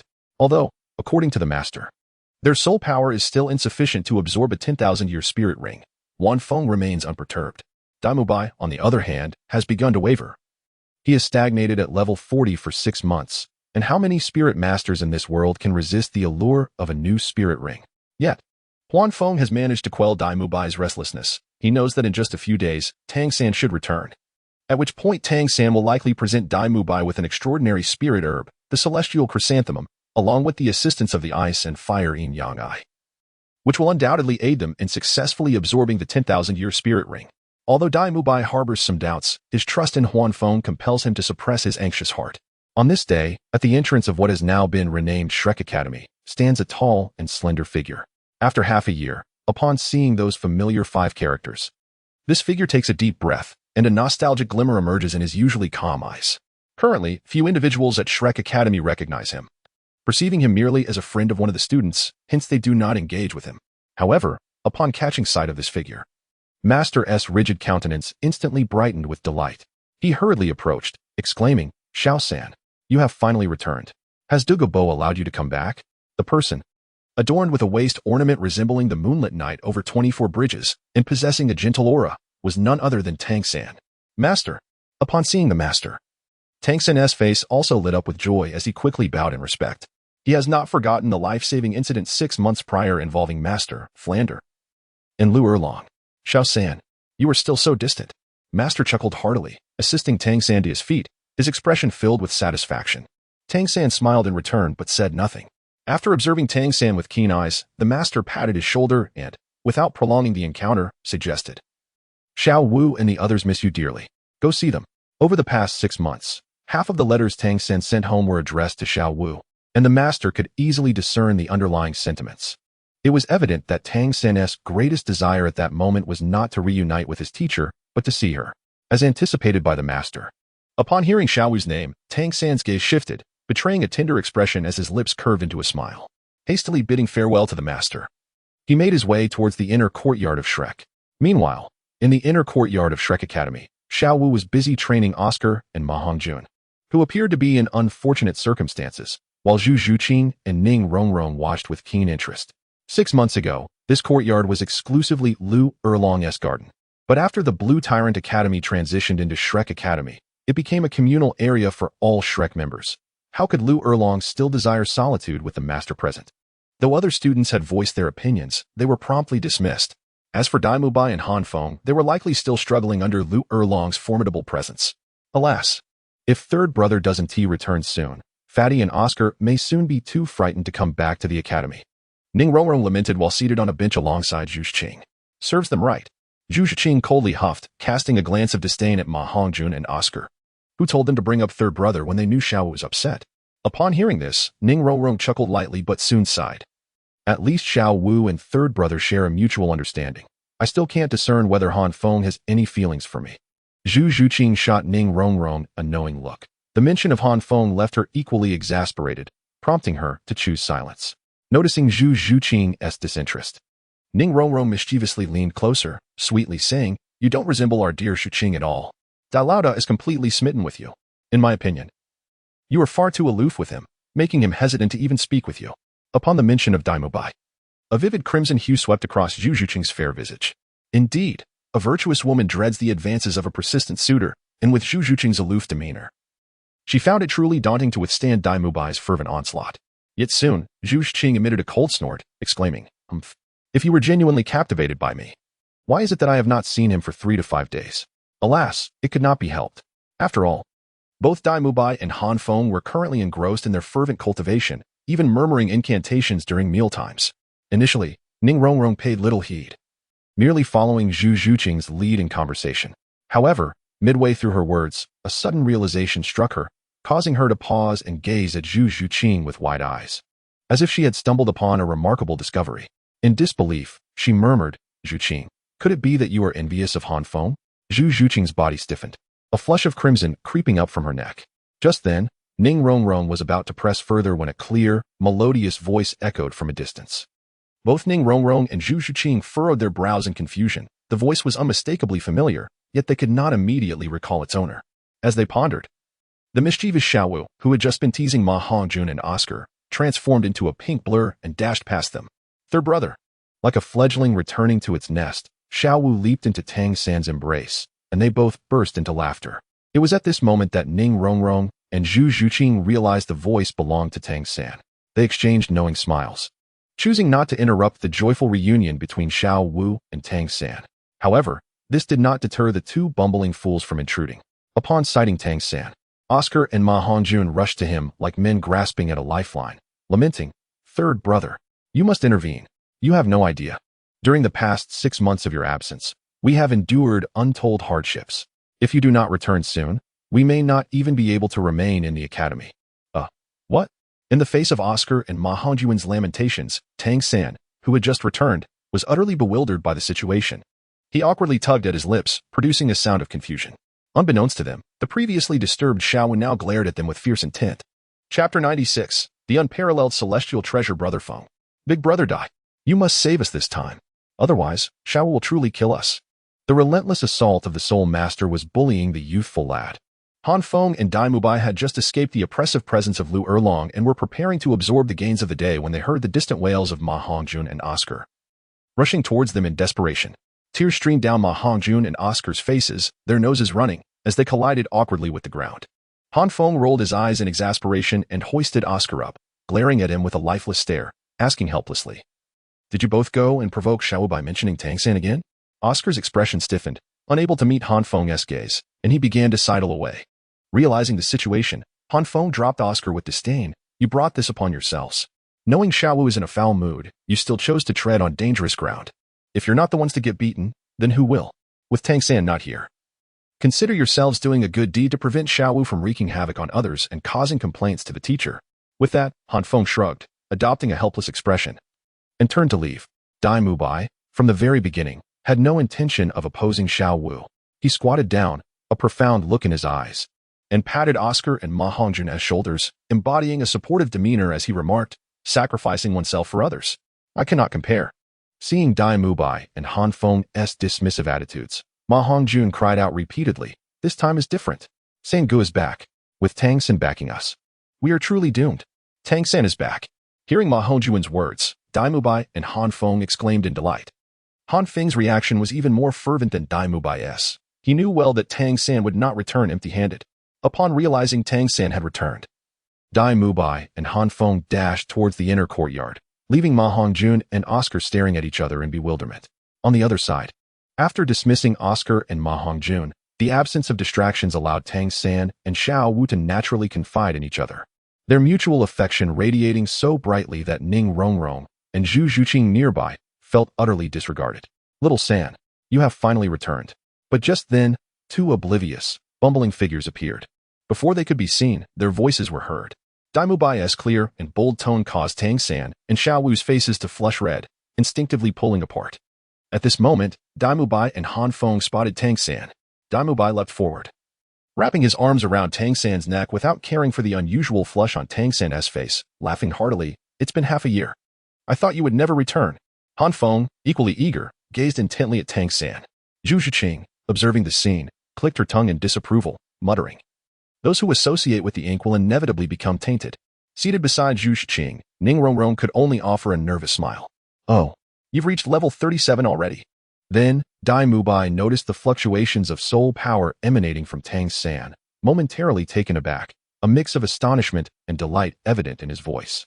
Upon hearing Dai Mubai's words, both Zhu Zhiqing and Ning Rongrong turned to gaze at Tang San, their expressions reflecting sheer disbelief as if they were beholding a genuine marvel. Just half a year ago, Tang San had only recently attained the rank of Soul Master, and now, astonishingly, he had ascended to level 37. It is worth noting that among them, Han Feng, acknowledged for his exceptional cultivation talent, had only reached level 36 in the same span of time, trailing behind Tang San. Although the challenges Han Feng faced in his cultivation were incomparable to Tang San's, his progress was nonetheless remarkable. Meanwhile, Han Feng's expression twisted in frustration, his eyes rolling in exasperation. Being aware of his own circumstances, he knew he had been at level 36 for 6 months without any advancement, merely shedding the effects of his hidden shield bit by bit. Over the past half year, he had only managed to progress from the early to the late stages of level 36. Yet, here was Tang San, returning after half a year, already at level 37. Truly absurd. Sensing the peculiar expressions on their faces, Tang San sheepishly chuckled and quickly clarified, "It's not as impressive as you imagine. My progress is merely a result of relying on the celestial herb and Du Gubo's poison pill." Celestial herb? Poison pill? Dai Mubai and the others exchanged puzzled glances, and Han Feng followed suit, questioning in confusion. Tang San chuckled and recounted his experiences at the Eye of Ice and Fire, concluding with, "Now do you understand?" Their brother. Before anyone could respond, they noticed Xiao Wu's wide eyes fixed intently on Tang San, her voice laced with accusation. "Didn't you say your teacher took you for special training?" "Ah." Tang San immediately felt a shiver run down his spine. "You deceived me." Before he could respond, tears glistened in Xiao Wu's eyes, not out of anger for being misled, but rather from concern over Du Gubo's morally ambiguous demeanor. "Xiao Wu, let me explain." Tang San panicked. He had never felt such trepidation even when coerced by Du Gubo half a year ago. Following a series of Tang San's attempts at justifying himself and signing countless unequal treaties, Xiao Wu finally relented. At that moment, Han Feng and the others were left at a loss for words. Only now did Tang San find the opportunity to engage with Han Feng and the others, offering them an awkward smile. "Hiki." Dai Mubai also smiled awkwardly, suggesting, "Shall we perhaps steer clear of this topic?" "Steer clear? We have been thoroughly sidestepped." Han Feng rolled his eyes. It seemed that Tang San was eager for their assistance in extricating him from this predicament. Tang San's face flushed with embarrassment. Clearly aware that his thoughts had been discerned by Han Feng, he quickly shifted the topic, his finger gliding across the 24 bridges on a moonlit night, revealing a magnificent chrysanthemum. This flower radiated a splendid shade of purple, and each delicate petal was adorned with tiny, exquisite hairs, yet it emitted not a hint of fragrance. Han Feng's eyes brightened at the sight. Tang San chuckled and said to Dai Mubai, "Boss Dai, this is for you.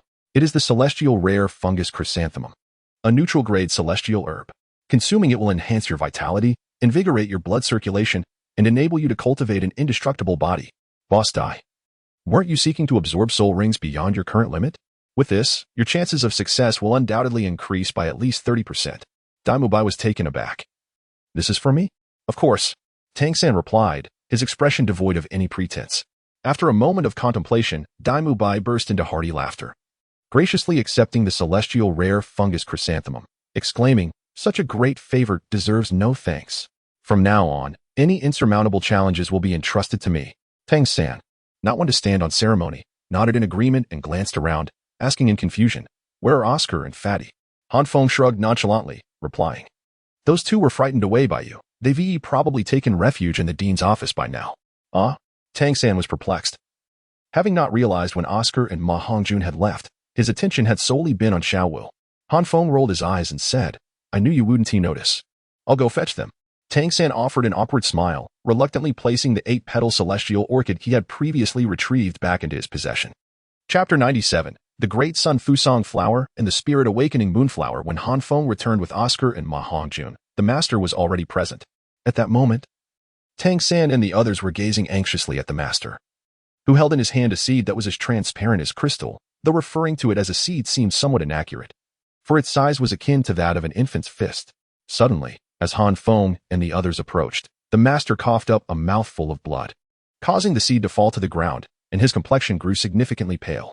The sight startled Han Feng and his companions, who initially thought their sudden appearance had triggered this alarming scene.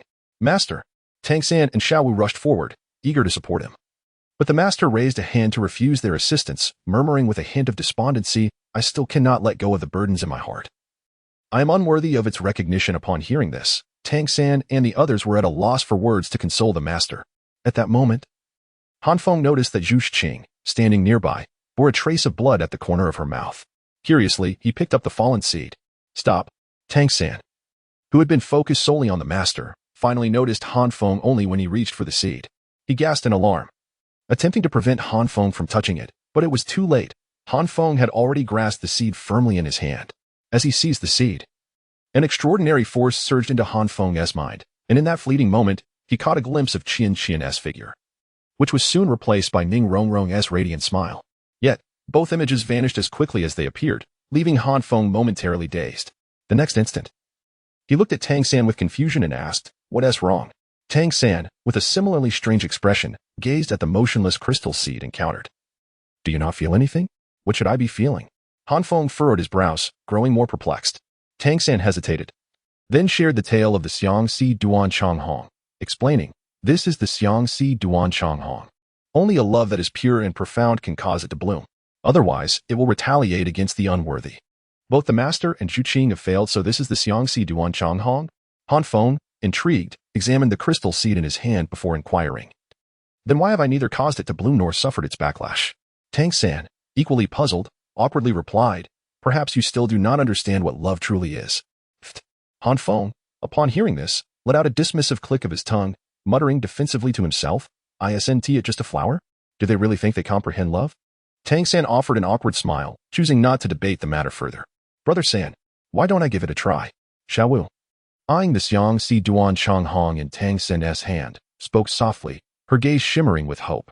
Tang San felt a pang of conflict in his heart upon hearing Xiao Wu's voice. He was simultaneously troubled by the thought that Xiao Wu might not be the one to bring the heartbroken red to bloom, while also fearing that the person who would cause this blossoming might not be himself. However, the heartbroken red was not in Tang San's hands, but rather in Han Feng's possession. Han Feng recalled that, in the original tale, it was indeed Xiao Wu who enabled the heartbroken red to flourish, and it seemed that this was also the means by which he could be resurrected thereafter. With this thought, Han Feng naturally entrusted the heartbroken red he held to Xiao Wu. Tang San barely had time to say anything before Xiao Wu had already closed her eyes. Buzz, in the next moment, Tang San was caught off guard as the crystal seed suddenly emitted a radiant pink light, and a flower, resembling an ethereal sprite, blossomed in Xiao Wu's hands. The breathtaking beauty of the flower left even Han Feng momentarily stunned. "Brother, I have found my beloved." With the blooming of the heartbroken red, Xiao Wu opened her eyes, beamed brightly, and spoke to Tang San. The tone of her voice hinted at deeper meanings, even causing Han Feng to feel its significance. At that moment, Tang San was somewhat dazed, staring blankly at Xiao Wu, wanting to say something but finding himself at a loss for words. Xiao Wu gave Tang San a knowing glance and gently remarked, all right. You haven't given Zhu Qing the celestial herbs yet, have you?" "Oh, right." Tang San nodded in a daze and handed the jade box containing the 8-petaled orchid to Oscar. "Oscar, this is for you. The 8-petaled orchid, a celestial-grade herb, possesses a mild and rich medicinal nature, easily absorbed, though it requires a long time to solidify one's foundation and expel impurities from the body. What about mine? Oscar and Ma Hongjun, already informed by Han Feng about the celestial herbs, became even more impatient upon seeing Oscar receive his share. Tang San, of course, would not show favoritism. He presented a vibrant, quivering, soft, and fluffy herb, smiling as he said, the Coxcomb Phoenix Sunflower, a potent herb that greatly enhances the user's soul power. If my assumptions are correct, it may even help resolve your fiery affliction. Third brother, you are amazing." Ma Hongjun joyfully accepted the Coxcomb Phoenix Sunflower. Subsequently, Tang San also bestowed the Qilua Tulip to Ning Rongrong, the 9th rank Purple Ji to the Master, and the Narcissus Jade Skin to Zhu Qing. Finally, only Han Feng remained. At this juncture, Tang San drew forth 2 radiant beams of light from his waist, one a fiery crimson and the other ethereal and misty. These two beams transformed into two celestial herbs. One was a flower of brilliant red, with golden hues illuminating its core, radiating a powerful heat that even distorted the air around it, while the other, though subtle in presence, was enveloped in mist, through which a silver-white sunflower could be faintly discerned. Tang San presented both celestial herbs to Han Feng, saying, Han Feng, these are for you. The Great Sun Fusang flower and the Spirit Moon sunflower. The Spirit Moon sunflower may be slightly inferior, yet it still ranks among celestial-grade herbs. Han Feng was taken aback. Both? For me? The Great Sun Fusang flower, a celestial herb of the utmost quality, could significantly enhance the user's soul power and subtly improve the quality of the flames on the sun shield, potentially even allowing your sun shield to evolve. Tang San did not respond to Han Feng's question, but instead began to elaborate on the benefits of the two celestial herbs. Although the Kai Ling Yu Kuei enhances one's soul power and improves its quality to a limited extent, it significantly augments the strength of the user's soul. My teacher informed me that both you and Mu Bai aspire to absorb a 10,000-year soul ring, with Mu Bai's adept manipulation of the White Tiger's fierce aura. Even if he were to fail, he would not suffer backlash. If you were to consume the Kai Ling Yu Kuei, while it may not guarantee 100% success, it would certainly mitigate the risk of backlash. Tang San did not find it inappropriate to offer Han Feng two celestial herbs. After all, there are only a few such herbs one can consume. Overindulgence, even with divine products, would yield only the most rudimentary effects of detoxification, healing, or toxicity, rendering them utterly useless for soul power and cultivation. Of course, if someone were wealthy enough to treat celestial herbs as mere sustenance, perhaps using them in culinary creations would provide a unique flavor. He happened to possess the celestial herbs that Han Feng required, so he willingly offered them. They were, after all, brothers, and he felt assured in giving Han Feng two herbs, especially considering the remarkable purity of Han Feng's soul power. If it were Dai Mu Bai and the others, consuming two celestial herbs might destabilize their foundations. Observing Tang San's earnest gaze, Han Feng suddenly felt his own perspective was somewhat limited. Initially, when he aided Tang San against the faceless demon spider and slayed the indomitable crocodile bull, there had been a tinge of seeking favor in return. Originally, Han Feng intended to request a celestial herb for Qian Qian as well. However, now that Tang San had directly presented him with two celestial herbs, he felt a bit embarrassed to voice his request. Noticing the awkward expression on Han Feng's face, Tang San grew curious, asking, "What's the matter?" Han Feng sheepishly grinned, and, feeling somewhat flustered, replied, It's like this. I have a friend who, in her eagerness for quick results, consumed an excessive amount of nourishing substances, resulting in the destruction of her foundations, leaving her forever trapped in the soul sect realm. So, I was wondering if there is something that could assist her? It does not need to be a divine product. Just something that could slightly mend her foundation would suffice. As he spoke, Han Feng found it increasingly difficult to continue. For who would ever feel they had too many celestial herbs? To his surprise, upon hearing this, Tang San merely chuckled nonchalantly. I was wondering what it could be. The gains from the ice and fire yin-yang I had far exceeded Han Feng's expectations. He had even prepared a share for Flinder and the others. If blame were to be assigned, it would be to Douluo Bo for failing to recognize the value of his possessions, allowing Tang San to reap significant benefits. This Crystal King Peony possesses the ability to restore the user's foundation, and even if it had no other effects, it could still be deemed a celestial product. Tang San directly presented a translucent, exquisite peony to Han Feng. As Han Feng received the Crystal King Peony, waves of emotion surged within him, and his expression turned somber. With utmost sincerity, he addressed Tang San. Brother San, I know quite a few beautiful senior sisters. Would you like me to introduce you? You little rascal. Do you dare to steal my man? Before Tang San could react, the moment Han Feng's words fell, Xiao Wu let out a shriek, instantly teleporting before Han Feng, launching into a series of 8-section throws. Startled, Han Feng quickly summoned the shield of the blazing sky, activating his first soul ring to fend off Xiao Wu's assault. Damn it, I was just teasing a bit. Was it really necessary to go all out? Han Feng also let out a loud cry. At this moment, Xiao Wu had already been restrained by the incredulous Tang San, who stopped her with a chuckle. She shot a glare at Han Feng and ran to Ning Rongrong's side to complain. Rongrong, look at him.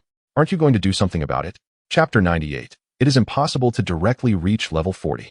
After a series of commotions, everyone eagerly began to absorb the celestial herbs. The first to complete the absorption was Oscar. The 8-petal celestial orchid possessed a gentle and rich medicinal essence, making it the easiest to absorb, albeit requiring a lengthy period for digestion. Oscar had merely refined it to an initial stage. Even so, the 8-petal celestial orchid enabled Oscar's cultivation to surge by 5 levels. elevating him from level 33 to a high-ranking Soul Master at level 38. Ha ha ha. Now my brother is also a high-ranking Soul Master at level 38. After consuming the celestial herb, Oscar leaped into the air, his handsome face adorned with a smile so radiant it could incite jealousy among women. Alas, the exuberance of his smile was almost blinding. However, one cannot fault Oscar. Before reaching level 70, the training difficulty for support-type Soul Masters is on an entirely different plane compared to others. Oscar, endowed with innate full soul power, had diligently cultivated for many years and only broke through to level 30 at the age of 14, falling short compared to Tang San, who also possessed innate full soul power. Now, with the aid of the 8-petal celestial orchid, Oscar even glimpsed the possibility of breaking through to Soul Sect before the age of 16. How could he not be thrilled? What are you yelling about? Before Oscar's excitement could subside, he heard Ma Hongjuan's voice, dripping with sarcasm. A fiery blaze ignited behind Oscar, and within that flame, one could faintly discern a phoenix crying out to the heavens. Ma Hongjun swaggered out, casting a provocative glance at Oscar, disdainfully stating, I also leveled up by 5 levels. And now I am at level 36. Moreover, my evil fire has been purified. Now I am truly the Fire Phoenix. Ma Hongjun emphasized this point, clearly having struggled with his evil fire for quite some time. It was not that the brothels were unentertaining, but rather, witnessing his companions diligently cultivating while he grappled with the issue of his evil fire was an unbearable sensation. Excluding the period before Han Feng and the others entered Shrek Academy, in terms of effort, while Ma Hongjun may not have matched Tang San, he certainly held his own against Oscar. However, the presence of his evil fire meant that reckless cultivation would only lead to self-destruction, significantly shortening his training time. Now that the problem with his evil fire had been resolved, Ma Hongjun felt he would inevitably rise to become the 4th pillar of Shrek Academy. How could he not be elated? TCH, you're nothing but a featherweight. Oscar scoffed at Ma Hongjuan's smug demeanor, feigning indifference. Impertinent fool. Say that again, and I will roast you like a sausage. Ma Hongjun retorted angrily at Oscar, his spirit ring on the verge of being revealed. Both of you, quiet down. Sangu and the others are still absorbing the celestial herbs. Unfortunately, the two were destined not to clash, as Xiao Wu, unable to tolerate their antics any longer, swiftly knocked them both down with a punch and dragged them away. True to the original narrative, Xiao Wu chose not to absorb the Heartbreak Red despite the fact that it would temporarily place her behind her peers in cultivation. However, she did not mind. She was far more concerned with the significance of the Heartbreak Red. When Xiao Wu returned, Zhu Zhuqing had successfully absorbed hers. With a radiant expression, Xiao Wu approached Zhu Zhuqing and inquired with curiosity, Zhuqing, how do you feel? How much has your cultivation increased? Zhu Zhuqing hesitated momentarily, furrowing her brow, seemingly unaccustomed to the sudden surge of power within her. After a brief silence, she finally spoke, it feels quite incredible. I've advanced by 7 levels, and I am now at level 38. As Zhu Zhuqing uttered these words, even she found it hard to believe that she had achieved such a significant increase so effortlessly. Xiao was taken aback, exclaiming, so much. Fatty and the scoundrel have only advanced by 5 levels. Tilting her head, Zhu Zhuqing replied uncertainly.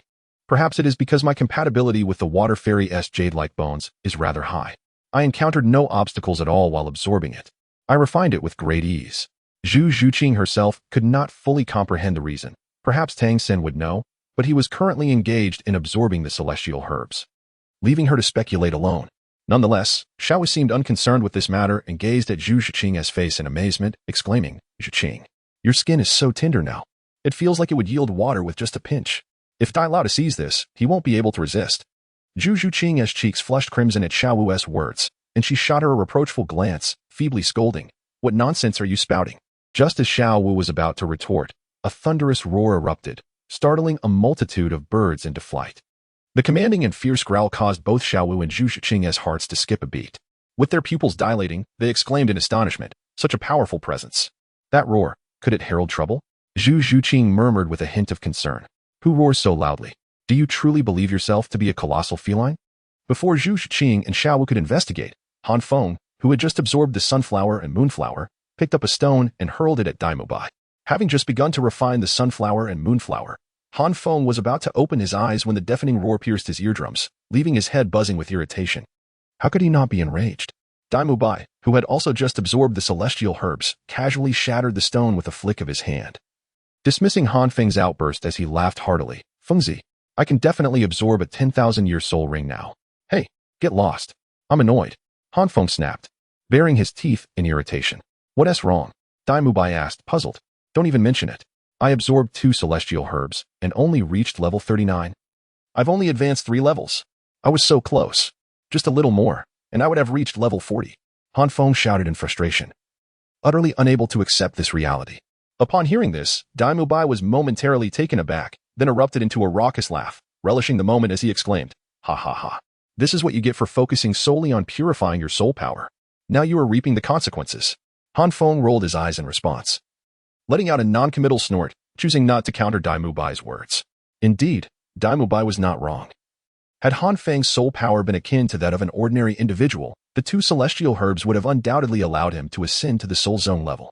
However, regrettably, Han Feng's current soul power quality was nearing that of a low-tier battle soul king. And coupled with the fact that the primary effect of the spirit moon sunflower was not to enhance soul power, he found his cultivation stagnating in a rather awkward position. The Day Sun Fusong flower could significantly elevate the user's soul power, yet, akin to Ma Hongjuan's Rooster Crown Phoenix sunflower, this process necessitated time. It could not be fully refined on the first attempt, at least. Han Feng distinctly sensed a formidable energy within him awaiting gradual absorption. Nevertheless, Han Feng did not emerge empty-handed. The most apparent gain was the fortification of his soul. While he could not ascertain the precise strength of his soul, he was certain that when next he sought out Lu Erlong for training, he would not find himself in the same dire predicament as before. Moreover, there was the transformation of the radiant shield, with flames clinging to it faintly emanating a golden hue, seemingly heralding a transition towards the ultimate fire. However, this metamorphosis was protracted. It would likely take years to complete. Hiki.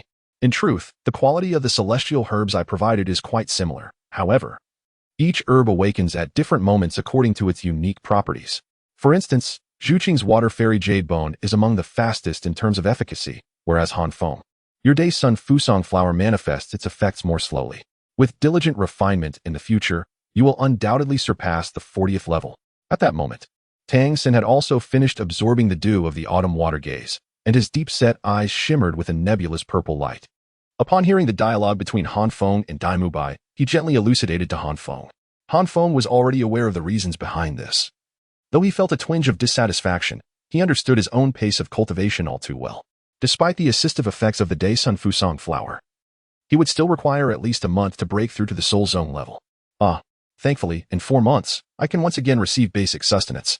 Han Feng consoled himself inwardly, feeling somewhat relieved. Brother, what is wrong with your eyes? Just after Tang San had finished explaining to Han Feng, Xiaowu curiously approached Tang San, her large eyes scrutinizing his gaze intently. After absorbing the dew of the autumn water gaze, Tang San had transcended to the 3rd realm of the purple extreme demon eye, seed, granting him the ability to perceive the infinitesimal details of the world without missing a single flaw.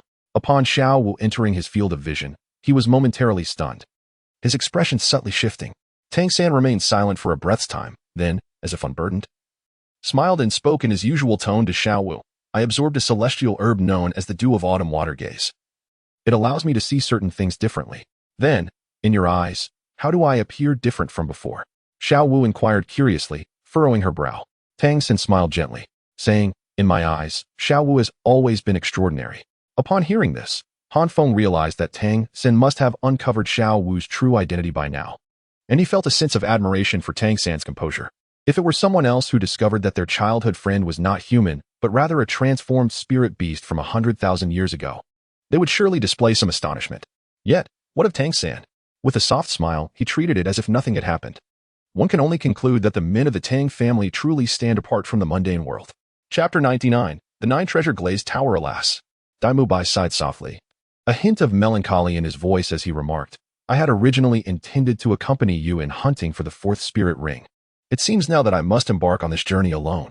Although Daimubai feigned regret, his close friend Han Feng saw through the glimmer of pride in his eyes. Daimubai was clearly teasing Han Feng about his failure to break through level 40. TSK. Han Feng clicked his tongue, unrelenting as he exposed Daimubai's pretenses. Don't think I'm unaware. The spirit beasts required for your first 5 spirit rings have long been predetermined, and they must be hunted in the Stardo Empire. There is no way you could have accompanied me. Just revel in your own little triumph. In recent days, Daimubai had shared his background with Han Feng, so the latter's comments did not surprise him.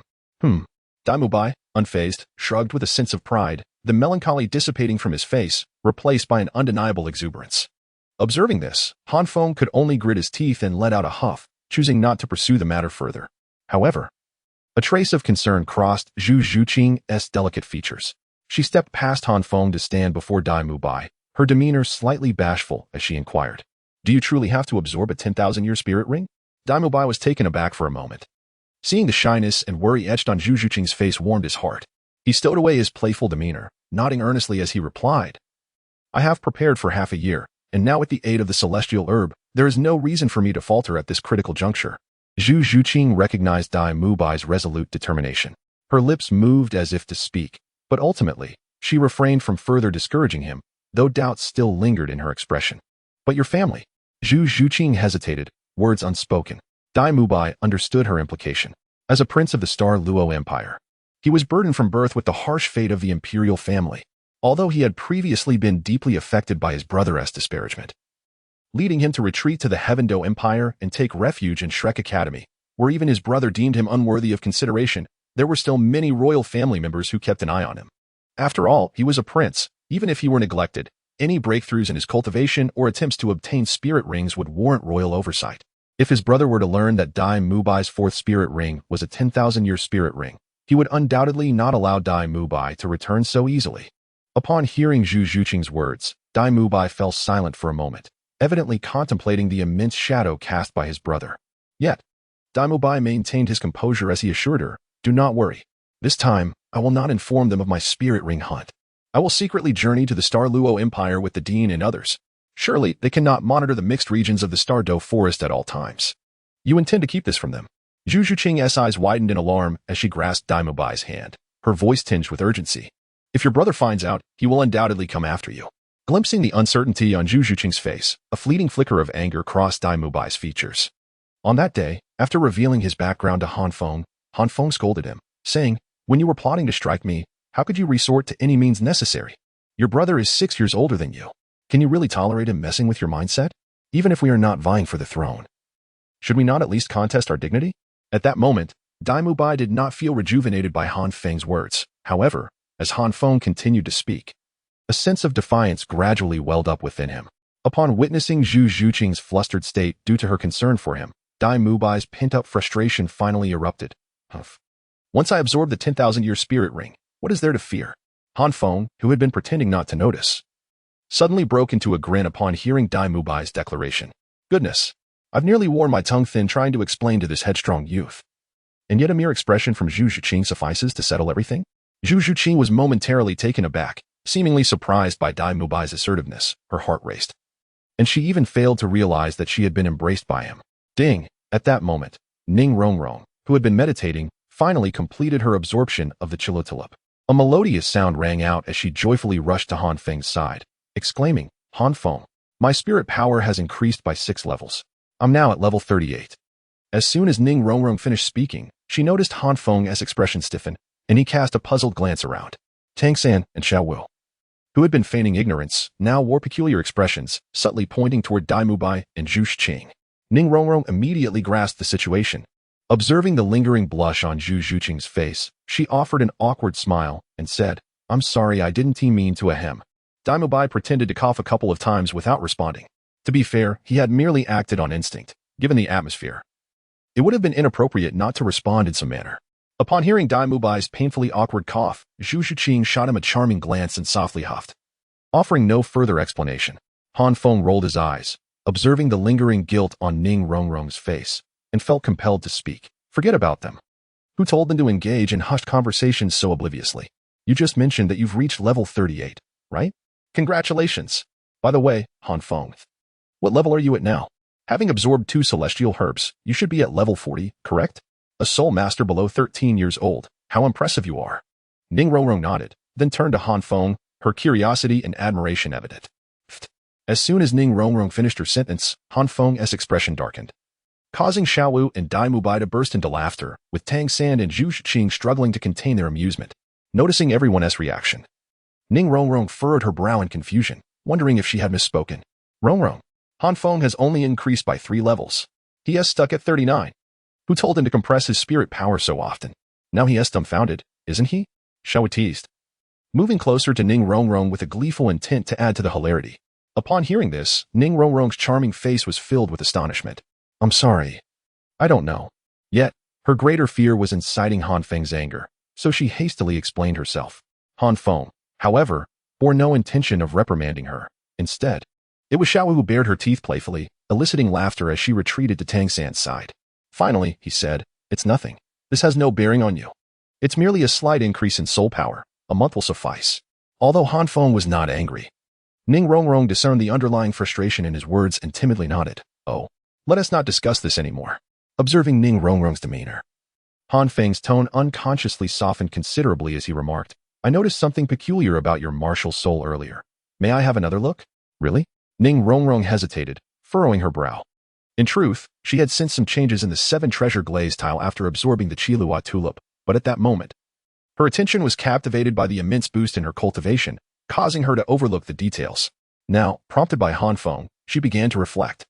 Ding Ning Rongrong summoned her martial soul once more. The glaze tile appeared unchanged at first glance. However, as she focused her gaze upon her martial soul, the unusual thrill intensified, compelling her to examine it more closely. The first layer, the second layer, the 7th layer. As she counted through each layer, her voice suddenly trembled upon reaching the 7th, her beautiful eyes filled with disbelief. Han Feng remained silent, aware that Ning Rongrong had come to a realization. At that moment, Xiao Wu leaned in, exclaiming in wonder, "Rongrong, your martial soul has transformed into 9 layers." Yet, to Xiao Wu's bewilderment, no one responded. Tang San, having been taught by the master, and Zhu Zhuqing and Dai Mubai influenced by royal teachings, along with Han Feng, who was familiar with the original work, all understood the profound significance of the 7 treasure glaze tile evolving into 9 layers. Ning Rongrong's mind was in a whirl. For a moment, she found herself at a loss for words. She simply bowed to the group, saying, "I need to report the mutation of the 7 treasure glaze tile into the 9 treasure glaze tile to the sect. I'll need your assistance in requesting leave from the master and the dean." Han Feng reacted swiftly, grinning broadly. "Go ahead. We'll take care of the master and the dean." Ning Rongrong nodded, scarcely bothering with farewells, and hurriedly made her way towards the school exit. Chapter 100. The negotiation between Qianren Shui and Bibi Dong. Dear esteemed readers, please refrain from expressing your criticisms prematurely. I have indeed laid the groundwork for the protagonist's innate soul power. The day following Dai Mubai's absorption of the miraculous Qirong Tongtian chrysanthemum, he clandestinely departed the academy alongside Zhao Wujin and Flender. With 2 formidable soul saints safeguarding him, Dai Mubai's safety was largely assured. Back at the academy, with Lu Erlong overseeing matters, there was little cause for concern regarding unforeseen events. The Xinglua Empire lies several hundred miles from Tiando City, and considering the time required to hunt soul beasts, Dai Mubai is unlikely to return within a month or 2. Similarly, Ning Rongrong has also left the academy. The significance of the 9 treasure glaze tile pagoda is paramount, holding greater importance for the 7 treasure glaze tile school than even a titled Douluo, suggesting she will not return in the near future. Meanwhile, life at the academy continues as usual. Han Feng persists in refining his soul skills, while Oscar spends his days in the company of Ma Hongjun. As for Xiao Wu and Tang San, it goes without saying that their half-year separation has only deepened their bond, rendering them nearly inseparable. Zhu Zhuqing, already aloof by nature, has become even more distant since Ning Rongrong and Dai Mubai departed, exuding an air that discourages any intrusions. However, the atmosphere is different now. Inspired by Tang San and the effects of the celestial herb, everyone's enthusiasm for cultivation has surged. Even Han Feng, typically lethargic, is now dedicating entire nights to training his soul power, eager to reach the 40th level. Consequently, Han Feng has come to a profound realization regarding the disparity between himself and the prodigies around him. His innate half-level soul power and lackluster talent for cultivation starkly contrast with Oscar and the others, who experience rapid and tangible advancements daily. Despite the aid of the Day Sun and the Lingyue Ke, Han Feng's progress remains pitifully slow. This is even after a considerable enhancement in his soul strength, which has marginally boosted his training speed. Han Feng has voiced his frustrations more than once. How could one born with dual martial souls possess such meager innate soul power? It is utterly absurd. Yet, life must go on. One cannot simply cease training. As Han Feng exerted himself in his endeavors within the royal palace of the Tiando Empire, Qianren Shui knelt before an image, her demeanor a blend of restraint and reverence. The visage before her was none other than Bibi Dong. After half a year, Qianren Shui once again encountered Bibi Dong, but unlike their previous meeting, this time it was Qianren Shui who initiated contact. Have the matters concerning Xuexing and Xuebing been resolved? Bibi Dong wasted no time with pleasantries, diving straight into the inquiry. If she were to greet Qianren Shui warmly, it would surely indicate a summons for accountability. As Bibi Dong's cold, authoritative voice resonated. Qianren Shui's expression shifted momentarily before she replied with an icy detachment. The deaths of the second and third princes have sown doubt among certain members of the royal family. Coupled with my current status as crown prince, which grants me immense power second only to Shuya, countless eyes are scrutinizing my every move. I cannot act recklessly. I ask again, has the issue been resolved? Bibi Dong pressed, her brow furrowing in growing impatience. Sister, please temper your anger. Qianren Shui's words bore no hint of contrition. Despite her plea, humph. Bibi Dong let out a cold snort, remaining silent as she awaited Qianren Shui's response. Taking a deep breath, Qianren Shui succinctly stated, the hidden depths of the Avalanche and Snowstar are far beyond my expectations. They have left no trace of vulnerability and are on high alert against me. My people cannot infiltrate, especially Snowstar, who, under the guise of avarice, has amassed substantial wealth and covertly bribed numerous soulmasters. Observing Bibi Dong's increasingly grim demeanor, Qianren Shui realized her explanation would not suffice and added, although I have not completely eradicated the threats posed by Snowstar and Avalanche, I have severed Snowstar's financial resources under the pretext of governing with integrity. Deprived of monetary support, those soulmasters will naturally disperse. As for Avalanche, I have him confined within the palace. With a little more time, I can orchestrate an accident to eliminate him. Upon hearing this, Bibi Dong's expression softened slightly. Yet her countenance remained dark. Is this the result of your years of effort? You allowed a prince, a royal, to remain hidden under your very nose for so long? Bibi Dong questioned coldly. Sister, please calm your anger. Qianren Shui merely reiterated this phrase, offering no further explanation. Qianren Shui harbored a stronger desire than Bibi Dong to eliminate Avalanche and Snowstar, particularly Snowstar, whose actions at the Hanfeng Royal Academy 6 months prior still lingered in her mind. However, as she delved deeper into Snowstar's background over the past half-year, the situation grew increasingly complicated. Qianren Shui had underestimated the influence of a prince and the tenacity of Snowstar, not to mention the individuals under Snowstar's command. Snowstar himself was a soul sage, making it nearly impossible for Qianren Shui to assassinate him, even with the combined efforts of Ji Lin and his companions. They could hardly eliminate a soul sage without being detected. Qianren Shui had suggested to Bibi Dong to dispatch a title Douluo, not to kill Snowstar, but merely to dismantle his clandestine power. Yet, Bibi Dong refused, stating that the Spirit Hall cannot intervene in the internal affairs of another nation. Left with no choice, Qianren Shui had to relent, opting instead for a method of suppression to gradually erode Snowstar's influence. As for Avalanche, had it not been for the sudden demise of a prince within the royal palace, which had a significant impact on Qianren Shui, Avalanche would already be a corpse. Bibi Dong understood the predicament Qianren Shui faced and did not press further, instead continuing to inquire, what is the progress on the poison for Shuiyu? Upon hearing this, a glimmer of brilliance flashed in Qianren Shui's lowered gaze. Suppressing the turbulence within her heart, she calmly replied, not much. Douluo, a revered Douluo of Hanfeng, is exceptionally skilled in poison and has delved deeply into this field. Even if he cannot detect the poison from the Spirit Hall, he has the capability to delay its effects. With Douluo's abilities, he could at least extend Shui's life by several years. After Qianren Shui spoke, Bibi Dong regarded her with a knowing glance and remarked, are you seeking my assistance in dealing with Douluo? Qianren Shui remained silent, her head bowed. Bibi Dong studied her intently before shaking her head. Douluo is merely a rank 91.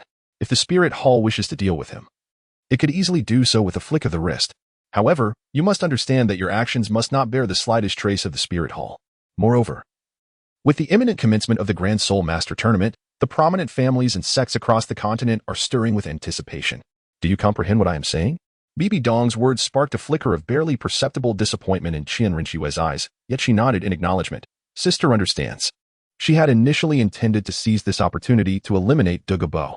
However, regarding the matter of poison, Sister will assist you. In a few days, Ghost Douluo will deliver the new poison. You must proceed with caution. Bibi Dong's gaze shimmered momentarily before she continued. Understood, Qianren Shui affirmed. Once their conversation concluded, a sudden silence enveloped the atmosphere. Qianren Shui appeared somewhat hesitant, while Bibi Dong patiently awaited her words. Sister. Ultimately, Qianren Shui's tone softened as she tentatively spoke. Han Feng has not entered the Tiando Royal Academy. He is currently studying at Shrek Academy and remains unaware of my true identity. Over the past 6 months, no one has suspected me. Am I permitted to restore my connection with Han Feng? Since Bibi Dong imposed a ban on Qianren Shui, she had refrained from taking any steps that might jeopardize Han Feng's safety. Yet, as time passed, her longing intensified, and during these 6 months, She had even entertained the reckless thought of meeting Han Feng at any cost. Especially each time a letter from Han Feng arrived, that urge became nearly impossible to suppress. Ha! Bibi Dong suddenly let out a derisive laugh, coldly remarking, "Perhaps this is your true intention?" Qian Rinxue did not offer a rebuttal. Arguing would be futile, as she had come to recognize the immense power of the spirit hall.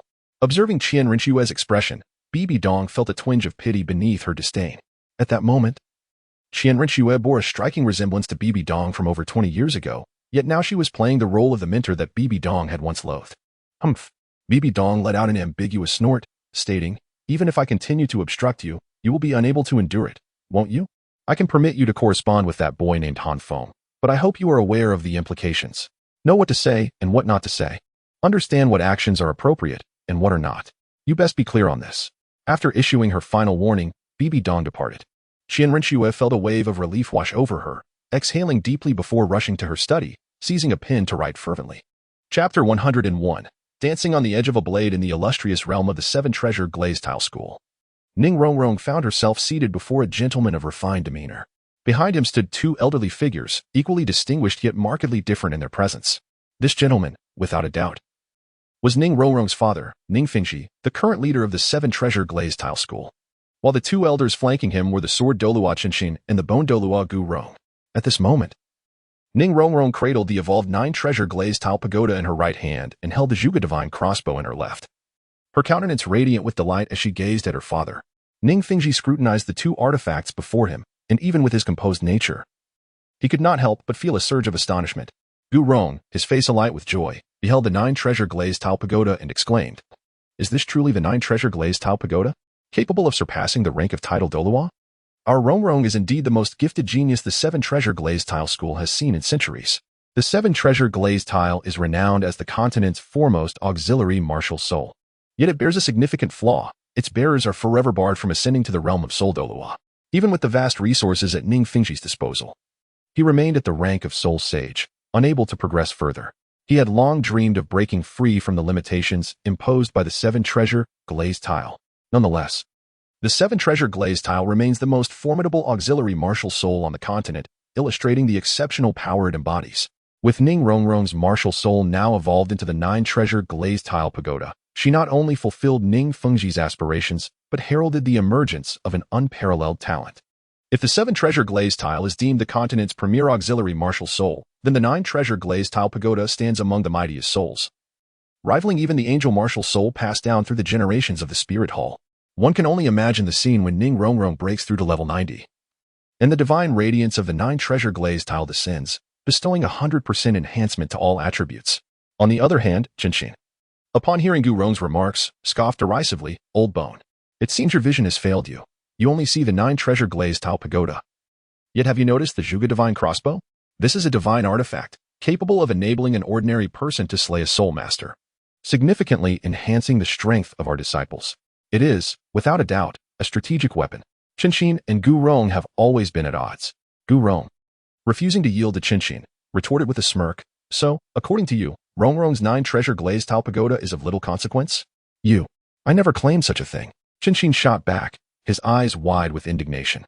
Though Gu Rong and Qinshin held mutual disdain for one another, their affection for Ning Rongrong was undeniable.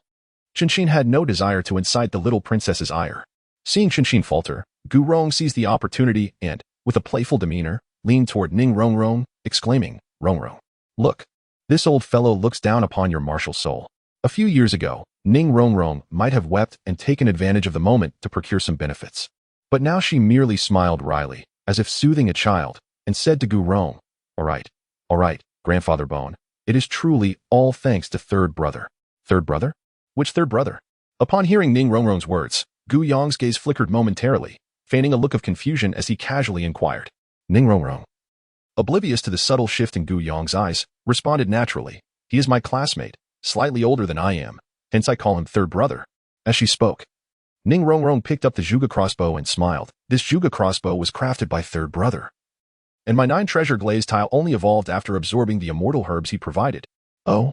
At this moment, Chen Xian furrowed his brow with a hint of meaning, exclaiming softly, "I am aware of this lad, but I did not anticipate his remarkable prowess. However, what a pity. What a pity." Ning Rongrong inquired, perplexed. Chen Xian remained silent, while Gu Yong chuckled and murmured, "What a pity that this fellow is a control-type Soulmaster. Were he a powerful Assault Soulmaster, it would not be impossible for him to join our 7-treasure Glaze Tile sect." Upon hearing this, Ning Rongrong's body stiffened, her eyes wandering as she awkwardly laughed. "Oh dear, Grandfather Gu is speaking nonsense. Third brother already has someone he cares for. What of it? As long as our Rongrong is the primary wife, it would be acceptable for him to take 1 or 2 more." Gu Yong replied nonchalantly, his words laced with amusement. "Grandfather Gu." To Gu Yong's surprise, Ning Rongrong suddenly exclaimed, her eyes glaring fiercely at him, half reproachful and half earnest as she declared, "If you continue to speak like this, I shall not acknowledge you anymore." Gu Yong was taken aback, never expecting such an intense reaction from Ning Rongrong, and hurriedly apologized, sweetly softening his tone. During this exchange, he also cast a sidelong glance at Chen Xin. Gu Yong was not foolish, having discerned that this old fellow was setting a trap for him. Ning Fengji, who had been silent throughout, looked on with a mixture of amusement and exasperation at the scene unfolding before him. A dignified title Douluo, yet intimidated by a mere young girl. Such a spectacle could only be witnessed within the 7-treasure Glaze Tile sect, surely. "All right, Rongrong, what your grandfather Gu and grandfather Jian wish to inquire about is actually the child named Han Feng." Ning Fengji interjected, understanding that if he did not speak up, Gu Yong and Chen Xian would likely reach an impasse, thus taking matters into his own hands. As a father, one could hardly claim to be unconcerned about his precious daughter. Upon hearing the name Han Feng, Ning Rongrong jolted, wanting to argue but ultimately succumbing to the depth of her father's gaze. "How could you know?" she asked, a trace of distress evident in her voice. Ning Fengji, opting for clarity rather than riddles, smiled gently and stated, "What do you mean by knowing? Is it about him saving you outside Soto City? Or perhaps your antics with him within Soto City? Or even the incident at Shrek Academy where he chastised you?" Ning Rongrong's eyes widened in disbelief as she murmured, "How could you know?" She had explicitly instructed those 2 guards to keep silent. At that moment, Gu Rong chuckled, "Those 2 little rascals are truly timid.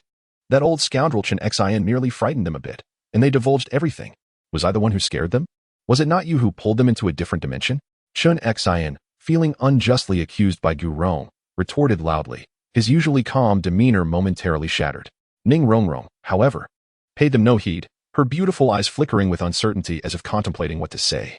Observing this, Gu Rong and Chen Xian momentarily set aside their quarrel, uniting in their plea to Ning Rongrong. "Rongrong, listen to Grandfather Gu. That lad is nothing but a fool, merely a little brat who knows nothing. It's not worth your affection. Indeed, Grandfather Gu speaks the truth. That boy is truly an unsuitable match. Moreover, he is a defensive Soulmaster. You are well aware of our 7 treasures Glaze Tile School's rules, Rongrong." Gu Rong continued. Chen Xian frowned slightly, instinctively countering, "That's a bit far-fetched. His offensive capabilities are commendable. His 3rd soul skill can hardly be classified as defensive." Gu Rong shot Chen Xian a glare. "At a time like this, are you really going to bicker with me instead of presenting a united front?" Ning Fengji, exasperated, rubbed his forehead, a look of resignation crossing his face. The fact that Gu Rong and Chen Xian had allied against Han Feng clearly indicated their utter disapproval of him. Yet, Ning Fengji could not voice any objections. After all, his impression of Han Feng was that of a brash youth. His daughter had expressed her feelings so overtly, and yet this lad remained oblivious. Had it not been for his daughter's evident affection, Ning Fengji would have long invited Han Feng to the sect for a heart-to-heart discussion. "Rongrong, tell your father. Do you truly like Han Feng?" Ning Fengji asked gently, cradling the bewildered Ning Rongrong in his arms. Ning Rongrong hesitated before deciding to speak the truth. "Father, I'm not sure if I like him, but whenever I see him, I feel joy. Talking to him makes me happy. His smile brings me bliss. And when he blushes, I feel ecstatic. If this feeling is what it means to like someone, then yes, I like Han Feng." Upon hearing this, Chen Xian and Gu Rong felt as though darkness had descended upon them. It was clear that their precious Rongrong had fallen head over heels for that boy. "I just don't know whether Han Feng likes me," Ning Rongrong said with a hint of sorrow, her aggrieved expression inciting a mix of frustration and sympathy in Gu Rong and Chen Xian. "Rongrong, don't be disheartened. Leave this matter to your grandfather Gu and grandfather Jian. We shall capture that lad at once. In 3 days, I assure you, he will be utterly enamored with you," Gu Rong declared emphatically, thumping his chest with fervor. "Not a chance," Ning Rongrong screamed. "If Grandfather Jian and Grandfather Gu go after Han Feng, I will never speak to you again." Sighing, Ning Fengji comforted Ning Rongrong with gentle pats, softly suggesting, "Rongrong, why don't you go rest for a while? I shall confer with you and your 2 esteemed grandfathers regarding the matter of Zhuge's repeating crossbow." Upon hearing this, Ning Rongrong nodded in agreement. After her departure, Gu Rong stroked his wrinkled chin, seemingly questioning Ning Fengji, yet also engaging in a soliloquy, murmuring, "Are they forbidding me from seeking? If by chance I were to encounter them, would that not be considered permissible?" Beside him, Chen Xin, overhearing Gu Rong's musings, cast him a disdainful glance and retorted mockingly, "If you seek to court disaster, do not involve me. I have no desire to incur Rongrong's displeasure." Chapter 102. Dai Mubai Soulbone. A little over a month later, Han Feng had successfully broken through to the 40th level. He was preparing to venture into the Sunset Forest with Tang San and the others to hunt for soul rings. Unlike Dai Mubai, whose first 5 soul rings were already predetermined, merely requiring him to locate, slay, and absorb the soul beasts, Han Feng had to exercise meticulous selection. However, the availability of soul beasts was limited, and to secure the most optimal soul ring, he would have to rely on Tang San to lure the soul beasts with his alluring skills. Furthermore, given Han Feng's dual martial souls of ice and fire, it would be remiss not to explore the eyes of ice and fire. Moreover, Dai Mubai had returned just 2 days prior. Upon his return, he spent the first 2 days in the company of Zhu Qing, only to excitedly seek out Han Feng on the 3rd day. "Fengzi, you cannot possibly imagine the tremendous gains I have made during my journey," Dai Mubai exclaimed with exuberance as he embraced Han Feng, his grip so strong that it nearly left Han Feng breathless.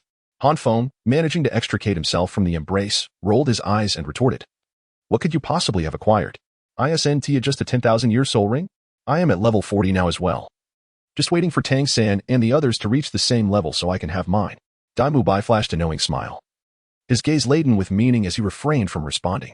If it were merely that, he would not have been so keen to share the news with Han Feng, as it was a foregone conclusion. Observing Dai Mubai's demeanor, Han Feng furrowed his brow and inquired uncertainly, "The soul skills from your first 5 soul rings should be relatively similar, right? It cannot be that your 4th soul ring has mutated due to its age, can it?" In response to this, Dai Mubai clarified, "Not at all. Since my 4th soul ring is a 10,000-year soul ring, I decided to forego my original 4th soul ring and opted for the configuration of the 5th. As he spoke, Dai Mubai summoned his true body armor, which was far more magnificent and formidable than that of a soul respect level. The golden patterns adorned him like a war god. The 4 soul rings behind him cast a breathtaking spectacle in the sky, their hues of yellow, purple, and black leaving Han Feng momentarily dazed. "Let me show you." Dai Mubai grinned, his face radiating pride as he proclaimed, "Ding 4th soul skill, White Tiger Demon God Transformation." As the pitch-black soul ring illuminated, Dai Mubai bellowed, unleashing an overwhelming aura that stirred a tempest towards Han Feng. Han Feng instinctively raised his hand to shield his face, and once the storm subsided, he scrutinized Dai Mubai closely. Dai Mubai had undergone a dramatic transformation. His true body armor appeared even wilder, and the character on his forehead seemed to pulsate with life, enveloped in a faint golden malevolence. His heterochromatic eyes brimmed with the fierce spirit of the white tiger, and his smile had morphed into a defiant grin, emanating an air of unparalleled dominance. Han Feng frowned and murmured, "Is this yet another transformation skill?" Han Feng recalled that in the original text, Dai Mubai's 5th soul skill was the White Tiger Demon Transformation. However, due to Dai Mubai surpassing the Millennium Soul Ring and directly absorbing a 10,000-year soul ring, it is understandable that he has acquired this soul skill ahead of time. Upon hearing Han Feng's murmurs, Dai Mubai let out a wild laugh and introduced the 4th soul skill, White Tiger Demon Transformation. It enhances strength, soul power, and defense by 150%. It can be used simultaneously with my 1st and 3rd soul skills. "Fengzi, do you understand what I mean?" Han Feng calmly nodded, realizing that this meant Dai Mubai could directly amplify his soul power, strength, and defense by 300%. "Haha, now that you comprehend my meaning," Dai Mubai laughed heartily. Teasing, "Fengzi, you should be cautious. Achieving 300% defense is a level my brother at level 50 might not even reach. If we add Rongrong's amplification, my defense will certainly match yours." Dai Mubai was not mistaken. Any formidable attack soul master who could enhance their defense by 300% would not be inferior to a defense soul master. Were it not for the exceptionally high operational ceiling of Han Feng's 1st soul skill, relying solely on his 2nd and 3rd soul skills, his defense might not necessarily surpass Dai Mubai's. This made Han Feng's lips curl into a grin. As a defense soul master, he had gradually veered from his original path, transitioning towards a more offensive role, while Dai Mubai, as an attack soul master, was fervently catching up in terms of defense. As for the soul power consumption, Han Feng did not dwell on that concern. After all, his martial soul attributes were present, and he was not overly worried about Dai Mubai surpassing his defense. He had yet to acquire his fourth soul ring. Instead, Han Feng grew more curious about the soul power consumption of Dai Mubai's fourth soul skill. It was worth noting that Han Feng's own third soul skill was a significant drain on soul power, appearing immensely powerful while initially restraining him considerably. Only now that Han Feng's soul power had increased did it become more manageable. Upon hearing Han Feng's inquiry, Dai Mubai calmed himself and replied earnestly. The soul power consumption is neither excessively high nor low. However, if I activate my first, third, and fourth soul skills simultaneously, I fear I won't last long. 10 minutes would be my limit. Han Feng nodded. 10 minutes was by no means short. He recalled when he had just obtained his third soul skill, he could only sustain it for 3 minutes. Have you considered that among your first 4 soul rings, 3 are transformation skills? Might your offensive capabilities be a tad lacking? You are an attack soul master. We need you to break through, not just to endure. Are you trying to steal my position? Han Feng's tone shifted as he glared with a pair of lifeless eyes. Indeed, with the white tiger radiant wave, the Gengjin heavenly halberd, and the frenzied body, Dai Mubai, even with 3 transformation skills, remained an exceptionally proficient attack soul master. Yet, without the white tiger meteor shower, he would inevitably struggle in situations where he faced multiple opponents. The Dai clan had spent many years researching and determined that the first 5 soul rings most suited for the evil eye white tiger were not without reason.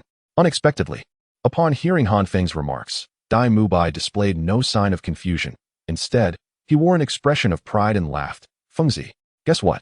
The issues you mentioned are, to me, utterly inconsequential. Dai Mubai raised his right leg and placed it on the first step, exclaiming, "Behold this." With a hum, as he spoke, a nebulous light suddenly radiated from his right leg, and faint ripples of soul power emanated from it. Han Feng's eyes widened in astonishment. "You have unleashed a soul bone," he exclaimed. "As you can see, I am quite fortunate, having just acquired a 10,000-year-old right leg bone.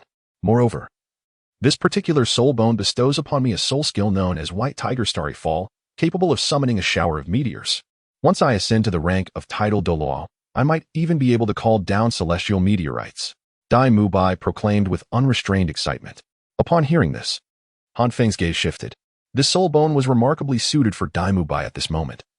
Possessing it would not only remedy his lack of area attack capabilities, but also alleviate the awkwardness of his short attack range. Han Feng recalled that in the original story, Dai Mubai's fourth soul skill was aptly named White Tiger Meteor Shower. With this thought, Han Feng felt a genuine joy for Dai Mubai. As for jealousy, there was none. After all, standing before Dai Mubai was a prodigious figure who had, at merely 6 years of age, emerged victorious in obtaining an external soul bone from a century-old soul beast. By the way, after such a significant harvest during your outing, what brings you to flaunt it before me instead of presenting it to Zhu Qing? After a moment of astonishment, Han Feng returned to his usual demeanor, rolling his eyes and speaking nonchalantly. "Hey," Dai Mubai responded, his tone playful and brotherly. "I'm currently unaware of just how strong I've become. I wouldn't want to embarrass myself in front of Zhu Qing. Thus, I intended to test my strength against you first. As a brother, you wouldn't refuse, would you?" "Wait." Han Feng, momentarily caught off guard, instinctively sensed something amiss and asked warily, "What do you intend to do?" "Enough with the nonsense. White Tiger Guardian Shield. White Tiger Diamond Transformation. White Tiger Demon God Transformation. Frenzied Body." Dai Mubai showed no intention of explaining, as the first, third, and fourth soul rings all illuminated simultaneously. With a thunderous roar, his entire being transformed into a tangible, ferocious white tiger, silently roaring at Han Feng. "Old Bai, you lack martial virtue." Han Feng quickly grasped Dai Mubai's intent and summoned the Blaze Shield, activating his third soul skill. Clad in the infernal dragon armor, he stood resolutely. Shield raised before Dai Mubai. "Are you ready? Then I shall not hold back." Dai Mubai disregarded Han Feng's words entirely. Upon seeing the immovable infernal dragon, he drew the Gengjin heavenly halberd, stepping forth like a meteor, charging at Han Feng. Dai Mubai had been anticipating this moment for a long time. Back when Han Feng first entered school, they had not yet become acquainted, missing the optimal opportunity. Afterwards, when Han Feng obtained his third soul skill, Dai Mubai could hardly breach Han Feng's defenses. In their duels, he often found himself on the losing end. This frustration had been building up within him for quite some time. If one does not seize the opportunity to vent before Han Feng acquires his fourth soul skill, the chance may soon vanish. The commotion arising from the clash between Han Feng and Dai Mubai was so pronounced that even Xiaowu and the others, engaged in conversation in the inner courtyard, were taken aback. They exchanged glances, perplexed. Why such a ruckus over a mere fight? More bewildering was the mutual taunting that resembled the antics of two petulant children. Xiaowu, feeling somewhat awkward, turned to Zhu Zhuqing and inquired, Zhuqing. This fluctuation of soul power, it must be Dai Mubai and Han Feng, right? Zhu Zhuqing's delicate face flushed, and she feigned composure as she replied. Do not concern yourself with them. They are simply fools. Let them bicker. When Rongrong returns, I shall take responsibility. Chapter 103. The Ancient Banyan, are you named Han Feng? In the 2 months following Dai Mubai's return to the academy, Tang San and Oscar each advanced to level 40, while Zhu Zhuqing and Ma Hongjun reached level 39, poised to break through to 40 shortly. Since Ning Rongrong remained at the 7 Treasure Glaze Tile School, the group was unaware of her exact level. However, from the letters sent by Ning Rongrong, it was evident that even if she had not yet reached level 40, she was nearing that milestone. Only upon her breakthrough would Ning Fengxi and the others consider allowing her to leave the sect. During these 2 months, Han Feng, having successfully surpassed level 40, found his fervor for cultivation waning. After all, even if he devoted an entire year to training without sustenance, he might not accumulate even a single level of soul power. Meanwhile, Dai Mubai appeared to have made new strides in his relationship with Zhu Zhuqing, resulting in their reduced interactions, thus granting Han Feng ample time to delve into the study of his soul skills. Although he did not develop a new self-created soul skill over the 2 months, Han Feng successfully expanded the teleportation range of his second soul skill, Point Guard, thereby avoiding the earlier embarrassment of being too distant from his teammates during battles against the frenzied battle team. Furthermore, Han Feng also explored the second transformation of his unmoving Flame Lord, albeit at the cost of increased soul power consumption, making it a tactic he could only employ as a trump card for the time being. However, Han Feng's training regimen faced an unexpected interruption. One day, nestled in his dormitory, he perused the first letter sent by Qian Rinxue in the past 6 months, feeling utterly bored. It was not that Han Feng wished to remain indoors. Rather, he found himself unable to venture out. Due to the continent's biennial Valentine's Day, stepping outside would surely subject him to an avalanche of couples displaying their affection, oblivious to the world around them. Moreover, countless senior and junior students devised various ways to shower him with sweets, leaving him exasperated, as Ma Hongjun and others recounted. Even Xiaowu had gone to great lengths to trick Tang San into consuming love candies during this period. Though Han Feng longed to voice his disdain for the existence of Valentine's Day in Douluo continent, he decided to remain in his dormitory for a few days to avoid irritation, treating it as a mini-vacation. Fengzi, I knew you would be here. However, it was evident that someone did not intend to grant Han Feng a respite. Without a sound, Dai Mubai pushed open the door and rushed inside. Han Feng hastily tucked away the letter, scolding Dai Mubai. Are you not being childish? You make no noise at all when you walk. Was it merely to frighten me? And how many times must I say it? Can you please knock before entering? Dai Mubai laughed heartily, not denying his intent to tread quietly, but as for knocking, Han Feng had never knocked when seeking him out either. Observing Han Feng's flustered attempts to conceal the letter, Dai Mubai scoffed. Are you reading yet another letter from your dear Qian Qian? You truly are quite idle. Han Feng rolled his eyes, replying, if I am not reading Qian Qian's letter, do you expect me to step outside and witness your incessant displays of affection? During his time in the village, Dai Mubai was already aware of the existence of Sister Qianqian, given that he shared a dormitory with Han Feng. However, he never took the initiative to inquire about her identity, nor did he read any letters that Sister Qianqian had sent to Han Feng. Just as Han Feng had never questioned Dai Mubai about the Stardo Empire. Don't say that. Do you think everyone is like you? Dai Mubai forced a laugh. Feigning indifference, Han Feng merely responded with a cold sneer. By the way, didn't T Rong write to you? Dai Mubai asked. But soon, as if a realization struck him, he exclaimed, oh right. Perhaps Rong is too timid, and who knows if you would even read it.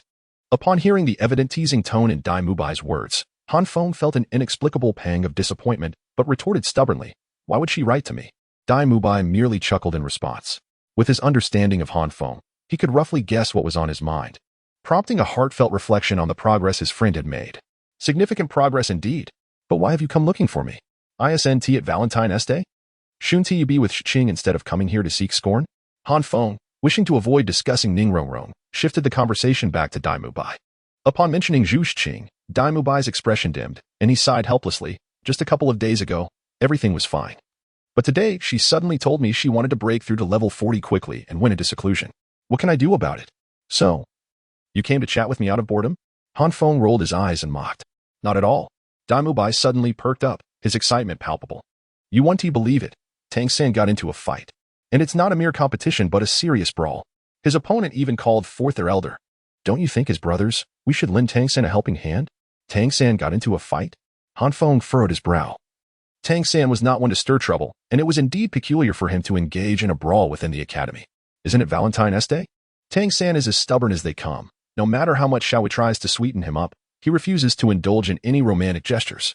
After provoking Xiao Wu, he merely asked, "Who wants to have my love candy?" And then some fool stepped up, and you know the rest. Dai Mubai shrugged, both amused and exasperated.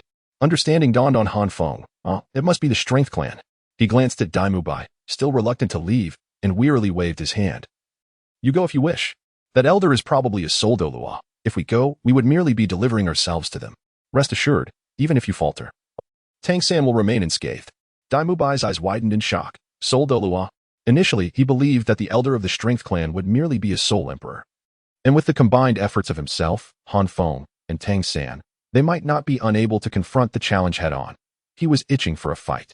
This was understandable, as the Strength Clan had been hidden for many years, and Dai Mubai had long distanced himself from the heart of the Stardo royal family, lacking the latest information. Now hearing that it was indeed a soul Douluo left him astonished. Shouldn't we assist Tang San? Fengzi, have you truly lost your senses? Hurry and inform the dean. Dai Mubai, in a state of urgency, recognized the gravity of the situation. Even the formidable Lu Erlong, the strongest in Shrek Academy, was merely a soul sage. Han Feng raised his gaze to Dai Mubai, letting out a resigned sigh, fully aware that Dai Mubai would not stand idly by. He stood up, about to nod in agreement, when he noticed an eerily skeletal elder had appeared at the entrance, seemingly out of nowhere. The old man squinted his eyes, his presence shrouded in mystery, and regarded Dai Mubai and Han Feng with a peculiar grin. Upon noticing Han Feng's awareness of him, he bared his teeth and cheerfully inquired, "Going? Where to? Who are you?" Han Feng exclaimed in shock, his body tensing instantly, and Dai Mubai's expression shifted as well. His eyes transforming into the sinister gaze of the white tiger, warily fixating on the old man. The elder did not respond to Han Feng's question. Instead, he scrutinized the two, a glimmer of appreciation flickering in his eyes. His gaze ultimately settled on Han Feng, malevolent intent radiating from him, sending a chill down Han Feng's spine. "You are Han Feng?"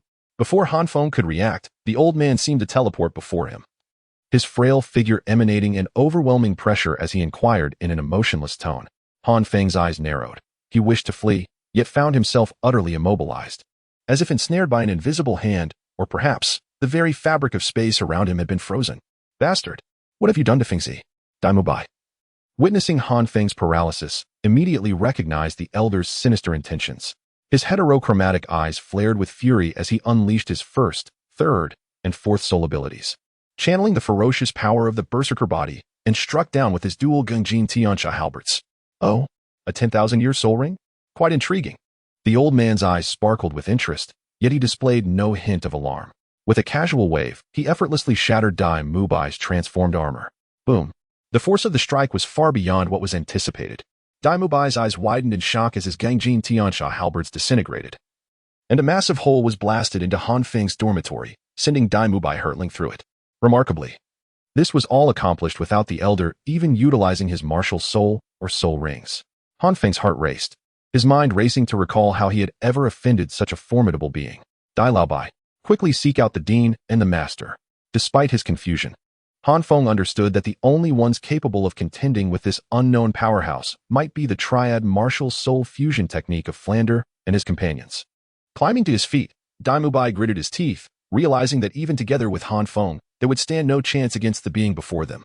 Without hesitation, he turned to flee. The elder showed no inclination to impede Dai Mubai, allowing him to escape unscathed. Seek Flander? By all means. The elder's pursuit of Han Feng was, in a sense, a family matter. After Dai Mubai's departure, Han Feng took a deep breath and spoke solemnly. "Esteemed senior, I truly fail to comprehend how I may have offended you, yet I sincerely apologize for any distress I may have caused.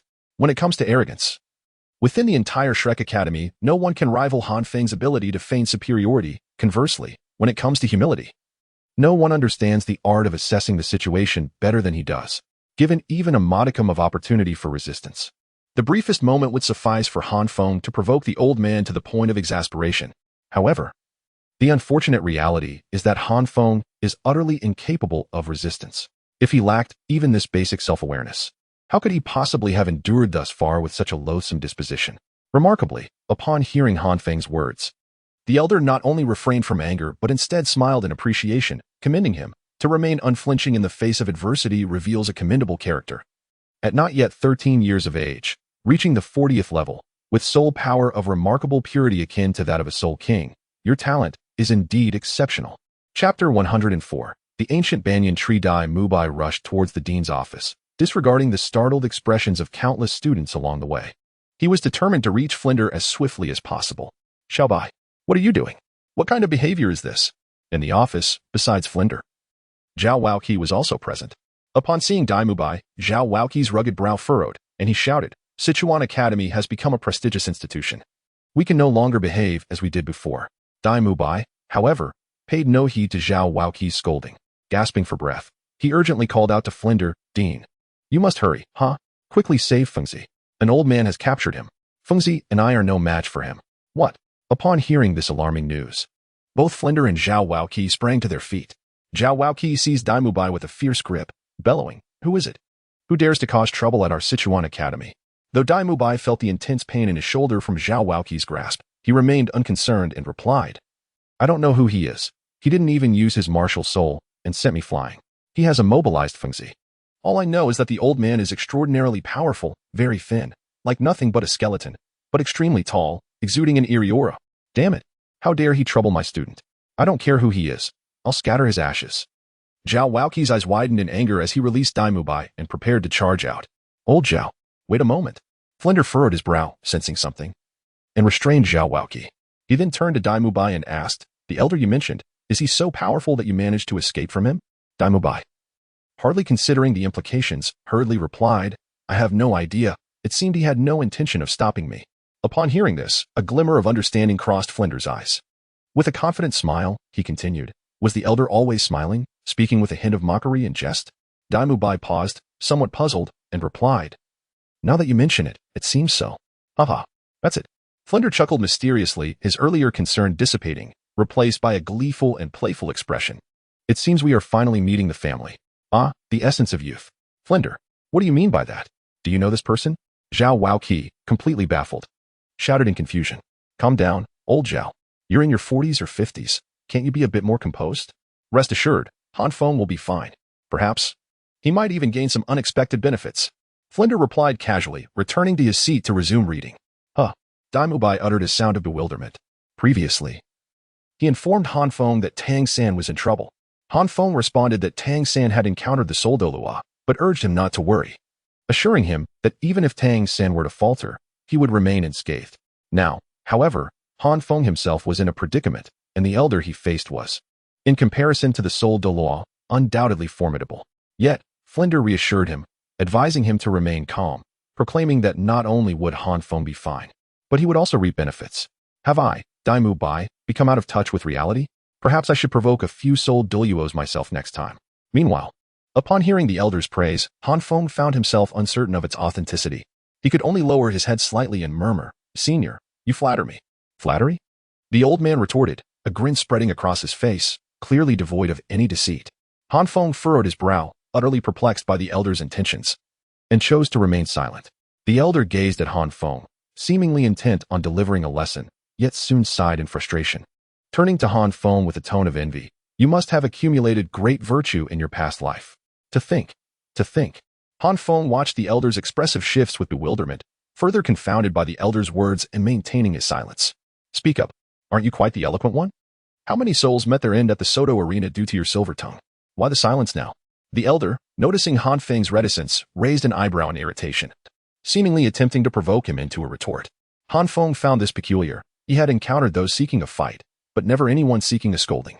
Is this old man perhaps unwell? Though he thought this internally, he maintained his composure and replied, I dare not speak too freely. TCH. How dull. I thought you had a greater audacity. The elder expressed disappointment, his lips curling in regret. Han Feng could only roll his eyes internally. After all, you hold great power. So whatever you say must be true. If I do not scold you, I am timid. If I do, am I not courting disaster? Unbeknownst to the elder, should he have grasped Han Feng's thoughts, he might have praised his wisdom once more. The elder pondered how best to discipline Han Feng. A direct approach would be unwise, as he could not return empty-handed, and who knew how Chen Xin would take the opportunity to strike. Yet, the thought of letting Han Feng off scot-free was equally unsatisfactory. After a moment of contemplation, the elder's eyes lit up, and he proposed to Han Feng, Young man, I have heard that you are a defense soul master. So am I. To be frank, I came here to challenge you. Since we are both defense soul masters, how about we engage in a friendly competition? Han Feng regarded the elder with suspicion. He detected no overt hostility in the elder's words and thus replied, "What does the senior wish to compete in? Since we are defense soul masters, we shall naturally compete in defense." The elder exclaimed, his smile wide with delight. "Dare I ask, senior, what form will this competition take?" Han Feng inquired, his demeanor respectful, adhering to the elder's words. The elderly man regarded Han Feng with a look of approval, nodding in satisfaction before speaking. "Let us proceed in this manner. I shall strike you once, and if you manage to block it, you may return the favor. Whoever fails to defend shall be deemed the loser. Naturally, should we both succeed in blocking, it would still signify my defeat." Upon hearing this, a flicker of barely concealed ire flashed in Han Feng's eyes. This could hardly be considered a contest. It was, in truth, an unidirectional slaughter. The elder was a powerhouse of at least the soul Douluo level, whereas Han Feng's first soul skill could at best withstand an assault from a soul sage, with an exceedingly low probability of success. Should the elder unleash even a single blow, would Han Feng be left alive? While Han Feng was adept at recognizing when to concede and assess a situation, he also understood the distinction between being tactful and being weak. If someone were to offer him 2 cups of poison, informing him that one would grant life while the other would lead to death, he would unhesitatingly drink both, then raise a finger in defiance. If death were inevitable, he would rather face it with audacity than suffer a lingering demise at the hands of others. "Your strength is remarkable, esteemed elder. I am but a humble junior." Han Feng gritted his teeth slightly. If the elder insisted on his own rules, Han Feng would unleash a torrent of curses before meeting his end, ensuring that he would at least extend his regards to the elder's entire family. As for Flander, Deming had been absent for so long. Who knew what they were up to? By the time they arrived, Han Feng feared he might already be beyond rescue. The elder possessed keen insight. Despite Han Feng's attempts to mask his emotions, he discerned the flicker of anger in his eyes. After a moment's contemplation, he smirked and said, "Rest assured, I shall not take unfair advantage of you. You have yet to acquire your 4th soul ring, I presume? I will only employ Soul King level power against you. Given your remarkably pure soul power, this hardly constitutes an unfair advantage, does it?" Upon hearing this, Han Feng was somewhat taken aback but felt a wave of relief wash over him. He humbly replied, "In that case, I dare to request your guidance, esteemed elder." "Ah, now that's the spirit." The elder chuckled heartily, releasing Han Feng from his confinement. He leapt to the open space outside the dormitory, where a considerable number of students had gathered. Unfazed, the elder effortlessly immobilized them and called out to Han Feng, "Come forth, young man." Taking a deep breath, Han Feng lamented the misfortune that had befallen him and stepped into the open area. "Young man, I shall allow you some time to prepare. Present your strongest stance." The elder stretched his limbs, smiling warmly at Han Feng. Nodding in acknowledgement, Han Feng did not hold back. The shield of the blaze enveloped him, and his 2nd soul ring glimmered. In an instant, 6 fiery shields materialized before the elder. This was one of the fruits of Han Feng's labor over the past months, an ability to negate the inherent disadvantage of his 2nd soul skill, which required him to be positioned away from the target. It was a tactic he intended to utilize for a surprise attack. The elder regarded the fiery shields before him with mild astonishment, but refrained from comment. "My apologies." Han Feng slightly cupped his fists in respect before retreating, activating his 3rd soul skill, as the infernal flame appeared. Yet, the tale does not conclude here. Han Feng harbored no intention of concealing his prowess. The immovable Yin Luo, initially confined to an upper body state, gradually rose, his features and limbs becoming increasingly distinct. Wielding the blazing shield of the heavens, he stood before the elder like a towering giant, while Han Feng positioned himself at the giant's torso. This marked the 2nd form of the immovable Yin Luo, the Yin Luo Dharma manifestation. Subsequently, the flame dragon armor enveloped him, and with the activation of the 1st soul skill, the Guardian of Life, Han Feng's combat power ascended to unprecedented heights. "The junior is prepared. I humbly request the elder's guidance." Han Feng spoke with solemnity and composure. "An important announcement. I initially intended to upload this tomorrow, but by an unfortunate mishap, I uploaded it today instead. The VIP chapters cannot be deleted, leaving me in a rather helpless situation. Given these circumstances, I can only proceed as fate has dictated. Esteemed readers, I kindly seek your initial subscriptions. While today is inconsequential, tomorrow marks the beginning of the month, and I implore you for monthly votes. A significant update is on the horizon. Your initial subscriptions are greatly appreciated. I truly invest my heart into this work, and I hope for your support. Update notice. Daily explosive updates are undoubtedly beyond my capacity. It is a challenge I cannot meet. I can only maintain a semblance of life with 2 chapters a day. After 3 days of intensive updates, I find myself at my limit. As you all know, I do not keep drafts, so my daily updates are freshly pinned. My typing speed is quite ordinary, and the commitment to daily updates genuinely strains me. Producing 6,000 words for 2 updates each day is my utmost capability. However, I will not cease updates entirely. For every 1,000 recommendation votes received each week, I will add an additional chapter. For every 500 monthly votes, another chapter will be added. Furthermore, there will definitely be an extra chapter every Monday. Naturally, if any esteemed patrons choose to reward me, I will also increase the updates. Thank you all for your unwavering support. Since sharing anything related to my work on other platforms would be invisible to many, I will share only the main text here. Chapter 105. Ning Rongrong. What are you all doing? Calm down, everyone. It is indeed perplexing that Gu Rong would not trouble the naive Han Feng. The younger generation is prepared. I humbly request your guidance, esteemed elder. The consumption of spirit power for the Yen Luo Law and the Yen Long Armor is substantial. Han Feng dared not hesitate for even a moment and spoke calmly. The elder regarded Han Feng with approval. Han Feng was far more exceptional than he had anticipated. The elder knew that Han Feng could not endure for long and chuckled. Good. I've wanted to challenge you for quite some time. In the next instant, Han Feng beheld the elder's frail hand tightly clenched, pure dark spirit power enveloping his fist, emanating waves of terrifying force, causing the very space around them to tremble. What astonished Han Feng even more was that the elder had yet to employ his martial soul or spirit rings. While Han Feng had encountered spirit kings before, he had never witnessed one capable of unleashing such formidable power. Noticing the astonishment etched upon Han Feng's face, the elder grinned proudly and declared, "Young man, I assure you, I am not deceiving you. I am indeed utilizing only the power of a spirit king. This is merely a unique technique of exertion. You may consider it a self-created spirit skill. It is not as mystical as you imagine, and I have no need to resort to trickery." Upon hearing the elder's words, Han Feng could not afford to ponder further, for the elder's fist was already descending. In an instant, the elder leaped high, his fist crashing down directly at the center of the divine shield. Boom. At that moment, Han Feng felt as though a meteor had struck the divine shield. The absolute defense of the shield had successfully activated, yet the issue lay in the fact that the elder's punch was not a single blow but a relentless barrage, akin to waves crashing upon the shore, each one surpassing the last. Damn. Han Feng gritted his teeth, his Yen Long Armor swiftly becoming battered, and the Yen Luo Law dissipating at a visible pace.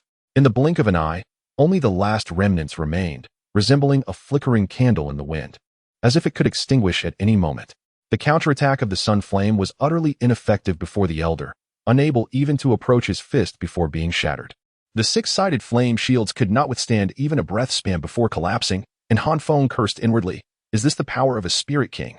In truth, Han Feng had misjudged. He believed the elder to be untrustworthy, utilizing greater strength, yet in reality, the elder was indeed employing only the power of a spirit king. However, it was the might of a spirit king under the title Douluo. Breaking. The elder's final roar echoed as the last remnants of the Yen Luo Law and Yen Long Armor swiftly melted away like ice beneath the blazing sun. Watching the fist before him grow larger, Han Feng's eyes narrowed. His spirit skills had all been shattered, and in a moment of desperation, he could only raise the divine shield before him. Silence. Crack. Crack. A strange sound resonated as the elder's fist struck the divine shield, seemingly without resistance.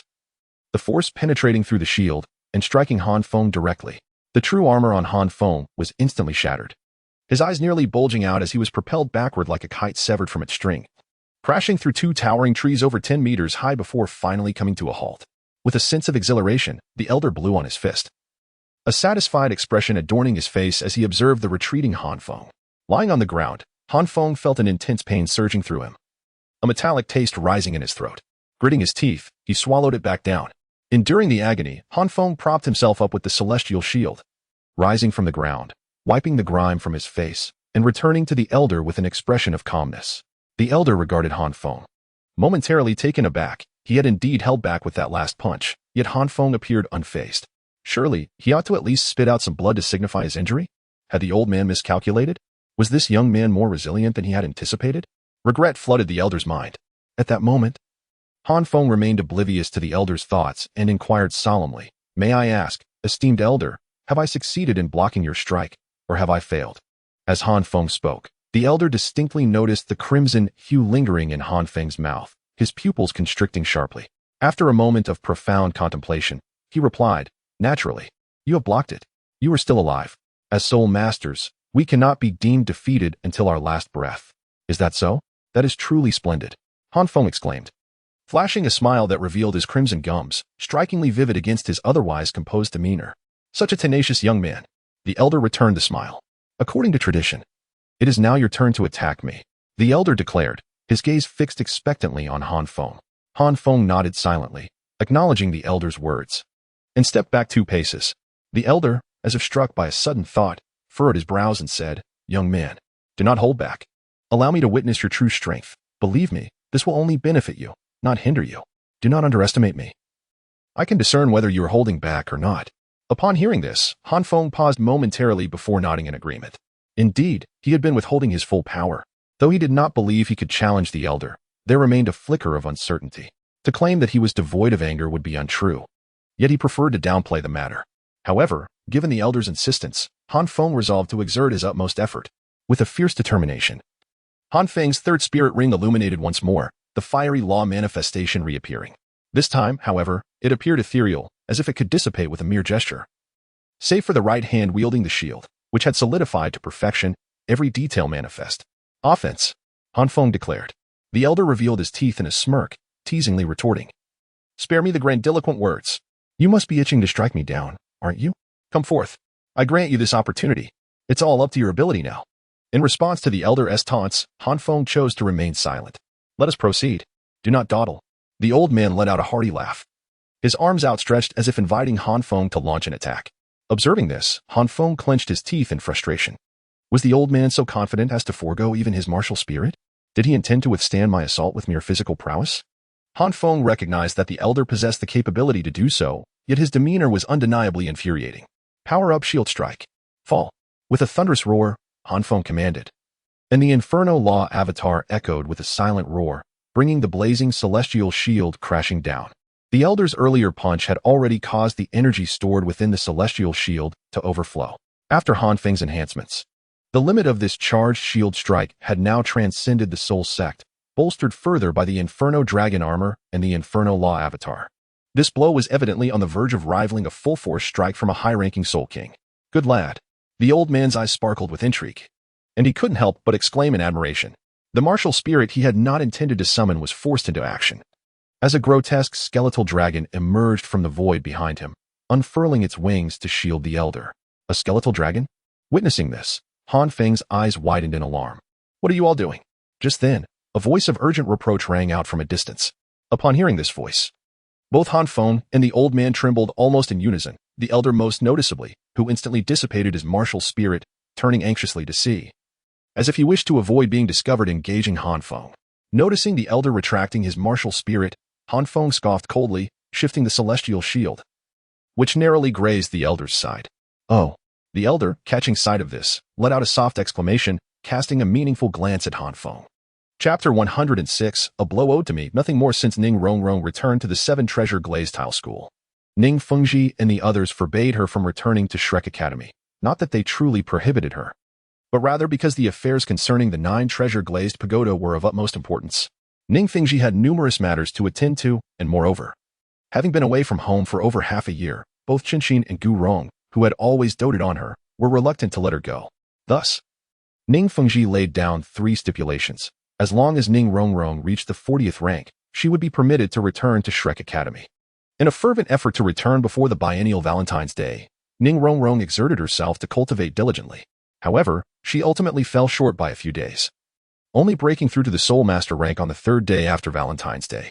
Upon achieving this milestone, she hurriedly informed Ning Fengji and then dashed back to the academy, filled with excitement. It was only natural to assume that many eager suitors would be waiting to shower Han Feng with sweets this Valentine's Day. Yet, upon her return to the academy, Ning Rongrong was met with the shocking sight of a fiery giant resembling Han Feng's 3rd soul skill being shattered by her grandfather, Gu Rong. Without a moment to ponder, she rushed towards the flaming giantess direction. As she approached Han Feng's dormitory, she noticed Han Feng struggling beneath Gu Rong's bone dragon, desperately holding his ground. In a fit of urgency, Ning Rongrong shouted, "What are you doing?" Her voice proved effective, causing both Han Feng and Gu Rong to halt their actions. Gu Rong, being rather straightforward, immediately retracted his martial soul, leaving Ning Rongrong no time to gather evidence. Han Feng's blazing shield also shifted, sparing Gu Rong from any impact. Seeing that Han Feng was unharmed, Ning Rongrong let out a sigh of relief and hurried to his side, anxiously inspecting him from head to toe. Before turning to Gu Rong with a reproachful tone, "Grandfather." At that moment, Gu Rong exhibited no trace of bravado. "Rongrong, let me explain," he said, softening his tone and bending his tall frame to align with Ning Rongrong's height, attempting to appease her. "Did the sect master not send me to Shrek Academy for some matters? I truly was just passing by. You must believe me. Have I ever deceived you over the years?" Upon hearing this, Ning Rongrong merely shot Gu Rong a glare, prompting him to fall silent. She quickly turned to Han Feng. Apologizing, "Han Feng, I'm sorry. Grandfather did not mean to humiliate you. He just, observing Ning Rongrong's anxious demeanor. Fearful of offending Han Feng, Gu Rong could not help but grin and mutter under his breath, "Lucky lad." Upon hearing Ning Rongrong's words, Han Feng felt a mix of emotions but simply pressed down on her shoulder, deflecting, "I understand that Senior Gu did not mean any harm. We were merely sparring." As Han Feng spoke, Ning Rongrong noticed the crimson stains on his lips. Though they had faded somewhat, they remained glaringly vivid. "Are you hurt?" she asked with concern.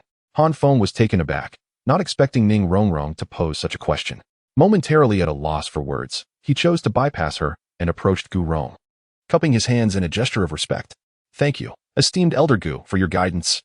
I am profoundly grateful for the opportunity to receive counsel from one renowned for possessing the greatest defense in the world." With keen insight, Gu Rong discerned the flicker of resentment within Han Feng's heart and teased, "Are you harboring grievances against this old man? Do you believe I am taking advantage of my position to bully the weak?" Han Feng averted his gaze, concealing his emotions, and replied in a low voice, "I dare not." "Dare not? Is it truly a matter of daring or merely a reluctance to speak?" Gu Rong scoffed, mercilessly exposing Han Feng's pretense. "Grandfather Gu." Ning Rongrong, sensing Gu Rong's relentless probing, interjected with a sharp tone, her brows furrowing with irritation. Yet, this time, Gu Rong, who typically indulged her, paid her no heed. Instead, he turned his full attention to Han Feng, undeterred by Ning Rongrong's furious glare. Noticing Han Feng's silence, Gu Rong chuckled softly. "I am aware that you, young man, are somewhat impetuous and may struggle to grasp the gravity of the situation. You may not understand why Rongrong is defending you, nor why I, despite my intention to teach you a lesson, am displaying restraint." After a brief pause, as if contemplating his words, Gu Rong continued, "Since you do not comprehend, think of it this way. Our little princess, whom we have nurtured for 12 years, is someone we seldom allow to hear harsh words.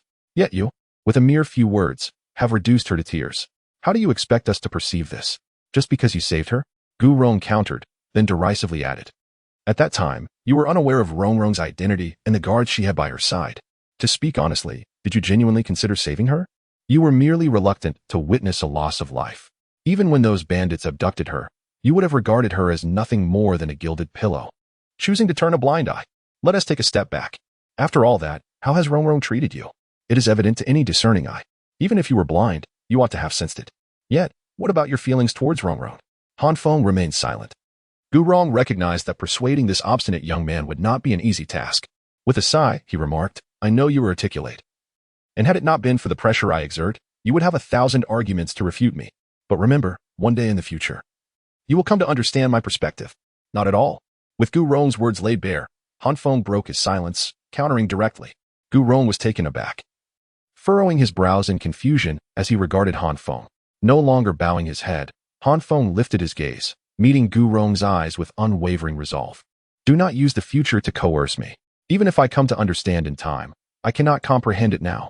Upon hearing this, anger flared in Gu Rong's eyes, yet Han Feng did not grant him the opportunity to express it.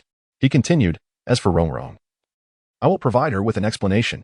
Similarly, I will seek an explanation from you, esteemed Elder Gu."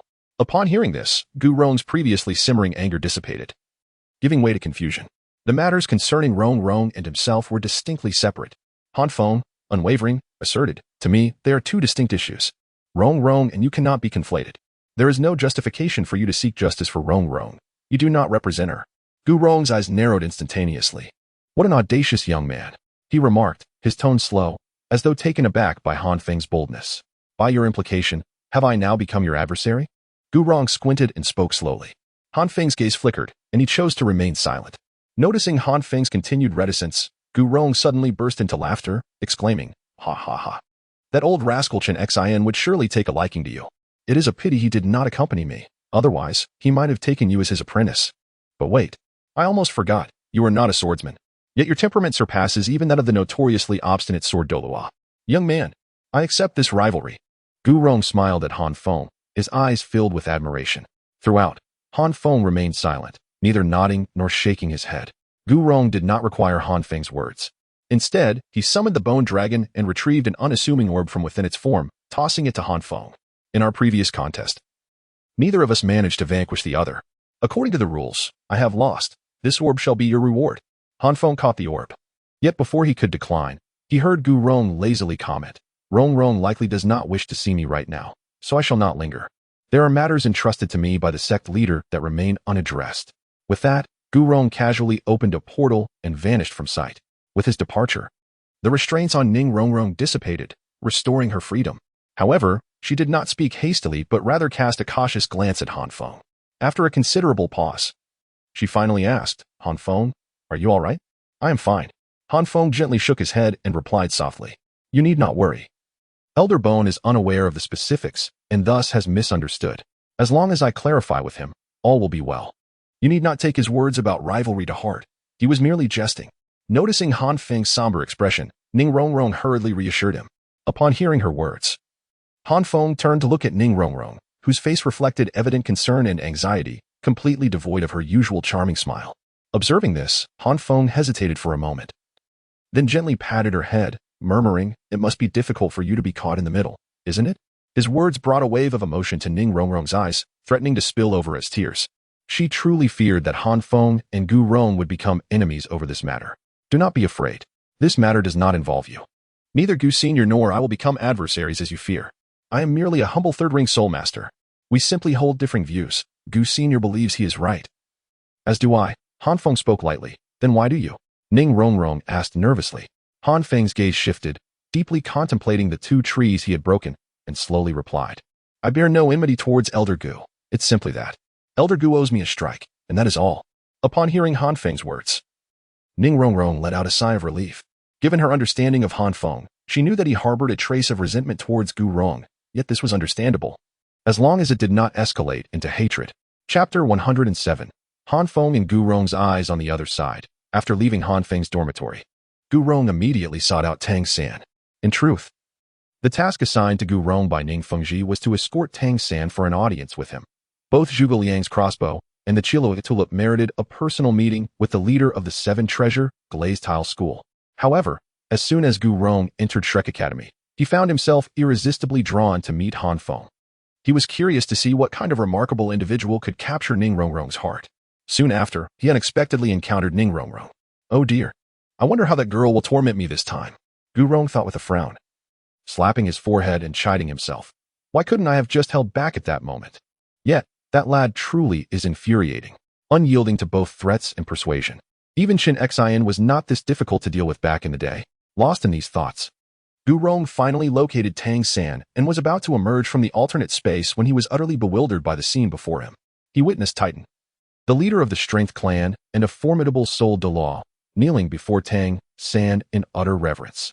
Meanwhile, Tang San lay bloodied in Xiao Wu's embrace, and judging by his injuries, it appeared that Titan was the cause. This. Gu Rong, having lived for so long, had never before witnessed such a spectacle, leaving him momentarily at a loss for words.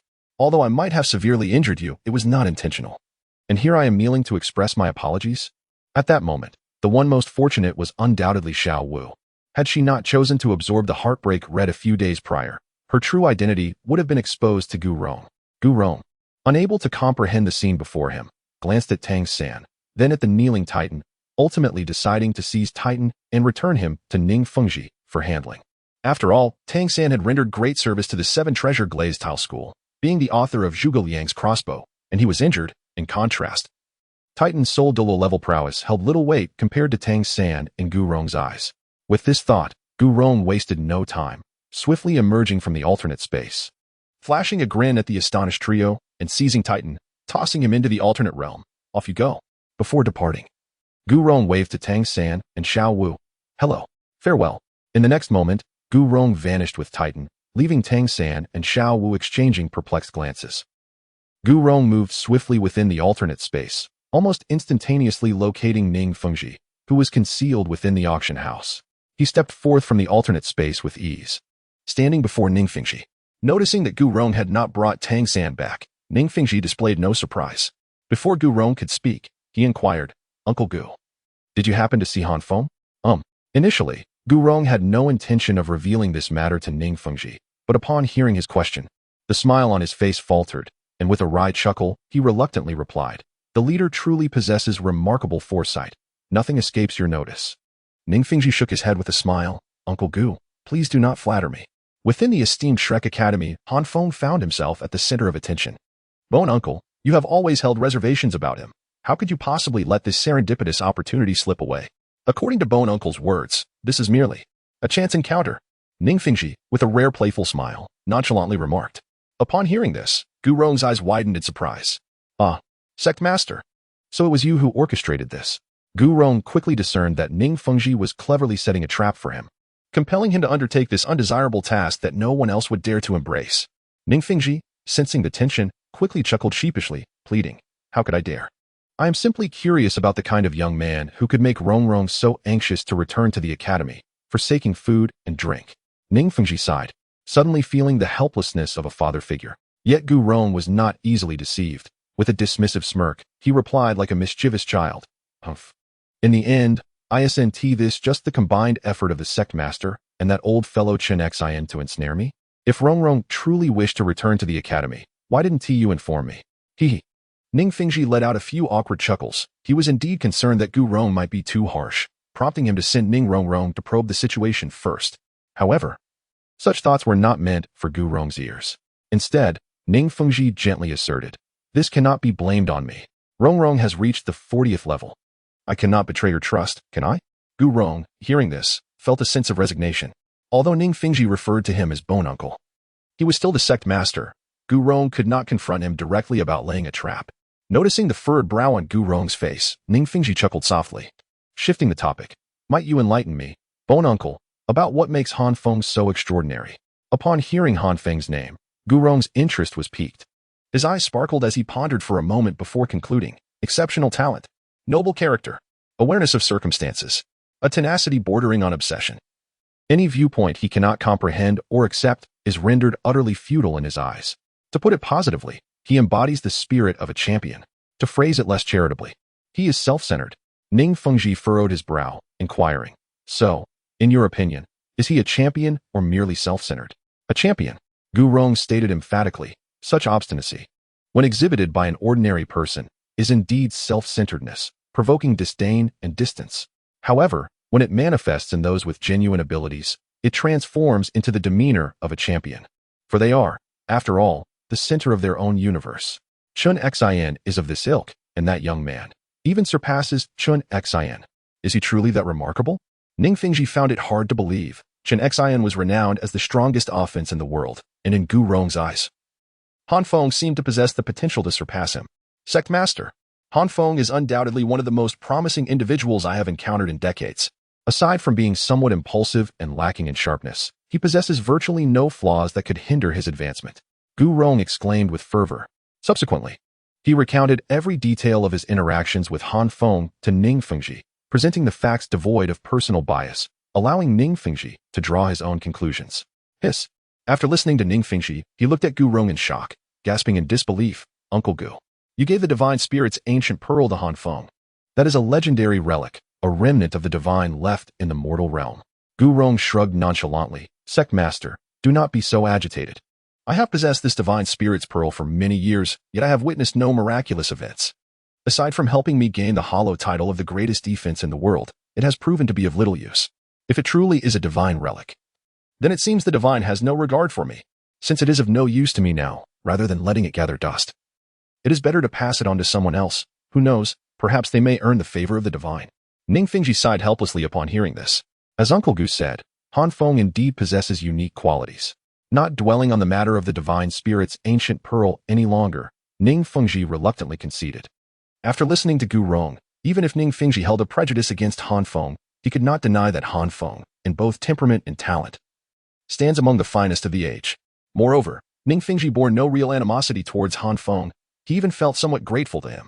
Were it not for Han Feng, Ning Rong Rong might still be that spoiled little witch. If one were to pinpoint any dissatisfaction Ning Fengji harbored towards Han Feng, it might only pertain to Han Feng's attitude towards Ning Rongrong. What a splendid choice for a son-in-law. Alas, he is such a simpleton. Contemplating this, Ning Fengji could not help but close his eyes in exasperation, rubbing his temples in an attempt to comfort himself. Children will surely have their own fortunes. Putting thoughts of Han Feng aside, he asked Gu Rong, "By the way, where is Tang San now?" After a moment, Ning Fengji reopened his eyes and inquired of Gu Rong. Upon mentioning Tang San, Gu Rong's expression grew somewhat peculiar. "What is it?" Ning Fengji asked, puzzled. It is like this." Gu Rong then recounted everything he had witnessed to Ning Fengji, whose expression turned enigmatic upon hearing it. "Is there truly such a matter?" Ning Fengji said solemnly. "The Strength Clan has remained hidden for ages. And the Titan is exceedingly proud. How could he possibly kneel before a 13-year-old boy? Master, I have brought the Titan back. Why not ask him directly?" Gu Rong, unable to explain the situation, proposed. "Very well, it must be so." Ning Fengji glanced at Gu Rong and nodded. The seven-treasure glazed tile school was not so fearful as to shy away from offending a clan without a title Douluo's protection. Subsequently, Gu Rong and Ning Fengji entered the alternate space, and after a while, they emerged again. Unlike before, their faces now bore no traces of confusion, but rather an air of solemnity and gravity. "Master, perhaps we should." A flash of murderous intent flickered in Gu Rong's eyes as he subtly suggested to Ning Fengji. "Not possible. The ambitions of the Spirit Hall are growing ever more inflated. We cannot afford to engage in internal strife at this moment." Ning Fengji replied coolly, fully aware of what the Haotian Douluo represented and the immense deterrent power he brought along. Chapter 108. The Forest of the Setting Sun. Thus, a month passed in the blink of an eye. During this time, Tang San and the seven-treasure glazed tile school successfully completed their transaction of the Zhuge crossbow, reaping substantial profits while bestowing upon the group a brand new set of hidden weapons, the Flying Heavenly Claw. In this month, Zhu Zhuqing and the others finally broke through to the 40th level. Consequently, apart from Xiao Wu, who had yet to absorb the celestial herb, all members of Shrek had achieved this milestone, with Daimu Bai leading at level 45. Moreover, Daimu Bai himself claimed that he was not far from reaching level 46. This remarkable progress was largely attributed to the Soul Bone and the 10,000-year Soul Ring. Otherwise, even with the absorption of the wondrous Qirong Tongtian Chrysanthemum, Daimu Bai would have barely reached level 33. However, for Han Feng, the most significant matter was that he had turned 13, just a few days prior. Han Feng's cultivation had inexplicably risen by 2 levels, although this did not manifest due to the absence of a 4th soul ring. Han Feng was acutely aware that he had already reached level 42 and merely needed to obtain the 4th soul ring to surpass level 33. Should he successfully absorb the 10,000-year soul ring, he might even have the opportunity to break through to level 44. As for the orb that Gu Rong had gifted him, Han Feng had initially intended to return it. However, both Ning Rongrong and Gu Rong were adamant that the orb now belonged to Han Feng, leaving him with no choice but to accept it. The crux of the matter was that Gu Rong had given him the orb without disclosing its name or usage, merely stating, "Everything relies on your own understanding." Han Feng found himself at a loss regarding how to utilize it. He had inquired with the master, but the master could not provide any clarity, unable even to discern the orb's origins or materials, leaving Han Feng feeling quite powerless. Nonetheless, the orb was not entirely without merit. At the very least, its presence seemed to subtly accelerate Han Feng's cultivation speed, albeit to a minimal extent. In fact, the enhancement was so negligible that neither Tang San nor the others could perceive it, revealing just how painfully slow Han Feng's self-cultivation was to notice such a meager boost. In summary, it was better than nothing. Today, a month later, marked the day when the Shrek team would hunt for their 4th soul ring. To facilitate Han Feng and the others in obtaining the most suitable soul beast, Shrek Academy had mobilized its entire force. The trio of the Golden Iron Triangle was fully engaged, along with the formidable Zhao Wujing, making for an impressive display of power, even without Han Feng and his companions, who were 7 soul masters and 1 soul dignitary. Meanwhile, Oscar and the others had gathered early at the Academy's entrance, fervently discussing what their 4th soul skills might entail. However, it was curious that the usually punctual Tang San was the last to arrive, accompanied by Xiao Wu. Oscar, stroking his shaven chin, regarded Xiao Wu and Tang San with a knowing look and teased, "A solitary man and woman, disheveled in attire. You two are rather suspicious." Ma Hongjun, more direct, wore a mischievous grin and exclaimed, "Third brother, if there's anything unclear about this matter, just ask me, I'm well acquainted with it." The playful banter between Ma Hongjun and Oscar left Xiao Wu and Tang San blushing, rendering them speechless for a considerable time. Even the typically fierce Xiao Wu lowered her head, her delicate hands clutching Tang San's sleeve tightly. It was evident. No need for further confession. Han Feng rolled his eyes at the scene. At that moment, Ma Hongjun, noticing Tang San and Xiao Wu's flustered expressions, suddenly brightened and leaped in front of Tang San's, exclaiming with pride, "Brother San, I must say, you are simply too innocent. When I was 9, the dean took me out to play. It was a breeze." Ahem. Ma Hongjun's words caused Tang San to cough awkwardly, too embarrassed to engage in conversation with him. Dai Mubai's eyes also wandered, feigning nonchalance as he struck up a conversation with Han Feng. Initially perplexed, Han Feng's understanding dawned when he caught a glimpse of Zhu Zhuqing's sharp gaze, eliciting a disdainful smirk from him. Meanwhile, Master and Zhao Wujie had long been aware of the situation and remained unfazed. However, it was the first time for Lu Erlong to hear about this. Her eyes filled with confusion and disbelief as she turned to Flander. Flander, feeling a wave of dizziness, swiftly appeared behind Ma Hongjun and delivered a sharp slap, scolding, "What nonsense are you spouting, you little brat?" Ma Hongjun, still bewildered as he picked himself up, protested with a pitiful expression, "But that's how it is, silence. One more word, and your 4th spirit ring will seek you out on its own." Flander lamented, his head throbbing in agony. He glanced at Tang San, the obedient child, and then at Ma Hongjun, pondering the stark contrast between them despite both being disciples. Startled, Ma Hongjun quickly covered his mouth, cautiously refraining from speaking further. Oscar cast a sympathetic glance at him, calculating the situation. It was clear that Ma Hongjun had offended Xiao Wu, Dai Mubai, Zhu Zhuqing, and even dragged Flander into the fray. One could only say the consequences were well-deserved. After the morning's commotion, the group hurried toward the Sunset Forest. By the time they arrived, it was already midday. Yet, no one showed any intention of stopping. As everyone desired to obtain a suitable spirit ring as soon as possible, they boldly traversed the Sunset Forest, bypassing the outskirts and heading straight for the area inhabited by thousand-year spirit beasts. Of course, to avoid startling the spirit beasts, they suppressed their auras. In comparison to the Stardo Forest, the strength of the Sunset Forest was significantly inferior. There were no spirit beasts over 50,000 years old. Douluo had even managed to cultivate a medicinal garden at the core of the Sunset Forest's ice and fire yin-yang well, with no spirit beast daring to disrupt it, illustrating the mediocrity of the spirit beast levels in the Sunset Forest. With the strength of Flander and the others, they could easily dominate the Sunset Forest. Unfortunately, it was currently the hibernation period for many spirit beasts, causing them to hide away. The group journeyed for quite some time without spotting even a single thousand-year spirit beast. The oldest ones they encountered barely reached 3,000 years.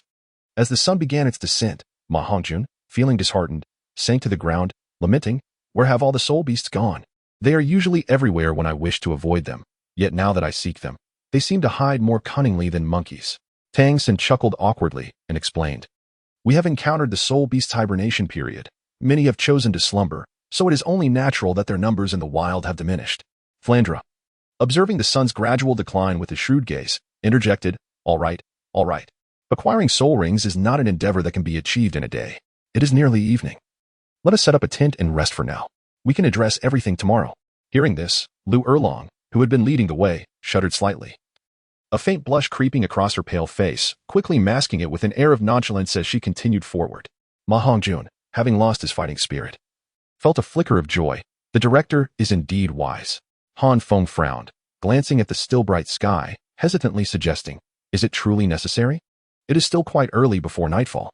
Besides, with Teacher Lu and the others around, there shouldn't be any soul beasts in the Sunset Forest that pose a threat to us. Many soul beasts prefer to move at night. Perhaps we might encounter a suitable one." "Indeed," Dai Mubai concurred, "Director. Is it really necessary to be so cautious? When I hunted for my 4th soul ring, it was primarily at night. Zhu Zhuqing's spectral cat was most compatible with swift feline soul beasts, which were predominantly active during the night." Inspired by Han Feng's words, Dai Mubai was eager to assist Zhu Zhuqing in securing her 4th soul ring. Just as their conversation concluded, Lu Erlong, walking ahead, suddenly halted. Han Feng and Dai Mubai felt an unanticipated chill wash over them, causing involuntary shivers. Flandra, who had been vigilant of Lu Erlong, quickly wiped the sweat from his brow and admonished the two, "Exercise caution. It is better to err on the side of vigilance. You cannot generalize the situation. While you two may be robust and unconcerned, what about others? Have you no consideration for your teammates?" Unbeknownst to them, Lu Erlong had approached, facing away from the master, her expression laden with meaning as she spoke through clenched teeth. "Indeed. Hasn't our dear chubby classmate already exhausted himself? Right? Isn't that so, dear chubby classmate?" Upon finishing her statement, Lu Erlong squinted at Ma Hongjun. "Yes. Yes, indeed. Teacher Erlong is correct. I'm utterly worn out. If we don't rest soon, I might just collapse. Under Lu Erlong's silent pressure, Ma Hongjun felt a palpable urgency to agree, nodding fervently. Gulping nervously, even Dai Mubai and Han Feng, despite their simplicity, could discern Lu Erlong's desire for a break. Recalling her formidable methods, both swallowed hard and reluctantly acquiesced. We shall abide by the teacher's directives. Satisfied, Lu Erlong nodded and casually inquired of Flandra. Flandra, where are the tents? I have brought tents, but I only prepared 2. It seems one shall be for us teachers and the other for the children. Flander and Lu Erlong exchanged glances, each producing a tent, feigning difficulty.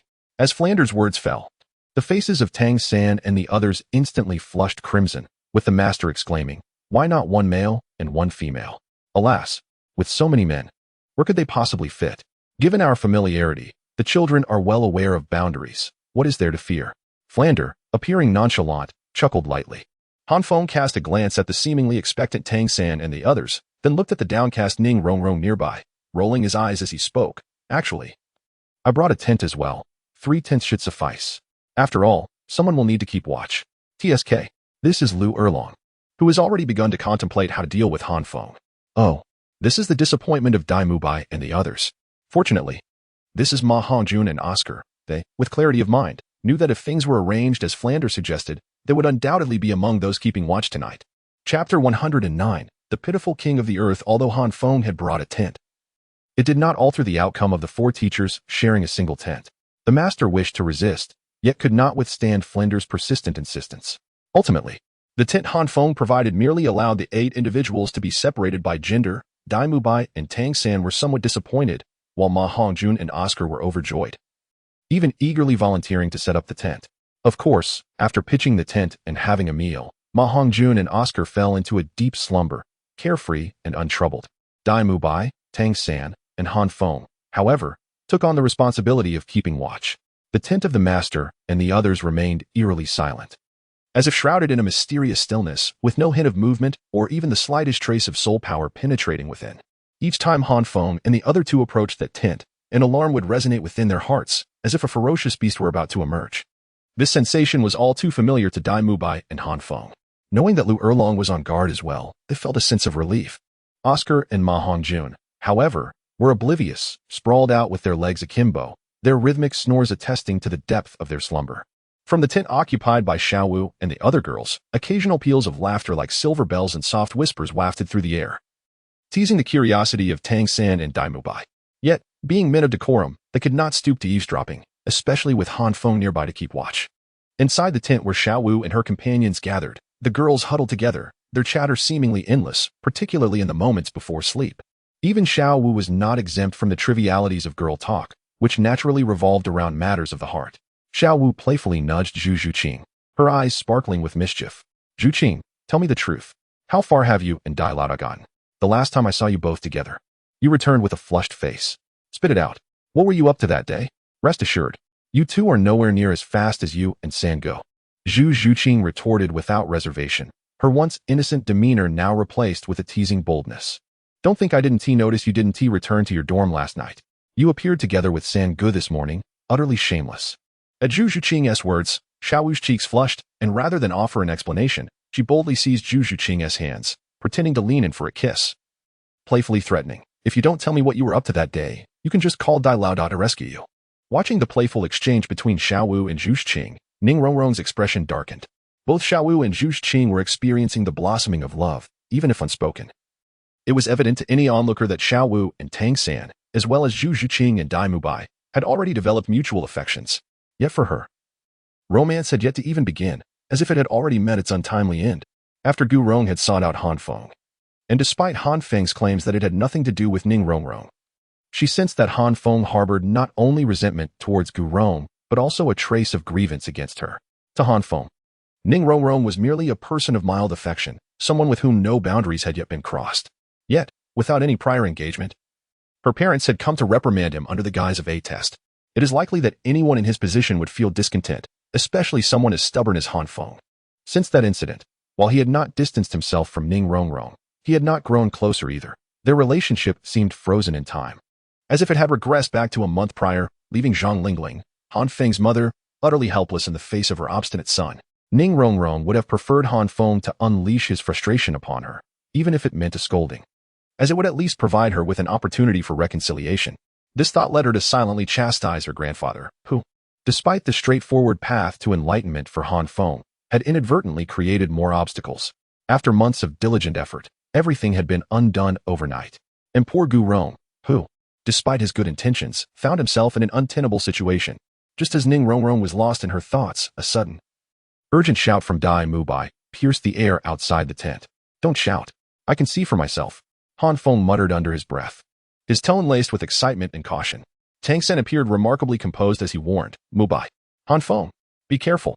This is a 4,500-year-old Earth King. Do not underestimate it. What's the fuss? I can handle it alone." Dai Mubai laughed maniacally, his eyes glinting with a fierce determination as he activated his spirit rings. With the transformation complete, he felt invincible, ready to take on 10 foes. Don't let the wind trip you up," Han Feng retorted, a cold smirk on his lips as he summoned the shield of the Seraph.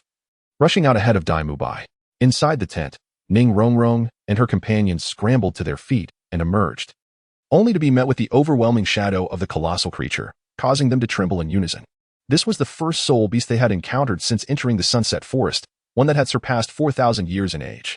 Tang San, watching Dai Mubai and Han Feng charge forth, sighed helplessly, barely managing to call out, "Be gentle. This soul beast is perfect for Fatty. Don't kill it. Rest assured." Dai Mubai cackled, leaping onto the Earth King's back, his weapon piercing the creature's tough exterior. "What a hardened shell," Dai Mubai noted, finding the Earth King's hide as unyielding as iron. His attack failed to deliver a fatal blow, instead inciting the wrath of the Earth King, which began to thrash violently, sending Dai Mubai flying. I alone can understand it." Han Feng chuckled dryly, mockingly repeating Dai Mubai's earlier bravado. Before Dai Mubai could retort, the enraged Earth King charged at Han Feng, its massive form stirring up clouds of dust. The 7 treasures are famous. First, strength. Third, soul. Upon witnessing this scene, Ning Rongrong swiftly bestowed 2 layers of enhancements upon Han Feng, with the 3-ring 9 treasure glaze tile augmenting his strength and soul power by a remarkable 40%. "Is strength your game?" Han Feng smirked, refusing to yield an inch. Activating his 3rd soul skill, the immovable Yanluo, he donned the fiery dragon armor. He wielded a shield in one hand to block the Earth King, while extending the other to seize it, freeing his shield-bearing right hand to unleash a powerful shield strike, delivering a resounding blow upon the Earth King's exterior. Boom. Under the weight of various enhancements, this strike sent the Earth King hurtling away. The gust of wind generated toppling 3 tents in its wake. Ma Hongjun and Oscar exchanged bewildered glances, shouting in unison, "What happened? What is going on?" Meanwhile, on the other side, Flander and Zhao Wujin lay seemingly unconscious, completely oblivious to the commotion, while Master sat helplessly on the ground, one hand ensnared by Lu Erlong, rendering him immobile. After a considerable interval, Lu Erlong finally stirred as if awakening from slumber, stretching languidly and surveying her surroundings, slowly uttering, "What is all this noise? How annoying." While her initial words bore a semblance of normalcy, the final 3 words erupted with unbridled fury, her near-roaring reprimand sending shivers down the spines of all present. Lu Erlong first cast a glance at the fully powered Dai Mubai and Han Feng, who, frightened, promptly retracted their true forms, standing innocently in place. They were all too familiar with that look in Lu Erlong's eyes, which had haunted their nightmares for the past 6 months. TCH. Lu Erlong ultimately scoffed coldly, refraining from confronting the two, her gaze shifting to the Earth King, her eyes ablaze with palpable rage. With a single step, her soul's saint-level true form enveloped her, the resplendent crimson armor rendering her akin to a Valkyrie. Yet, this Valkyrie bore an overwhelming aura of hostility. Tang San, Han Feng, and Dai Mubai instinctively cleared a path as Lu Erlong, exuding undeniable authority, planted her foot upon the Earth King's head, growling through clenched teeth, "You shall perish." Under the menacing intimidation of Lu Erlong, the Earth King was rendered completely immobile, even displaying a subservient demeanor. Alas, the Earth King's pleas for mercy proved futile as Lu Erlong grasped its pincers, her slender form standing in stark contrast to the Earth King's bulk, yet it was utterly powerless against her, succumbing to her every whim. Lu Erlong employed no soul skills, resorting instead to the most rudimentary yet brutal punches and kicks, the scene unfolding as exceedingly savage. As she continued to assault it, Lu Erlong muttered, "I have waited 20 years. Finally, an opportunity arises. How dare you disturb me?" The shell that even Dai Mubai's Gingjin Tianxia halberd could not penetrate crumbled like tofu under Lu Erlong's relentless assault. shattering into fragments in the blink of an eye. Gulp. Observing the formidable Lu Erlong, Tang San suddenly began to comprehend why Han Feng and Dai Mubai exhibited such trepidation towards him. Erlong, cease at once. As the king of the earth foamed at the mouth, appearing on the verge of collapse, Master hurriedly intervened. At this moment, only Master possessed the audacity to speak. His words acted as a switch. Lu Erlong trembled, her true form dissipating, returning to his serene demeanor. With a face reflecting drowsiness, she ambled over to Master and, with sleepy eyes, murmured, "Xiao Gang, I am weary. Let us rest a while longer." This. Dai Mubai stood there, utterly astounded, on the brink of voicing something. If you wish to live, refrain from speaking. Han Feng, quick and astute, swiftly covered Dai Mubai's mouth, whispering. Chapter 110, Dai Mubai Dam. The following day, after Ma Hongjun absorbed the spirit ring of the Earth King, before anyone could even discern the effects of his fourth spirit ability, they unwittingly found themselves enveloped in a thick fog. Initially, the mist was slight, and the group paid it little mind, assuming it was merely the morning dew. After Tang Sen provided them with a miasma pill, he didn't dwell on it further. However, by the time the group realized the situation, the fog had thickened to such an extent that the path ahead became obscured. At the densest part of the mist, Zhao Wujie, who trailed at the back, could not even see Lu Erlong at the front of the line. Something was amiss, and if they remained oblivious, it would be truly foolish. This fog is rather excessive, I assent it, Ning Rongrong remarked hesitantly as she surveyed the enveloping haze. It's merely a bit of fog. Rongrong, I believe you're overly anxious. It's just a minor issue, nothing to worry about. Observing Ning Rongrong's hesitance, Oscar laughed heartily, hands on his hips, exuding an air of arrogance and disregard. Seeing Oscar's unusual demeanor, both the master and Tang Sen frowned, their gazes shifting as if a realization dawned upon them. Suddenly, from within the mist, a pink shadow darted out, heading straight for Ning Rongrong. Due to the fog's concealment and the influence of the toxic miasma, Lu Erlong and the others, caught off guard, failed to notice it at all. Be careful. Just as Tang San activated his purple extreme magic eye and spotted the shadow, he shouted, and the blue-silver grass sprang into action. Clang. In a flash of fire, Han Feng acted even quicker than Tang San, utilizing his second spirit ability to teleport in front of Ning Rongrong, intercepting the shadow and swiftly dispatching it with a single blow, scoffing.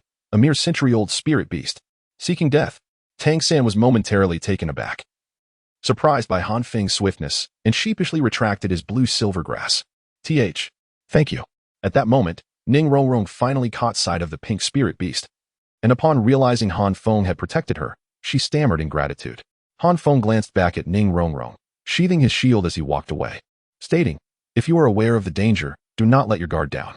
"I'm sorry," Ning Rongrong replied timidly. Meanwhile, Dai Mubai had seized Oscar, awakening him with 2 sharp slaps, then turned to Tang San, saying, "That was a pink lady, a gregarious spirit beast capable of emitting toxic miasma. This fog is certainly their doing. If the scale of the mist is any indication, there must be no fewer than several hundred pink ladies concealed within it. What shall we do?" Tang San's eyes gleamed with purple intent, his expression shifting slightly as he replied somberly, "Not hundreds, but rather 3,000. We are completely trapped." TSK. Upon hearing this, Dai Mubai clicked his tongue, although Lu Erlong and the other 3 soul saints were present.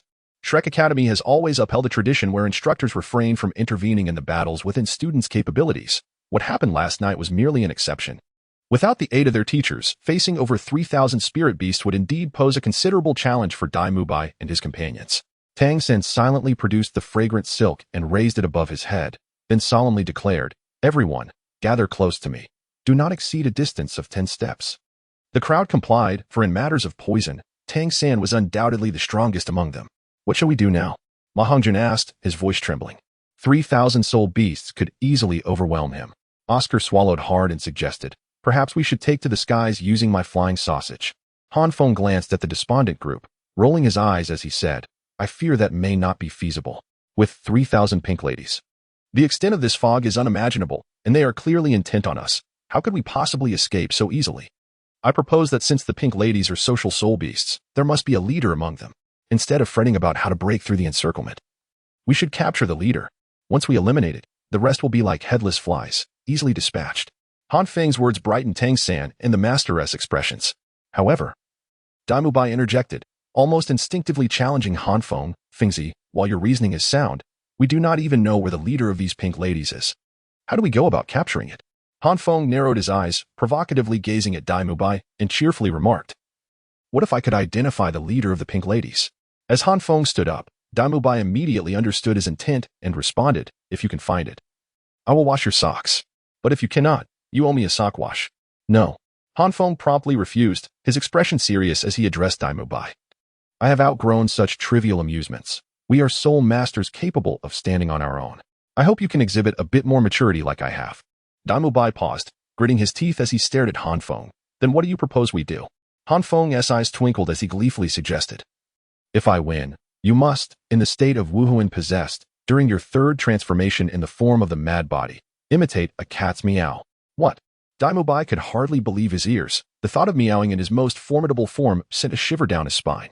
But upon seeing Han Feng's teasing expression, his frustration boiled over, and he declared, "Fine, I'll meow like a cat.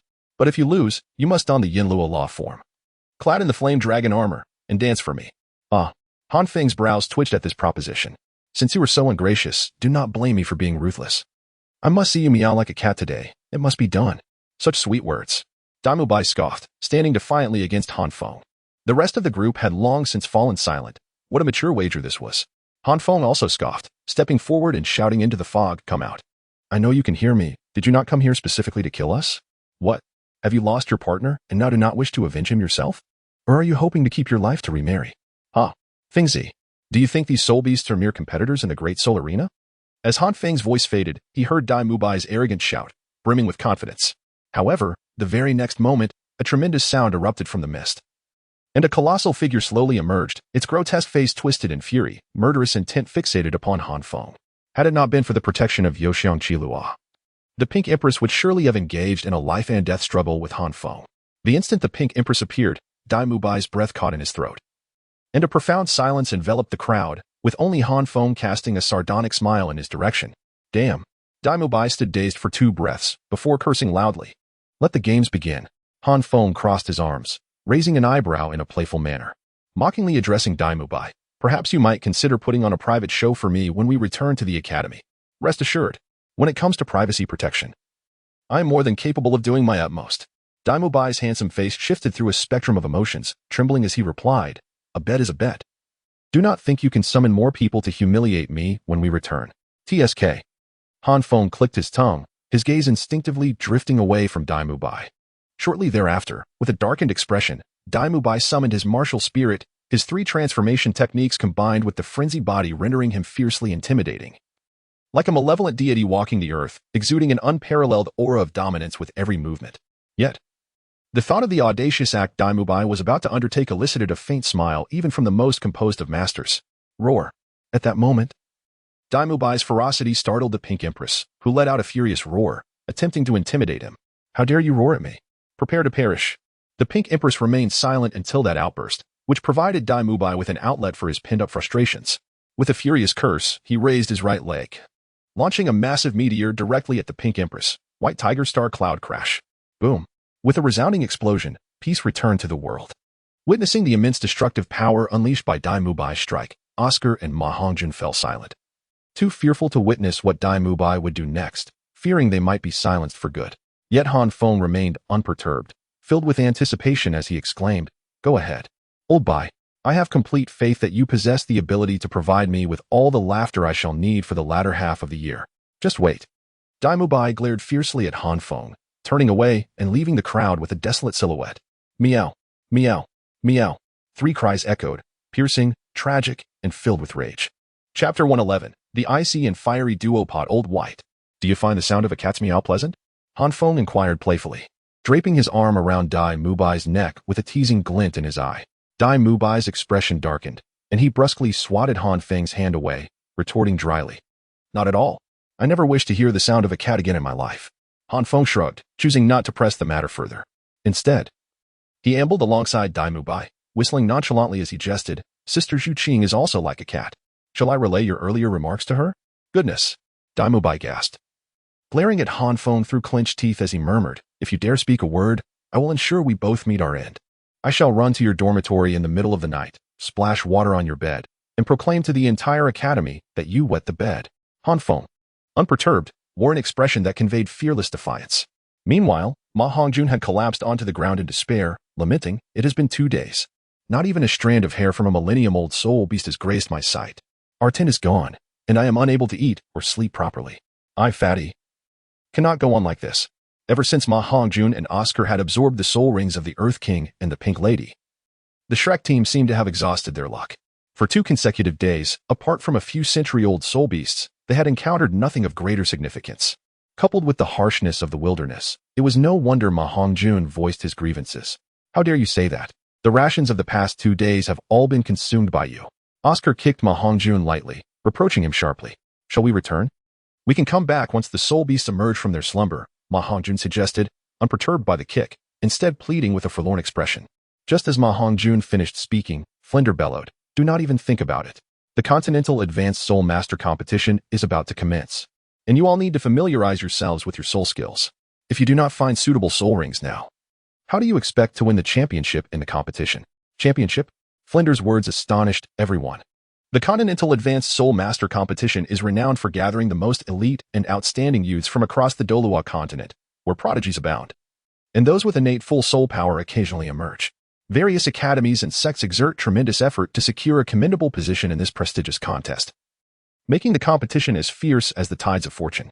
Moreover, the age limit for the competition is 25, with many participants just skirting this threshold, entering at ages 23 or 24. In contrast, the Shrek team members generally ranged from 14 to 15 years old, with the youngest, Han Feng, merely 13, an entire decade younger. Originally, Dai Mubai and the others aimed to secure a spot in the top 10 at the Continental Advanced Soul Master Competition, considering it a sufficient achievement.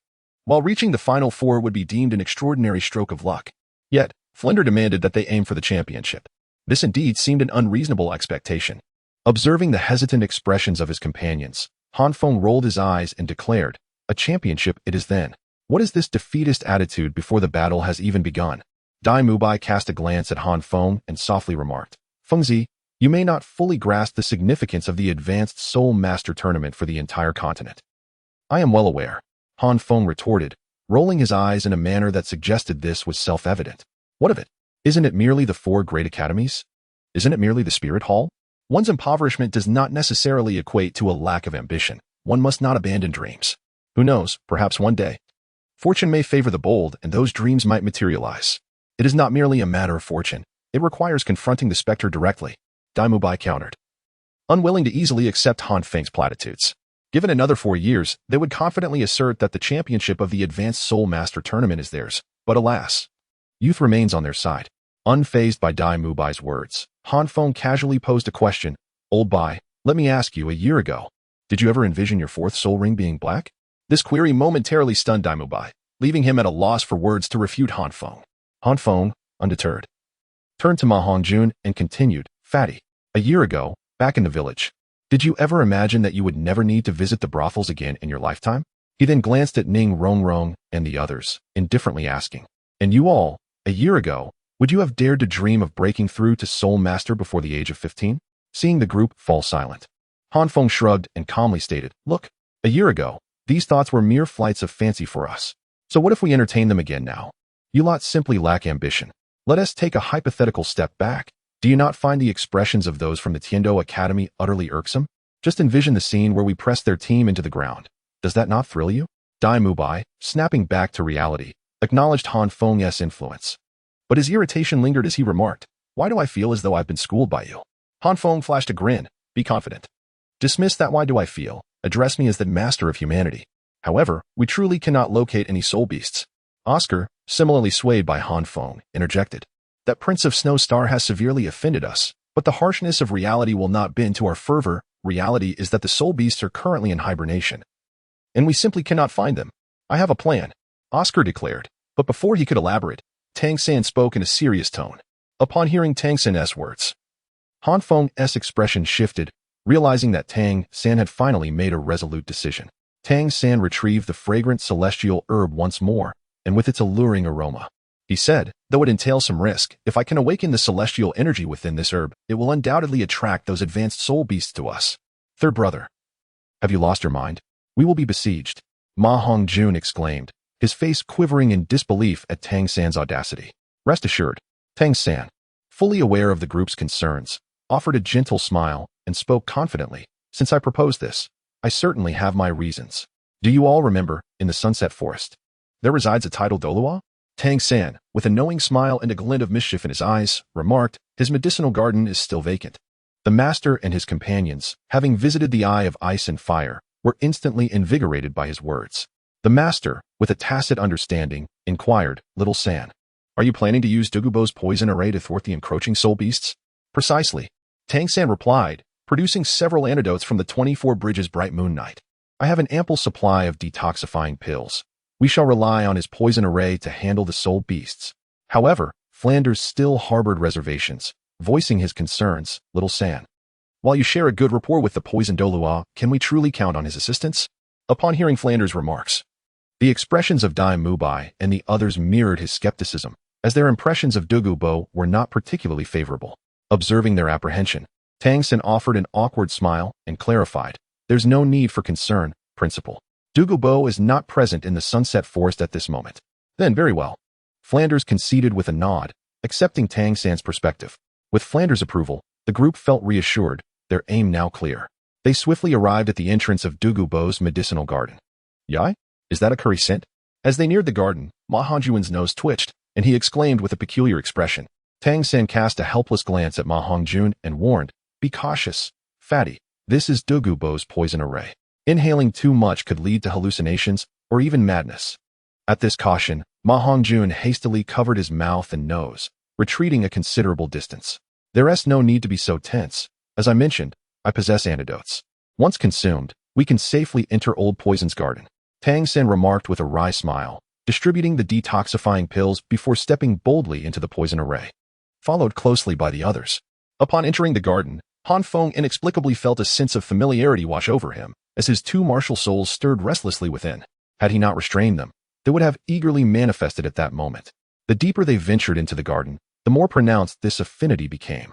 Han Feng understood that this was the allure of the Eye of Ice and Fire, as his martial souls were of the same origin, perfectly resonating with the Eye's essence.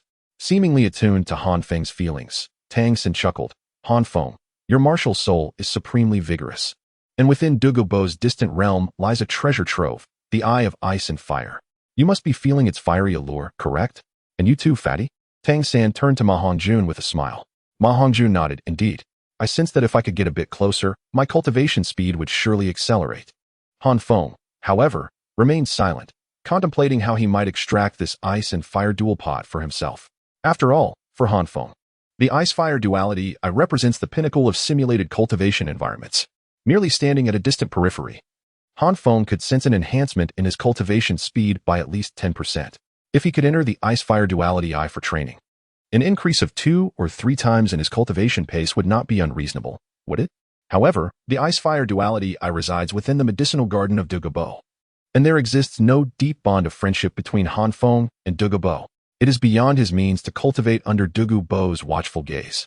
He cannot indulge in the hope that Douluo would share the ice-fire duality eye with him due to his association with Tang San. The only solution lies in dismantling this dual pot. What he possesses in his own hands is undoubtedly the finest. Chapter 112. The soul rings of the crowd. Once everyone had stepped into the poisonous formation, Tang San finally spoke. Everyone, be cautious. I shall now awaken the celestial energy of the Yuxiang Chiluo. At his words, the expressions of the group became solemn, and they cautiously retreated a few steps. From the sleeve of Tang San emerged a small emerald green serpent, which obediently dripped a drop of venom onto the flower stamen of the Yuxiang Chiluo before retreating. In an instant, the Yuxiang Chiluo emitted an exceedingly alluring fragrance. Even Han Feng, who was usually indifferent to scents, felt a tremor run through him. This captivating aroma was enough to enchant anyone, and even Lu Erlong and the others wore smiles on their faces, nearly forgetting their surroundings. Only Tang San remained vigilant, his purple extreme demon eyes wide open, his ears perked attentively. He was acutely aware of the potency of the Yuxiang Chiluo. Any soul beast that caught a whiff of its scent would rush over in a frenzy. The next moment, Tang San's ears twitched, and he shouted, "They're coming." His voice roused the others, who quickly turned their gaze towards the edge of the poisonous formation. A dark silhouette surged from the dense forest outside the formation, its speed so swift that it seemed to leave afterimages in its wake. With a roar that resonated through the mountains, the shadow dashed to the edge of the poisonous formation and suddenly halted, circling around it with a fierce demeanor. Its eyes greedily fixed on the Yuxiang Chiluo, in Tang San's hand. The master immediately recognized the soul beast and exclaimed with delight, "It's a ghost tiger. 5,000 years old, perfect for Zhu Zhuqing." Upon hearing that it was a suitable soul beast for Zhu Zhuqing, Dai Mubai laughed heartily and charged out of the poisonous formation, unleashing his full combat prowess as he engaged the ghost tiger in battle. "Mubai, no," Tang San shouted. But it was too late. Dai Mubai was already entangled with the ghost tiger. Though the beast lacked formidable offensive capabilities, its speed was astonishing, and it possessed a particularly troublesome doppelganger skill. Even with Ning Rongrong's enhancement, Dai Mubai found it challenging to subdue the creature. Hearing the thunderous sounds of the approaching beast horde, Tang San's expression changed, and he urgently called out to Flinder, "Dean, quickly bring Mubai back. The beast pack is about to arrive." "No need. Fengzi, provide me with a shield. I intend to capture this beast today." Dai Mubai sneered defiantly from outside the poisonous formation, rejecting Tang San's good intentions and instead calling out arrogantly to Han Feng. Such bravado. Han Feng rolled his eyes in exasperation, flicking his fingers to summon the flame dragon armor onto Dai Mubai, enhancing his combat power even further. "Fool, this is sheer recklessness," the master shouted sharply, having also heard the increasingly near sounds of the stampeding beasts. If Dai Mubai were to be surrounded by the horde, who could save him? Zhu Zhuqing nervously stepped forward, seemingly intent on rushing out of the poisonous formation, but was held back by Ning Rongrong. Only Han Feng and Lu Erlong appeared relaxed. With Han Feng chuckling lightly, "Master, do not fret. Old Bai's abilities extend far beyond this. He is merely putting on a show in front of Zhu Qing, pretending to exert himself to evoke her admiration." Boom. Indeed, once clad in the armor of the flame dragon, Dai Mubai seemed to experience an explosive surge in power, his combat prowess multiplying several times over. With a swift motion, he hurled two great halberds, effortlessly severing the two illusory forms of the ghost tiger, before capturing its true essence. A silent, manic laughter escaped him as he seized the creature, executing a powerful kick that sent it hurtling back into the poison array. With an air of nonchalance, Dai Mubai landed gracefully, casting a tender gaze at Zhu Zhuqing, and softly declared, "Zhuqing, it now belongs to you." To his surprise, Zhu Zhuqing merely cast him a cold glance, letting out a disdainful huff as she took possession of the ghost tiger without any acknowledgement.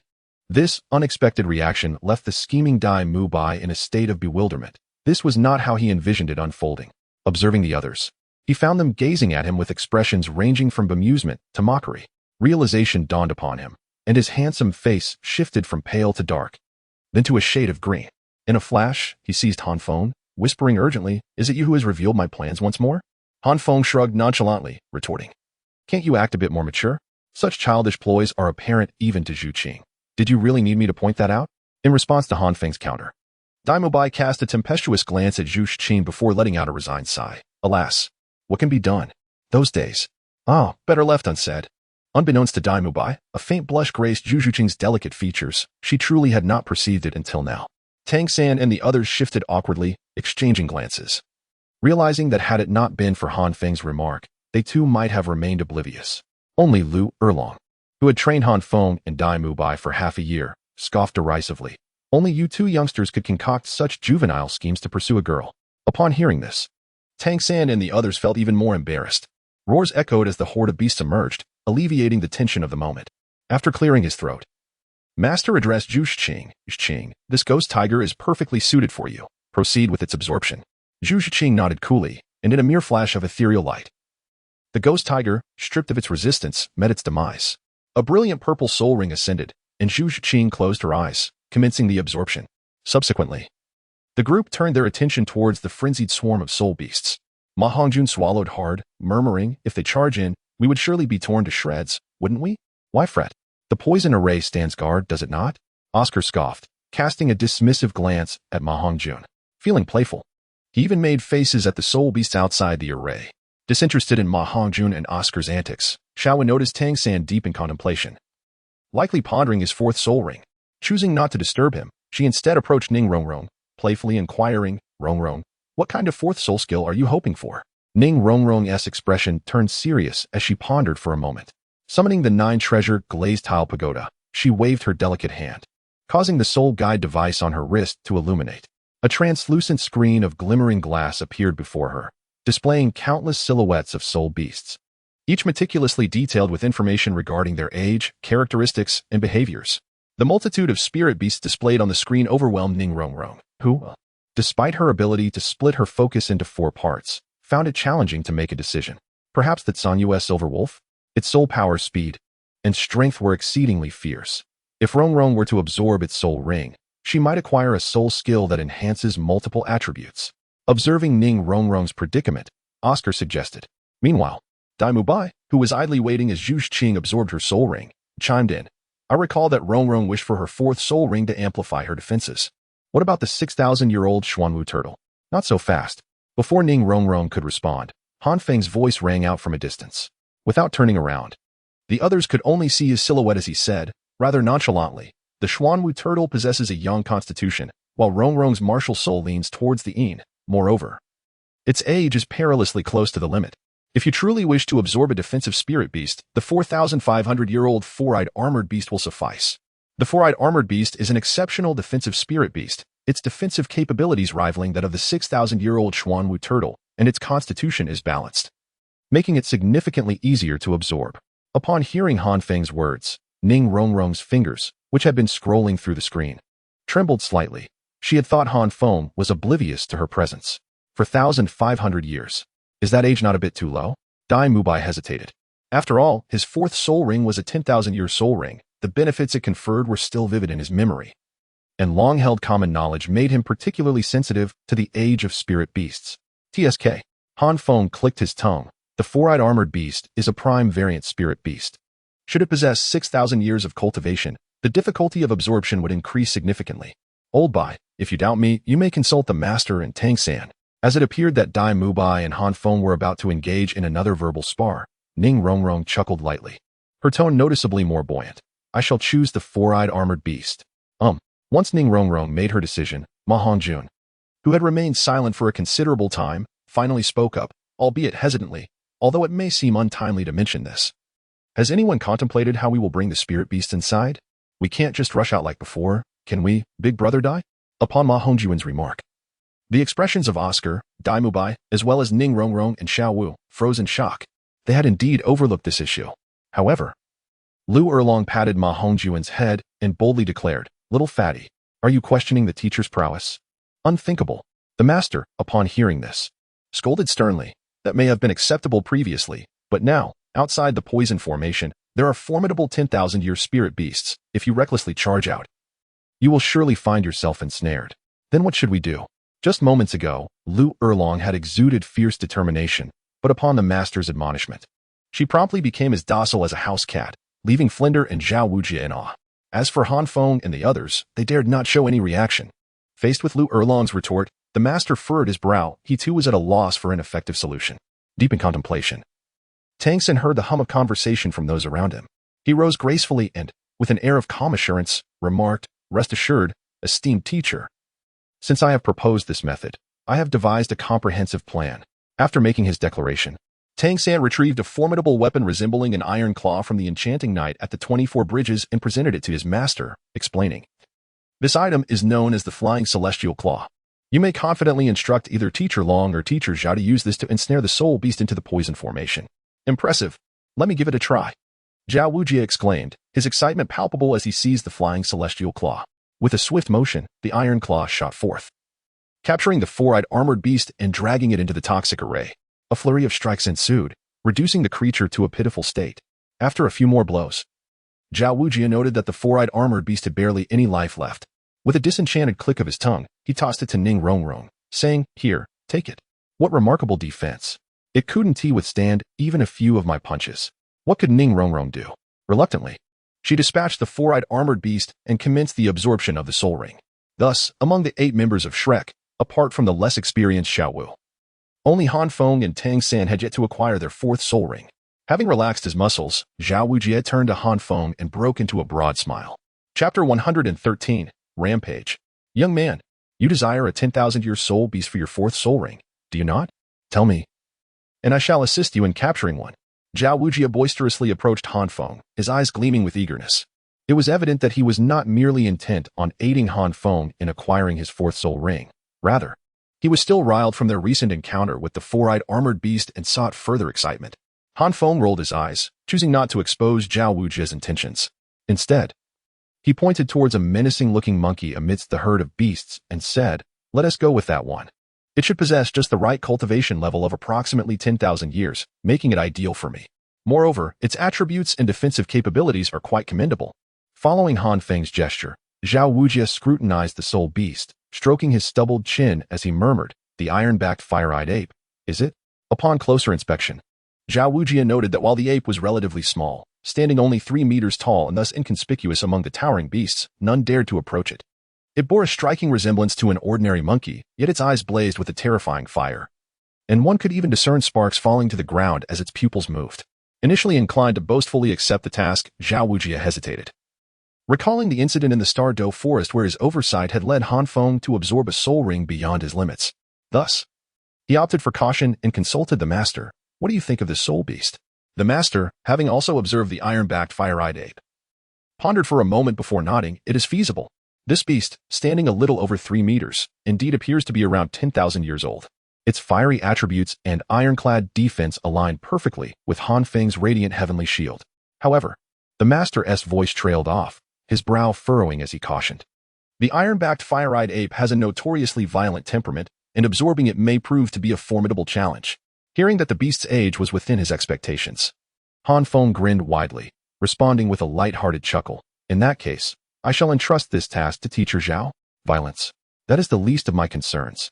What could be more ferocious than Lu Erlong, who had subjected him to relentless torment for over half a year?" "Very well." Zhao Wujie noted Han Feng's unwavering confidence and ceased his delay. With a swift strike of his celestial claw, he forcefully captured the iron-backed fire-eyed ape. Confronted with the 10,000-year soul beast, Zhao Wujie remained vigilant, utilizing his martial spirit to impose a gravitational restraint on the ape's movements, followed by another gravitational force that drew it closer. With 2 mighty golden king palms, he rendered the beast unconscious.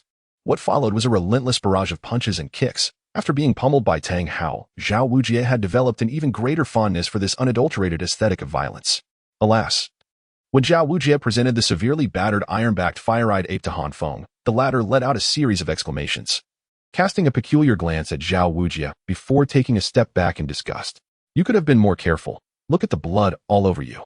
Dragging the iron-backed fire-eyed monkey, Han Feng approached Tang San and inquired, "Tang San, could you take me to the Eye of Ice and Fire?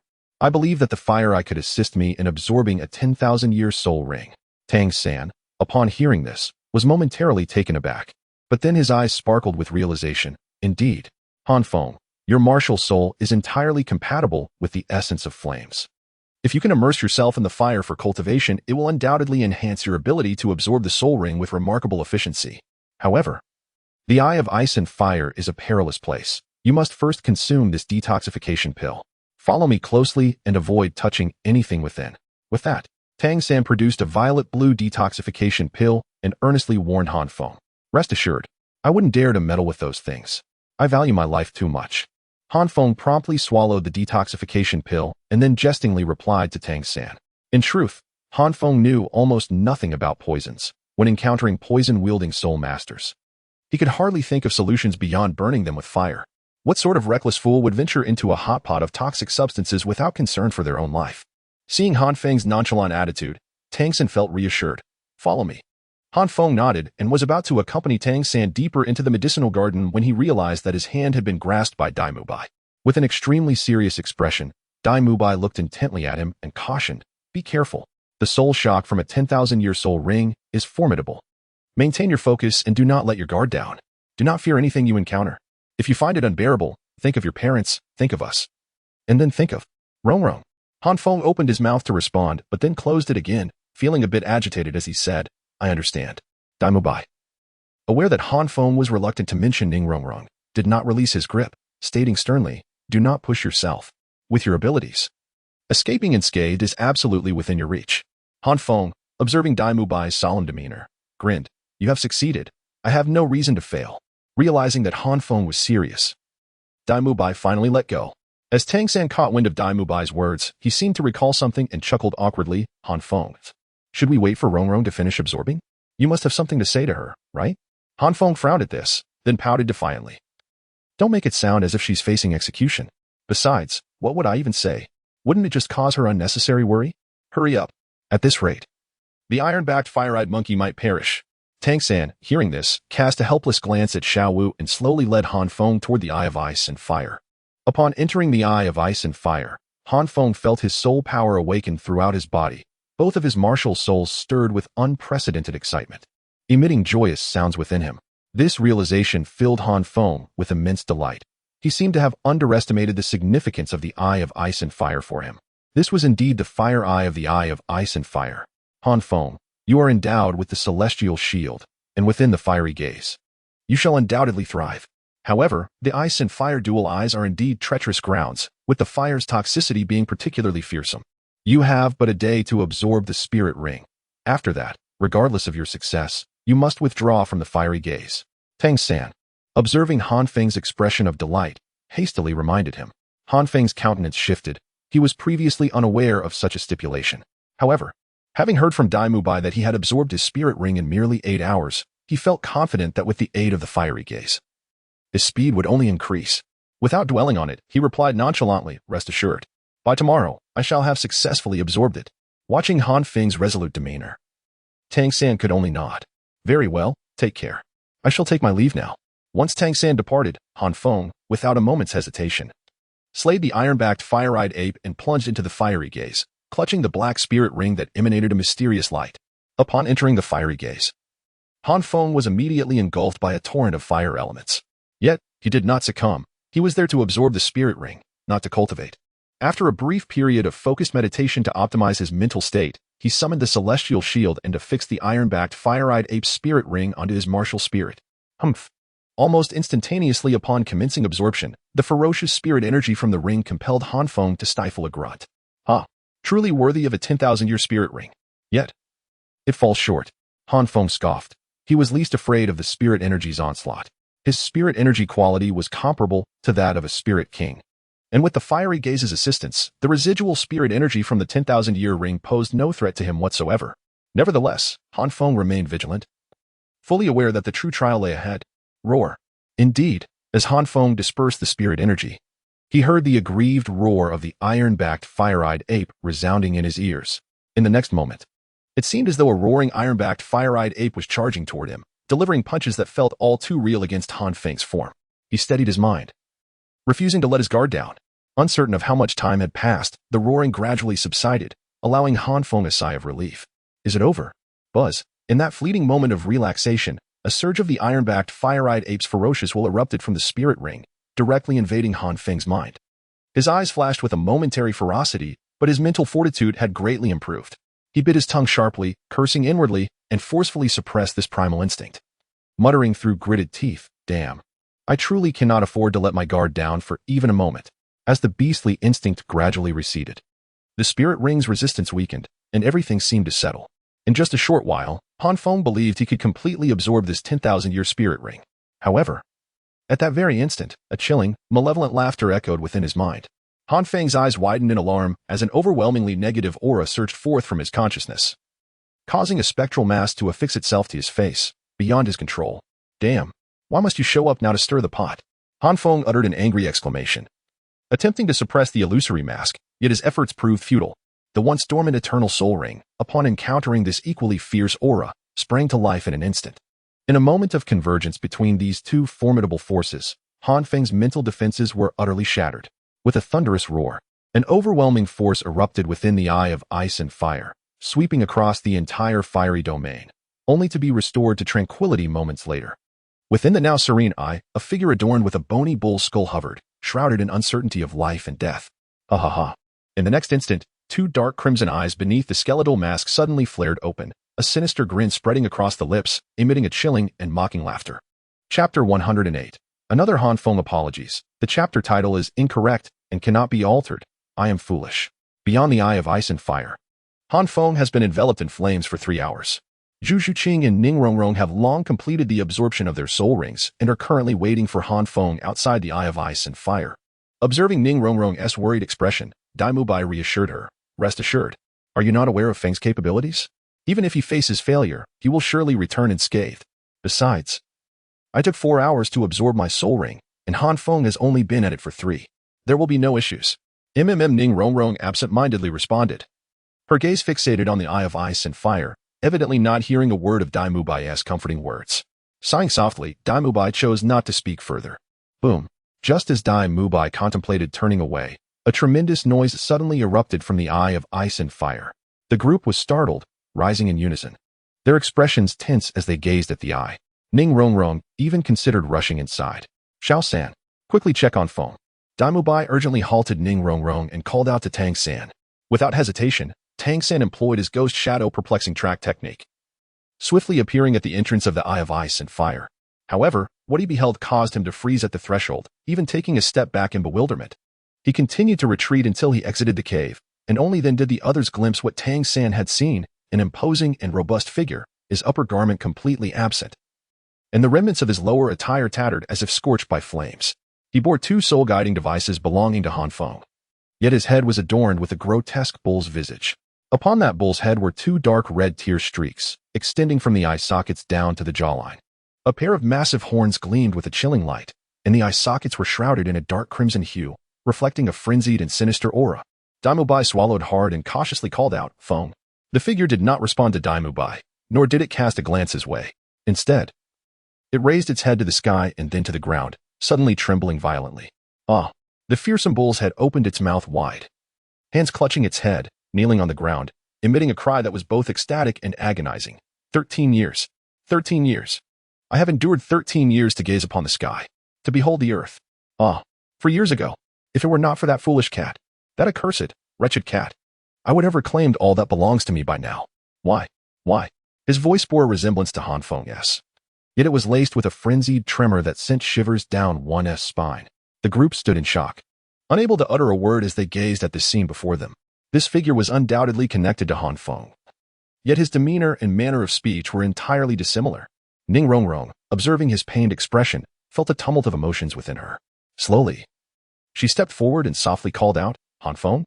Upon hearing the voice of Ning Rongrong, the figure suddenly trembled, halting its roar, and turned its gaze toward her. As it regarded Ning Rongrong, it slowly rose to its feet, reaching up to claw at its own face.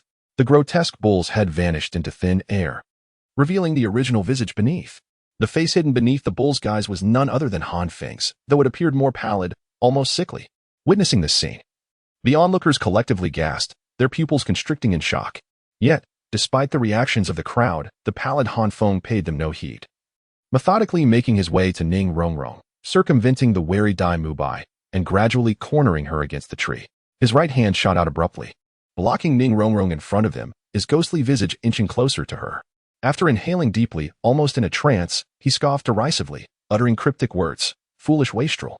Ning Rongrong, oblivious to whom the pallid Han Feng was addressing, found herself nearly devoid of thought as his actions unfolded, especially when his face, bearing Han Feng's features, drew nearer to her, causing her cheeks to flush a deep crimson. Observing Ning Rongrong's innocent demeanor, the pallid Han Feng grinned widely, leaning in close to her ear. His voice laced with mockery as he inquired, You like me, don't you? At this, Ning Rongrong's face became even more flushed, her body nearly collapsing against the tree, emitting a series of unintelligible murmurs. Heh. The pallid Han Feng, noticing her state, grinned and declared, I like you too. I adore your willfulness, your stubbornness, your charming beauty. Will you be my girlfriend? Previously bashful and flustered, Ning Rongrong trembled at his words, her gaze quivering as she looked back at the pallid Han Feng, now tinged with fear and trepidation. Unfazed by her reaction, he leaned down to kiss her. However, to his astonishment, instead of encountering Ning Rongrong's luscious lips, he was met with a sharp, resounding slap. The pallid Han Feng's eyes flew open in disbelief as he regarded Ning Rongrong, his gaze ablaze with a deep crimson fury, his malevolence nearly palpable. Yet, Ning Rongrong seized his collar, questioning him in a tone fraught with anxiety and anger. You are not Han Feng. Where is Han Feng? Return him to me. The person before her was unequivocally not Han Feng. The real Han Feng would never find her capriciousness and obstinacy appealing, nor would he utter such words. The emergence of the pallid Han Feng made Ning Rongrong acutely aware that Han Feng was undoubtedly in peril. The pallid Han Feng, who had been restraining his fury, erupted at her words, a cacophony of cracking bones echoing as he seized Ning Rongrong by the throat, lifting her into the air, and bellowing madly, I am Han Feng. I am the true Han Feng.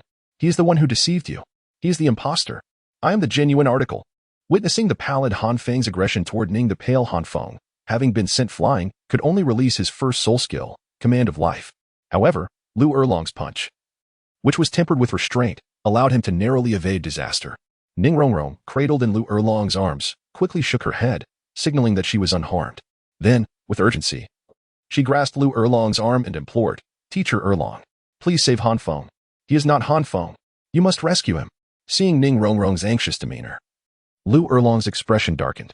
At that moment, Flander and the others had also discerned the gravity of the situation, surrounding the pale Han Feng with grim expressions. Rising from the ground, the pale Han Feng surveyed the encircling figures of Flander and the others, sneering disdainfully, "Do you wish to kill me?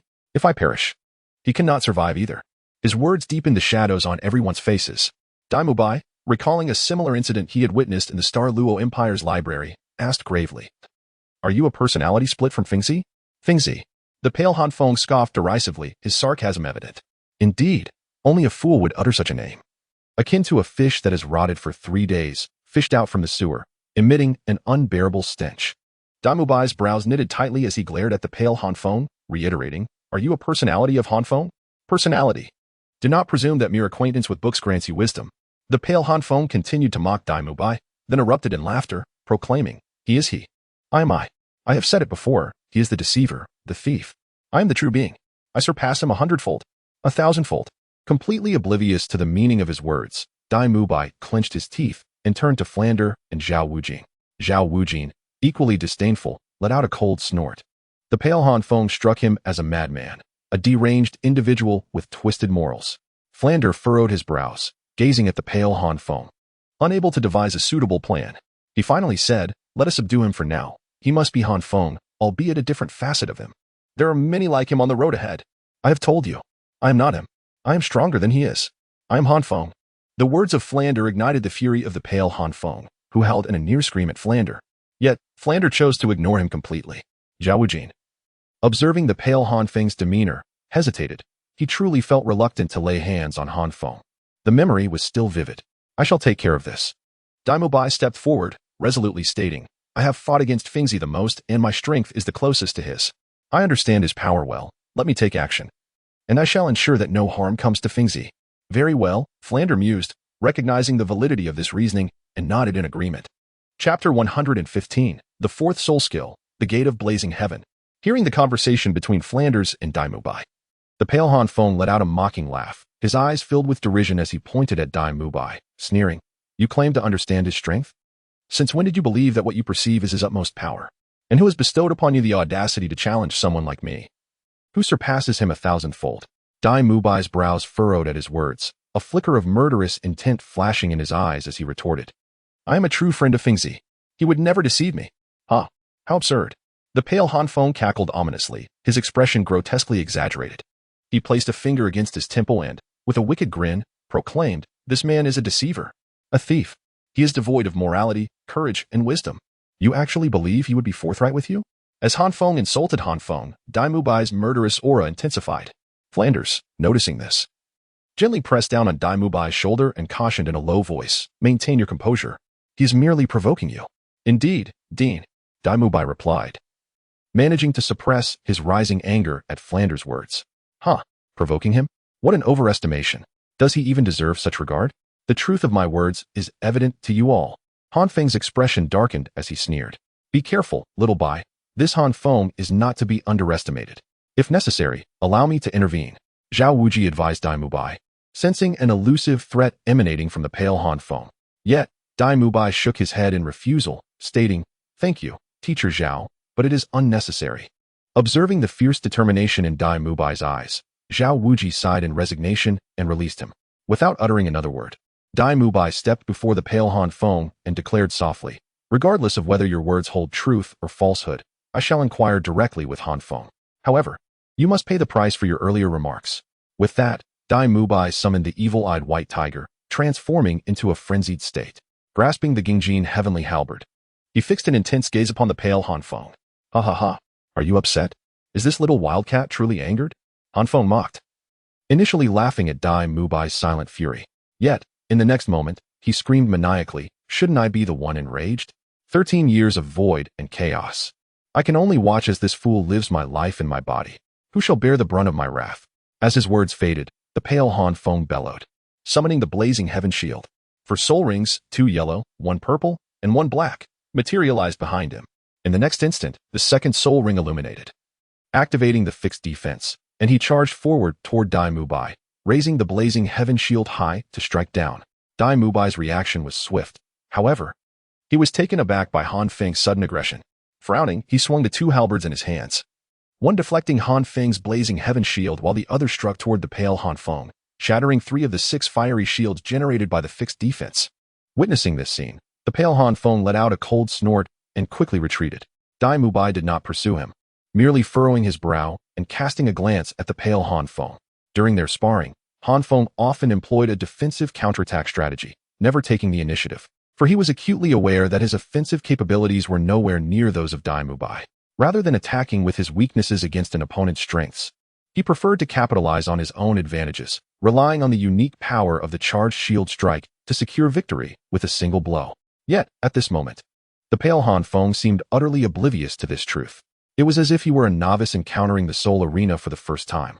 He must have had some ideas in mind, yet when it came to practical application, he faltered and failed to adapt. Just like moments ago. He could have easily blocked Dai Mubai's attack with his life guardian, yet he stood there, seemingly unable to comprehend, as the Gung Jin Tiansha halberd struck him. Even if one were to concede, clad in the dragon armor, he should not have been so disheveled. The retreating pale Han Feng appeared to be lost in self-questioning. His pupils dilated, muttering incessantly, "It shouldn't be like this. Why is it happening? This is not what I envisioned." Although Dai Mubai felt puzzled, he seized the opportunity to mock, dismissing his own doubts and scoffing. "Are you a baby? Do you think I'm playing a turn-based game with you? Aren't you supposed to be 100-fold, 1,000-fold stronger than Han Feng? Han Feng has never made such a foolish mistake." Upon hearing Dai Mubai's words, the pale Han Feng's pupils constricted sharply as he halted his muttering and bellowed, "Enough! Shut your mouth." Third soul skill, Unmoving Flame Luo. Flame Luo law form. Dragon armor. The pale Han Feng screamed in a frenzy as the third purple soul ring blazed to life, the Flame Luo law form instantly taking shape. And the dragon armor enveloped him, rendering him akin to a fiery war deity. Meanwhile, the pale Han Feng floated at the torso of the Flame Luo law form. "This is self-inflicted. Die. Charged shield strike." The pale Han Feng roared in fury, channeling his soul power into the strike, elevating the force of the charged shield strike to the level of a Soulmaster, even after receiving just a single attack from Dai Mubai. Coupled with the enhancements from the dragon armor and Flame Luo law form, the lethality of this blow surpassed even that of Dai Mubai's individual Gung Jin Tiansha halberd. Seeing this unfold, Dai Mubai's heterochromatic eyes widened in shock, cursing under his breath, "Madman." The transformation of this pale Han Feng was swifter than any troublesome girl Dai Mubai had ever encountered. Capricious, cold, and brutal, incapable of enduring even the slightest grievance. With no thought to the consequences, one moment he stood proud, the next he erupted in fury at Dai Mubai's words, resembling nothing more than a colossal infant. Yet, despite these thoughts, faced with the charged shield strike that had bested him countless times before, Dai Mubai dared not let his guard down. Clapping his hands together, he merged the 2 Gung Jin Tiansha halberds into a single large halberd, gathering immense soul power in his right arm before hurling it forth with great force. "Break!" As Dai Mubai's commanding voice echoed, the colossal spear collided with the grand shield, unleashing a tempestuous storm that, astonishingly, spared the onlookers from its wrath. Lu Erlong and Flander waved their hands, swiftly suppressing the residual shock waves. At the heart of the tempest, the spear and shield dissipated, both equally matched. Witnessing that his considerable soul power had yielded no advantage from his charged shield strike, the pale Han Feng erupted in a furious and venomous tirade against Dai Mubai. Yet, Dai Mubai remained unfazed, his gaze darkening as he declared, "Now it is my turn." With a single stride, Dai Mubai advanced, his right leg radiating an ethereal glow. A beam of golden light shot forth from his toes, startling the pale Han Feng, who instinctively sought to evade. However, the golden light traveled with astonishing speed, reaching his feet before he could react. To Han Feng's astonishment, the golden light merely flickered past and quickly vanished. Momentarily stunned, Han Feng burst into a series of derisive laughs. "Ha! I was expecting something grand. To think it was merely a damp squib. Foolishness begets folly. You cannot even wield your own soul skill." Unbeknownst to him, Dai Mubai smirked disdainfully, ignoring Han Feng's taunts, and solemnly intoned, "White Tiger Star Cloud falls. Fall. Boom. Boom." As Dai Mubai's words resonated, a thunderous sound erupted from the heavens. Han Feng, startled, looked up to behold a meteor nearly 5 meters in diameter hurtling toward him at breakneck speed, trailing flames in its wake, a force of impact that was beyond comprehension. Even Zhao Wujia and the other teachers could not conceal their shock. Should it strike, even as soul saints, they would surely sustain grievous injuries without the aid of soul skills. This move, even with Han Feng's Infernal Law Avatar and Infernal Dragon Armor, was poised to decide the outcome of the battle. You should feel honored. This attack was originally intended for Han Feng, but you shall taste it first. Dai Mubai cast a penetrating gaze at Han Feng, his eyes narrowing slightly. Han Feng's heart raced. He sensed the overwhelming threat emanating from the meteor, momentarily engulfed in panic. Yet, upon catching sight of the inky black soul ring behind him, his expression relaxed. Fool, do you think you are the only one with soul skills? Wiping the cold sweat from his brow, Han Feng let out a wild, triumphant laugh as the pristine black soul ring behind him ignited with brilliance. Witnessing this, Dai Mubai's heart sank. He was acutely aware of the formidable power of a 10,000-year soul ring. Fourth soul skill, Gate of the Blazing Heavens. Han Feng bellowed with fervor. Suddenly, a massive portal materialized before Han Feng, wreathed in flickering pale golden flames. The mere appearance of this portal elevated the surrounding temperature, and atop its threshold crouched a vividly lifelike ironback flame ape, its fiery eyes captivatingly fierce. Chapter 116, The Ethereal Transformation of the Pale Han Feng. Boom. The collision between the White Tiger Nebula and the Shield of Radiance erupted with a deafening roar. Had it not been for the presence of the three soul saints, Zhao Wujin, Lu Erlong, and Zhao Wujin, Ma Hongjun, and the others would have surely been swept away by the residual shockwaves. However, the Shield of Radiance ultimately faltered. Under the furious gaze of the pale Han Feng, the shield gradually cracked and ultimately shattered, allowing a colossal meteorite to descend once more. Though its might had diminished significantly, it remained terrifying. This is impossible. The pale Han Feng roared in frustration, overwhelmed by rage and neglecting to employ his first soul skill. Instead, the Infernal Law Avatar and the Flame Dragon Armor instinctively shielded him from the falling meteorite. With another resounding crash, the meteorite penetrated the Flame Dragon Armor, and the Infernal Law Avatar was almost entirely obliterated, leaving only half of its head and upper torso intact. Upon witnessing this, Dai Mubai's expression turned grave. This was his most formidable attack skill, yet it failed to utterly vanquish the pale Han Feng. Fortunately, the Shield of Radiance had been shattered. Otherwise, the power amassed within it would have undoubtedly enabled the pale Han Feng to unleash another soul-level shield strike. Unforgivable. A mere fool dares to humiliate me time and again. Who do you think you are? I will ensure your demise. Die, die, die. The pale Han Feng, having suffered a significant setback, howled in rage. His visage twisted in fury, as though he yearned to devour Dai Mubai alive. Such bravado. Dai Mubai cast a deep glance at him, taunting. Did you not claim to be 100 times stronger than him? Yet, in my eyes, you are not even his match. I am indeed stronger than him. The pale Han Feng, in a moment of despair, burst into tears, shrieking as the Infernal Law Avatar and Flame Dragon Armor dissipated. Wiping away his seething tears of rage, he bellowed, since you are so intent on courting death, allow me to demonstrate what true power entails. With that, the pale Han Feng slowly raised his right hand, clawing at his own face, mumbling indistinctly, ethereal transformation.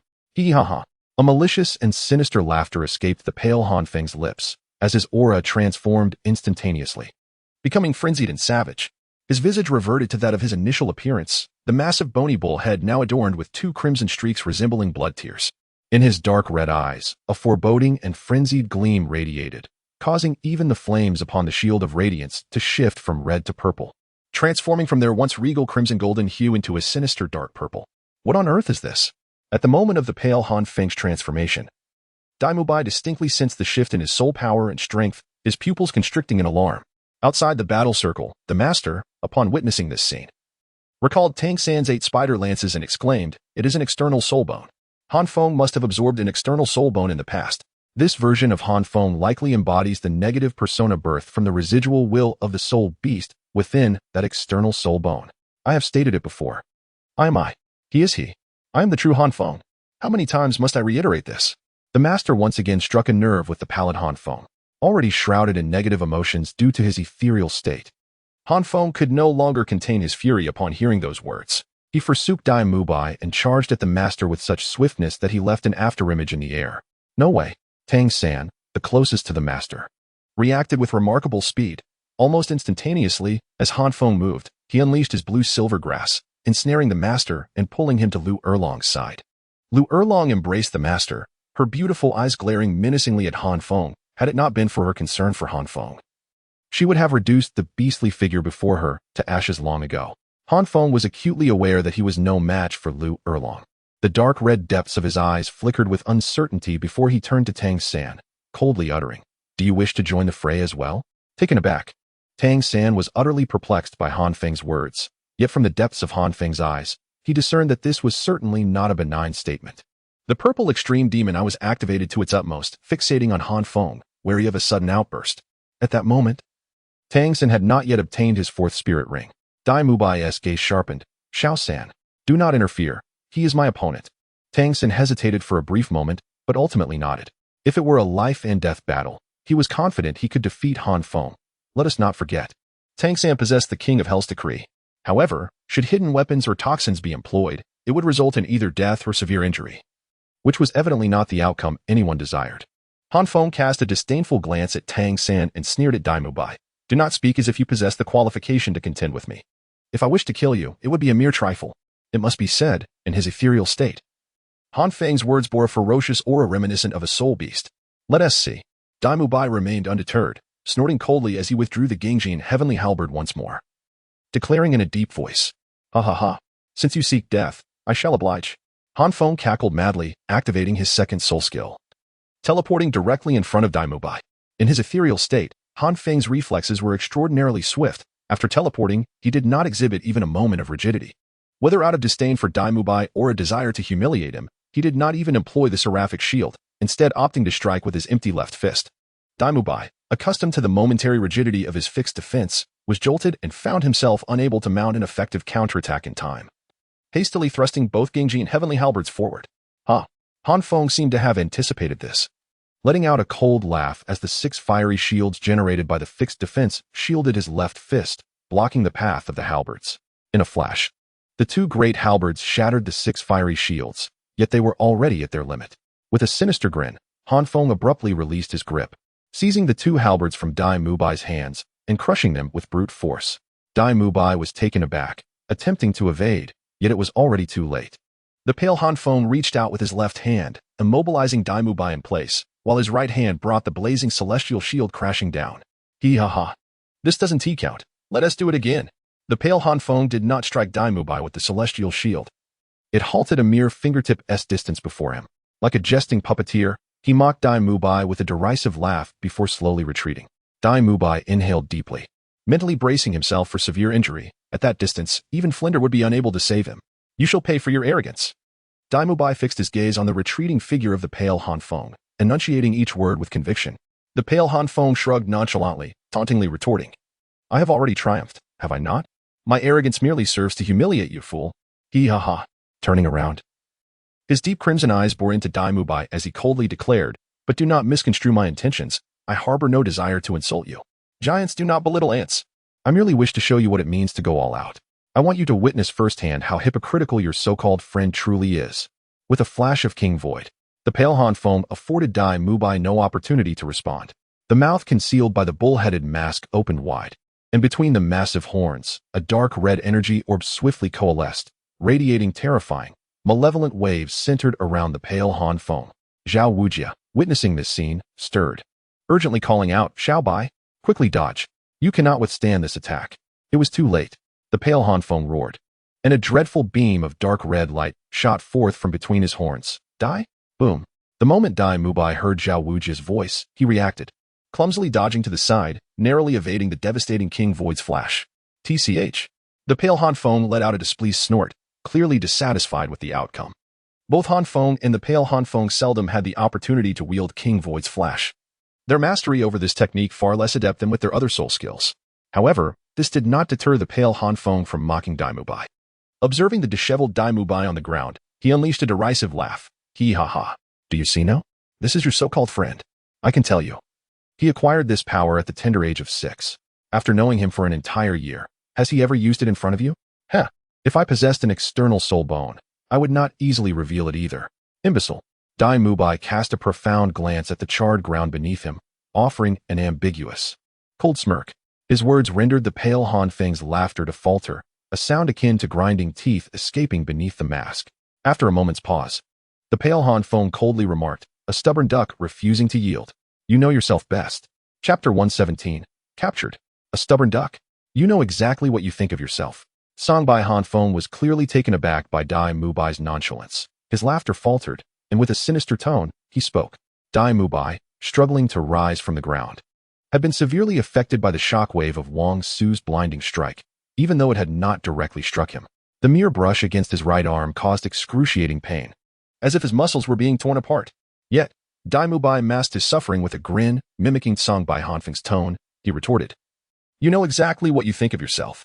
Upon hearing this, Songhai Hanfeng's face contorted with rage, and he growled, "If your intention is to provoke me, then you have succeeded."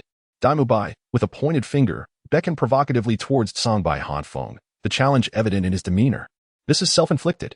Songhai Hanfeng roared in a fury, his second soul skill flickering momentarily before he abruptly ceased its activation. Gritting his teeth, he opted to charge at Dai Mubai instead. Witnessing Songhai Hanfeng's advance, a flicker of disappointment crossed Dai Mubai's unusual gaze. Throughout their battle, it seemed Songhai Hanfeng was utterly indifferent to the depletion of his soul power.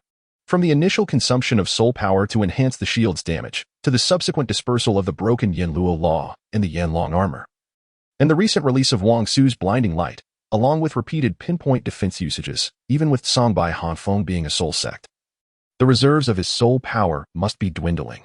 It is crucial to note that apart from a few soul skills, each of Songhai Hanfeng's techniques was a significant move, demanding tremendous soul power.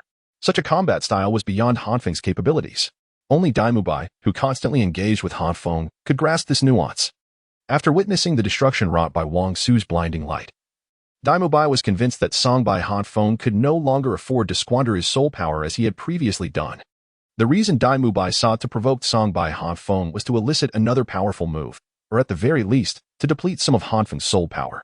However, he was taken aback to find that Songhai Hanfeng was not as naive as he had anticipated. In an instant, he had reacted, abandoning the use of his second soul skill. Get away. On the sidelines, Zhao Wujie, unable to remain passive as Songhai Hanfeng lunged at Dai Mubai once more, intervened directly, positioning himself between them and sending Songhai Hanfeng flying with a powerful slap. He had witnessed the destructive potential of Songhai Hanfeng's previous strike. Had it not been for Flanders' intervention, a significant portion of Dugubo's medicinal garden would have been obliterated. Moreover, Zhao Wujie recalled the time before Han Feng had acquired his third soul ring when a single strike of virtual flash had felled the 2,200-year-old immovable crocodile scale bull. If Songhai Hanfeng were to unleash Wang Su's blinding light once more, Dai Mubai might truly find himself unable to withstand it. In a moment of fury, Zhao Wujie unleashed a powerful strike that sent the pale Han Feng reeling, causing him to cough up a mouthful of blood. The bull-headed mask he wore shattered significantly, revealing a chin that flowed with crimson liquid. As Han Feng crashed against a tree, Zhao Wujie, despite his restraint, had not inflicted severe injury upon him. Han Feng managed to rise once more, gazing intently at Zhao Wujie without uttering a word, instead directing his scorn towards Dai Mubai, who stood behind Zhao. "What is the matter? Unable to fight your own battles, you call for reinforcements? Truly, you are all shameless," he sneered, addressing both Zhao and his companions. Dai Mubai's expression shifted at Han Feng's words as he turned to Zhao Wujie, pleading, "Teacher Zhao, allow me to face him." However, Zhao Wujie instinctively hesitated. It had been quite some time since he had sparred with Dai Mubai, particularly after Dai Mubai's ascension beyond level 40. Consequently, Zhao Wujie held an unclear perception of Dai Mubai's current prowess, which had evidently surpassed his own capabilities by leaps and bounds. The uncertainty of Dai Mubai's limits made Zhao Wujie reluctant to allow him to take such risks. Moreover, Han Feng's previous strike, infused with the essence of Wang Su, was no trivial matter. A slight miscalculation could result in grievous injury. Yet, upon witnessing the earnest plea in Dai Mubai's eyes, Zhao Wujie found himself swallowing the words of refusal that lingered on his lips. He too was impetuous and could sense the indignation simmering within Dai Mubai. Whether for Han Feng's sake or his own, this battle was one that Dai Mubai needed to undertake. Let Mubai handle it. At that moment, Flanders transmitted a message to Zhao Wujie, reassuring him, "With me here, you will be safe." The weight on Zhao Wujie's heart lightened at Flanders' words. As a formidable soul saint with exceptional speed, Flanders could certainly intervene before Dai Mubai faced defeat. Lu Erlong, fierce as ever, also conveyed to Zhao Wujie, "The disciples I train are not as weak as you might think. Let them fight. This is merely the beginning." Relenting, Zhao Wujie stepped aside, granting the arena to Dai Mubai and Han Feng. "Is this truly wise? I believe it would be more prudent for him to refrain," Han Feng scoffed, dismissing Dai Mubai entirely. In response, Dai Mubai offered a sarcastic laugh. "What is wrong with that? I've already secured victory." "Is that so?" Han Feng's demeanor shifted, his eyes glinting with an icy light as he replied in a voice that seemed to crystallize with frost. "Have you begun to hallucinate? What a pitiful creature you are." The truth of the matter would soon reveal itself. Dai Mubai relaxed his stance and addressed Han Feng. No need to hold back any longer. Our soul power is nearly depleted. Let us settle this with one decisive strike. Han Feng's smile faltered, clearly taken aback that his dwindling soul power had been so easily discerned. With a twitch of his lips, he roared in frustration, "You brought this upon yourself." Dai Mubai let out a dismissive snort, drawing forth two Gingjin heavenly sabers, merging them into one as he pointed the weapon at Han Feng. "Enough chatter. Come, choose your own demise." The pallid Han Feng bellowed, as a dark red sphere of light coalesced once more between the horns, readying itself in an instant. The flash of Wong Su, as the dark red beam shot toward Dai Mubai. Not only did he refrain from hurling his great halberd, but a cold smirk escaped his lips. Channeling the scant remnants of his soul power, he surged toward Han Feng from an alternate direction, declaring, "Since you can perceive Han Feng's journey, you must understand that our contest has never been settled by a single strike." Han Feng's expression remained obscured behind his mask, yet the flickering intensity of his dark red eyes betrayed his agitated state. Dai Mubai discerned from the prior strike that Han Feng struggled to control that fearsome flash, lacking the finesse to wield it effortlessly. Seizing the fleeting opportunity, he dashed to Han Feng's side, swinging his great halberd in a wide arc, severing the horns from Han Feng's head. With the loss of its support, the flash of Wong Su spiraled into chaos, the dark red sphere of soul power swelling ominously. On the verge of detonation, Dai Mubai, taken aback, widened his eyes. At such close proximity, he had no time to evade. Fortunately, the vigilant Flander reacted instantaneously, his wings unfurling as he nearly teleported in front of Dai Mubai. With outstretched hands, he grasped the dark red sphere, his expression grave, and summoned his soul power at the soul sage level, successfully containing the energy after several tense breaths. Only when the dark red sphere had completely dissipated did the onlookers exhale in relief. Dai Mubai's halberd rested against Han Feng's neck. "I told you, I have emerged victorious." With the horns severed, the mask of the void fell away, revealing Han Feng's unwilling gaze fixed on Dai Mubai. His fists clenched so tightly that his nails nearly embedded into his palms, his eyes brimming with disdain. "Shameless. Despicable. You are no match for me," Han Feng growled, his body trembling. Perhaps the halberd pressing against his neck had tempered his fervor, as his voice lacked its previous madness. Dai Mubai chuckled coldly, retorting, "Shameless? Despicable? In terms of duplicity and disgrace, you, who threatened our lives with fangs, are far more contemptible." Dai Mubai's words left Han Feng momentarily breathless, rendering him speechless in rebuttal. He could only stubbornly declare, "I am Han Feng." Ignoring Han Feng's protestations, Dai Mubai continued, "From the outset, you stood no chance. We possess 3 soul sages, 5 soul ancestors, and 2 soul kings. Even Feng could only await his fate, let alone, you are not him." With that, Dai Mubai prodded the tip of his halberd, compelling Han Feng to meet his gaze, questioning each word deliberately. "Now, tell me, how can we awaken Feng? And if I refuse?" Han Feng retorted with a mocking smile. "Do you dare to kill me?" Dai Mubai's brow furrowed. He truly found himself at a loss on how to deal with Han Feng. Tang Sen stepped forward, offering a gentle smile, exuding an aura of harmlessness as he spoke. "Indeed, Big Brother Dai lacks effective methods. But I possess the means to render you unable to seek life or death without inflicting harm to your essence. Can you endure the torment of 1,000 ants gnawing at your heart? Are you capable of withstanding the agony that gnaws at your very bones?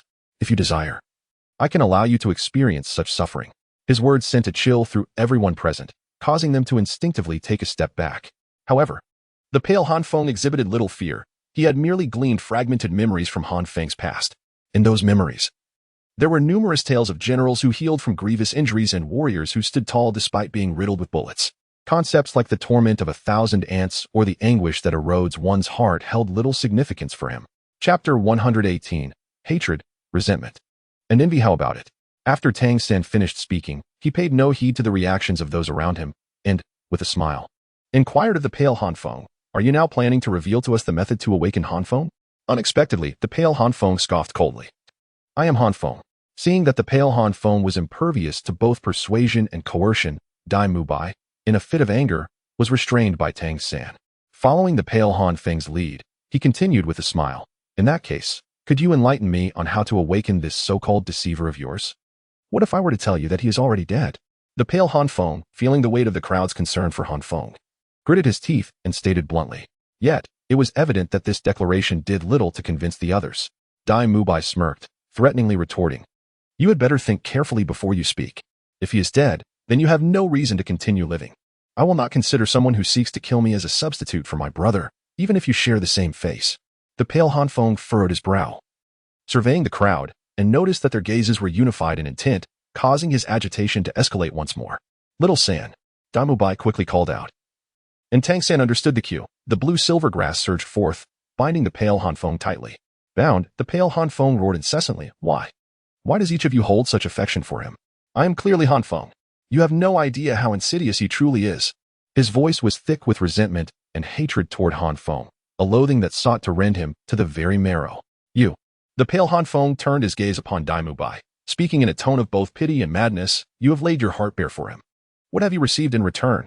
You divulged your lineage to him, shared the burdens you carry, and assisted him in pursuing Ningrongrong. Yet what did he offer you? He has even disclosed who Sister Chan Chan is.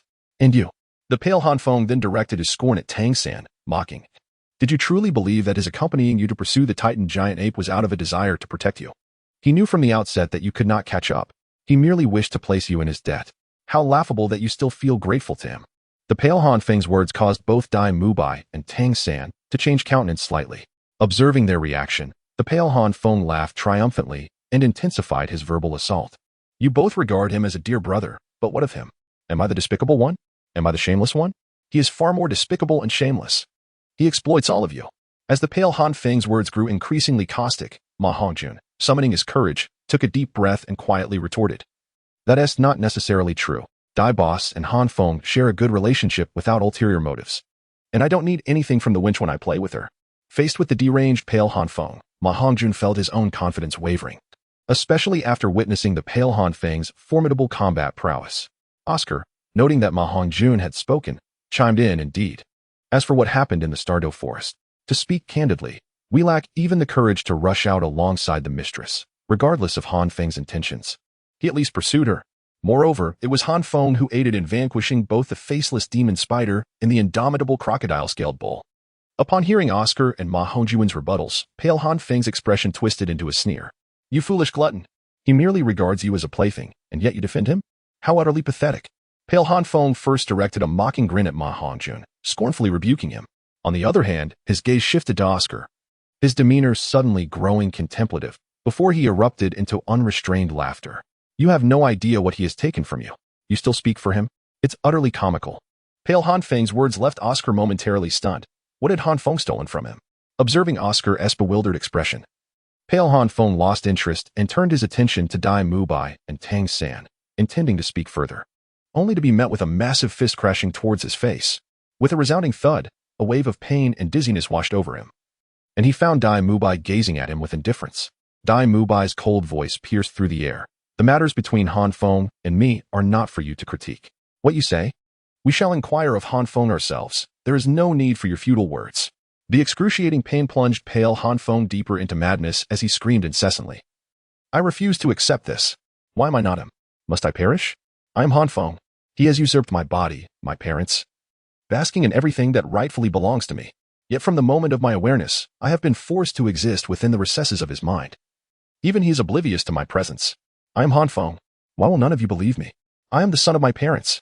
I am the younger brother of Chan Chan. I am the guardian of the reverse flame of Shrek. I am your dearest friend. Pale Han Feng's voice, once frantic, gradually morphed into a lament, laden with a hint of envy towards Han Feng. He loathed Han Feng for seizing all that was rightfully his.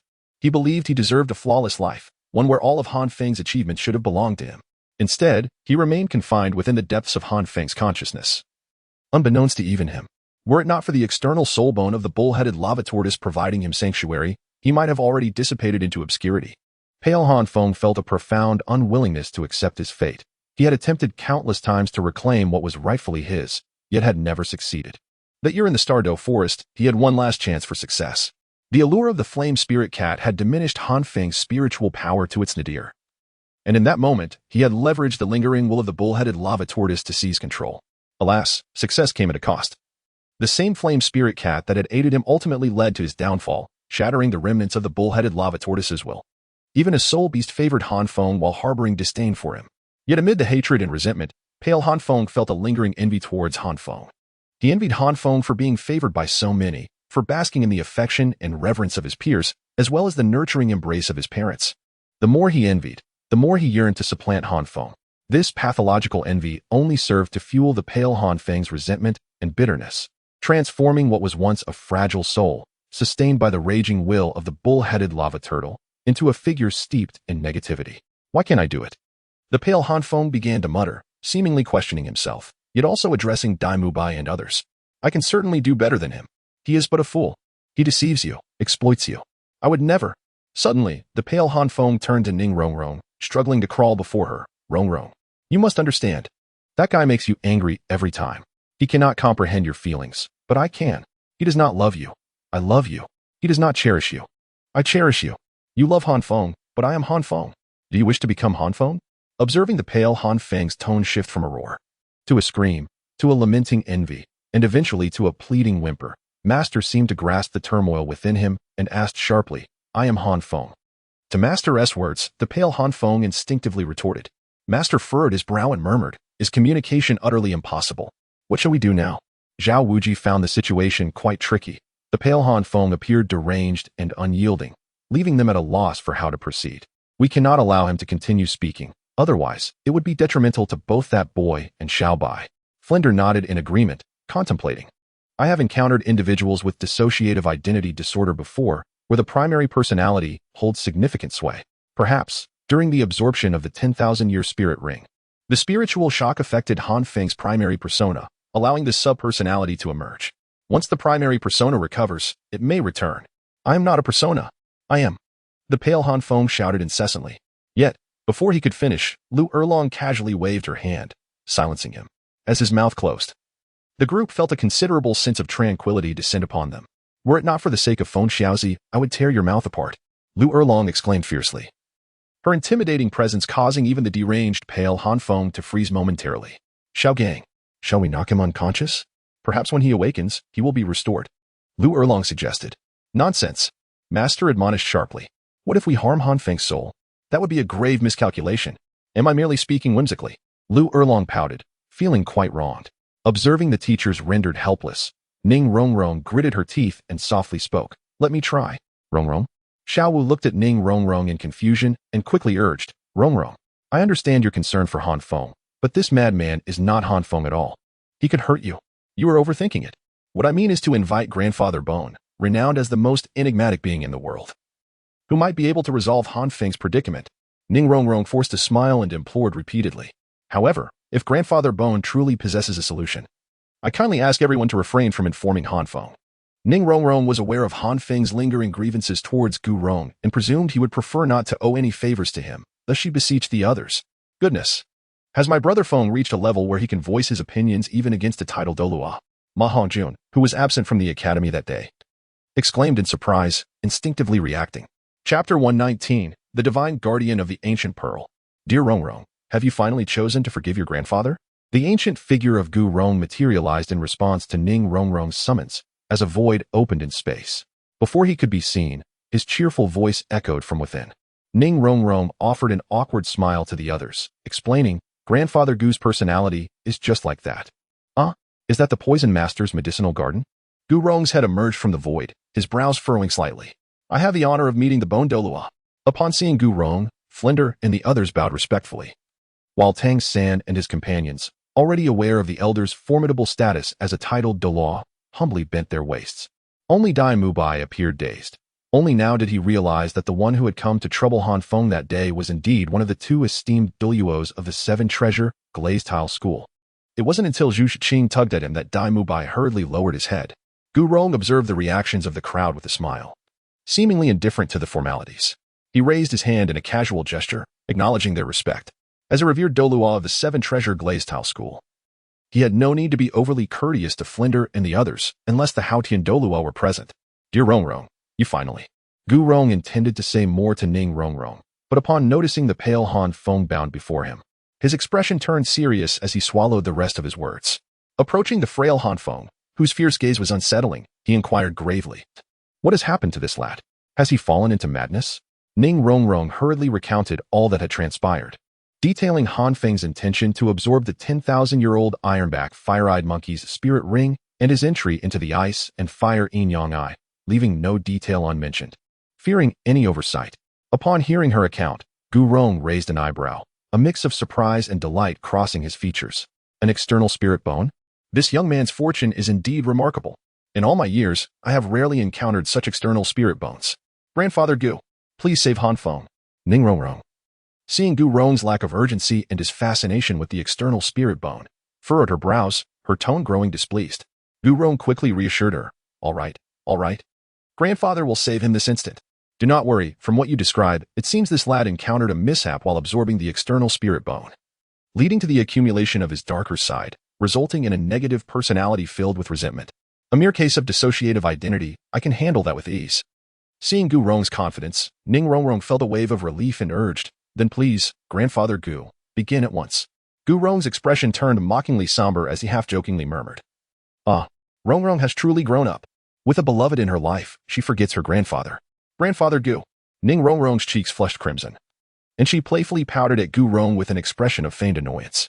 Gu Rong quickly offered an awkward smile, his figure flickering as he appeared before the pale Han Feng. He had merely intended to lighten the atmosphere due to Ning Rongrong's anxiety. But even without her relationship to him, Han Feng was a junior he greatly admired, thus he would not turn a blind eye. Ancient Rong felt no fear towards the pale Han Feng, effortlessly freeing him from his bindings. Before the pale Han Feng could even resist, he found himself immobilized. You troublesome lad. You've truly brought me a headache. Ancient Rong chuckled reproachfully as he gazed at Han Feng's face, extending his slender, withered fingers to press against Han Feng's forehead. In an instant, profound and mysterious waves rippled outward, while Ancient Rong gradually closed his eyes. Given the stakes concerning Han Feng's soul, he dared not be careless. Meanwhile, the pale Han Feng, whose forehead was touched by Ancient Rong, experienced a violent tremor in his fierce eyes, his pupils rolling upward as if he were enduring immense suffering. Ning Rongrong watched anxiously but dared not interrupt Ancient Rong, silently offering prayers. Zhao Wujie and the others, however, breathed a sigh of relief. In their view, with the title Douluo intervening and Ancient Rong's confident demeanor, success seemed assured. Yet as time passed, a bead of sweat began to trickle down Ancient Rong's forehead, and his expression grew increasingly solemn.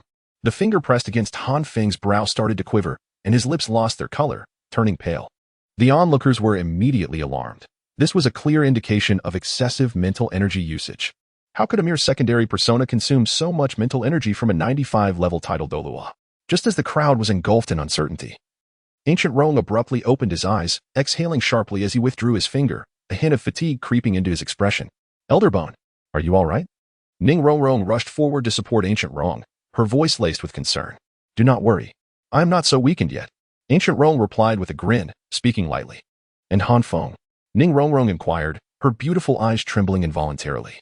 Ancient Rong affectionately ruffled her hair, then glanced at the pale Han Feng with an odd expression, gravely stating, this lad possesses two souls within him. In all my years, I have never encountered a dual soul entity. Realizing Ning Rongrong might not fully grasp his words, he elaborated, the Han Feng before us speaks the truth. He is not merely a persona, but a complete soul. The other soul seems to have suffered trauma, imprisoned deep within a chaotic sea of consciousness, suppressed by an external soul bone. After speaking, Ancient Rong couldn't help but marvel. The Han Feng before us has remarkably learned to utilize the untapped chaotic sea of consciousness. Truly astonishing. Might I inquire, esteemed Bon Douluo, can Han Feng awaken? Zhao Wujie asked urgently. Then, as if struck by a thought, he grasped Tang San and inquired, Little San, did you not gather numerous celestial herbs from Dugabo's medicinal garden? Is there no herb that could awaken Han Feng's soul? If there were a way, how could I dare to withhold it? Tang San sighed in resignation, explaining, even if there exists a celestial herb capable of healing Han Feng's soul, given his current condition, the herb's potency would not reach him. It would instead be absorbed by this fierce Han Feng before us. Gu Rong merely glanced at Zhao Wujie, contemplated for a moment, and offered no explanation, simply responding with a single word, difficult. Hearing this, Ning Rongrong's body softened, and she grasped Gu Rong's arm, pleading, Grandfather Gu, is there truly no way to save Han Feng? Upon witnessing Ning Rongrong's desolate demeanor, Gu Rong felt a pang of sorrow in his heart. He sighed and reluctantly replied, it is not that there is no way, but I cannot guarantee 100% success. Ultimately, it depends on that lad's own fate. Moreover, should it fail, his soul may indeed perish. Ning Rongrong's spirit momentarily lifted upon hearing that Gu Rong had a solution. But her expression darkened at his subsequent words. She could not make decisions for Han Feng. On the other hand, Daimobai's eyes darkened as he spoke earnestly. Please, Bon Douluo, take action. Douluo has stated that this Han Feng possesses the ability to utilize the as-yet undeveloped chaos sea of consciousness. Given his profound hatred for Fengzi, he will undoubtedly not spare him and will eventually kill him if this drags on.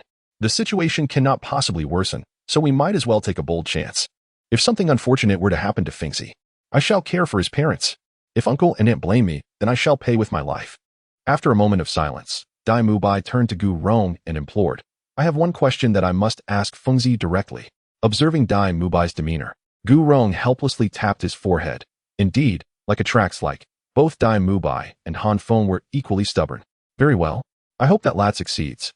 I do not wish to be estranged from Rong Rong any further. Gu Rong sighed and nodded in acquiescence. As his words fell, Gu Rong approached the pale Han Feng, reached out, grasped the divine guardian pearl he had previously lost to Han Feng, and with a serious expression stated, this pearl is said to be a sacred relic left by the divine, although I cannot ascertain its authenticity through years of refinement. I have imbued it with a portion of my soul's power. I shall transfer some of my soul's energy into this pearl, using it to infuse Hanfeng's sea of consciousness, nourishing his soul, and drawing this Han Feng into the sea of consciousness to engage in a struggle of souls. In the end, it will depend on that lad himself. I can only do so much. If I were to personally enter his sea of consciousness, it may lead to its collapse. Gu Rong's explanation was straightforward, and the others understood. It could only be described as a perilous method. Although everyone believed that the Han Feng of the past would be stronger than this current mindless and irascible iteration, who dared to guarantee that he would emerge victorious. Yet, as Gu Rong and Dai Mubai had articulated, there were no better alternatives at present, nor could the situation deteriorate further. They had no choice but to gamble on a dying horse. Once Gu Rong finished speaking and noted no objections from the others, he hesitated no longer. His complexion paled as he channeled sufficient soul energy, causing the divine guardian pearl to shimmer with ethereal light, and on its unadorned surface, a faint guardian inscription began to materialize. Go. Disregarding the frailty of his own soul, Gu Rong issued a fierce command, transforming his pure, colorless soul energy into a sharp blade that, entwined with the divine ancient pearl, penetrated the pale brow of Han Feng. Yet, this was merely the beginning. Gu Rong did not intend to abandon Han Feng after delivering the divine ancient pearl into his sea of consciousness. He needed to employ his soul energy to assist Han Feng in unlocking this realm. Otherwise, even with the advantage of the environment, Han Feng would likely prove no match for his pale counterpart. This was a meticulous task, and Gu Rong approached it with utmost care, diligently refining the barriers of Hanfeng's sea of consciousness, apprehensive that a moment's negligence might jeopardize the very foundation of Hanfeng's psyche. Chapter 120. An unending battle. Han Feng found himself in a state of disorientation, with no recollection of his surroundings. He only remembered that he was in the process of absorbing a soul ring when, at the crucial moment, the mask of the void erupted violently, unleashing a torrent of negative emotions that overwhelmed him, merging with the ferocity inherent in the thousand-year soul ring, ultimately shattering his mental defenses. Following that, he lost consciousness. His thoughts dulled to an extreme. When he finally regained awareness, he was engulfed in a chaotic darkness, unable to perceive the heavens above or the earth below, rendered mute and deaf, while a profound sense of solitude enveloped his heart. His vision, however, allowed him to discern a massive object looming above him, resembling a mountain, which further weakened his already frail body, rendering him immobile. Time seemed to stretch indefinitely. It could have been a day or perhaps a year. Just as Han Feng felt he might suffocate from the oppressive stillness, the sky above him suddenly split apart. Indeed, it cracked open, revealing an ancient orb that appeared abruptly within his line of sight. This orb emitted a radiant yet gentle luminescence, and as its light enveloped him, Han Feng felt an immense relief wash over his being. Buzz, and the next moment, the orb unleashed an overwhelming surge of power. Wherever this force traversed, the oppressive void dissipated, and the world regained its clarity. Han Feng realized that the colossal object pressing down upon him was not a mountain but, in fact, the mask of the void. On the other side, after dispelling the darkness, the orb rapidly circled around before pausing directly above Han Feng. Then, a gentle, resplendent light detached from the orb and entered Han Feng's body. In that instant, he felt his weakness rapidly evaporate, his senses sharpening, and his thoughts quickening. No longer burdened by the previous lethargy, he could even move beneath the suppression of the mask of the void. Once he stepped beyond its influence, a lightness coursed through him, granting him the freedom to act. Yet, he soon realized that he was not in a corporeal form but rather an ephemeral spirit-like essence. What was happening? Han Feng, newly restored to clarity, could scarcely comprehend the scene before him. Tentatively, he reached out to touch himself and discovered that he could indeed feel his own presence. Listen, young one. Shortly, another version of you will appear before you. Remember, Use every means at your disposal to eliminate him. Do not hesitate. The voice of Gu Rong suddenly echoed in his ear, resolute and grave, bearing the weight of a warning. But Han Feng was bewildered, unsure of Gu Rong's meaning. He scanned his surroundings but found no trace of the elder. Tentatively, he called out, "Elder Gu." Silence ensued. The voice seemed not to belong to Gu Rong himself, but rather a message he had left within the orb. Lacking the capacity for dialogue, Han Feng furrowed his brow, remaining vigilant and on guard. A low hum echoed, startling Han Feng, who swiftly turned to investigate the source. However, upon witnessing the scene before him, he was taken aback yet again. "Ah, at long last, we meet, thief." A spectral figure, bearing an uncanny resemblance to Han Feng, stood before him. The distinction lay perhaps in the malevolent grin and murderous intent etched upon the spectre's pale visage, seemingly reveling in Han Feng's shock. The apparition refrained from immediate aggression, mocking him with a derisive tone. "You are indeed quite popular. Everyone seems to adore you. Even the titled Douluo is willing to assist you. What is it that makes you so special?" While Gu Rong had previously restrained the movements of the pale Han Feng, his senses remained unsealed, thus he was not surprised by the unfolding events. He had anticipated this encounter. Han Feng quickly composed himself, fixing a serious gaze upon the spectre, and inquired solemnly, "Who are you?" "Who am I?" The spectre erupted into uproarious laughter, as if hearing the most absurd jest. "How dare you ask me that? You ought to know better than anyone." "Are you me?" Han Feng furrowed his brow, uncertain. "Get lost." The spectre, seemingly insulted, bellowed in rage. "I am Han Feng. You shameless thief, you have occupied my body for a full 13 years. How dare you question my identity?" At this revelation, Han Feng's pupils constricted in disbelief as he stared at this pale reflection of himself, exclaiming, "You are the Han Feng of this world? You did not vanish. Ha ha ha. Have you finally grasped it? You never perished. How could I possibly die? The one who is doomed is you." The pale Han Feng laughed maniacally. Without a moment's hesitation, the shield of the radiant heavens instantly enveloped him, and with his second soul skill activated, he appeared before Han Feng, launching a formidable punch. "Die." In that moment of shock, Han Feng was unable to mount an effective defense. The punch struck him with brutal force, causing him to stagger momentarily. Yet the divine energy from the ancient pearl continued to replenish his soul, preventing an outright collapse. "TSK." The pale Han Feng sneered at the sight, casting a resentful glance at the pearl before turning his gaze back to Han Feng, unable to suppress his mockery. "Aren't you supposed to be quite capable? Aren't you an invincible transmigrator? Aren't you all-knowing? Why do you appear like a feeble shrimp now?" Hearing the pale Han Feng's taunts, Han Feng's pupils flickered once more. "You know my origins." The pale Han Feng seemed to take pleasure in Han Feng's astonishment, mocking him without attacking, and instead declared with pride, "What do I know of your origins? I not only know that you are not from the Douluo continent, but I also know that in your world, our world, it's merely a novel. I know that Tang San is also a shameless thief, a fellow transmigrator. I know that your proximity to them is solely for the sake of attaining divinity. I am also acquainted with Naruto and Sasuke, as well as Guan Yu and Zhang Fei. I have perused all your memories, and I dare say I comprehend you even better than you do yourself." The pale Han Feng is deceiving. He can merely glimpse fragments of Han Feng's memories occasionally, and he knows it is but a trivial matter. Yet, he is eager to utter anything that might astonish Han Feng. As expected, upon the completion of this statement, Han Feng trembled, his eyes shimmering with fluctuating emotions. Utterly devoid of the usual composure, and quietly inquired, "So, what do you intend to do?" Observing Han Feng's discomposed demeanor, the pale Han Feng gleefully mocked, "You have usurped 13 years of my life, forcing me to struggle in the dark, desolate sea of chaos for 13 long years. Now, I wish to reclaim my body. Is that too much to ask?" Recalling the profound sense of emptiness he had previously endured, Han Feng felt an unusual stir within. 13 years, an unfathomable span. Is there truly no leeway? Han Feng did not naively believe that the pale Han Feng's so-called reclaiming of the body was merely a matter of subduing him. Nor did he foolishly assume that the pale Han Feng would negotiate with him. Yet he still inquired with a flicker of hope. "Leeway? Did you ever grant me even the slightest margin?" The pale Han Feng bellowed in rage, his voice echoing with madness. "You seized my body when I was devoid of consciousness, and from the moment my memory began, I was trapped in that pitch black, icy sea of chaos. Now you dare speak of leeway. So, it seems, it is either your demise or mine." Han Feng sighed, gradually regaining his tranquility, and replied with indifference, "Ah, one mountain cannot accommodate two tigers." The pale Han Feng sneered wickedly, "But it is indeed a matter of your death or mine. Then let it begin." Han Feng finally grasped the meaning behind Gu Rong's words. The pale Han Feng before him would be his first true nemesis, uncompromising and relentless. There can be no hesitation. Do not speak as if victory is assured. The pale Han Feng despised Han Feng's self-assured, apathetic tone and roared in fury. Donning the Flame Law avatar and Flame Dragon armor, charging fiercely towards Han Feng. Han Feng did not remain idle. He summoned the Radiant Heaven Shield. Also invoking the Flame Law avatar and Flame Dragon armor, positioning the massive shield before him, steadfastly confronting the pale Han Feng's assault.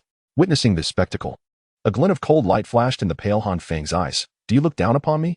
Han Feng remained silent, gritting his teeth, bracing himself for the impending strike from the pale Han Feng. Boom.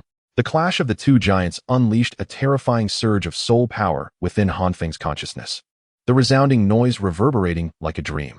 Fortunately, Gu Rong had anticipated this and reserved a portion of his soul power to protect Han Feng's consciousness. Otherwise, their battle could have easily obliterated this newly forged, fragile realm of awareness.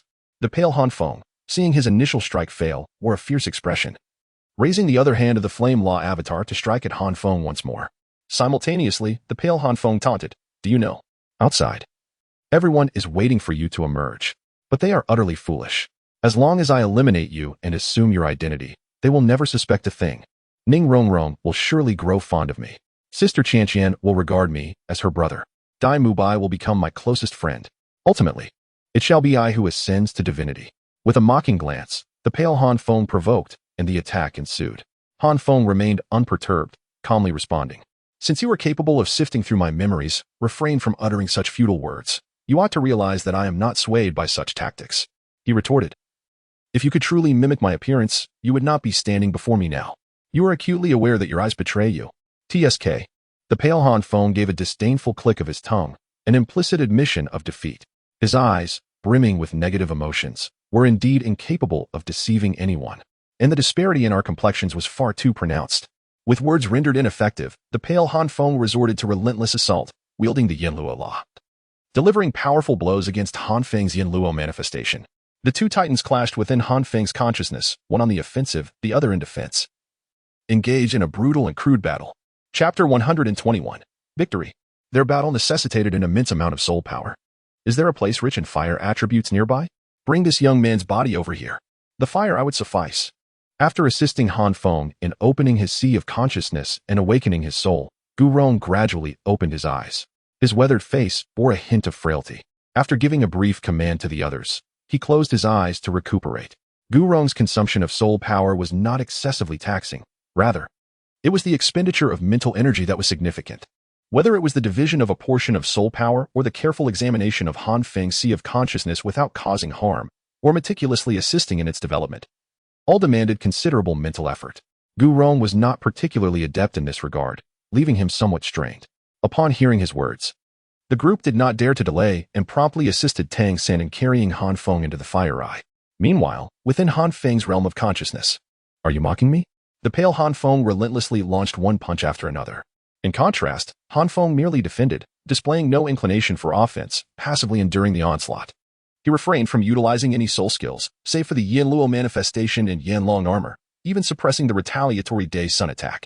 Seeing this, the pale Han Feng roared in fury, his eyes transforming towards a blood-red hue. "You intend to charge the Radiant Shield? You seek to borrow my power to amplify the strength of your final blow, turning the tide in your favor. I shall not allow you to succeed."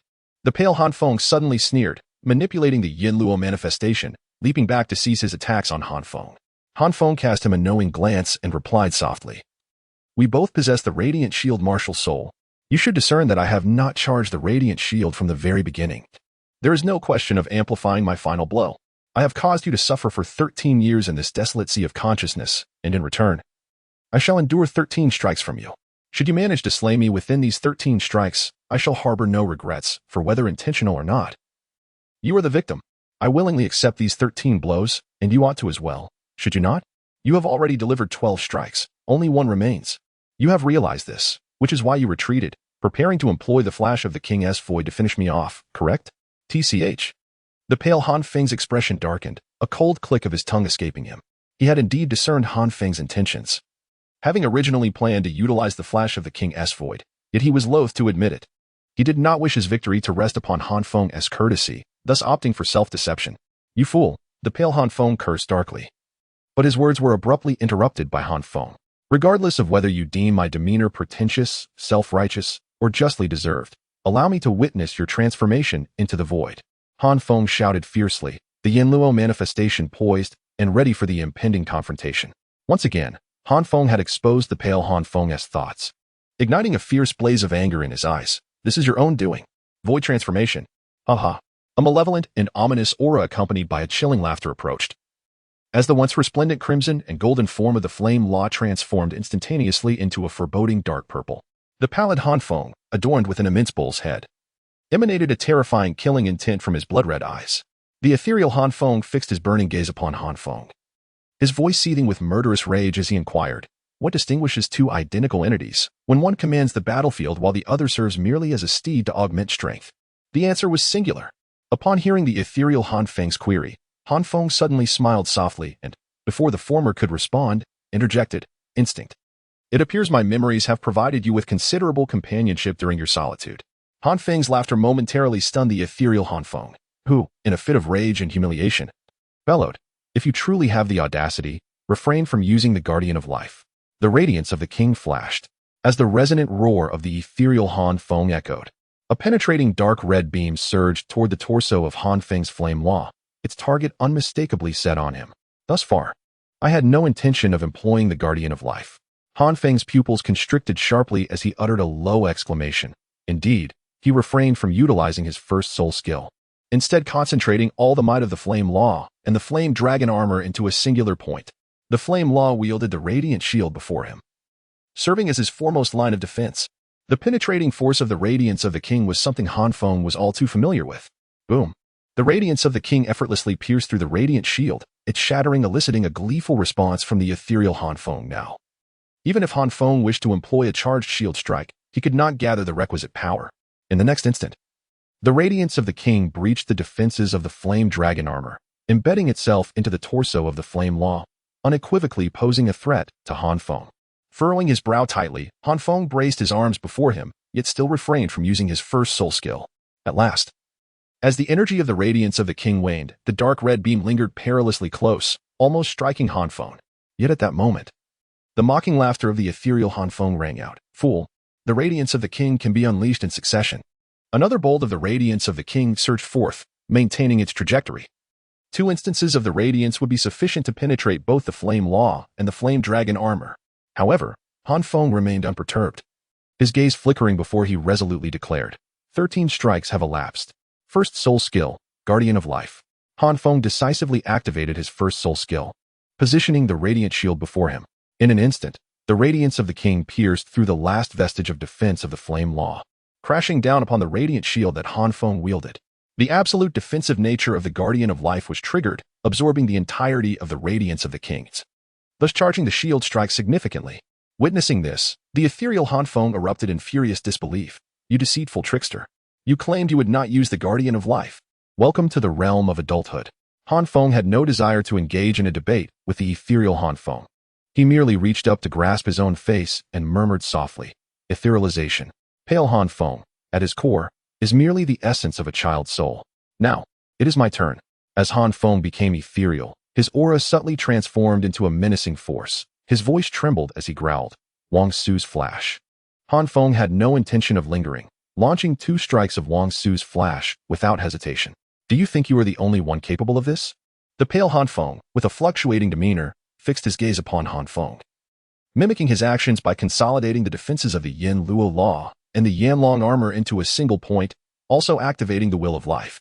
The outcome mirrored the previous encounter. The first Wong Su's flash halted just before the pale Han Feng, while the second was absorbed by his Qitian shield. Witnessing this, Han Feng smirked, taking control of the fragmented Yin Luo Law and charging towards the pale Han Feng. Have you lost your mind? What are you attempting to do?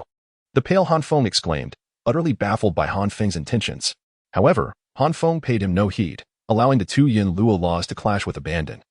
Devoid of any sophisticated technique, neither possessing the Qitian shield, they engaged in a brutal brawl, yet Han Feng focused his assault solely on the pale Han Feng's position. Observing this, the pale Han Feng sneered, you intend to shatter the Yin Luo law and then seize the opportunity to approach me with your second soul skill? I shall thwart your plan. With that, the pale Han Feng activated his second soul skill, teleporting behind Han Feng, poised to strike him down with a charged shield attack. But just as he descended, a colossal portal crashed before him.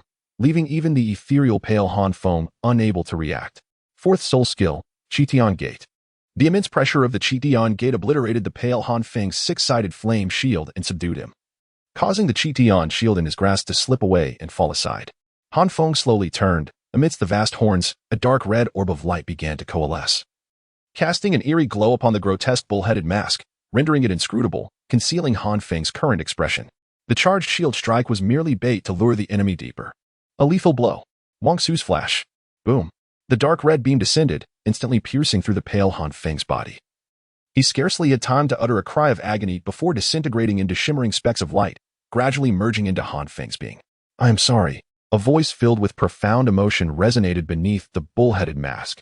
Chapter 122. The Old Scoundrel of the Divine Realm Apologies. As the pale Han Feng dissipated and merged, Han Feng gradually acquired the memories of the pale Han Feng. From the moment of his birth, he was whisked away by a beam of light and cast into a desolate world of chaotic void. From the outset, his soul began to grow feeble at that time. The pale Han Feng lacked awareness. Perhaps the system Sprite deemed it unnecessary to exert effort in obliterating the soul of an infant, believing that in a few years he would fade away on his own. Yet, no one anticipated that Han Feng would successfully absorb an external soul bone at the tender age of 6. By harnessing the residual will of the bull-headed lava turtle and the Mask of Void, the pale Han Feng gained consciousness and found a refuge upon the Mask of Void, subsisting daily on the myriad negative emotions generated by Han Feng. From the moment he became aware, he was marked by a negative and violent imprint. Han Feng witnessed the pale Han Feng's yearning and envy when he occasionally touched the external world through fragments of his own memories, as well as the pale Han Feng's daily struggle sustained by his hatred towards himself. Taking a deep breath, Han Feng could only utter a single apology. Between him and the pale Han Feng, only one could survive. Han Feng did not wish to perish, and it was as simple as that. As for right or wrong, he preferred not to dwell on it. With the complete integration of the pale Han Feng into his being, Han Feng felt a tremor throughout his body. Sensing a significant surge in his cultivation level, closing his eyes to attune to this newfound power, Han Feng murmured, "So this is how it is." Prior to absorbing the soul ring, Han Feng had already accumulated a soul power of level 42. After absorbing the 10,000-year soul ring, his soul power surged to the early stage of level 44, and now, with the pale Han Feng's integration, he was nearing level 45. Yet, this was not the most crucial aspect. For Han Feng, the most vital revelation was the elevation of his innate soul power. He finally comprehended why. Despite possessing twin martial souls, his innate soul power had been so low, and why his martial soul quality was not lacking, yet his innate soul power remained unremarkable. This was all due to the fact that when Han Feng traversed into this realm, he merely occupied a shell without merging with the original soul. Thus, the innate half-level soul power was indeed his own, while the original Han Feng's innate soul power should have been level 7. He could not even claim to possess true twin martial souls. The Radiant Celestial Shield belonged to the original Han Feng, while the Jin Bing was his. Had it not been for his 13 years of utilizing the Radiant Celestial Shield and achieving a high degree of compatibility with it, perhaps during the recent battle with the pale Han Feng, he would have been incapable of wielding the Radiant Celestial Shield. Only now, with the absorption of the pale Han Feng's soul, could Han Feng genuinely claim ownership of the Radiant Celestial Shield. No wonder I can use both martial souls simultaneously. Han Feng smiled wryly, yet felt a sense of relief. This could be considered a blessing. Not only had his soul's essence dramatically increased, but the enhancement of his innate soul power also liberated him from the predicament of slow self-cultivation. The disparity between innate half-level soul power and innate level 7.5 soul power was evident even to a fool, gathering his complex emotions. Han Feng was on the verge of allowing his consciousness to return to his body when he noticed the bead that had brought him a turning point suddenly appear before him, spinning and emanating a nebulous glow. Observing this, Han Feng furrowed his brow. He recognized the bead as the divine spirit's ancient bead bestowed upon him by Gu Rong. However, the power once imbued by Gu Rong had long since been depleted, and logically, it should have reverted to its former primitive appearance by now. Han Feng had attempted myriad methods to reactivate it, all in vain. So why did it seem to come alive after his confrontation with the pallid Han Feng today? Could it truly possess some extraordinary quality? With a frown, Han Feng murmured to himself, reaching out to grasp the divine spirit's ancient bead, only for it to evade his touch. Despite multiple attempts, he met with failure each time. Instead, the bead continued to hover around Han Feng, as if scrutinizing him, gradually revealing a twisted pattern upon its surface. Why? Although the pattern was faint and contorted, Han Feng instinctively uttered the word upon catching sight of it.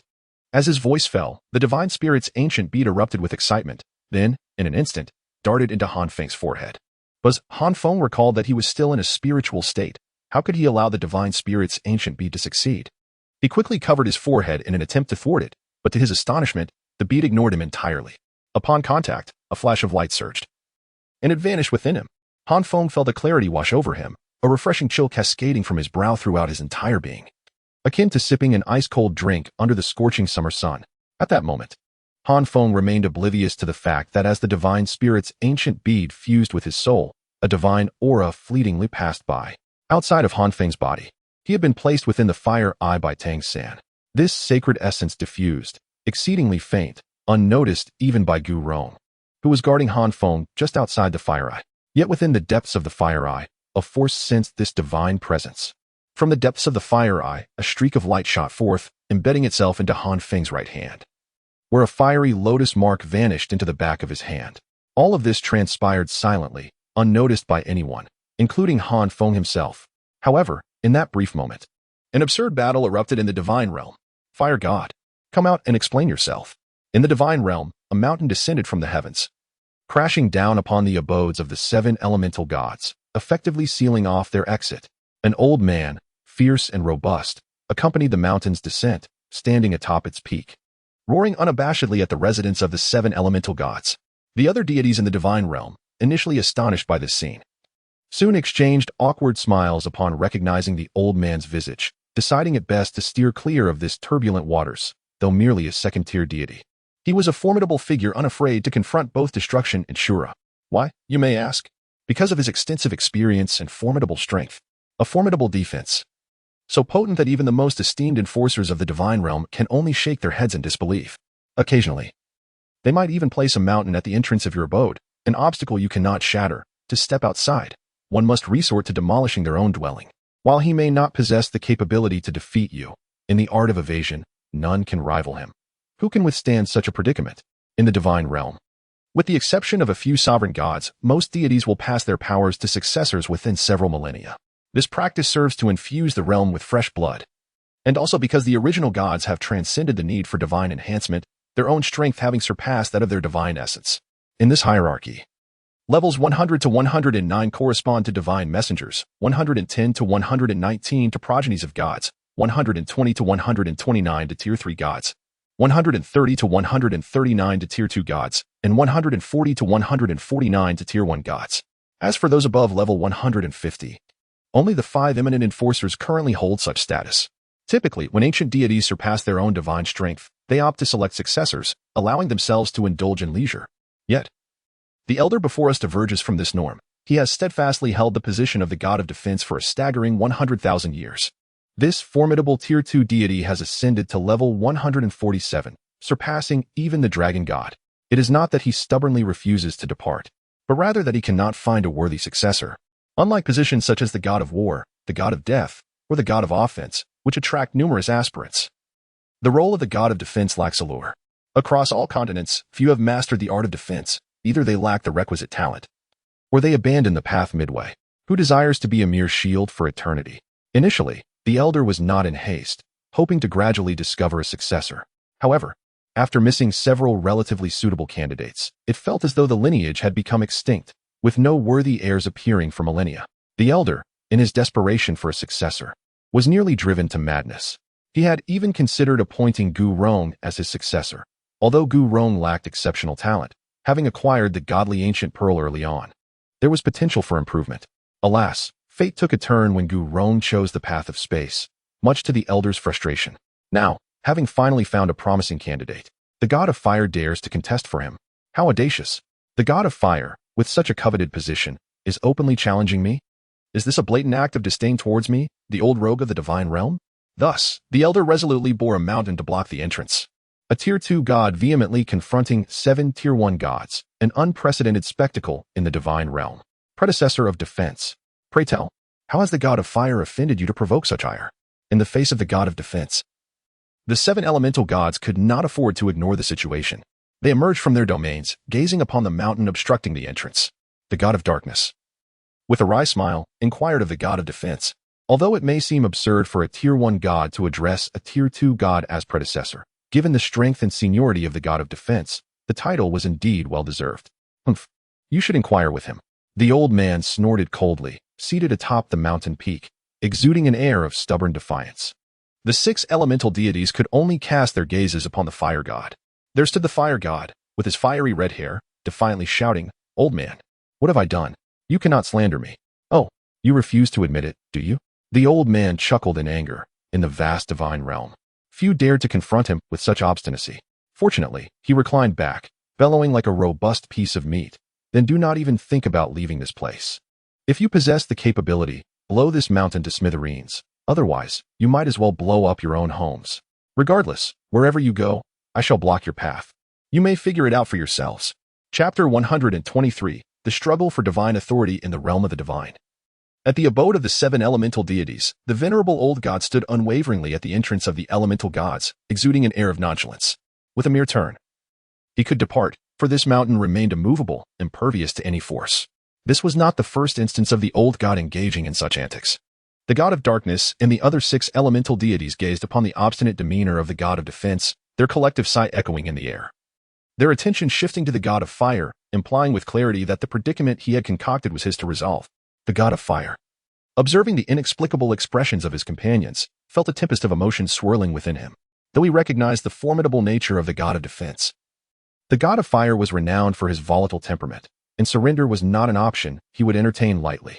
"Defensive god, do not slander me," he exclaimed, his voice resonating with righteous indignation as flames erupted from his being. "We, the 7 elemental deities, are not to be trifled with. I am aware of your indomitable nature. You wish to block our path? So be it, for with the god of space among us, we shall traverse wherever we desire, undeterred by your presence."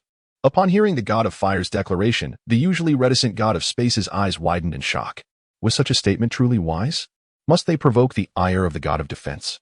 The god of darkness, in a gesture of exasperation, rested his forehead against his palm. This was precisely why the god of fire should have remained silent. Indeed, the moment the old god caught wind of the god of fire's words, his beard bristled with fury, and he sprang to his feet, pointing an accusatory finger at the god of fire. "So the god of space, is it? You believe I am powerless, do you? Earth, wind, fire, water, and metal. Elemental barriers. Time and space isolated. Light and shadow severed. The domain of absolute defense, descend." This old god, revered as a formidable force, was not one for idle threats. Witnessing the god of fire's continued defiance, he unleashed an impenetrable barrier of defense, casting an invisible wave that enveloped the entire residence of the elemental deities. The flames surrounding the god of fire extinguished as if faced with a sworn enemy. The remaining elemental gods exhibited expressions of bewilderment. Their elemental powers had been suppressed. The combat prowess of the 7 elemental deities resided predominantly within their elemental affinities, and now, with the god of defense invoking his absolute domain, they found themselves stripped of nearly half their strength. "Come, you claim to be the god of space. Let me see where you can go within this divine realm." The old god's eyes bulged with intensity, his own temper flaring. The god of space remained silent, though the old god's domain suppressed his spatial abilities. He could still wield them if he so desired. However, he chose restraint, opting for silence rather than conflict. The god of fire, already prone to anger, was now seething, ready to engage the old god in a contest of strength, but he was restrained by the god of darkness. Startled, the god of fire glanced up at the god of darkness, who bore an expression shrouded in shadow, his eyes flickering with a menacing light. Instantly alarmed, the god of fire retreated, aware that beneath the seemingly innocuous exterior of the god of darkness lay a creature not to be trifled with, as his very name suggested. Could it be that the esteemed defender is underestimating the elemental deities as feeble and easily deceived? The tone of the dark god was chilling, though his smile remained warm. It had taken on a sinister edge. Yet the old man showed no sign of intimidation towards the dark god, scoffing loudly. "So what if it is true? So what if it is not? Do you think that sheer numbers can overpower me? Have you not heard that we elemental gods are of the same lineage?" The barrage of rhetorical questions left the assembly of gods momentarily speechless. Even the dark god's pupils constricted, and his expression turned grave. The elemental gods the old man referred to were the so-called gods of defense, attack, and speed, all of whom belonged to the secondary tier of divinity. Yet, the elemental gods he spoke of were certainly not mere secondary deities. They were likely the elemental gods from previous generations, those he had witnessed ascend and descend from the divine realm. Otherwise, how could the uncompromising enforcers of destruction and retribution allow the old man, to act so recklessly within the divine realm.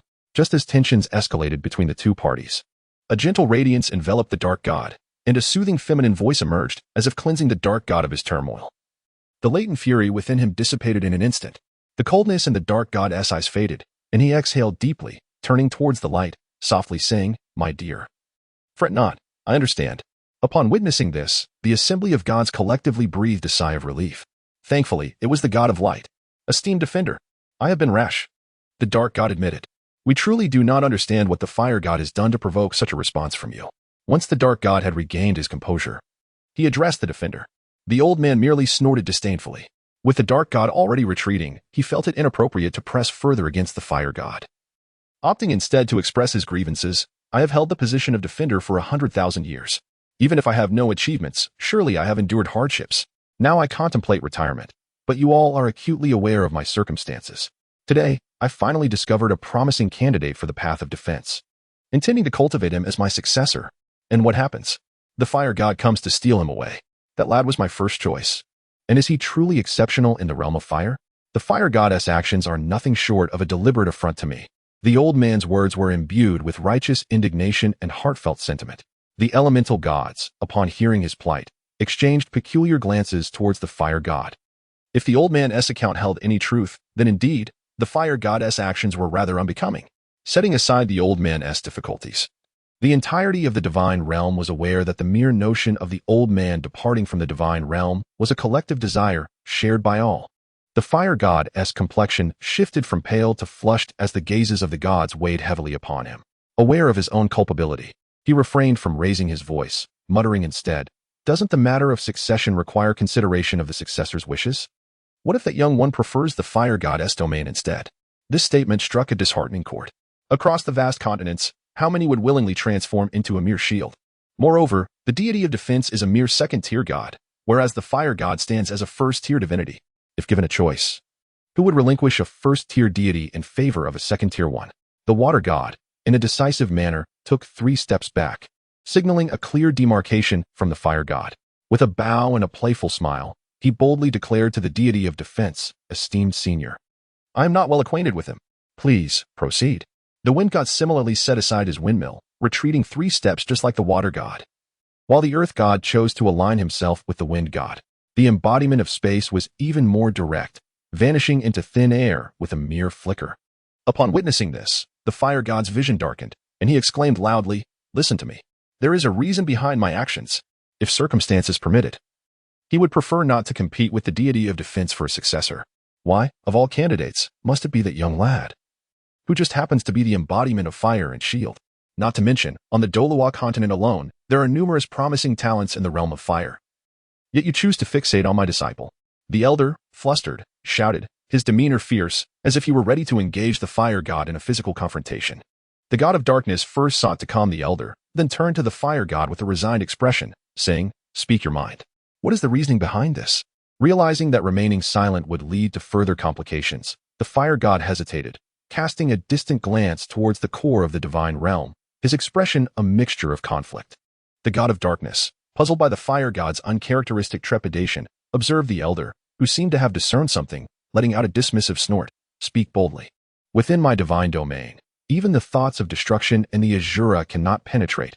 What you say here will remain unheard by them." The wind god chuckled awkwardly at these words. Ordinary deities would scarcely dare to mention the 5 ruling gods, let alone address them directly with such disdain as the elder did. Truly remarkable. Hearing the elder's encouragement, the fire god ultimately nodded. "Very well. I wonder if you all still recall the ice god?" The fire god's voice deepened, a solemnity replacing his earlier agitation. "Ah, I knew it. You cannot seem to forget that little minx." But before he could finish, the water god, who had previously distanced herself from the fire god, rushed to his side, seizing his ear and scolding him playfully. Hey, let go of me, you crazy woman. When did I ever say I remembered her?" The fire god winced in pain, hastily prying away the water god's delicate fingers. "Then why did you mention her just now?" The water god pressed on, unwilling to relent. The fire god rolled his eyes, exasperated yet powerless, explaining, "I was merely clarifying things for the deity of defense. Can you allow me to finish my sentence?" Observing the sincerity in the fire god's expression, the water god finally replied, "You had better provide a reasonable explanation, otherwise, this matter is far from over." With that, She returned to the side of the wind god, fuming silently, much to the amusement of the wind god. Meanwhile, the deity of defense in the distance was nearly grinding his teeth in frustration. As one ages, one becomes increasingly averse to witnessing the displays of affection exhibited by the youthful. Chapter 124, The Confluence of Ice and Fire, the Uncrowned God King. S. The explosion is unmovable. In a word, it is void. PS2. For details on the update, please refer to the update notes. The God of Fire exclaimed, "What does this have to do with the God of Ice? Do elaborate." The God of Darkness shook his head in resignation, hastily steering the conversation back on track. The God of Fire nodded, adopting a serious demeanor as he stated, "You all know that the God of Ice and I are old acquaintances." As the God of Fire was speaking, he abruptly fell silent. Upon mentioning the name of the God of Ice, he distinctly felt a wave of resentment rising behind him. Without turning, he knew it was the gaze of the God of Water. "Very well, I shall refrain from discussing her." The God of Fire shrugged, exasperated as he raised his hands in surrender. "Let me put it this way." The God of Fire pondered for a moment, rephrasing his thoughts as he turned to the God of Darkness, his expression grave as he mused. "Darkness, do you desire to ascend to the position of God King?" As soon as the words left the God of Fire's lips, the God of Darkness, along with the other elemental gods, felt their pupils constrict in shock. The God King. Seeing the serious look in the God of Fire's eyes, the God of Darkness realized he was not jesting. Although the God of Defense was a notorious trickster, he had never heard of any gossip in the past 100,000 years. The God of Darkness composed himself and nodded, articulating each word carefully. "Naturally, I aspire to that. But what?" Upon hearing the God of Darkness's response, the God of Fire grinned widely, exclaiming with enthusiasm, "Don't just say you want it. Even that fellow, who seems indifferent, has quietly reached level 149. Has he? Who would he wish to ascend to God King? I yearn for it too. Yet the path is fraught with challenges. Not only are we constrained by our master and the other four, but we also have no idea when we might achieve such a breakthrough. Moreover, even if we were to become God Kings, considering the temperaments of Shura and destruction, they likely would not allow us to remain in the divine realm, would they? Those ancient deities who have relinquished their divine statuses, once they ascend to God King outside the divine realm, do they not find it impossible to return? Defense. You boast about your old friends, yet after all these years, aside from a few secondary and primary gods, there has been no sign of a God King seeking you out. The God of Fire's words darkened the old man's expression. In the entire divine realm, few possess a background as formidable as his. Those attribute gods from his era have achieved breakthroughs to God King. However, as the God of Fire pointed out, the God of Shura and his ilk would not welcome the entry of foreign God Kings into the divine realm. Alas, they are merely striving to maintain order within the divine realm. The God of Darkness's eyes bore a shadow, clearly reflecting that he had already contemplated the implications of the God of Fire's statements. What order and what not?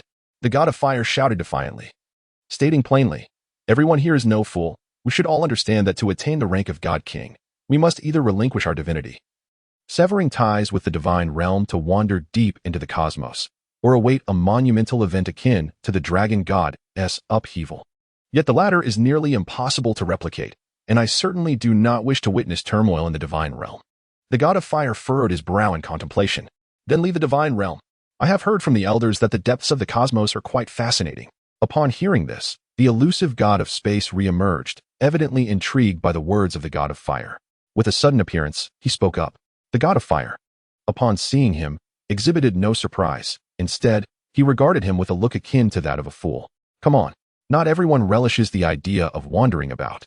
Furthermore, ascending to the status of a God King does not imply the absence of emotions and desires, does it? Do you truly have no attachments in the divine realm? Is it unreasonable for me, as a God King, to yearn for emotions?" The God of Space, upon receiving the God of Fire's response, seemed somewhat displeased and furrowed his brow. However, after a moment of silence, he nodded in acknowledgement. In the divine realm, I indeed have no attachments. There are times when I employ the power of space to stealthily slip out of the divine realm. In comparison, I find the scenery of the outside world far more captivating." The God of Darkness, upon hearing the God of Fire's remarks, instinctively cast a glance at the God of Light, revealing an understanding expression. "What does this have to do with your usurpation of my successor? My successor is neither capable of helping you ascend to the God King status, nor can he achieve it himself." Among those present, only the God of Defense remained unperturbed by the lofty discourse of the God of Fire. "What God King? What emotions? Right now, I simply wish to leave the divine realm. The God King status is something I can achieve on my own. Those who share emotions with me have long since departed from this realm. With this interruption, the atmosphere that the god of fire had painstakingly cultivated dissipated instantly. He rolled his eyes in exasperation and remarked, "Defense. Could you possibly refrain from being so impatient? I have yet to finish my thoughts." The god of fire, somewhat irked, intended to continue his proclamation, but the ambience had already vanished, rendering his words devoid of the intended emotional resonance. With a slight click of his tongue, he reverted to a more subdued tone. "I merely noticed that the young lad possesses a dual soul, with ice and fire originating from the same source. And his innate talent is quite commendable, which piqued my interest. A dual soul, ice and fire originating from the same source. Are you suggesting?" Upon hearing the god of fire's words, the god of defense appeared bewildered, while the other elemental gods widened their eyes in astonishment, silently questioning him. The god of fire shrugged and declared, "It is precisely as you presume. I intend for him to inherit both my divine essence of fire and that of the god of ice. When the time comes, the combined powers of ice and fire will undoubtedly forge a god king. Moreover, a god king unbound by the responsibilities of the divine realm. With such an example preceding us, when we endeavor to ascend to god king status, they above will find it difficult to object. At the very least, with the protection of a god king, we shall not be banished from the divine realm by the five above us. Even if, by some misfortune, we fail, we shall incur no losses. My and the god of ice's prowess no longer necessitates the enhancement of divine essences. The young lad would merely be receiving the divine essences of both the god of ice and the god of fire. Even the law god would find no fault in this arrangement. Get lost." The god of fire's well-articulated points, however, provoked the ire of the god of defense. The elder leapt up, delivering a decisive blow to the god of fire, exclaiming furiously, "One divine essence is not enough. You wish to bestow two. You are taking this too far." The god of darkness was acutely aware of their culpability, forced to watch as the elder took action. When the fire god finally rose from the ground, he refrained from retaliation and instead shouted, "Elder, can you not hear what I am saying? I have already told you that this lad is a rare dual soul entity, hailing from the Douluo continent. With his twin martial souls of ice and fire, he is inherently capable of inheriting two divine powers. With a little effort on our part, facilitating his inheritance of three divine powers would pose no challenge at all.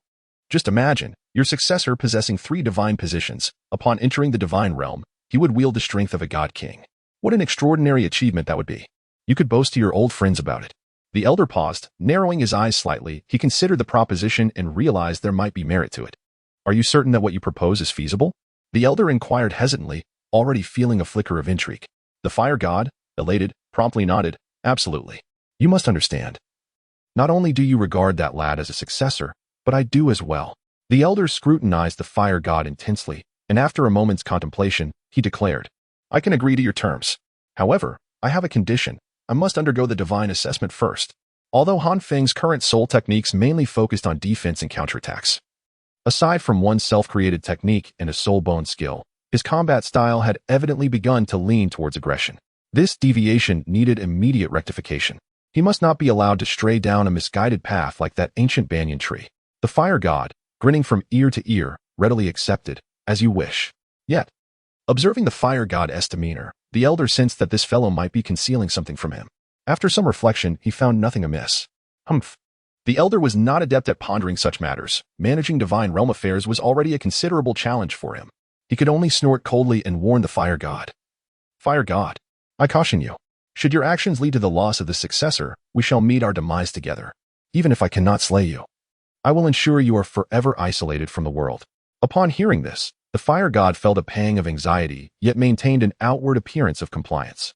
Satisfied, the elder then retracted the barrier of divine isolation, lifted a mountain with a single hand, and departed while humming a tune.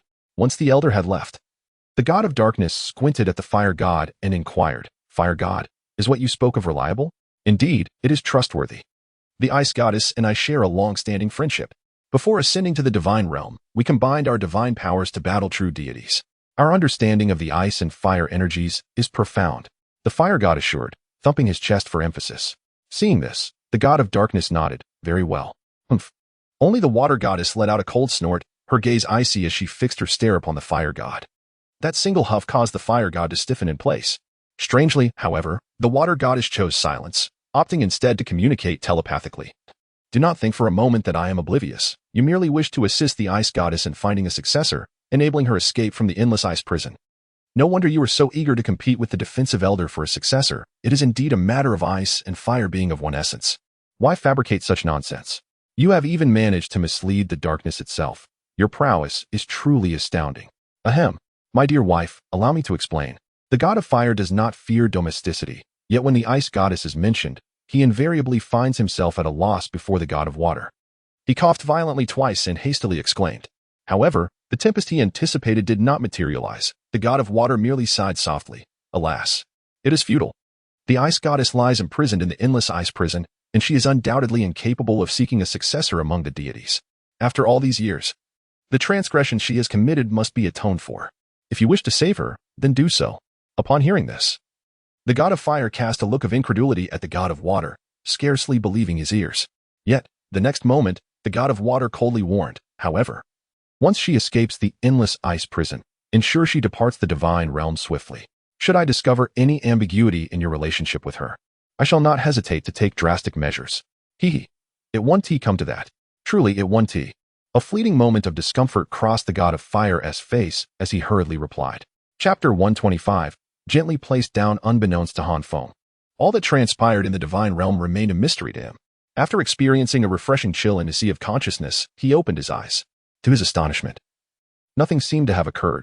The sea of consciousness appeared unchanged, and his soul remained the same.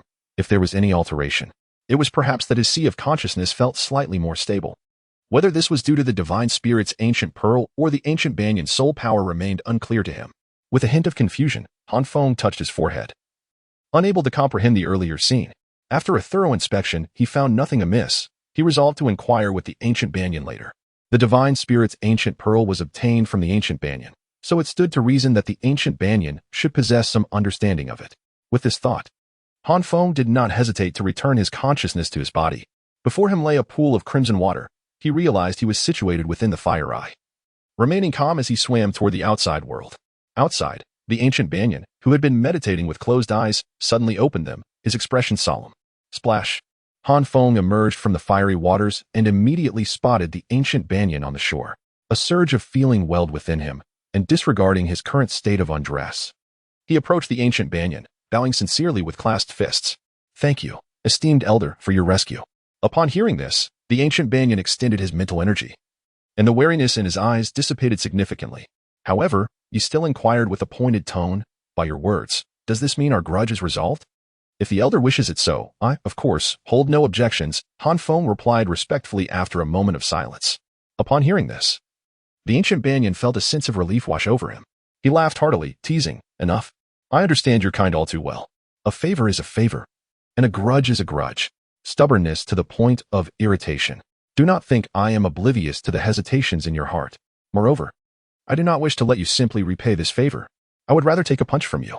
You flatter me, esteemed elder. Han Feng responded. Enough of this. Rong Rong and the others are still waiting outside for you. Put this on. Don't keep Rong Rong anxious. The ancient banyan interrupted Han Feng impatiently. As he had little patience for such grandiloquent words, he casually produced a garment and tossed it to Han Feng. At the mention of Ning Rong Rong's name, a glimmer of surprise flickered in Han Feng's eyes, yet he obediently donned the clothing. Observing Han Feng as satisfactory condition, the ancient banyan opened a black hole with a wave of his hand. I shall not linger here any longer. Should you encounter any insurmountable problems in the future, feel free to seek me out. Of course, my assistance is not without charge. One problem, one favor. With that, the ancient banyan turned to depart. Han Feng quickly called out, esteemed elder, please wait. What is it? Do you have further matters? The ancient banyan paused, puzzled. It is about this. Han Feng succinctly explained the matter of merging the divine spirit's ancient pearl with his soul to the ancient banyan. Upon hearing this, the ancient banyan did not display any surprise. Instead, he scrutinized Han Feng with a look of uncertainty, exclaiming, you, young man, have gained the divine spirit's ancient pearl's recognition so swiftly? I beseech you, esteemed elder, to impart your wisdom. Han Feng raised an eyebrow and spoke clearly, admitting that he did not comprehend what Gu Rong was saying, yet it was evident that Gu Rong possessed some knowledge. I would prefer if you were a bit more casual. Han Feng's serious tone dampened Gu Rong's enthusiasm, prompting a disinterested sigh. Nevertheless, Gu Rong proceeded to explain. The divine spirit ancient pearl, as legend has it, is a relic of the divine, acquired during my youth. However, it was only after I ascended to the Soul King level that it begrudgingly acknowledged me. Perhaps it is your fortune, or perhaps your innate talent, that allowed you to gain its recognition within the Soul sect. If I had been as fortunate as you, would I not be more than just level 95 now? Gu Rong remarked with genuine admiration. Han Feng felt somewhat helpless. Gu Rong's words seemed to veer off topic. After another lengthy discourse from Gu Rong, Han Feng could only endure and listen until Gu Rong finally stated, "Do not underestimate it. The Divine Spirit Ancient Pearl is a treasure for defensive soul masters. In your future training, take the time to comprehend and refine it. It will undoubtedly enhance your defensive capabilities significantly. Were it not for this Divine Spirit Ancient Pearl, would I have earned the title of the world's foremost defender? So precious?" Han Feng exclaimed in astonishment. "If it were not so, how could I have retained it until now?" Gu Rong chuckled with pride. "However, you need not feel undeserving, since it was lost to you in our contest. It rightfully belongs to you. Keeping it would serve me no purpose. At worst, if there comes a day when you no longer need it, you may return it to me." With that, Gu Rong turned and disappeared into the black void. He had already been away for quite some time. And the affairs of the Seven Treasure Glazed Tile School were numerous. After watching Gu Rong depart, Han Feng took a deep breath and walked towards the Eye of Ice and Fire. The pale Han Feng had gleaned everything he had done and said from the memories of the pale Han Feng. To be honest, he felt somewhat at a loss. But there was no avoiding it. He could not simply hide in the fiery eye forever, could he? As Han Feng reached the cave entrance, he saw the Shrek group gathered outside. He raised his gaze towards them, scratched his head, and awkwardly chuckled. "Are you all waiting for me to finish my bath?" Upon seeing Han Feng's clear eyes and familiar tone, the group felt a wave of relief wash over them. Ning Rongrong, unable to contain her excitement, rushed forward and embraced Han Feng. By the time Ning Rongrong realized what she had done, it was too late. However, to her delight, Han Feng did not shy away or push her away. Instead, he opened his arms to welcome her. Ning Rongrong looked at Han Feng in disbelief. Her beautiful eyes filled with expectation and inquiry. Yet, Han Feng dared not meet her gaze, awkwardly turning his head away as an unnatural flush crept onto his face. He pretended to cough lightly. "Thank you." Yet, Ning Rongrong felt no disappointment. Instead, she buried her face deeply in Han Feng's embrace, greedily inhaling his presence before timidly murmuring, "I'm just glad you're all right." At that moment, Han Feng wore only a single garment, and Ning Rongrong's breath sent tingles across his skin. He dared not move, remaining frozen in place, his dazed expression causing Zhao Wujia and others to exchange curious glances. "While I regret interrupting you at this moment, Rongrong, may I inquire, Fengzi, do you have anything to express?" At this juncture, Dai Mubai cleared his throat and solemnly addressed the group, his profound tone rendering everyone silent. Even Ning Rongrong reluctantly released Han Feng, stepping behind him to yield her position. "Big brother Bai." Han Feng opened his mouth but then fell silent. If he wished, he could effortlessly conjure numerous flawless excuses. Yet upon encountering Dai Mubai's calm gaze, he opted not to explain, instead exhaling a sigh. "I apologize. It is my fault." Upon hearing Han Feng's words, Flinder and the others immediately breathed a sigh of relief and glanced at Dai Mubai, who indeed appeared less severe than before. Dai Mubai sighed as well. He was not a petty person. As he had mentioned, had he possessed a treasure like an external soul bone, he would not readily display it. His feelings of resentment dissipated with Han Feng's sincere apology. "I only ask you this. When I regard you as a brother, is it merely my self-indulgent sentiment?" Dai Mubai called out, his voice low and serious. This was the question he wished to pose to Han Feng, not concerning dual souls, external soul bones, or Qianqian's identity. His friendship with Han Feng was simply a matter of mutual affinity. However, this seemingly simple inquiry caused Han Feng's expression to turn pained. "Big brother Bai, do you truly wish for me to utter such sentimental words?" Dai Mubai was momentarily taken aback, then shook his head with a wry smile. Under the gaze of the others, Dai Mubai slowly approached Han Feng, delivering a light punch to his chest. "That settles it. If you conjure up any more troublesome matters, you shall resolve them yourself." Han Feng grinned. "Rest assured, I doubt he will appear again." Dai Mubai and Han Feng exchanged smiles, the lingering tension between them completely fading. Dai Mubai then glanced at Tang San and Ma Hongjun, hesitating to speak. Tang San, noticing Dai Mubai's expression, chuckled nonchalantly. "There is no need for such formality. Big brother Dai, as Oscar said, the outcome is that Han Feng saved me, aiding in the defeat of the man-faced demon spider and the immovable crocodile scale bull. For him to apologize would be excessive." With Tang San's seasoned perspective on interpersonal relationships, he naturally did not expect someone he had just met to willingly accompany him through life and death situations. Han Feng's assistance was indeed motivated by purpose, making it reasonable. Ma Hongjun shrugged indifferently. "Don't look at me like that. Your jokes about my physique are not new. If I were to take offense every time, I would have perished long ago." As for Oscar, the group pondered for a while, unable to decipher what exactly Han Feng had taken from Oscar, leading them to unanimously conclude that it was likely a mere fabrication on Han Feng's part. Seeing that no one seemed inclined to dwell on the matter, Dai Mubai chuckled. and Han Feng too felt relieved. Subsequently, Dai Mubai pulled Han Feng into a tight embrace, playfully scolding him. You have no idea how worried Rong Rong was just now. You have even invited the household deities, and you think a mere thank you will suffice to brush it aside? It cannot be that simple, can it? Surely. One must host a meal for them, no? Chapter 126. Preparations before the competition after Han Feng emerged from the Eye of Ice and Fire. Only Tang San among the group remained without a fourth spirit ring, aside from Xiaowu. Tang San intended to absorb a 10,000-year spirit ring and needed the assistance of the Eye of Ice and Fire. So he patiently awaited Han Feng's exit from the fiery realm. This predicament proved quite unfortunate for the 10,000-year cave spider. The spider, peacefully slumbering in its burrow, was lured by the fragrant aroma of Yoxiang Chiluo. Upon emerging from its subterranean lair, it was met with a flurry of punches, leaving it gravely injured.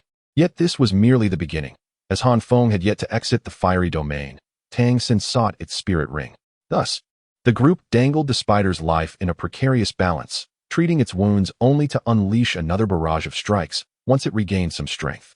This torment continued for the better part of the day until it finally succumbed to Tang San's prowess.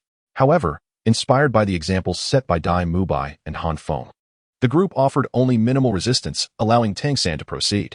True to expectations, Tang San successfully absorbed the cave spider's spirit ring, even facilitating an evolution of his 8 spider lances in the process. With the completion of this endeavor, their expedition to the Sunset Forest reached a gratifying conclusion. After a full day and night, upon returning to the academy, the group found themselves too fatigued to engage in any further revelry, opting instead for rest. The following afternoon, Flinder summoned the group to his office. They understood that his intent was merely to rally them before the upcoming competition. In truth, Flinder's efforts felt somewhat redundant. Following Han Feng's stirring words, Dai Mubai and the others were already resolute in their pursuit of victory. Nonetheless, one remark from Flinder stirred a ripple of excitement among them. What? The champion of the competition can actually receive 3 10,000-year spirit bones. Oscar exclaimed in astonishment. He was not alone in his surprise. Xiaowu and the others displayed similar expressions of disbelief, clearly taken aback by the lavish rewards of the tournament. The only ones who appeared relatively unfazed were Dai Mubai, Han Feng, and Tang San. Tang San, with his gentle disposition, rarely exhibited shock. Han Feng was already aware of this fact, and Dai Mubai, he had one. What is a mere spirit bone? Why the fuss? Dai Mubai remarked, feigning indifference. His brow arching. Even Tang San could discern the hint of pride in his eyes. Ma Hongjun, unable to contain himself, shouted, Dai boss. You are a satiated man unaware of the hunger of the starving. You possess a spirit bone, while we do not. Moreover, you all have your own unique spirit abilities and combat techniques, each more formidable than the last, while we are still limited to just 4 spirit abilities. Upon hearing this, Zhao Wujin and Flinder exchanged glances, their expressions twitching slightly. Ma Hongjuan's words had prompted them to recall that the number of spirit abilities possessed by Tang San, Dai Mubai, and Han Feng could rival that of their own spirit saints. This realization instilled in them a sense of awe towards the younger generation. Certainly, they have mistaken the Tang sect techniques of Tang San as his original soul skills. Don't say that, fatty. Listen to me. As I mentioned before, the meat and egg impact is undoubtedly as practical as the formidable body of the Great White.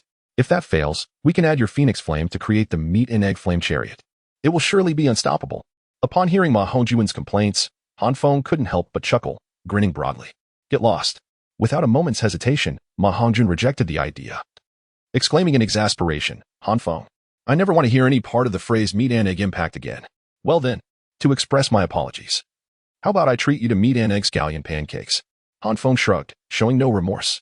Fine. The moment he heard Han Feng was treating him to a meal, Ma Hongjuan's face broke into a wide grin, almost drooling. Observing the banter between Han Feng and Ma Hongjun, the others could only shake their heads in exasperation. Han Feng had Ma Hongjun firmly in his grasp. It seemed he was beyond saving. Watching Ma Hongjuan's cheerful demeanor, Oscar sighed and lamented, I wonder if there is a soul bone suitable for me? Being a support soul master is truly difficult. Without a solid body, lacking combat power, and with so few soul bones to absorb. Rest assured, Dai Mubai assured him, taking it upon himself, even if there aren't any this time. I will help you acquire a full set in the future. Dai Mubai's words were, of course, empty promises. He only possessed 1 soul bone himself. But Oscar's eyes sparkled with excitement. Dai boss. From now on, you shall be my guiding light.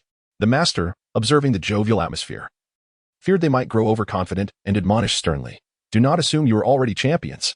To my knowledge, the Spirit Hall has 3 Soul Kings participating in this competition. The other contestants are all Soul Ancestors. Soul Kings. Oscar's moment of joy was swiftly replaced by shock. His heart skipped a beat. The path of Soul Master cultivation becomes increasingly arduous, and the gap between Soul Ancestors and Soul Kings cannot be bridged by merely 1 or 2 support skills.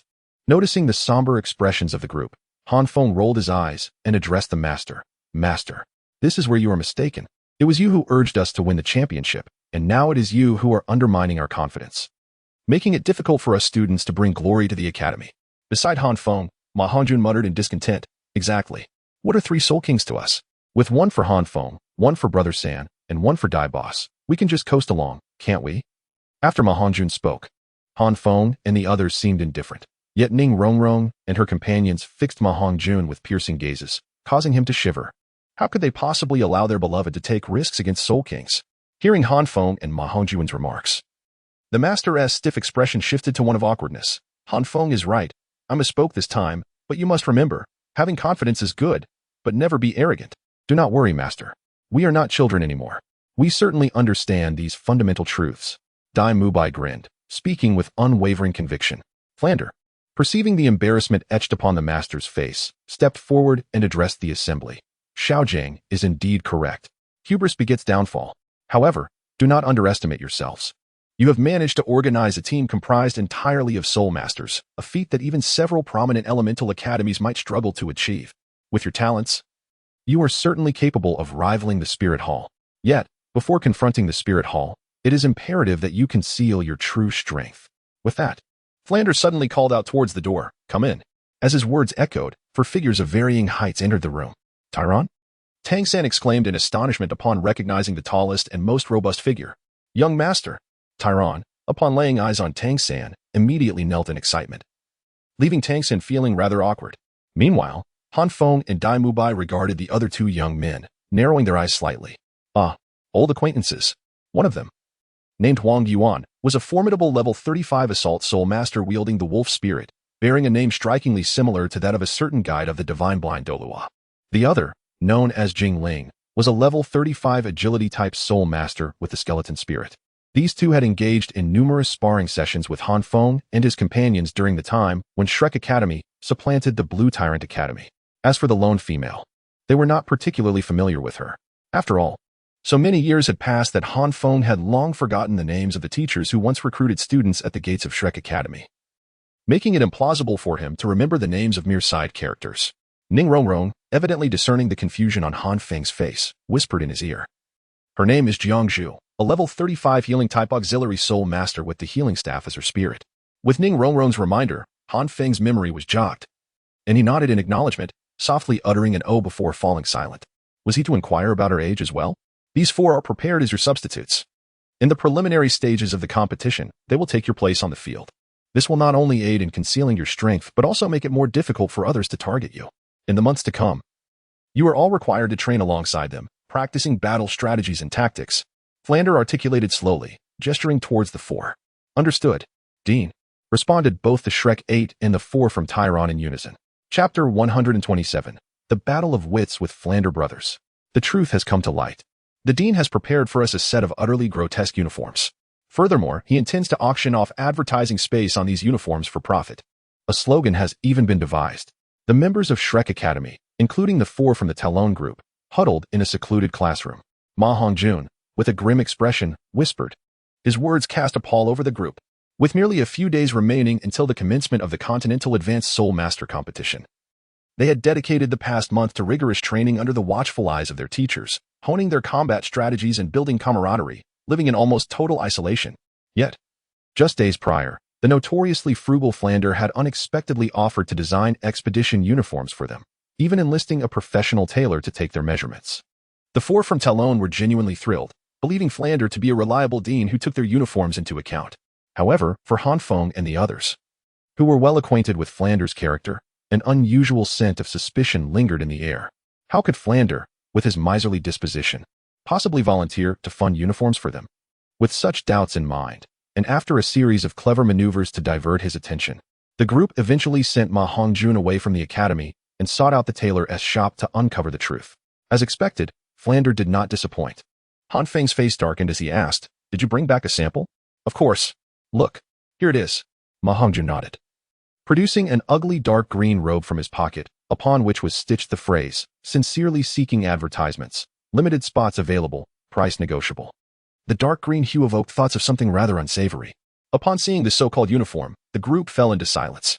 "I would rather die than wear this to the competition," Zhu Zhuqing exclaimed, her usual icy demeanor faltering as her brows furrowed. "I don't want to either," Ning Rongrong echoed quietly. "Is this what the dean calls a uniform?" Jiang Zhu murmured, her expression frozen in disbelief at this reality.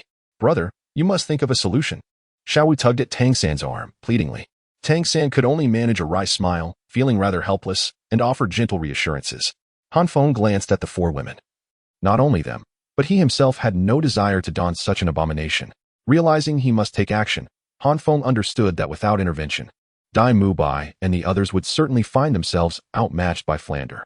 In the original narrative, he could not recall whether there had been a slogan. But the color of the uniform was unmistakable. "We must resist. As long as we unite, we can surely overthrow the wicked capitalist." Han Feng suddenly declared in a grave tone. "Speak properly. If you have any ideas, let's hear them quickly." Dai Mubai retorted, rolling his eyes in exasperation. Han Feng was unperturbed as he directly declared, "We must thwart the dean's nefarious scheme. Here is the plan. Tomorrow, Tai Long and your four companions will seek out Teacher Zhao and ensure he is delayed. Rongrong, you and your group will approach Teacher Erlong. No matter what you say, you must keep him occupied. Sangu, the master has been giving you intensive training these past weeks. Simply continue to seek his guidance as usual. Now, regarding the dean, Pang Pang, Oscar, the task of handling him falls to you too. Find any excuse. It is imperative that the teachers do not approach our training grounds." "What about you and Dailada?" Xiaowu furrowed her brows, inquiring with a hint of confusion. Han Feng's gaze flickered as he replied, "Dailada and I will sneak out to return all the uniforms dictated by the dean and have a new set tailored to our liking. I will design the uniforms. I promise they will be to everyone's satisfaction."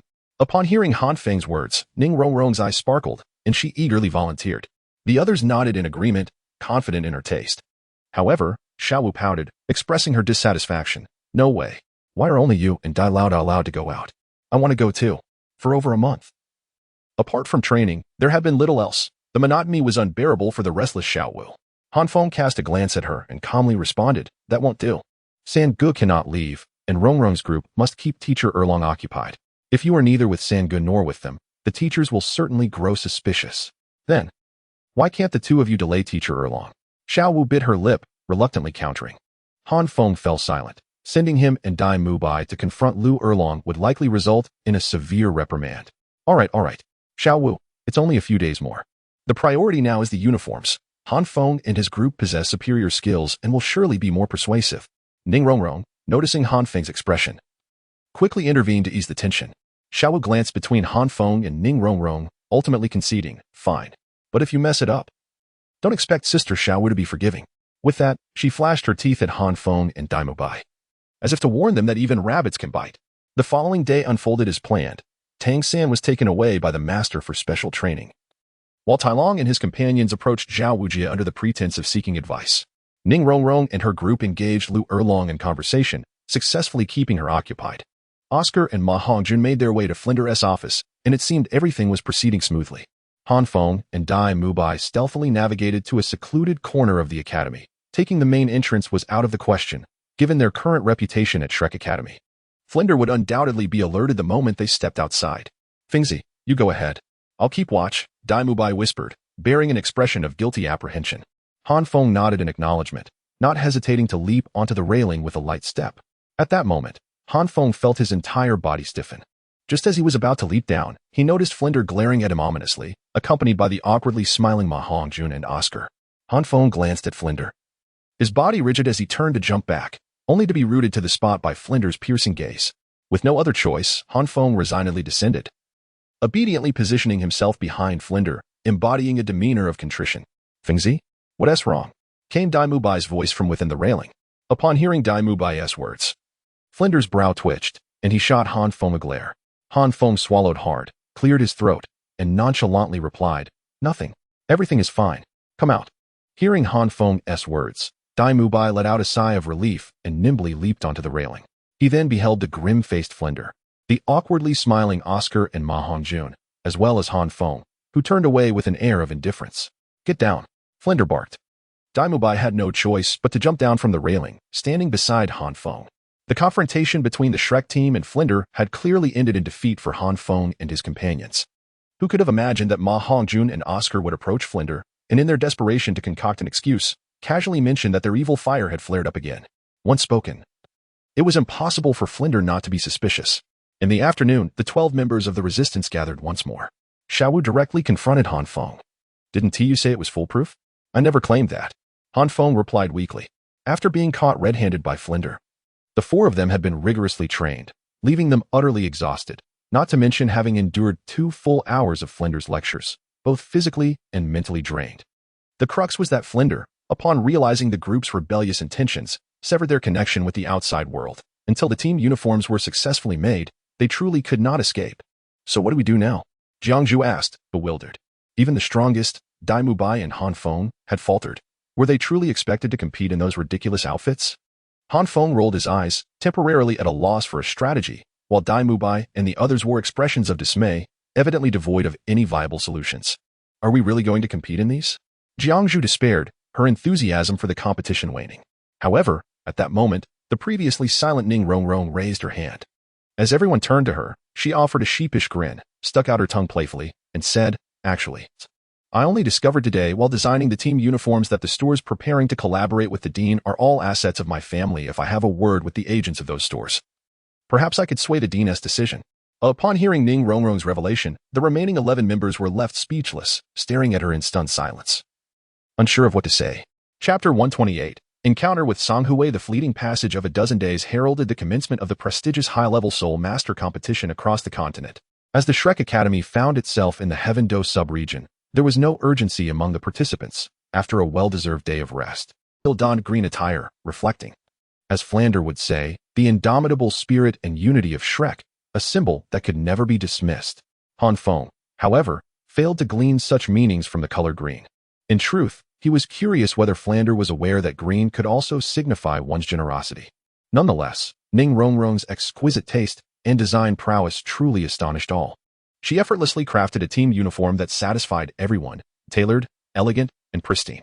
The Shrek emblem on the chest was not at all jarring. Rather, it served as a perfect finishing touch, though its smile bore an uncanny resemblance to Han Feng's. If one were to be candid, compared to Flander's notion of a team uniform, any garment would have met with unanimous approval from the group, thanks to Rongrong, or else we would surely be the subject of ridicule now. Ma Hongjun expressed his relief. Indeed, Rongrong is truly wonderful, beautiful, and affluent. If I were a man, I would wish to marry her. He lamented. Alas, some are oblivious to their own fortune. Xiaowu interjected with a teasing tone, her eyes sparkling. Upon hearing this, Ning Rongrong, flustered, quickly interrupted Xiaowu. Nevertheless, her gaze inadvertently drifted toward Han Feng, who pretended to cough, cleverly sidestepping Xiaowu's implication. Blushing as he fixed his eyes straight ahead, his pretentious demeanor elicited a derisive chuckle from Daimubai. Since acquiring the memories of the pale Han Feng, he had the rare opportunity to understand the relationship between himself and Ning Rongrong from an observer's perspective. The adage of the involved being muddled while the onlooker remains clear rang true. The memories had indeed aided him. Yet expecting a simpleton to gain enlightenment through such means was still rather far-fetched. In essence, as Daimubai succinctly put it, the current Han Feng resembled a bashful young man too timid to express his affections, a source of embarrassment to his companions. Humph! Who is this country bumpkin? Shouting so brazenly here? Xiaowu's remark was deliberately directed at Han Feng, her voice unrestrained, rising several decibels, which consequently attracted discontented glances, culminating in a vehement reprimand from behind them. Upon hearing the sharp voice, the group instinctively turned around, not in search of confrontation, but rather to offer an apology. As they were indeed at fault, Tang San had even prepared a respectful greeting, ready to clasp his fist in acknowledgement. However, as they turned, both the reprimander and Han Feng's group were momentarily taken aback. Han Feng and his companions beheld a middle-aged man with green hair, clad in the uniform of the Songhui team, standing behind them, his face adorned with that familiar air of arrogance. Was he the tortoise Soulmaster who had been knocked to the ground by Zhao Wuji's slap just outside the Stardo forest? The sight of an enemy ignited a fervor in their hearts. Tang San, who had initially intended to offer an apology, lowered his hand. And they all regarded this so-called old friend with a detached demeanor, their lips curling into barely perceptible smirks. A year ago, Confronting him had necessitated the participation of the entire team to exert even a modicum of pressure, yet now, a year later, any one of Dai Mubai, Han Feng, or Tang San could face him in direct combat with confidence. Ah, so it is you. Truly, a dog cannot change its nature. Those lacking in manners will never grasp the essence of propriety. The tortoise soul master, recalling past grievances, felt a surge of fury welling in his small eyes and unleashed a tirade. Upon hearing the phrase "a dog cannot change its nature," Tai Long and the others were incensed, their soul power surging as if they were poised to engage him in battle. But they were restrained by Dai Mubai and Tang San. Confused, Tai Long cast a bewildered glance at Dai Mubai and Tang San, his mind teeming with questions. To him, Dai Mubai and Tang San were not the types to shy away from confrontation. In response to Tai Long's questioning gaze, Dai Mubai merely curled his lips dismissively, showing no intention of engaging, while Tang San offered an awkward smile and gestured for silence. As Dai Mubai and the others remained unresponsive, the tortoise soul master grew increasingly brazen, pointing at the group and berating them. The selection process for this competition is far too lax. They allow any rubbish to participate. Don't you lot even take a moment to reflect on your own worth? This is no place for you insignificant little pests. It is worth noting that after being berated by Han Feng last time, the tortoise soul master had diligently practiced his verbal skills, vowing that though he might not surpass others in strength, he would never be outmatched in retorts. The humiliation of being reduced to a state of fury by mere words was intolerable. As for the esteemed soul sage accompanying Dai Mubai and the others, he had come alongside the illustrious dean of Songhua Academy, a renowned soul sage himself. So what had he to fear? In the face of the tortoise soul master's provocation, the group subtly shifted, and Han Feng stepped forward without hesitation. Fixing his gaze on the tortoise soul master, he spoke with a tone laced with sarcasm. Oh, is this not the very tortoise shell used by teacher Zhao for divination? A year has passed, and your hair has grown even greener. Surely, your household must have opened a brothel, has it not? Your rapid-fire tongue suggests you've been practicing quite a bit. Haven't you? The spittle flies so swiftly it could create craters on the ground. At this juncture, Han Feng feigned astonishment, widening his eyes and regarding the tortoise soul master with a look of sympathy, lamenting, "Ah, now I understand. No wonder your hair color is so strikingly pure. Life is not easy, and your perseverance to have arrived at this moment truly commands my respect. You." Upon seeing Han Feng, the tortoise soul master's pupils instantly constricted. He had to admit that among Shrek's group, aside from Zhao Wujia, who had sent him flying with a single slap, the one he feared the most was Han Feng. Not for any other reason, simply because he found himself unable to speak in response. Meanwhile, Dai Mubai, witnessing this, couldn't help but grin mischievously. With Han Feng present, all they needed to do was assess whether the enemy warranted the deployment of Han Feng as a strategic asset. What's with you now? Weren't you so eloquent just a moment ago? Why have you suddenly gone mute upon encountering your ancestors? Han Feng sneered, his tone laced with playful mockery. How dare you? Do you think I fear you? The tortoise soul master, realizing he was no match for Han Feng, was consumed by a mix of anger and humiliation, prompting him to channel his soul power in an attempt to teach Han Feng a lesson. Observing this, everyone present couldn't help but smirk. A year ago, the Soul King could still be considered a formidable figure, but now, it was merely a jest. Just as the tortoise soul master was about to make his move, a hand grasped his shoulder, and a sinister figure appeared behind him, softly uttering, "Is it not beneath your dignity to lose your temper with these inexperienced, Navi country bumpkins?" The tortoise soul master turned around, startled, and hastily replied, "Yes, yes, yes. The dean is right." The dean? Shernyan. Upon hearing the title of dean, he turned to Shernyan, narrowing his eyes. Is this the soul sage who provided the soul bones? Noticing Han Feng's gaze, Shernyan's eyes turned cold, and with a surge of mental power, he demanded, "Who gave you the audacity to provoke the mentors of Songhua Academy?" Han Feng felt as though he were sinking into a quagmire. An overwhelming force seemingly intent on extracting his very soul. Had this been a few months prior, Han Feng might have indeed fallen prey to it. However, after enduring the torment from Lu Erlong, absorbing the pale remnants of his own soul, and establishing his sea of consciousness, Han Feng's spirit had evolved significantly. Even Shernyan, renowned for his mental prowess, could not subdue Han Feng in a single strike. Gritting his teeth, Han Feng forced a smile and countered, "Who are you to discipline us?" A title Douluo could compel Han Feng to show deference, suppressing his dissatisfaction and resentment, but a soul sage fell just short. "You little brat. Which academy are you from? Who is your dean?" Shernyan narrowed his eyes, scrutinizing Han Feng intently, his voice hoarse with inquiry. "It's me." At that moment, Flender arrived, casually waving his hand to dissipate the pressure weighing down on Han Feng, jovially addressing Shernyan. "Ah, Isn't this old monster sure? What brings you here to beg for alms? Recognizing Flinder, Shernyin understood that Han Feng was not to be trifled with, and likewise chuckled. So it's Flinder. After all these years, you're still alive. Indeed, indeed.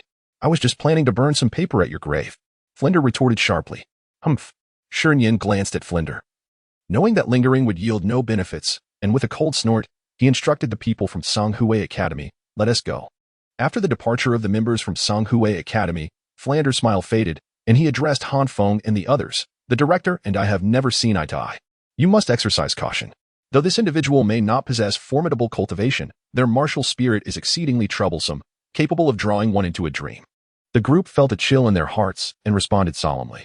Chapter 129, The Trials of Prince Xuexing. Although the Grand Soulmaster competition of the entire continent is a grand event co-hosted by the Tiando Empire, the Xinglua Empire, and the Wuhuan Temple, the inherent animosity between the Tiando and Xinglua empires makes it improbable for easy passage. Hence, the establishment of the Tiando and Xinglua competition zones, culminating in the decisive battle held in Wuhuan City. Given that this is the Tiando competition zone and such a significant occasion, it is only fitting that Emperor Xueye be present. At this moment, Xueye occupies the most splendid platform, observing the throngs of people below. His profound gaze revealing no discernible emotions, yet a faint smile lingers at the corners of his lips. Beside him sit Ning Fengji and a bishop from the Wuhuan Temple. In the central area of the second row, the crown prince of the Tiando Empire, Xuexing, also known as Qian Rengshu, sits prominently. Initially, Qian Rengshu had no intention of attending this opening ceremony. With Xueye's growing favor and the unfolding plans of the Wuhuan Temple, her schedule had become increasingly constrained. Leaving little time to witness the Grand Soulmaster competition, she intended to emerge only when the competition format became clearer, to symbolically recruit those talented individuals who could serve the Tiando Empire. However, upon receiving correspondence from Han Feng expressing his desire for her presence at the event, she discerned the underlying sentiment in his polite request. Consequently, driven by nostalgia for Han Feng, she carved out time to accompany Emperor Xueye to the opening ceremony. Seated beside Qian Rengshu are Meng Shenji and the heads of several prestigious academies and sections. Ordinarily, Qian Rengshu's position should belong to Xuexing, for he is, after all, the younger brother of Emperor Xueye and the uncle of Xuexing, establishing a clear lineage. Yet, currently, Xuexing has willingly positioned himself beside Xuede, assuming the role of a loyal attendant, serving tea and attending to various needs with utmost diligence. Xuexing is certainly reluctant to endure humiliation in front of so many. Yet the harshness of life compels him to ingratiate himself with Xueye to survive. Ever since his previous disturbance at the Tiando Royal Academy, he has not only offended the only Douluo of the Tiando Empire, Douluo, but has also incited Qian Rengshu as fervent retribution against him. Qian Rengshu has not only brought the snow avalanche into the palace as a hostage, but has also severed his financial resources, causing all his subordinates to abandon him. The Crown Prince's oppression was anticipated by Xuexing, as his actions at the Tiando Royal Academy hardly resembled those of a foolish prince. However, he did not foresee the extent of the Crown Prince's fervor in systematically stripping away his remaining power, almost relegating him to the status of a commoner. Xuexing cannot fathom how his conduct could provoke such suspicion in the Crown Prince. Given the Crown Prince's numerous political adversaries within the Tiando Empire, does he not possess a sense of priorities? What further perplexes Xuexing is the sudden friendship between Douluo and that youth named Tang San. Originally, Douluo harbored a slight dislike for Xuexing due to the incident that transpired on the day of the Snow Star, although he managed to restrain his feelings. However, after establishing a connection with Tang San, Douluo's previously indifferent attitude towards Xuexing transformed entirely into contempt. At present, the entire royal family is aware that the only titled Douluo of the Heavendo Empire has no fondness for this prince.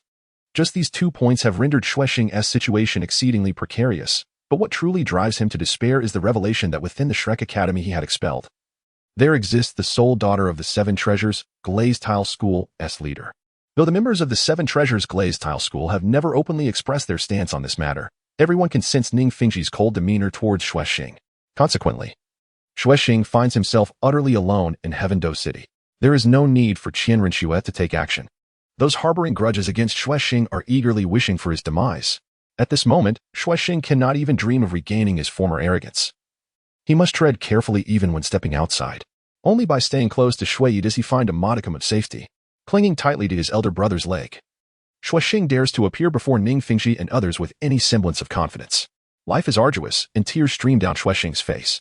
Suddenly, he spots the vice captain of the Heavendo Royal Academy entering, and his eyes brighten. He quickly compliments Shui Yi by saying, "This is the elite vice captain cultivated by our Heaven Do Royal Academy, each one possessing extraordinary talent and remarkable brilliance." Following this, he lavishes a series of praises, essentially conveying that these accomplishments rely on Shui Yi's prestige and the royal favor. Under Shui Yi's leadership, the royal family shall undoubtedly grow stronger. As the Heaven Do Empire remains undefeated, it is impressive that Shui Xing can stretch this into over 10 sentences. Yet, Shui Yi enjoys hearing such flattery, responding with 3 affirmations of good, clearly delighted. If our royal vice captain possesses such prowess, does that not imply our main team is destined for victory? Indeed. With your majesty's royal favor shining upon us, the championship of this competition will surely belong to the Heaven Do Empire. Shui Xing exclaimed, his heart swelling with joy. The more delighted Shui Yi became, the safer Shui Xing felt. However, at that moment, a discordant scoff emanated from behind Shui Yi. Shui Xing's expression instantly darkened as he glanced back, only to behold the aged visage of Dream Shinji. What does Director Meng mean? Does he perceive the Emperor's words as mere child's play? I would never. Dream Shinji narrowed his eyes, unfazed as he replied, "I merely admire the prince's eloquence in distorting the truth." You. Shui Xing seethed with anger, ready to retort, but was interrupted by Shui Yi. "If Director Meng has something to say, please proceed." Shui Yi remained calm, having discerned the petty squabbles among his ministers long ago. He was well aware of what needed to be done. Dream Shinji had been awaiting this moment. Slowly rising to his feet, he respectfully stated, "I believe this competition is teeming with hidden talents. As far as I know, there are 2 prodigious individuals within Shrek Academy. The prince's claims might be somewhat exaggerated." Upon hearing the name Shrek, Shui Xing was taken aback, realizing that Dream Shinji was about to stir up trouble. The Snowy Knight has grown old, and even matters of state have been entrusted to the Crown Prince. What Snow Knight yearns to witness most is the flourishing of the Heaven Do Empire, brimming with talent. Should he learn that he has inadvertently cast aside a gifted individual, his displeasure would be inevitable. With this thought, Snowstar hastily interjected, "Director Meng, your words are excessively flattering to others while undermining our own morale. The Heaven Do royal family is indeed rich in talent. Why should we fear an obscure Shrek Academy? The old minister is not one to be swayed so easily. He merely feels regret. Had it not been for the prince's intervention that day, Shrek Academy would have already been populated by students of our Heaven Do Royal Academy." Meng Shinji's seemingly murky eyes flashed with brilliance as he uttered words that struck at the heart. Upon hearing this, Snowstar gritted his teeth and shot a fierce glare at Qian Rinxue. Were it not for Qian Rinxue's scheming behind the scenes, Snowstar would never have believed such claims. What is there to lament? They are merely a group of uncouth bumpkins. What great talents could they possibly possess? Naturally, Snowstar would not concede, adamantly denying any fault. If the prince believes that breaking through to Soulmaster at the age of 12 and being able to withstand the pressure of a soul sect-level soul power is not remarkable, then the old minister has nothing further to say. Meng Shinji had anticipated this and spoke in a deep tone. At this moment, Ning Fengji, who had remained silent, turned to Snow Knight and stated, "Your Majesty, there are indeed 2 exceptionally gifted children within Shrek Academy who, regrettably, have not joined Heaven Do Academy." Ning Fengji, a cunning old fox, deftly characterized the situation with a light remark. With the acknowledgement of talents even from the leader of the 7 Treasure Glazed Tile School, Snow Knight could not afford to underestimate them. Once the truth is revealed, the predicament of Snowstar is all too predictable. As for whether Han Feng and Tang San could be overly praised, Ning Fengji harbored no concerns. If the illustrious Hao Hian Douluo cannot even protect his own son, then Ning Fengji is willing to play the villain. As for Han Feng, surely the 2-titled Douluo of the 7 Treasure Glazed Tile School can protect him. What on earth is happening in Qinghe? Sure enough, upon hearing Ning Fengji's words, Snow Knight furrowed his brow and inquired of Qian Rinxue, who sat behind him. At Snow Knight's words, Snowstar felt a wave of darkness wash over him, nearly fainting. The entire Heaven Do city is aware of the discord between the Crown Prince and Prince Snowstar. Snow Knight's deliberate choice to have the Crown Prince respond was all too transparent. Qian Rinxue rose calmly from her seat and respectfully informed Snow Knight of the incident regarding Snowstar's attempts to expel Shrek Academy, her tone entirely neutral, recounting the events as though she were an impartial observer, showing no bias.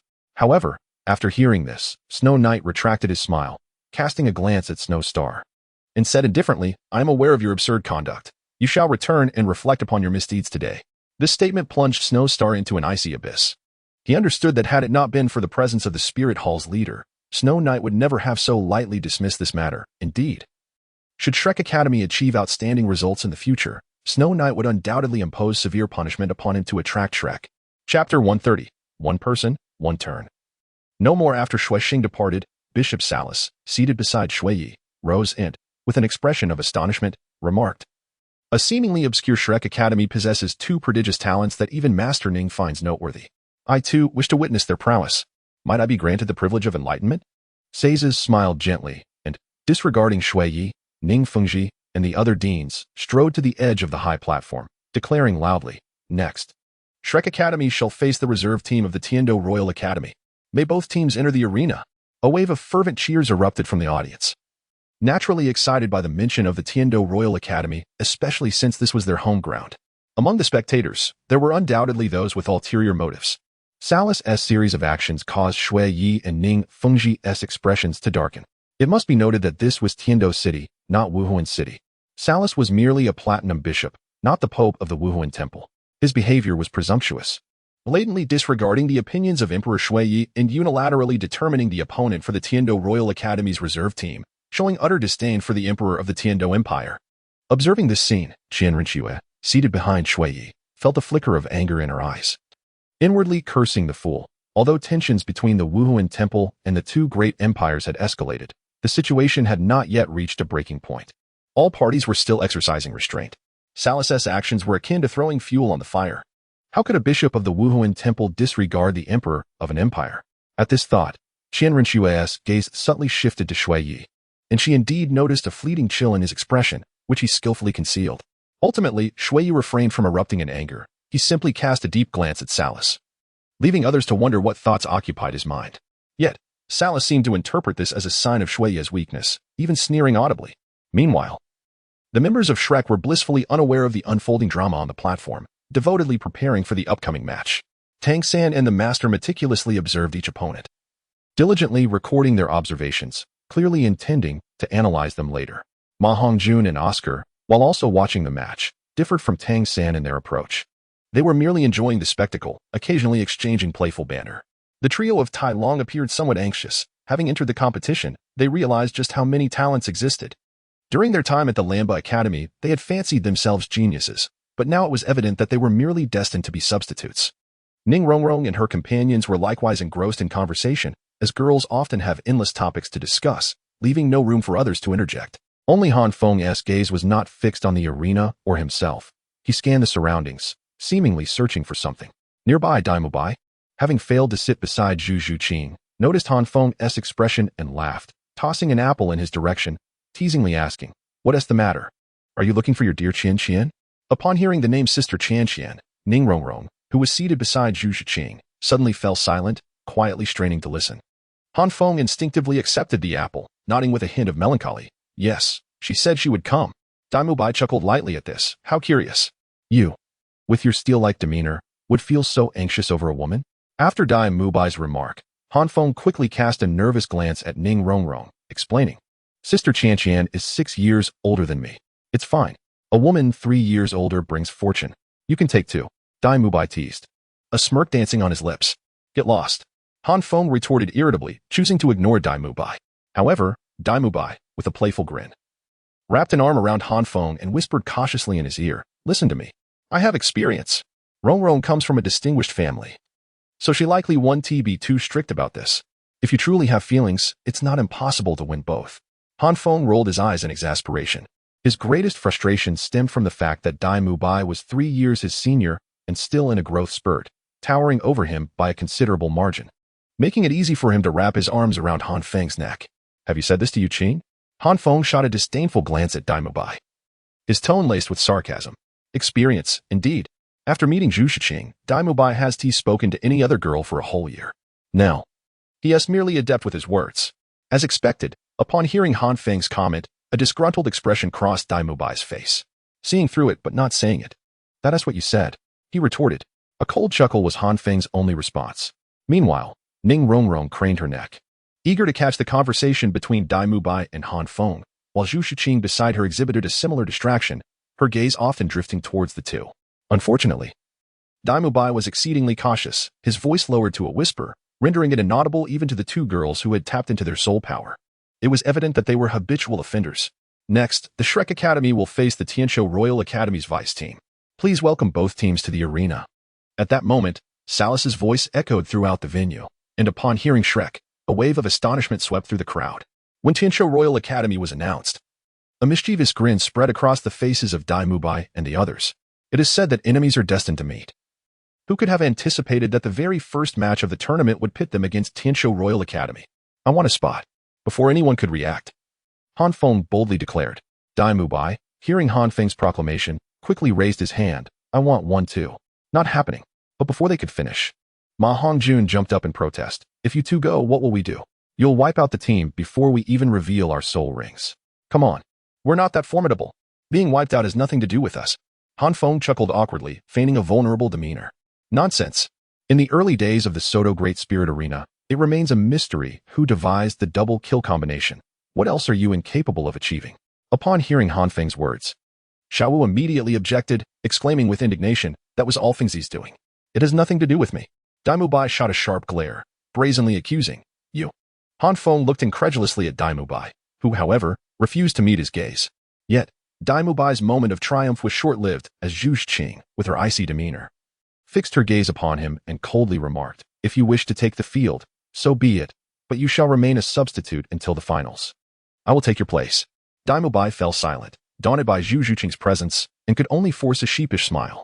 As for Oscar and Ningrongrong, they need not fret, for the master had explicitly informed them that they were the secret weapons, and there was no need for them to think of taking the field before the elimination rounds commenced. Tang San observed the bickering crowd with a wry smile, ultimately suggesting, how about this? Since everyone wishes to compete, let us allow everyone except me, Rongrong, and Oscar to participate. Hearing Tang San's words, Tai Long nonchalantly patted his chest, declaring, no problem. It is entirely at the young master's discretion.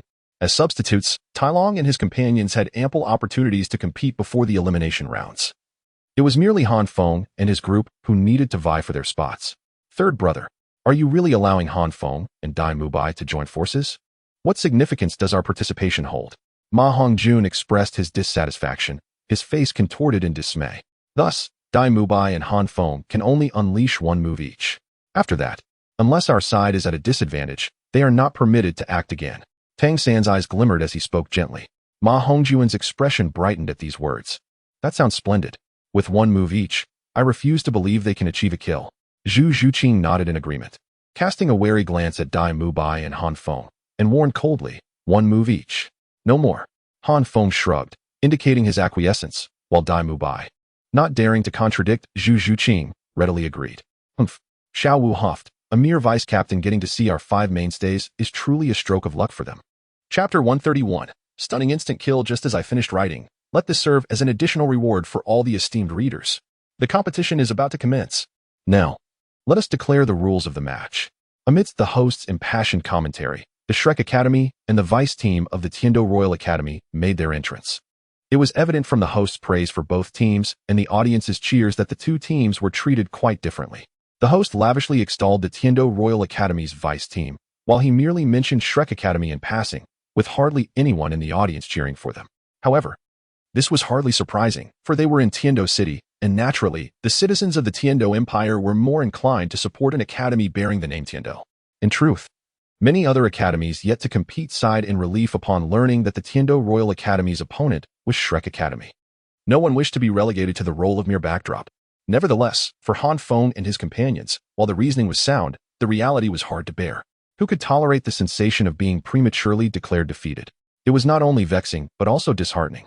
With old grievances and new resentments intertwined, Han Feng cast a glance at the members of the Tianzhou Royal Academy's vice team, a sudden smile breaking across his face. Similar expressions adorned the faces of Dai Mubai, Xiao Wu, and Ma Hongjun, while Zhu Qing, though silent, radiated a cold intensity from her eyes. The chilling aura emanating from the 5 caused Jiang Zhu and Jing Ling to involuntarily shudder and take a step back. Where do these country bumpkins come from? Daring to participate in such a grand event? They are utterly shameless. A sallow-faced man from the Tianzhou Royal Academy's vice team scoffed, pretending to be astonished as he spoke to a companion beside him. The man next to him, similarly, took out a handkerchief, wrinkling his brow as he covered his nose, as if unwilling to share the same air with Han Feng and the others, stepping back in disdain. Oh dear. Hurry and take your money and leave. Don't embarrass yourselves. A woman among them tossed a few gold soul coins to the ground, seemingly hoping Han Feng and his companions would pick them up. Upon hearing this, everyone raised their eyebrows, their gazes turning towards Han Feng. Noticing their stares, Han Feng rolled his eyes in exasperation, shrugged his shoulders, and remarked, "Please, do you really think I would just insult anyone at random? As a critic, I have my professional ethics. Generally, I refrain from targeting those with ambiguous appearances because you never know what they might have done the night before. Getting splattered with their spittle could be quite nauseating. You lowly commoner. What did you just say?" Just as Dai Mubai and the others looked on in confusion, the man clutching the handkerchief suddenly erupted in rage, pointing at Han Feng and cursing him. At this, Han Feng displayed a horrified expression, exclaiming, "What the hell? You actually understood me? I was merely speaking offhandedly." And then, the host announced the commencement of the match. At this moment, the man with the handkerchief had developed a deep-seated hatred for Han Feng, screaming, "Kill them for me. Ha! Such brazen arrogance!" Suppressing the tumult within, Han Feng let out a cold laugh and leisurely approached the members of the Tiando Royal Academy's vice team.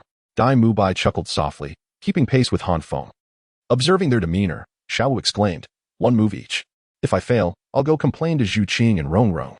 Sister Xiao, I'm still waiting to showcase my skills."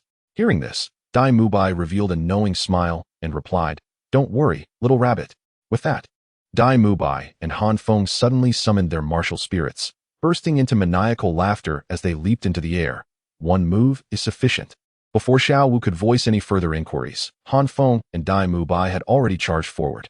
The 7 members of the Tiando Royal Academy's vice team were initially taken aback, then erupted into a series of unrestrained jeers. "These fools. They dare to charge at us together. It's akin to courting death. Kill that flame Soulmaster. I'll tear his mouth apart." As they watched Dai Mubai and Han Feng seemingly walk into a trap, the members of the vice team also summoned their martial spirits. Vibrant souls and spirit rings bursting forth, their momentum vastly surpassing that of Han Feng and Dai Mubai. Yet, in the realm of soul masters, can one truly determine victory solely by sheer momentum? Furthermore, if we were to compare, could the combined spirit rings of the 7 rival Han Feng and Dai Mubai's 2 ominous black rings in their impact? Han Feng steadied himself, abruptly looking up at the 7 before him with a wild smile, placing a hand on the ground and derisively declaring, "Fourth soul skill, revised, blaze heaven array." With Han Feng's words, a colossal portal ablaze with a soft golden flame descended from the heavens, positioning itself like an imposing wall before the 7 members of the Tiando Royal Academy's vice team. The heavy portal, akin to a city wall, along with the searing flames, effectively halted their advance, while the vividly animated fiery eyes upon the portal instilled a chilling fear within them. Having been pampered all their lives, they had never truly engaged in soul battles. Such a spectacle was a first for them, and they found themselves momentarily bewildered. In their moment of panic, 3 additional identical massive portals descended from above, enclosing the 7 in a confined space. The surrounding roaring flames forced them to huddle together, their faces pale with fright as they surveyed their surroundings. After executing this maneuver, Han Feng gradually rose, hearing Xiao Wu's anxious voice call out, "Han Feng, you have already finished?" At her words, Han Feng shrugged, indeed retracting his martial spirit, not even glancing at the Tiando Royal Academy's vice team as he turned to leave. Just as the audience was left in confusion, Dai Mubai's booming laughter resonated through the air. "Ha ha ha. Fengzi, you could easily transition to being a crowd control soulmaster." Upon hearing this, everyone turned to look at Dai Mubai, only to find that, at some point, he had summoned a meteorite over 5 meters in diameter. Its surface brimming with the fierce aura of the white tiger, the violent soul power manifesting as flames, truly a terrifying sight. Enough chit-chat. Next time, I'll take the lead. Han Feng rolled his eyes and retorted with annoyance. "Fine." Dai Mubai chuckled a couple of times, defiantly gazing at the 7 members of the Shrek Academy's vice team ensnared within the blazing celestial array and languidly intoned, "White tiger star cloud. Fall." Boom. In the next moment, a meteorite descended, crashing solidly into the heart of the celestial array, causing the entire arena to tremble with its impact. Witnessing this spectacle, everyone was taken aback. Although they could not discern the happenings within the celestial array, Dai Mubai's poised strike was comparable to that of a soul king. How could the vice team of the Tiando Royal Academy hope to remain undefeated? Some even began to question whether the students of the Tiando Royal Academy were still alive. With the strike delivered, Dai Mubai exhaled deeply and gently descended to the ground, calling out to Jiangzhu, "Jiangzhu, quickly heal them. Their consciousness is too weak. If they forget to defend themselves and end up seriously injured, it would be no laughing matter." Upon hearing this, Jiangzhu's expression stiffened. After utterly vanquishing them in just 2 moves, was it really necessary to provide them with healing? Is this what a person ought to do? Nevertheless, despite her thoughts, Jiangzhu obediently cast her healing soul skill on the members of the Tiando Royal Academy's vice team. Ma Hongjun, observing the electrifying scene before him, stood dumbfounded for several seconds before wailing, "Ah, I knew it. I knew we shouldn't have let those two brutes take the stage." Xiao glared fiercely at Han Feng, as if conveying, "You will pay for this." As for Dai Mubai, he required no urging from Xiao to feel the weight of her gaze. For he had just approached the group when he was met with Zhu Zhuqing's icy stare, causing cold sweat to bead down his brow. "You have been relegated to the substitute bench," Zhu Zhuqing unilaterally declared to Dai Mubai. "Please, Zhuqing, let me explain. I will do better next time." Dai Mubai's face fell, and he hastily attempted to justify himself. "There will be no next time," Zhu Zhuqing interjected, a delicate huff escaping her lips as she relished this rare moment of indulgence in front of Dai Mubai. Chapter 132. Qian Ringshu arrives. The royal family of Tiando truly possesses the discernment to recognize talent. After witnessing the performances of Han Feng and Dai Mubai, all present on the high platform were taken aback. Those two pitch-black 10,000-year spirit rings alone were enough to astonish them. Sarath sneered derisively, disregarding the darkened expressions of the royal members, and smilingly addressed Shui Yi. "Tiando Academy has indeed made us proud. Surely His Majesty will host a grand celebration in their honor. Sarath, being quite occupied, shall not trouble His Majesty with their festivities." Haha. With that, Sarath did not wait for Shui Yi's response, laughing heartily as he departed with his entourage. Seated beside Qian Ringshu, Meng Xinji clenched his teeth in silent fury, glaring at Sarath's retreating figure, muttering through gritted teeth, "How dare those from the spirit hall be so audacious?" No need for concern. Shui Yi raised a hand to quell Meng Xinji's wrath, maintaining a composed demeanor as he turned to Ning Fengji, saying, "We must trouble Sect Master Ning regarding Shrek Academy's affairs. We cannot allow the spirit hall to gain the upper hand." After watching Shrek Academy's match, Sarath had hastily exited, showing no interest in lingering for the remaining competitions. Shui Yi was fully aware of Sarath's intentions. With this thought, his reproach towards Xuexing deepened even further. Had it not been for Xuexing's actions, those two exceptional talents dazzling the crowd would have been students of their Tiandu Royal Academy. And Sarath would have been envious, yet powerless. Ning Fengji, unfazed, nodded confidently, replying, "Your Majesty, rest assured. Shrek Academy, being a part of the Tiando Empire, will not disappoint you." Ning Fengji was quite knowledgeable about Shrek Academy, recounting its talented students. Dai Mubai, a prince of the Stardo Empire, despite his current misfortunes, could never join the Spirit Hall. And now, who would dare claim that Dai Mubai is merely a fallen prince? Were he to return to Starluo now, with his current talents and abilities, what could Davis possibly offer him in comparison? Zhu Zhuqing, like Dai Mubai, would never allow her clan members to join the Spirit Hall. Ning Rongrong requires no further elaboration, and as for Han Feng, Ning Fengji had long considered him as a semi-son-in-law and would never permit him to join the Spirit Hall. What the Spirit Hall could offer Han Feng, would the Seven Treasure Glazed Tile sect not provide him with the same? As long as Han Feng is willing, the treatment afforded to the Spirit Hall Saintess would be matched by the Seven Treasure Glazed Tile sect. It is merely that Han Feng is still somewhat naive, remaining unassuming and unperturbed. As for Tang San, he is undoubtedly the one with the least ambiguity. The vendetta against his mother is a matter of utmost gravity, compounded by the relationship with the Haotian Douluo, which destined him to be an adversary of the Spirit Hall. Furthermore, Xiao Wu, having nearly pledged her life to Tang San, would certainly not wish to join his antagonistic forces. Ultimately, it remains to be seen what opinions Flandre holds regarding Oscar and Ma Hongjun, as well as their own aspirations. Nevertheless, overall, the situation appears manageable. As long as Flandre can be dealt with, the Spirit Hall will undoubtedly return empty-handed. The Seven Treasure Glazed Tile sect has always enjoyed great success against Flandre. Shui Yi had not inquired into trivial matters for quite some time, and was unaware of Ning Fengji's thoughts.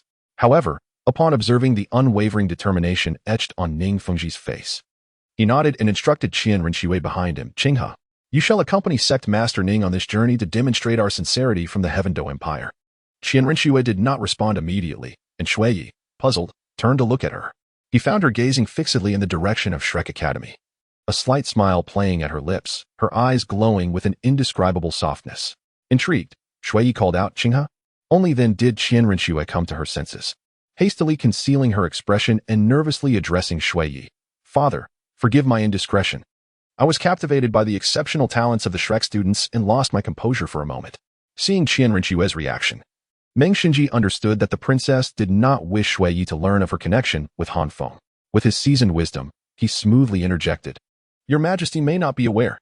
The incorporation of Shrek Academy into the Heaven-Do Royal Academy was orchestrated by the Crown Prince himself, but noticing Ming Xingji's hesitance, Shui anticipated that he would mention Xue Xing and furrowed his brow, choosing to disregard him.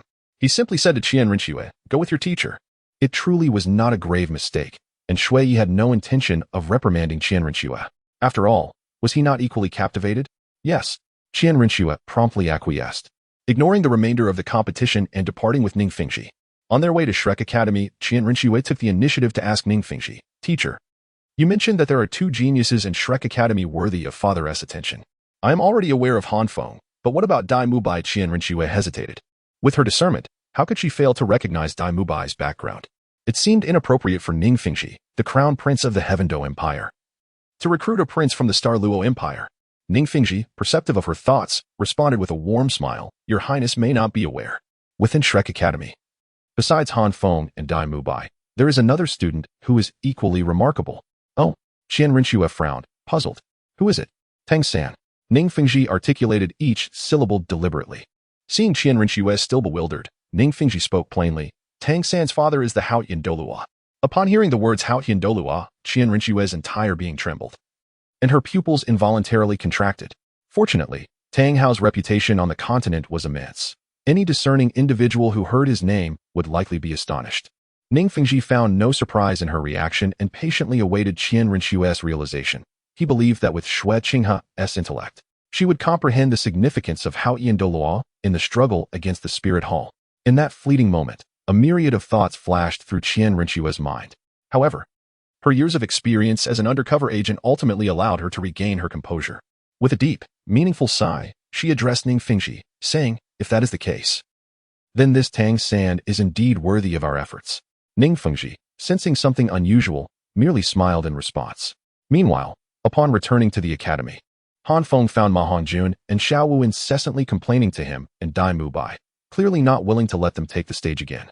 Han Feng paid little attention, allowing their words to flow in one ear and out the other, while Dai Mubai was preoccupied with appeasing Zhu Zhuqing, leaving him no time to engage with Ma Hongjun and Xiao Wu. At that moment, Li Yusong approached and called out to Tang San, "Little San, someone is looking for you. Master is waiting for you in the office." Tang San was momentarily taken aback by Li Yusong's voice, as he himself could not fathom who might seek him out at such a time. However, recognizing that it was Li Yusong personally delivering the message, he presumed the visitor must be of significance. Acknowledging with a nod, Tang San made his way to the master's office. Han Feng and the others exchanged glances with Tang San but did not give it much thought.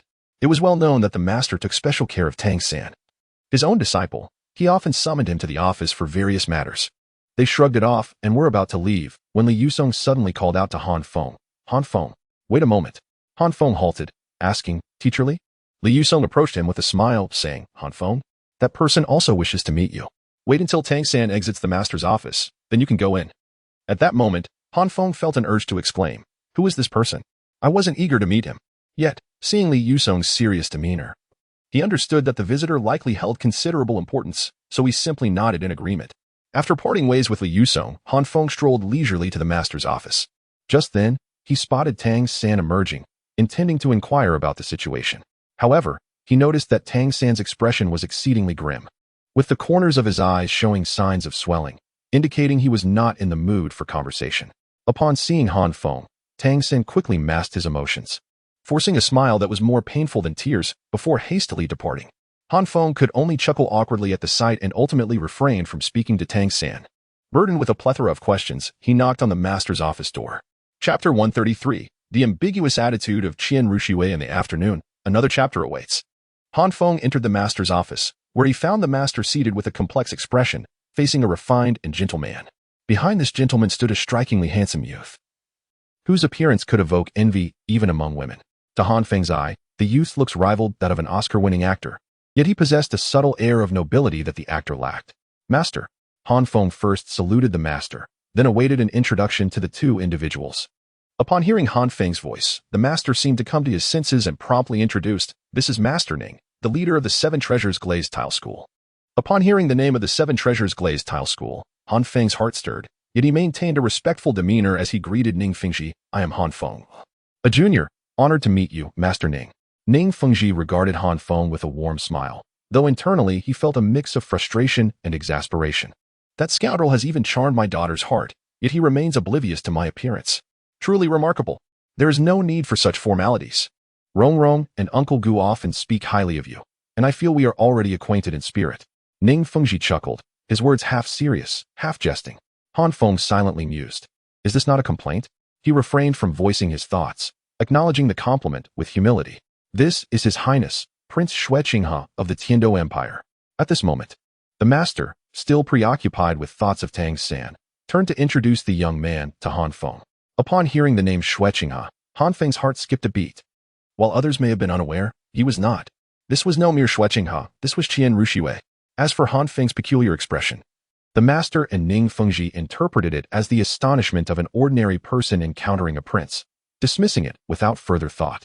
They assumed Han Feng's earlier indifference to Ning Fengji's name stemmed from his familiarity with Gu Rong, as he had met him numerous times, making his lack of surprise at Ning Fengji seem reasonable.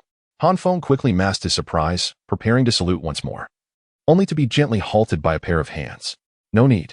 It was Qian Ruxiwei who had stopped him, her eyes sparkling with excitement as she struggled to keep her voice steady. We are like old friends upon first meeting. There is no need for such formality between us. I am but a few years your senior. You may call me Brother Xue. Qian Ruxiwei had envisioned countless scenarios of reuniting with Han Feng. Yet she never anticipated this particular moment. Nevertheless, she felt content. For over 5 years, even a fleeting glimpse of Han Feng had been a distant dream, let alone being so close. As for Han Feng not recognizing her, Qian Ruxiwei did not mind, having already played the role of Han Feng's sister. Taking on the mantle of his brother seemed exceedingly delightful. Her words left Ning Fengji and the master momentarily stunned. Was it not true that when they courted Tang San, they had not been so fervent? Could it be, as the prince suggested, that there was an instant familiarity? Meanwhile, Han Feng shuddered slightly, discreetly withdrawing his hand from Qian Ruxiwei's grasp, awkwardly stating, Your Highness, you flatter me. Qian Ruxiwei's exuberance was somewhat overwhelming, rendering him uneasy only moments ago. Her grip had trembled ever so slightly. Han Feng's expression prompted Qian Ruxiwei to recognize her own indiscretion. A wave of panic washed over her as she realized she had acted too hastily. She quickly added, Brother Han, your talents are remarkable. At merely 13 years of age, you have already transcended to the soul sect and achieved the extraordinary level of 45, with your 4th soul ring being an unprecedented 10,000-year soul ring. Such prodigious capabilities are beyond comparison. How could you say otherwise? Hee. In truth, Elder Bai surpassed me by a few days, Han Feng replied, avoiding Qian Ruxiwei's intense gaze. At his words, Qian Ruxiwei's expression stiffened, a sense of melancholy enveloping her. As a prince, she had elevated Han Feng. Yet did he not realize the potential benefits of such praise?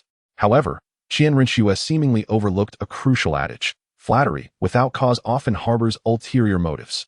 The sudden fawning of a royal prince left Han Feng skeptical, particularly as he was aware of Qian Ruxiwei's true identity. He dared not respond favorably. This peculiar misunderstanding had rendered the atmosphere between Han Feng and Qian Ruxiwei quite awkward. The prince indeed has a fervent desire for talent. Ning Fengji's hearty laughter shattered the tension. Turning to Han Feng, he remarked, Do you not understand that, on his journey here, the prince held you in the highest regard? Upon hearing this, Han Feng suddenly grasped the situation, setting aside the veracity of Ning Fengji's statement. He now comprehended that both Qian Ruxiwei and Ning Fengji were here to recruit him. Seizing the moment, Qian Ruxiwei pressed on without granting Han Feng a chance to interject. Stating candidly, what my master said is accurate. Han Feng, would you be willing to affiliate with our Tiando? Rest assured, should you choose to align with us, we shall spare no effort in nurturing you into a title Douluo. Ning Fengji, overhearing this proclamation, calmly sipped his tea without offering an opinion. After all, the 7-treasure glazed tile school, in name, was also affiliated with the Tiando Empire. As for the prince, this matter before Han Feng could respond, the master rose, intent on voicing his thoughts. Tang San was evidently reluctant to affiliate with the Tiando Empire, and the master recognized Han Feng's exceptional talent, believing it even surpassed Tang San's in terms of cultivation. He foresaw that Han Feng might one day influence the decisions of both the 7-treasure glazed tile school and the Stardo Empire, and he certainly did not wish to witness a clash of wills between Han Feng and Tang San. Yet, what was even more unexpected was that before the master could finish his words, the usually genteel prince's expression darkened, and with a rather menacing gaze fixed upon the master, he slowly cautioned, Master Han Feng is not your disciple. Qian Ruxiwei harbors no fondness for you. Despite being scorned by her own mother, Bibi Dong, she has always praised you highly, even bestowing upon you the esteemed title of Honorary Elder of the Spirit Hall. This alone has been sufficient for Qian Rinxue to harbor resentment towards you. Now, with your meddling in matters concerning Han Feng, how could she possibly endure it? The prince's words startled the master, his eyes flickering with uncertainty, and ultimately, he unwillingly conceded, I have overstepped my bounds. At that moment, Han Feng was preoccupied with weighing the pros and cons of aligning himself with the Heavendo Empire, oblivious to the conversation between Qian Rinxue and the master. He mused that whether he pledged allegiance to the Heavendo Empire or not was inconsequential. In the Douluo continent, the essence of power ultimately lay within oneself. As long as he grew sufficiently strong, what did it matter whether it was an empire or not? After all, there was Sister Qian waiting for him in the Heavendo Empire, and upon reflection, aligning with the Heavendo Empire did not seem like a poor choice. However, Qian Rinxue's attitude was the most perplexing aspect for Han Feng. Had he been unaware of her true identity, he might have acquiesced, reasoning that once he became powerful enough, he could go wherever he pleased, unbound by the constraints of the Heavendo Empire. Yet, the crucial point was that Han Feng was well aware of Qian Rinxue's true identity. He had no desire to become entangled in the disputes of the Spirit Hall. If he truly wished to align with the Heavendo Empire, it would be prudent to wait several years until Qian Rinxue was exposed by Tang San, and the imperial family of Heavendo was thoroughly cleansed. At that time, devoid of the Spirit Hall's infiltration, life would be far more comfortable. However, on the other hand, in a few years, he might find that he no longer needed to align with the Heavendo Empire. Mingling with Tang San to undertake the divine trials would be the primary concern. As for inheriting the title of Sea God, that thought had never crossed Han Feng's mind. He was utterly perplexed as to how Poseidon would go about enabling him to inherit the Sea Goddess divinity. With these thoughts, Han Feng's mind began to clarify. Meeting Qian Rinxue's expectant gaze, he gently shook his head. I am deeply honored by your highness's affection. However, I am accustomed to my freedom and fear that I may inadvertently offend both your highness and his majesty. Though Han Feng did not outrightly refuse, his intentions were unmistakably clear. The master breathed a sigh of relief at his words, while Qian Rinxue's eyes dimmed momentarily, only to brighten again as she smiled. Casting a deep look at Han Feng before casually saying, in that case, it is well. Chapter 134. Qian Rinxue, brother? Sister? I desire them both. With 1,000 recommendations, I shall increase the updates. Thus, very well. Han Feng's refusal left Qian Rinxue somewhat disheartened. Yet, after a fleeting moment of disappointment, she reconsidered that perhaps Han Feng's detachment from the Heavendo Empire was for the best. If Han Feng were to align himself with the Heavendo Empire, or rather with him as the Heavendo Crown Prince, where would his allegiance lie? In the Spirit Hall or the Heavendo Empire? Should he belong to the Heavendo Empire, it would inevitably lead to a day when she would have to confront him with blades drawn. Conversely, if he were to belong to the Spirit Hall, it would necessitate revealing her true identity to Han Feng, something she wished to avoid. She simply aspired to become Han Feng's sister Qian years later, once the Spirit Hall had established control over the Heavendo Empire. Moreover, after years of undercover work within the Heavendo Empire, Qian Rinxue was acutely aware of the perilous schemes that lurked. A moment's carelessness could lead to utter destruction, and she was determined not to entangle Han Feng in such dangers. After all, in just 2 or 3 years, the Spirit Hall's plans would surely succeed. Having endured for 5 years, could she not persevere through these final years? Hearing Qian Rinxue's response, Han Feng felt a sense of relief and smiled. Thank you, Your Highness, for your understanding. It is nothing. Qian Rinxue gently shook her head and, with an empathetic tone, said, Since Brother Han is unwilling, I cannot impose upon you. Hiki, what brotherhood is this? To my knowledge, Han Feng has only just turned 13. At this moment, Ning Fengji offered a gentle smile, subtly suggesting. Qian Rinxue's heart stirred, realizing that Ning Fengji was creating an opportunity for her to grow closer to Han Feng. She quickly slapped her forehead. How thoughtless of me. How could I address him as Brother Han? With that, Qian Rinxue stepped forward, naturally grasping Han Feng's hands, adopting a demeanor of humility as she eagerly proposed. As I mentioned before, we are like old friends at first sight. You may call me Brother Shui, and I shall call you Xiao Feng, thus fostering a closer bond. Qian Rinxue's gesture caused Han Feng to retreat slightly, a sheepish smile adorning his face. Then I shall dare to call you Brother Shui. After all, it is merely a form of address. And Han Feng had nothing to lose. Furthermore, with the Crown Prince making such a declaration, it would be somewhat ungrateful to continue to refuse. Upon hearing Han Feng address her as Brother Shui, Qian Rinxue's laughter rang sincere. Both his brother and sister were her. Xiao Feng, since you have called me Brother Shui, I must not neglect you. With a cheerful laugh, Qian Rinxue released Han Feng's hands and began to search her own attire. Upon hearing Han Feng, Han Feng felt a twinge of displeasure. Besides Dai Mubai, who referred to him as Fengzi, the name Han Feng had only been uttered by Zhang Lingling, Han Dang, and Sister Qian. Everyone else called him Han Feng. The title Han Feng was one even Ning Rongrong dared not utter. Yet, having already acquiesced, Han Feng chose not to object. While Qian Rinxue remained oblivious to the fleeting expression on his face, instead retrieving a token from her bosom and presenting it to Han Feng. Han Feng, since you are unwilling to submit to the Heavenly Dou Empire, I shall bestow upon you this imperial token. With this emblem, even the esteemed Prince Xuexing would not dare to confront you. Han Feng accepted the token, feeling the lingering warmth of Qian Rinxue upon it, clearly a personal possession. The front of the token bore the character Shui, while the reverse displayed the insignia of the Heavenly Dou Empire, radiating opulence and exceptional quality, unmistakably a rare artifact. Before Han Feng could articulate his thoughts, Ning Fengji and the master exchanged glances, their expressions turning solemn. The token recently given by Qian Rinxue to Tang Sen merely represented the Heavenly Dou Empire, but the one bestowed upon Han Feng signified Qian Rinxue herself, embodying the imperial lineage of the Heavenly Dou Empire. This bestowed privilege was of an entirely different magnitude. Was this not an egregious double standard?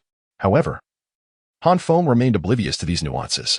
He recalled that in the original narrative, Qian Rinxue had also presented Tang San with a token, likely similar to his own, a mere gesture to win him over, wrapped in sweet flattery. Thank you, Brother Shui. Han Feng beamed, preparing to bow. Yet Qian Rinxue intervened once more. Adopting a mock expression of annoyance, she chided, since we address each other as brothers, why adhere to such formalities? Should you err again? I shall impose a penalty. Han Feng instinctively stifled a roll of his eyes, conceding with a nod to indicate his understanding. Qian Rinxue appeared pleased with his response. Meanwhile, Ning Fengji observed the interaction between Han Feng and Qian Rinxue, his brow furrowing involuntarily. Filled with curiosity, he rose and addressed the master. Master, my apologies for the prolonged interruption. Since our discussions have concluded, we shall take our leave. Upon hearing this, Qian Rinxue waved farewell to Han Feng. Feng, until we meet again. Farewell. With that, she turned to the master, her tone considerably more subdued. The master, eager to see them off, rose to accompany them. But Ning Fengji raised a hand, saying, there is no need for such formalities. With that, Qian Rinxue and Ning Fengji exited the office. Master? Only then did Han Feng notice the master's demeanor, inquiring with a hint of puzzlement. The master waved his hand, mistaking Han Feng's question as one regarding the imperial token. No worries. Since His Highness values you so highly, you should keep it. Seeing the master's lack of enthusiasm, Han Feng nodded gently and took his leave. Once outside the master's office, he slapped his forehead in frustration, exclaiming, how could I forget to inquire about Sister Qian? Hastily, he scanned his surroundings, but Qian Rinxue and Ning Fengji had already vanished from sight, leaving him in dismay, pulling at his hair in distress. Elsewhere, having departed from Shrek Academy, Ning Fengji and Qian Rinxue strolled along the path, with Ning Fengji unreservedly voicing his curiosity. Your Highness, what do you think of Han Feng?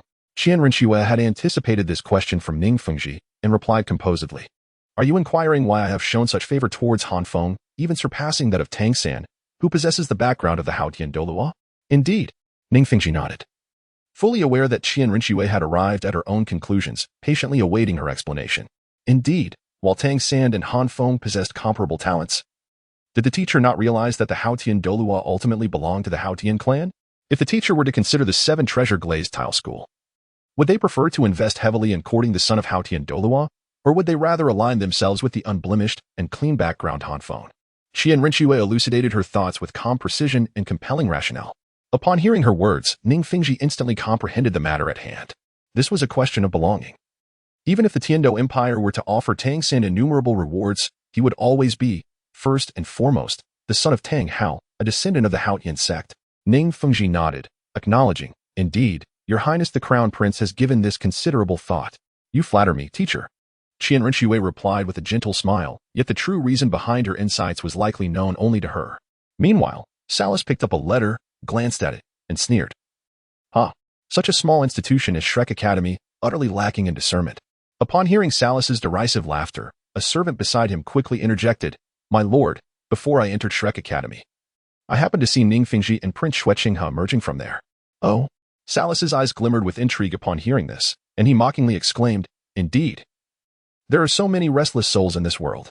After uttering this, Salas crushed the letter in his hands into fine powder, scattering it across the table, and meaningfully addressed a towering man, Lord Huyin. I recall that Shrek Academy's next opponent is your own Elephant Armor Academy, is it not? Upon hearing Salus's flippant tone, Huyin's brow furrowed slightly, but reason prevailed, suppressing his displeasure as he replied in a deep voice, indeed. Hee. Seeing Huyin's nod, Salus smirked subtly, saying nothing further. Yet his smile bore a hint of malice. Chapter 134. The Elephant Armor Academy. Our next opponent is the Elephant Armor Academy. The following day, the master summoned everyone to his office, his expression grave as he spoke. Oscar and Ma Hongjun, upon hearing this, displayed no reaction. What was this Elephant Armor Academy to them? They simply knew it was an academy. However, Tang San and the others felt a chill run down their spines and solemnly inquired, Teacher, does this Elephant Armor Academy have any connection to the Elephant Armor sect, one of the lower 4 sects? The master glanced at Tang San and nodded in acknowledgement. Indeed, this Elephant Armor Academy is founded by the Elephant Armor sect, renowned as the strongest defensive sect in the world. Their power is formidable. The martial soul inherited by their sect, the Diamond Mammoth, possesses impressive strength and attack capabilities, with an unparalleled defense that renders them nearly invincible against soul masters of the same rank. Moreover, their young sect master will also participate in this competition. This individual possesses exceptional talent. The master hesitated, glancing at the crowd, seemingly awaiting their reactions. Upon hearing the master's introduction, Ma Hongjuan's expression darkened. Defensive soul masters have always been the nemesis of offensive soul masters, particularly those who possess both formidable defense and decent attack power. Han Feng is a quintessential example. Zhao Wujia observed the reactions of the group and sighed, speaking in resignation. Alas. Yesterday, the dean declined the invitation from the Spirit Hall. The Elephant Armor sect is an affiliated sect of the Spirit Hall, and it is possible they might employ ruthless tactics. If it becomes too difficult, we may have to forfeit.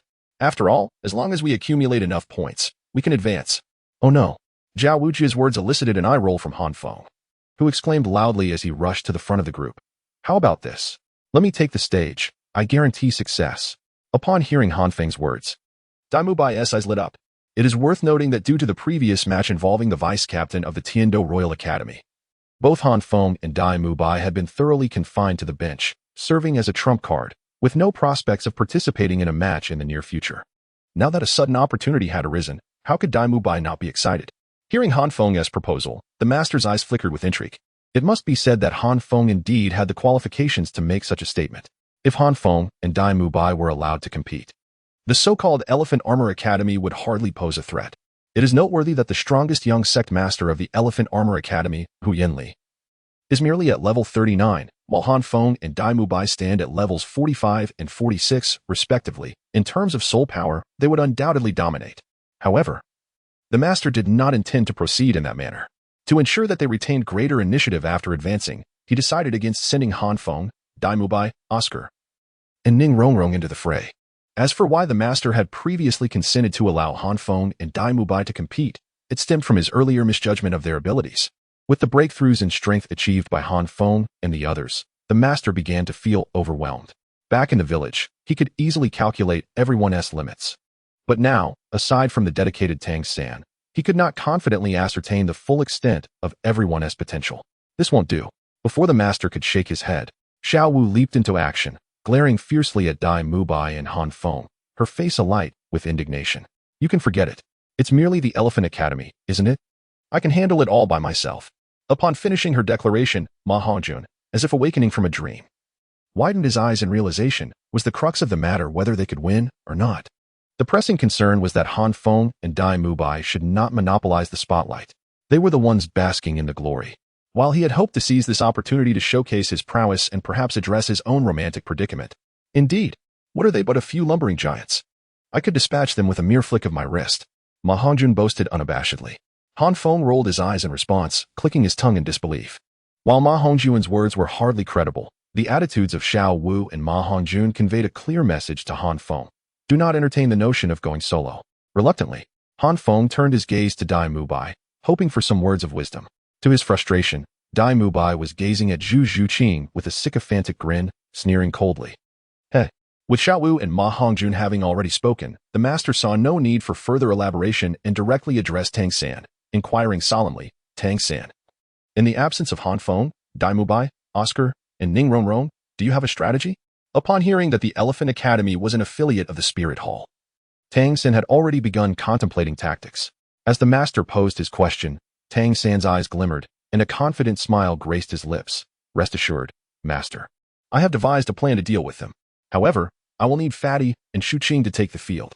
Hearing that Tang San had a strategy put the master at ease, and he waved his hand dismissively. Very well, this match shall be entrusted to you. Brother, if Shuqing and Fatty are both on the field, what about me? Just as Tang San and the master concluded their discussion, Xiaowu protested, having only caught a glimpse of a shooting star last time she was sidelined. How could she possibly endure being benched again? In a match? With 7 members participating, for substitutes, and 3 mainstays, with Zhu Zhuqing and Ma Hongjun already in the fray, what would become of her? Surely, Tang San could not sit out, could he? Or would he replace one of the substitutes as he did against the Tiando Royal Academy's vice team? Yet the master had expressly forbidden it. Tang San glanced down at Xiaowu, feeling rather helpless, and affectionately ruffled her hair, saying, next time. I promise you will take the field. Although Xiaowu was willful, she was utterly compliant with Tang San, pouting slightly in dissatisfaction yet nodding in agreement. All right then. But you must remember, brother. As the afternoon arrived, it was time for Shrek Academy to face off against the Elephant Academy. The 7 members of Tang San had taken their positions, standing before the 7 burly men of the Elephant Academy, appearing rather fragile by comparison. Each member of the Elephant Academy towered over 2.5 meters, while Tang San and his companions barely reached their chests. The encounter resembled adults bullying elementary school students, drawing considerable attention. The match commenced. Upon the host's declaration of the competition rules, the contest commenced in earnest. Under the commanding shout of Hu Yanli, the members of the Elephant Armor Academy manifested their martial souls and charged fiercely towards Tang San and his companions. Their force so tremendous that it caused the very arena to tremble. Yet, Tang San and his allies remained unperturbed as the blue-silver grass entwined around them, launching them into the air with Ma Hongjun at the center. Below the arena, Han Feng observed Hu Yanli and the other members of the Elephant Armor Academy with a disdainful snort, all show and no substance. Beside him, Dai Mubai raised an eyebrow at Han Feng's remark, inquiring, what do you mean? The advantages of defensive soul masters are quite pronounced, yet their weaknesses are equally evident. When has a defensive soul master ever taken the initiative to attack? With Hu Yanli's advantageous position, if they can seize the opportunity during Tang San's offensive, they could potentially strike with overwhelming force. Han Feng retorted with a hint of sarcasm, but what about now? If I were on the field, they wouldn't dare charge in like that. I would ensure each of them received a taste of the burning heaven gate, and that would be the end of it. Hearing the frustration in Han Feng's tone, Dai Mubai chuckled and teased, what kind of attitude is that? Shouldn't you be pleased if the opponent is foolish? Yet here you are, lamenting their weakness. Han Feng rolled his eyes. I'm merely speaking from the perspective of a defensive soul master. It is precisely because of such fools that the world believes we defensive soul masters are only fit for the front line. Enough. I know you're formidable. When the elimination rounds arrive, and we face the Elephant Armor Academy, you can teach them a lesson. Understanding Han Feng's current displeasure, Dai Mubai offered some comfort. Han Feng mumbled indistinctly, seemingly pondering how to instruct Hu Yanli and his comrades in being competent defensive soul masters. Dai Mubai chose not to disturb him, leisurely enjoying his fruit while secretly amused, thinking, Elephant Armor Academy. Perhaps it would be best if you did not advance. Feng is quite ruthless. After a while, observing Hu Yanli and his companions being thoroughly outmaneuvered, Han Feng rolled his eyes again and said to Dai Mubai, boring. I'm going out for a stroll. Dai Mubai laughed and waved him off, ignoring his departure. Oscar, watching Han Feng's carefree retreat, felt a pang of envy. Their master had insisted they attentively observe each match, immersing themselves in the experience to accumulate competitive wisdom. Yet, Han Feng and Dai Mubai seemed indifferent, coming and going as they pleased. Ultimately, he realized it was his own inadequacy that gnawed at him. As for Ning Rongrong, she had ventured to the 7-treasure glazed tile school and had yet to return. Otherwise, she would undoubtedly have accompanied Han Feng. Meanwhile, Xiaowu merely shot a glance at Han Feng before turning her gaze back to Tang San, maintaining her focus solely on him, never lingering on anyone else for more than a fleeting moment. Chapter 135. Princess Shueka. Han Feng departed from the arena, meandering aimlessly. He was uncertain of his intentions, feeling a mere sense of frustration with no outlet for release, compelling him to divert his attention elsewhere. However, before he could traverse a few streets, he noticed a shadow trailing him. The reason he referred to it as a shadow was that the individual pursuing him possessed neither significant cultivation nor refined techniques. Any seasoned individual would not have clung to him for 3 entire streets. Mirroring his every step, Han Feng found it nearly impossible to overlook. Moreover, the pursuer was a woman. evoking in Han Feng the impression of an inexperienced young lady confined within her boudoir. How amusing. Han Feng rolled his eyes, feeling rather unperturbed. Who could possibly be of such importance to follow him? He pondered whom he might have inadvertently offended. Unable to arrive at a conclusion, Han Feng decided to dart into an alley, concealing himself behind a building while employing a concealment shield to mask his presence. The pursuer, having lost his trail, immediately grew flustered and, disregarding the risk of being discovered, hastened forward. Hiding behind the wall, Han Feng finally discerned the appearance of this individual. She appeared to be of a similar age, with striking features and resplendent attire, her slightly furrowed brow betraying a hint of indignation as she huffed. "Humph. Cunning fellow." While the girl was undeniably charming, Han Feng had no intention of showing her mercy. With a flick of his second soul skill, he materialized behind her, swiftly covering her mouth and whispering, "Tell me your purpose." Startled by his sudden grasp, the girl initially shuddered, instinctively attempting to scream. But her voice was muffled by Han Feng's hand. After a moment, she gradually calmed down. Once she ceased trembling, Han Feng cautiously released his grip. To his surprise, rather than displaying fear, the girl regarded him with disdain, retorting, "Heh, I never imagined that someone favored by my brother would turn out to be such a despicable character." Despicable character? What does that make you, the one pursuing me?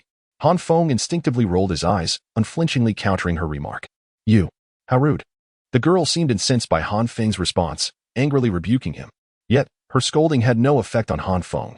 He merely huffed lightly, summoning the shield of the blazing heavens to his arm and pressing it against her forehead, coldly stating, "Now, will you enlighten me as to who your brother is? Don't you dare. I warn you, if you lay a finger on me, my royal brother and father will not spare you." The girl exclaimed, visibly startled, her bravado faltering. "Royal brother? Father?" Han Feng paused, and upon hearing these terms, he scrutinized the girl's features again, noting her resemblance to Xue Qinghe. His heart raced as he tentatively inquired, "Are you Princess Xueka?" Upon realizing Han Feng had recognized her, Xueka lifted her chin proudly, no longer afraid, and gazed at him with a self-satisfied expression, declaring, "At least you possess some discernment." Upon recognizing the individual before her as Xueku, Han Feng retracted the blazing celestial shield, drawing from the original narrative. He surmised the reason for Xueka's visit. She was undoubtedly driven by curiosity and jealousy, having learned of Qian Rinxue's interest in him. She sought to witness for herself the prodigy whom Qian Rinxue extolled so fervently. In truth, Xueku could be considered a tragic figure. Her father had been poisoned.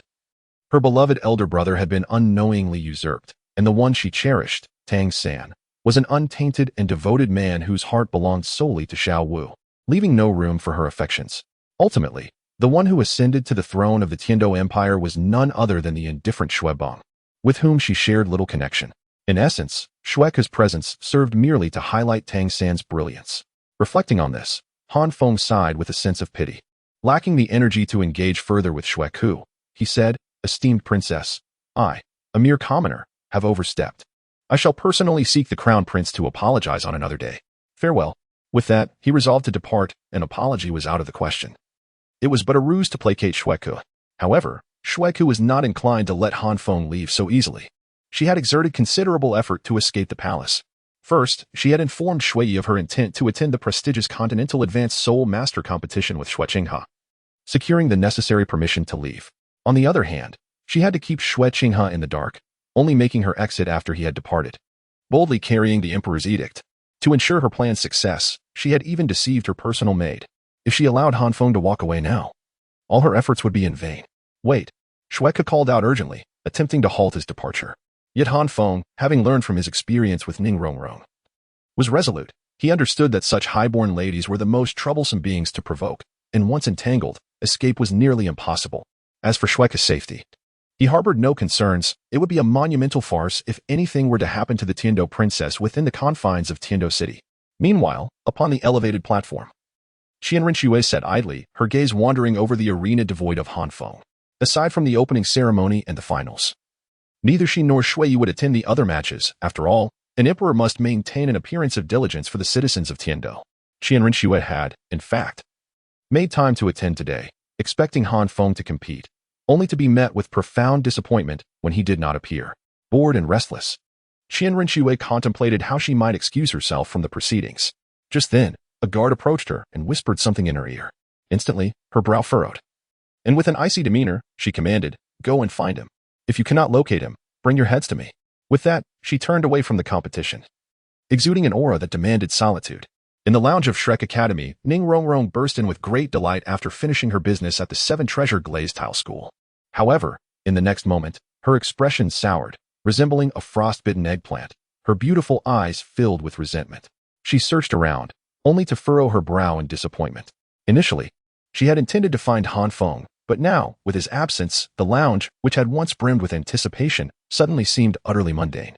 Meanwhile, Xiao was preoccupied with Tang San, and with Zhu Zhuqing also absent, only Dai Mubai and Oscar remained. Ning Rongrong even contemplated returning to the Seven Treasure Glazed Tile School. As for the competition, under the strategy devised by Tang San and his companions, only Huyan Li was left standing in the entire Elephant Armor Academy, and defeat was merely a matter of time, offering little cause for concern. Yet, out of her concern for Han Feng, Ning Rongrong chose to stay, casting a puzzled glance at Dai Mubai, seeking to inquire about Han Feng's whereabouts. Upon noticing the change in Ning Rongrong's expression, Dai Mubai erupted into hearty laughter and teased, "Stop searching. That guy Fengzi has gone out. If you wish to find him, you must venture outside. But don't ask me where he went. I have no idea. Whether you encounter him or not depends on fate." Hearing Dai Mubai's blunt words, Ning Rongrong's face flushed crimson, but the mention of fate stirred a flicker of excitement in her beautiful eyes. There are still matters at the sect that need resolution. I shall return to check. Ning Rongrong concocted a casual excuse and dashed out once more. Observing her hasty retreat, Dai Mubai chuckled joyfully, his laughter prompting Ning Rongrong to quicken her pace, her face aglow with embarrassment. Chapter 136. The Convergent Snowku is not the female lead. Snowku is not the female lead. Snowku is not the female lead. As the scene shifts back to Han Feng, upon noticing Han Feng's insistence on leaving without so much as a glance back, Snowku felt a surge of frustration. In a moment of desperation, she seized Han Feng's hand and exclaimed, "Wait for me." Han Feng let out a soft click of his tongue, suppressing the irritation bubbling within him, and turned to Snowku to inquire, "Does your highness have any further commands? Would you care for some candied hawthorn? I could procure it for you. Or perhaps you might consider releasing me first." Candied hawthorn? At the mention, Snowku's eyes sparkled. She had long heard of this delicacy from Xue Qinghe and had yearned for it, but being confined within the palace, she had little chance to indulge in such common fare. Just as she was about to nod in agreement, her expression shifted, and she sharply retorted, "Who would be tempted by candied hawthorn?" Han Feng rolled his eyes, having clearly observed the fleeting changes in Snowku's demeanor. Just as Han Feng was about to utter another word, he caught sight of Ning Rongrong appearing at the alley's entrance, her gaze fixed on the scene of Han Feng and Snowku in a tug of war. Her expression blank and her eyes devoid of focus as she murmured Han Feng's name. Seeing Ning Rongrong caused an inexplicable flutter in Han Feng's heart, and almost instinctively, he withdrew his arm, flustered as he called out, "Rongrong, how did you know I was here?" However, Ning Rongrong did not respond to his inquiry. Recalling the misunderstanding with Zhang Lingling, she slapped her own face, forced a smile, and approached Han Feng, inquiring, "Han Feng, this must be your sister, right?" "No, she is not my sister." Han Feng vehemently denied, almost reflexively. Though somewhat clueless, he understood that he must not reveal to Ning Rongrong, "This girl is my sister." Yet, Han Feng's words sent a shiver through Ning Rongrong's frame. Left somewhat at a loss, Han Feng could only state, "This is Princess Snowku." "Really?" Ning Rongrong's spirit seemed to revive at Han Feng's declaration, her eyes sparkling with excitement as she eagerly asked, "She is not that someone, is she?" "What someone?" Han Feng thought to himself, relieved that there was no doubt about it, and responded with a hint of exasperation. Afterward, he turned to Snowku and said, "Your Highness, this is my classmate, Ning Rongrong from the Seven Treasure Glazed Tile School." "Seven Treasure Glazed Tile School?" Snowku's demeanor shifted to one of seriousness as she scrutinized Ning Rongrong before politely inquiring, "Is this indeed the daughter of the esteemed Ning Zongzhu? Truly, you are as beautiful as a celestial being. You flatter me, Your Highness. It is you who possesses the true beauty." Ning Rongrong replied with a gentle smile and compliments. Han Feng rolled his eyes at the exchange. "Rongrong, can you now enlighten me on how you came to know of my presence here?" After Han Feng and the two women exchanged compliments, they turned their attention to Ning Rongrong. With a charming smile, Ning Rongrong mysteriously replied, "Of course, it's a secret."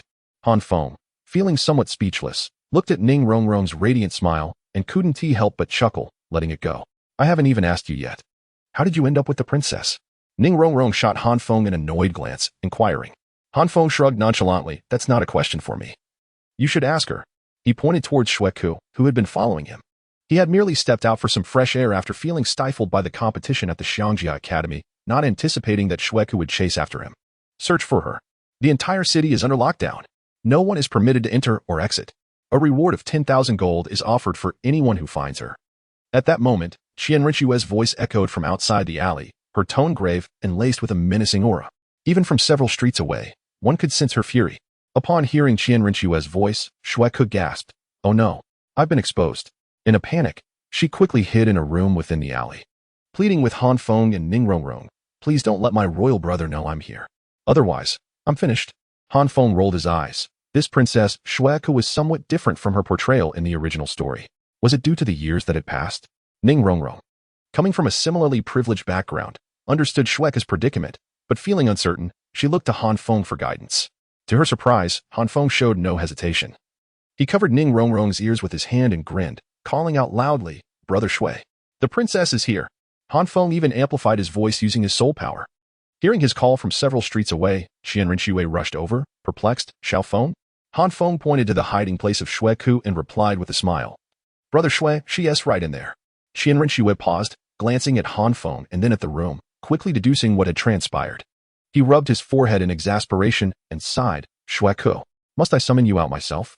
Upon hearing Qian Rinxue's voice, Xueku trembled and timidly stepped out. First glaring fiercely at Han Feng, then turning to Qian Rinxue with a sweet smile, saying, "Brother, please don't be angry. I know I was wrong."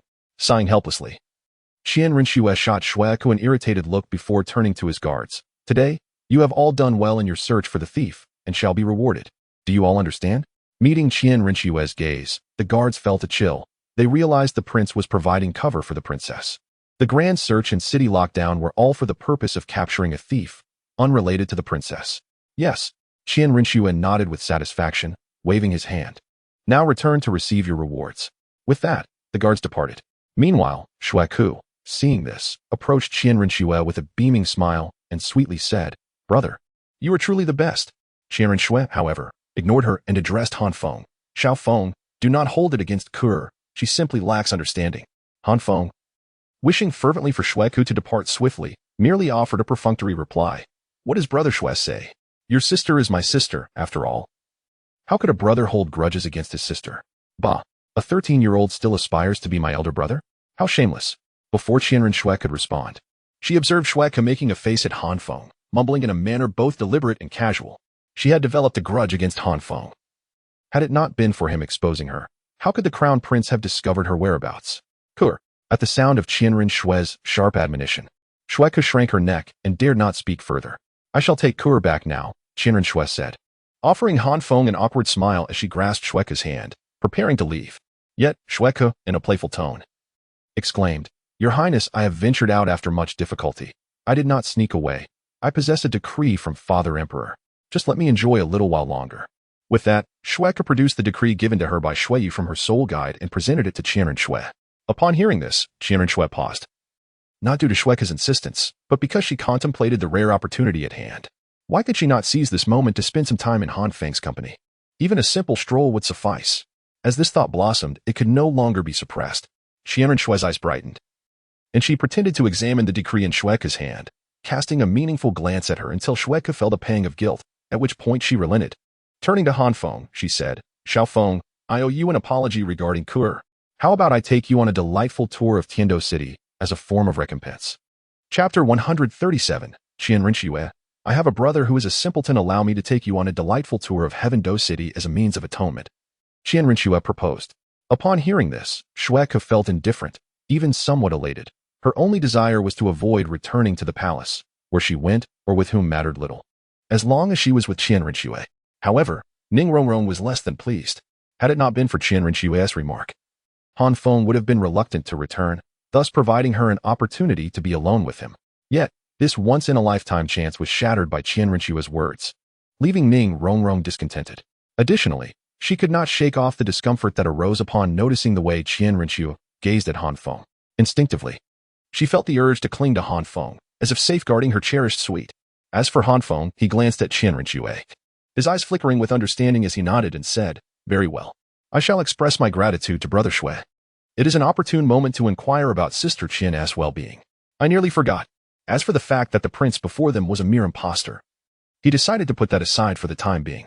Seeing Han Feng nod, both Qian Rinxue and Xueku were overjoyed, with Qian Rinxue exclaiming, "In that case, I shall be a splendid guide.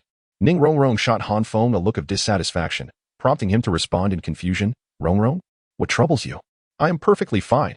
Ning Rongrong retorted with a glare.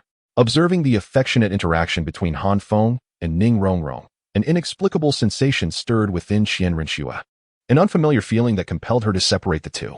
Yet, her rational mind held her back. No one had ever taught her what it meant to feel jealous. And she presently regarded Han Feng merely as a younger brother, unaware of her own emotions. As an elder sister, should she not feel joy upon discovering that her brother had someone who liked him? In the past, when she learned of Ning Rongrong through Dream God Machine or Han Feng's letters, she had not experienced such feelings, but witnessing it firsthand now brought discomfort. Unsure of her own feelings, Qian Rinxue spoke with poignant elegance. Rongrong, you appear to be unwell. Would you like me to have Shueku escort you back? Though Qian Rinxue was familiar with Ning Rongrong, having met her on occasion through her teacher, Ning Fengxi, they were not intimately acquainted, merely acquaintances. No, to her surprise. As soon as Qian Rinxue finished speaking, both Shueku and Ning Rongrong exclaimed in unison, their eyes wide with astonishment. The duet of their voices left Qian Rinxue and Han Feng momentarily stunned, casting curious glances at Shueku and Ning Rongrong. Shueku, undeterred, defiantly protested, Royal brother, I wish to breathe freely. As the esteemed princess of Heaven-do, it would be laughable if I were unfamiliar with Heaven-do City.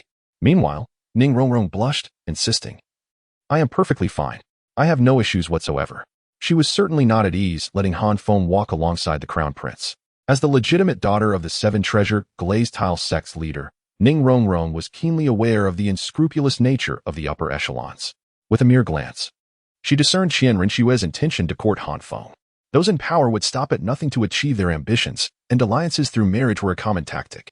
If Han Feng, in his naivety, were to be coaxed into a union with someone, Ning Rongrong would surely be heartbroken.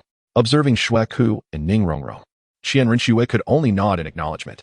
Shueku and Ning Rongrong both broke into smiles. Brother, let us go buy candied hawthorn. In the next moment, Shueku seemed to recall something and implored Qian Rinxue. Upon hearing this, Han Feng rolled his eyes dramatically. What a surprise. She was still thinking about it? Qian Rinxue shot Shueku a peculiar glance, pondering with some intrigue. Did the palace treat her poorly? A grand princess, finally stepping out of the palace, could only think of indulging in candied hawthorn? It made one wonder about the grandeur of the Tiando royal family. Very well, you convince me. However, since Shueku had already voiced her desire, Qian Rinxue could only smile indulgently and acquiesce. Han Feng and Ning Rongrong, with no other choice, followed along to a shop specializing in candied hawthorn. Qian Rinxue turned to Han Feng with an apologetic tone. Is mischievous. Please do not hold it against her. Han Feng, feeling a bit uneasy, was certain that had he not teased Shueku earlier, she would never have thought of this. You flatter me, brother Shui. Just as it happens, Rongrong and I also wish to taste the candied hawthorn of Tiando City. I wonder if it differs from those in other regions. Han Feng chuckled. Hoping to prevent Shueku from revealing too much, he swiftly produced a gold soul coin, purchasing 3 skewers of candied hawthorn, which he promptly handed to Ning Rongrong and Shueku. Witnessing this scene, Qian Rinxue was momentarily taken aback, staring at Han Feng, at a loss for words. Han Feng furrowed his brow, observing Qian Rinxue's expression before glancing at the candied hawthorn in hand, tentatively offering one to her. Would you like a skewer as well, brother Shui? He himself could hardly believe he had said that. Surely, Qian Rinxue would not be so petty as to sulk over not receiving a skewer of candied hawthorn? Of course, Qian Rinxue was not so small-minded. Her astonishment stemmed from Han Feng's generosity. Little Feng, you spent a gold soul coin for 3 skewers of candied hawthorn? Isn't that a bit excessive? Qian Rinxue said, attempting to be tactful. To her surprise, Han Feng looked at the candied hawthorn with confusion and remarked, Is that insufficient? Indeed. The candied hawthorn in Tiando City is quite precious. I doubt an ordinary family could afford it. Meanwhile, Ning Rongrong and Shueku shared puzzled looks with Qian Rinxue. Observing the expressions of the 3 before her, Qian Rinxue felt utterly helpless. How could it possibly be insufficient? 1 gold soul coin could buy over 100 skewers of candied hawthorn. What kind of ordinary family did Han Feng have in mind? Little did Qian Rinxue know that although Han Feng did not hail from a family of great wealth, he was cherished excessively by his mother. Whenever he ventured outside, he carried with him half the fortune of the Han family, never needing to concern himself with monetary matters. Furthermore, Han Feng rarely left home and seldom had opportunities to spend money, resulting in a rather shallow understanding of its value. Even when he did go out, it was typically for collective activities or in the company of Dai Mubai or Ning Rongrong. When accompanied by Dai Mubai, Han Feng never bothered to bring money. At worst, They would stay behind to wash dishes together, otherwise, Dai Mubai would foot the bill. As for Ning Rongrong, she was acutely aware of substantial amounts of gold soul coins. Yet she paid little heed to small sums. The seven-treasure glazed tile school was so impoverished that it was left with nothing but this triviality. Shueku, much like Ning Rongrong, had never had to spend her own money as a princess. The distinction between gold and copper soul coins held no significance for her beyond their colors. Observing the nonchalant and genuine expression on Han Feng's face, Qianren Shui sighed inwardly and relinquished her intention to explain, merely shaking her head and saying, "It's fine. From now on, I shall take care of the expenses. As the elder sister, how could I allow you to incur costs?" Han Feng felt an oddity in Qianren Shui's gaze, unable to articulate his thoughts. He could only frown and hesitate. All right then. Qianren Shui found herself both amused and exasperated. Previously, she had regarded Han Feng as flawless, not realizing that her younger brother possessed such unexpectedly endearing flaws. In the past, apart from the letters Han Feng sent, she could only glean information about him from the trio known as Dream Machine. They were well aware of Qianren Shui's fondness for Han Feng, so they would naturally refrain from mentioning his shortcomings in her presence, choosing instead to highlight his virtues. As for Han Feng's letters, it was not merely a matter of his willingness to reveal his flaws. He was entirely oblivious to their existence. With this thought, Qianren Shui felt an inexplicable thrill. This naive Han Feng appeared quite charming in her eyes, igniting her desire to uncover more of his imperfections. The contrast was simply irresistible. Chapter 138. Has Sister Qianqian been confined? On this day, Han Feng spent nearly all his time alongside Ning Rongrong, Shueku, and Qianren Shui, the four of them having traversed nearly the entirety of Heavendo City. Ning Rongrong and Shueku grew increasingly exhilarated with each passing moment. Had it not been for Han Feng's intervention, the two would likely have continued indefinitely. Thankfully, the existence of soul-guiding devices alleviated Han Feng's burden of carrying numerous items. While it was understandable that Ning Rongrong and Shueku, being young women, relished the act of shopping, Han Feng found himself perplexed by Qianren Shui's inability to suppress her own nature. He longed to convey to her, "You are an undercover agent. You are a prince. Might you not exercise a modicum of restraint?" Little did he know that women often adorn themselves for the admiration of those they cherish, and shopping becomes a joyous affair only in the company of loved ones. Regardless of Han Feng's feelings, Ning Rongrong and Shueku were thoroughly delighted, and Qianren Shui appeared relatively at ease. Yet her sole grievance lay in Han Feng's reluctance to don the exquisite little dress that Shueku had meticulously selected for him, a garment he had once worn with ease during his childhood, when it was she who had dressed him herself. Moreover, there was another matter that Han Feng could not fathom. It is often said that three women together create a spectacle, prompting Han Feng to ponder whether the mere presence of three women could indeed produce such a performance. Ning Rongrong, Shueku, and Qianren Shui, three disparate women, convened, yet they imparted upon Han Feng an overwhelming sense of déjà vu. Though Han Feng could comprehend Qianren Shui's south motives in drawing close to him as the crown prince of the Heavendo Empire, he was baffled by her apparent displeasure whenever he conversed with Ning Rongrong. Was it possible that Ning Rongrong's presence disrupted her plans to win him over? Conversely, Ning Rongrong, too, seemed intent on interrupting their conversations whenever Qianren Shui engaged him. In truth, Ning Rongrong merely harbored concerns that Qianren Shui might broach the subject of a marriage alliance, coupled with a certain wariness towards Qianren Shui's glances, while Qianren Shui's discontent stemmed purely from personal dissatisfaction. Perhaps Han Feng would never realize that today he unwittingly navigated a veritable battlefield of emotions. As for Shueku's behavior, he could at least comprehend it somewhat. Each time Han Feng stood in proximity to Qianren Shui, Shueku would swiftly pull her away, revealing her brotherly affection. This, of course, also suggested that Han Feng's mental faculties were currently on par with Shueku's. As evening descended, Qianren Shui recognized that it was time to part ways. Though reluctant, she addressed Han Feng, "Xiao Feng, the sky grows late.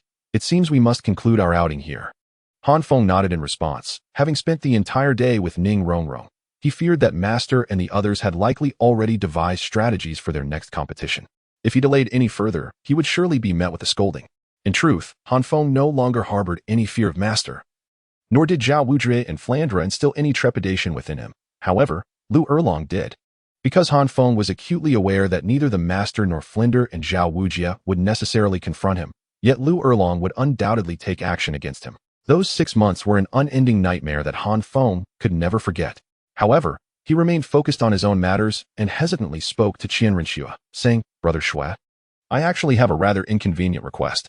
Upon hearing that Han Feng sought her assistance, Qian Rinshue's eyes brightened with interest, and she replied, "Since little Feng has a request of me, I shall, of course, oblige."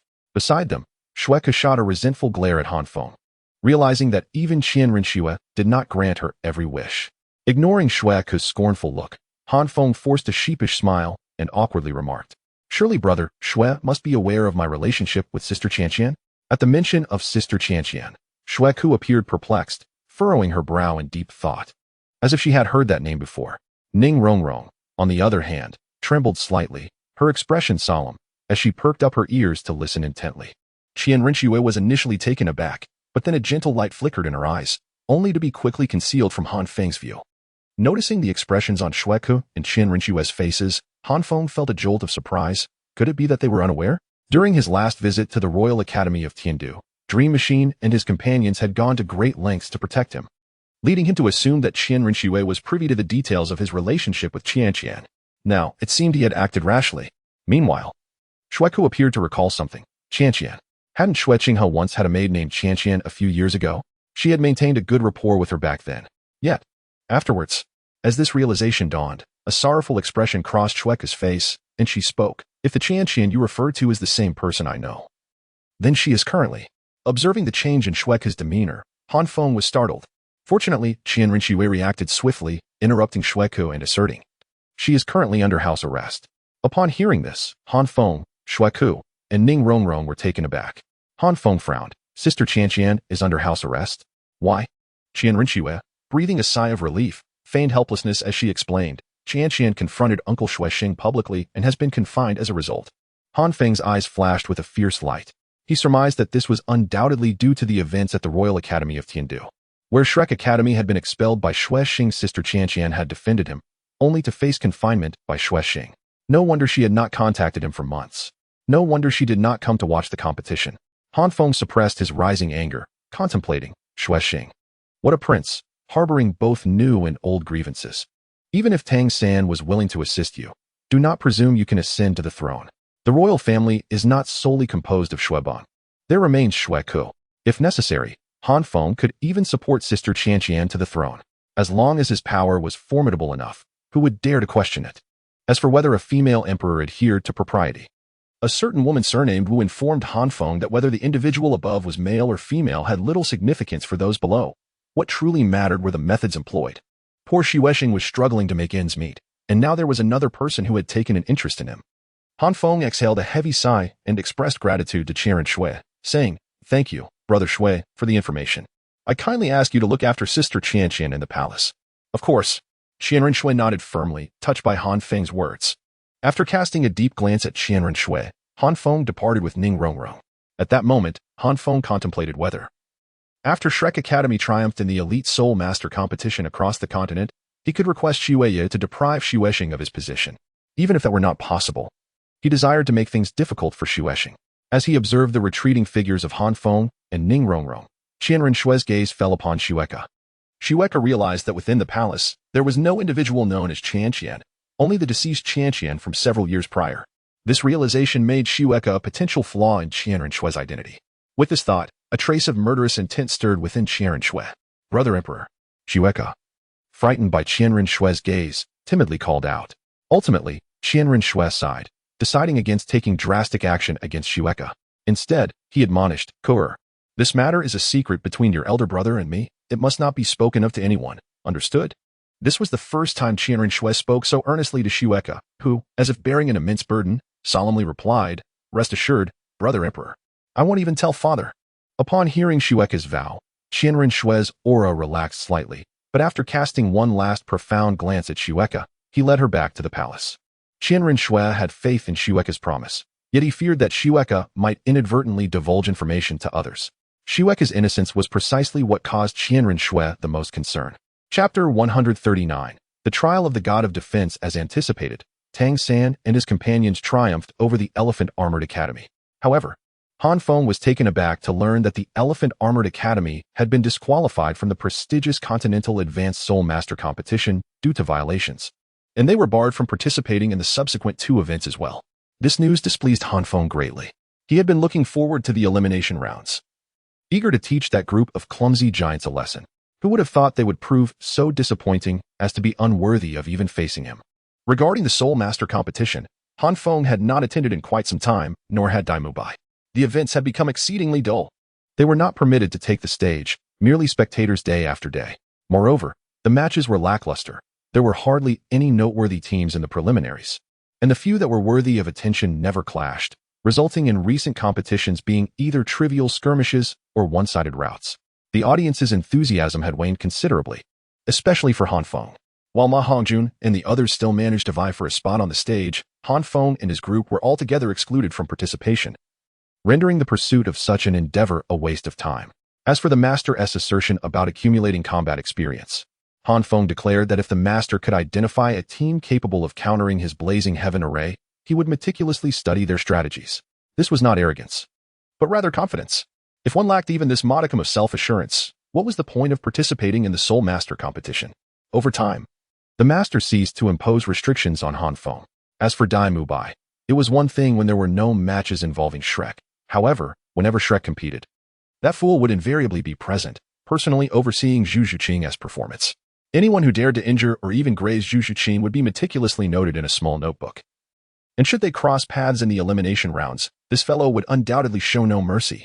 Today happened to feature a match involving Shrek, and coincidentally, Zhu Zhuqing was slated to compete, making Dai Mubai's presence a foregone conclusion.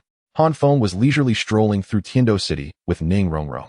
Why not engage in cultivation? Who could devote every hour of the day to such pursuits? Ever since Han Feng absorbed the soul of the pale Han Feng, his innate talent had surged, and his rate of cultivation had become incomparable. His fervor for training had also increased significantly, to the extent that he replaced sleep with meditation at night. Yet it was unreasonable to train from dawn until dusk. As for Oscar, who also found himself unable to participate yet remained in the lounge watching the matches. Firstly, he lacked Ning Rongrong's audacity, and secondly, he did not possess the strength of Han Feng or Dai Mubai. Unexpectedly, this situation had spurred Oscar into a frenzied state of training. Han Feng, wait for me, I'm going to buy something, Ning Rongrong exclaimed upon spotting a jewelry store. Her eyes lighting up, Han Feng yawned and nodded. Go ahead. Just don't purchase anything too peculiar. Ning Rongrong shot him a playful glare, huffed adorably, and entered the shop. Han Feng casually chose a bench to sit down, glancing up at the sky and estimating that the match must be concluding soon. He contemplated that once Ning Rongrong emerged, he would seek out Dai Mubai for some practice. While cultivation was essential, the development of his unique soul skills should not be neglected. Perhaps it was merely an illusion, but at the moment Han Feng lifted his gaze, he felt as though an invisible ripple had swept past before him. However, when he attempted to observe it more closely, he found nothing. Han Feng. He furrowed his brow slightly, rubbing his eyes, but at that moment, he heard Ning Rongrong's voice resonate in his ear. Turning to her, he ultimately discerned no peculiarities and teased. Back so soon? Ning Rongrong shot him a glance, producing 2 bracelets and inquiring, which one do you find more appealing? The blue one, Han Feng replied after a moment's hesitation. Then this one is yours. Ning Rongrong generously handed him the blue bracelet while adorning herself with the other. Han Feng sensed something odd about her demeanor but could not quite put his finger on it. After a brief pause, he was urged by Ning Rongrong's pointed look to wear the bracelet. All right, weren't you eager to find Dai Mubai? Let us return, Ning Rongrong remarked, noticing Han Feng's dazed expression with a hint of reproach. How did you know? The peculiar feeling within Han Feng deepened. Well, it's a matter of mutual understanding, she replied, pulling him towards the direction of the arena. Yet, after traversing a few streets, Han Feng suddenly halted. What's wrong? Ning Rongrong looked at him in confusion, and upon seeing the composure on his face, she chuckled. All right, I won't tease you any longer. Don't you always want to spar with Dai Mubai? Too deliberate. Han Feng remained unmoved, instead letting out a cold laugh as a surge of violent soul power erupted from him. Under the fluctuation of this soul power, the environment around him shattered like glass, and Ning Rongrong vanished from his sight. Instead, not far in front of him stood an elderly, sinister-looking man, who regarded him with a mocking smile. Ah, just as I suspected, Han Feng observed, as if he had anticipated this moment, with a cold smirk. Shernyan, humph, to think you could break my second soul skill. It seems my efforts to draw you here have not been in vain. Shernyan returned the mocking laughter, his eyes betraying a murderous intent. Do you wish to kill me? Han Feng narrowed his eyes and spoke in a deep voice. Despite his outward calm, he was in turmoil inside. Had he not absorbed the soul of the pale Han Feng, he might not have discerned Shernyan's second soul skill. Since you know, why ask further? Blame your own exceptional talent for not understanding the perils of standing out. You must die for obstructing the progress of our Tsanghui Academy. Shi Nian sneered. A look of disdain etched upon his face. He had committed such acts more than once. How many prodigies had perished at his hands? Due to the unique nature of his martial soul, no one could grasp any weakness in him. In his eyes, Han Feng, regardless of his extraordinary talent, was merely a fleeting soul under his command. As he spoke, Han Feng's hand had already reached for his waist. Shi Nian cast a glance at Han Feng. Having witnessed the latter's eloquence before, thus, he would not afford Han Feng the opportunity to speak. With a sinister grin, he hissed, "Seventh soul skill. Nightmare." In that fleeting moment, Han Feng hastily grasped the token at his waist, intending to channel his soul power into it. On that day at the Ice and Fire Two-Headed Eye, Gu Rong had bestowed upon him a token before departing. Han Feng merely needed to infuse his soul energy into it, and Gu Rong would arrive. At that moment, he could conceive no better strategy to escape. He had to rely on Gu Rong's power. He did not possess the King of Hell's Edict or the purple extreme demon eye. Although he had opened his spiritual sea, he had yet to learn how to wield his mental strength. However, what Han Feng never anticipated was that at the very moment of his impending success, the divine Guzhu, which had been residing within his soul like a master, suddenly turned and sealed his soul power. Han Feng's eyes widened in shock, and he cursed inwardly, what a worthless thing. Having missed that fleeting opportunity, Shi Nian's seventh soul skill descended. Han Feng felt as though his soul was violently expelled from his body, his vision blurred, and he lost consciousness. Shi Nian looked at Han Feng, who now resembled a living corpse, and sneered, "What does it matter if you are gifted? Were it not for the shadows of the Seven Treasures Glazed Tile School and the Tiando royal family behind you, I could have taken your life this very moment. Yet, what did this arrogant and unruly brat fear most? If only I could break through to the title Douluo level."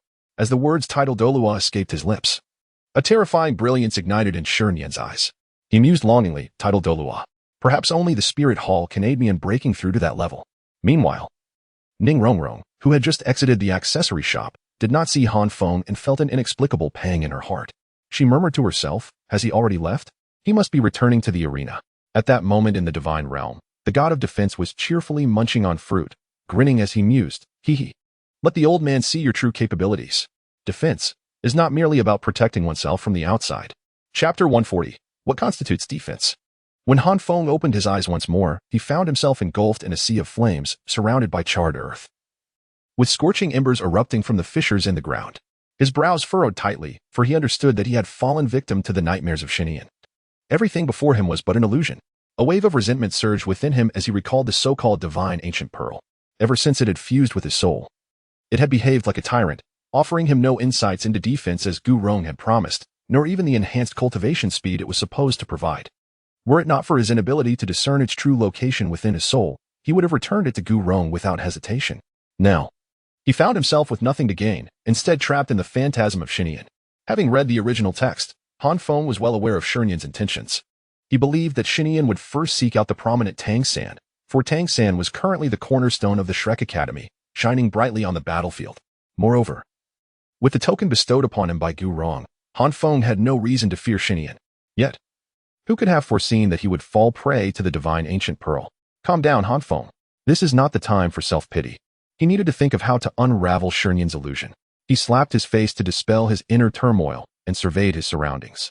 At that moment, two familiar figures emerged from the previously desolate inferno. Han Feng squinted, realizing that to break the illusion, he must first immerse himself in it. Cautiously, he approached the two figures and hesitantly uttered, "Father, Mother." Before him stood Han Dang and Zhang Lingling. "You are not my son. Do not call me father. My son has been killed by you." The illusionary Han Dang glared at Han Feng with a twisted expression, his voice dripping with fury. Beside him, Zhang Lingling's gaze was equally cold, devoid of the usual warmth and affection. At this, Han Feng's body trembled, a dark aura emanating from him. He gritted his teeth, suppressing the fury that boiled within, remaining silent. Indeed, it was rage, an anger not directed at himself, nor at Zhang Lingling and Han Dang, but at Shi Nian. Shi Nian should never have resorted to manipulating Han Feng's dearest ones to torment him, even if this was merely the effect of Shi Nian's soul skill. He deserved retribution. Han Feng's ire required an outlet. He could not unleash it upon the Han Dang and Zhang Lingling of the real world, nor indulge in self-pity. The sole entity deserving of his wrath was Shi Nian, the orchestrator of this torment. "Are you angry? Do you wish to kill me?" Han Dang shouted, his teeth clenched in rage upon seeing Han Feng's expression. Zhang Lingling shrieked, "You killed my son. I want your life. Die, die." Han Feng averted his gaze from Zhang Lingling, unwilling to let her image be tarnished in his heart. Instead, he lowered his head and addressed Han Dang, saying, "Your son dares not." Regardless of whether it is an illusion or not, Han Feng holds a profound respect for Han Dang. Although their father-son relationship is fraught with mutual disdain and accusations, Han Feng remains resolute in maintaining his decorum towards Han Dang, even amidst the phantasm. After uttering this sentiment, Han Feng disregards the enraged Han Dang and Zhang Lingling, resolutely advancing forward, the incessant echoes of their vitriolic demands for his demise ringing in his ears. Perhaps the original intent was to drive Han Feng into despair, compelling him to take his own life amidst the scornful rebukes of Han Dang and Zhang Lingling. Yet, alas, having absorbed the pallid essence of Han Feng's soul, a fierce and ruthless edge now permeates his character. In this moment, Han Feng is not engulfed by despair, rather, he is consumed by a profound and suppressed fury. Han Feng. Just as he has taken a few steps, another voice calls out to him. Lifting his gaze, he is met with the sight of Ning Rongrong, her heart shattered, gazing at him with mournful eyes brimming with resentment. Tears glisten at the corners of her eyes as she clutches a pair of scissors against her neck, the cold blade casting a sinister glint upon her delicate skin, adding a hint of crimson to her alabaster complexion. Han Feng's eyes narrow, as if he has divined her intent, his fist clenched tightly, and the mask of feigned composure on his face wavers. Han Feng, if you do not love me, why do you oscillate between closeness and distance? If you do not love me, why respond to my affections? Am I merely a plaything to be discarded at your whim? Ning Rongrong's anguished query pierces the air, her eyes reflecting the desolation of a heart in despair. Han Feng feels as though his heart is being tightly grasped. Instinctively, he shakes his head and reaches out, yearning to bridge the chasm between them. Please, Han Feng, if I were to perish, would you remember me? Regrettably, within the confines of the illusion, Ning Rongrong is oblivious to Han Feng's plea, and in a flash of cold steel, she collapses, lifeless. Xinyan. Han Feng grits his teeth, his eyes ablaze with fury and wrath, a surge of soul force coursing through him, causing the very inferno surrounding him to tremble. Alas, the nightmare conjured by Xinyan is impervious to mere soul power. Although the flames sway precariously, they remain unbroken. After Ning Rongrong's fall, Dai Mubai reappears before Han Feng, his heterochromatic gaze imbued with indifference and detachment. Observing Dai Mubai's demeanor, Han Feng lets out a silent, sardonic chuckle. What is it, old Bai? Do you wish to bare your heart to me? No. I merely wish to convey that from this day forth, our ties are severed. The next time we meet, we shall be foes. Dai Mubai's tone is devoid of jest, each word deliberate and heavy with finality. And us. Upon Dai Mubai's declaration, Tang San and the others emerge behind him, echoing his sentiments in unison, their voices equally cold and distant, their expressions eerily synchronized, all tinged with disdain. Undeniably, this spectacle jolts Han Feng's heart, yet it pales in comparison to the fury ignited within him moments prior. Han Feng shakes his head in a bemused fashion, acutely aware that this detachment arises from the fact that Dai Mubai and the others are not dead. He self-deprecatingly muses, Old Bai, it seems your standing in my heart is rather inadequate. And what of my place? As Han Feng had just finished speaking, a remarkably familiar voice echoed in his ear. Sister Qian Qian. Han Feng gasped, raising his head to see the 12 or 13-year-old Qian Qian gazing at him with an ethereal expression, her deep-set eyes devoid of discernible emotion, save for a faint hint of resentment. Xiao Feng, you deceived me. Qian Qian's voice was tinged with sorrow, tears streaming down her cheeks as she despaired. Xiao Feng, I believed I knew you best, yet you betrayed me. You possess not only twin martial souls, but also hail from another world. You have lied for 5 years, while I have yearned for you within the palace for 5 years. Upon hearing this, Han Feng had already anticipated the subsequent events and slowly closed his eyes. Was he to rely solely on the images etched in his memory to fill the void of her current appearance? Han Feng clenched his teeth and let out a bitter laugh, yet he could not suppress the fury rising within him. Well, Xiao Feng, as retribution for your betrayal, would you consider dying? Rest assured, sister will accompany you. You will not be alone. As Han Feng shut his eyes, Qian Qian's murmurs reverberated in his ears, her voice laden with temptation, as if death were a release for him. In addition, the voices of Han Dang, Zhang Lingling, Ning Rongrong, and even Dai Mubai echoed, their message unmistakably clear. Dai Shernyan, I will not rest until you are dead. Han Feng roared, a phantom mask materializing, his aura transforming into a tempestuous and ominous force, his crimson eyes mirroring the pale visage of his former self. In this lifetime and the next, Han Feng felt an unprecedented surge of murderous intent directed at a singular individual. Now, Han Feng's sole contemplation was the demise of Shernyan, by any means necessary. Exhausting all avenues, he sought to eliminate Shernyan. There was no notion of a gentleman avenging himself, even if it takes 10 years. Nor did he require personal vengeance or the farce of forgiveness. Han Feng demanded nothing less than Shirenyan's death. Break, break, break. In his fury, Han Feng disregarded the effectiveness of his actions. Beams of dark red light surged forth from Wang Su, creating a luminous net that enveloped the entire sea of flames. Yet, in that instant, everything within the fiery expanse seemed to freeze, leaving Han Feng momentarily stunned, unable to move. Before he could even contemplate his next action, he felt as though he were being forcibly drawn away, and in a haze, the scene before him transformed into an expansive grand hall. Within the hall stood an unkempt old man, his gaze fixed upon Han Feng. Upon noticing Han Feng, the elder snorted coldly, raising a hand to press down, causing Han Feng to kneel on the ground, utterly defenseless. Little brat, I ask you, what constitutes defense in your eyes? In the blink of an eye. Before Han Feng could react, the elder's voice boomed like thunder, reverberating through the space, shattering the anger that had once dwelled in Han Feng's heart. Chapter 141. The Debate on Defense. Young one, I beseech you, what do you perceive as defense? The elder's voice echoed through the vast chamber. At that moment, Han Feng finally had the opportunity to observe his surroundings. The hall was expansive, supported by merely 4 colossal pillars. Its interior was devoid of ornamentation, exuding a faint, primal aura. The entire edifice emanated an ancient and weathered essence, much like the enigmatic elder before him. The events unfolded with such rapidity that Han Feng was momentarily disoriented, believing himself to be ensnared in an illusion. Furrowing his brow, he attempted to summon the mask of illusion, yet to no avail. His soul energy lay stagnant, akin to a tranquil pool. He endeavored to rise, but the elder's force held him firmly in place, as though his legs were embedded within the very foundation of the hall, stirring a sense of discontent within Han Feng. Noticing the change in Han Feng's expression, the elder grunted, Fear not. What you perceive is no mere illusion, and kneeling before me shall not bring you harm. Answer my inquiry, and you shall be permitted to stand. With a furrowed brow, Han Feng composed himself, realizing that he had indeed escaped the illusion of the past year. Yet, he remained perplexed about the identity of the elder and the source of his apparent dissatisfaction. What constitutes defense? Han Feng pondered. Over the years, whether from Han Dang, his master, or the literature he had perused, this question had been addressed in various forms. However, it was evident that the elder sought no formulaic response. Han Feng yearned to resist, yet he surmised that the elder was likely a title de law, and he possessed no means to counter such power. Had he not attempted to use the token of the ancient banyan? Yet, he was astounded to realize that he remained in a spiritual state, devoid of any such token at his waist. The elder, undeterred, awaited Han Feng's response in silence.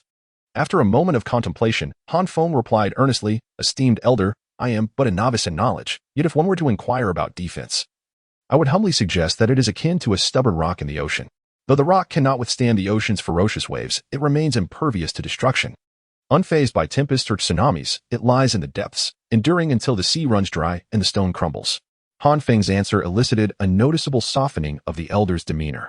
Concurrently, Han Feng felt the oppressive weight upon him dissipate, yet he refrained from hastily rising. The elder cast a sidelong glance at him and grunted, Rise. You have passed this trial.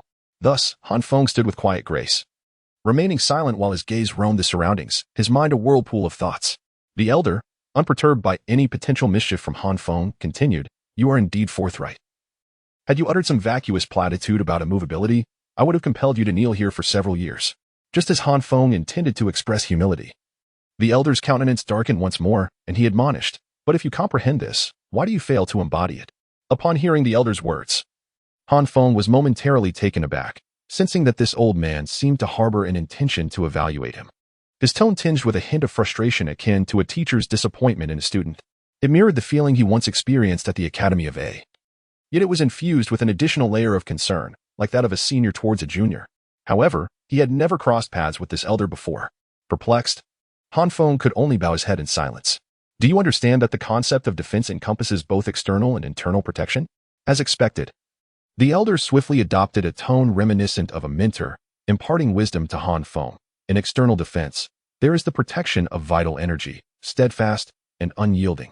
As long as the vital energy remains unbroken, the physical form endures, impervious to blades and axes. There is also the defensive energy, akin to being enveloped by the stars, allowing one to engage in conversation while keeping threats at bay from afar. In internal defense, one must guard the soul, remaining impervious to all evils, rendering illusions mere phantoms, thus averting inner demons. There is also the defense of will, a heart like still water, untouched by joy, sorrow, or anger, observing the ebb and flow of clouds. The elder's voice resonated like thunder, profound and enlightening, striking at the essence of defense, leaving Han Feng feeling as if he had received a sudden epiphany.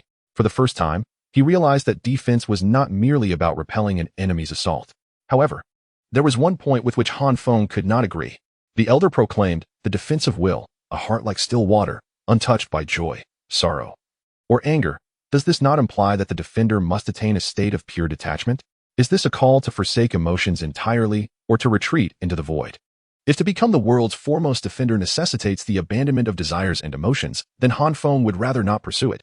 His initial motivation for cultivating strength stemmed from desire. If he were ultimately to discard that desire, what would be the purpose of his cultivation? Would it not be far easier to lie at home like a sloth? Yet the elder remained oblivious to the subtle shifts in Han Feng's expression, suddenly exclaiming, the four great defenses.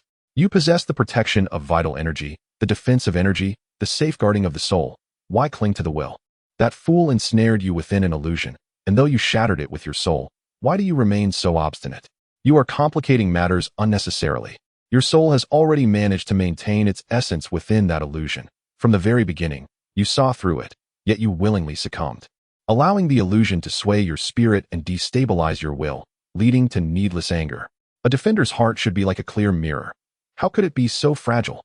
The elder's voice carried an extraordinary force, as if seeking to etch these words into Han Feng's mind, urging him to remember them always. The elder was genuinely anxious, fearing that Han Feng's inner turmoil would lead him astray and concerned that he might abandon the path of defense in favor of another. Would his hard-earned successor thus slip away? However, Han Feng could not embrace the elder's notion of the defensive will. Being inherently stubborn, he fiercely resisted. Unwilling to internalize these words, Han Feng understood that allowing the elder's wisdom to be inscribed in his consciousness would not merely entail remembrance. It would signify his acceptance of the elder's perspective, leading him to subconsciously adhere to the elder's concept of the defensive will in his future actions. The old man quickly perceived Han Feng's resistance, furrowing his brow as he seized his exertion of divine power and refrained from imposing further. Instead, he inquired, do you have any objections to my words? Indeed. Han Feng, well aware of the inevitability of confrontation, responded solemnly, his gaze sharpening. The old man found it peculiar. As a venerable deity of defense for over 100,000 years, even the mightiest of divine kings held him in high regard. Yet here was a mere mortal from the lower realms daring to dissent. Pray, share your thoughts with me, he said with keen interest. Han Feng bit his lip, weighing his words carefully before articulating, Senior, while I wholeheartedly acknowledge the principles of defense concerning vital energy, power, and spirit, I struggle to concur with your notion of will as a form of defense. The old man's mustache quivered as he narrowed his eyes at Han Feng, his expression inscrutable. And why is that? He queried. The will as you describe it relies on the abandonment of desire, asserting that without desire, one is resolute. A heart devoid of longing, void of all, naturally possesses an invincible will, unperturbed by turmoil. Yet, I fail to comprehend how one can defend without desire. What is there to defend against? Han Feng's eyes gleamed with determination as he countered. Without desire, what is there to protect? Some strive for life, thereby shielding themselves from fatal blows. Others endeavor to safeguard what they cherish with all their might. But if one harbors no desire to live, if there is nothing worth defending, then what is the purpose of defense? Han Feng's words struck the old man profoundly, illuminating his eyes with a flash of insight. He was astonished that this mere youth, having only practiced for 7 years, possessed such profound understanding. Yet, he would not be easily swayed by Han Feng's arguments. He shook his head lightly, sighing, "Ah, foolish child." With that, the old man raised a finger and gently touched Han Feng's forehead, causing a myriad of images to flicker before Han Feng's eyes. As Han Feng became engrossed in these visions, the old man exhaled deeply, muttering in a cryptic tone, "Those who tread the path of defense often appear dull-witted. This boy's temperament bears a resemblance to my own in days of yore. However, his eloquence is quite remarkable. Were it not for my century-long experience, I would doubt my ability to command this boy's respect." The old man gazed at the bewildered Han Feng, a wry smile playing on his lips. Then, as if recalling something, he murmured with a hint of mischief, "Heh, that fire god lacks such wisdom, if he inadvertently provokes this young lad. Given the boy's obstinate nature, he might very well throw down his responsibilities in a fit of temper. That would be quite amusing." With this thought, the old man resolved to withhold information about Han Feng's disposition from the fire god, for they were rivals in seeking a disciple. Let the fire god grapple with the consequences himself. Chapter 142, The Divine Legacy. The elder touched Han Feng's brow, and in that instant, Han Feng felt an overwhelming surge of images flooding his mind. His vision blurred momentarily, and when it cleared, he beheld the elder standing atop a towering mountain. His limbs bound by countless iron chains, a divine halo pressing down upon his head. Before him stood a majestic man clad in solemn blood-red armor, wielding a divine sword. Pointing it at the elder, demanding, "Defender, do you know your crimes?" Yet the elder remained unperturbed, bursting into laughter as he retorted, "What crime have I committed?" Seeing the elder's refusal to repent, the imposing figure's expression darkened, and without further words, he swung his divine sword downward, coldly uttering 2 words, "Judgment." In that moment, the sword descended with cataclysmic force, the heavens darkened, and the earth trembled. The elder, however, scoffed, exclaiming with reckless bravado, "The Azura judgment? Ha! Even the dragon god could not slay me. Do you think you can?" Han Feng's pupils constricted as he witnessed the divine sword strike the elder's heart. Yet it could not penetrate even a fraction. Countless dragons of law erupted from the blade, their blood-red and golden stripes spreading ominously across the realm. The dragons roared silently, yet they could not harm the elder in the slightest. In contrast, the elder merely sneered, his surging vitality soaring skyward, his divine body, 100 times more resilient than steel, withstood the judgment of the divine sword. Han Feng's heart quaked with astonishment. He understood that the elder was imparting the essence of vitality's defense. In the blink of an eye, the scene shifted, and the sword-wielding figure vanished, replaced by a shadowy man draped in a black cloak, clutching a purple-gold scepter. Only his eerie eyes were visible beneath his broad hood. Beside him stood a beautiful woman in a green dress, her demeanor gentle as she counseled, "Ozzy, though he has erred in defense, his guilt is not absolute." "Shalu," the man murmured thoughtfully. Just as he grappled with his thoughts, the elder suddenly laughed uproariously. "Guilt not absolute? Wherein lies my crime? Unrepentant." The elder's words provoked the cloaked figure, who lashed out with his purple-gold scepter, unleashing a myriad of shooting stars imbued with potent destructive energy, enveloping the world. The elder, perceiving the imminent threat, did not falter. He bellowed, and 3 vast, ethereal shields materialized before him, their ancient aura matching the intensity of the destructive force. Han Feng observed as the shields stood resolute like pillars of heaven, unyielding even as the destructive energy pierced through space, yet failing to breach the protective barrier. "Is this the essence of energy defense?" Han Feng's pupils trembled as he whispered in awe. Next, Han Feng witnessed the elder amidst a multitude of demons at this moment. The elder appeared not old but in his prime, facing the swarm of malevolence with arrogance, as if dismissing all that lay before him, although his form seemed solid. A closer inspection revealed traces of ethereal essence, undeniably a manifestation of his soul. The sky was filled with a cacophony of demonic sounds. Various attacks relentlessly bombarding the elderly man, each strike sending shivers down Han Feng's spine. Yet, with a mere wave of his hand, the elder conjured a circle of ethereal bubbles around himself. Though these bubbles appeared fragile, they proved impervious to the onslaught of the demon's assaults. At that moment, Han Feng had regained his composure, gazing with vacant eyes at the unfolding scene, fully aware that the next challenge would pertain to the so-called defensive will, which represented the most significant divergence between him and the elder. As expected, after the defense of the soul was breached, the scene before Han Feng transformed once more. This time, the elder appeared as a youthful figure, brimming with ambition and vigor. Han Feng observed the elder basking in the glory of achievements that others could only dream of attaining in a lifetime, surrounded by countless admirers. However, soon after, the elder ascended to godhood, becoming a level 2 deity, the god of defense. Yet, as a level 2 deity, he could not bring anyone with him to the divine realm. He could only ascend alone. A century later, all of the elder's kin in the mortal realm had turned to dust, and though he mourned, there was nothing he could do. A millennium later, the last of his bloodline in the mortal realm was extinguished by enemies, and 10 millennia later, there was no trace left of the elder in the world below. 50,000 years later, all of the elder's friends in the divine realm had ventured into the depths of the cosmos, and 100,000 years later, he found himself utterly alone in the divine realm. Upon reaching this point, Han Feng understood the elder's insistence on the defensive will. In the next moment, he saw the elder once again, who now gazed at him with a gentle smile, his eyes reflecting a sense of inquiry. For a moment, Han Feng was at a loss for words. Firstly, he realized that he was in the divine realm, and the figure before him was not merely a titled Douluo, but a genuine level 2 deity. Moreover, he was a level 2 deity who had incurred the wrath of both Azura and destruction. Secondly, Han Feng recognized that he had just contradicted the insights accumulated by this elder over 100,000 years. 100,000 years. Enough time for the elder to witness the rise and fall of a civilization. Meanwhile, Han Feng felt somewhat foolish discussing defense in front of him. Seeing Han Feng rendered speechless, the elder felt a sense of satisfaction mingled with relief. It was fortunate that he had lived for so long. Had it been another deity with a different attribute, today would surely have been a day of great embarrassment. What say you now? Do you still consider my words to be mere nonsense? The elder teased. Han Feng hastily shook his head. The younger generation dares not. Ah, foolish child. The elder sighed, his demeanor shifting from previous flippancy to a more profound solemnity, his murky eyes now brimming with the weight of experience. He addressed Han Feng. The defense of will is not about severing your emotions. Rather, only by remaining unperturbed can one avoid suffering. Only by not succumbing to anger can one evade shock. Han Feng's heart was in turmoil, even after witnessing the elder's experiences over 100,000 years. And despite the elder's explanations, he still could not accept the notion of the defense of will, for he was resolute in his belief that he would never tread the same path as the elder. However, he also understood that he was evidently unqualified to discuss this matter with the deity of defense before him, so he simply listened obediently.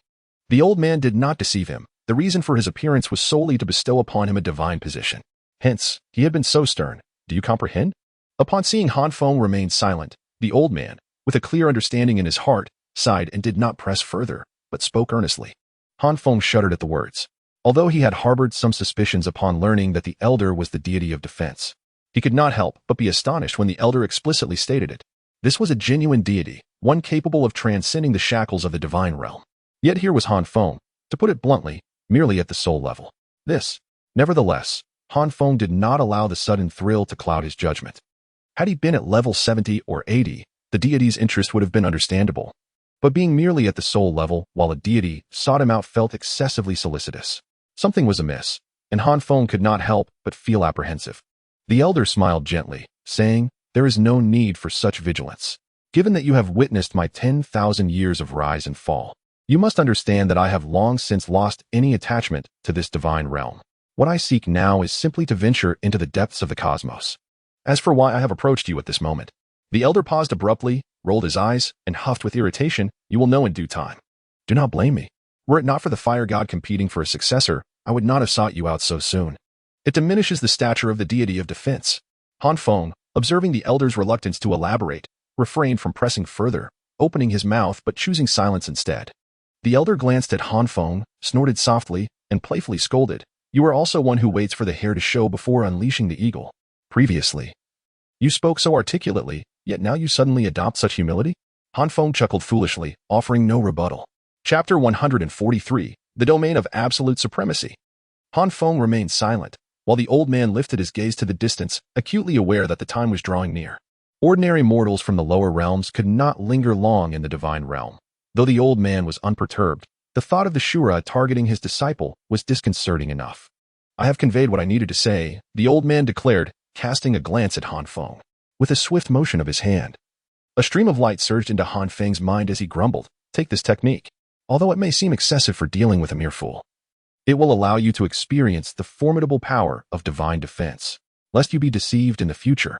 Soon after, Han Feng felt an inexplicable lightness enveloping him, his form gradually dissipating. At that moment, the old man spoke again. "As for the matter of inheritance, you will receive proper guidance upon your return to the lower realm. While I would prefer to pass the burden directly to you, rules must be followed." Upon hearing this, Han Feng suddenly found his surroundings contracting rapidly, not shrinking, but receding swiftly. In the blink of an eye, his consciousness returned to his body in the lower realm. The old man, in a show of goodwill, shattered the illusion that had ensnared Han Feng. With a sudden awakening, Han Feng opened his eyes to find Shernyan's expression one of utter astonishment, and he couldn't help but smile broadly. In that fleeting moment, Han Feng comprehended the gift the old man had bestowed upon him. "How could this be? How could you possibly break my 7th soul skill?" Shernyan gazed at Han Feng, wide-eyed as if confronted by a ghost, his aged visage twisting in disbelief. Yet, when he beheld the character you that had materialized on Han Feng's forehead, his shock morphed into wild elation. "So that is why. You possess a treasure of great significance." Shernyan sneered, his demeanor shifting to one of menace. "Hand over that treasure to me, and perhaps I shall spare your life. Otherwise, I will make you endure despair beyond measure, the agony of a torn soul." To his surprise, Han Feng merely chuckled lightly, a provocation dancing in his tone. "Can you truly accomplish that?" In Han Feng's eyes, Shernyan had already become a lifeless entity. No one could save him. Not even the 10 titled Douluos gathered today could rescue Shernyan. Of course, this was only true for today. Shernyan was momentarily taken aback by Han Feng's retort, but then, realizing the implications, he erupted into a furious yet mocking laugh. "Have you lost your mind? Whether I can accomplish it or not, let us see."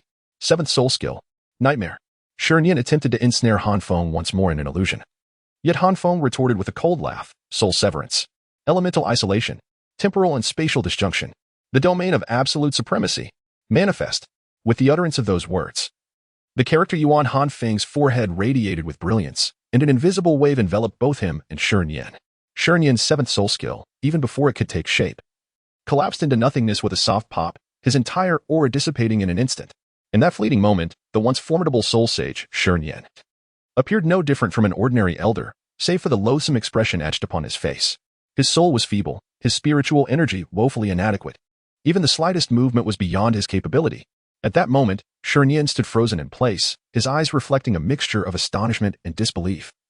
Utterly devoid of any power to resist, Shi Nian could not fathom how Han Feng, a mere soulmaster, could possess a domain. Moreover, a domain of such formidable strength. With Shi Nian's limited perspective, he could not comprehend that what Han Feng wielded was not an ordinary domain, but rather a divine domain. The domain of the gods. Gazing at the utterly vulnerable Shi Nian, Han Feng understood that this was all thanks to the divine domain of absolute isolation. And he couldn't help but feel a pang of regret. If it were possible, Han Feng would never resort to such a wasteful act as using a cannon to shoot a mosquito. Having a single opportunity to utilize the divine domain of absolute isolation was akin to a chance for resurrection for Han Feng. However, the old man had no intention of allowing Han Feng to retain the divine domain for long. The divine power clinging to Han Feng was dissipating continuously.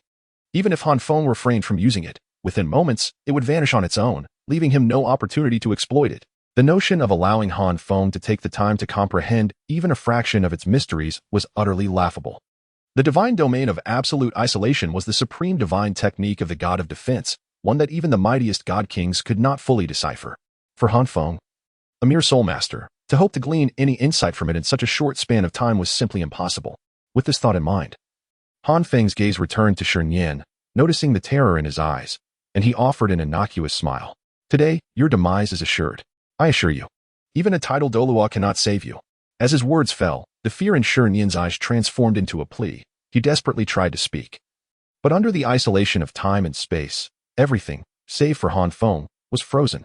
Han Feng paid no heed to the changing expressions of Shi Nian. With limited divine power, he had no desire to perish through excessive dialogue. He reached out and grasped his face. Phantasm. You should only know that dying beneath this divine domain is the greatest honor of your life. The malevolent voice emanated from beneath the bull-headed mask. As Han Feng opened his mouth wide, gathering dark red energy amidst the massive horns, a terrifying beam tore through Shi Nian's abdomen, creating a gaping wound.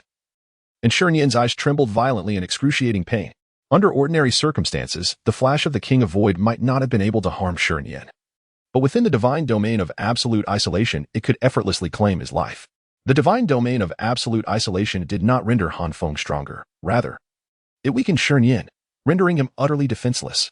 After creating a hole in Shi Nian's abdomen, Han Feng, still unsatisfied, unleashed several more flashes of void energy. Heart, limbs, genitalia. With the heart obliterated, Shi Nian's pupils dimmed, and he had already succumbed to death. At this moment, Han Feng finally exhaled a long breath, allowing the mask of illusion to dissipate, and he grinned. Delightful.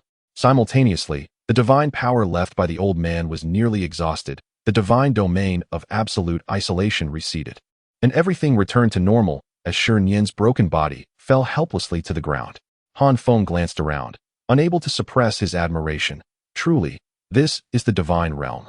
Beyond this domain, not a trace of power escapes. Subsequently, Han Feng approached the remnants of Shi Nian, and a flame erupted, commencing its incineration.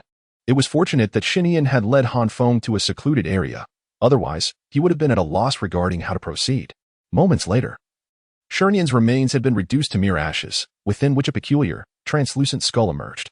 Han Feng's eyes brightened as he stepped forward to retrieve it, idly toying with it while murmuring, a millennia-old soul bone. Buzz. Just as Han Feng finished speaking, the divine spirit's ancient pearl within his soul quivered slightly, conveying a sentiment of discontent. The illustrious divine artifact, the divine spirit's ancient pearl, held no regard for this ancient soul bone. Han Feng rolled his eyes. He had never intended to absorb the soul bone, for its attributes were entirely incompatible with his own, and absorbing it would merely squander a precious soul bone slot. Once Han Feng stowed the soul bone away, the divine spirit's ancient pearl finally settled into a state of contentment. Chapter 144. Han Feng, Old Bai. I've ascended. The first trial of the God of Defense. Achieving the championship of this Continental Advanced Soul Master competition. Reward: 10 affinity with deities. Soul power increases by 1 level. After a moment of tranquility, the character you at Han Feng's brow gradually faded. Yet the familiar voice of the old man echoed in his mind. This sound was notably stiff, devoid of any emotion, clearly a mere will transmitted through the divine ancient pearl. Upon hearing this voice, Han Feng could not help but shudder. Even now, he found it hard to believe that he had encountered the divine legacy so early. However, Han Feng felt somewhat perplexed. Was this divine trial not a tad too convenient? It seemed that just as he participated in the Continental Advanced Soul Master competition, the first trial of the deity was to have him secure the championship? Furthermore, was the increase in divine affinity not a bit excessive? Was the God of Defense so eager to pass on his divine position to him? In the original text, the Sea God's trials were conducted with much more formality from the outset. In truth, Han Feng was mistaken. The God of Defense was unlike the Sea God. The Sea God ascended within the Douluo continent, which is his native ground, naturally leaving behind a rich legacy. Yet, the God of Defense did not ascend there. Apart from the divine ancient pearl, he possessed no heritage in the Douluo continent. What else could he do but utilize local resources? Could he conjure a temple of defense for Han Feng in the Douluo continent? As for the matter of affinity, with only 6 trials for a second-tier deity, would it not be awkward if he did not add a little extra at once, resulting in insufficient affinity in the end? Nevertheless, Han Feng remained oblivious to these doubts, which flickered through his mind fleetingly. He felt no anxiety regarding the so-called divine trial. In the original story, without him, the Shrek 7 monsters had already claimed the championship. Now that he was present, failure was simply not an option. Even if he were to take a step back, Dai Mubai's strength now surpassed that of his original self by a significant margin. How could they possibly lose? With these thoughts, Han Feng's spirits lifted, and he sauntered towards Shrek Academy. By the time he returned, evening was approaching. He arrived at the courtyard where everyone often gathered. Yet he found no sign of Tang San and the others, only Dai Mubai sitting listlessly on a bench, yawning. Upon seeing Han Feng return, Dai Mubai's peculiar eyes lit up, and he leaped from the bench, laughing. "My dear Han, you have finally returned. What have you been so busy with all day?" Han Feng cast a glance at Dai Mubai, feeling in good spirits, and did not take issue with him, merely inquiring, "Where are they?" Dai Mubai, understanding that Han Feng was asking about Tang San and the others, replied, "In today's competition, Xiao San and the others had some flaws in their responses, and Master took them aside for a lecture. That guy Oscar was also called in. I say, Master is just too cautious. While it's true that a worn-out soldier must win, if one loses the drive to improve, wouldn't he that dampen morale instead?" As he spoke, Dai Mubai let out a sigh of complaint. The truth was, he had originally arranged to have dinner with Zhu Zhuqing that evening, but she had been taken away by the master for a lecture, leaving him in a state of frustration that lingered. Han Feng nodded and inquired, "What about Rongrong? How can you even ask?" Dai Mubai shot Han Feng a glare filled with exasperation and said sarcastically, "I wonder who it was that left Rongrong all alone, disappearing without a trace. She spent the entire afternoon searching for him, and he still hasn't returned. If you ask me, some calamities are destined to linger for ages. That fellow is clearly a stench that will endure through time. Why bother worrying?" After finishing his tirade, he couldn't help but add a note of mockery. Hearing that Ning Rongrong had been searching for him out of concern, Han Feng recalled her words to him in the illusion and felt a peculiar sensation in his heart. On the other hand, Dai Mubai, noticing that Han Feng had not countered his remarks, instead wore a contemplative expression, with a slight twitch of his mouth. He quickly changed the subject. "By the way, you haven't yet told me what you were up to all day." Han Feng shook his head, gathered his thoughts, and then earnestly replied to Dai Mubai, "Old Bai, you won't believe this, but I ascended to the heavens." His demeanor was exceedingly solemn, devoid of any jest. Yet, the absurdity of his statement made it sound like mere nonsense. Dai Mubai responded with a cold laugh, exaggeratedly saying, "I even went to the sea." Han Feng rolled his eyes and shrugged. "See, I told you. You wouldn't believe it anyway, even if you wanted to brush it off. Could you at least come up with a somewhat believable excuse to fool me?" Dai Mubai, however, remained skeptical of Han Feng's claims, dismissing them as fabrications. With no other choice, Han Feng recounted all his experiences from being trapped in the illusion to being summoned by the God of Defense to the divine realm, and finally to the divine inheritance and soulbone from Shinian, leaving nothing concealed. Dai Mubai's expression gradually shifted from disdain and mockery to one of seriousness and astonishment. As a prince of the Xingluo royal family, he was well aware of the gods. The royal library explicitly recorded their existence. Although he was uncertain of the truth, it was said that their Dai clan descended from the god of war. The moment Han Feng mentioned the god of defense, Dai Mubai was already convinced. After Han Feng finished his tale, a smile played on his lips as he quietly observed Dai Mubai, allowing him time to absorb the information. After a considerable pause, Dai Mubai finally steadied himself and asked Han Feng slowly, "Fengzi, have you told anyone about this matter?" "Huh." Han Feng grinned and replied nonchalantly, "Old Bai, you're in luck. This matter is known only to you and me at present. Once I ascend to godhood, you can call me Big Brother, and I'll treat you to a life of luxury." Hearing this, a glimmer of emotion flashed in Dai Mubai's eyes, yet he still earnestly admonished Han Feng, "Fengzi, remember, do not speak of this to anyone else. One must always be wary." Upon hearing this, Han Feng was suddenly struck by a profound sense of déjà vu. Back when he had acquired the Mask of Illusion and had become rather boastful, Han Dong had said something very similar to him. "Old Bai, do you take me for someone who lacks discernment?" Han Feng's smile faded, and with a grave demeanor, he replied, "The matter of deities is of utmost importance. How could I ever speak of it to others? Were it not for the fact that Han Feng genuinely regarded Dai Mubai as the finest brother in this world, he would not even have mentioned Dai Mubai's name." Seeing Han Feng's serious expression, Dai Mubai relaxed his gaze, feeling a surge of happiness for Han Feng. While envy was certainly present, jealousy was non-existent. Dai Mubai simply thought that he should exert more effort in his cultivation. If he could also ascend to divinity one day, would that not be splendid? After a moment, Dai Mubai suddenly wore a mischievous look and inquired, "Shouldn't you tell Rong Rong?" Han Feng, about to nod in agreement, was suddenly reminded of Gu Rong and the Seven Treasures glazed tile school behind Ning Rong Rong, causing his expression to become conflicted. After a brief pause, Han Feng shook his head decisively. "Perhaps not. The Seven Treasures glazed tile school has tested me in such a manner. I do not wish for this deity to become a bargaining chip in their schemes to win me over. The matters between Rong Rong and myself will be resolved on our own merits. If this deity turns Rong Rong into a pawn in their game, it would be quite the travesty." Han Feng had no desire to join any sect. To his astonishment, upon hearing Han Feng's words, Dai Mubai's eyes widened in disbelief as he exclaimed a curse. Grasping Han Feng, he scrutinized him with incredulity before asking, "Fengzi, have you finally seen the light? Does the deity possess such capabilities?" Heaven be merciful, Han Feng has finally awakened. He even comprehended the trials posed by the Seven Treasures glazed tile school. For reasons unknown, Han Feng felt a surge of irritation at Dai Mubai's reaction, instinctively brushing off Dai Mubai's hand and retorting, "Why do you speak as if I'm a fool?" "Guess." Dai Mubai replied nonchalantly, leaving Han Feng momentarily speechless. With growing irritation, Han Feng coldly snorted and lamented, "In any case, I intend to tell Rong Rong directly, but I know nothing. Will you assist me?" The scene within the illusion had indeed struck a chord within Han Feng's heart. Dai Mubai, observing Han Feng's assertiveness, expressed surprise. "So soon? Heh, some people confess their feelings the very next day after meeting, yet they still have not succeeded until now." Han Feng scoffed, regarding Dai Mubai with a sardonic smile. Dai Mubai clicked his tongue, opting to change the subject. "Do you have a gift?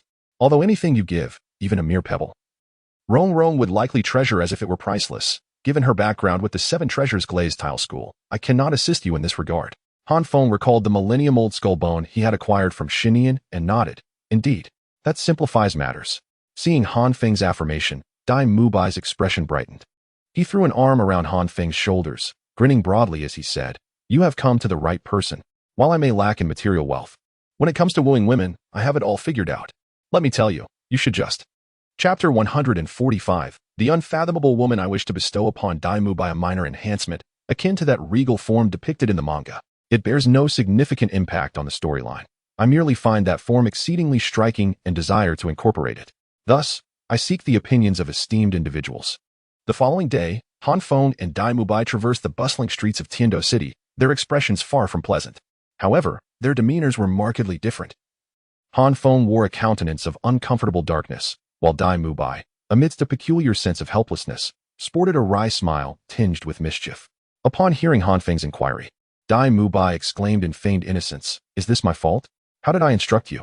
I advised you not to be overly deliberate, yet upon your initial encounter, you wasted no time in whisking Rong Rong away. Those in the know might assume you had something to convey, while those unaware could easily mistake it for an abduction." Han Feng, upon reflection, felt a tinge of embarrassment. "I admit my blunder in that regard, but what of the subsequent events? I endeavored to be subtle, just as you suggested. And what was the outcome? Indeed, I was subtle. I sought to engage in shared topics. Yet you conversed about the development of soul techniques with Rong Rong? I was meant to flatter her, and instead, you remarked on how she has grown less willful than before. You advised me to avoid trivial chatter, Yet I found myself inquiring about the time or remarking on the pleasant weather. How is that my doing? Moreover, I urged you to pay attention to where Rongrong's gaze lingered and to create an opportunity for a subsequent rendezvous.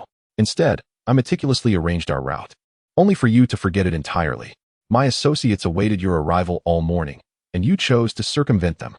Dai Mubai lamented, feeling utterly exasperated. He had imparted all his wisdom and experience, yet Han Feng and his naivete retained none of it.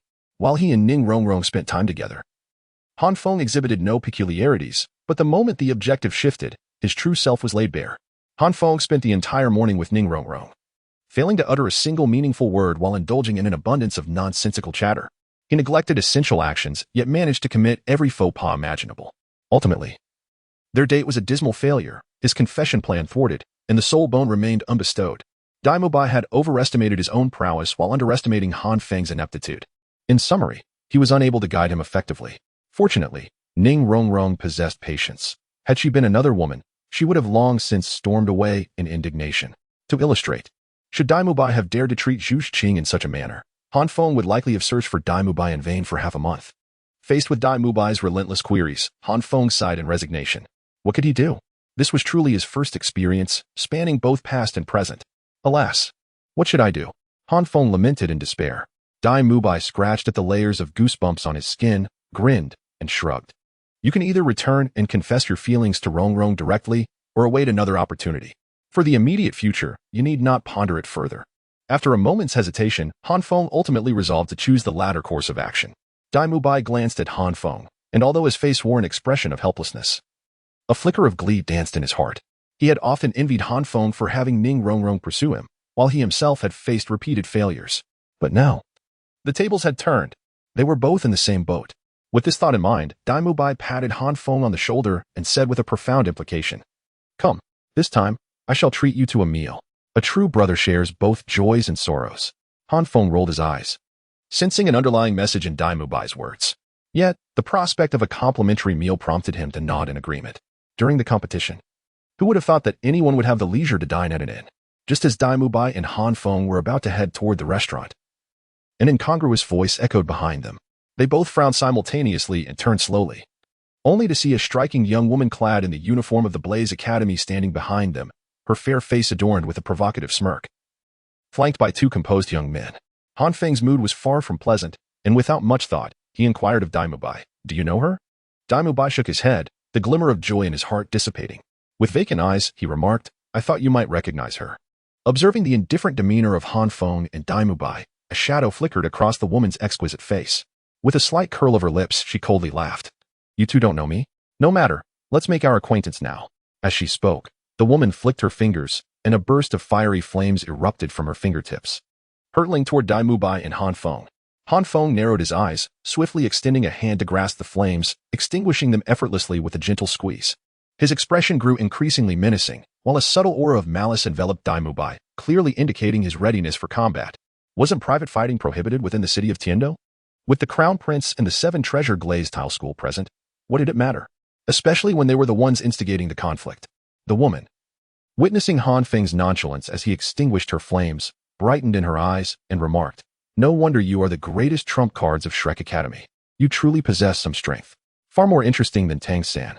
However, Dai Mubai and Han Feng chose to ignore her, merely exchanging glances and resuming their conversation.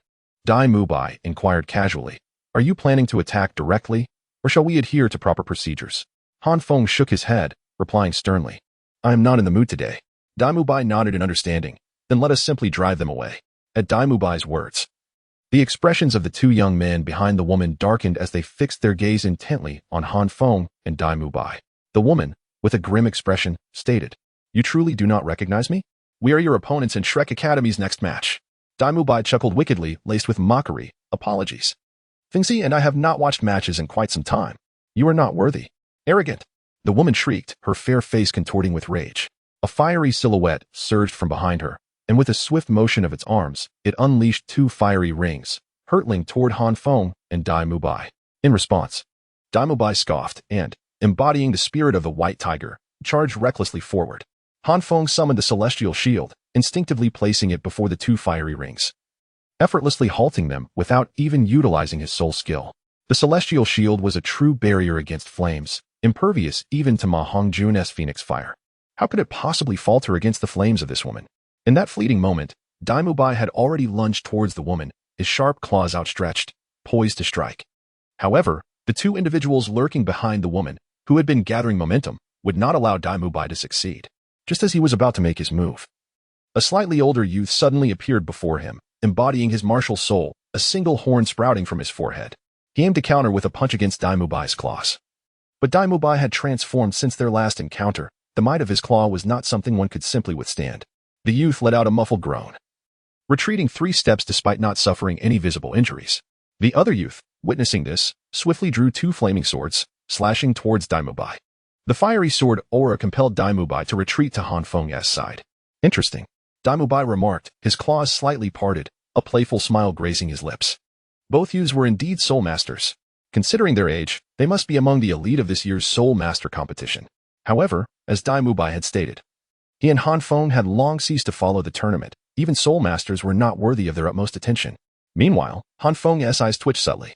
Upon the youth's initial attack, he had already deduced the identities of the trio before him, the 3 principal Soulmasters of the Fire Dance Academy, Huowu, Huowu Shuang, and a fiery swordsman whose name he could not recall.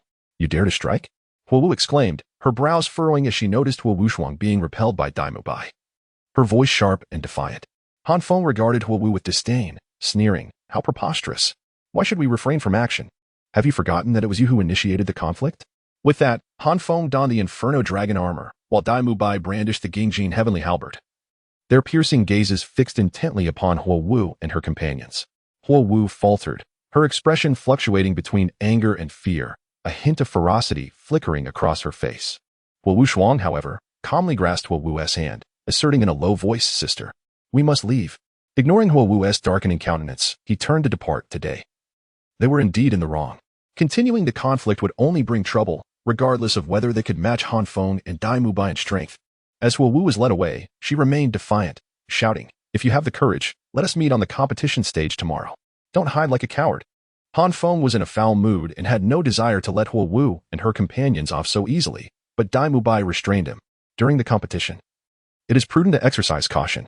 We mustn't provide any leverage for petty individuals to exploit, Daimubai advised. Does that woman not wish for us to face her in the arena? If it comes to it, we shall teach her a lesson then. Ever since Ning Fengji had paid a visit to Shrek Academy with the prince, the pontiff of the Spirit Hall, Salus had regarded Shrek Academy as a thorn in his side. At this juncture, falling into Salus's trap would spell trouble for both them personally and for the academy itself. Han Feng acknowledged the validity of Daimubai's words, nodding in agreement as he sheathed the shield of the blazing sky and the armor of the fiery dragon. Chapter 146. Request for battle. Upon receiving a response from Huowu, Han Feng and Daimubai lost their appetite for dining and proceeded directly back to the academy. Upon their return, they found Master engaged in a discussion with others regarding the upcoming competition. As they entered the academy, they did not encounter Tang San and the others, but intuitively made their way toward Master's office.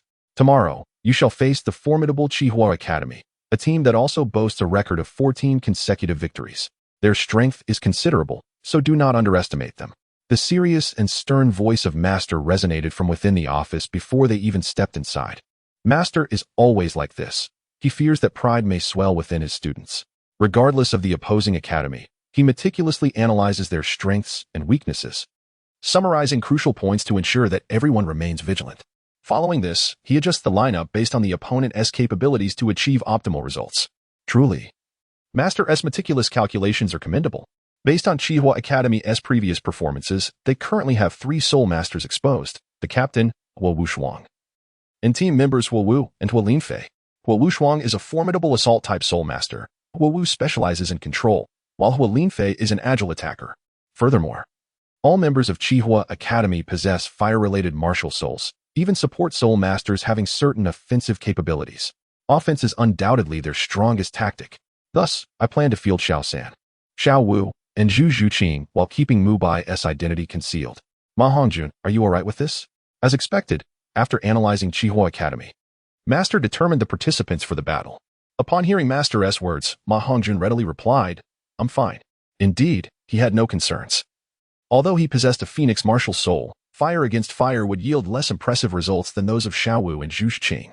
Hearing this, Han Feng and Dai Mubai gently knocked on Master S' office door and entered. Their arrival caused a momentary pause among the gathered individuals. Han Feng looked around and, upon noticing that Ning Rongrong was absent, felt a wave of relief wash over him. He was uncertain how to face her. It was quite awkward. Dai Mubai, observing Han Feng as subtle actions, chuckled softly but chose not to comment. Instead, he clasped his hands in respect toward Master and stated, "Master, allow me and Fengzi to take the stage tomorrow." Dai Lada? Ma Hongjun was taken aback, glancing quizzically at Dai Mubai. It had been over 10 days since Dai Mubai and Han Feng participated in any matches. Dai Mubai had at least attended the matches of Shrek Academy, while Han Feng seemed to be elusive, either training or leisurely wandering about, living quite carefree. One could not deny that Ma Hongjun felt a twinge of envy toward them. After participating in so many ordinary matches, he found them rather tedious. It was far more enjoyable to take it easy. Tang San, meanwhile, felt a sense of relief. He pondered more deeply than Ma Hongjun. In recent days, he too began to feel that Master S' approach might be somewhat misguided. As the days passed, Han Feng and Dai Mubai seemed to lose their sense of urgency regarding the competitions, which was clearly not Master S' original intention. At this moment, Dai Mubai and Han Feng actively volunteered to participate, and Tang San was hopeful that the master would consent. Indeed, Tang San had initially intended to advocate for the two.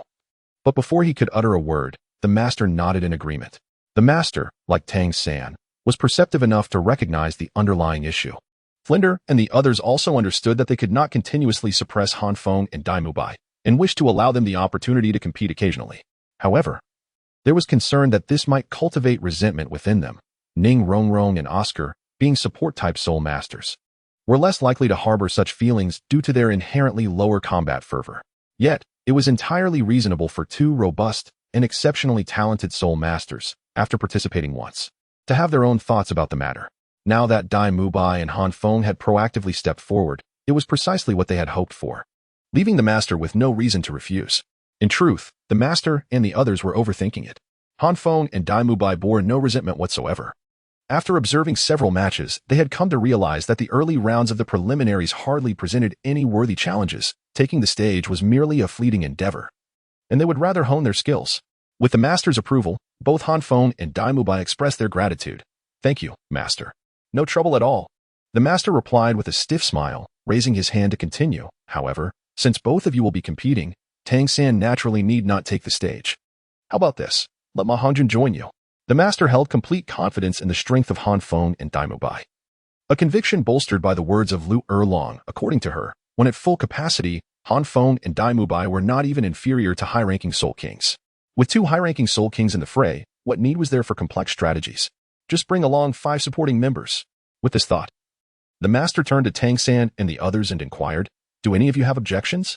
Tai Long and the others were the first to shake their heads, not only in agreement, but feeling quite fortunate. Having the two formidable figures, Han Feng and Dai Mubai, on the field would likely spare them from the fate of being inadvertently eliminated by stray attacks. Xiaowu might have voiced an objection, but was pulled back by Tang San, leaving her to glare resentfully at Han Feng and Dai Mubai. Zhu Zhiqing, glancing at Dai Mubai and noticing the glimmer of amusement in his eyes, felt her cheeks flush and naturally had no objections. Only Ma Hongjun, with his naive demeanor, spoke up. "I have just one request. Could we wait until after I unleash my martial soul before concluding the match?" His words elicited strange expressions from the crowd. The Blaze Academy was certainly not the vice team of the Tiando Royal Academy, and while defeating them would pose a challenge for some reason, everyone felt that Han Feng and Dai Mubai's indifferent expressions hinted that they were contemplating precisely that. Ahem. The master also cleared his throat, speaking in an unusual tone. "Since there are no objections, tomorrow's match will feature Han Feng, Dai Mubai, Ma Hongjun, and 4 substitutes. With the roster for tomorrow's competition settled, the group dispersed. Ma Hongjun sidled up to Dai Mubai and whispered, "Boss Dai, what prompted you both to suddenly decide to compete? Have you perhaps engaged in some peculiar wager again? What are you betting on this time? Dancing or running naked?" Upon hearing the term gamble, Dai Mubai could not help but roll his eyes in exasperation. His encounters with Han Feng in gambling were few and far between, and he had seldom emerged victorious, consistently losing in a most frustrating manner. Every time he reflected upon these instances, a wave of regret washed over him. "No." Dai Mubai shot a disgruntled glance at Ma Hongjun and muttered, "It's just that on my way back today, I accidentally stepped in some dog excrement, which spoiled my appetite. I merely saw it to vent my frustrations on the Blaze Academy. Is there really dog excrement in Tiando City?" Ma Hongjun, evidently oblivious to the underlying meaning in Dai Mubai's words, responded with astonishment. Indeed, there are 3 piles, and you shall witness them tomorrow. Dai Mubai scoffed, affirming his claim. This time, even Ma Hongjun, despite his usual foolishness, grasped Dai Mubai's intent and burst into laughter, exclaiming, "So you're taking it out on the Blaze Academy?" Hiki. Dai Mubai chuckled lightly, his gaze shifting to Han Feng, only to discover that Han Feng had, at some point, approached Zhu Shiqing. Han Feng scratched his head sheepishly and asked Zhu Shiqing, "Shiqing, have you seen Rongrong?" Zhu Shiqing furrowed her delicate brows, casting a surprised glance at Han Feng before shaking her head. "No, weren't you the one who took Rongrong out?" Han Feng found himself momentarily speechless, ultimately stating, "Well then, if you happen to see Rongrong, please tell her to forget everything that happened today." "Oh, okay." Even Zhu Shiqing, with her composed demeanor, could not fathom what had possessed Han Feng. She merely nodded in acknowledgement. After Han Feng departed, Zhu Shiqing approached Dai Mubai with a questioning gaze. "What have you done this time?" Dai Mubai quickly raised his hands and flashed a grin. "I swear, this time I was genuinely assisting Rongrong. It was just a minor mishap along the way, but overall, it is certainly the situation she wished to see." Zhu Shiqing lifted Dai Mubai's chin with her delicate finger, scrutinizing him. Her ears tinged with a hint of red, she huffed softly, "Humph. Very well. I shall trust you for now."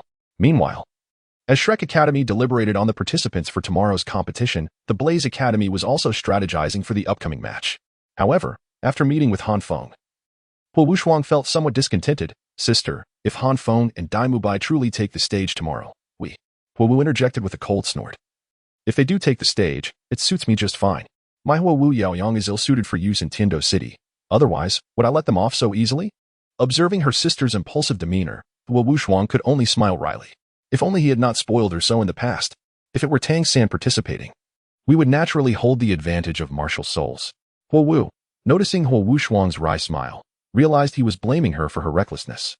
She added, "But if Han Feng and Dai Mubai do take the stage, I will unleash Huo Wu Yaoyang. You all protect me." I refuse to believe that the fully charged Huo Wu Yaoyang cannot defeat them. Huo Wushuang, upon hearing Huo Wu's determination, could only nod in agreement. "Then let it be as you say."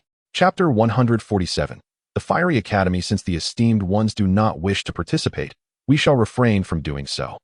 The following day, Han Feng made a rare appearance at the competition venue. Having scarcely visited since the opening ceremony, he nearly lost his way upon returning. Within the lounge of Shrek Academy, Han Feng pretended to engage in conversation with Dai Mubai, his gaze wandering. Dai Mubai, well aware of Han Feng's reluctance to confront Ning Rongrong, chose to alleviate the awkwardness without revealing Han Feng's predicament, exchanging idle banter that lacked coherence. Yet they managed to converse for an extended period. Meanwhile, Ning Rongrong, seated beside Zhu Shiqing, exhibited an unusual demeanor. Yesterday, she had been inexplicably whisked away by Han Feng, who had uttered a multitude of bewildering phrases before vanishing without a trace, leaving her in a state of confusion. Nevertheless, she found solace in the fact that Han Feng, with his unconventional thought processes, had devoted an entire morning to her companionship. However, upon recounting this incident to Zhu Shiqing, the latter rolled her eyes, astutely observing that this must be the dating strategy imparted to Han Feng by Dai Mubai. Zhu Shiqing had long since seen through these tactics. Upon Zhu Shiqing uttering the term date, Ning Rongrong's heart became tumultuous. Although she had previously spent time alone with Han Feng, it was distinctly different, at times. He would forget she was a girl. The memory of him chiding her with, "What are you crying for?" acting like a girl, lingered in her mind. "Stop looking. If you keep staring, you'll turn to stone," Zhu Shiqing remarked, noticing Ning Rongrong's distracted gaze towards Han Feng. "I'm not." Ning Rongrong's cheeks flushed, unwilling to concede. Zhu Shiqing, unconvinced, pressed on, "Aren't you going to say something to him? You two have been like this since morning. It's not ideal." A flicker of thought crossed Ning Rongrong's eyes, but it was quickly extinguished as she murmured, "I do not know what to say upon hearing this." Zhu Shiqing rolled her eyes again, at a loss for words. After all, nearly every couple experiences such awkward moments, especially inexperienced novices like Han Feng and Ning Rongrong. Akin to the early days of Tang San and Xiao Wu, observers might feel an urge to intervene, while the couple remains entangled in their own dilemmas. If it weren't for Dai Mubai's audacity, Zhu Shiqing might have been subjected to a similar ordeal. Yet, the thought of this made her glare fiercely at Dai Mubai. She was all too aware of the reason behind his brazen demeanor. Feeling the intensity of Zhu Shiqing's gaze, Dai Mubai suddenly felt a pang of guilt. Clearing his throat, he earnestly inquired of Han Feng, "Fengzi, how do you suggest we approach the upcoming matches? Confront them head-on?" Given the strength of the 3 Soul Sect members from the Fiery Academy, such an approach is feasible. But I worry that Talon and the others might not keep pace, Han Feng replied absent-mindedly, oblivious to Dai Mubai's concerns. Indeed, you are correct. Dai Mubai evidently paid no heed to Han Feng's words, casting a sly glance at Zhu Shuqing and nodding in acknowledgement. Meanwhile, Oscar and Ma Hongjun stood in bewilderment. Since their entrance into the lounge, they had been subjected to the nonsensical chatter between Dai Mubai and Han Feng.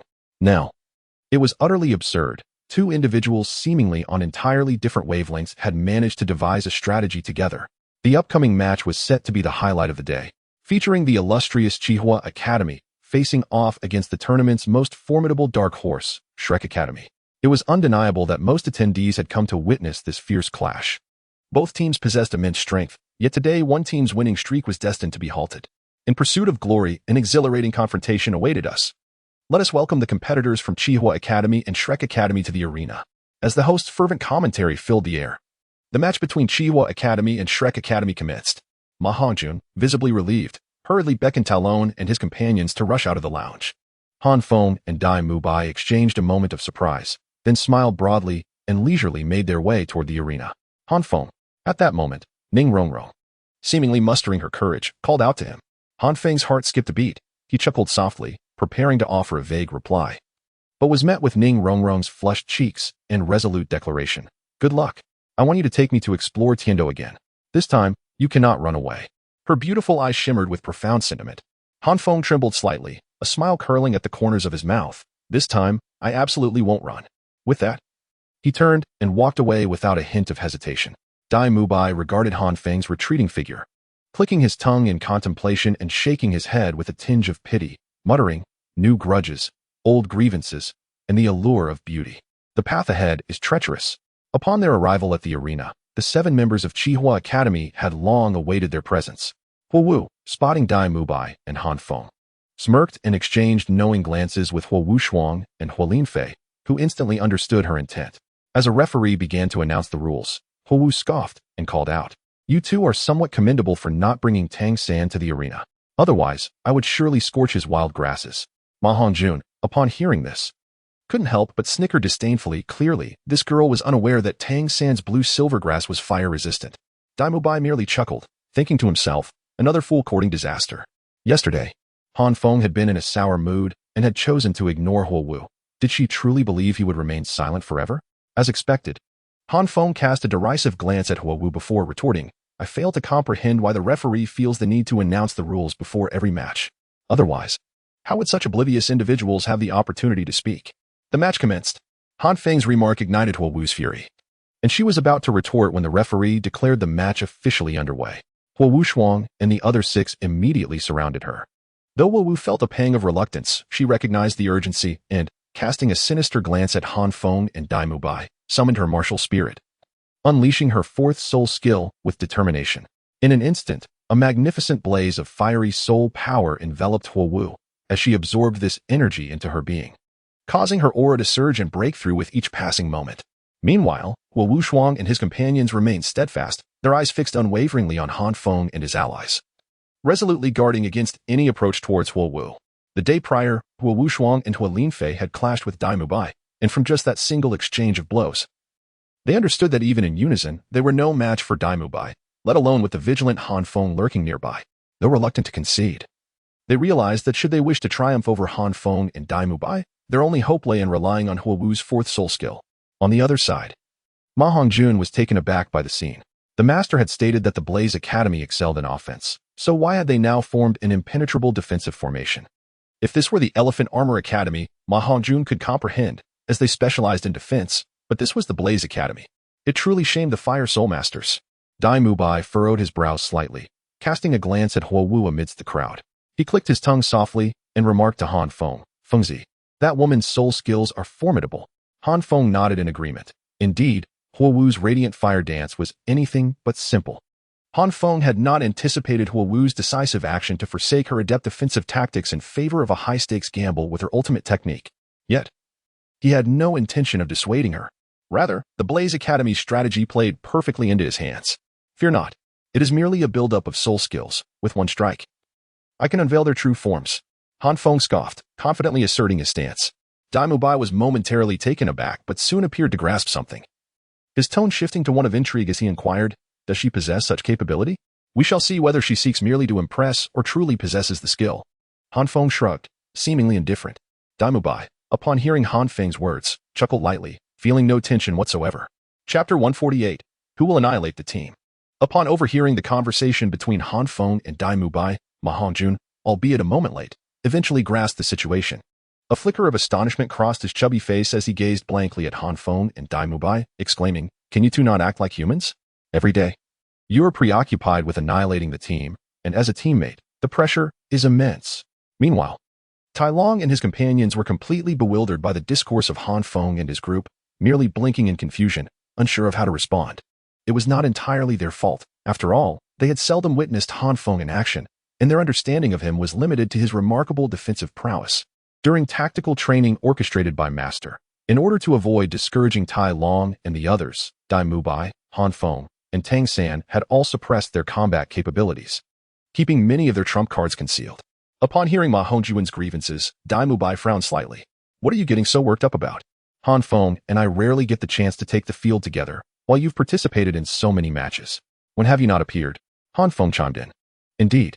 Moreover, you're unjustly accusing us, as it is not a matter of us lacking humanity. Rather, they are the ones courting their own demise, and I can only facilitate their end." Ma Hongjun chuckled at Han Feng's words, realizing that if the people from the Blaze Academy were to hear this, they would likely be infuriated. "I have taken the field, but it is not the same, is it? When I team up with their brother, we employ tactics to achieve maximum results with minimal cost.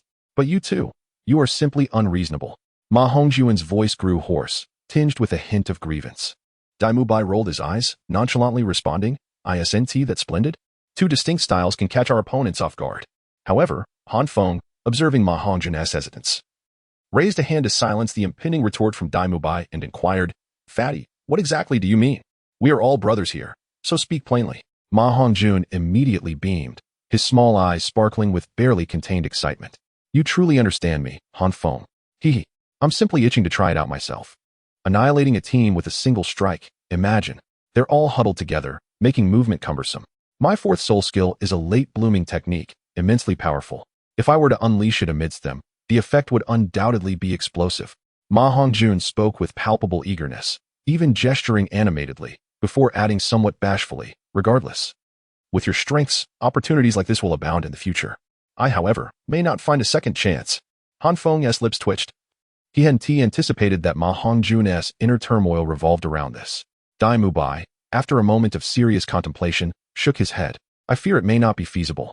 You have used your fourth soul skill numerous times in competitions. Since the Blaze Academy dares to form such a tight formation, they must have prepared countermeasures against you. Achieving a surprising victory might prove challenging." Ma Hongjun's chubby face instantly fell. "Oh, come on. You have no idea how many girls cried out to bear your children after that battle against the vice-captain of the Tiando Royal Academy. I wish to have the admiration of a girl too. You have lost your passion, yet you still dwell on this?" Han Feng remarked, rolling his eyes with a bemused expression. Unexpectedly, Ma Hongjun sprang up, exclaiming with fervor, "What normal man does not admire beautiful women? I am lecherous, I am indecent. I am a normal man. Is there a problem with that?" "No problem. I understand you."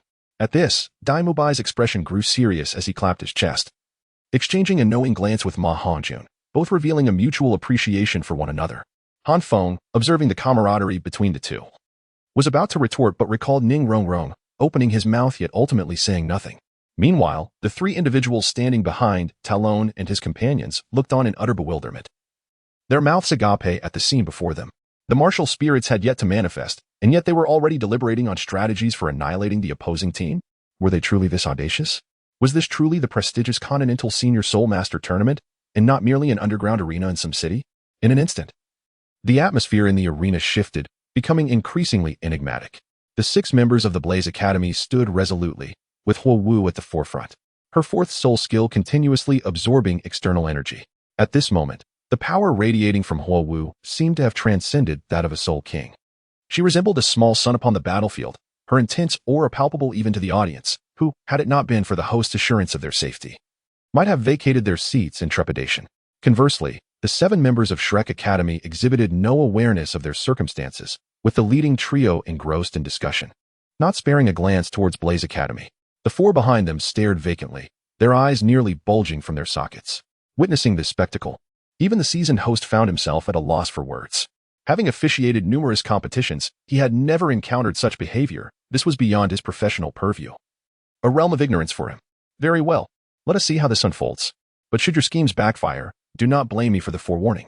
Han Feng ultimately shook his head in consent, allowing Ma Hongjun to take his chance.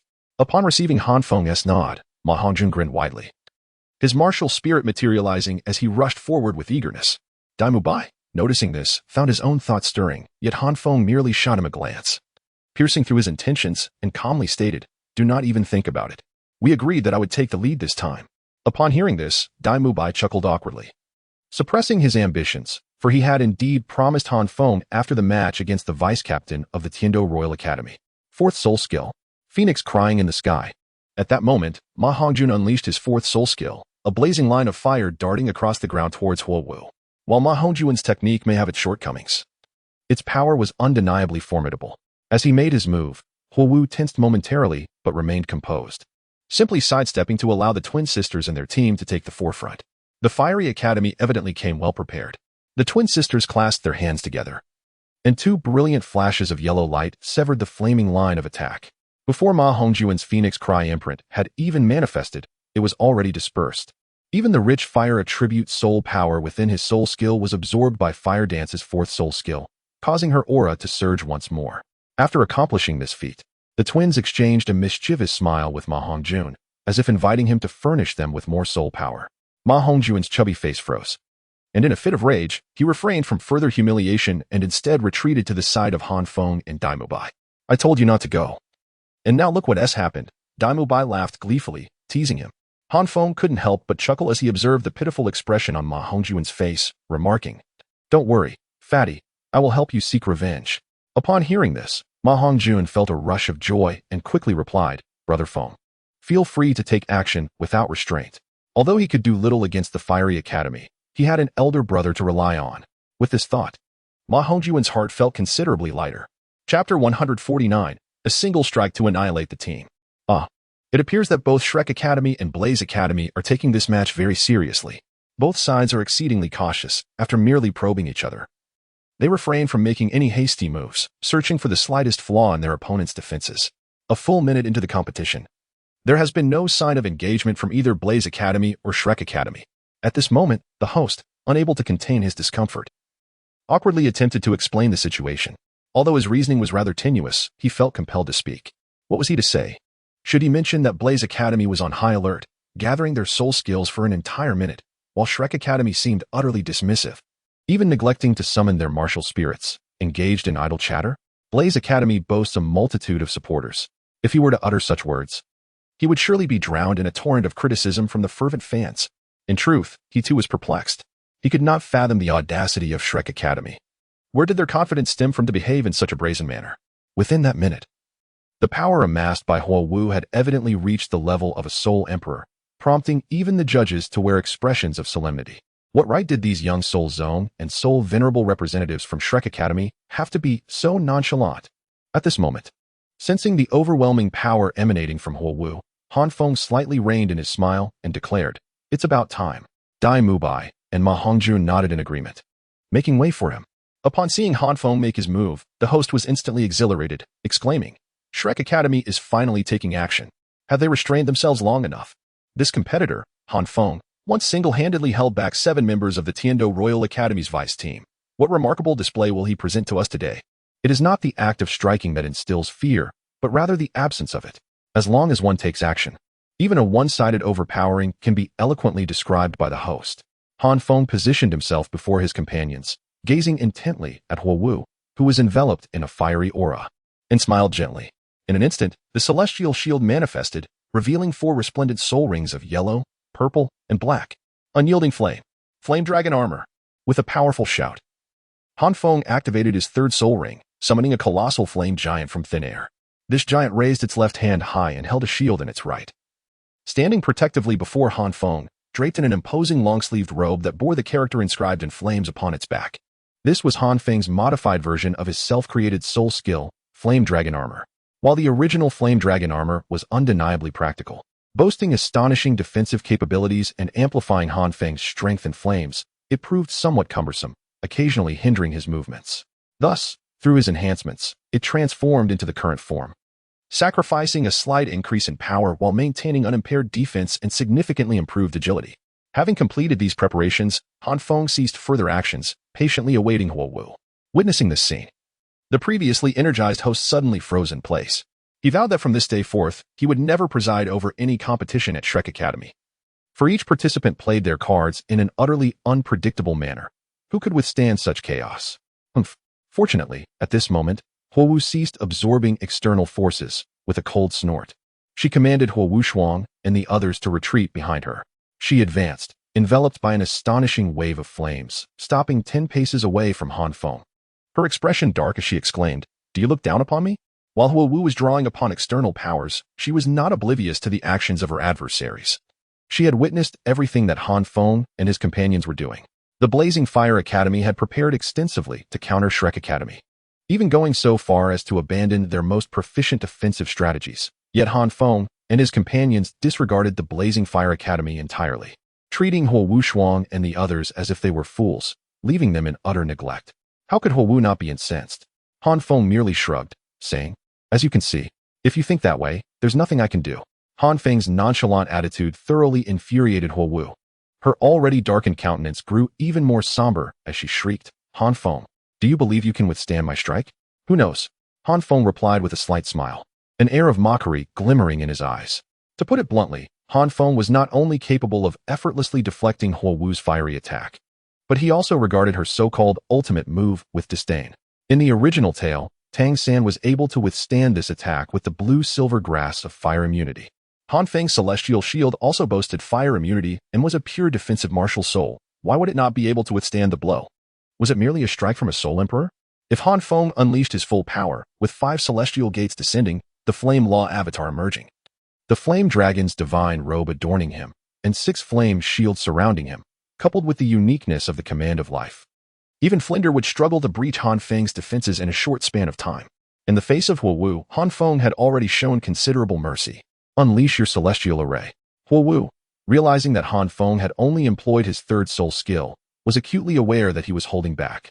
Proud as she was, she would not permit such a situation to unfold. Unfortunately, Han Feng would not indulge her. With a cold laugh, he taunted, "Do you even deserve it?" Hearing this, the power that Huo Wu was barely able to contain spiraled out of control. Her pupils constricted sharply as she bellowed, "This is your own doing." Huo Wu Yao Yang. The searing, frenzied flame soul force transformed into a blinding beam, hurtling towards Han Feng. Wherever it passed, the competition's arena cracked and disintegrated into ash. It is worth noting that throughout the extensive tournament, the arena had sustained no damage, yet today, under the onslaught of Huo Wu's Huo Wu Yao Yang, this indestructible arena crumbled like tofu. Bring it on. First soul skill, command of life. In the face of this seemingly unstoppable strike, Han Feng grinned widely, his first soul skill illuminating as he remained unperturbed. Boom, boom, boom. The clash between the radiant shield and the fiery dance of the sun erupted in a dazzling golden light. At the epicenter of this collision, the arena was reduced to mere dust. Han Feng's flame dragon divine garb billowed in the heated wind, unwavering in its stance, showing no signs of fatigue. Even the flame law avatar remained steadfast. With a 75% chance of activation, Han Feng effortlessly endured the impact without a scratch. As the brilliance faded, the original arena had vanished, leaving only a fragment of the platform in a deep pit. Huo Wu Shuang and the others struggled to rise from the rubble, each in disarray. While on the opposite side, Han Feng's flame law avatar stood like an insurmountable wall, leaving him unharmed. Huo Wu, weakly kneeling on the ground, gazed vacantly at Han Feng, who remained unscathed, her eyes filled with disbelief and suspicion. "It is impossible. You cannot withstand my fiery dance of the sun without a scratch. I refuse to believe it. You must be forcing yourself. We have not lost yet. Brother, hurry and strike. Han Feng can no longer fight." Suddenly, Huo Wu, as if grasping at a lifeline, cried out in a frenzied manner. Huo Wu Shuang and the others' expressions darkened as they rushed to protect Huo Wu, though they refrained from attacking. Their demeanor clearly indicated they had not surrendered. Han Feng, however, scoffed, "You want to shed tears until you see the coffin. Grit your teeth. The next moment may bring some pain." Han Feng had no desire to engage with a woman driven to madness by despair. The flame law avatar's left fist descended while the radiant shield in his right hand shone with a brilliant fire. Defense. Huo Wu Shuang felt a jolt in his heart at this sight, pouring forth his soul power without restraint, while the others did not dare be careless. forming a fiery net to barely intercept the Flame Law Avatar's punch. Unfortunately, they were unaware that this punch was merely a feint. The Radiant Shield was the true threat. Powerful shield strike. Han Feng commanded fiercely, unleashing the Radiant Shield, charged with energy from the fiery dance of the sun. The full-force strike from a high-ranking Soul King rendered Huo Wushuang and his companion's defense a mere joke in comparison. Boom. With a resounding crash. The 7 from the Radiant Fire Academy fell like kites with severed strings, losing consciousness, leaving behind pools of glaring blood amidst the ruins, utterly devoid of resistance. One strike to annihilate the team. Such terror. TSK, TSK, TSK. Only Fengzi can put on such a show. Daimu Bai, who had been spectating, sighed slightly. Had he known, he would not have allowed Han Feng to assist in restraining the vice-captain of the Tiando Royal Academy that day. Meanwhile, the host on stage was dumbfounded, momentarily forgetting to speak. Was the preceding minute merely a prelude to this climactic moment? The match had transformed from a spirited soul battle into a turn-based game. But why did it appear so exhilarating?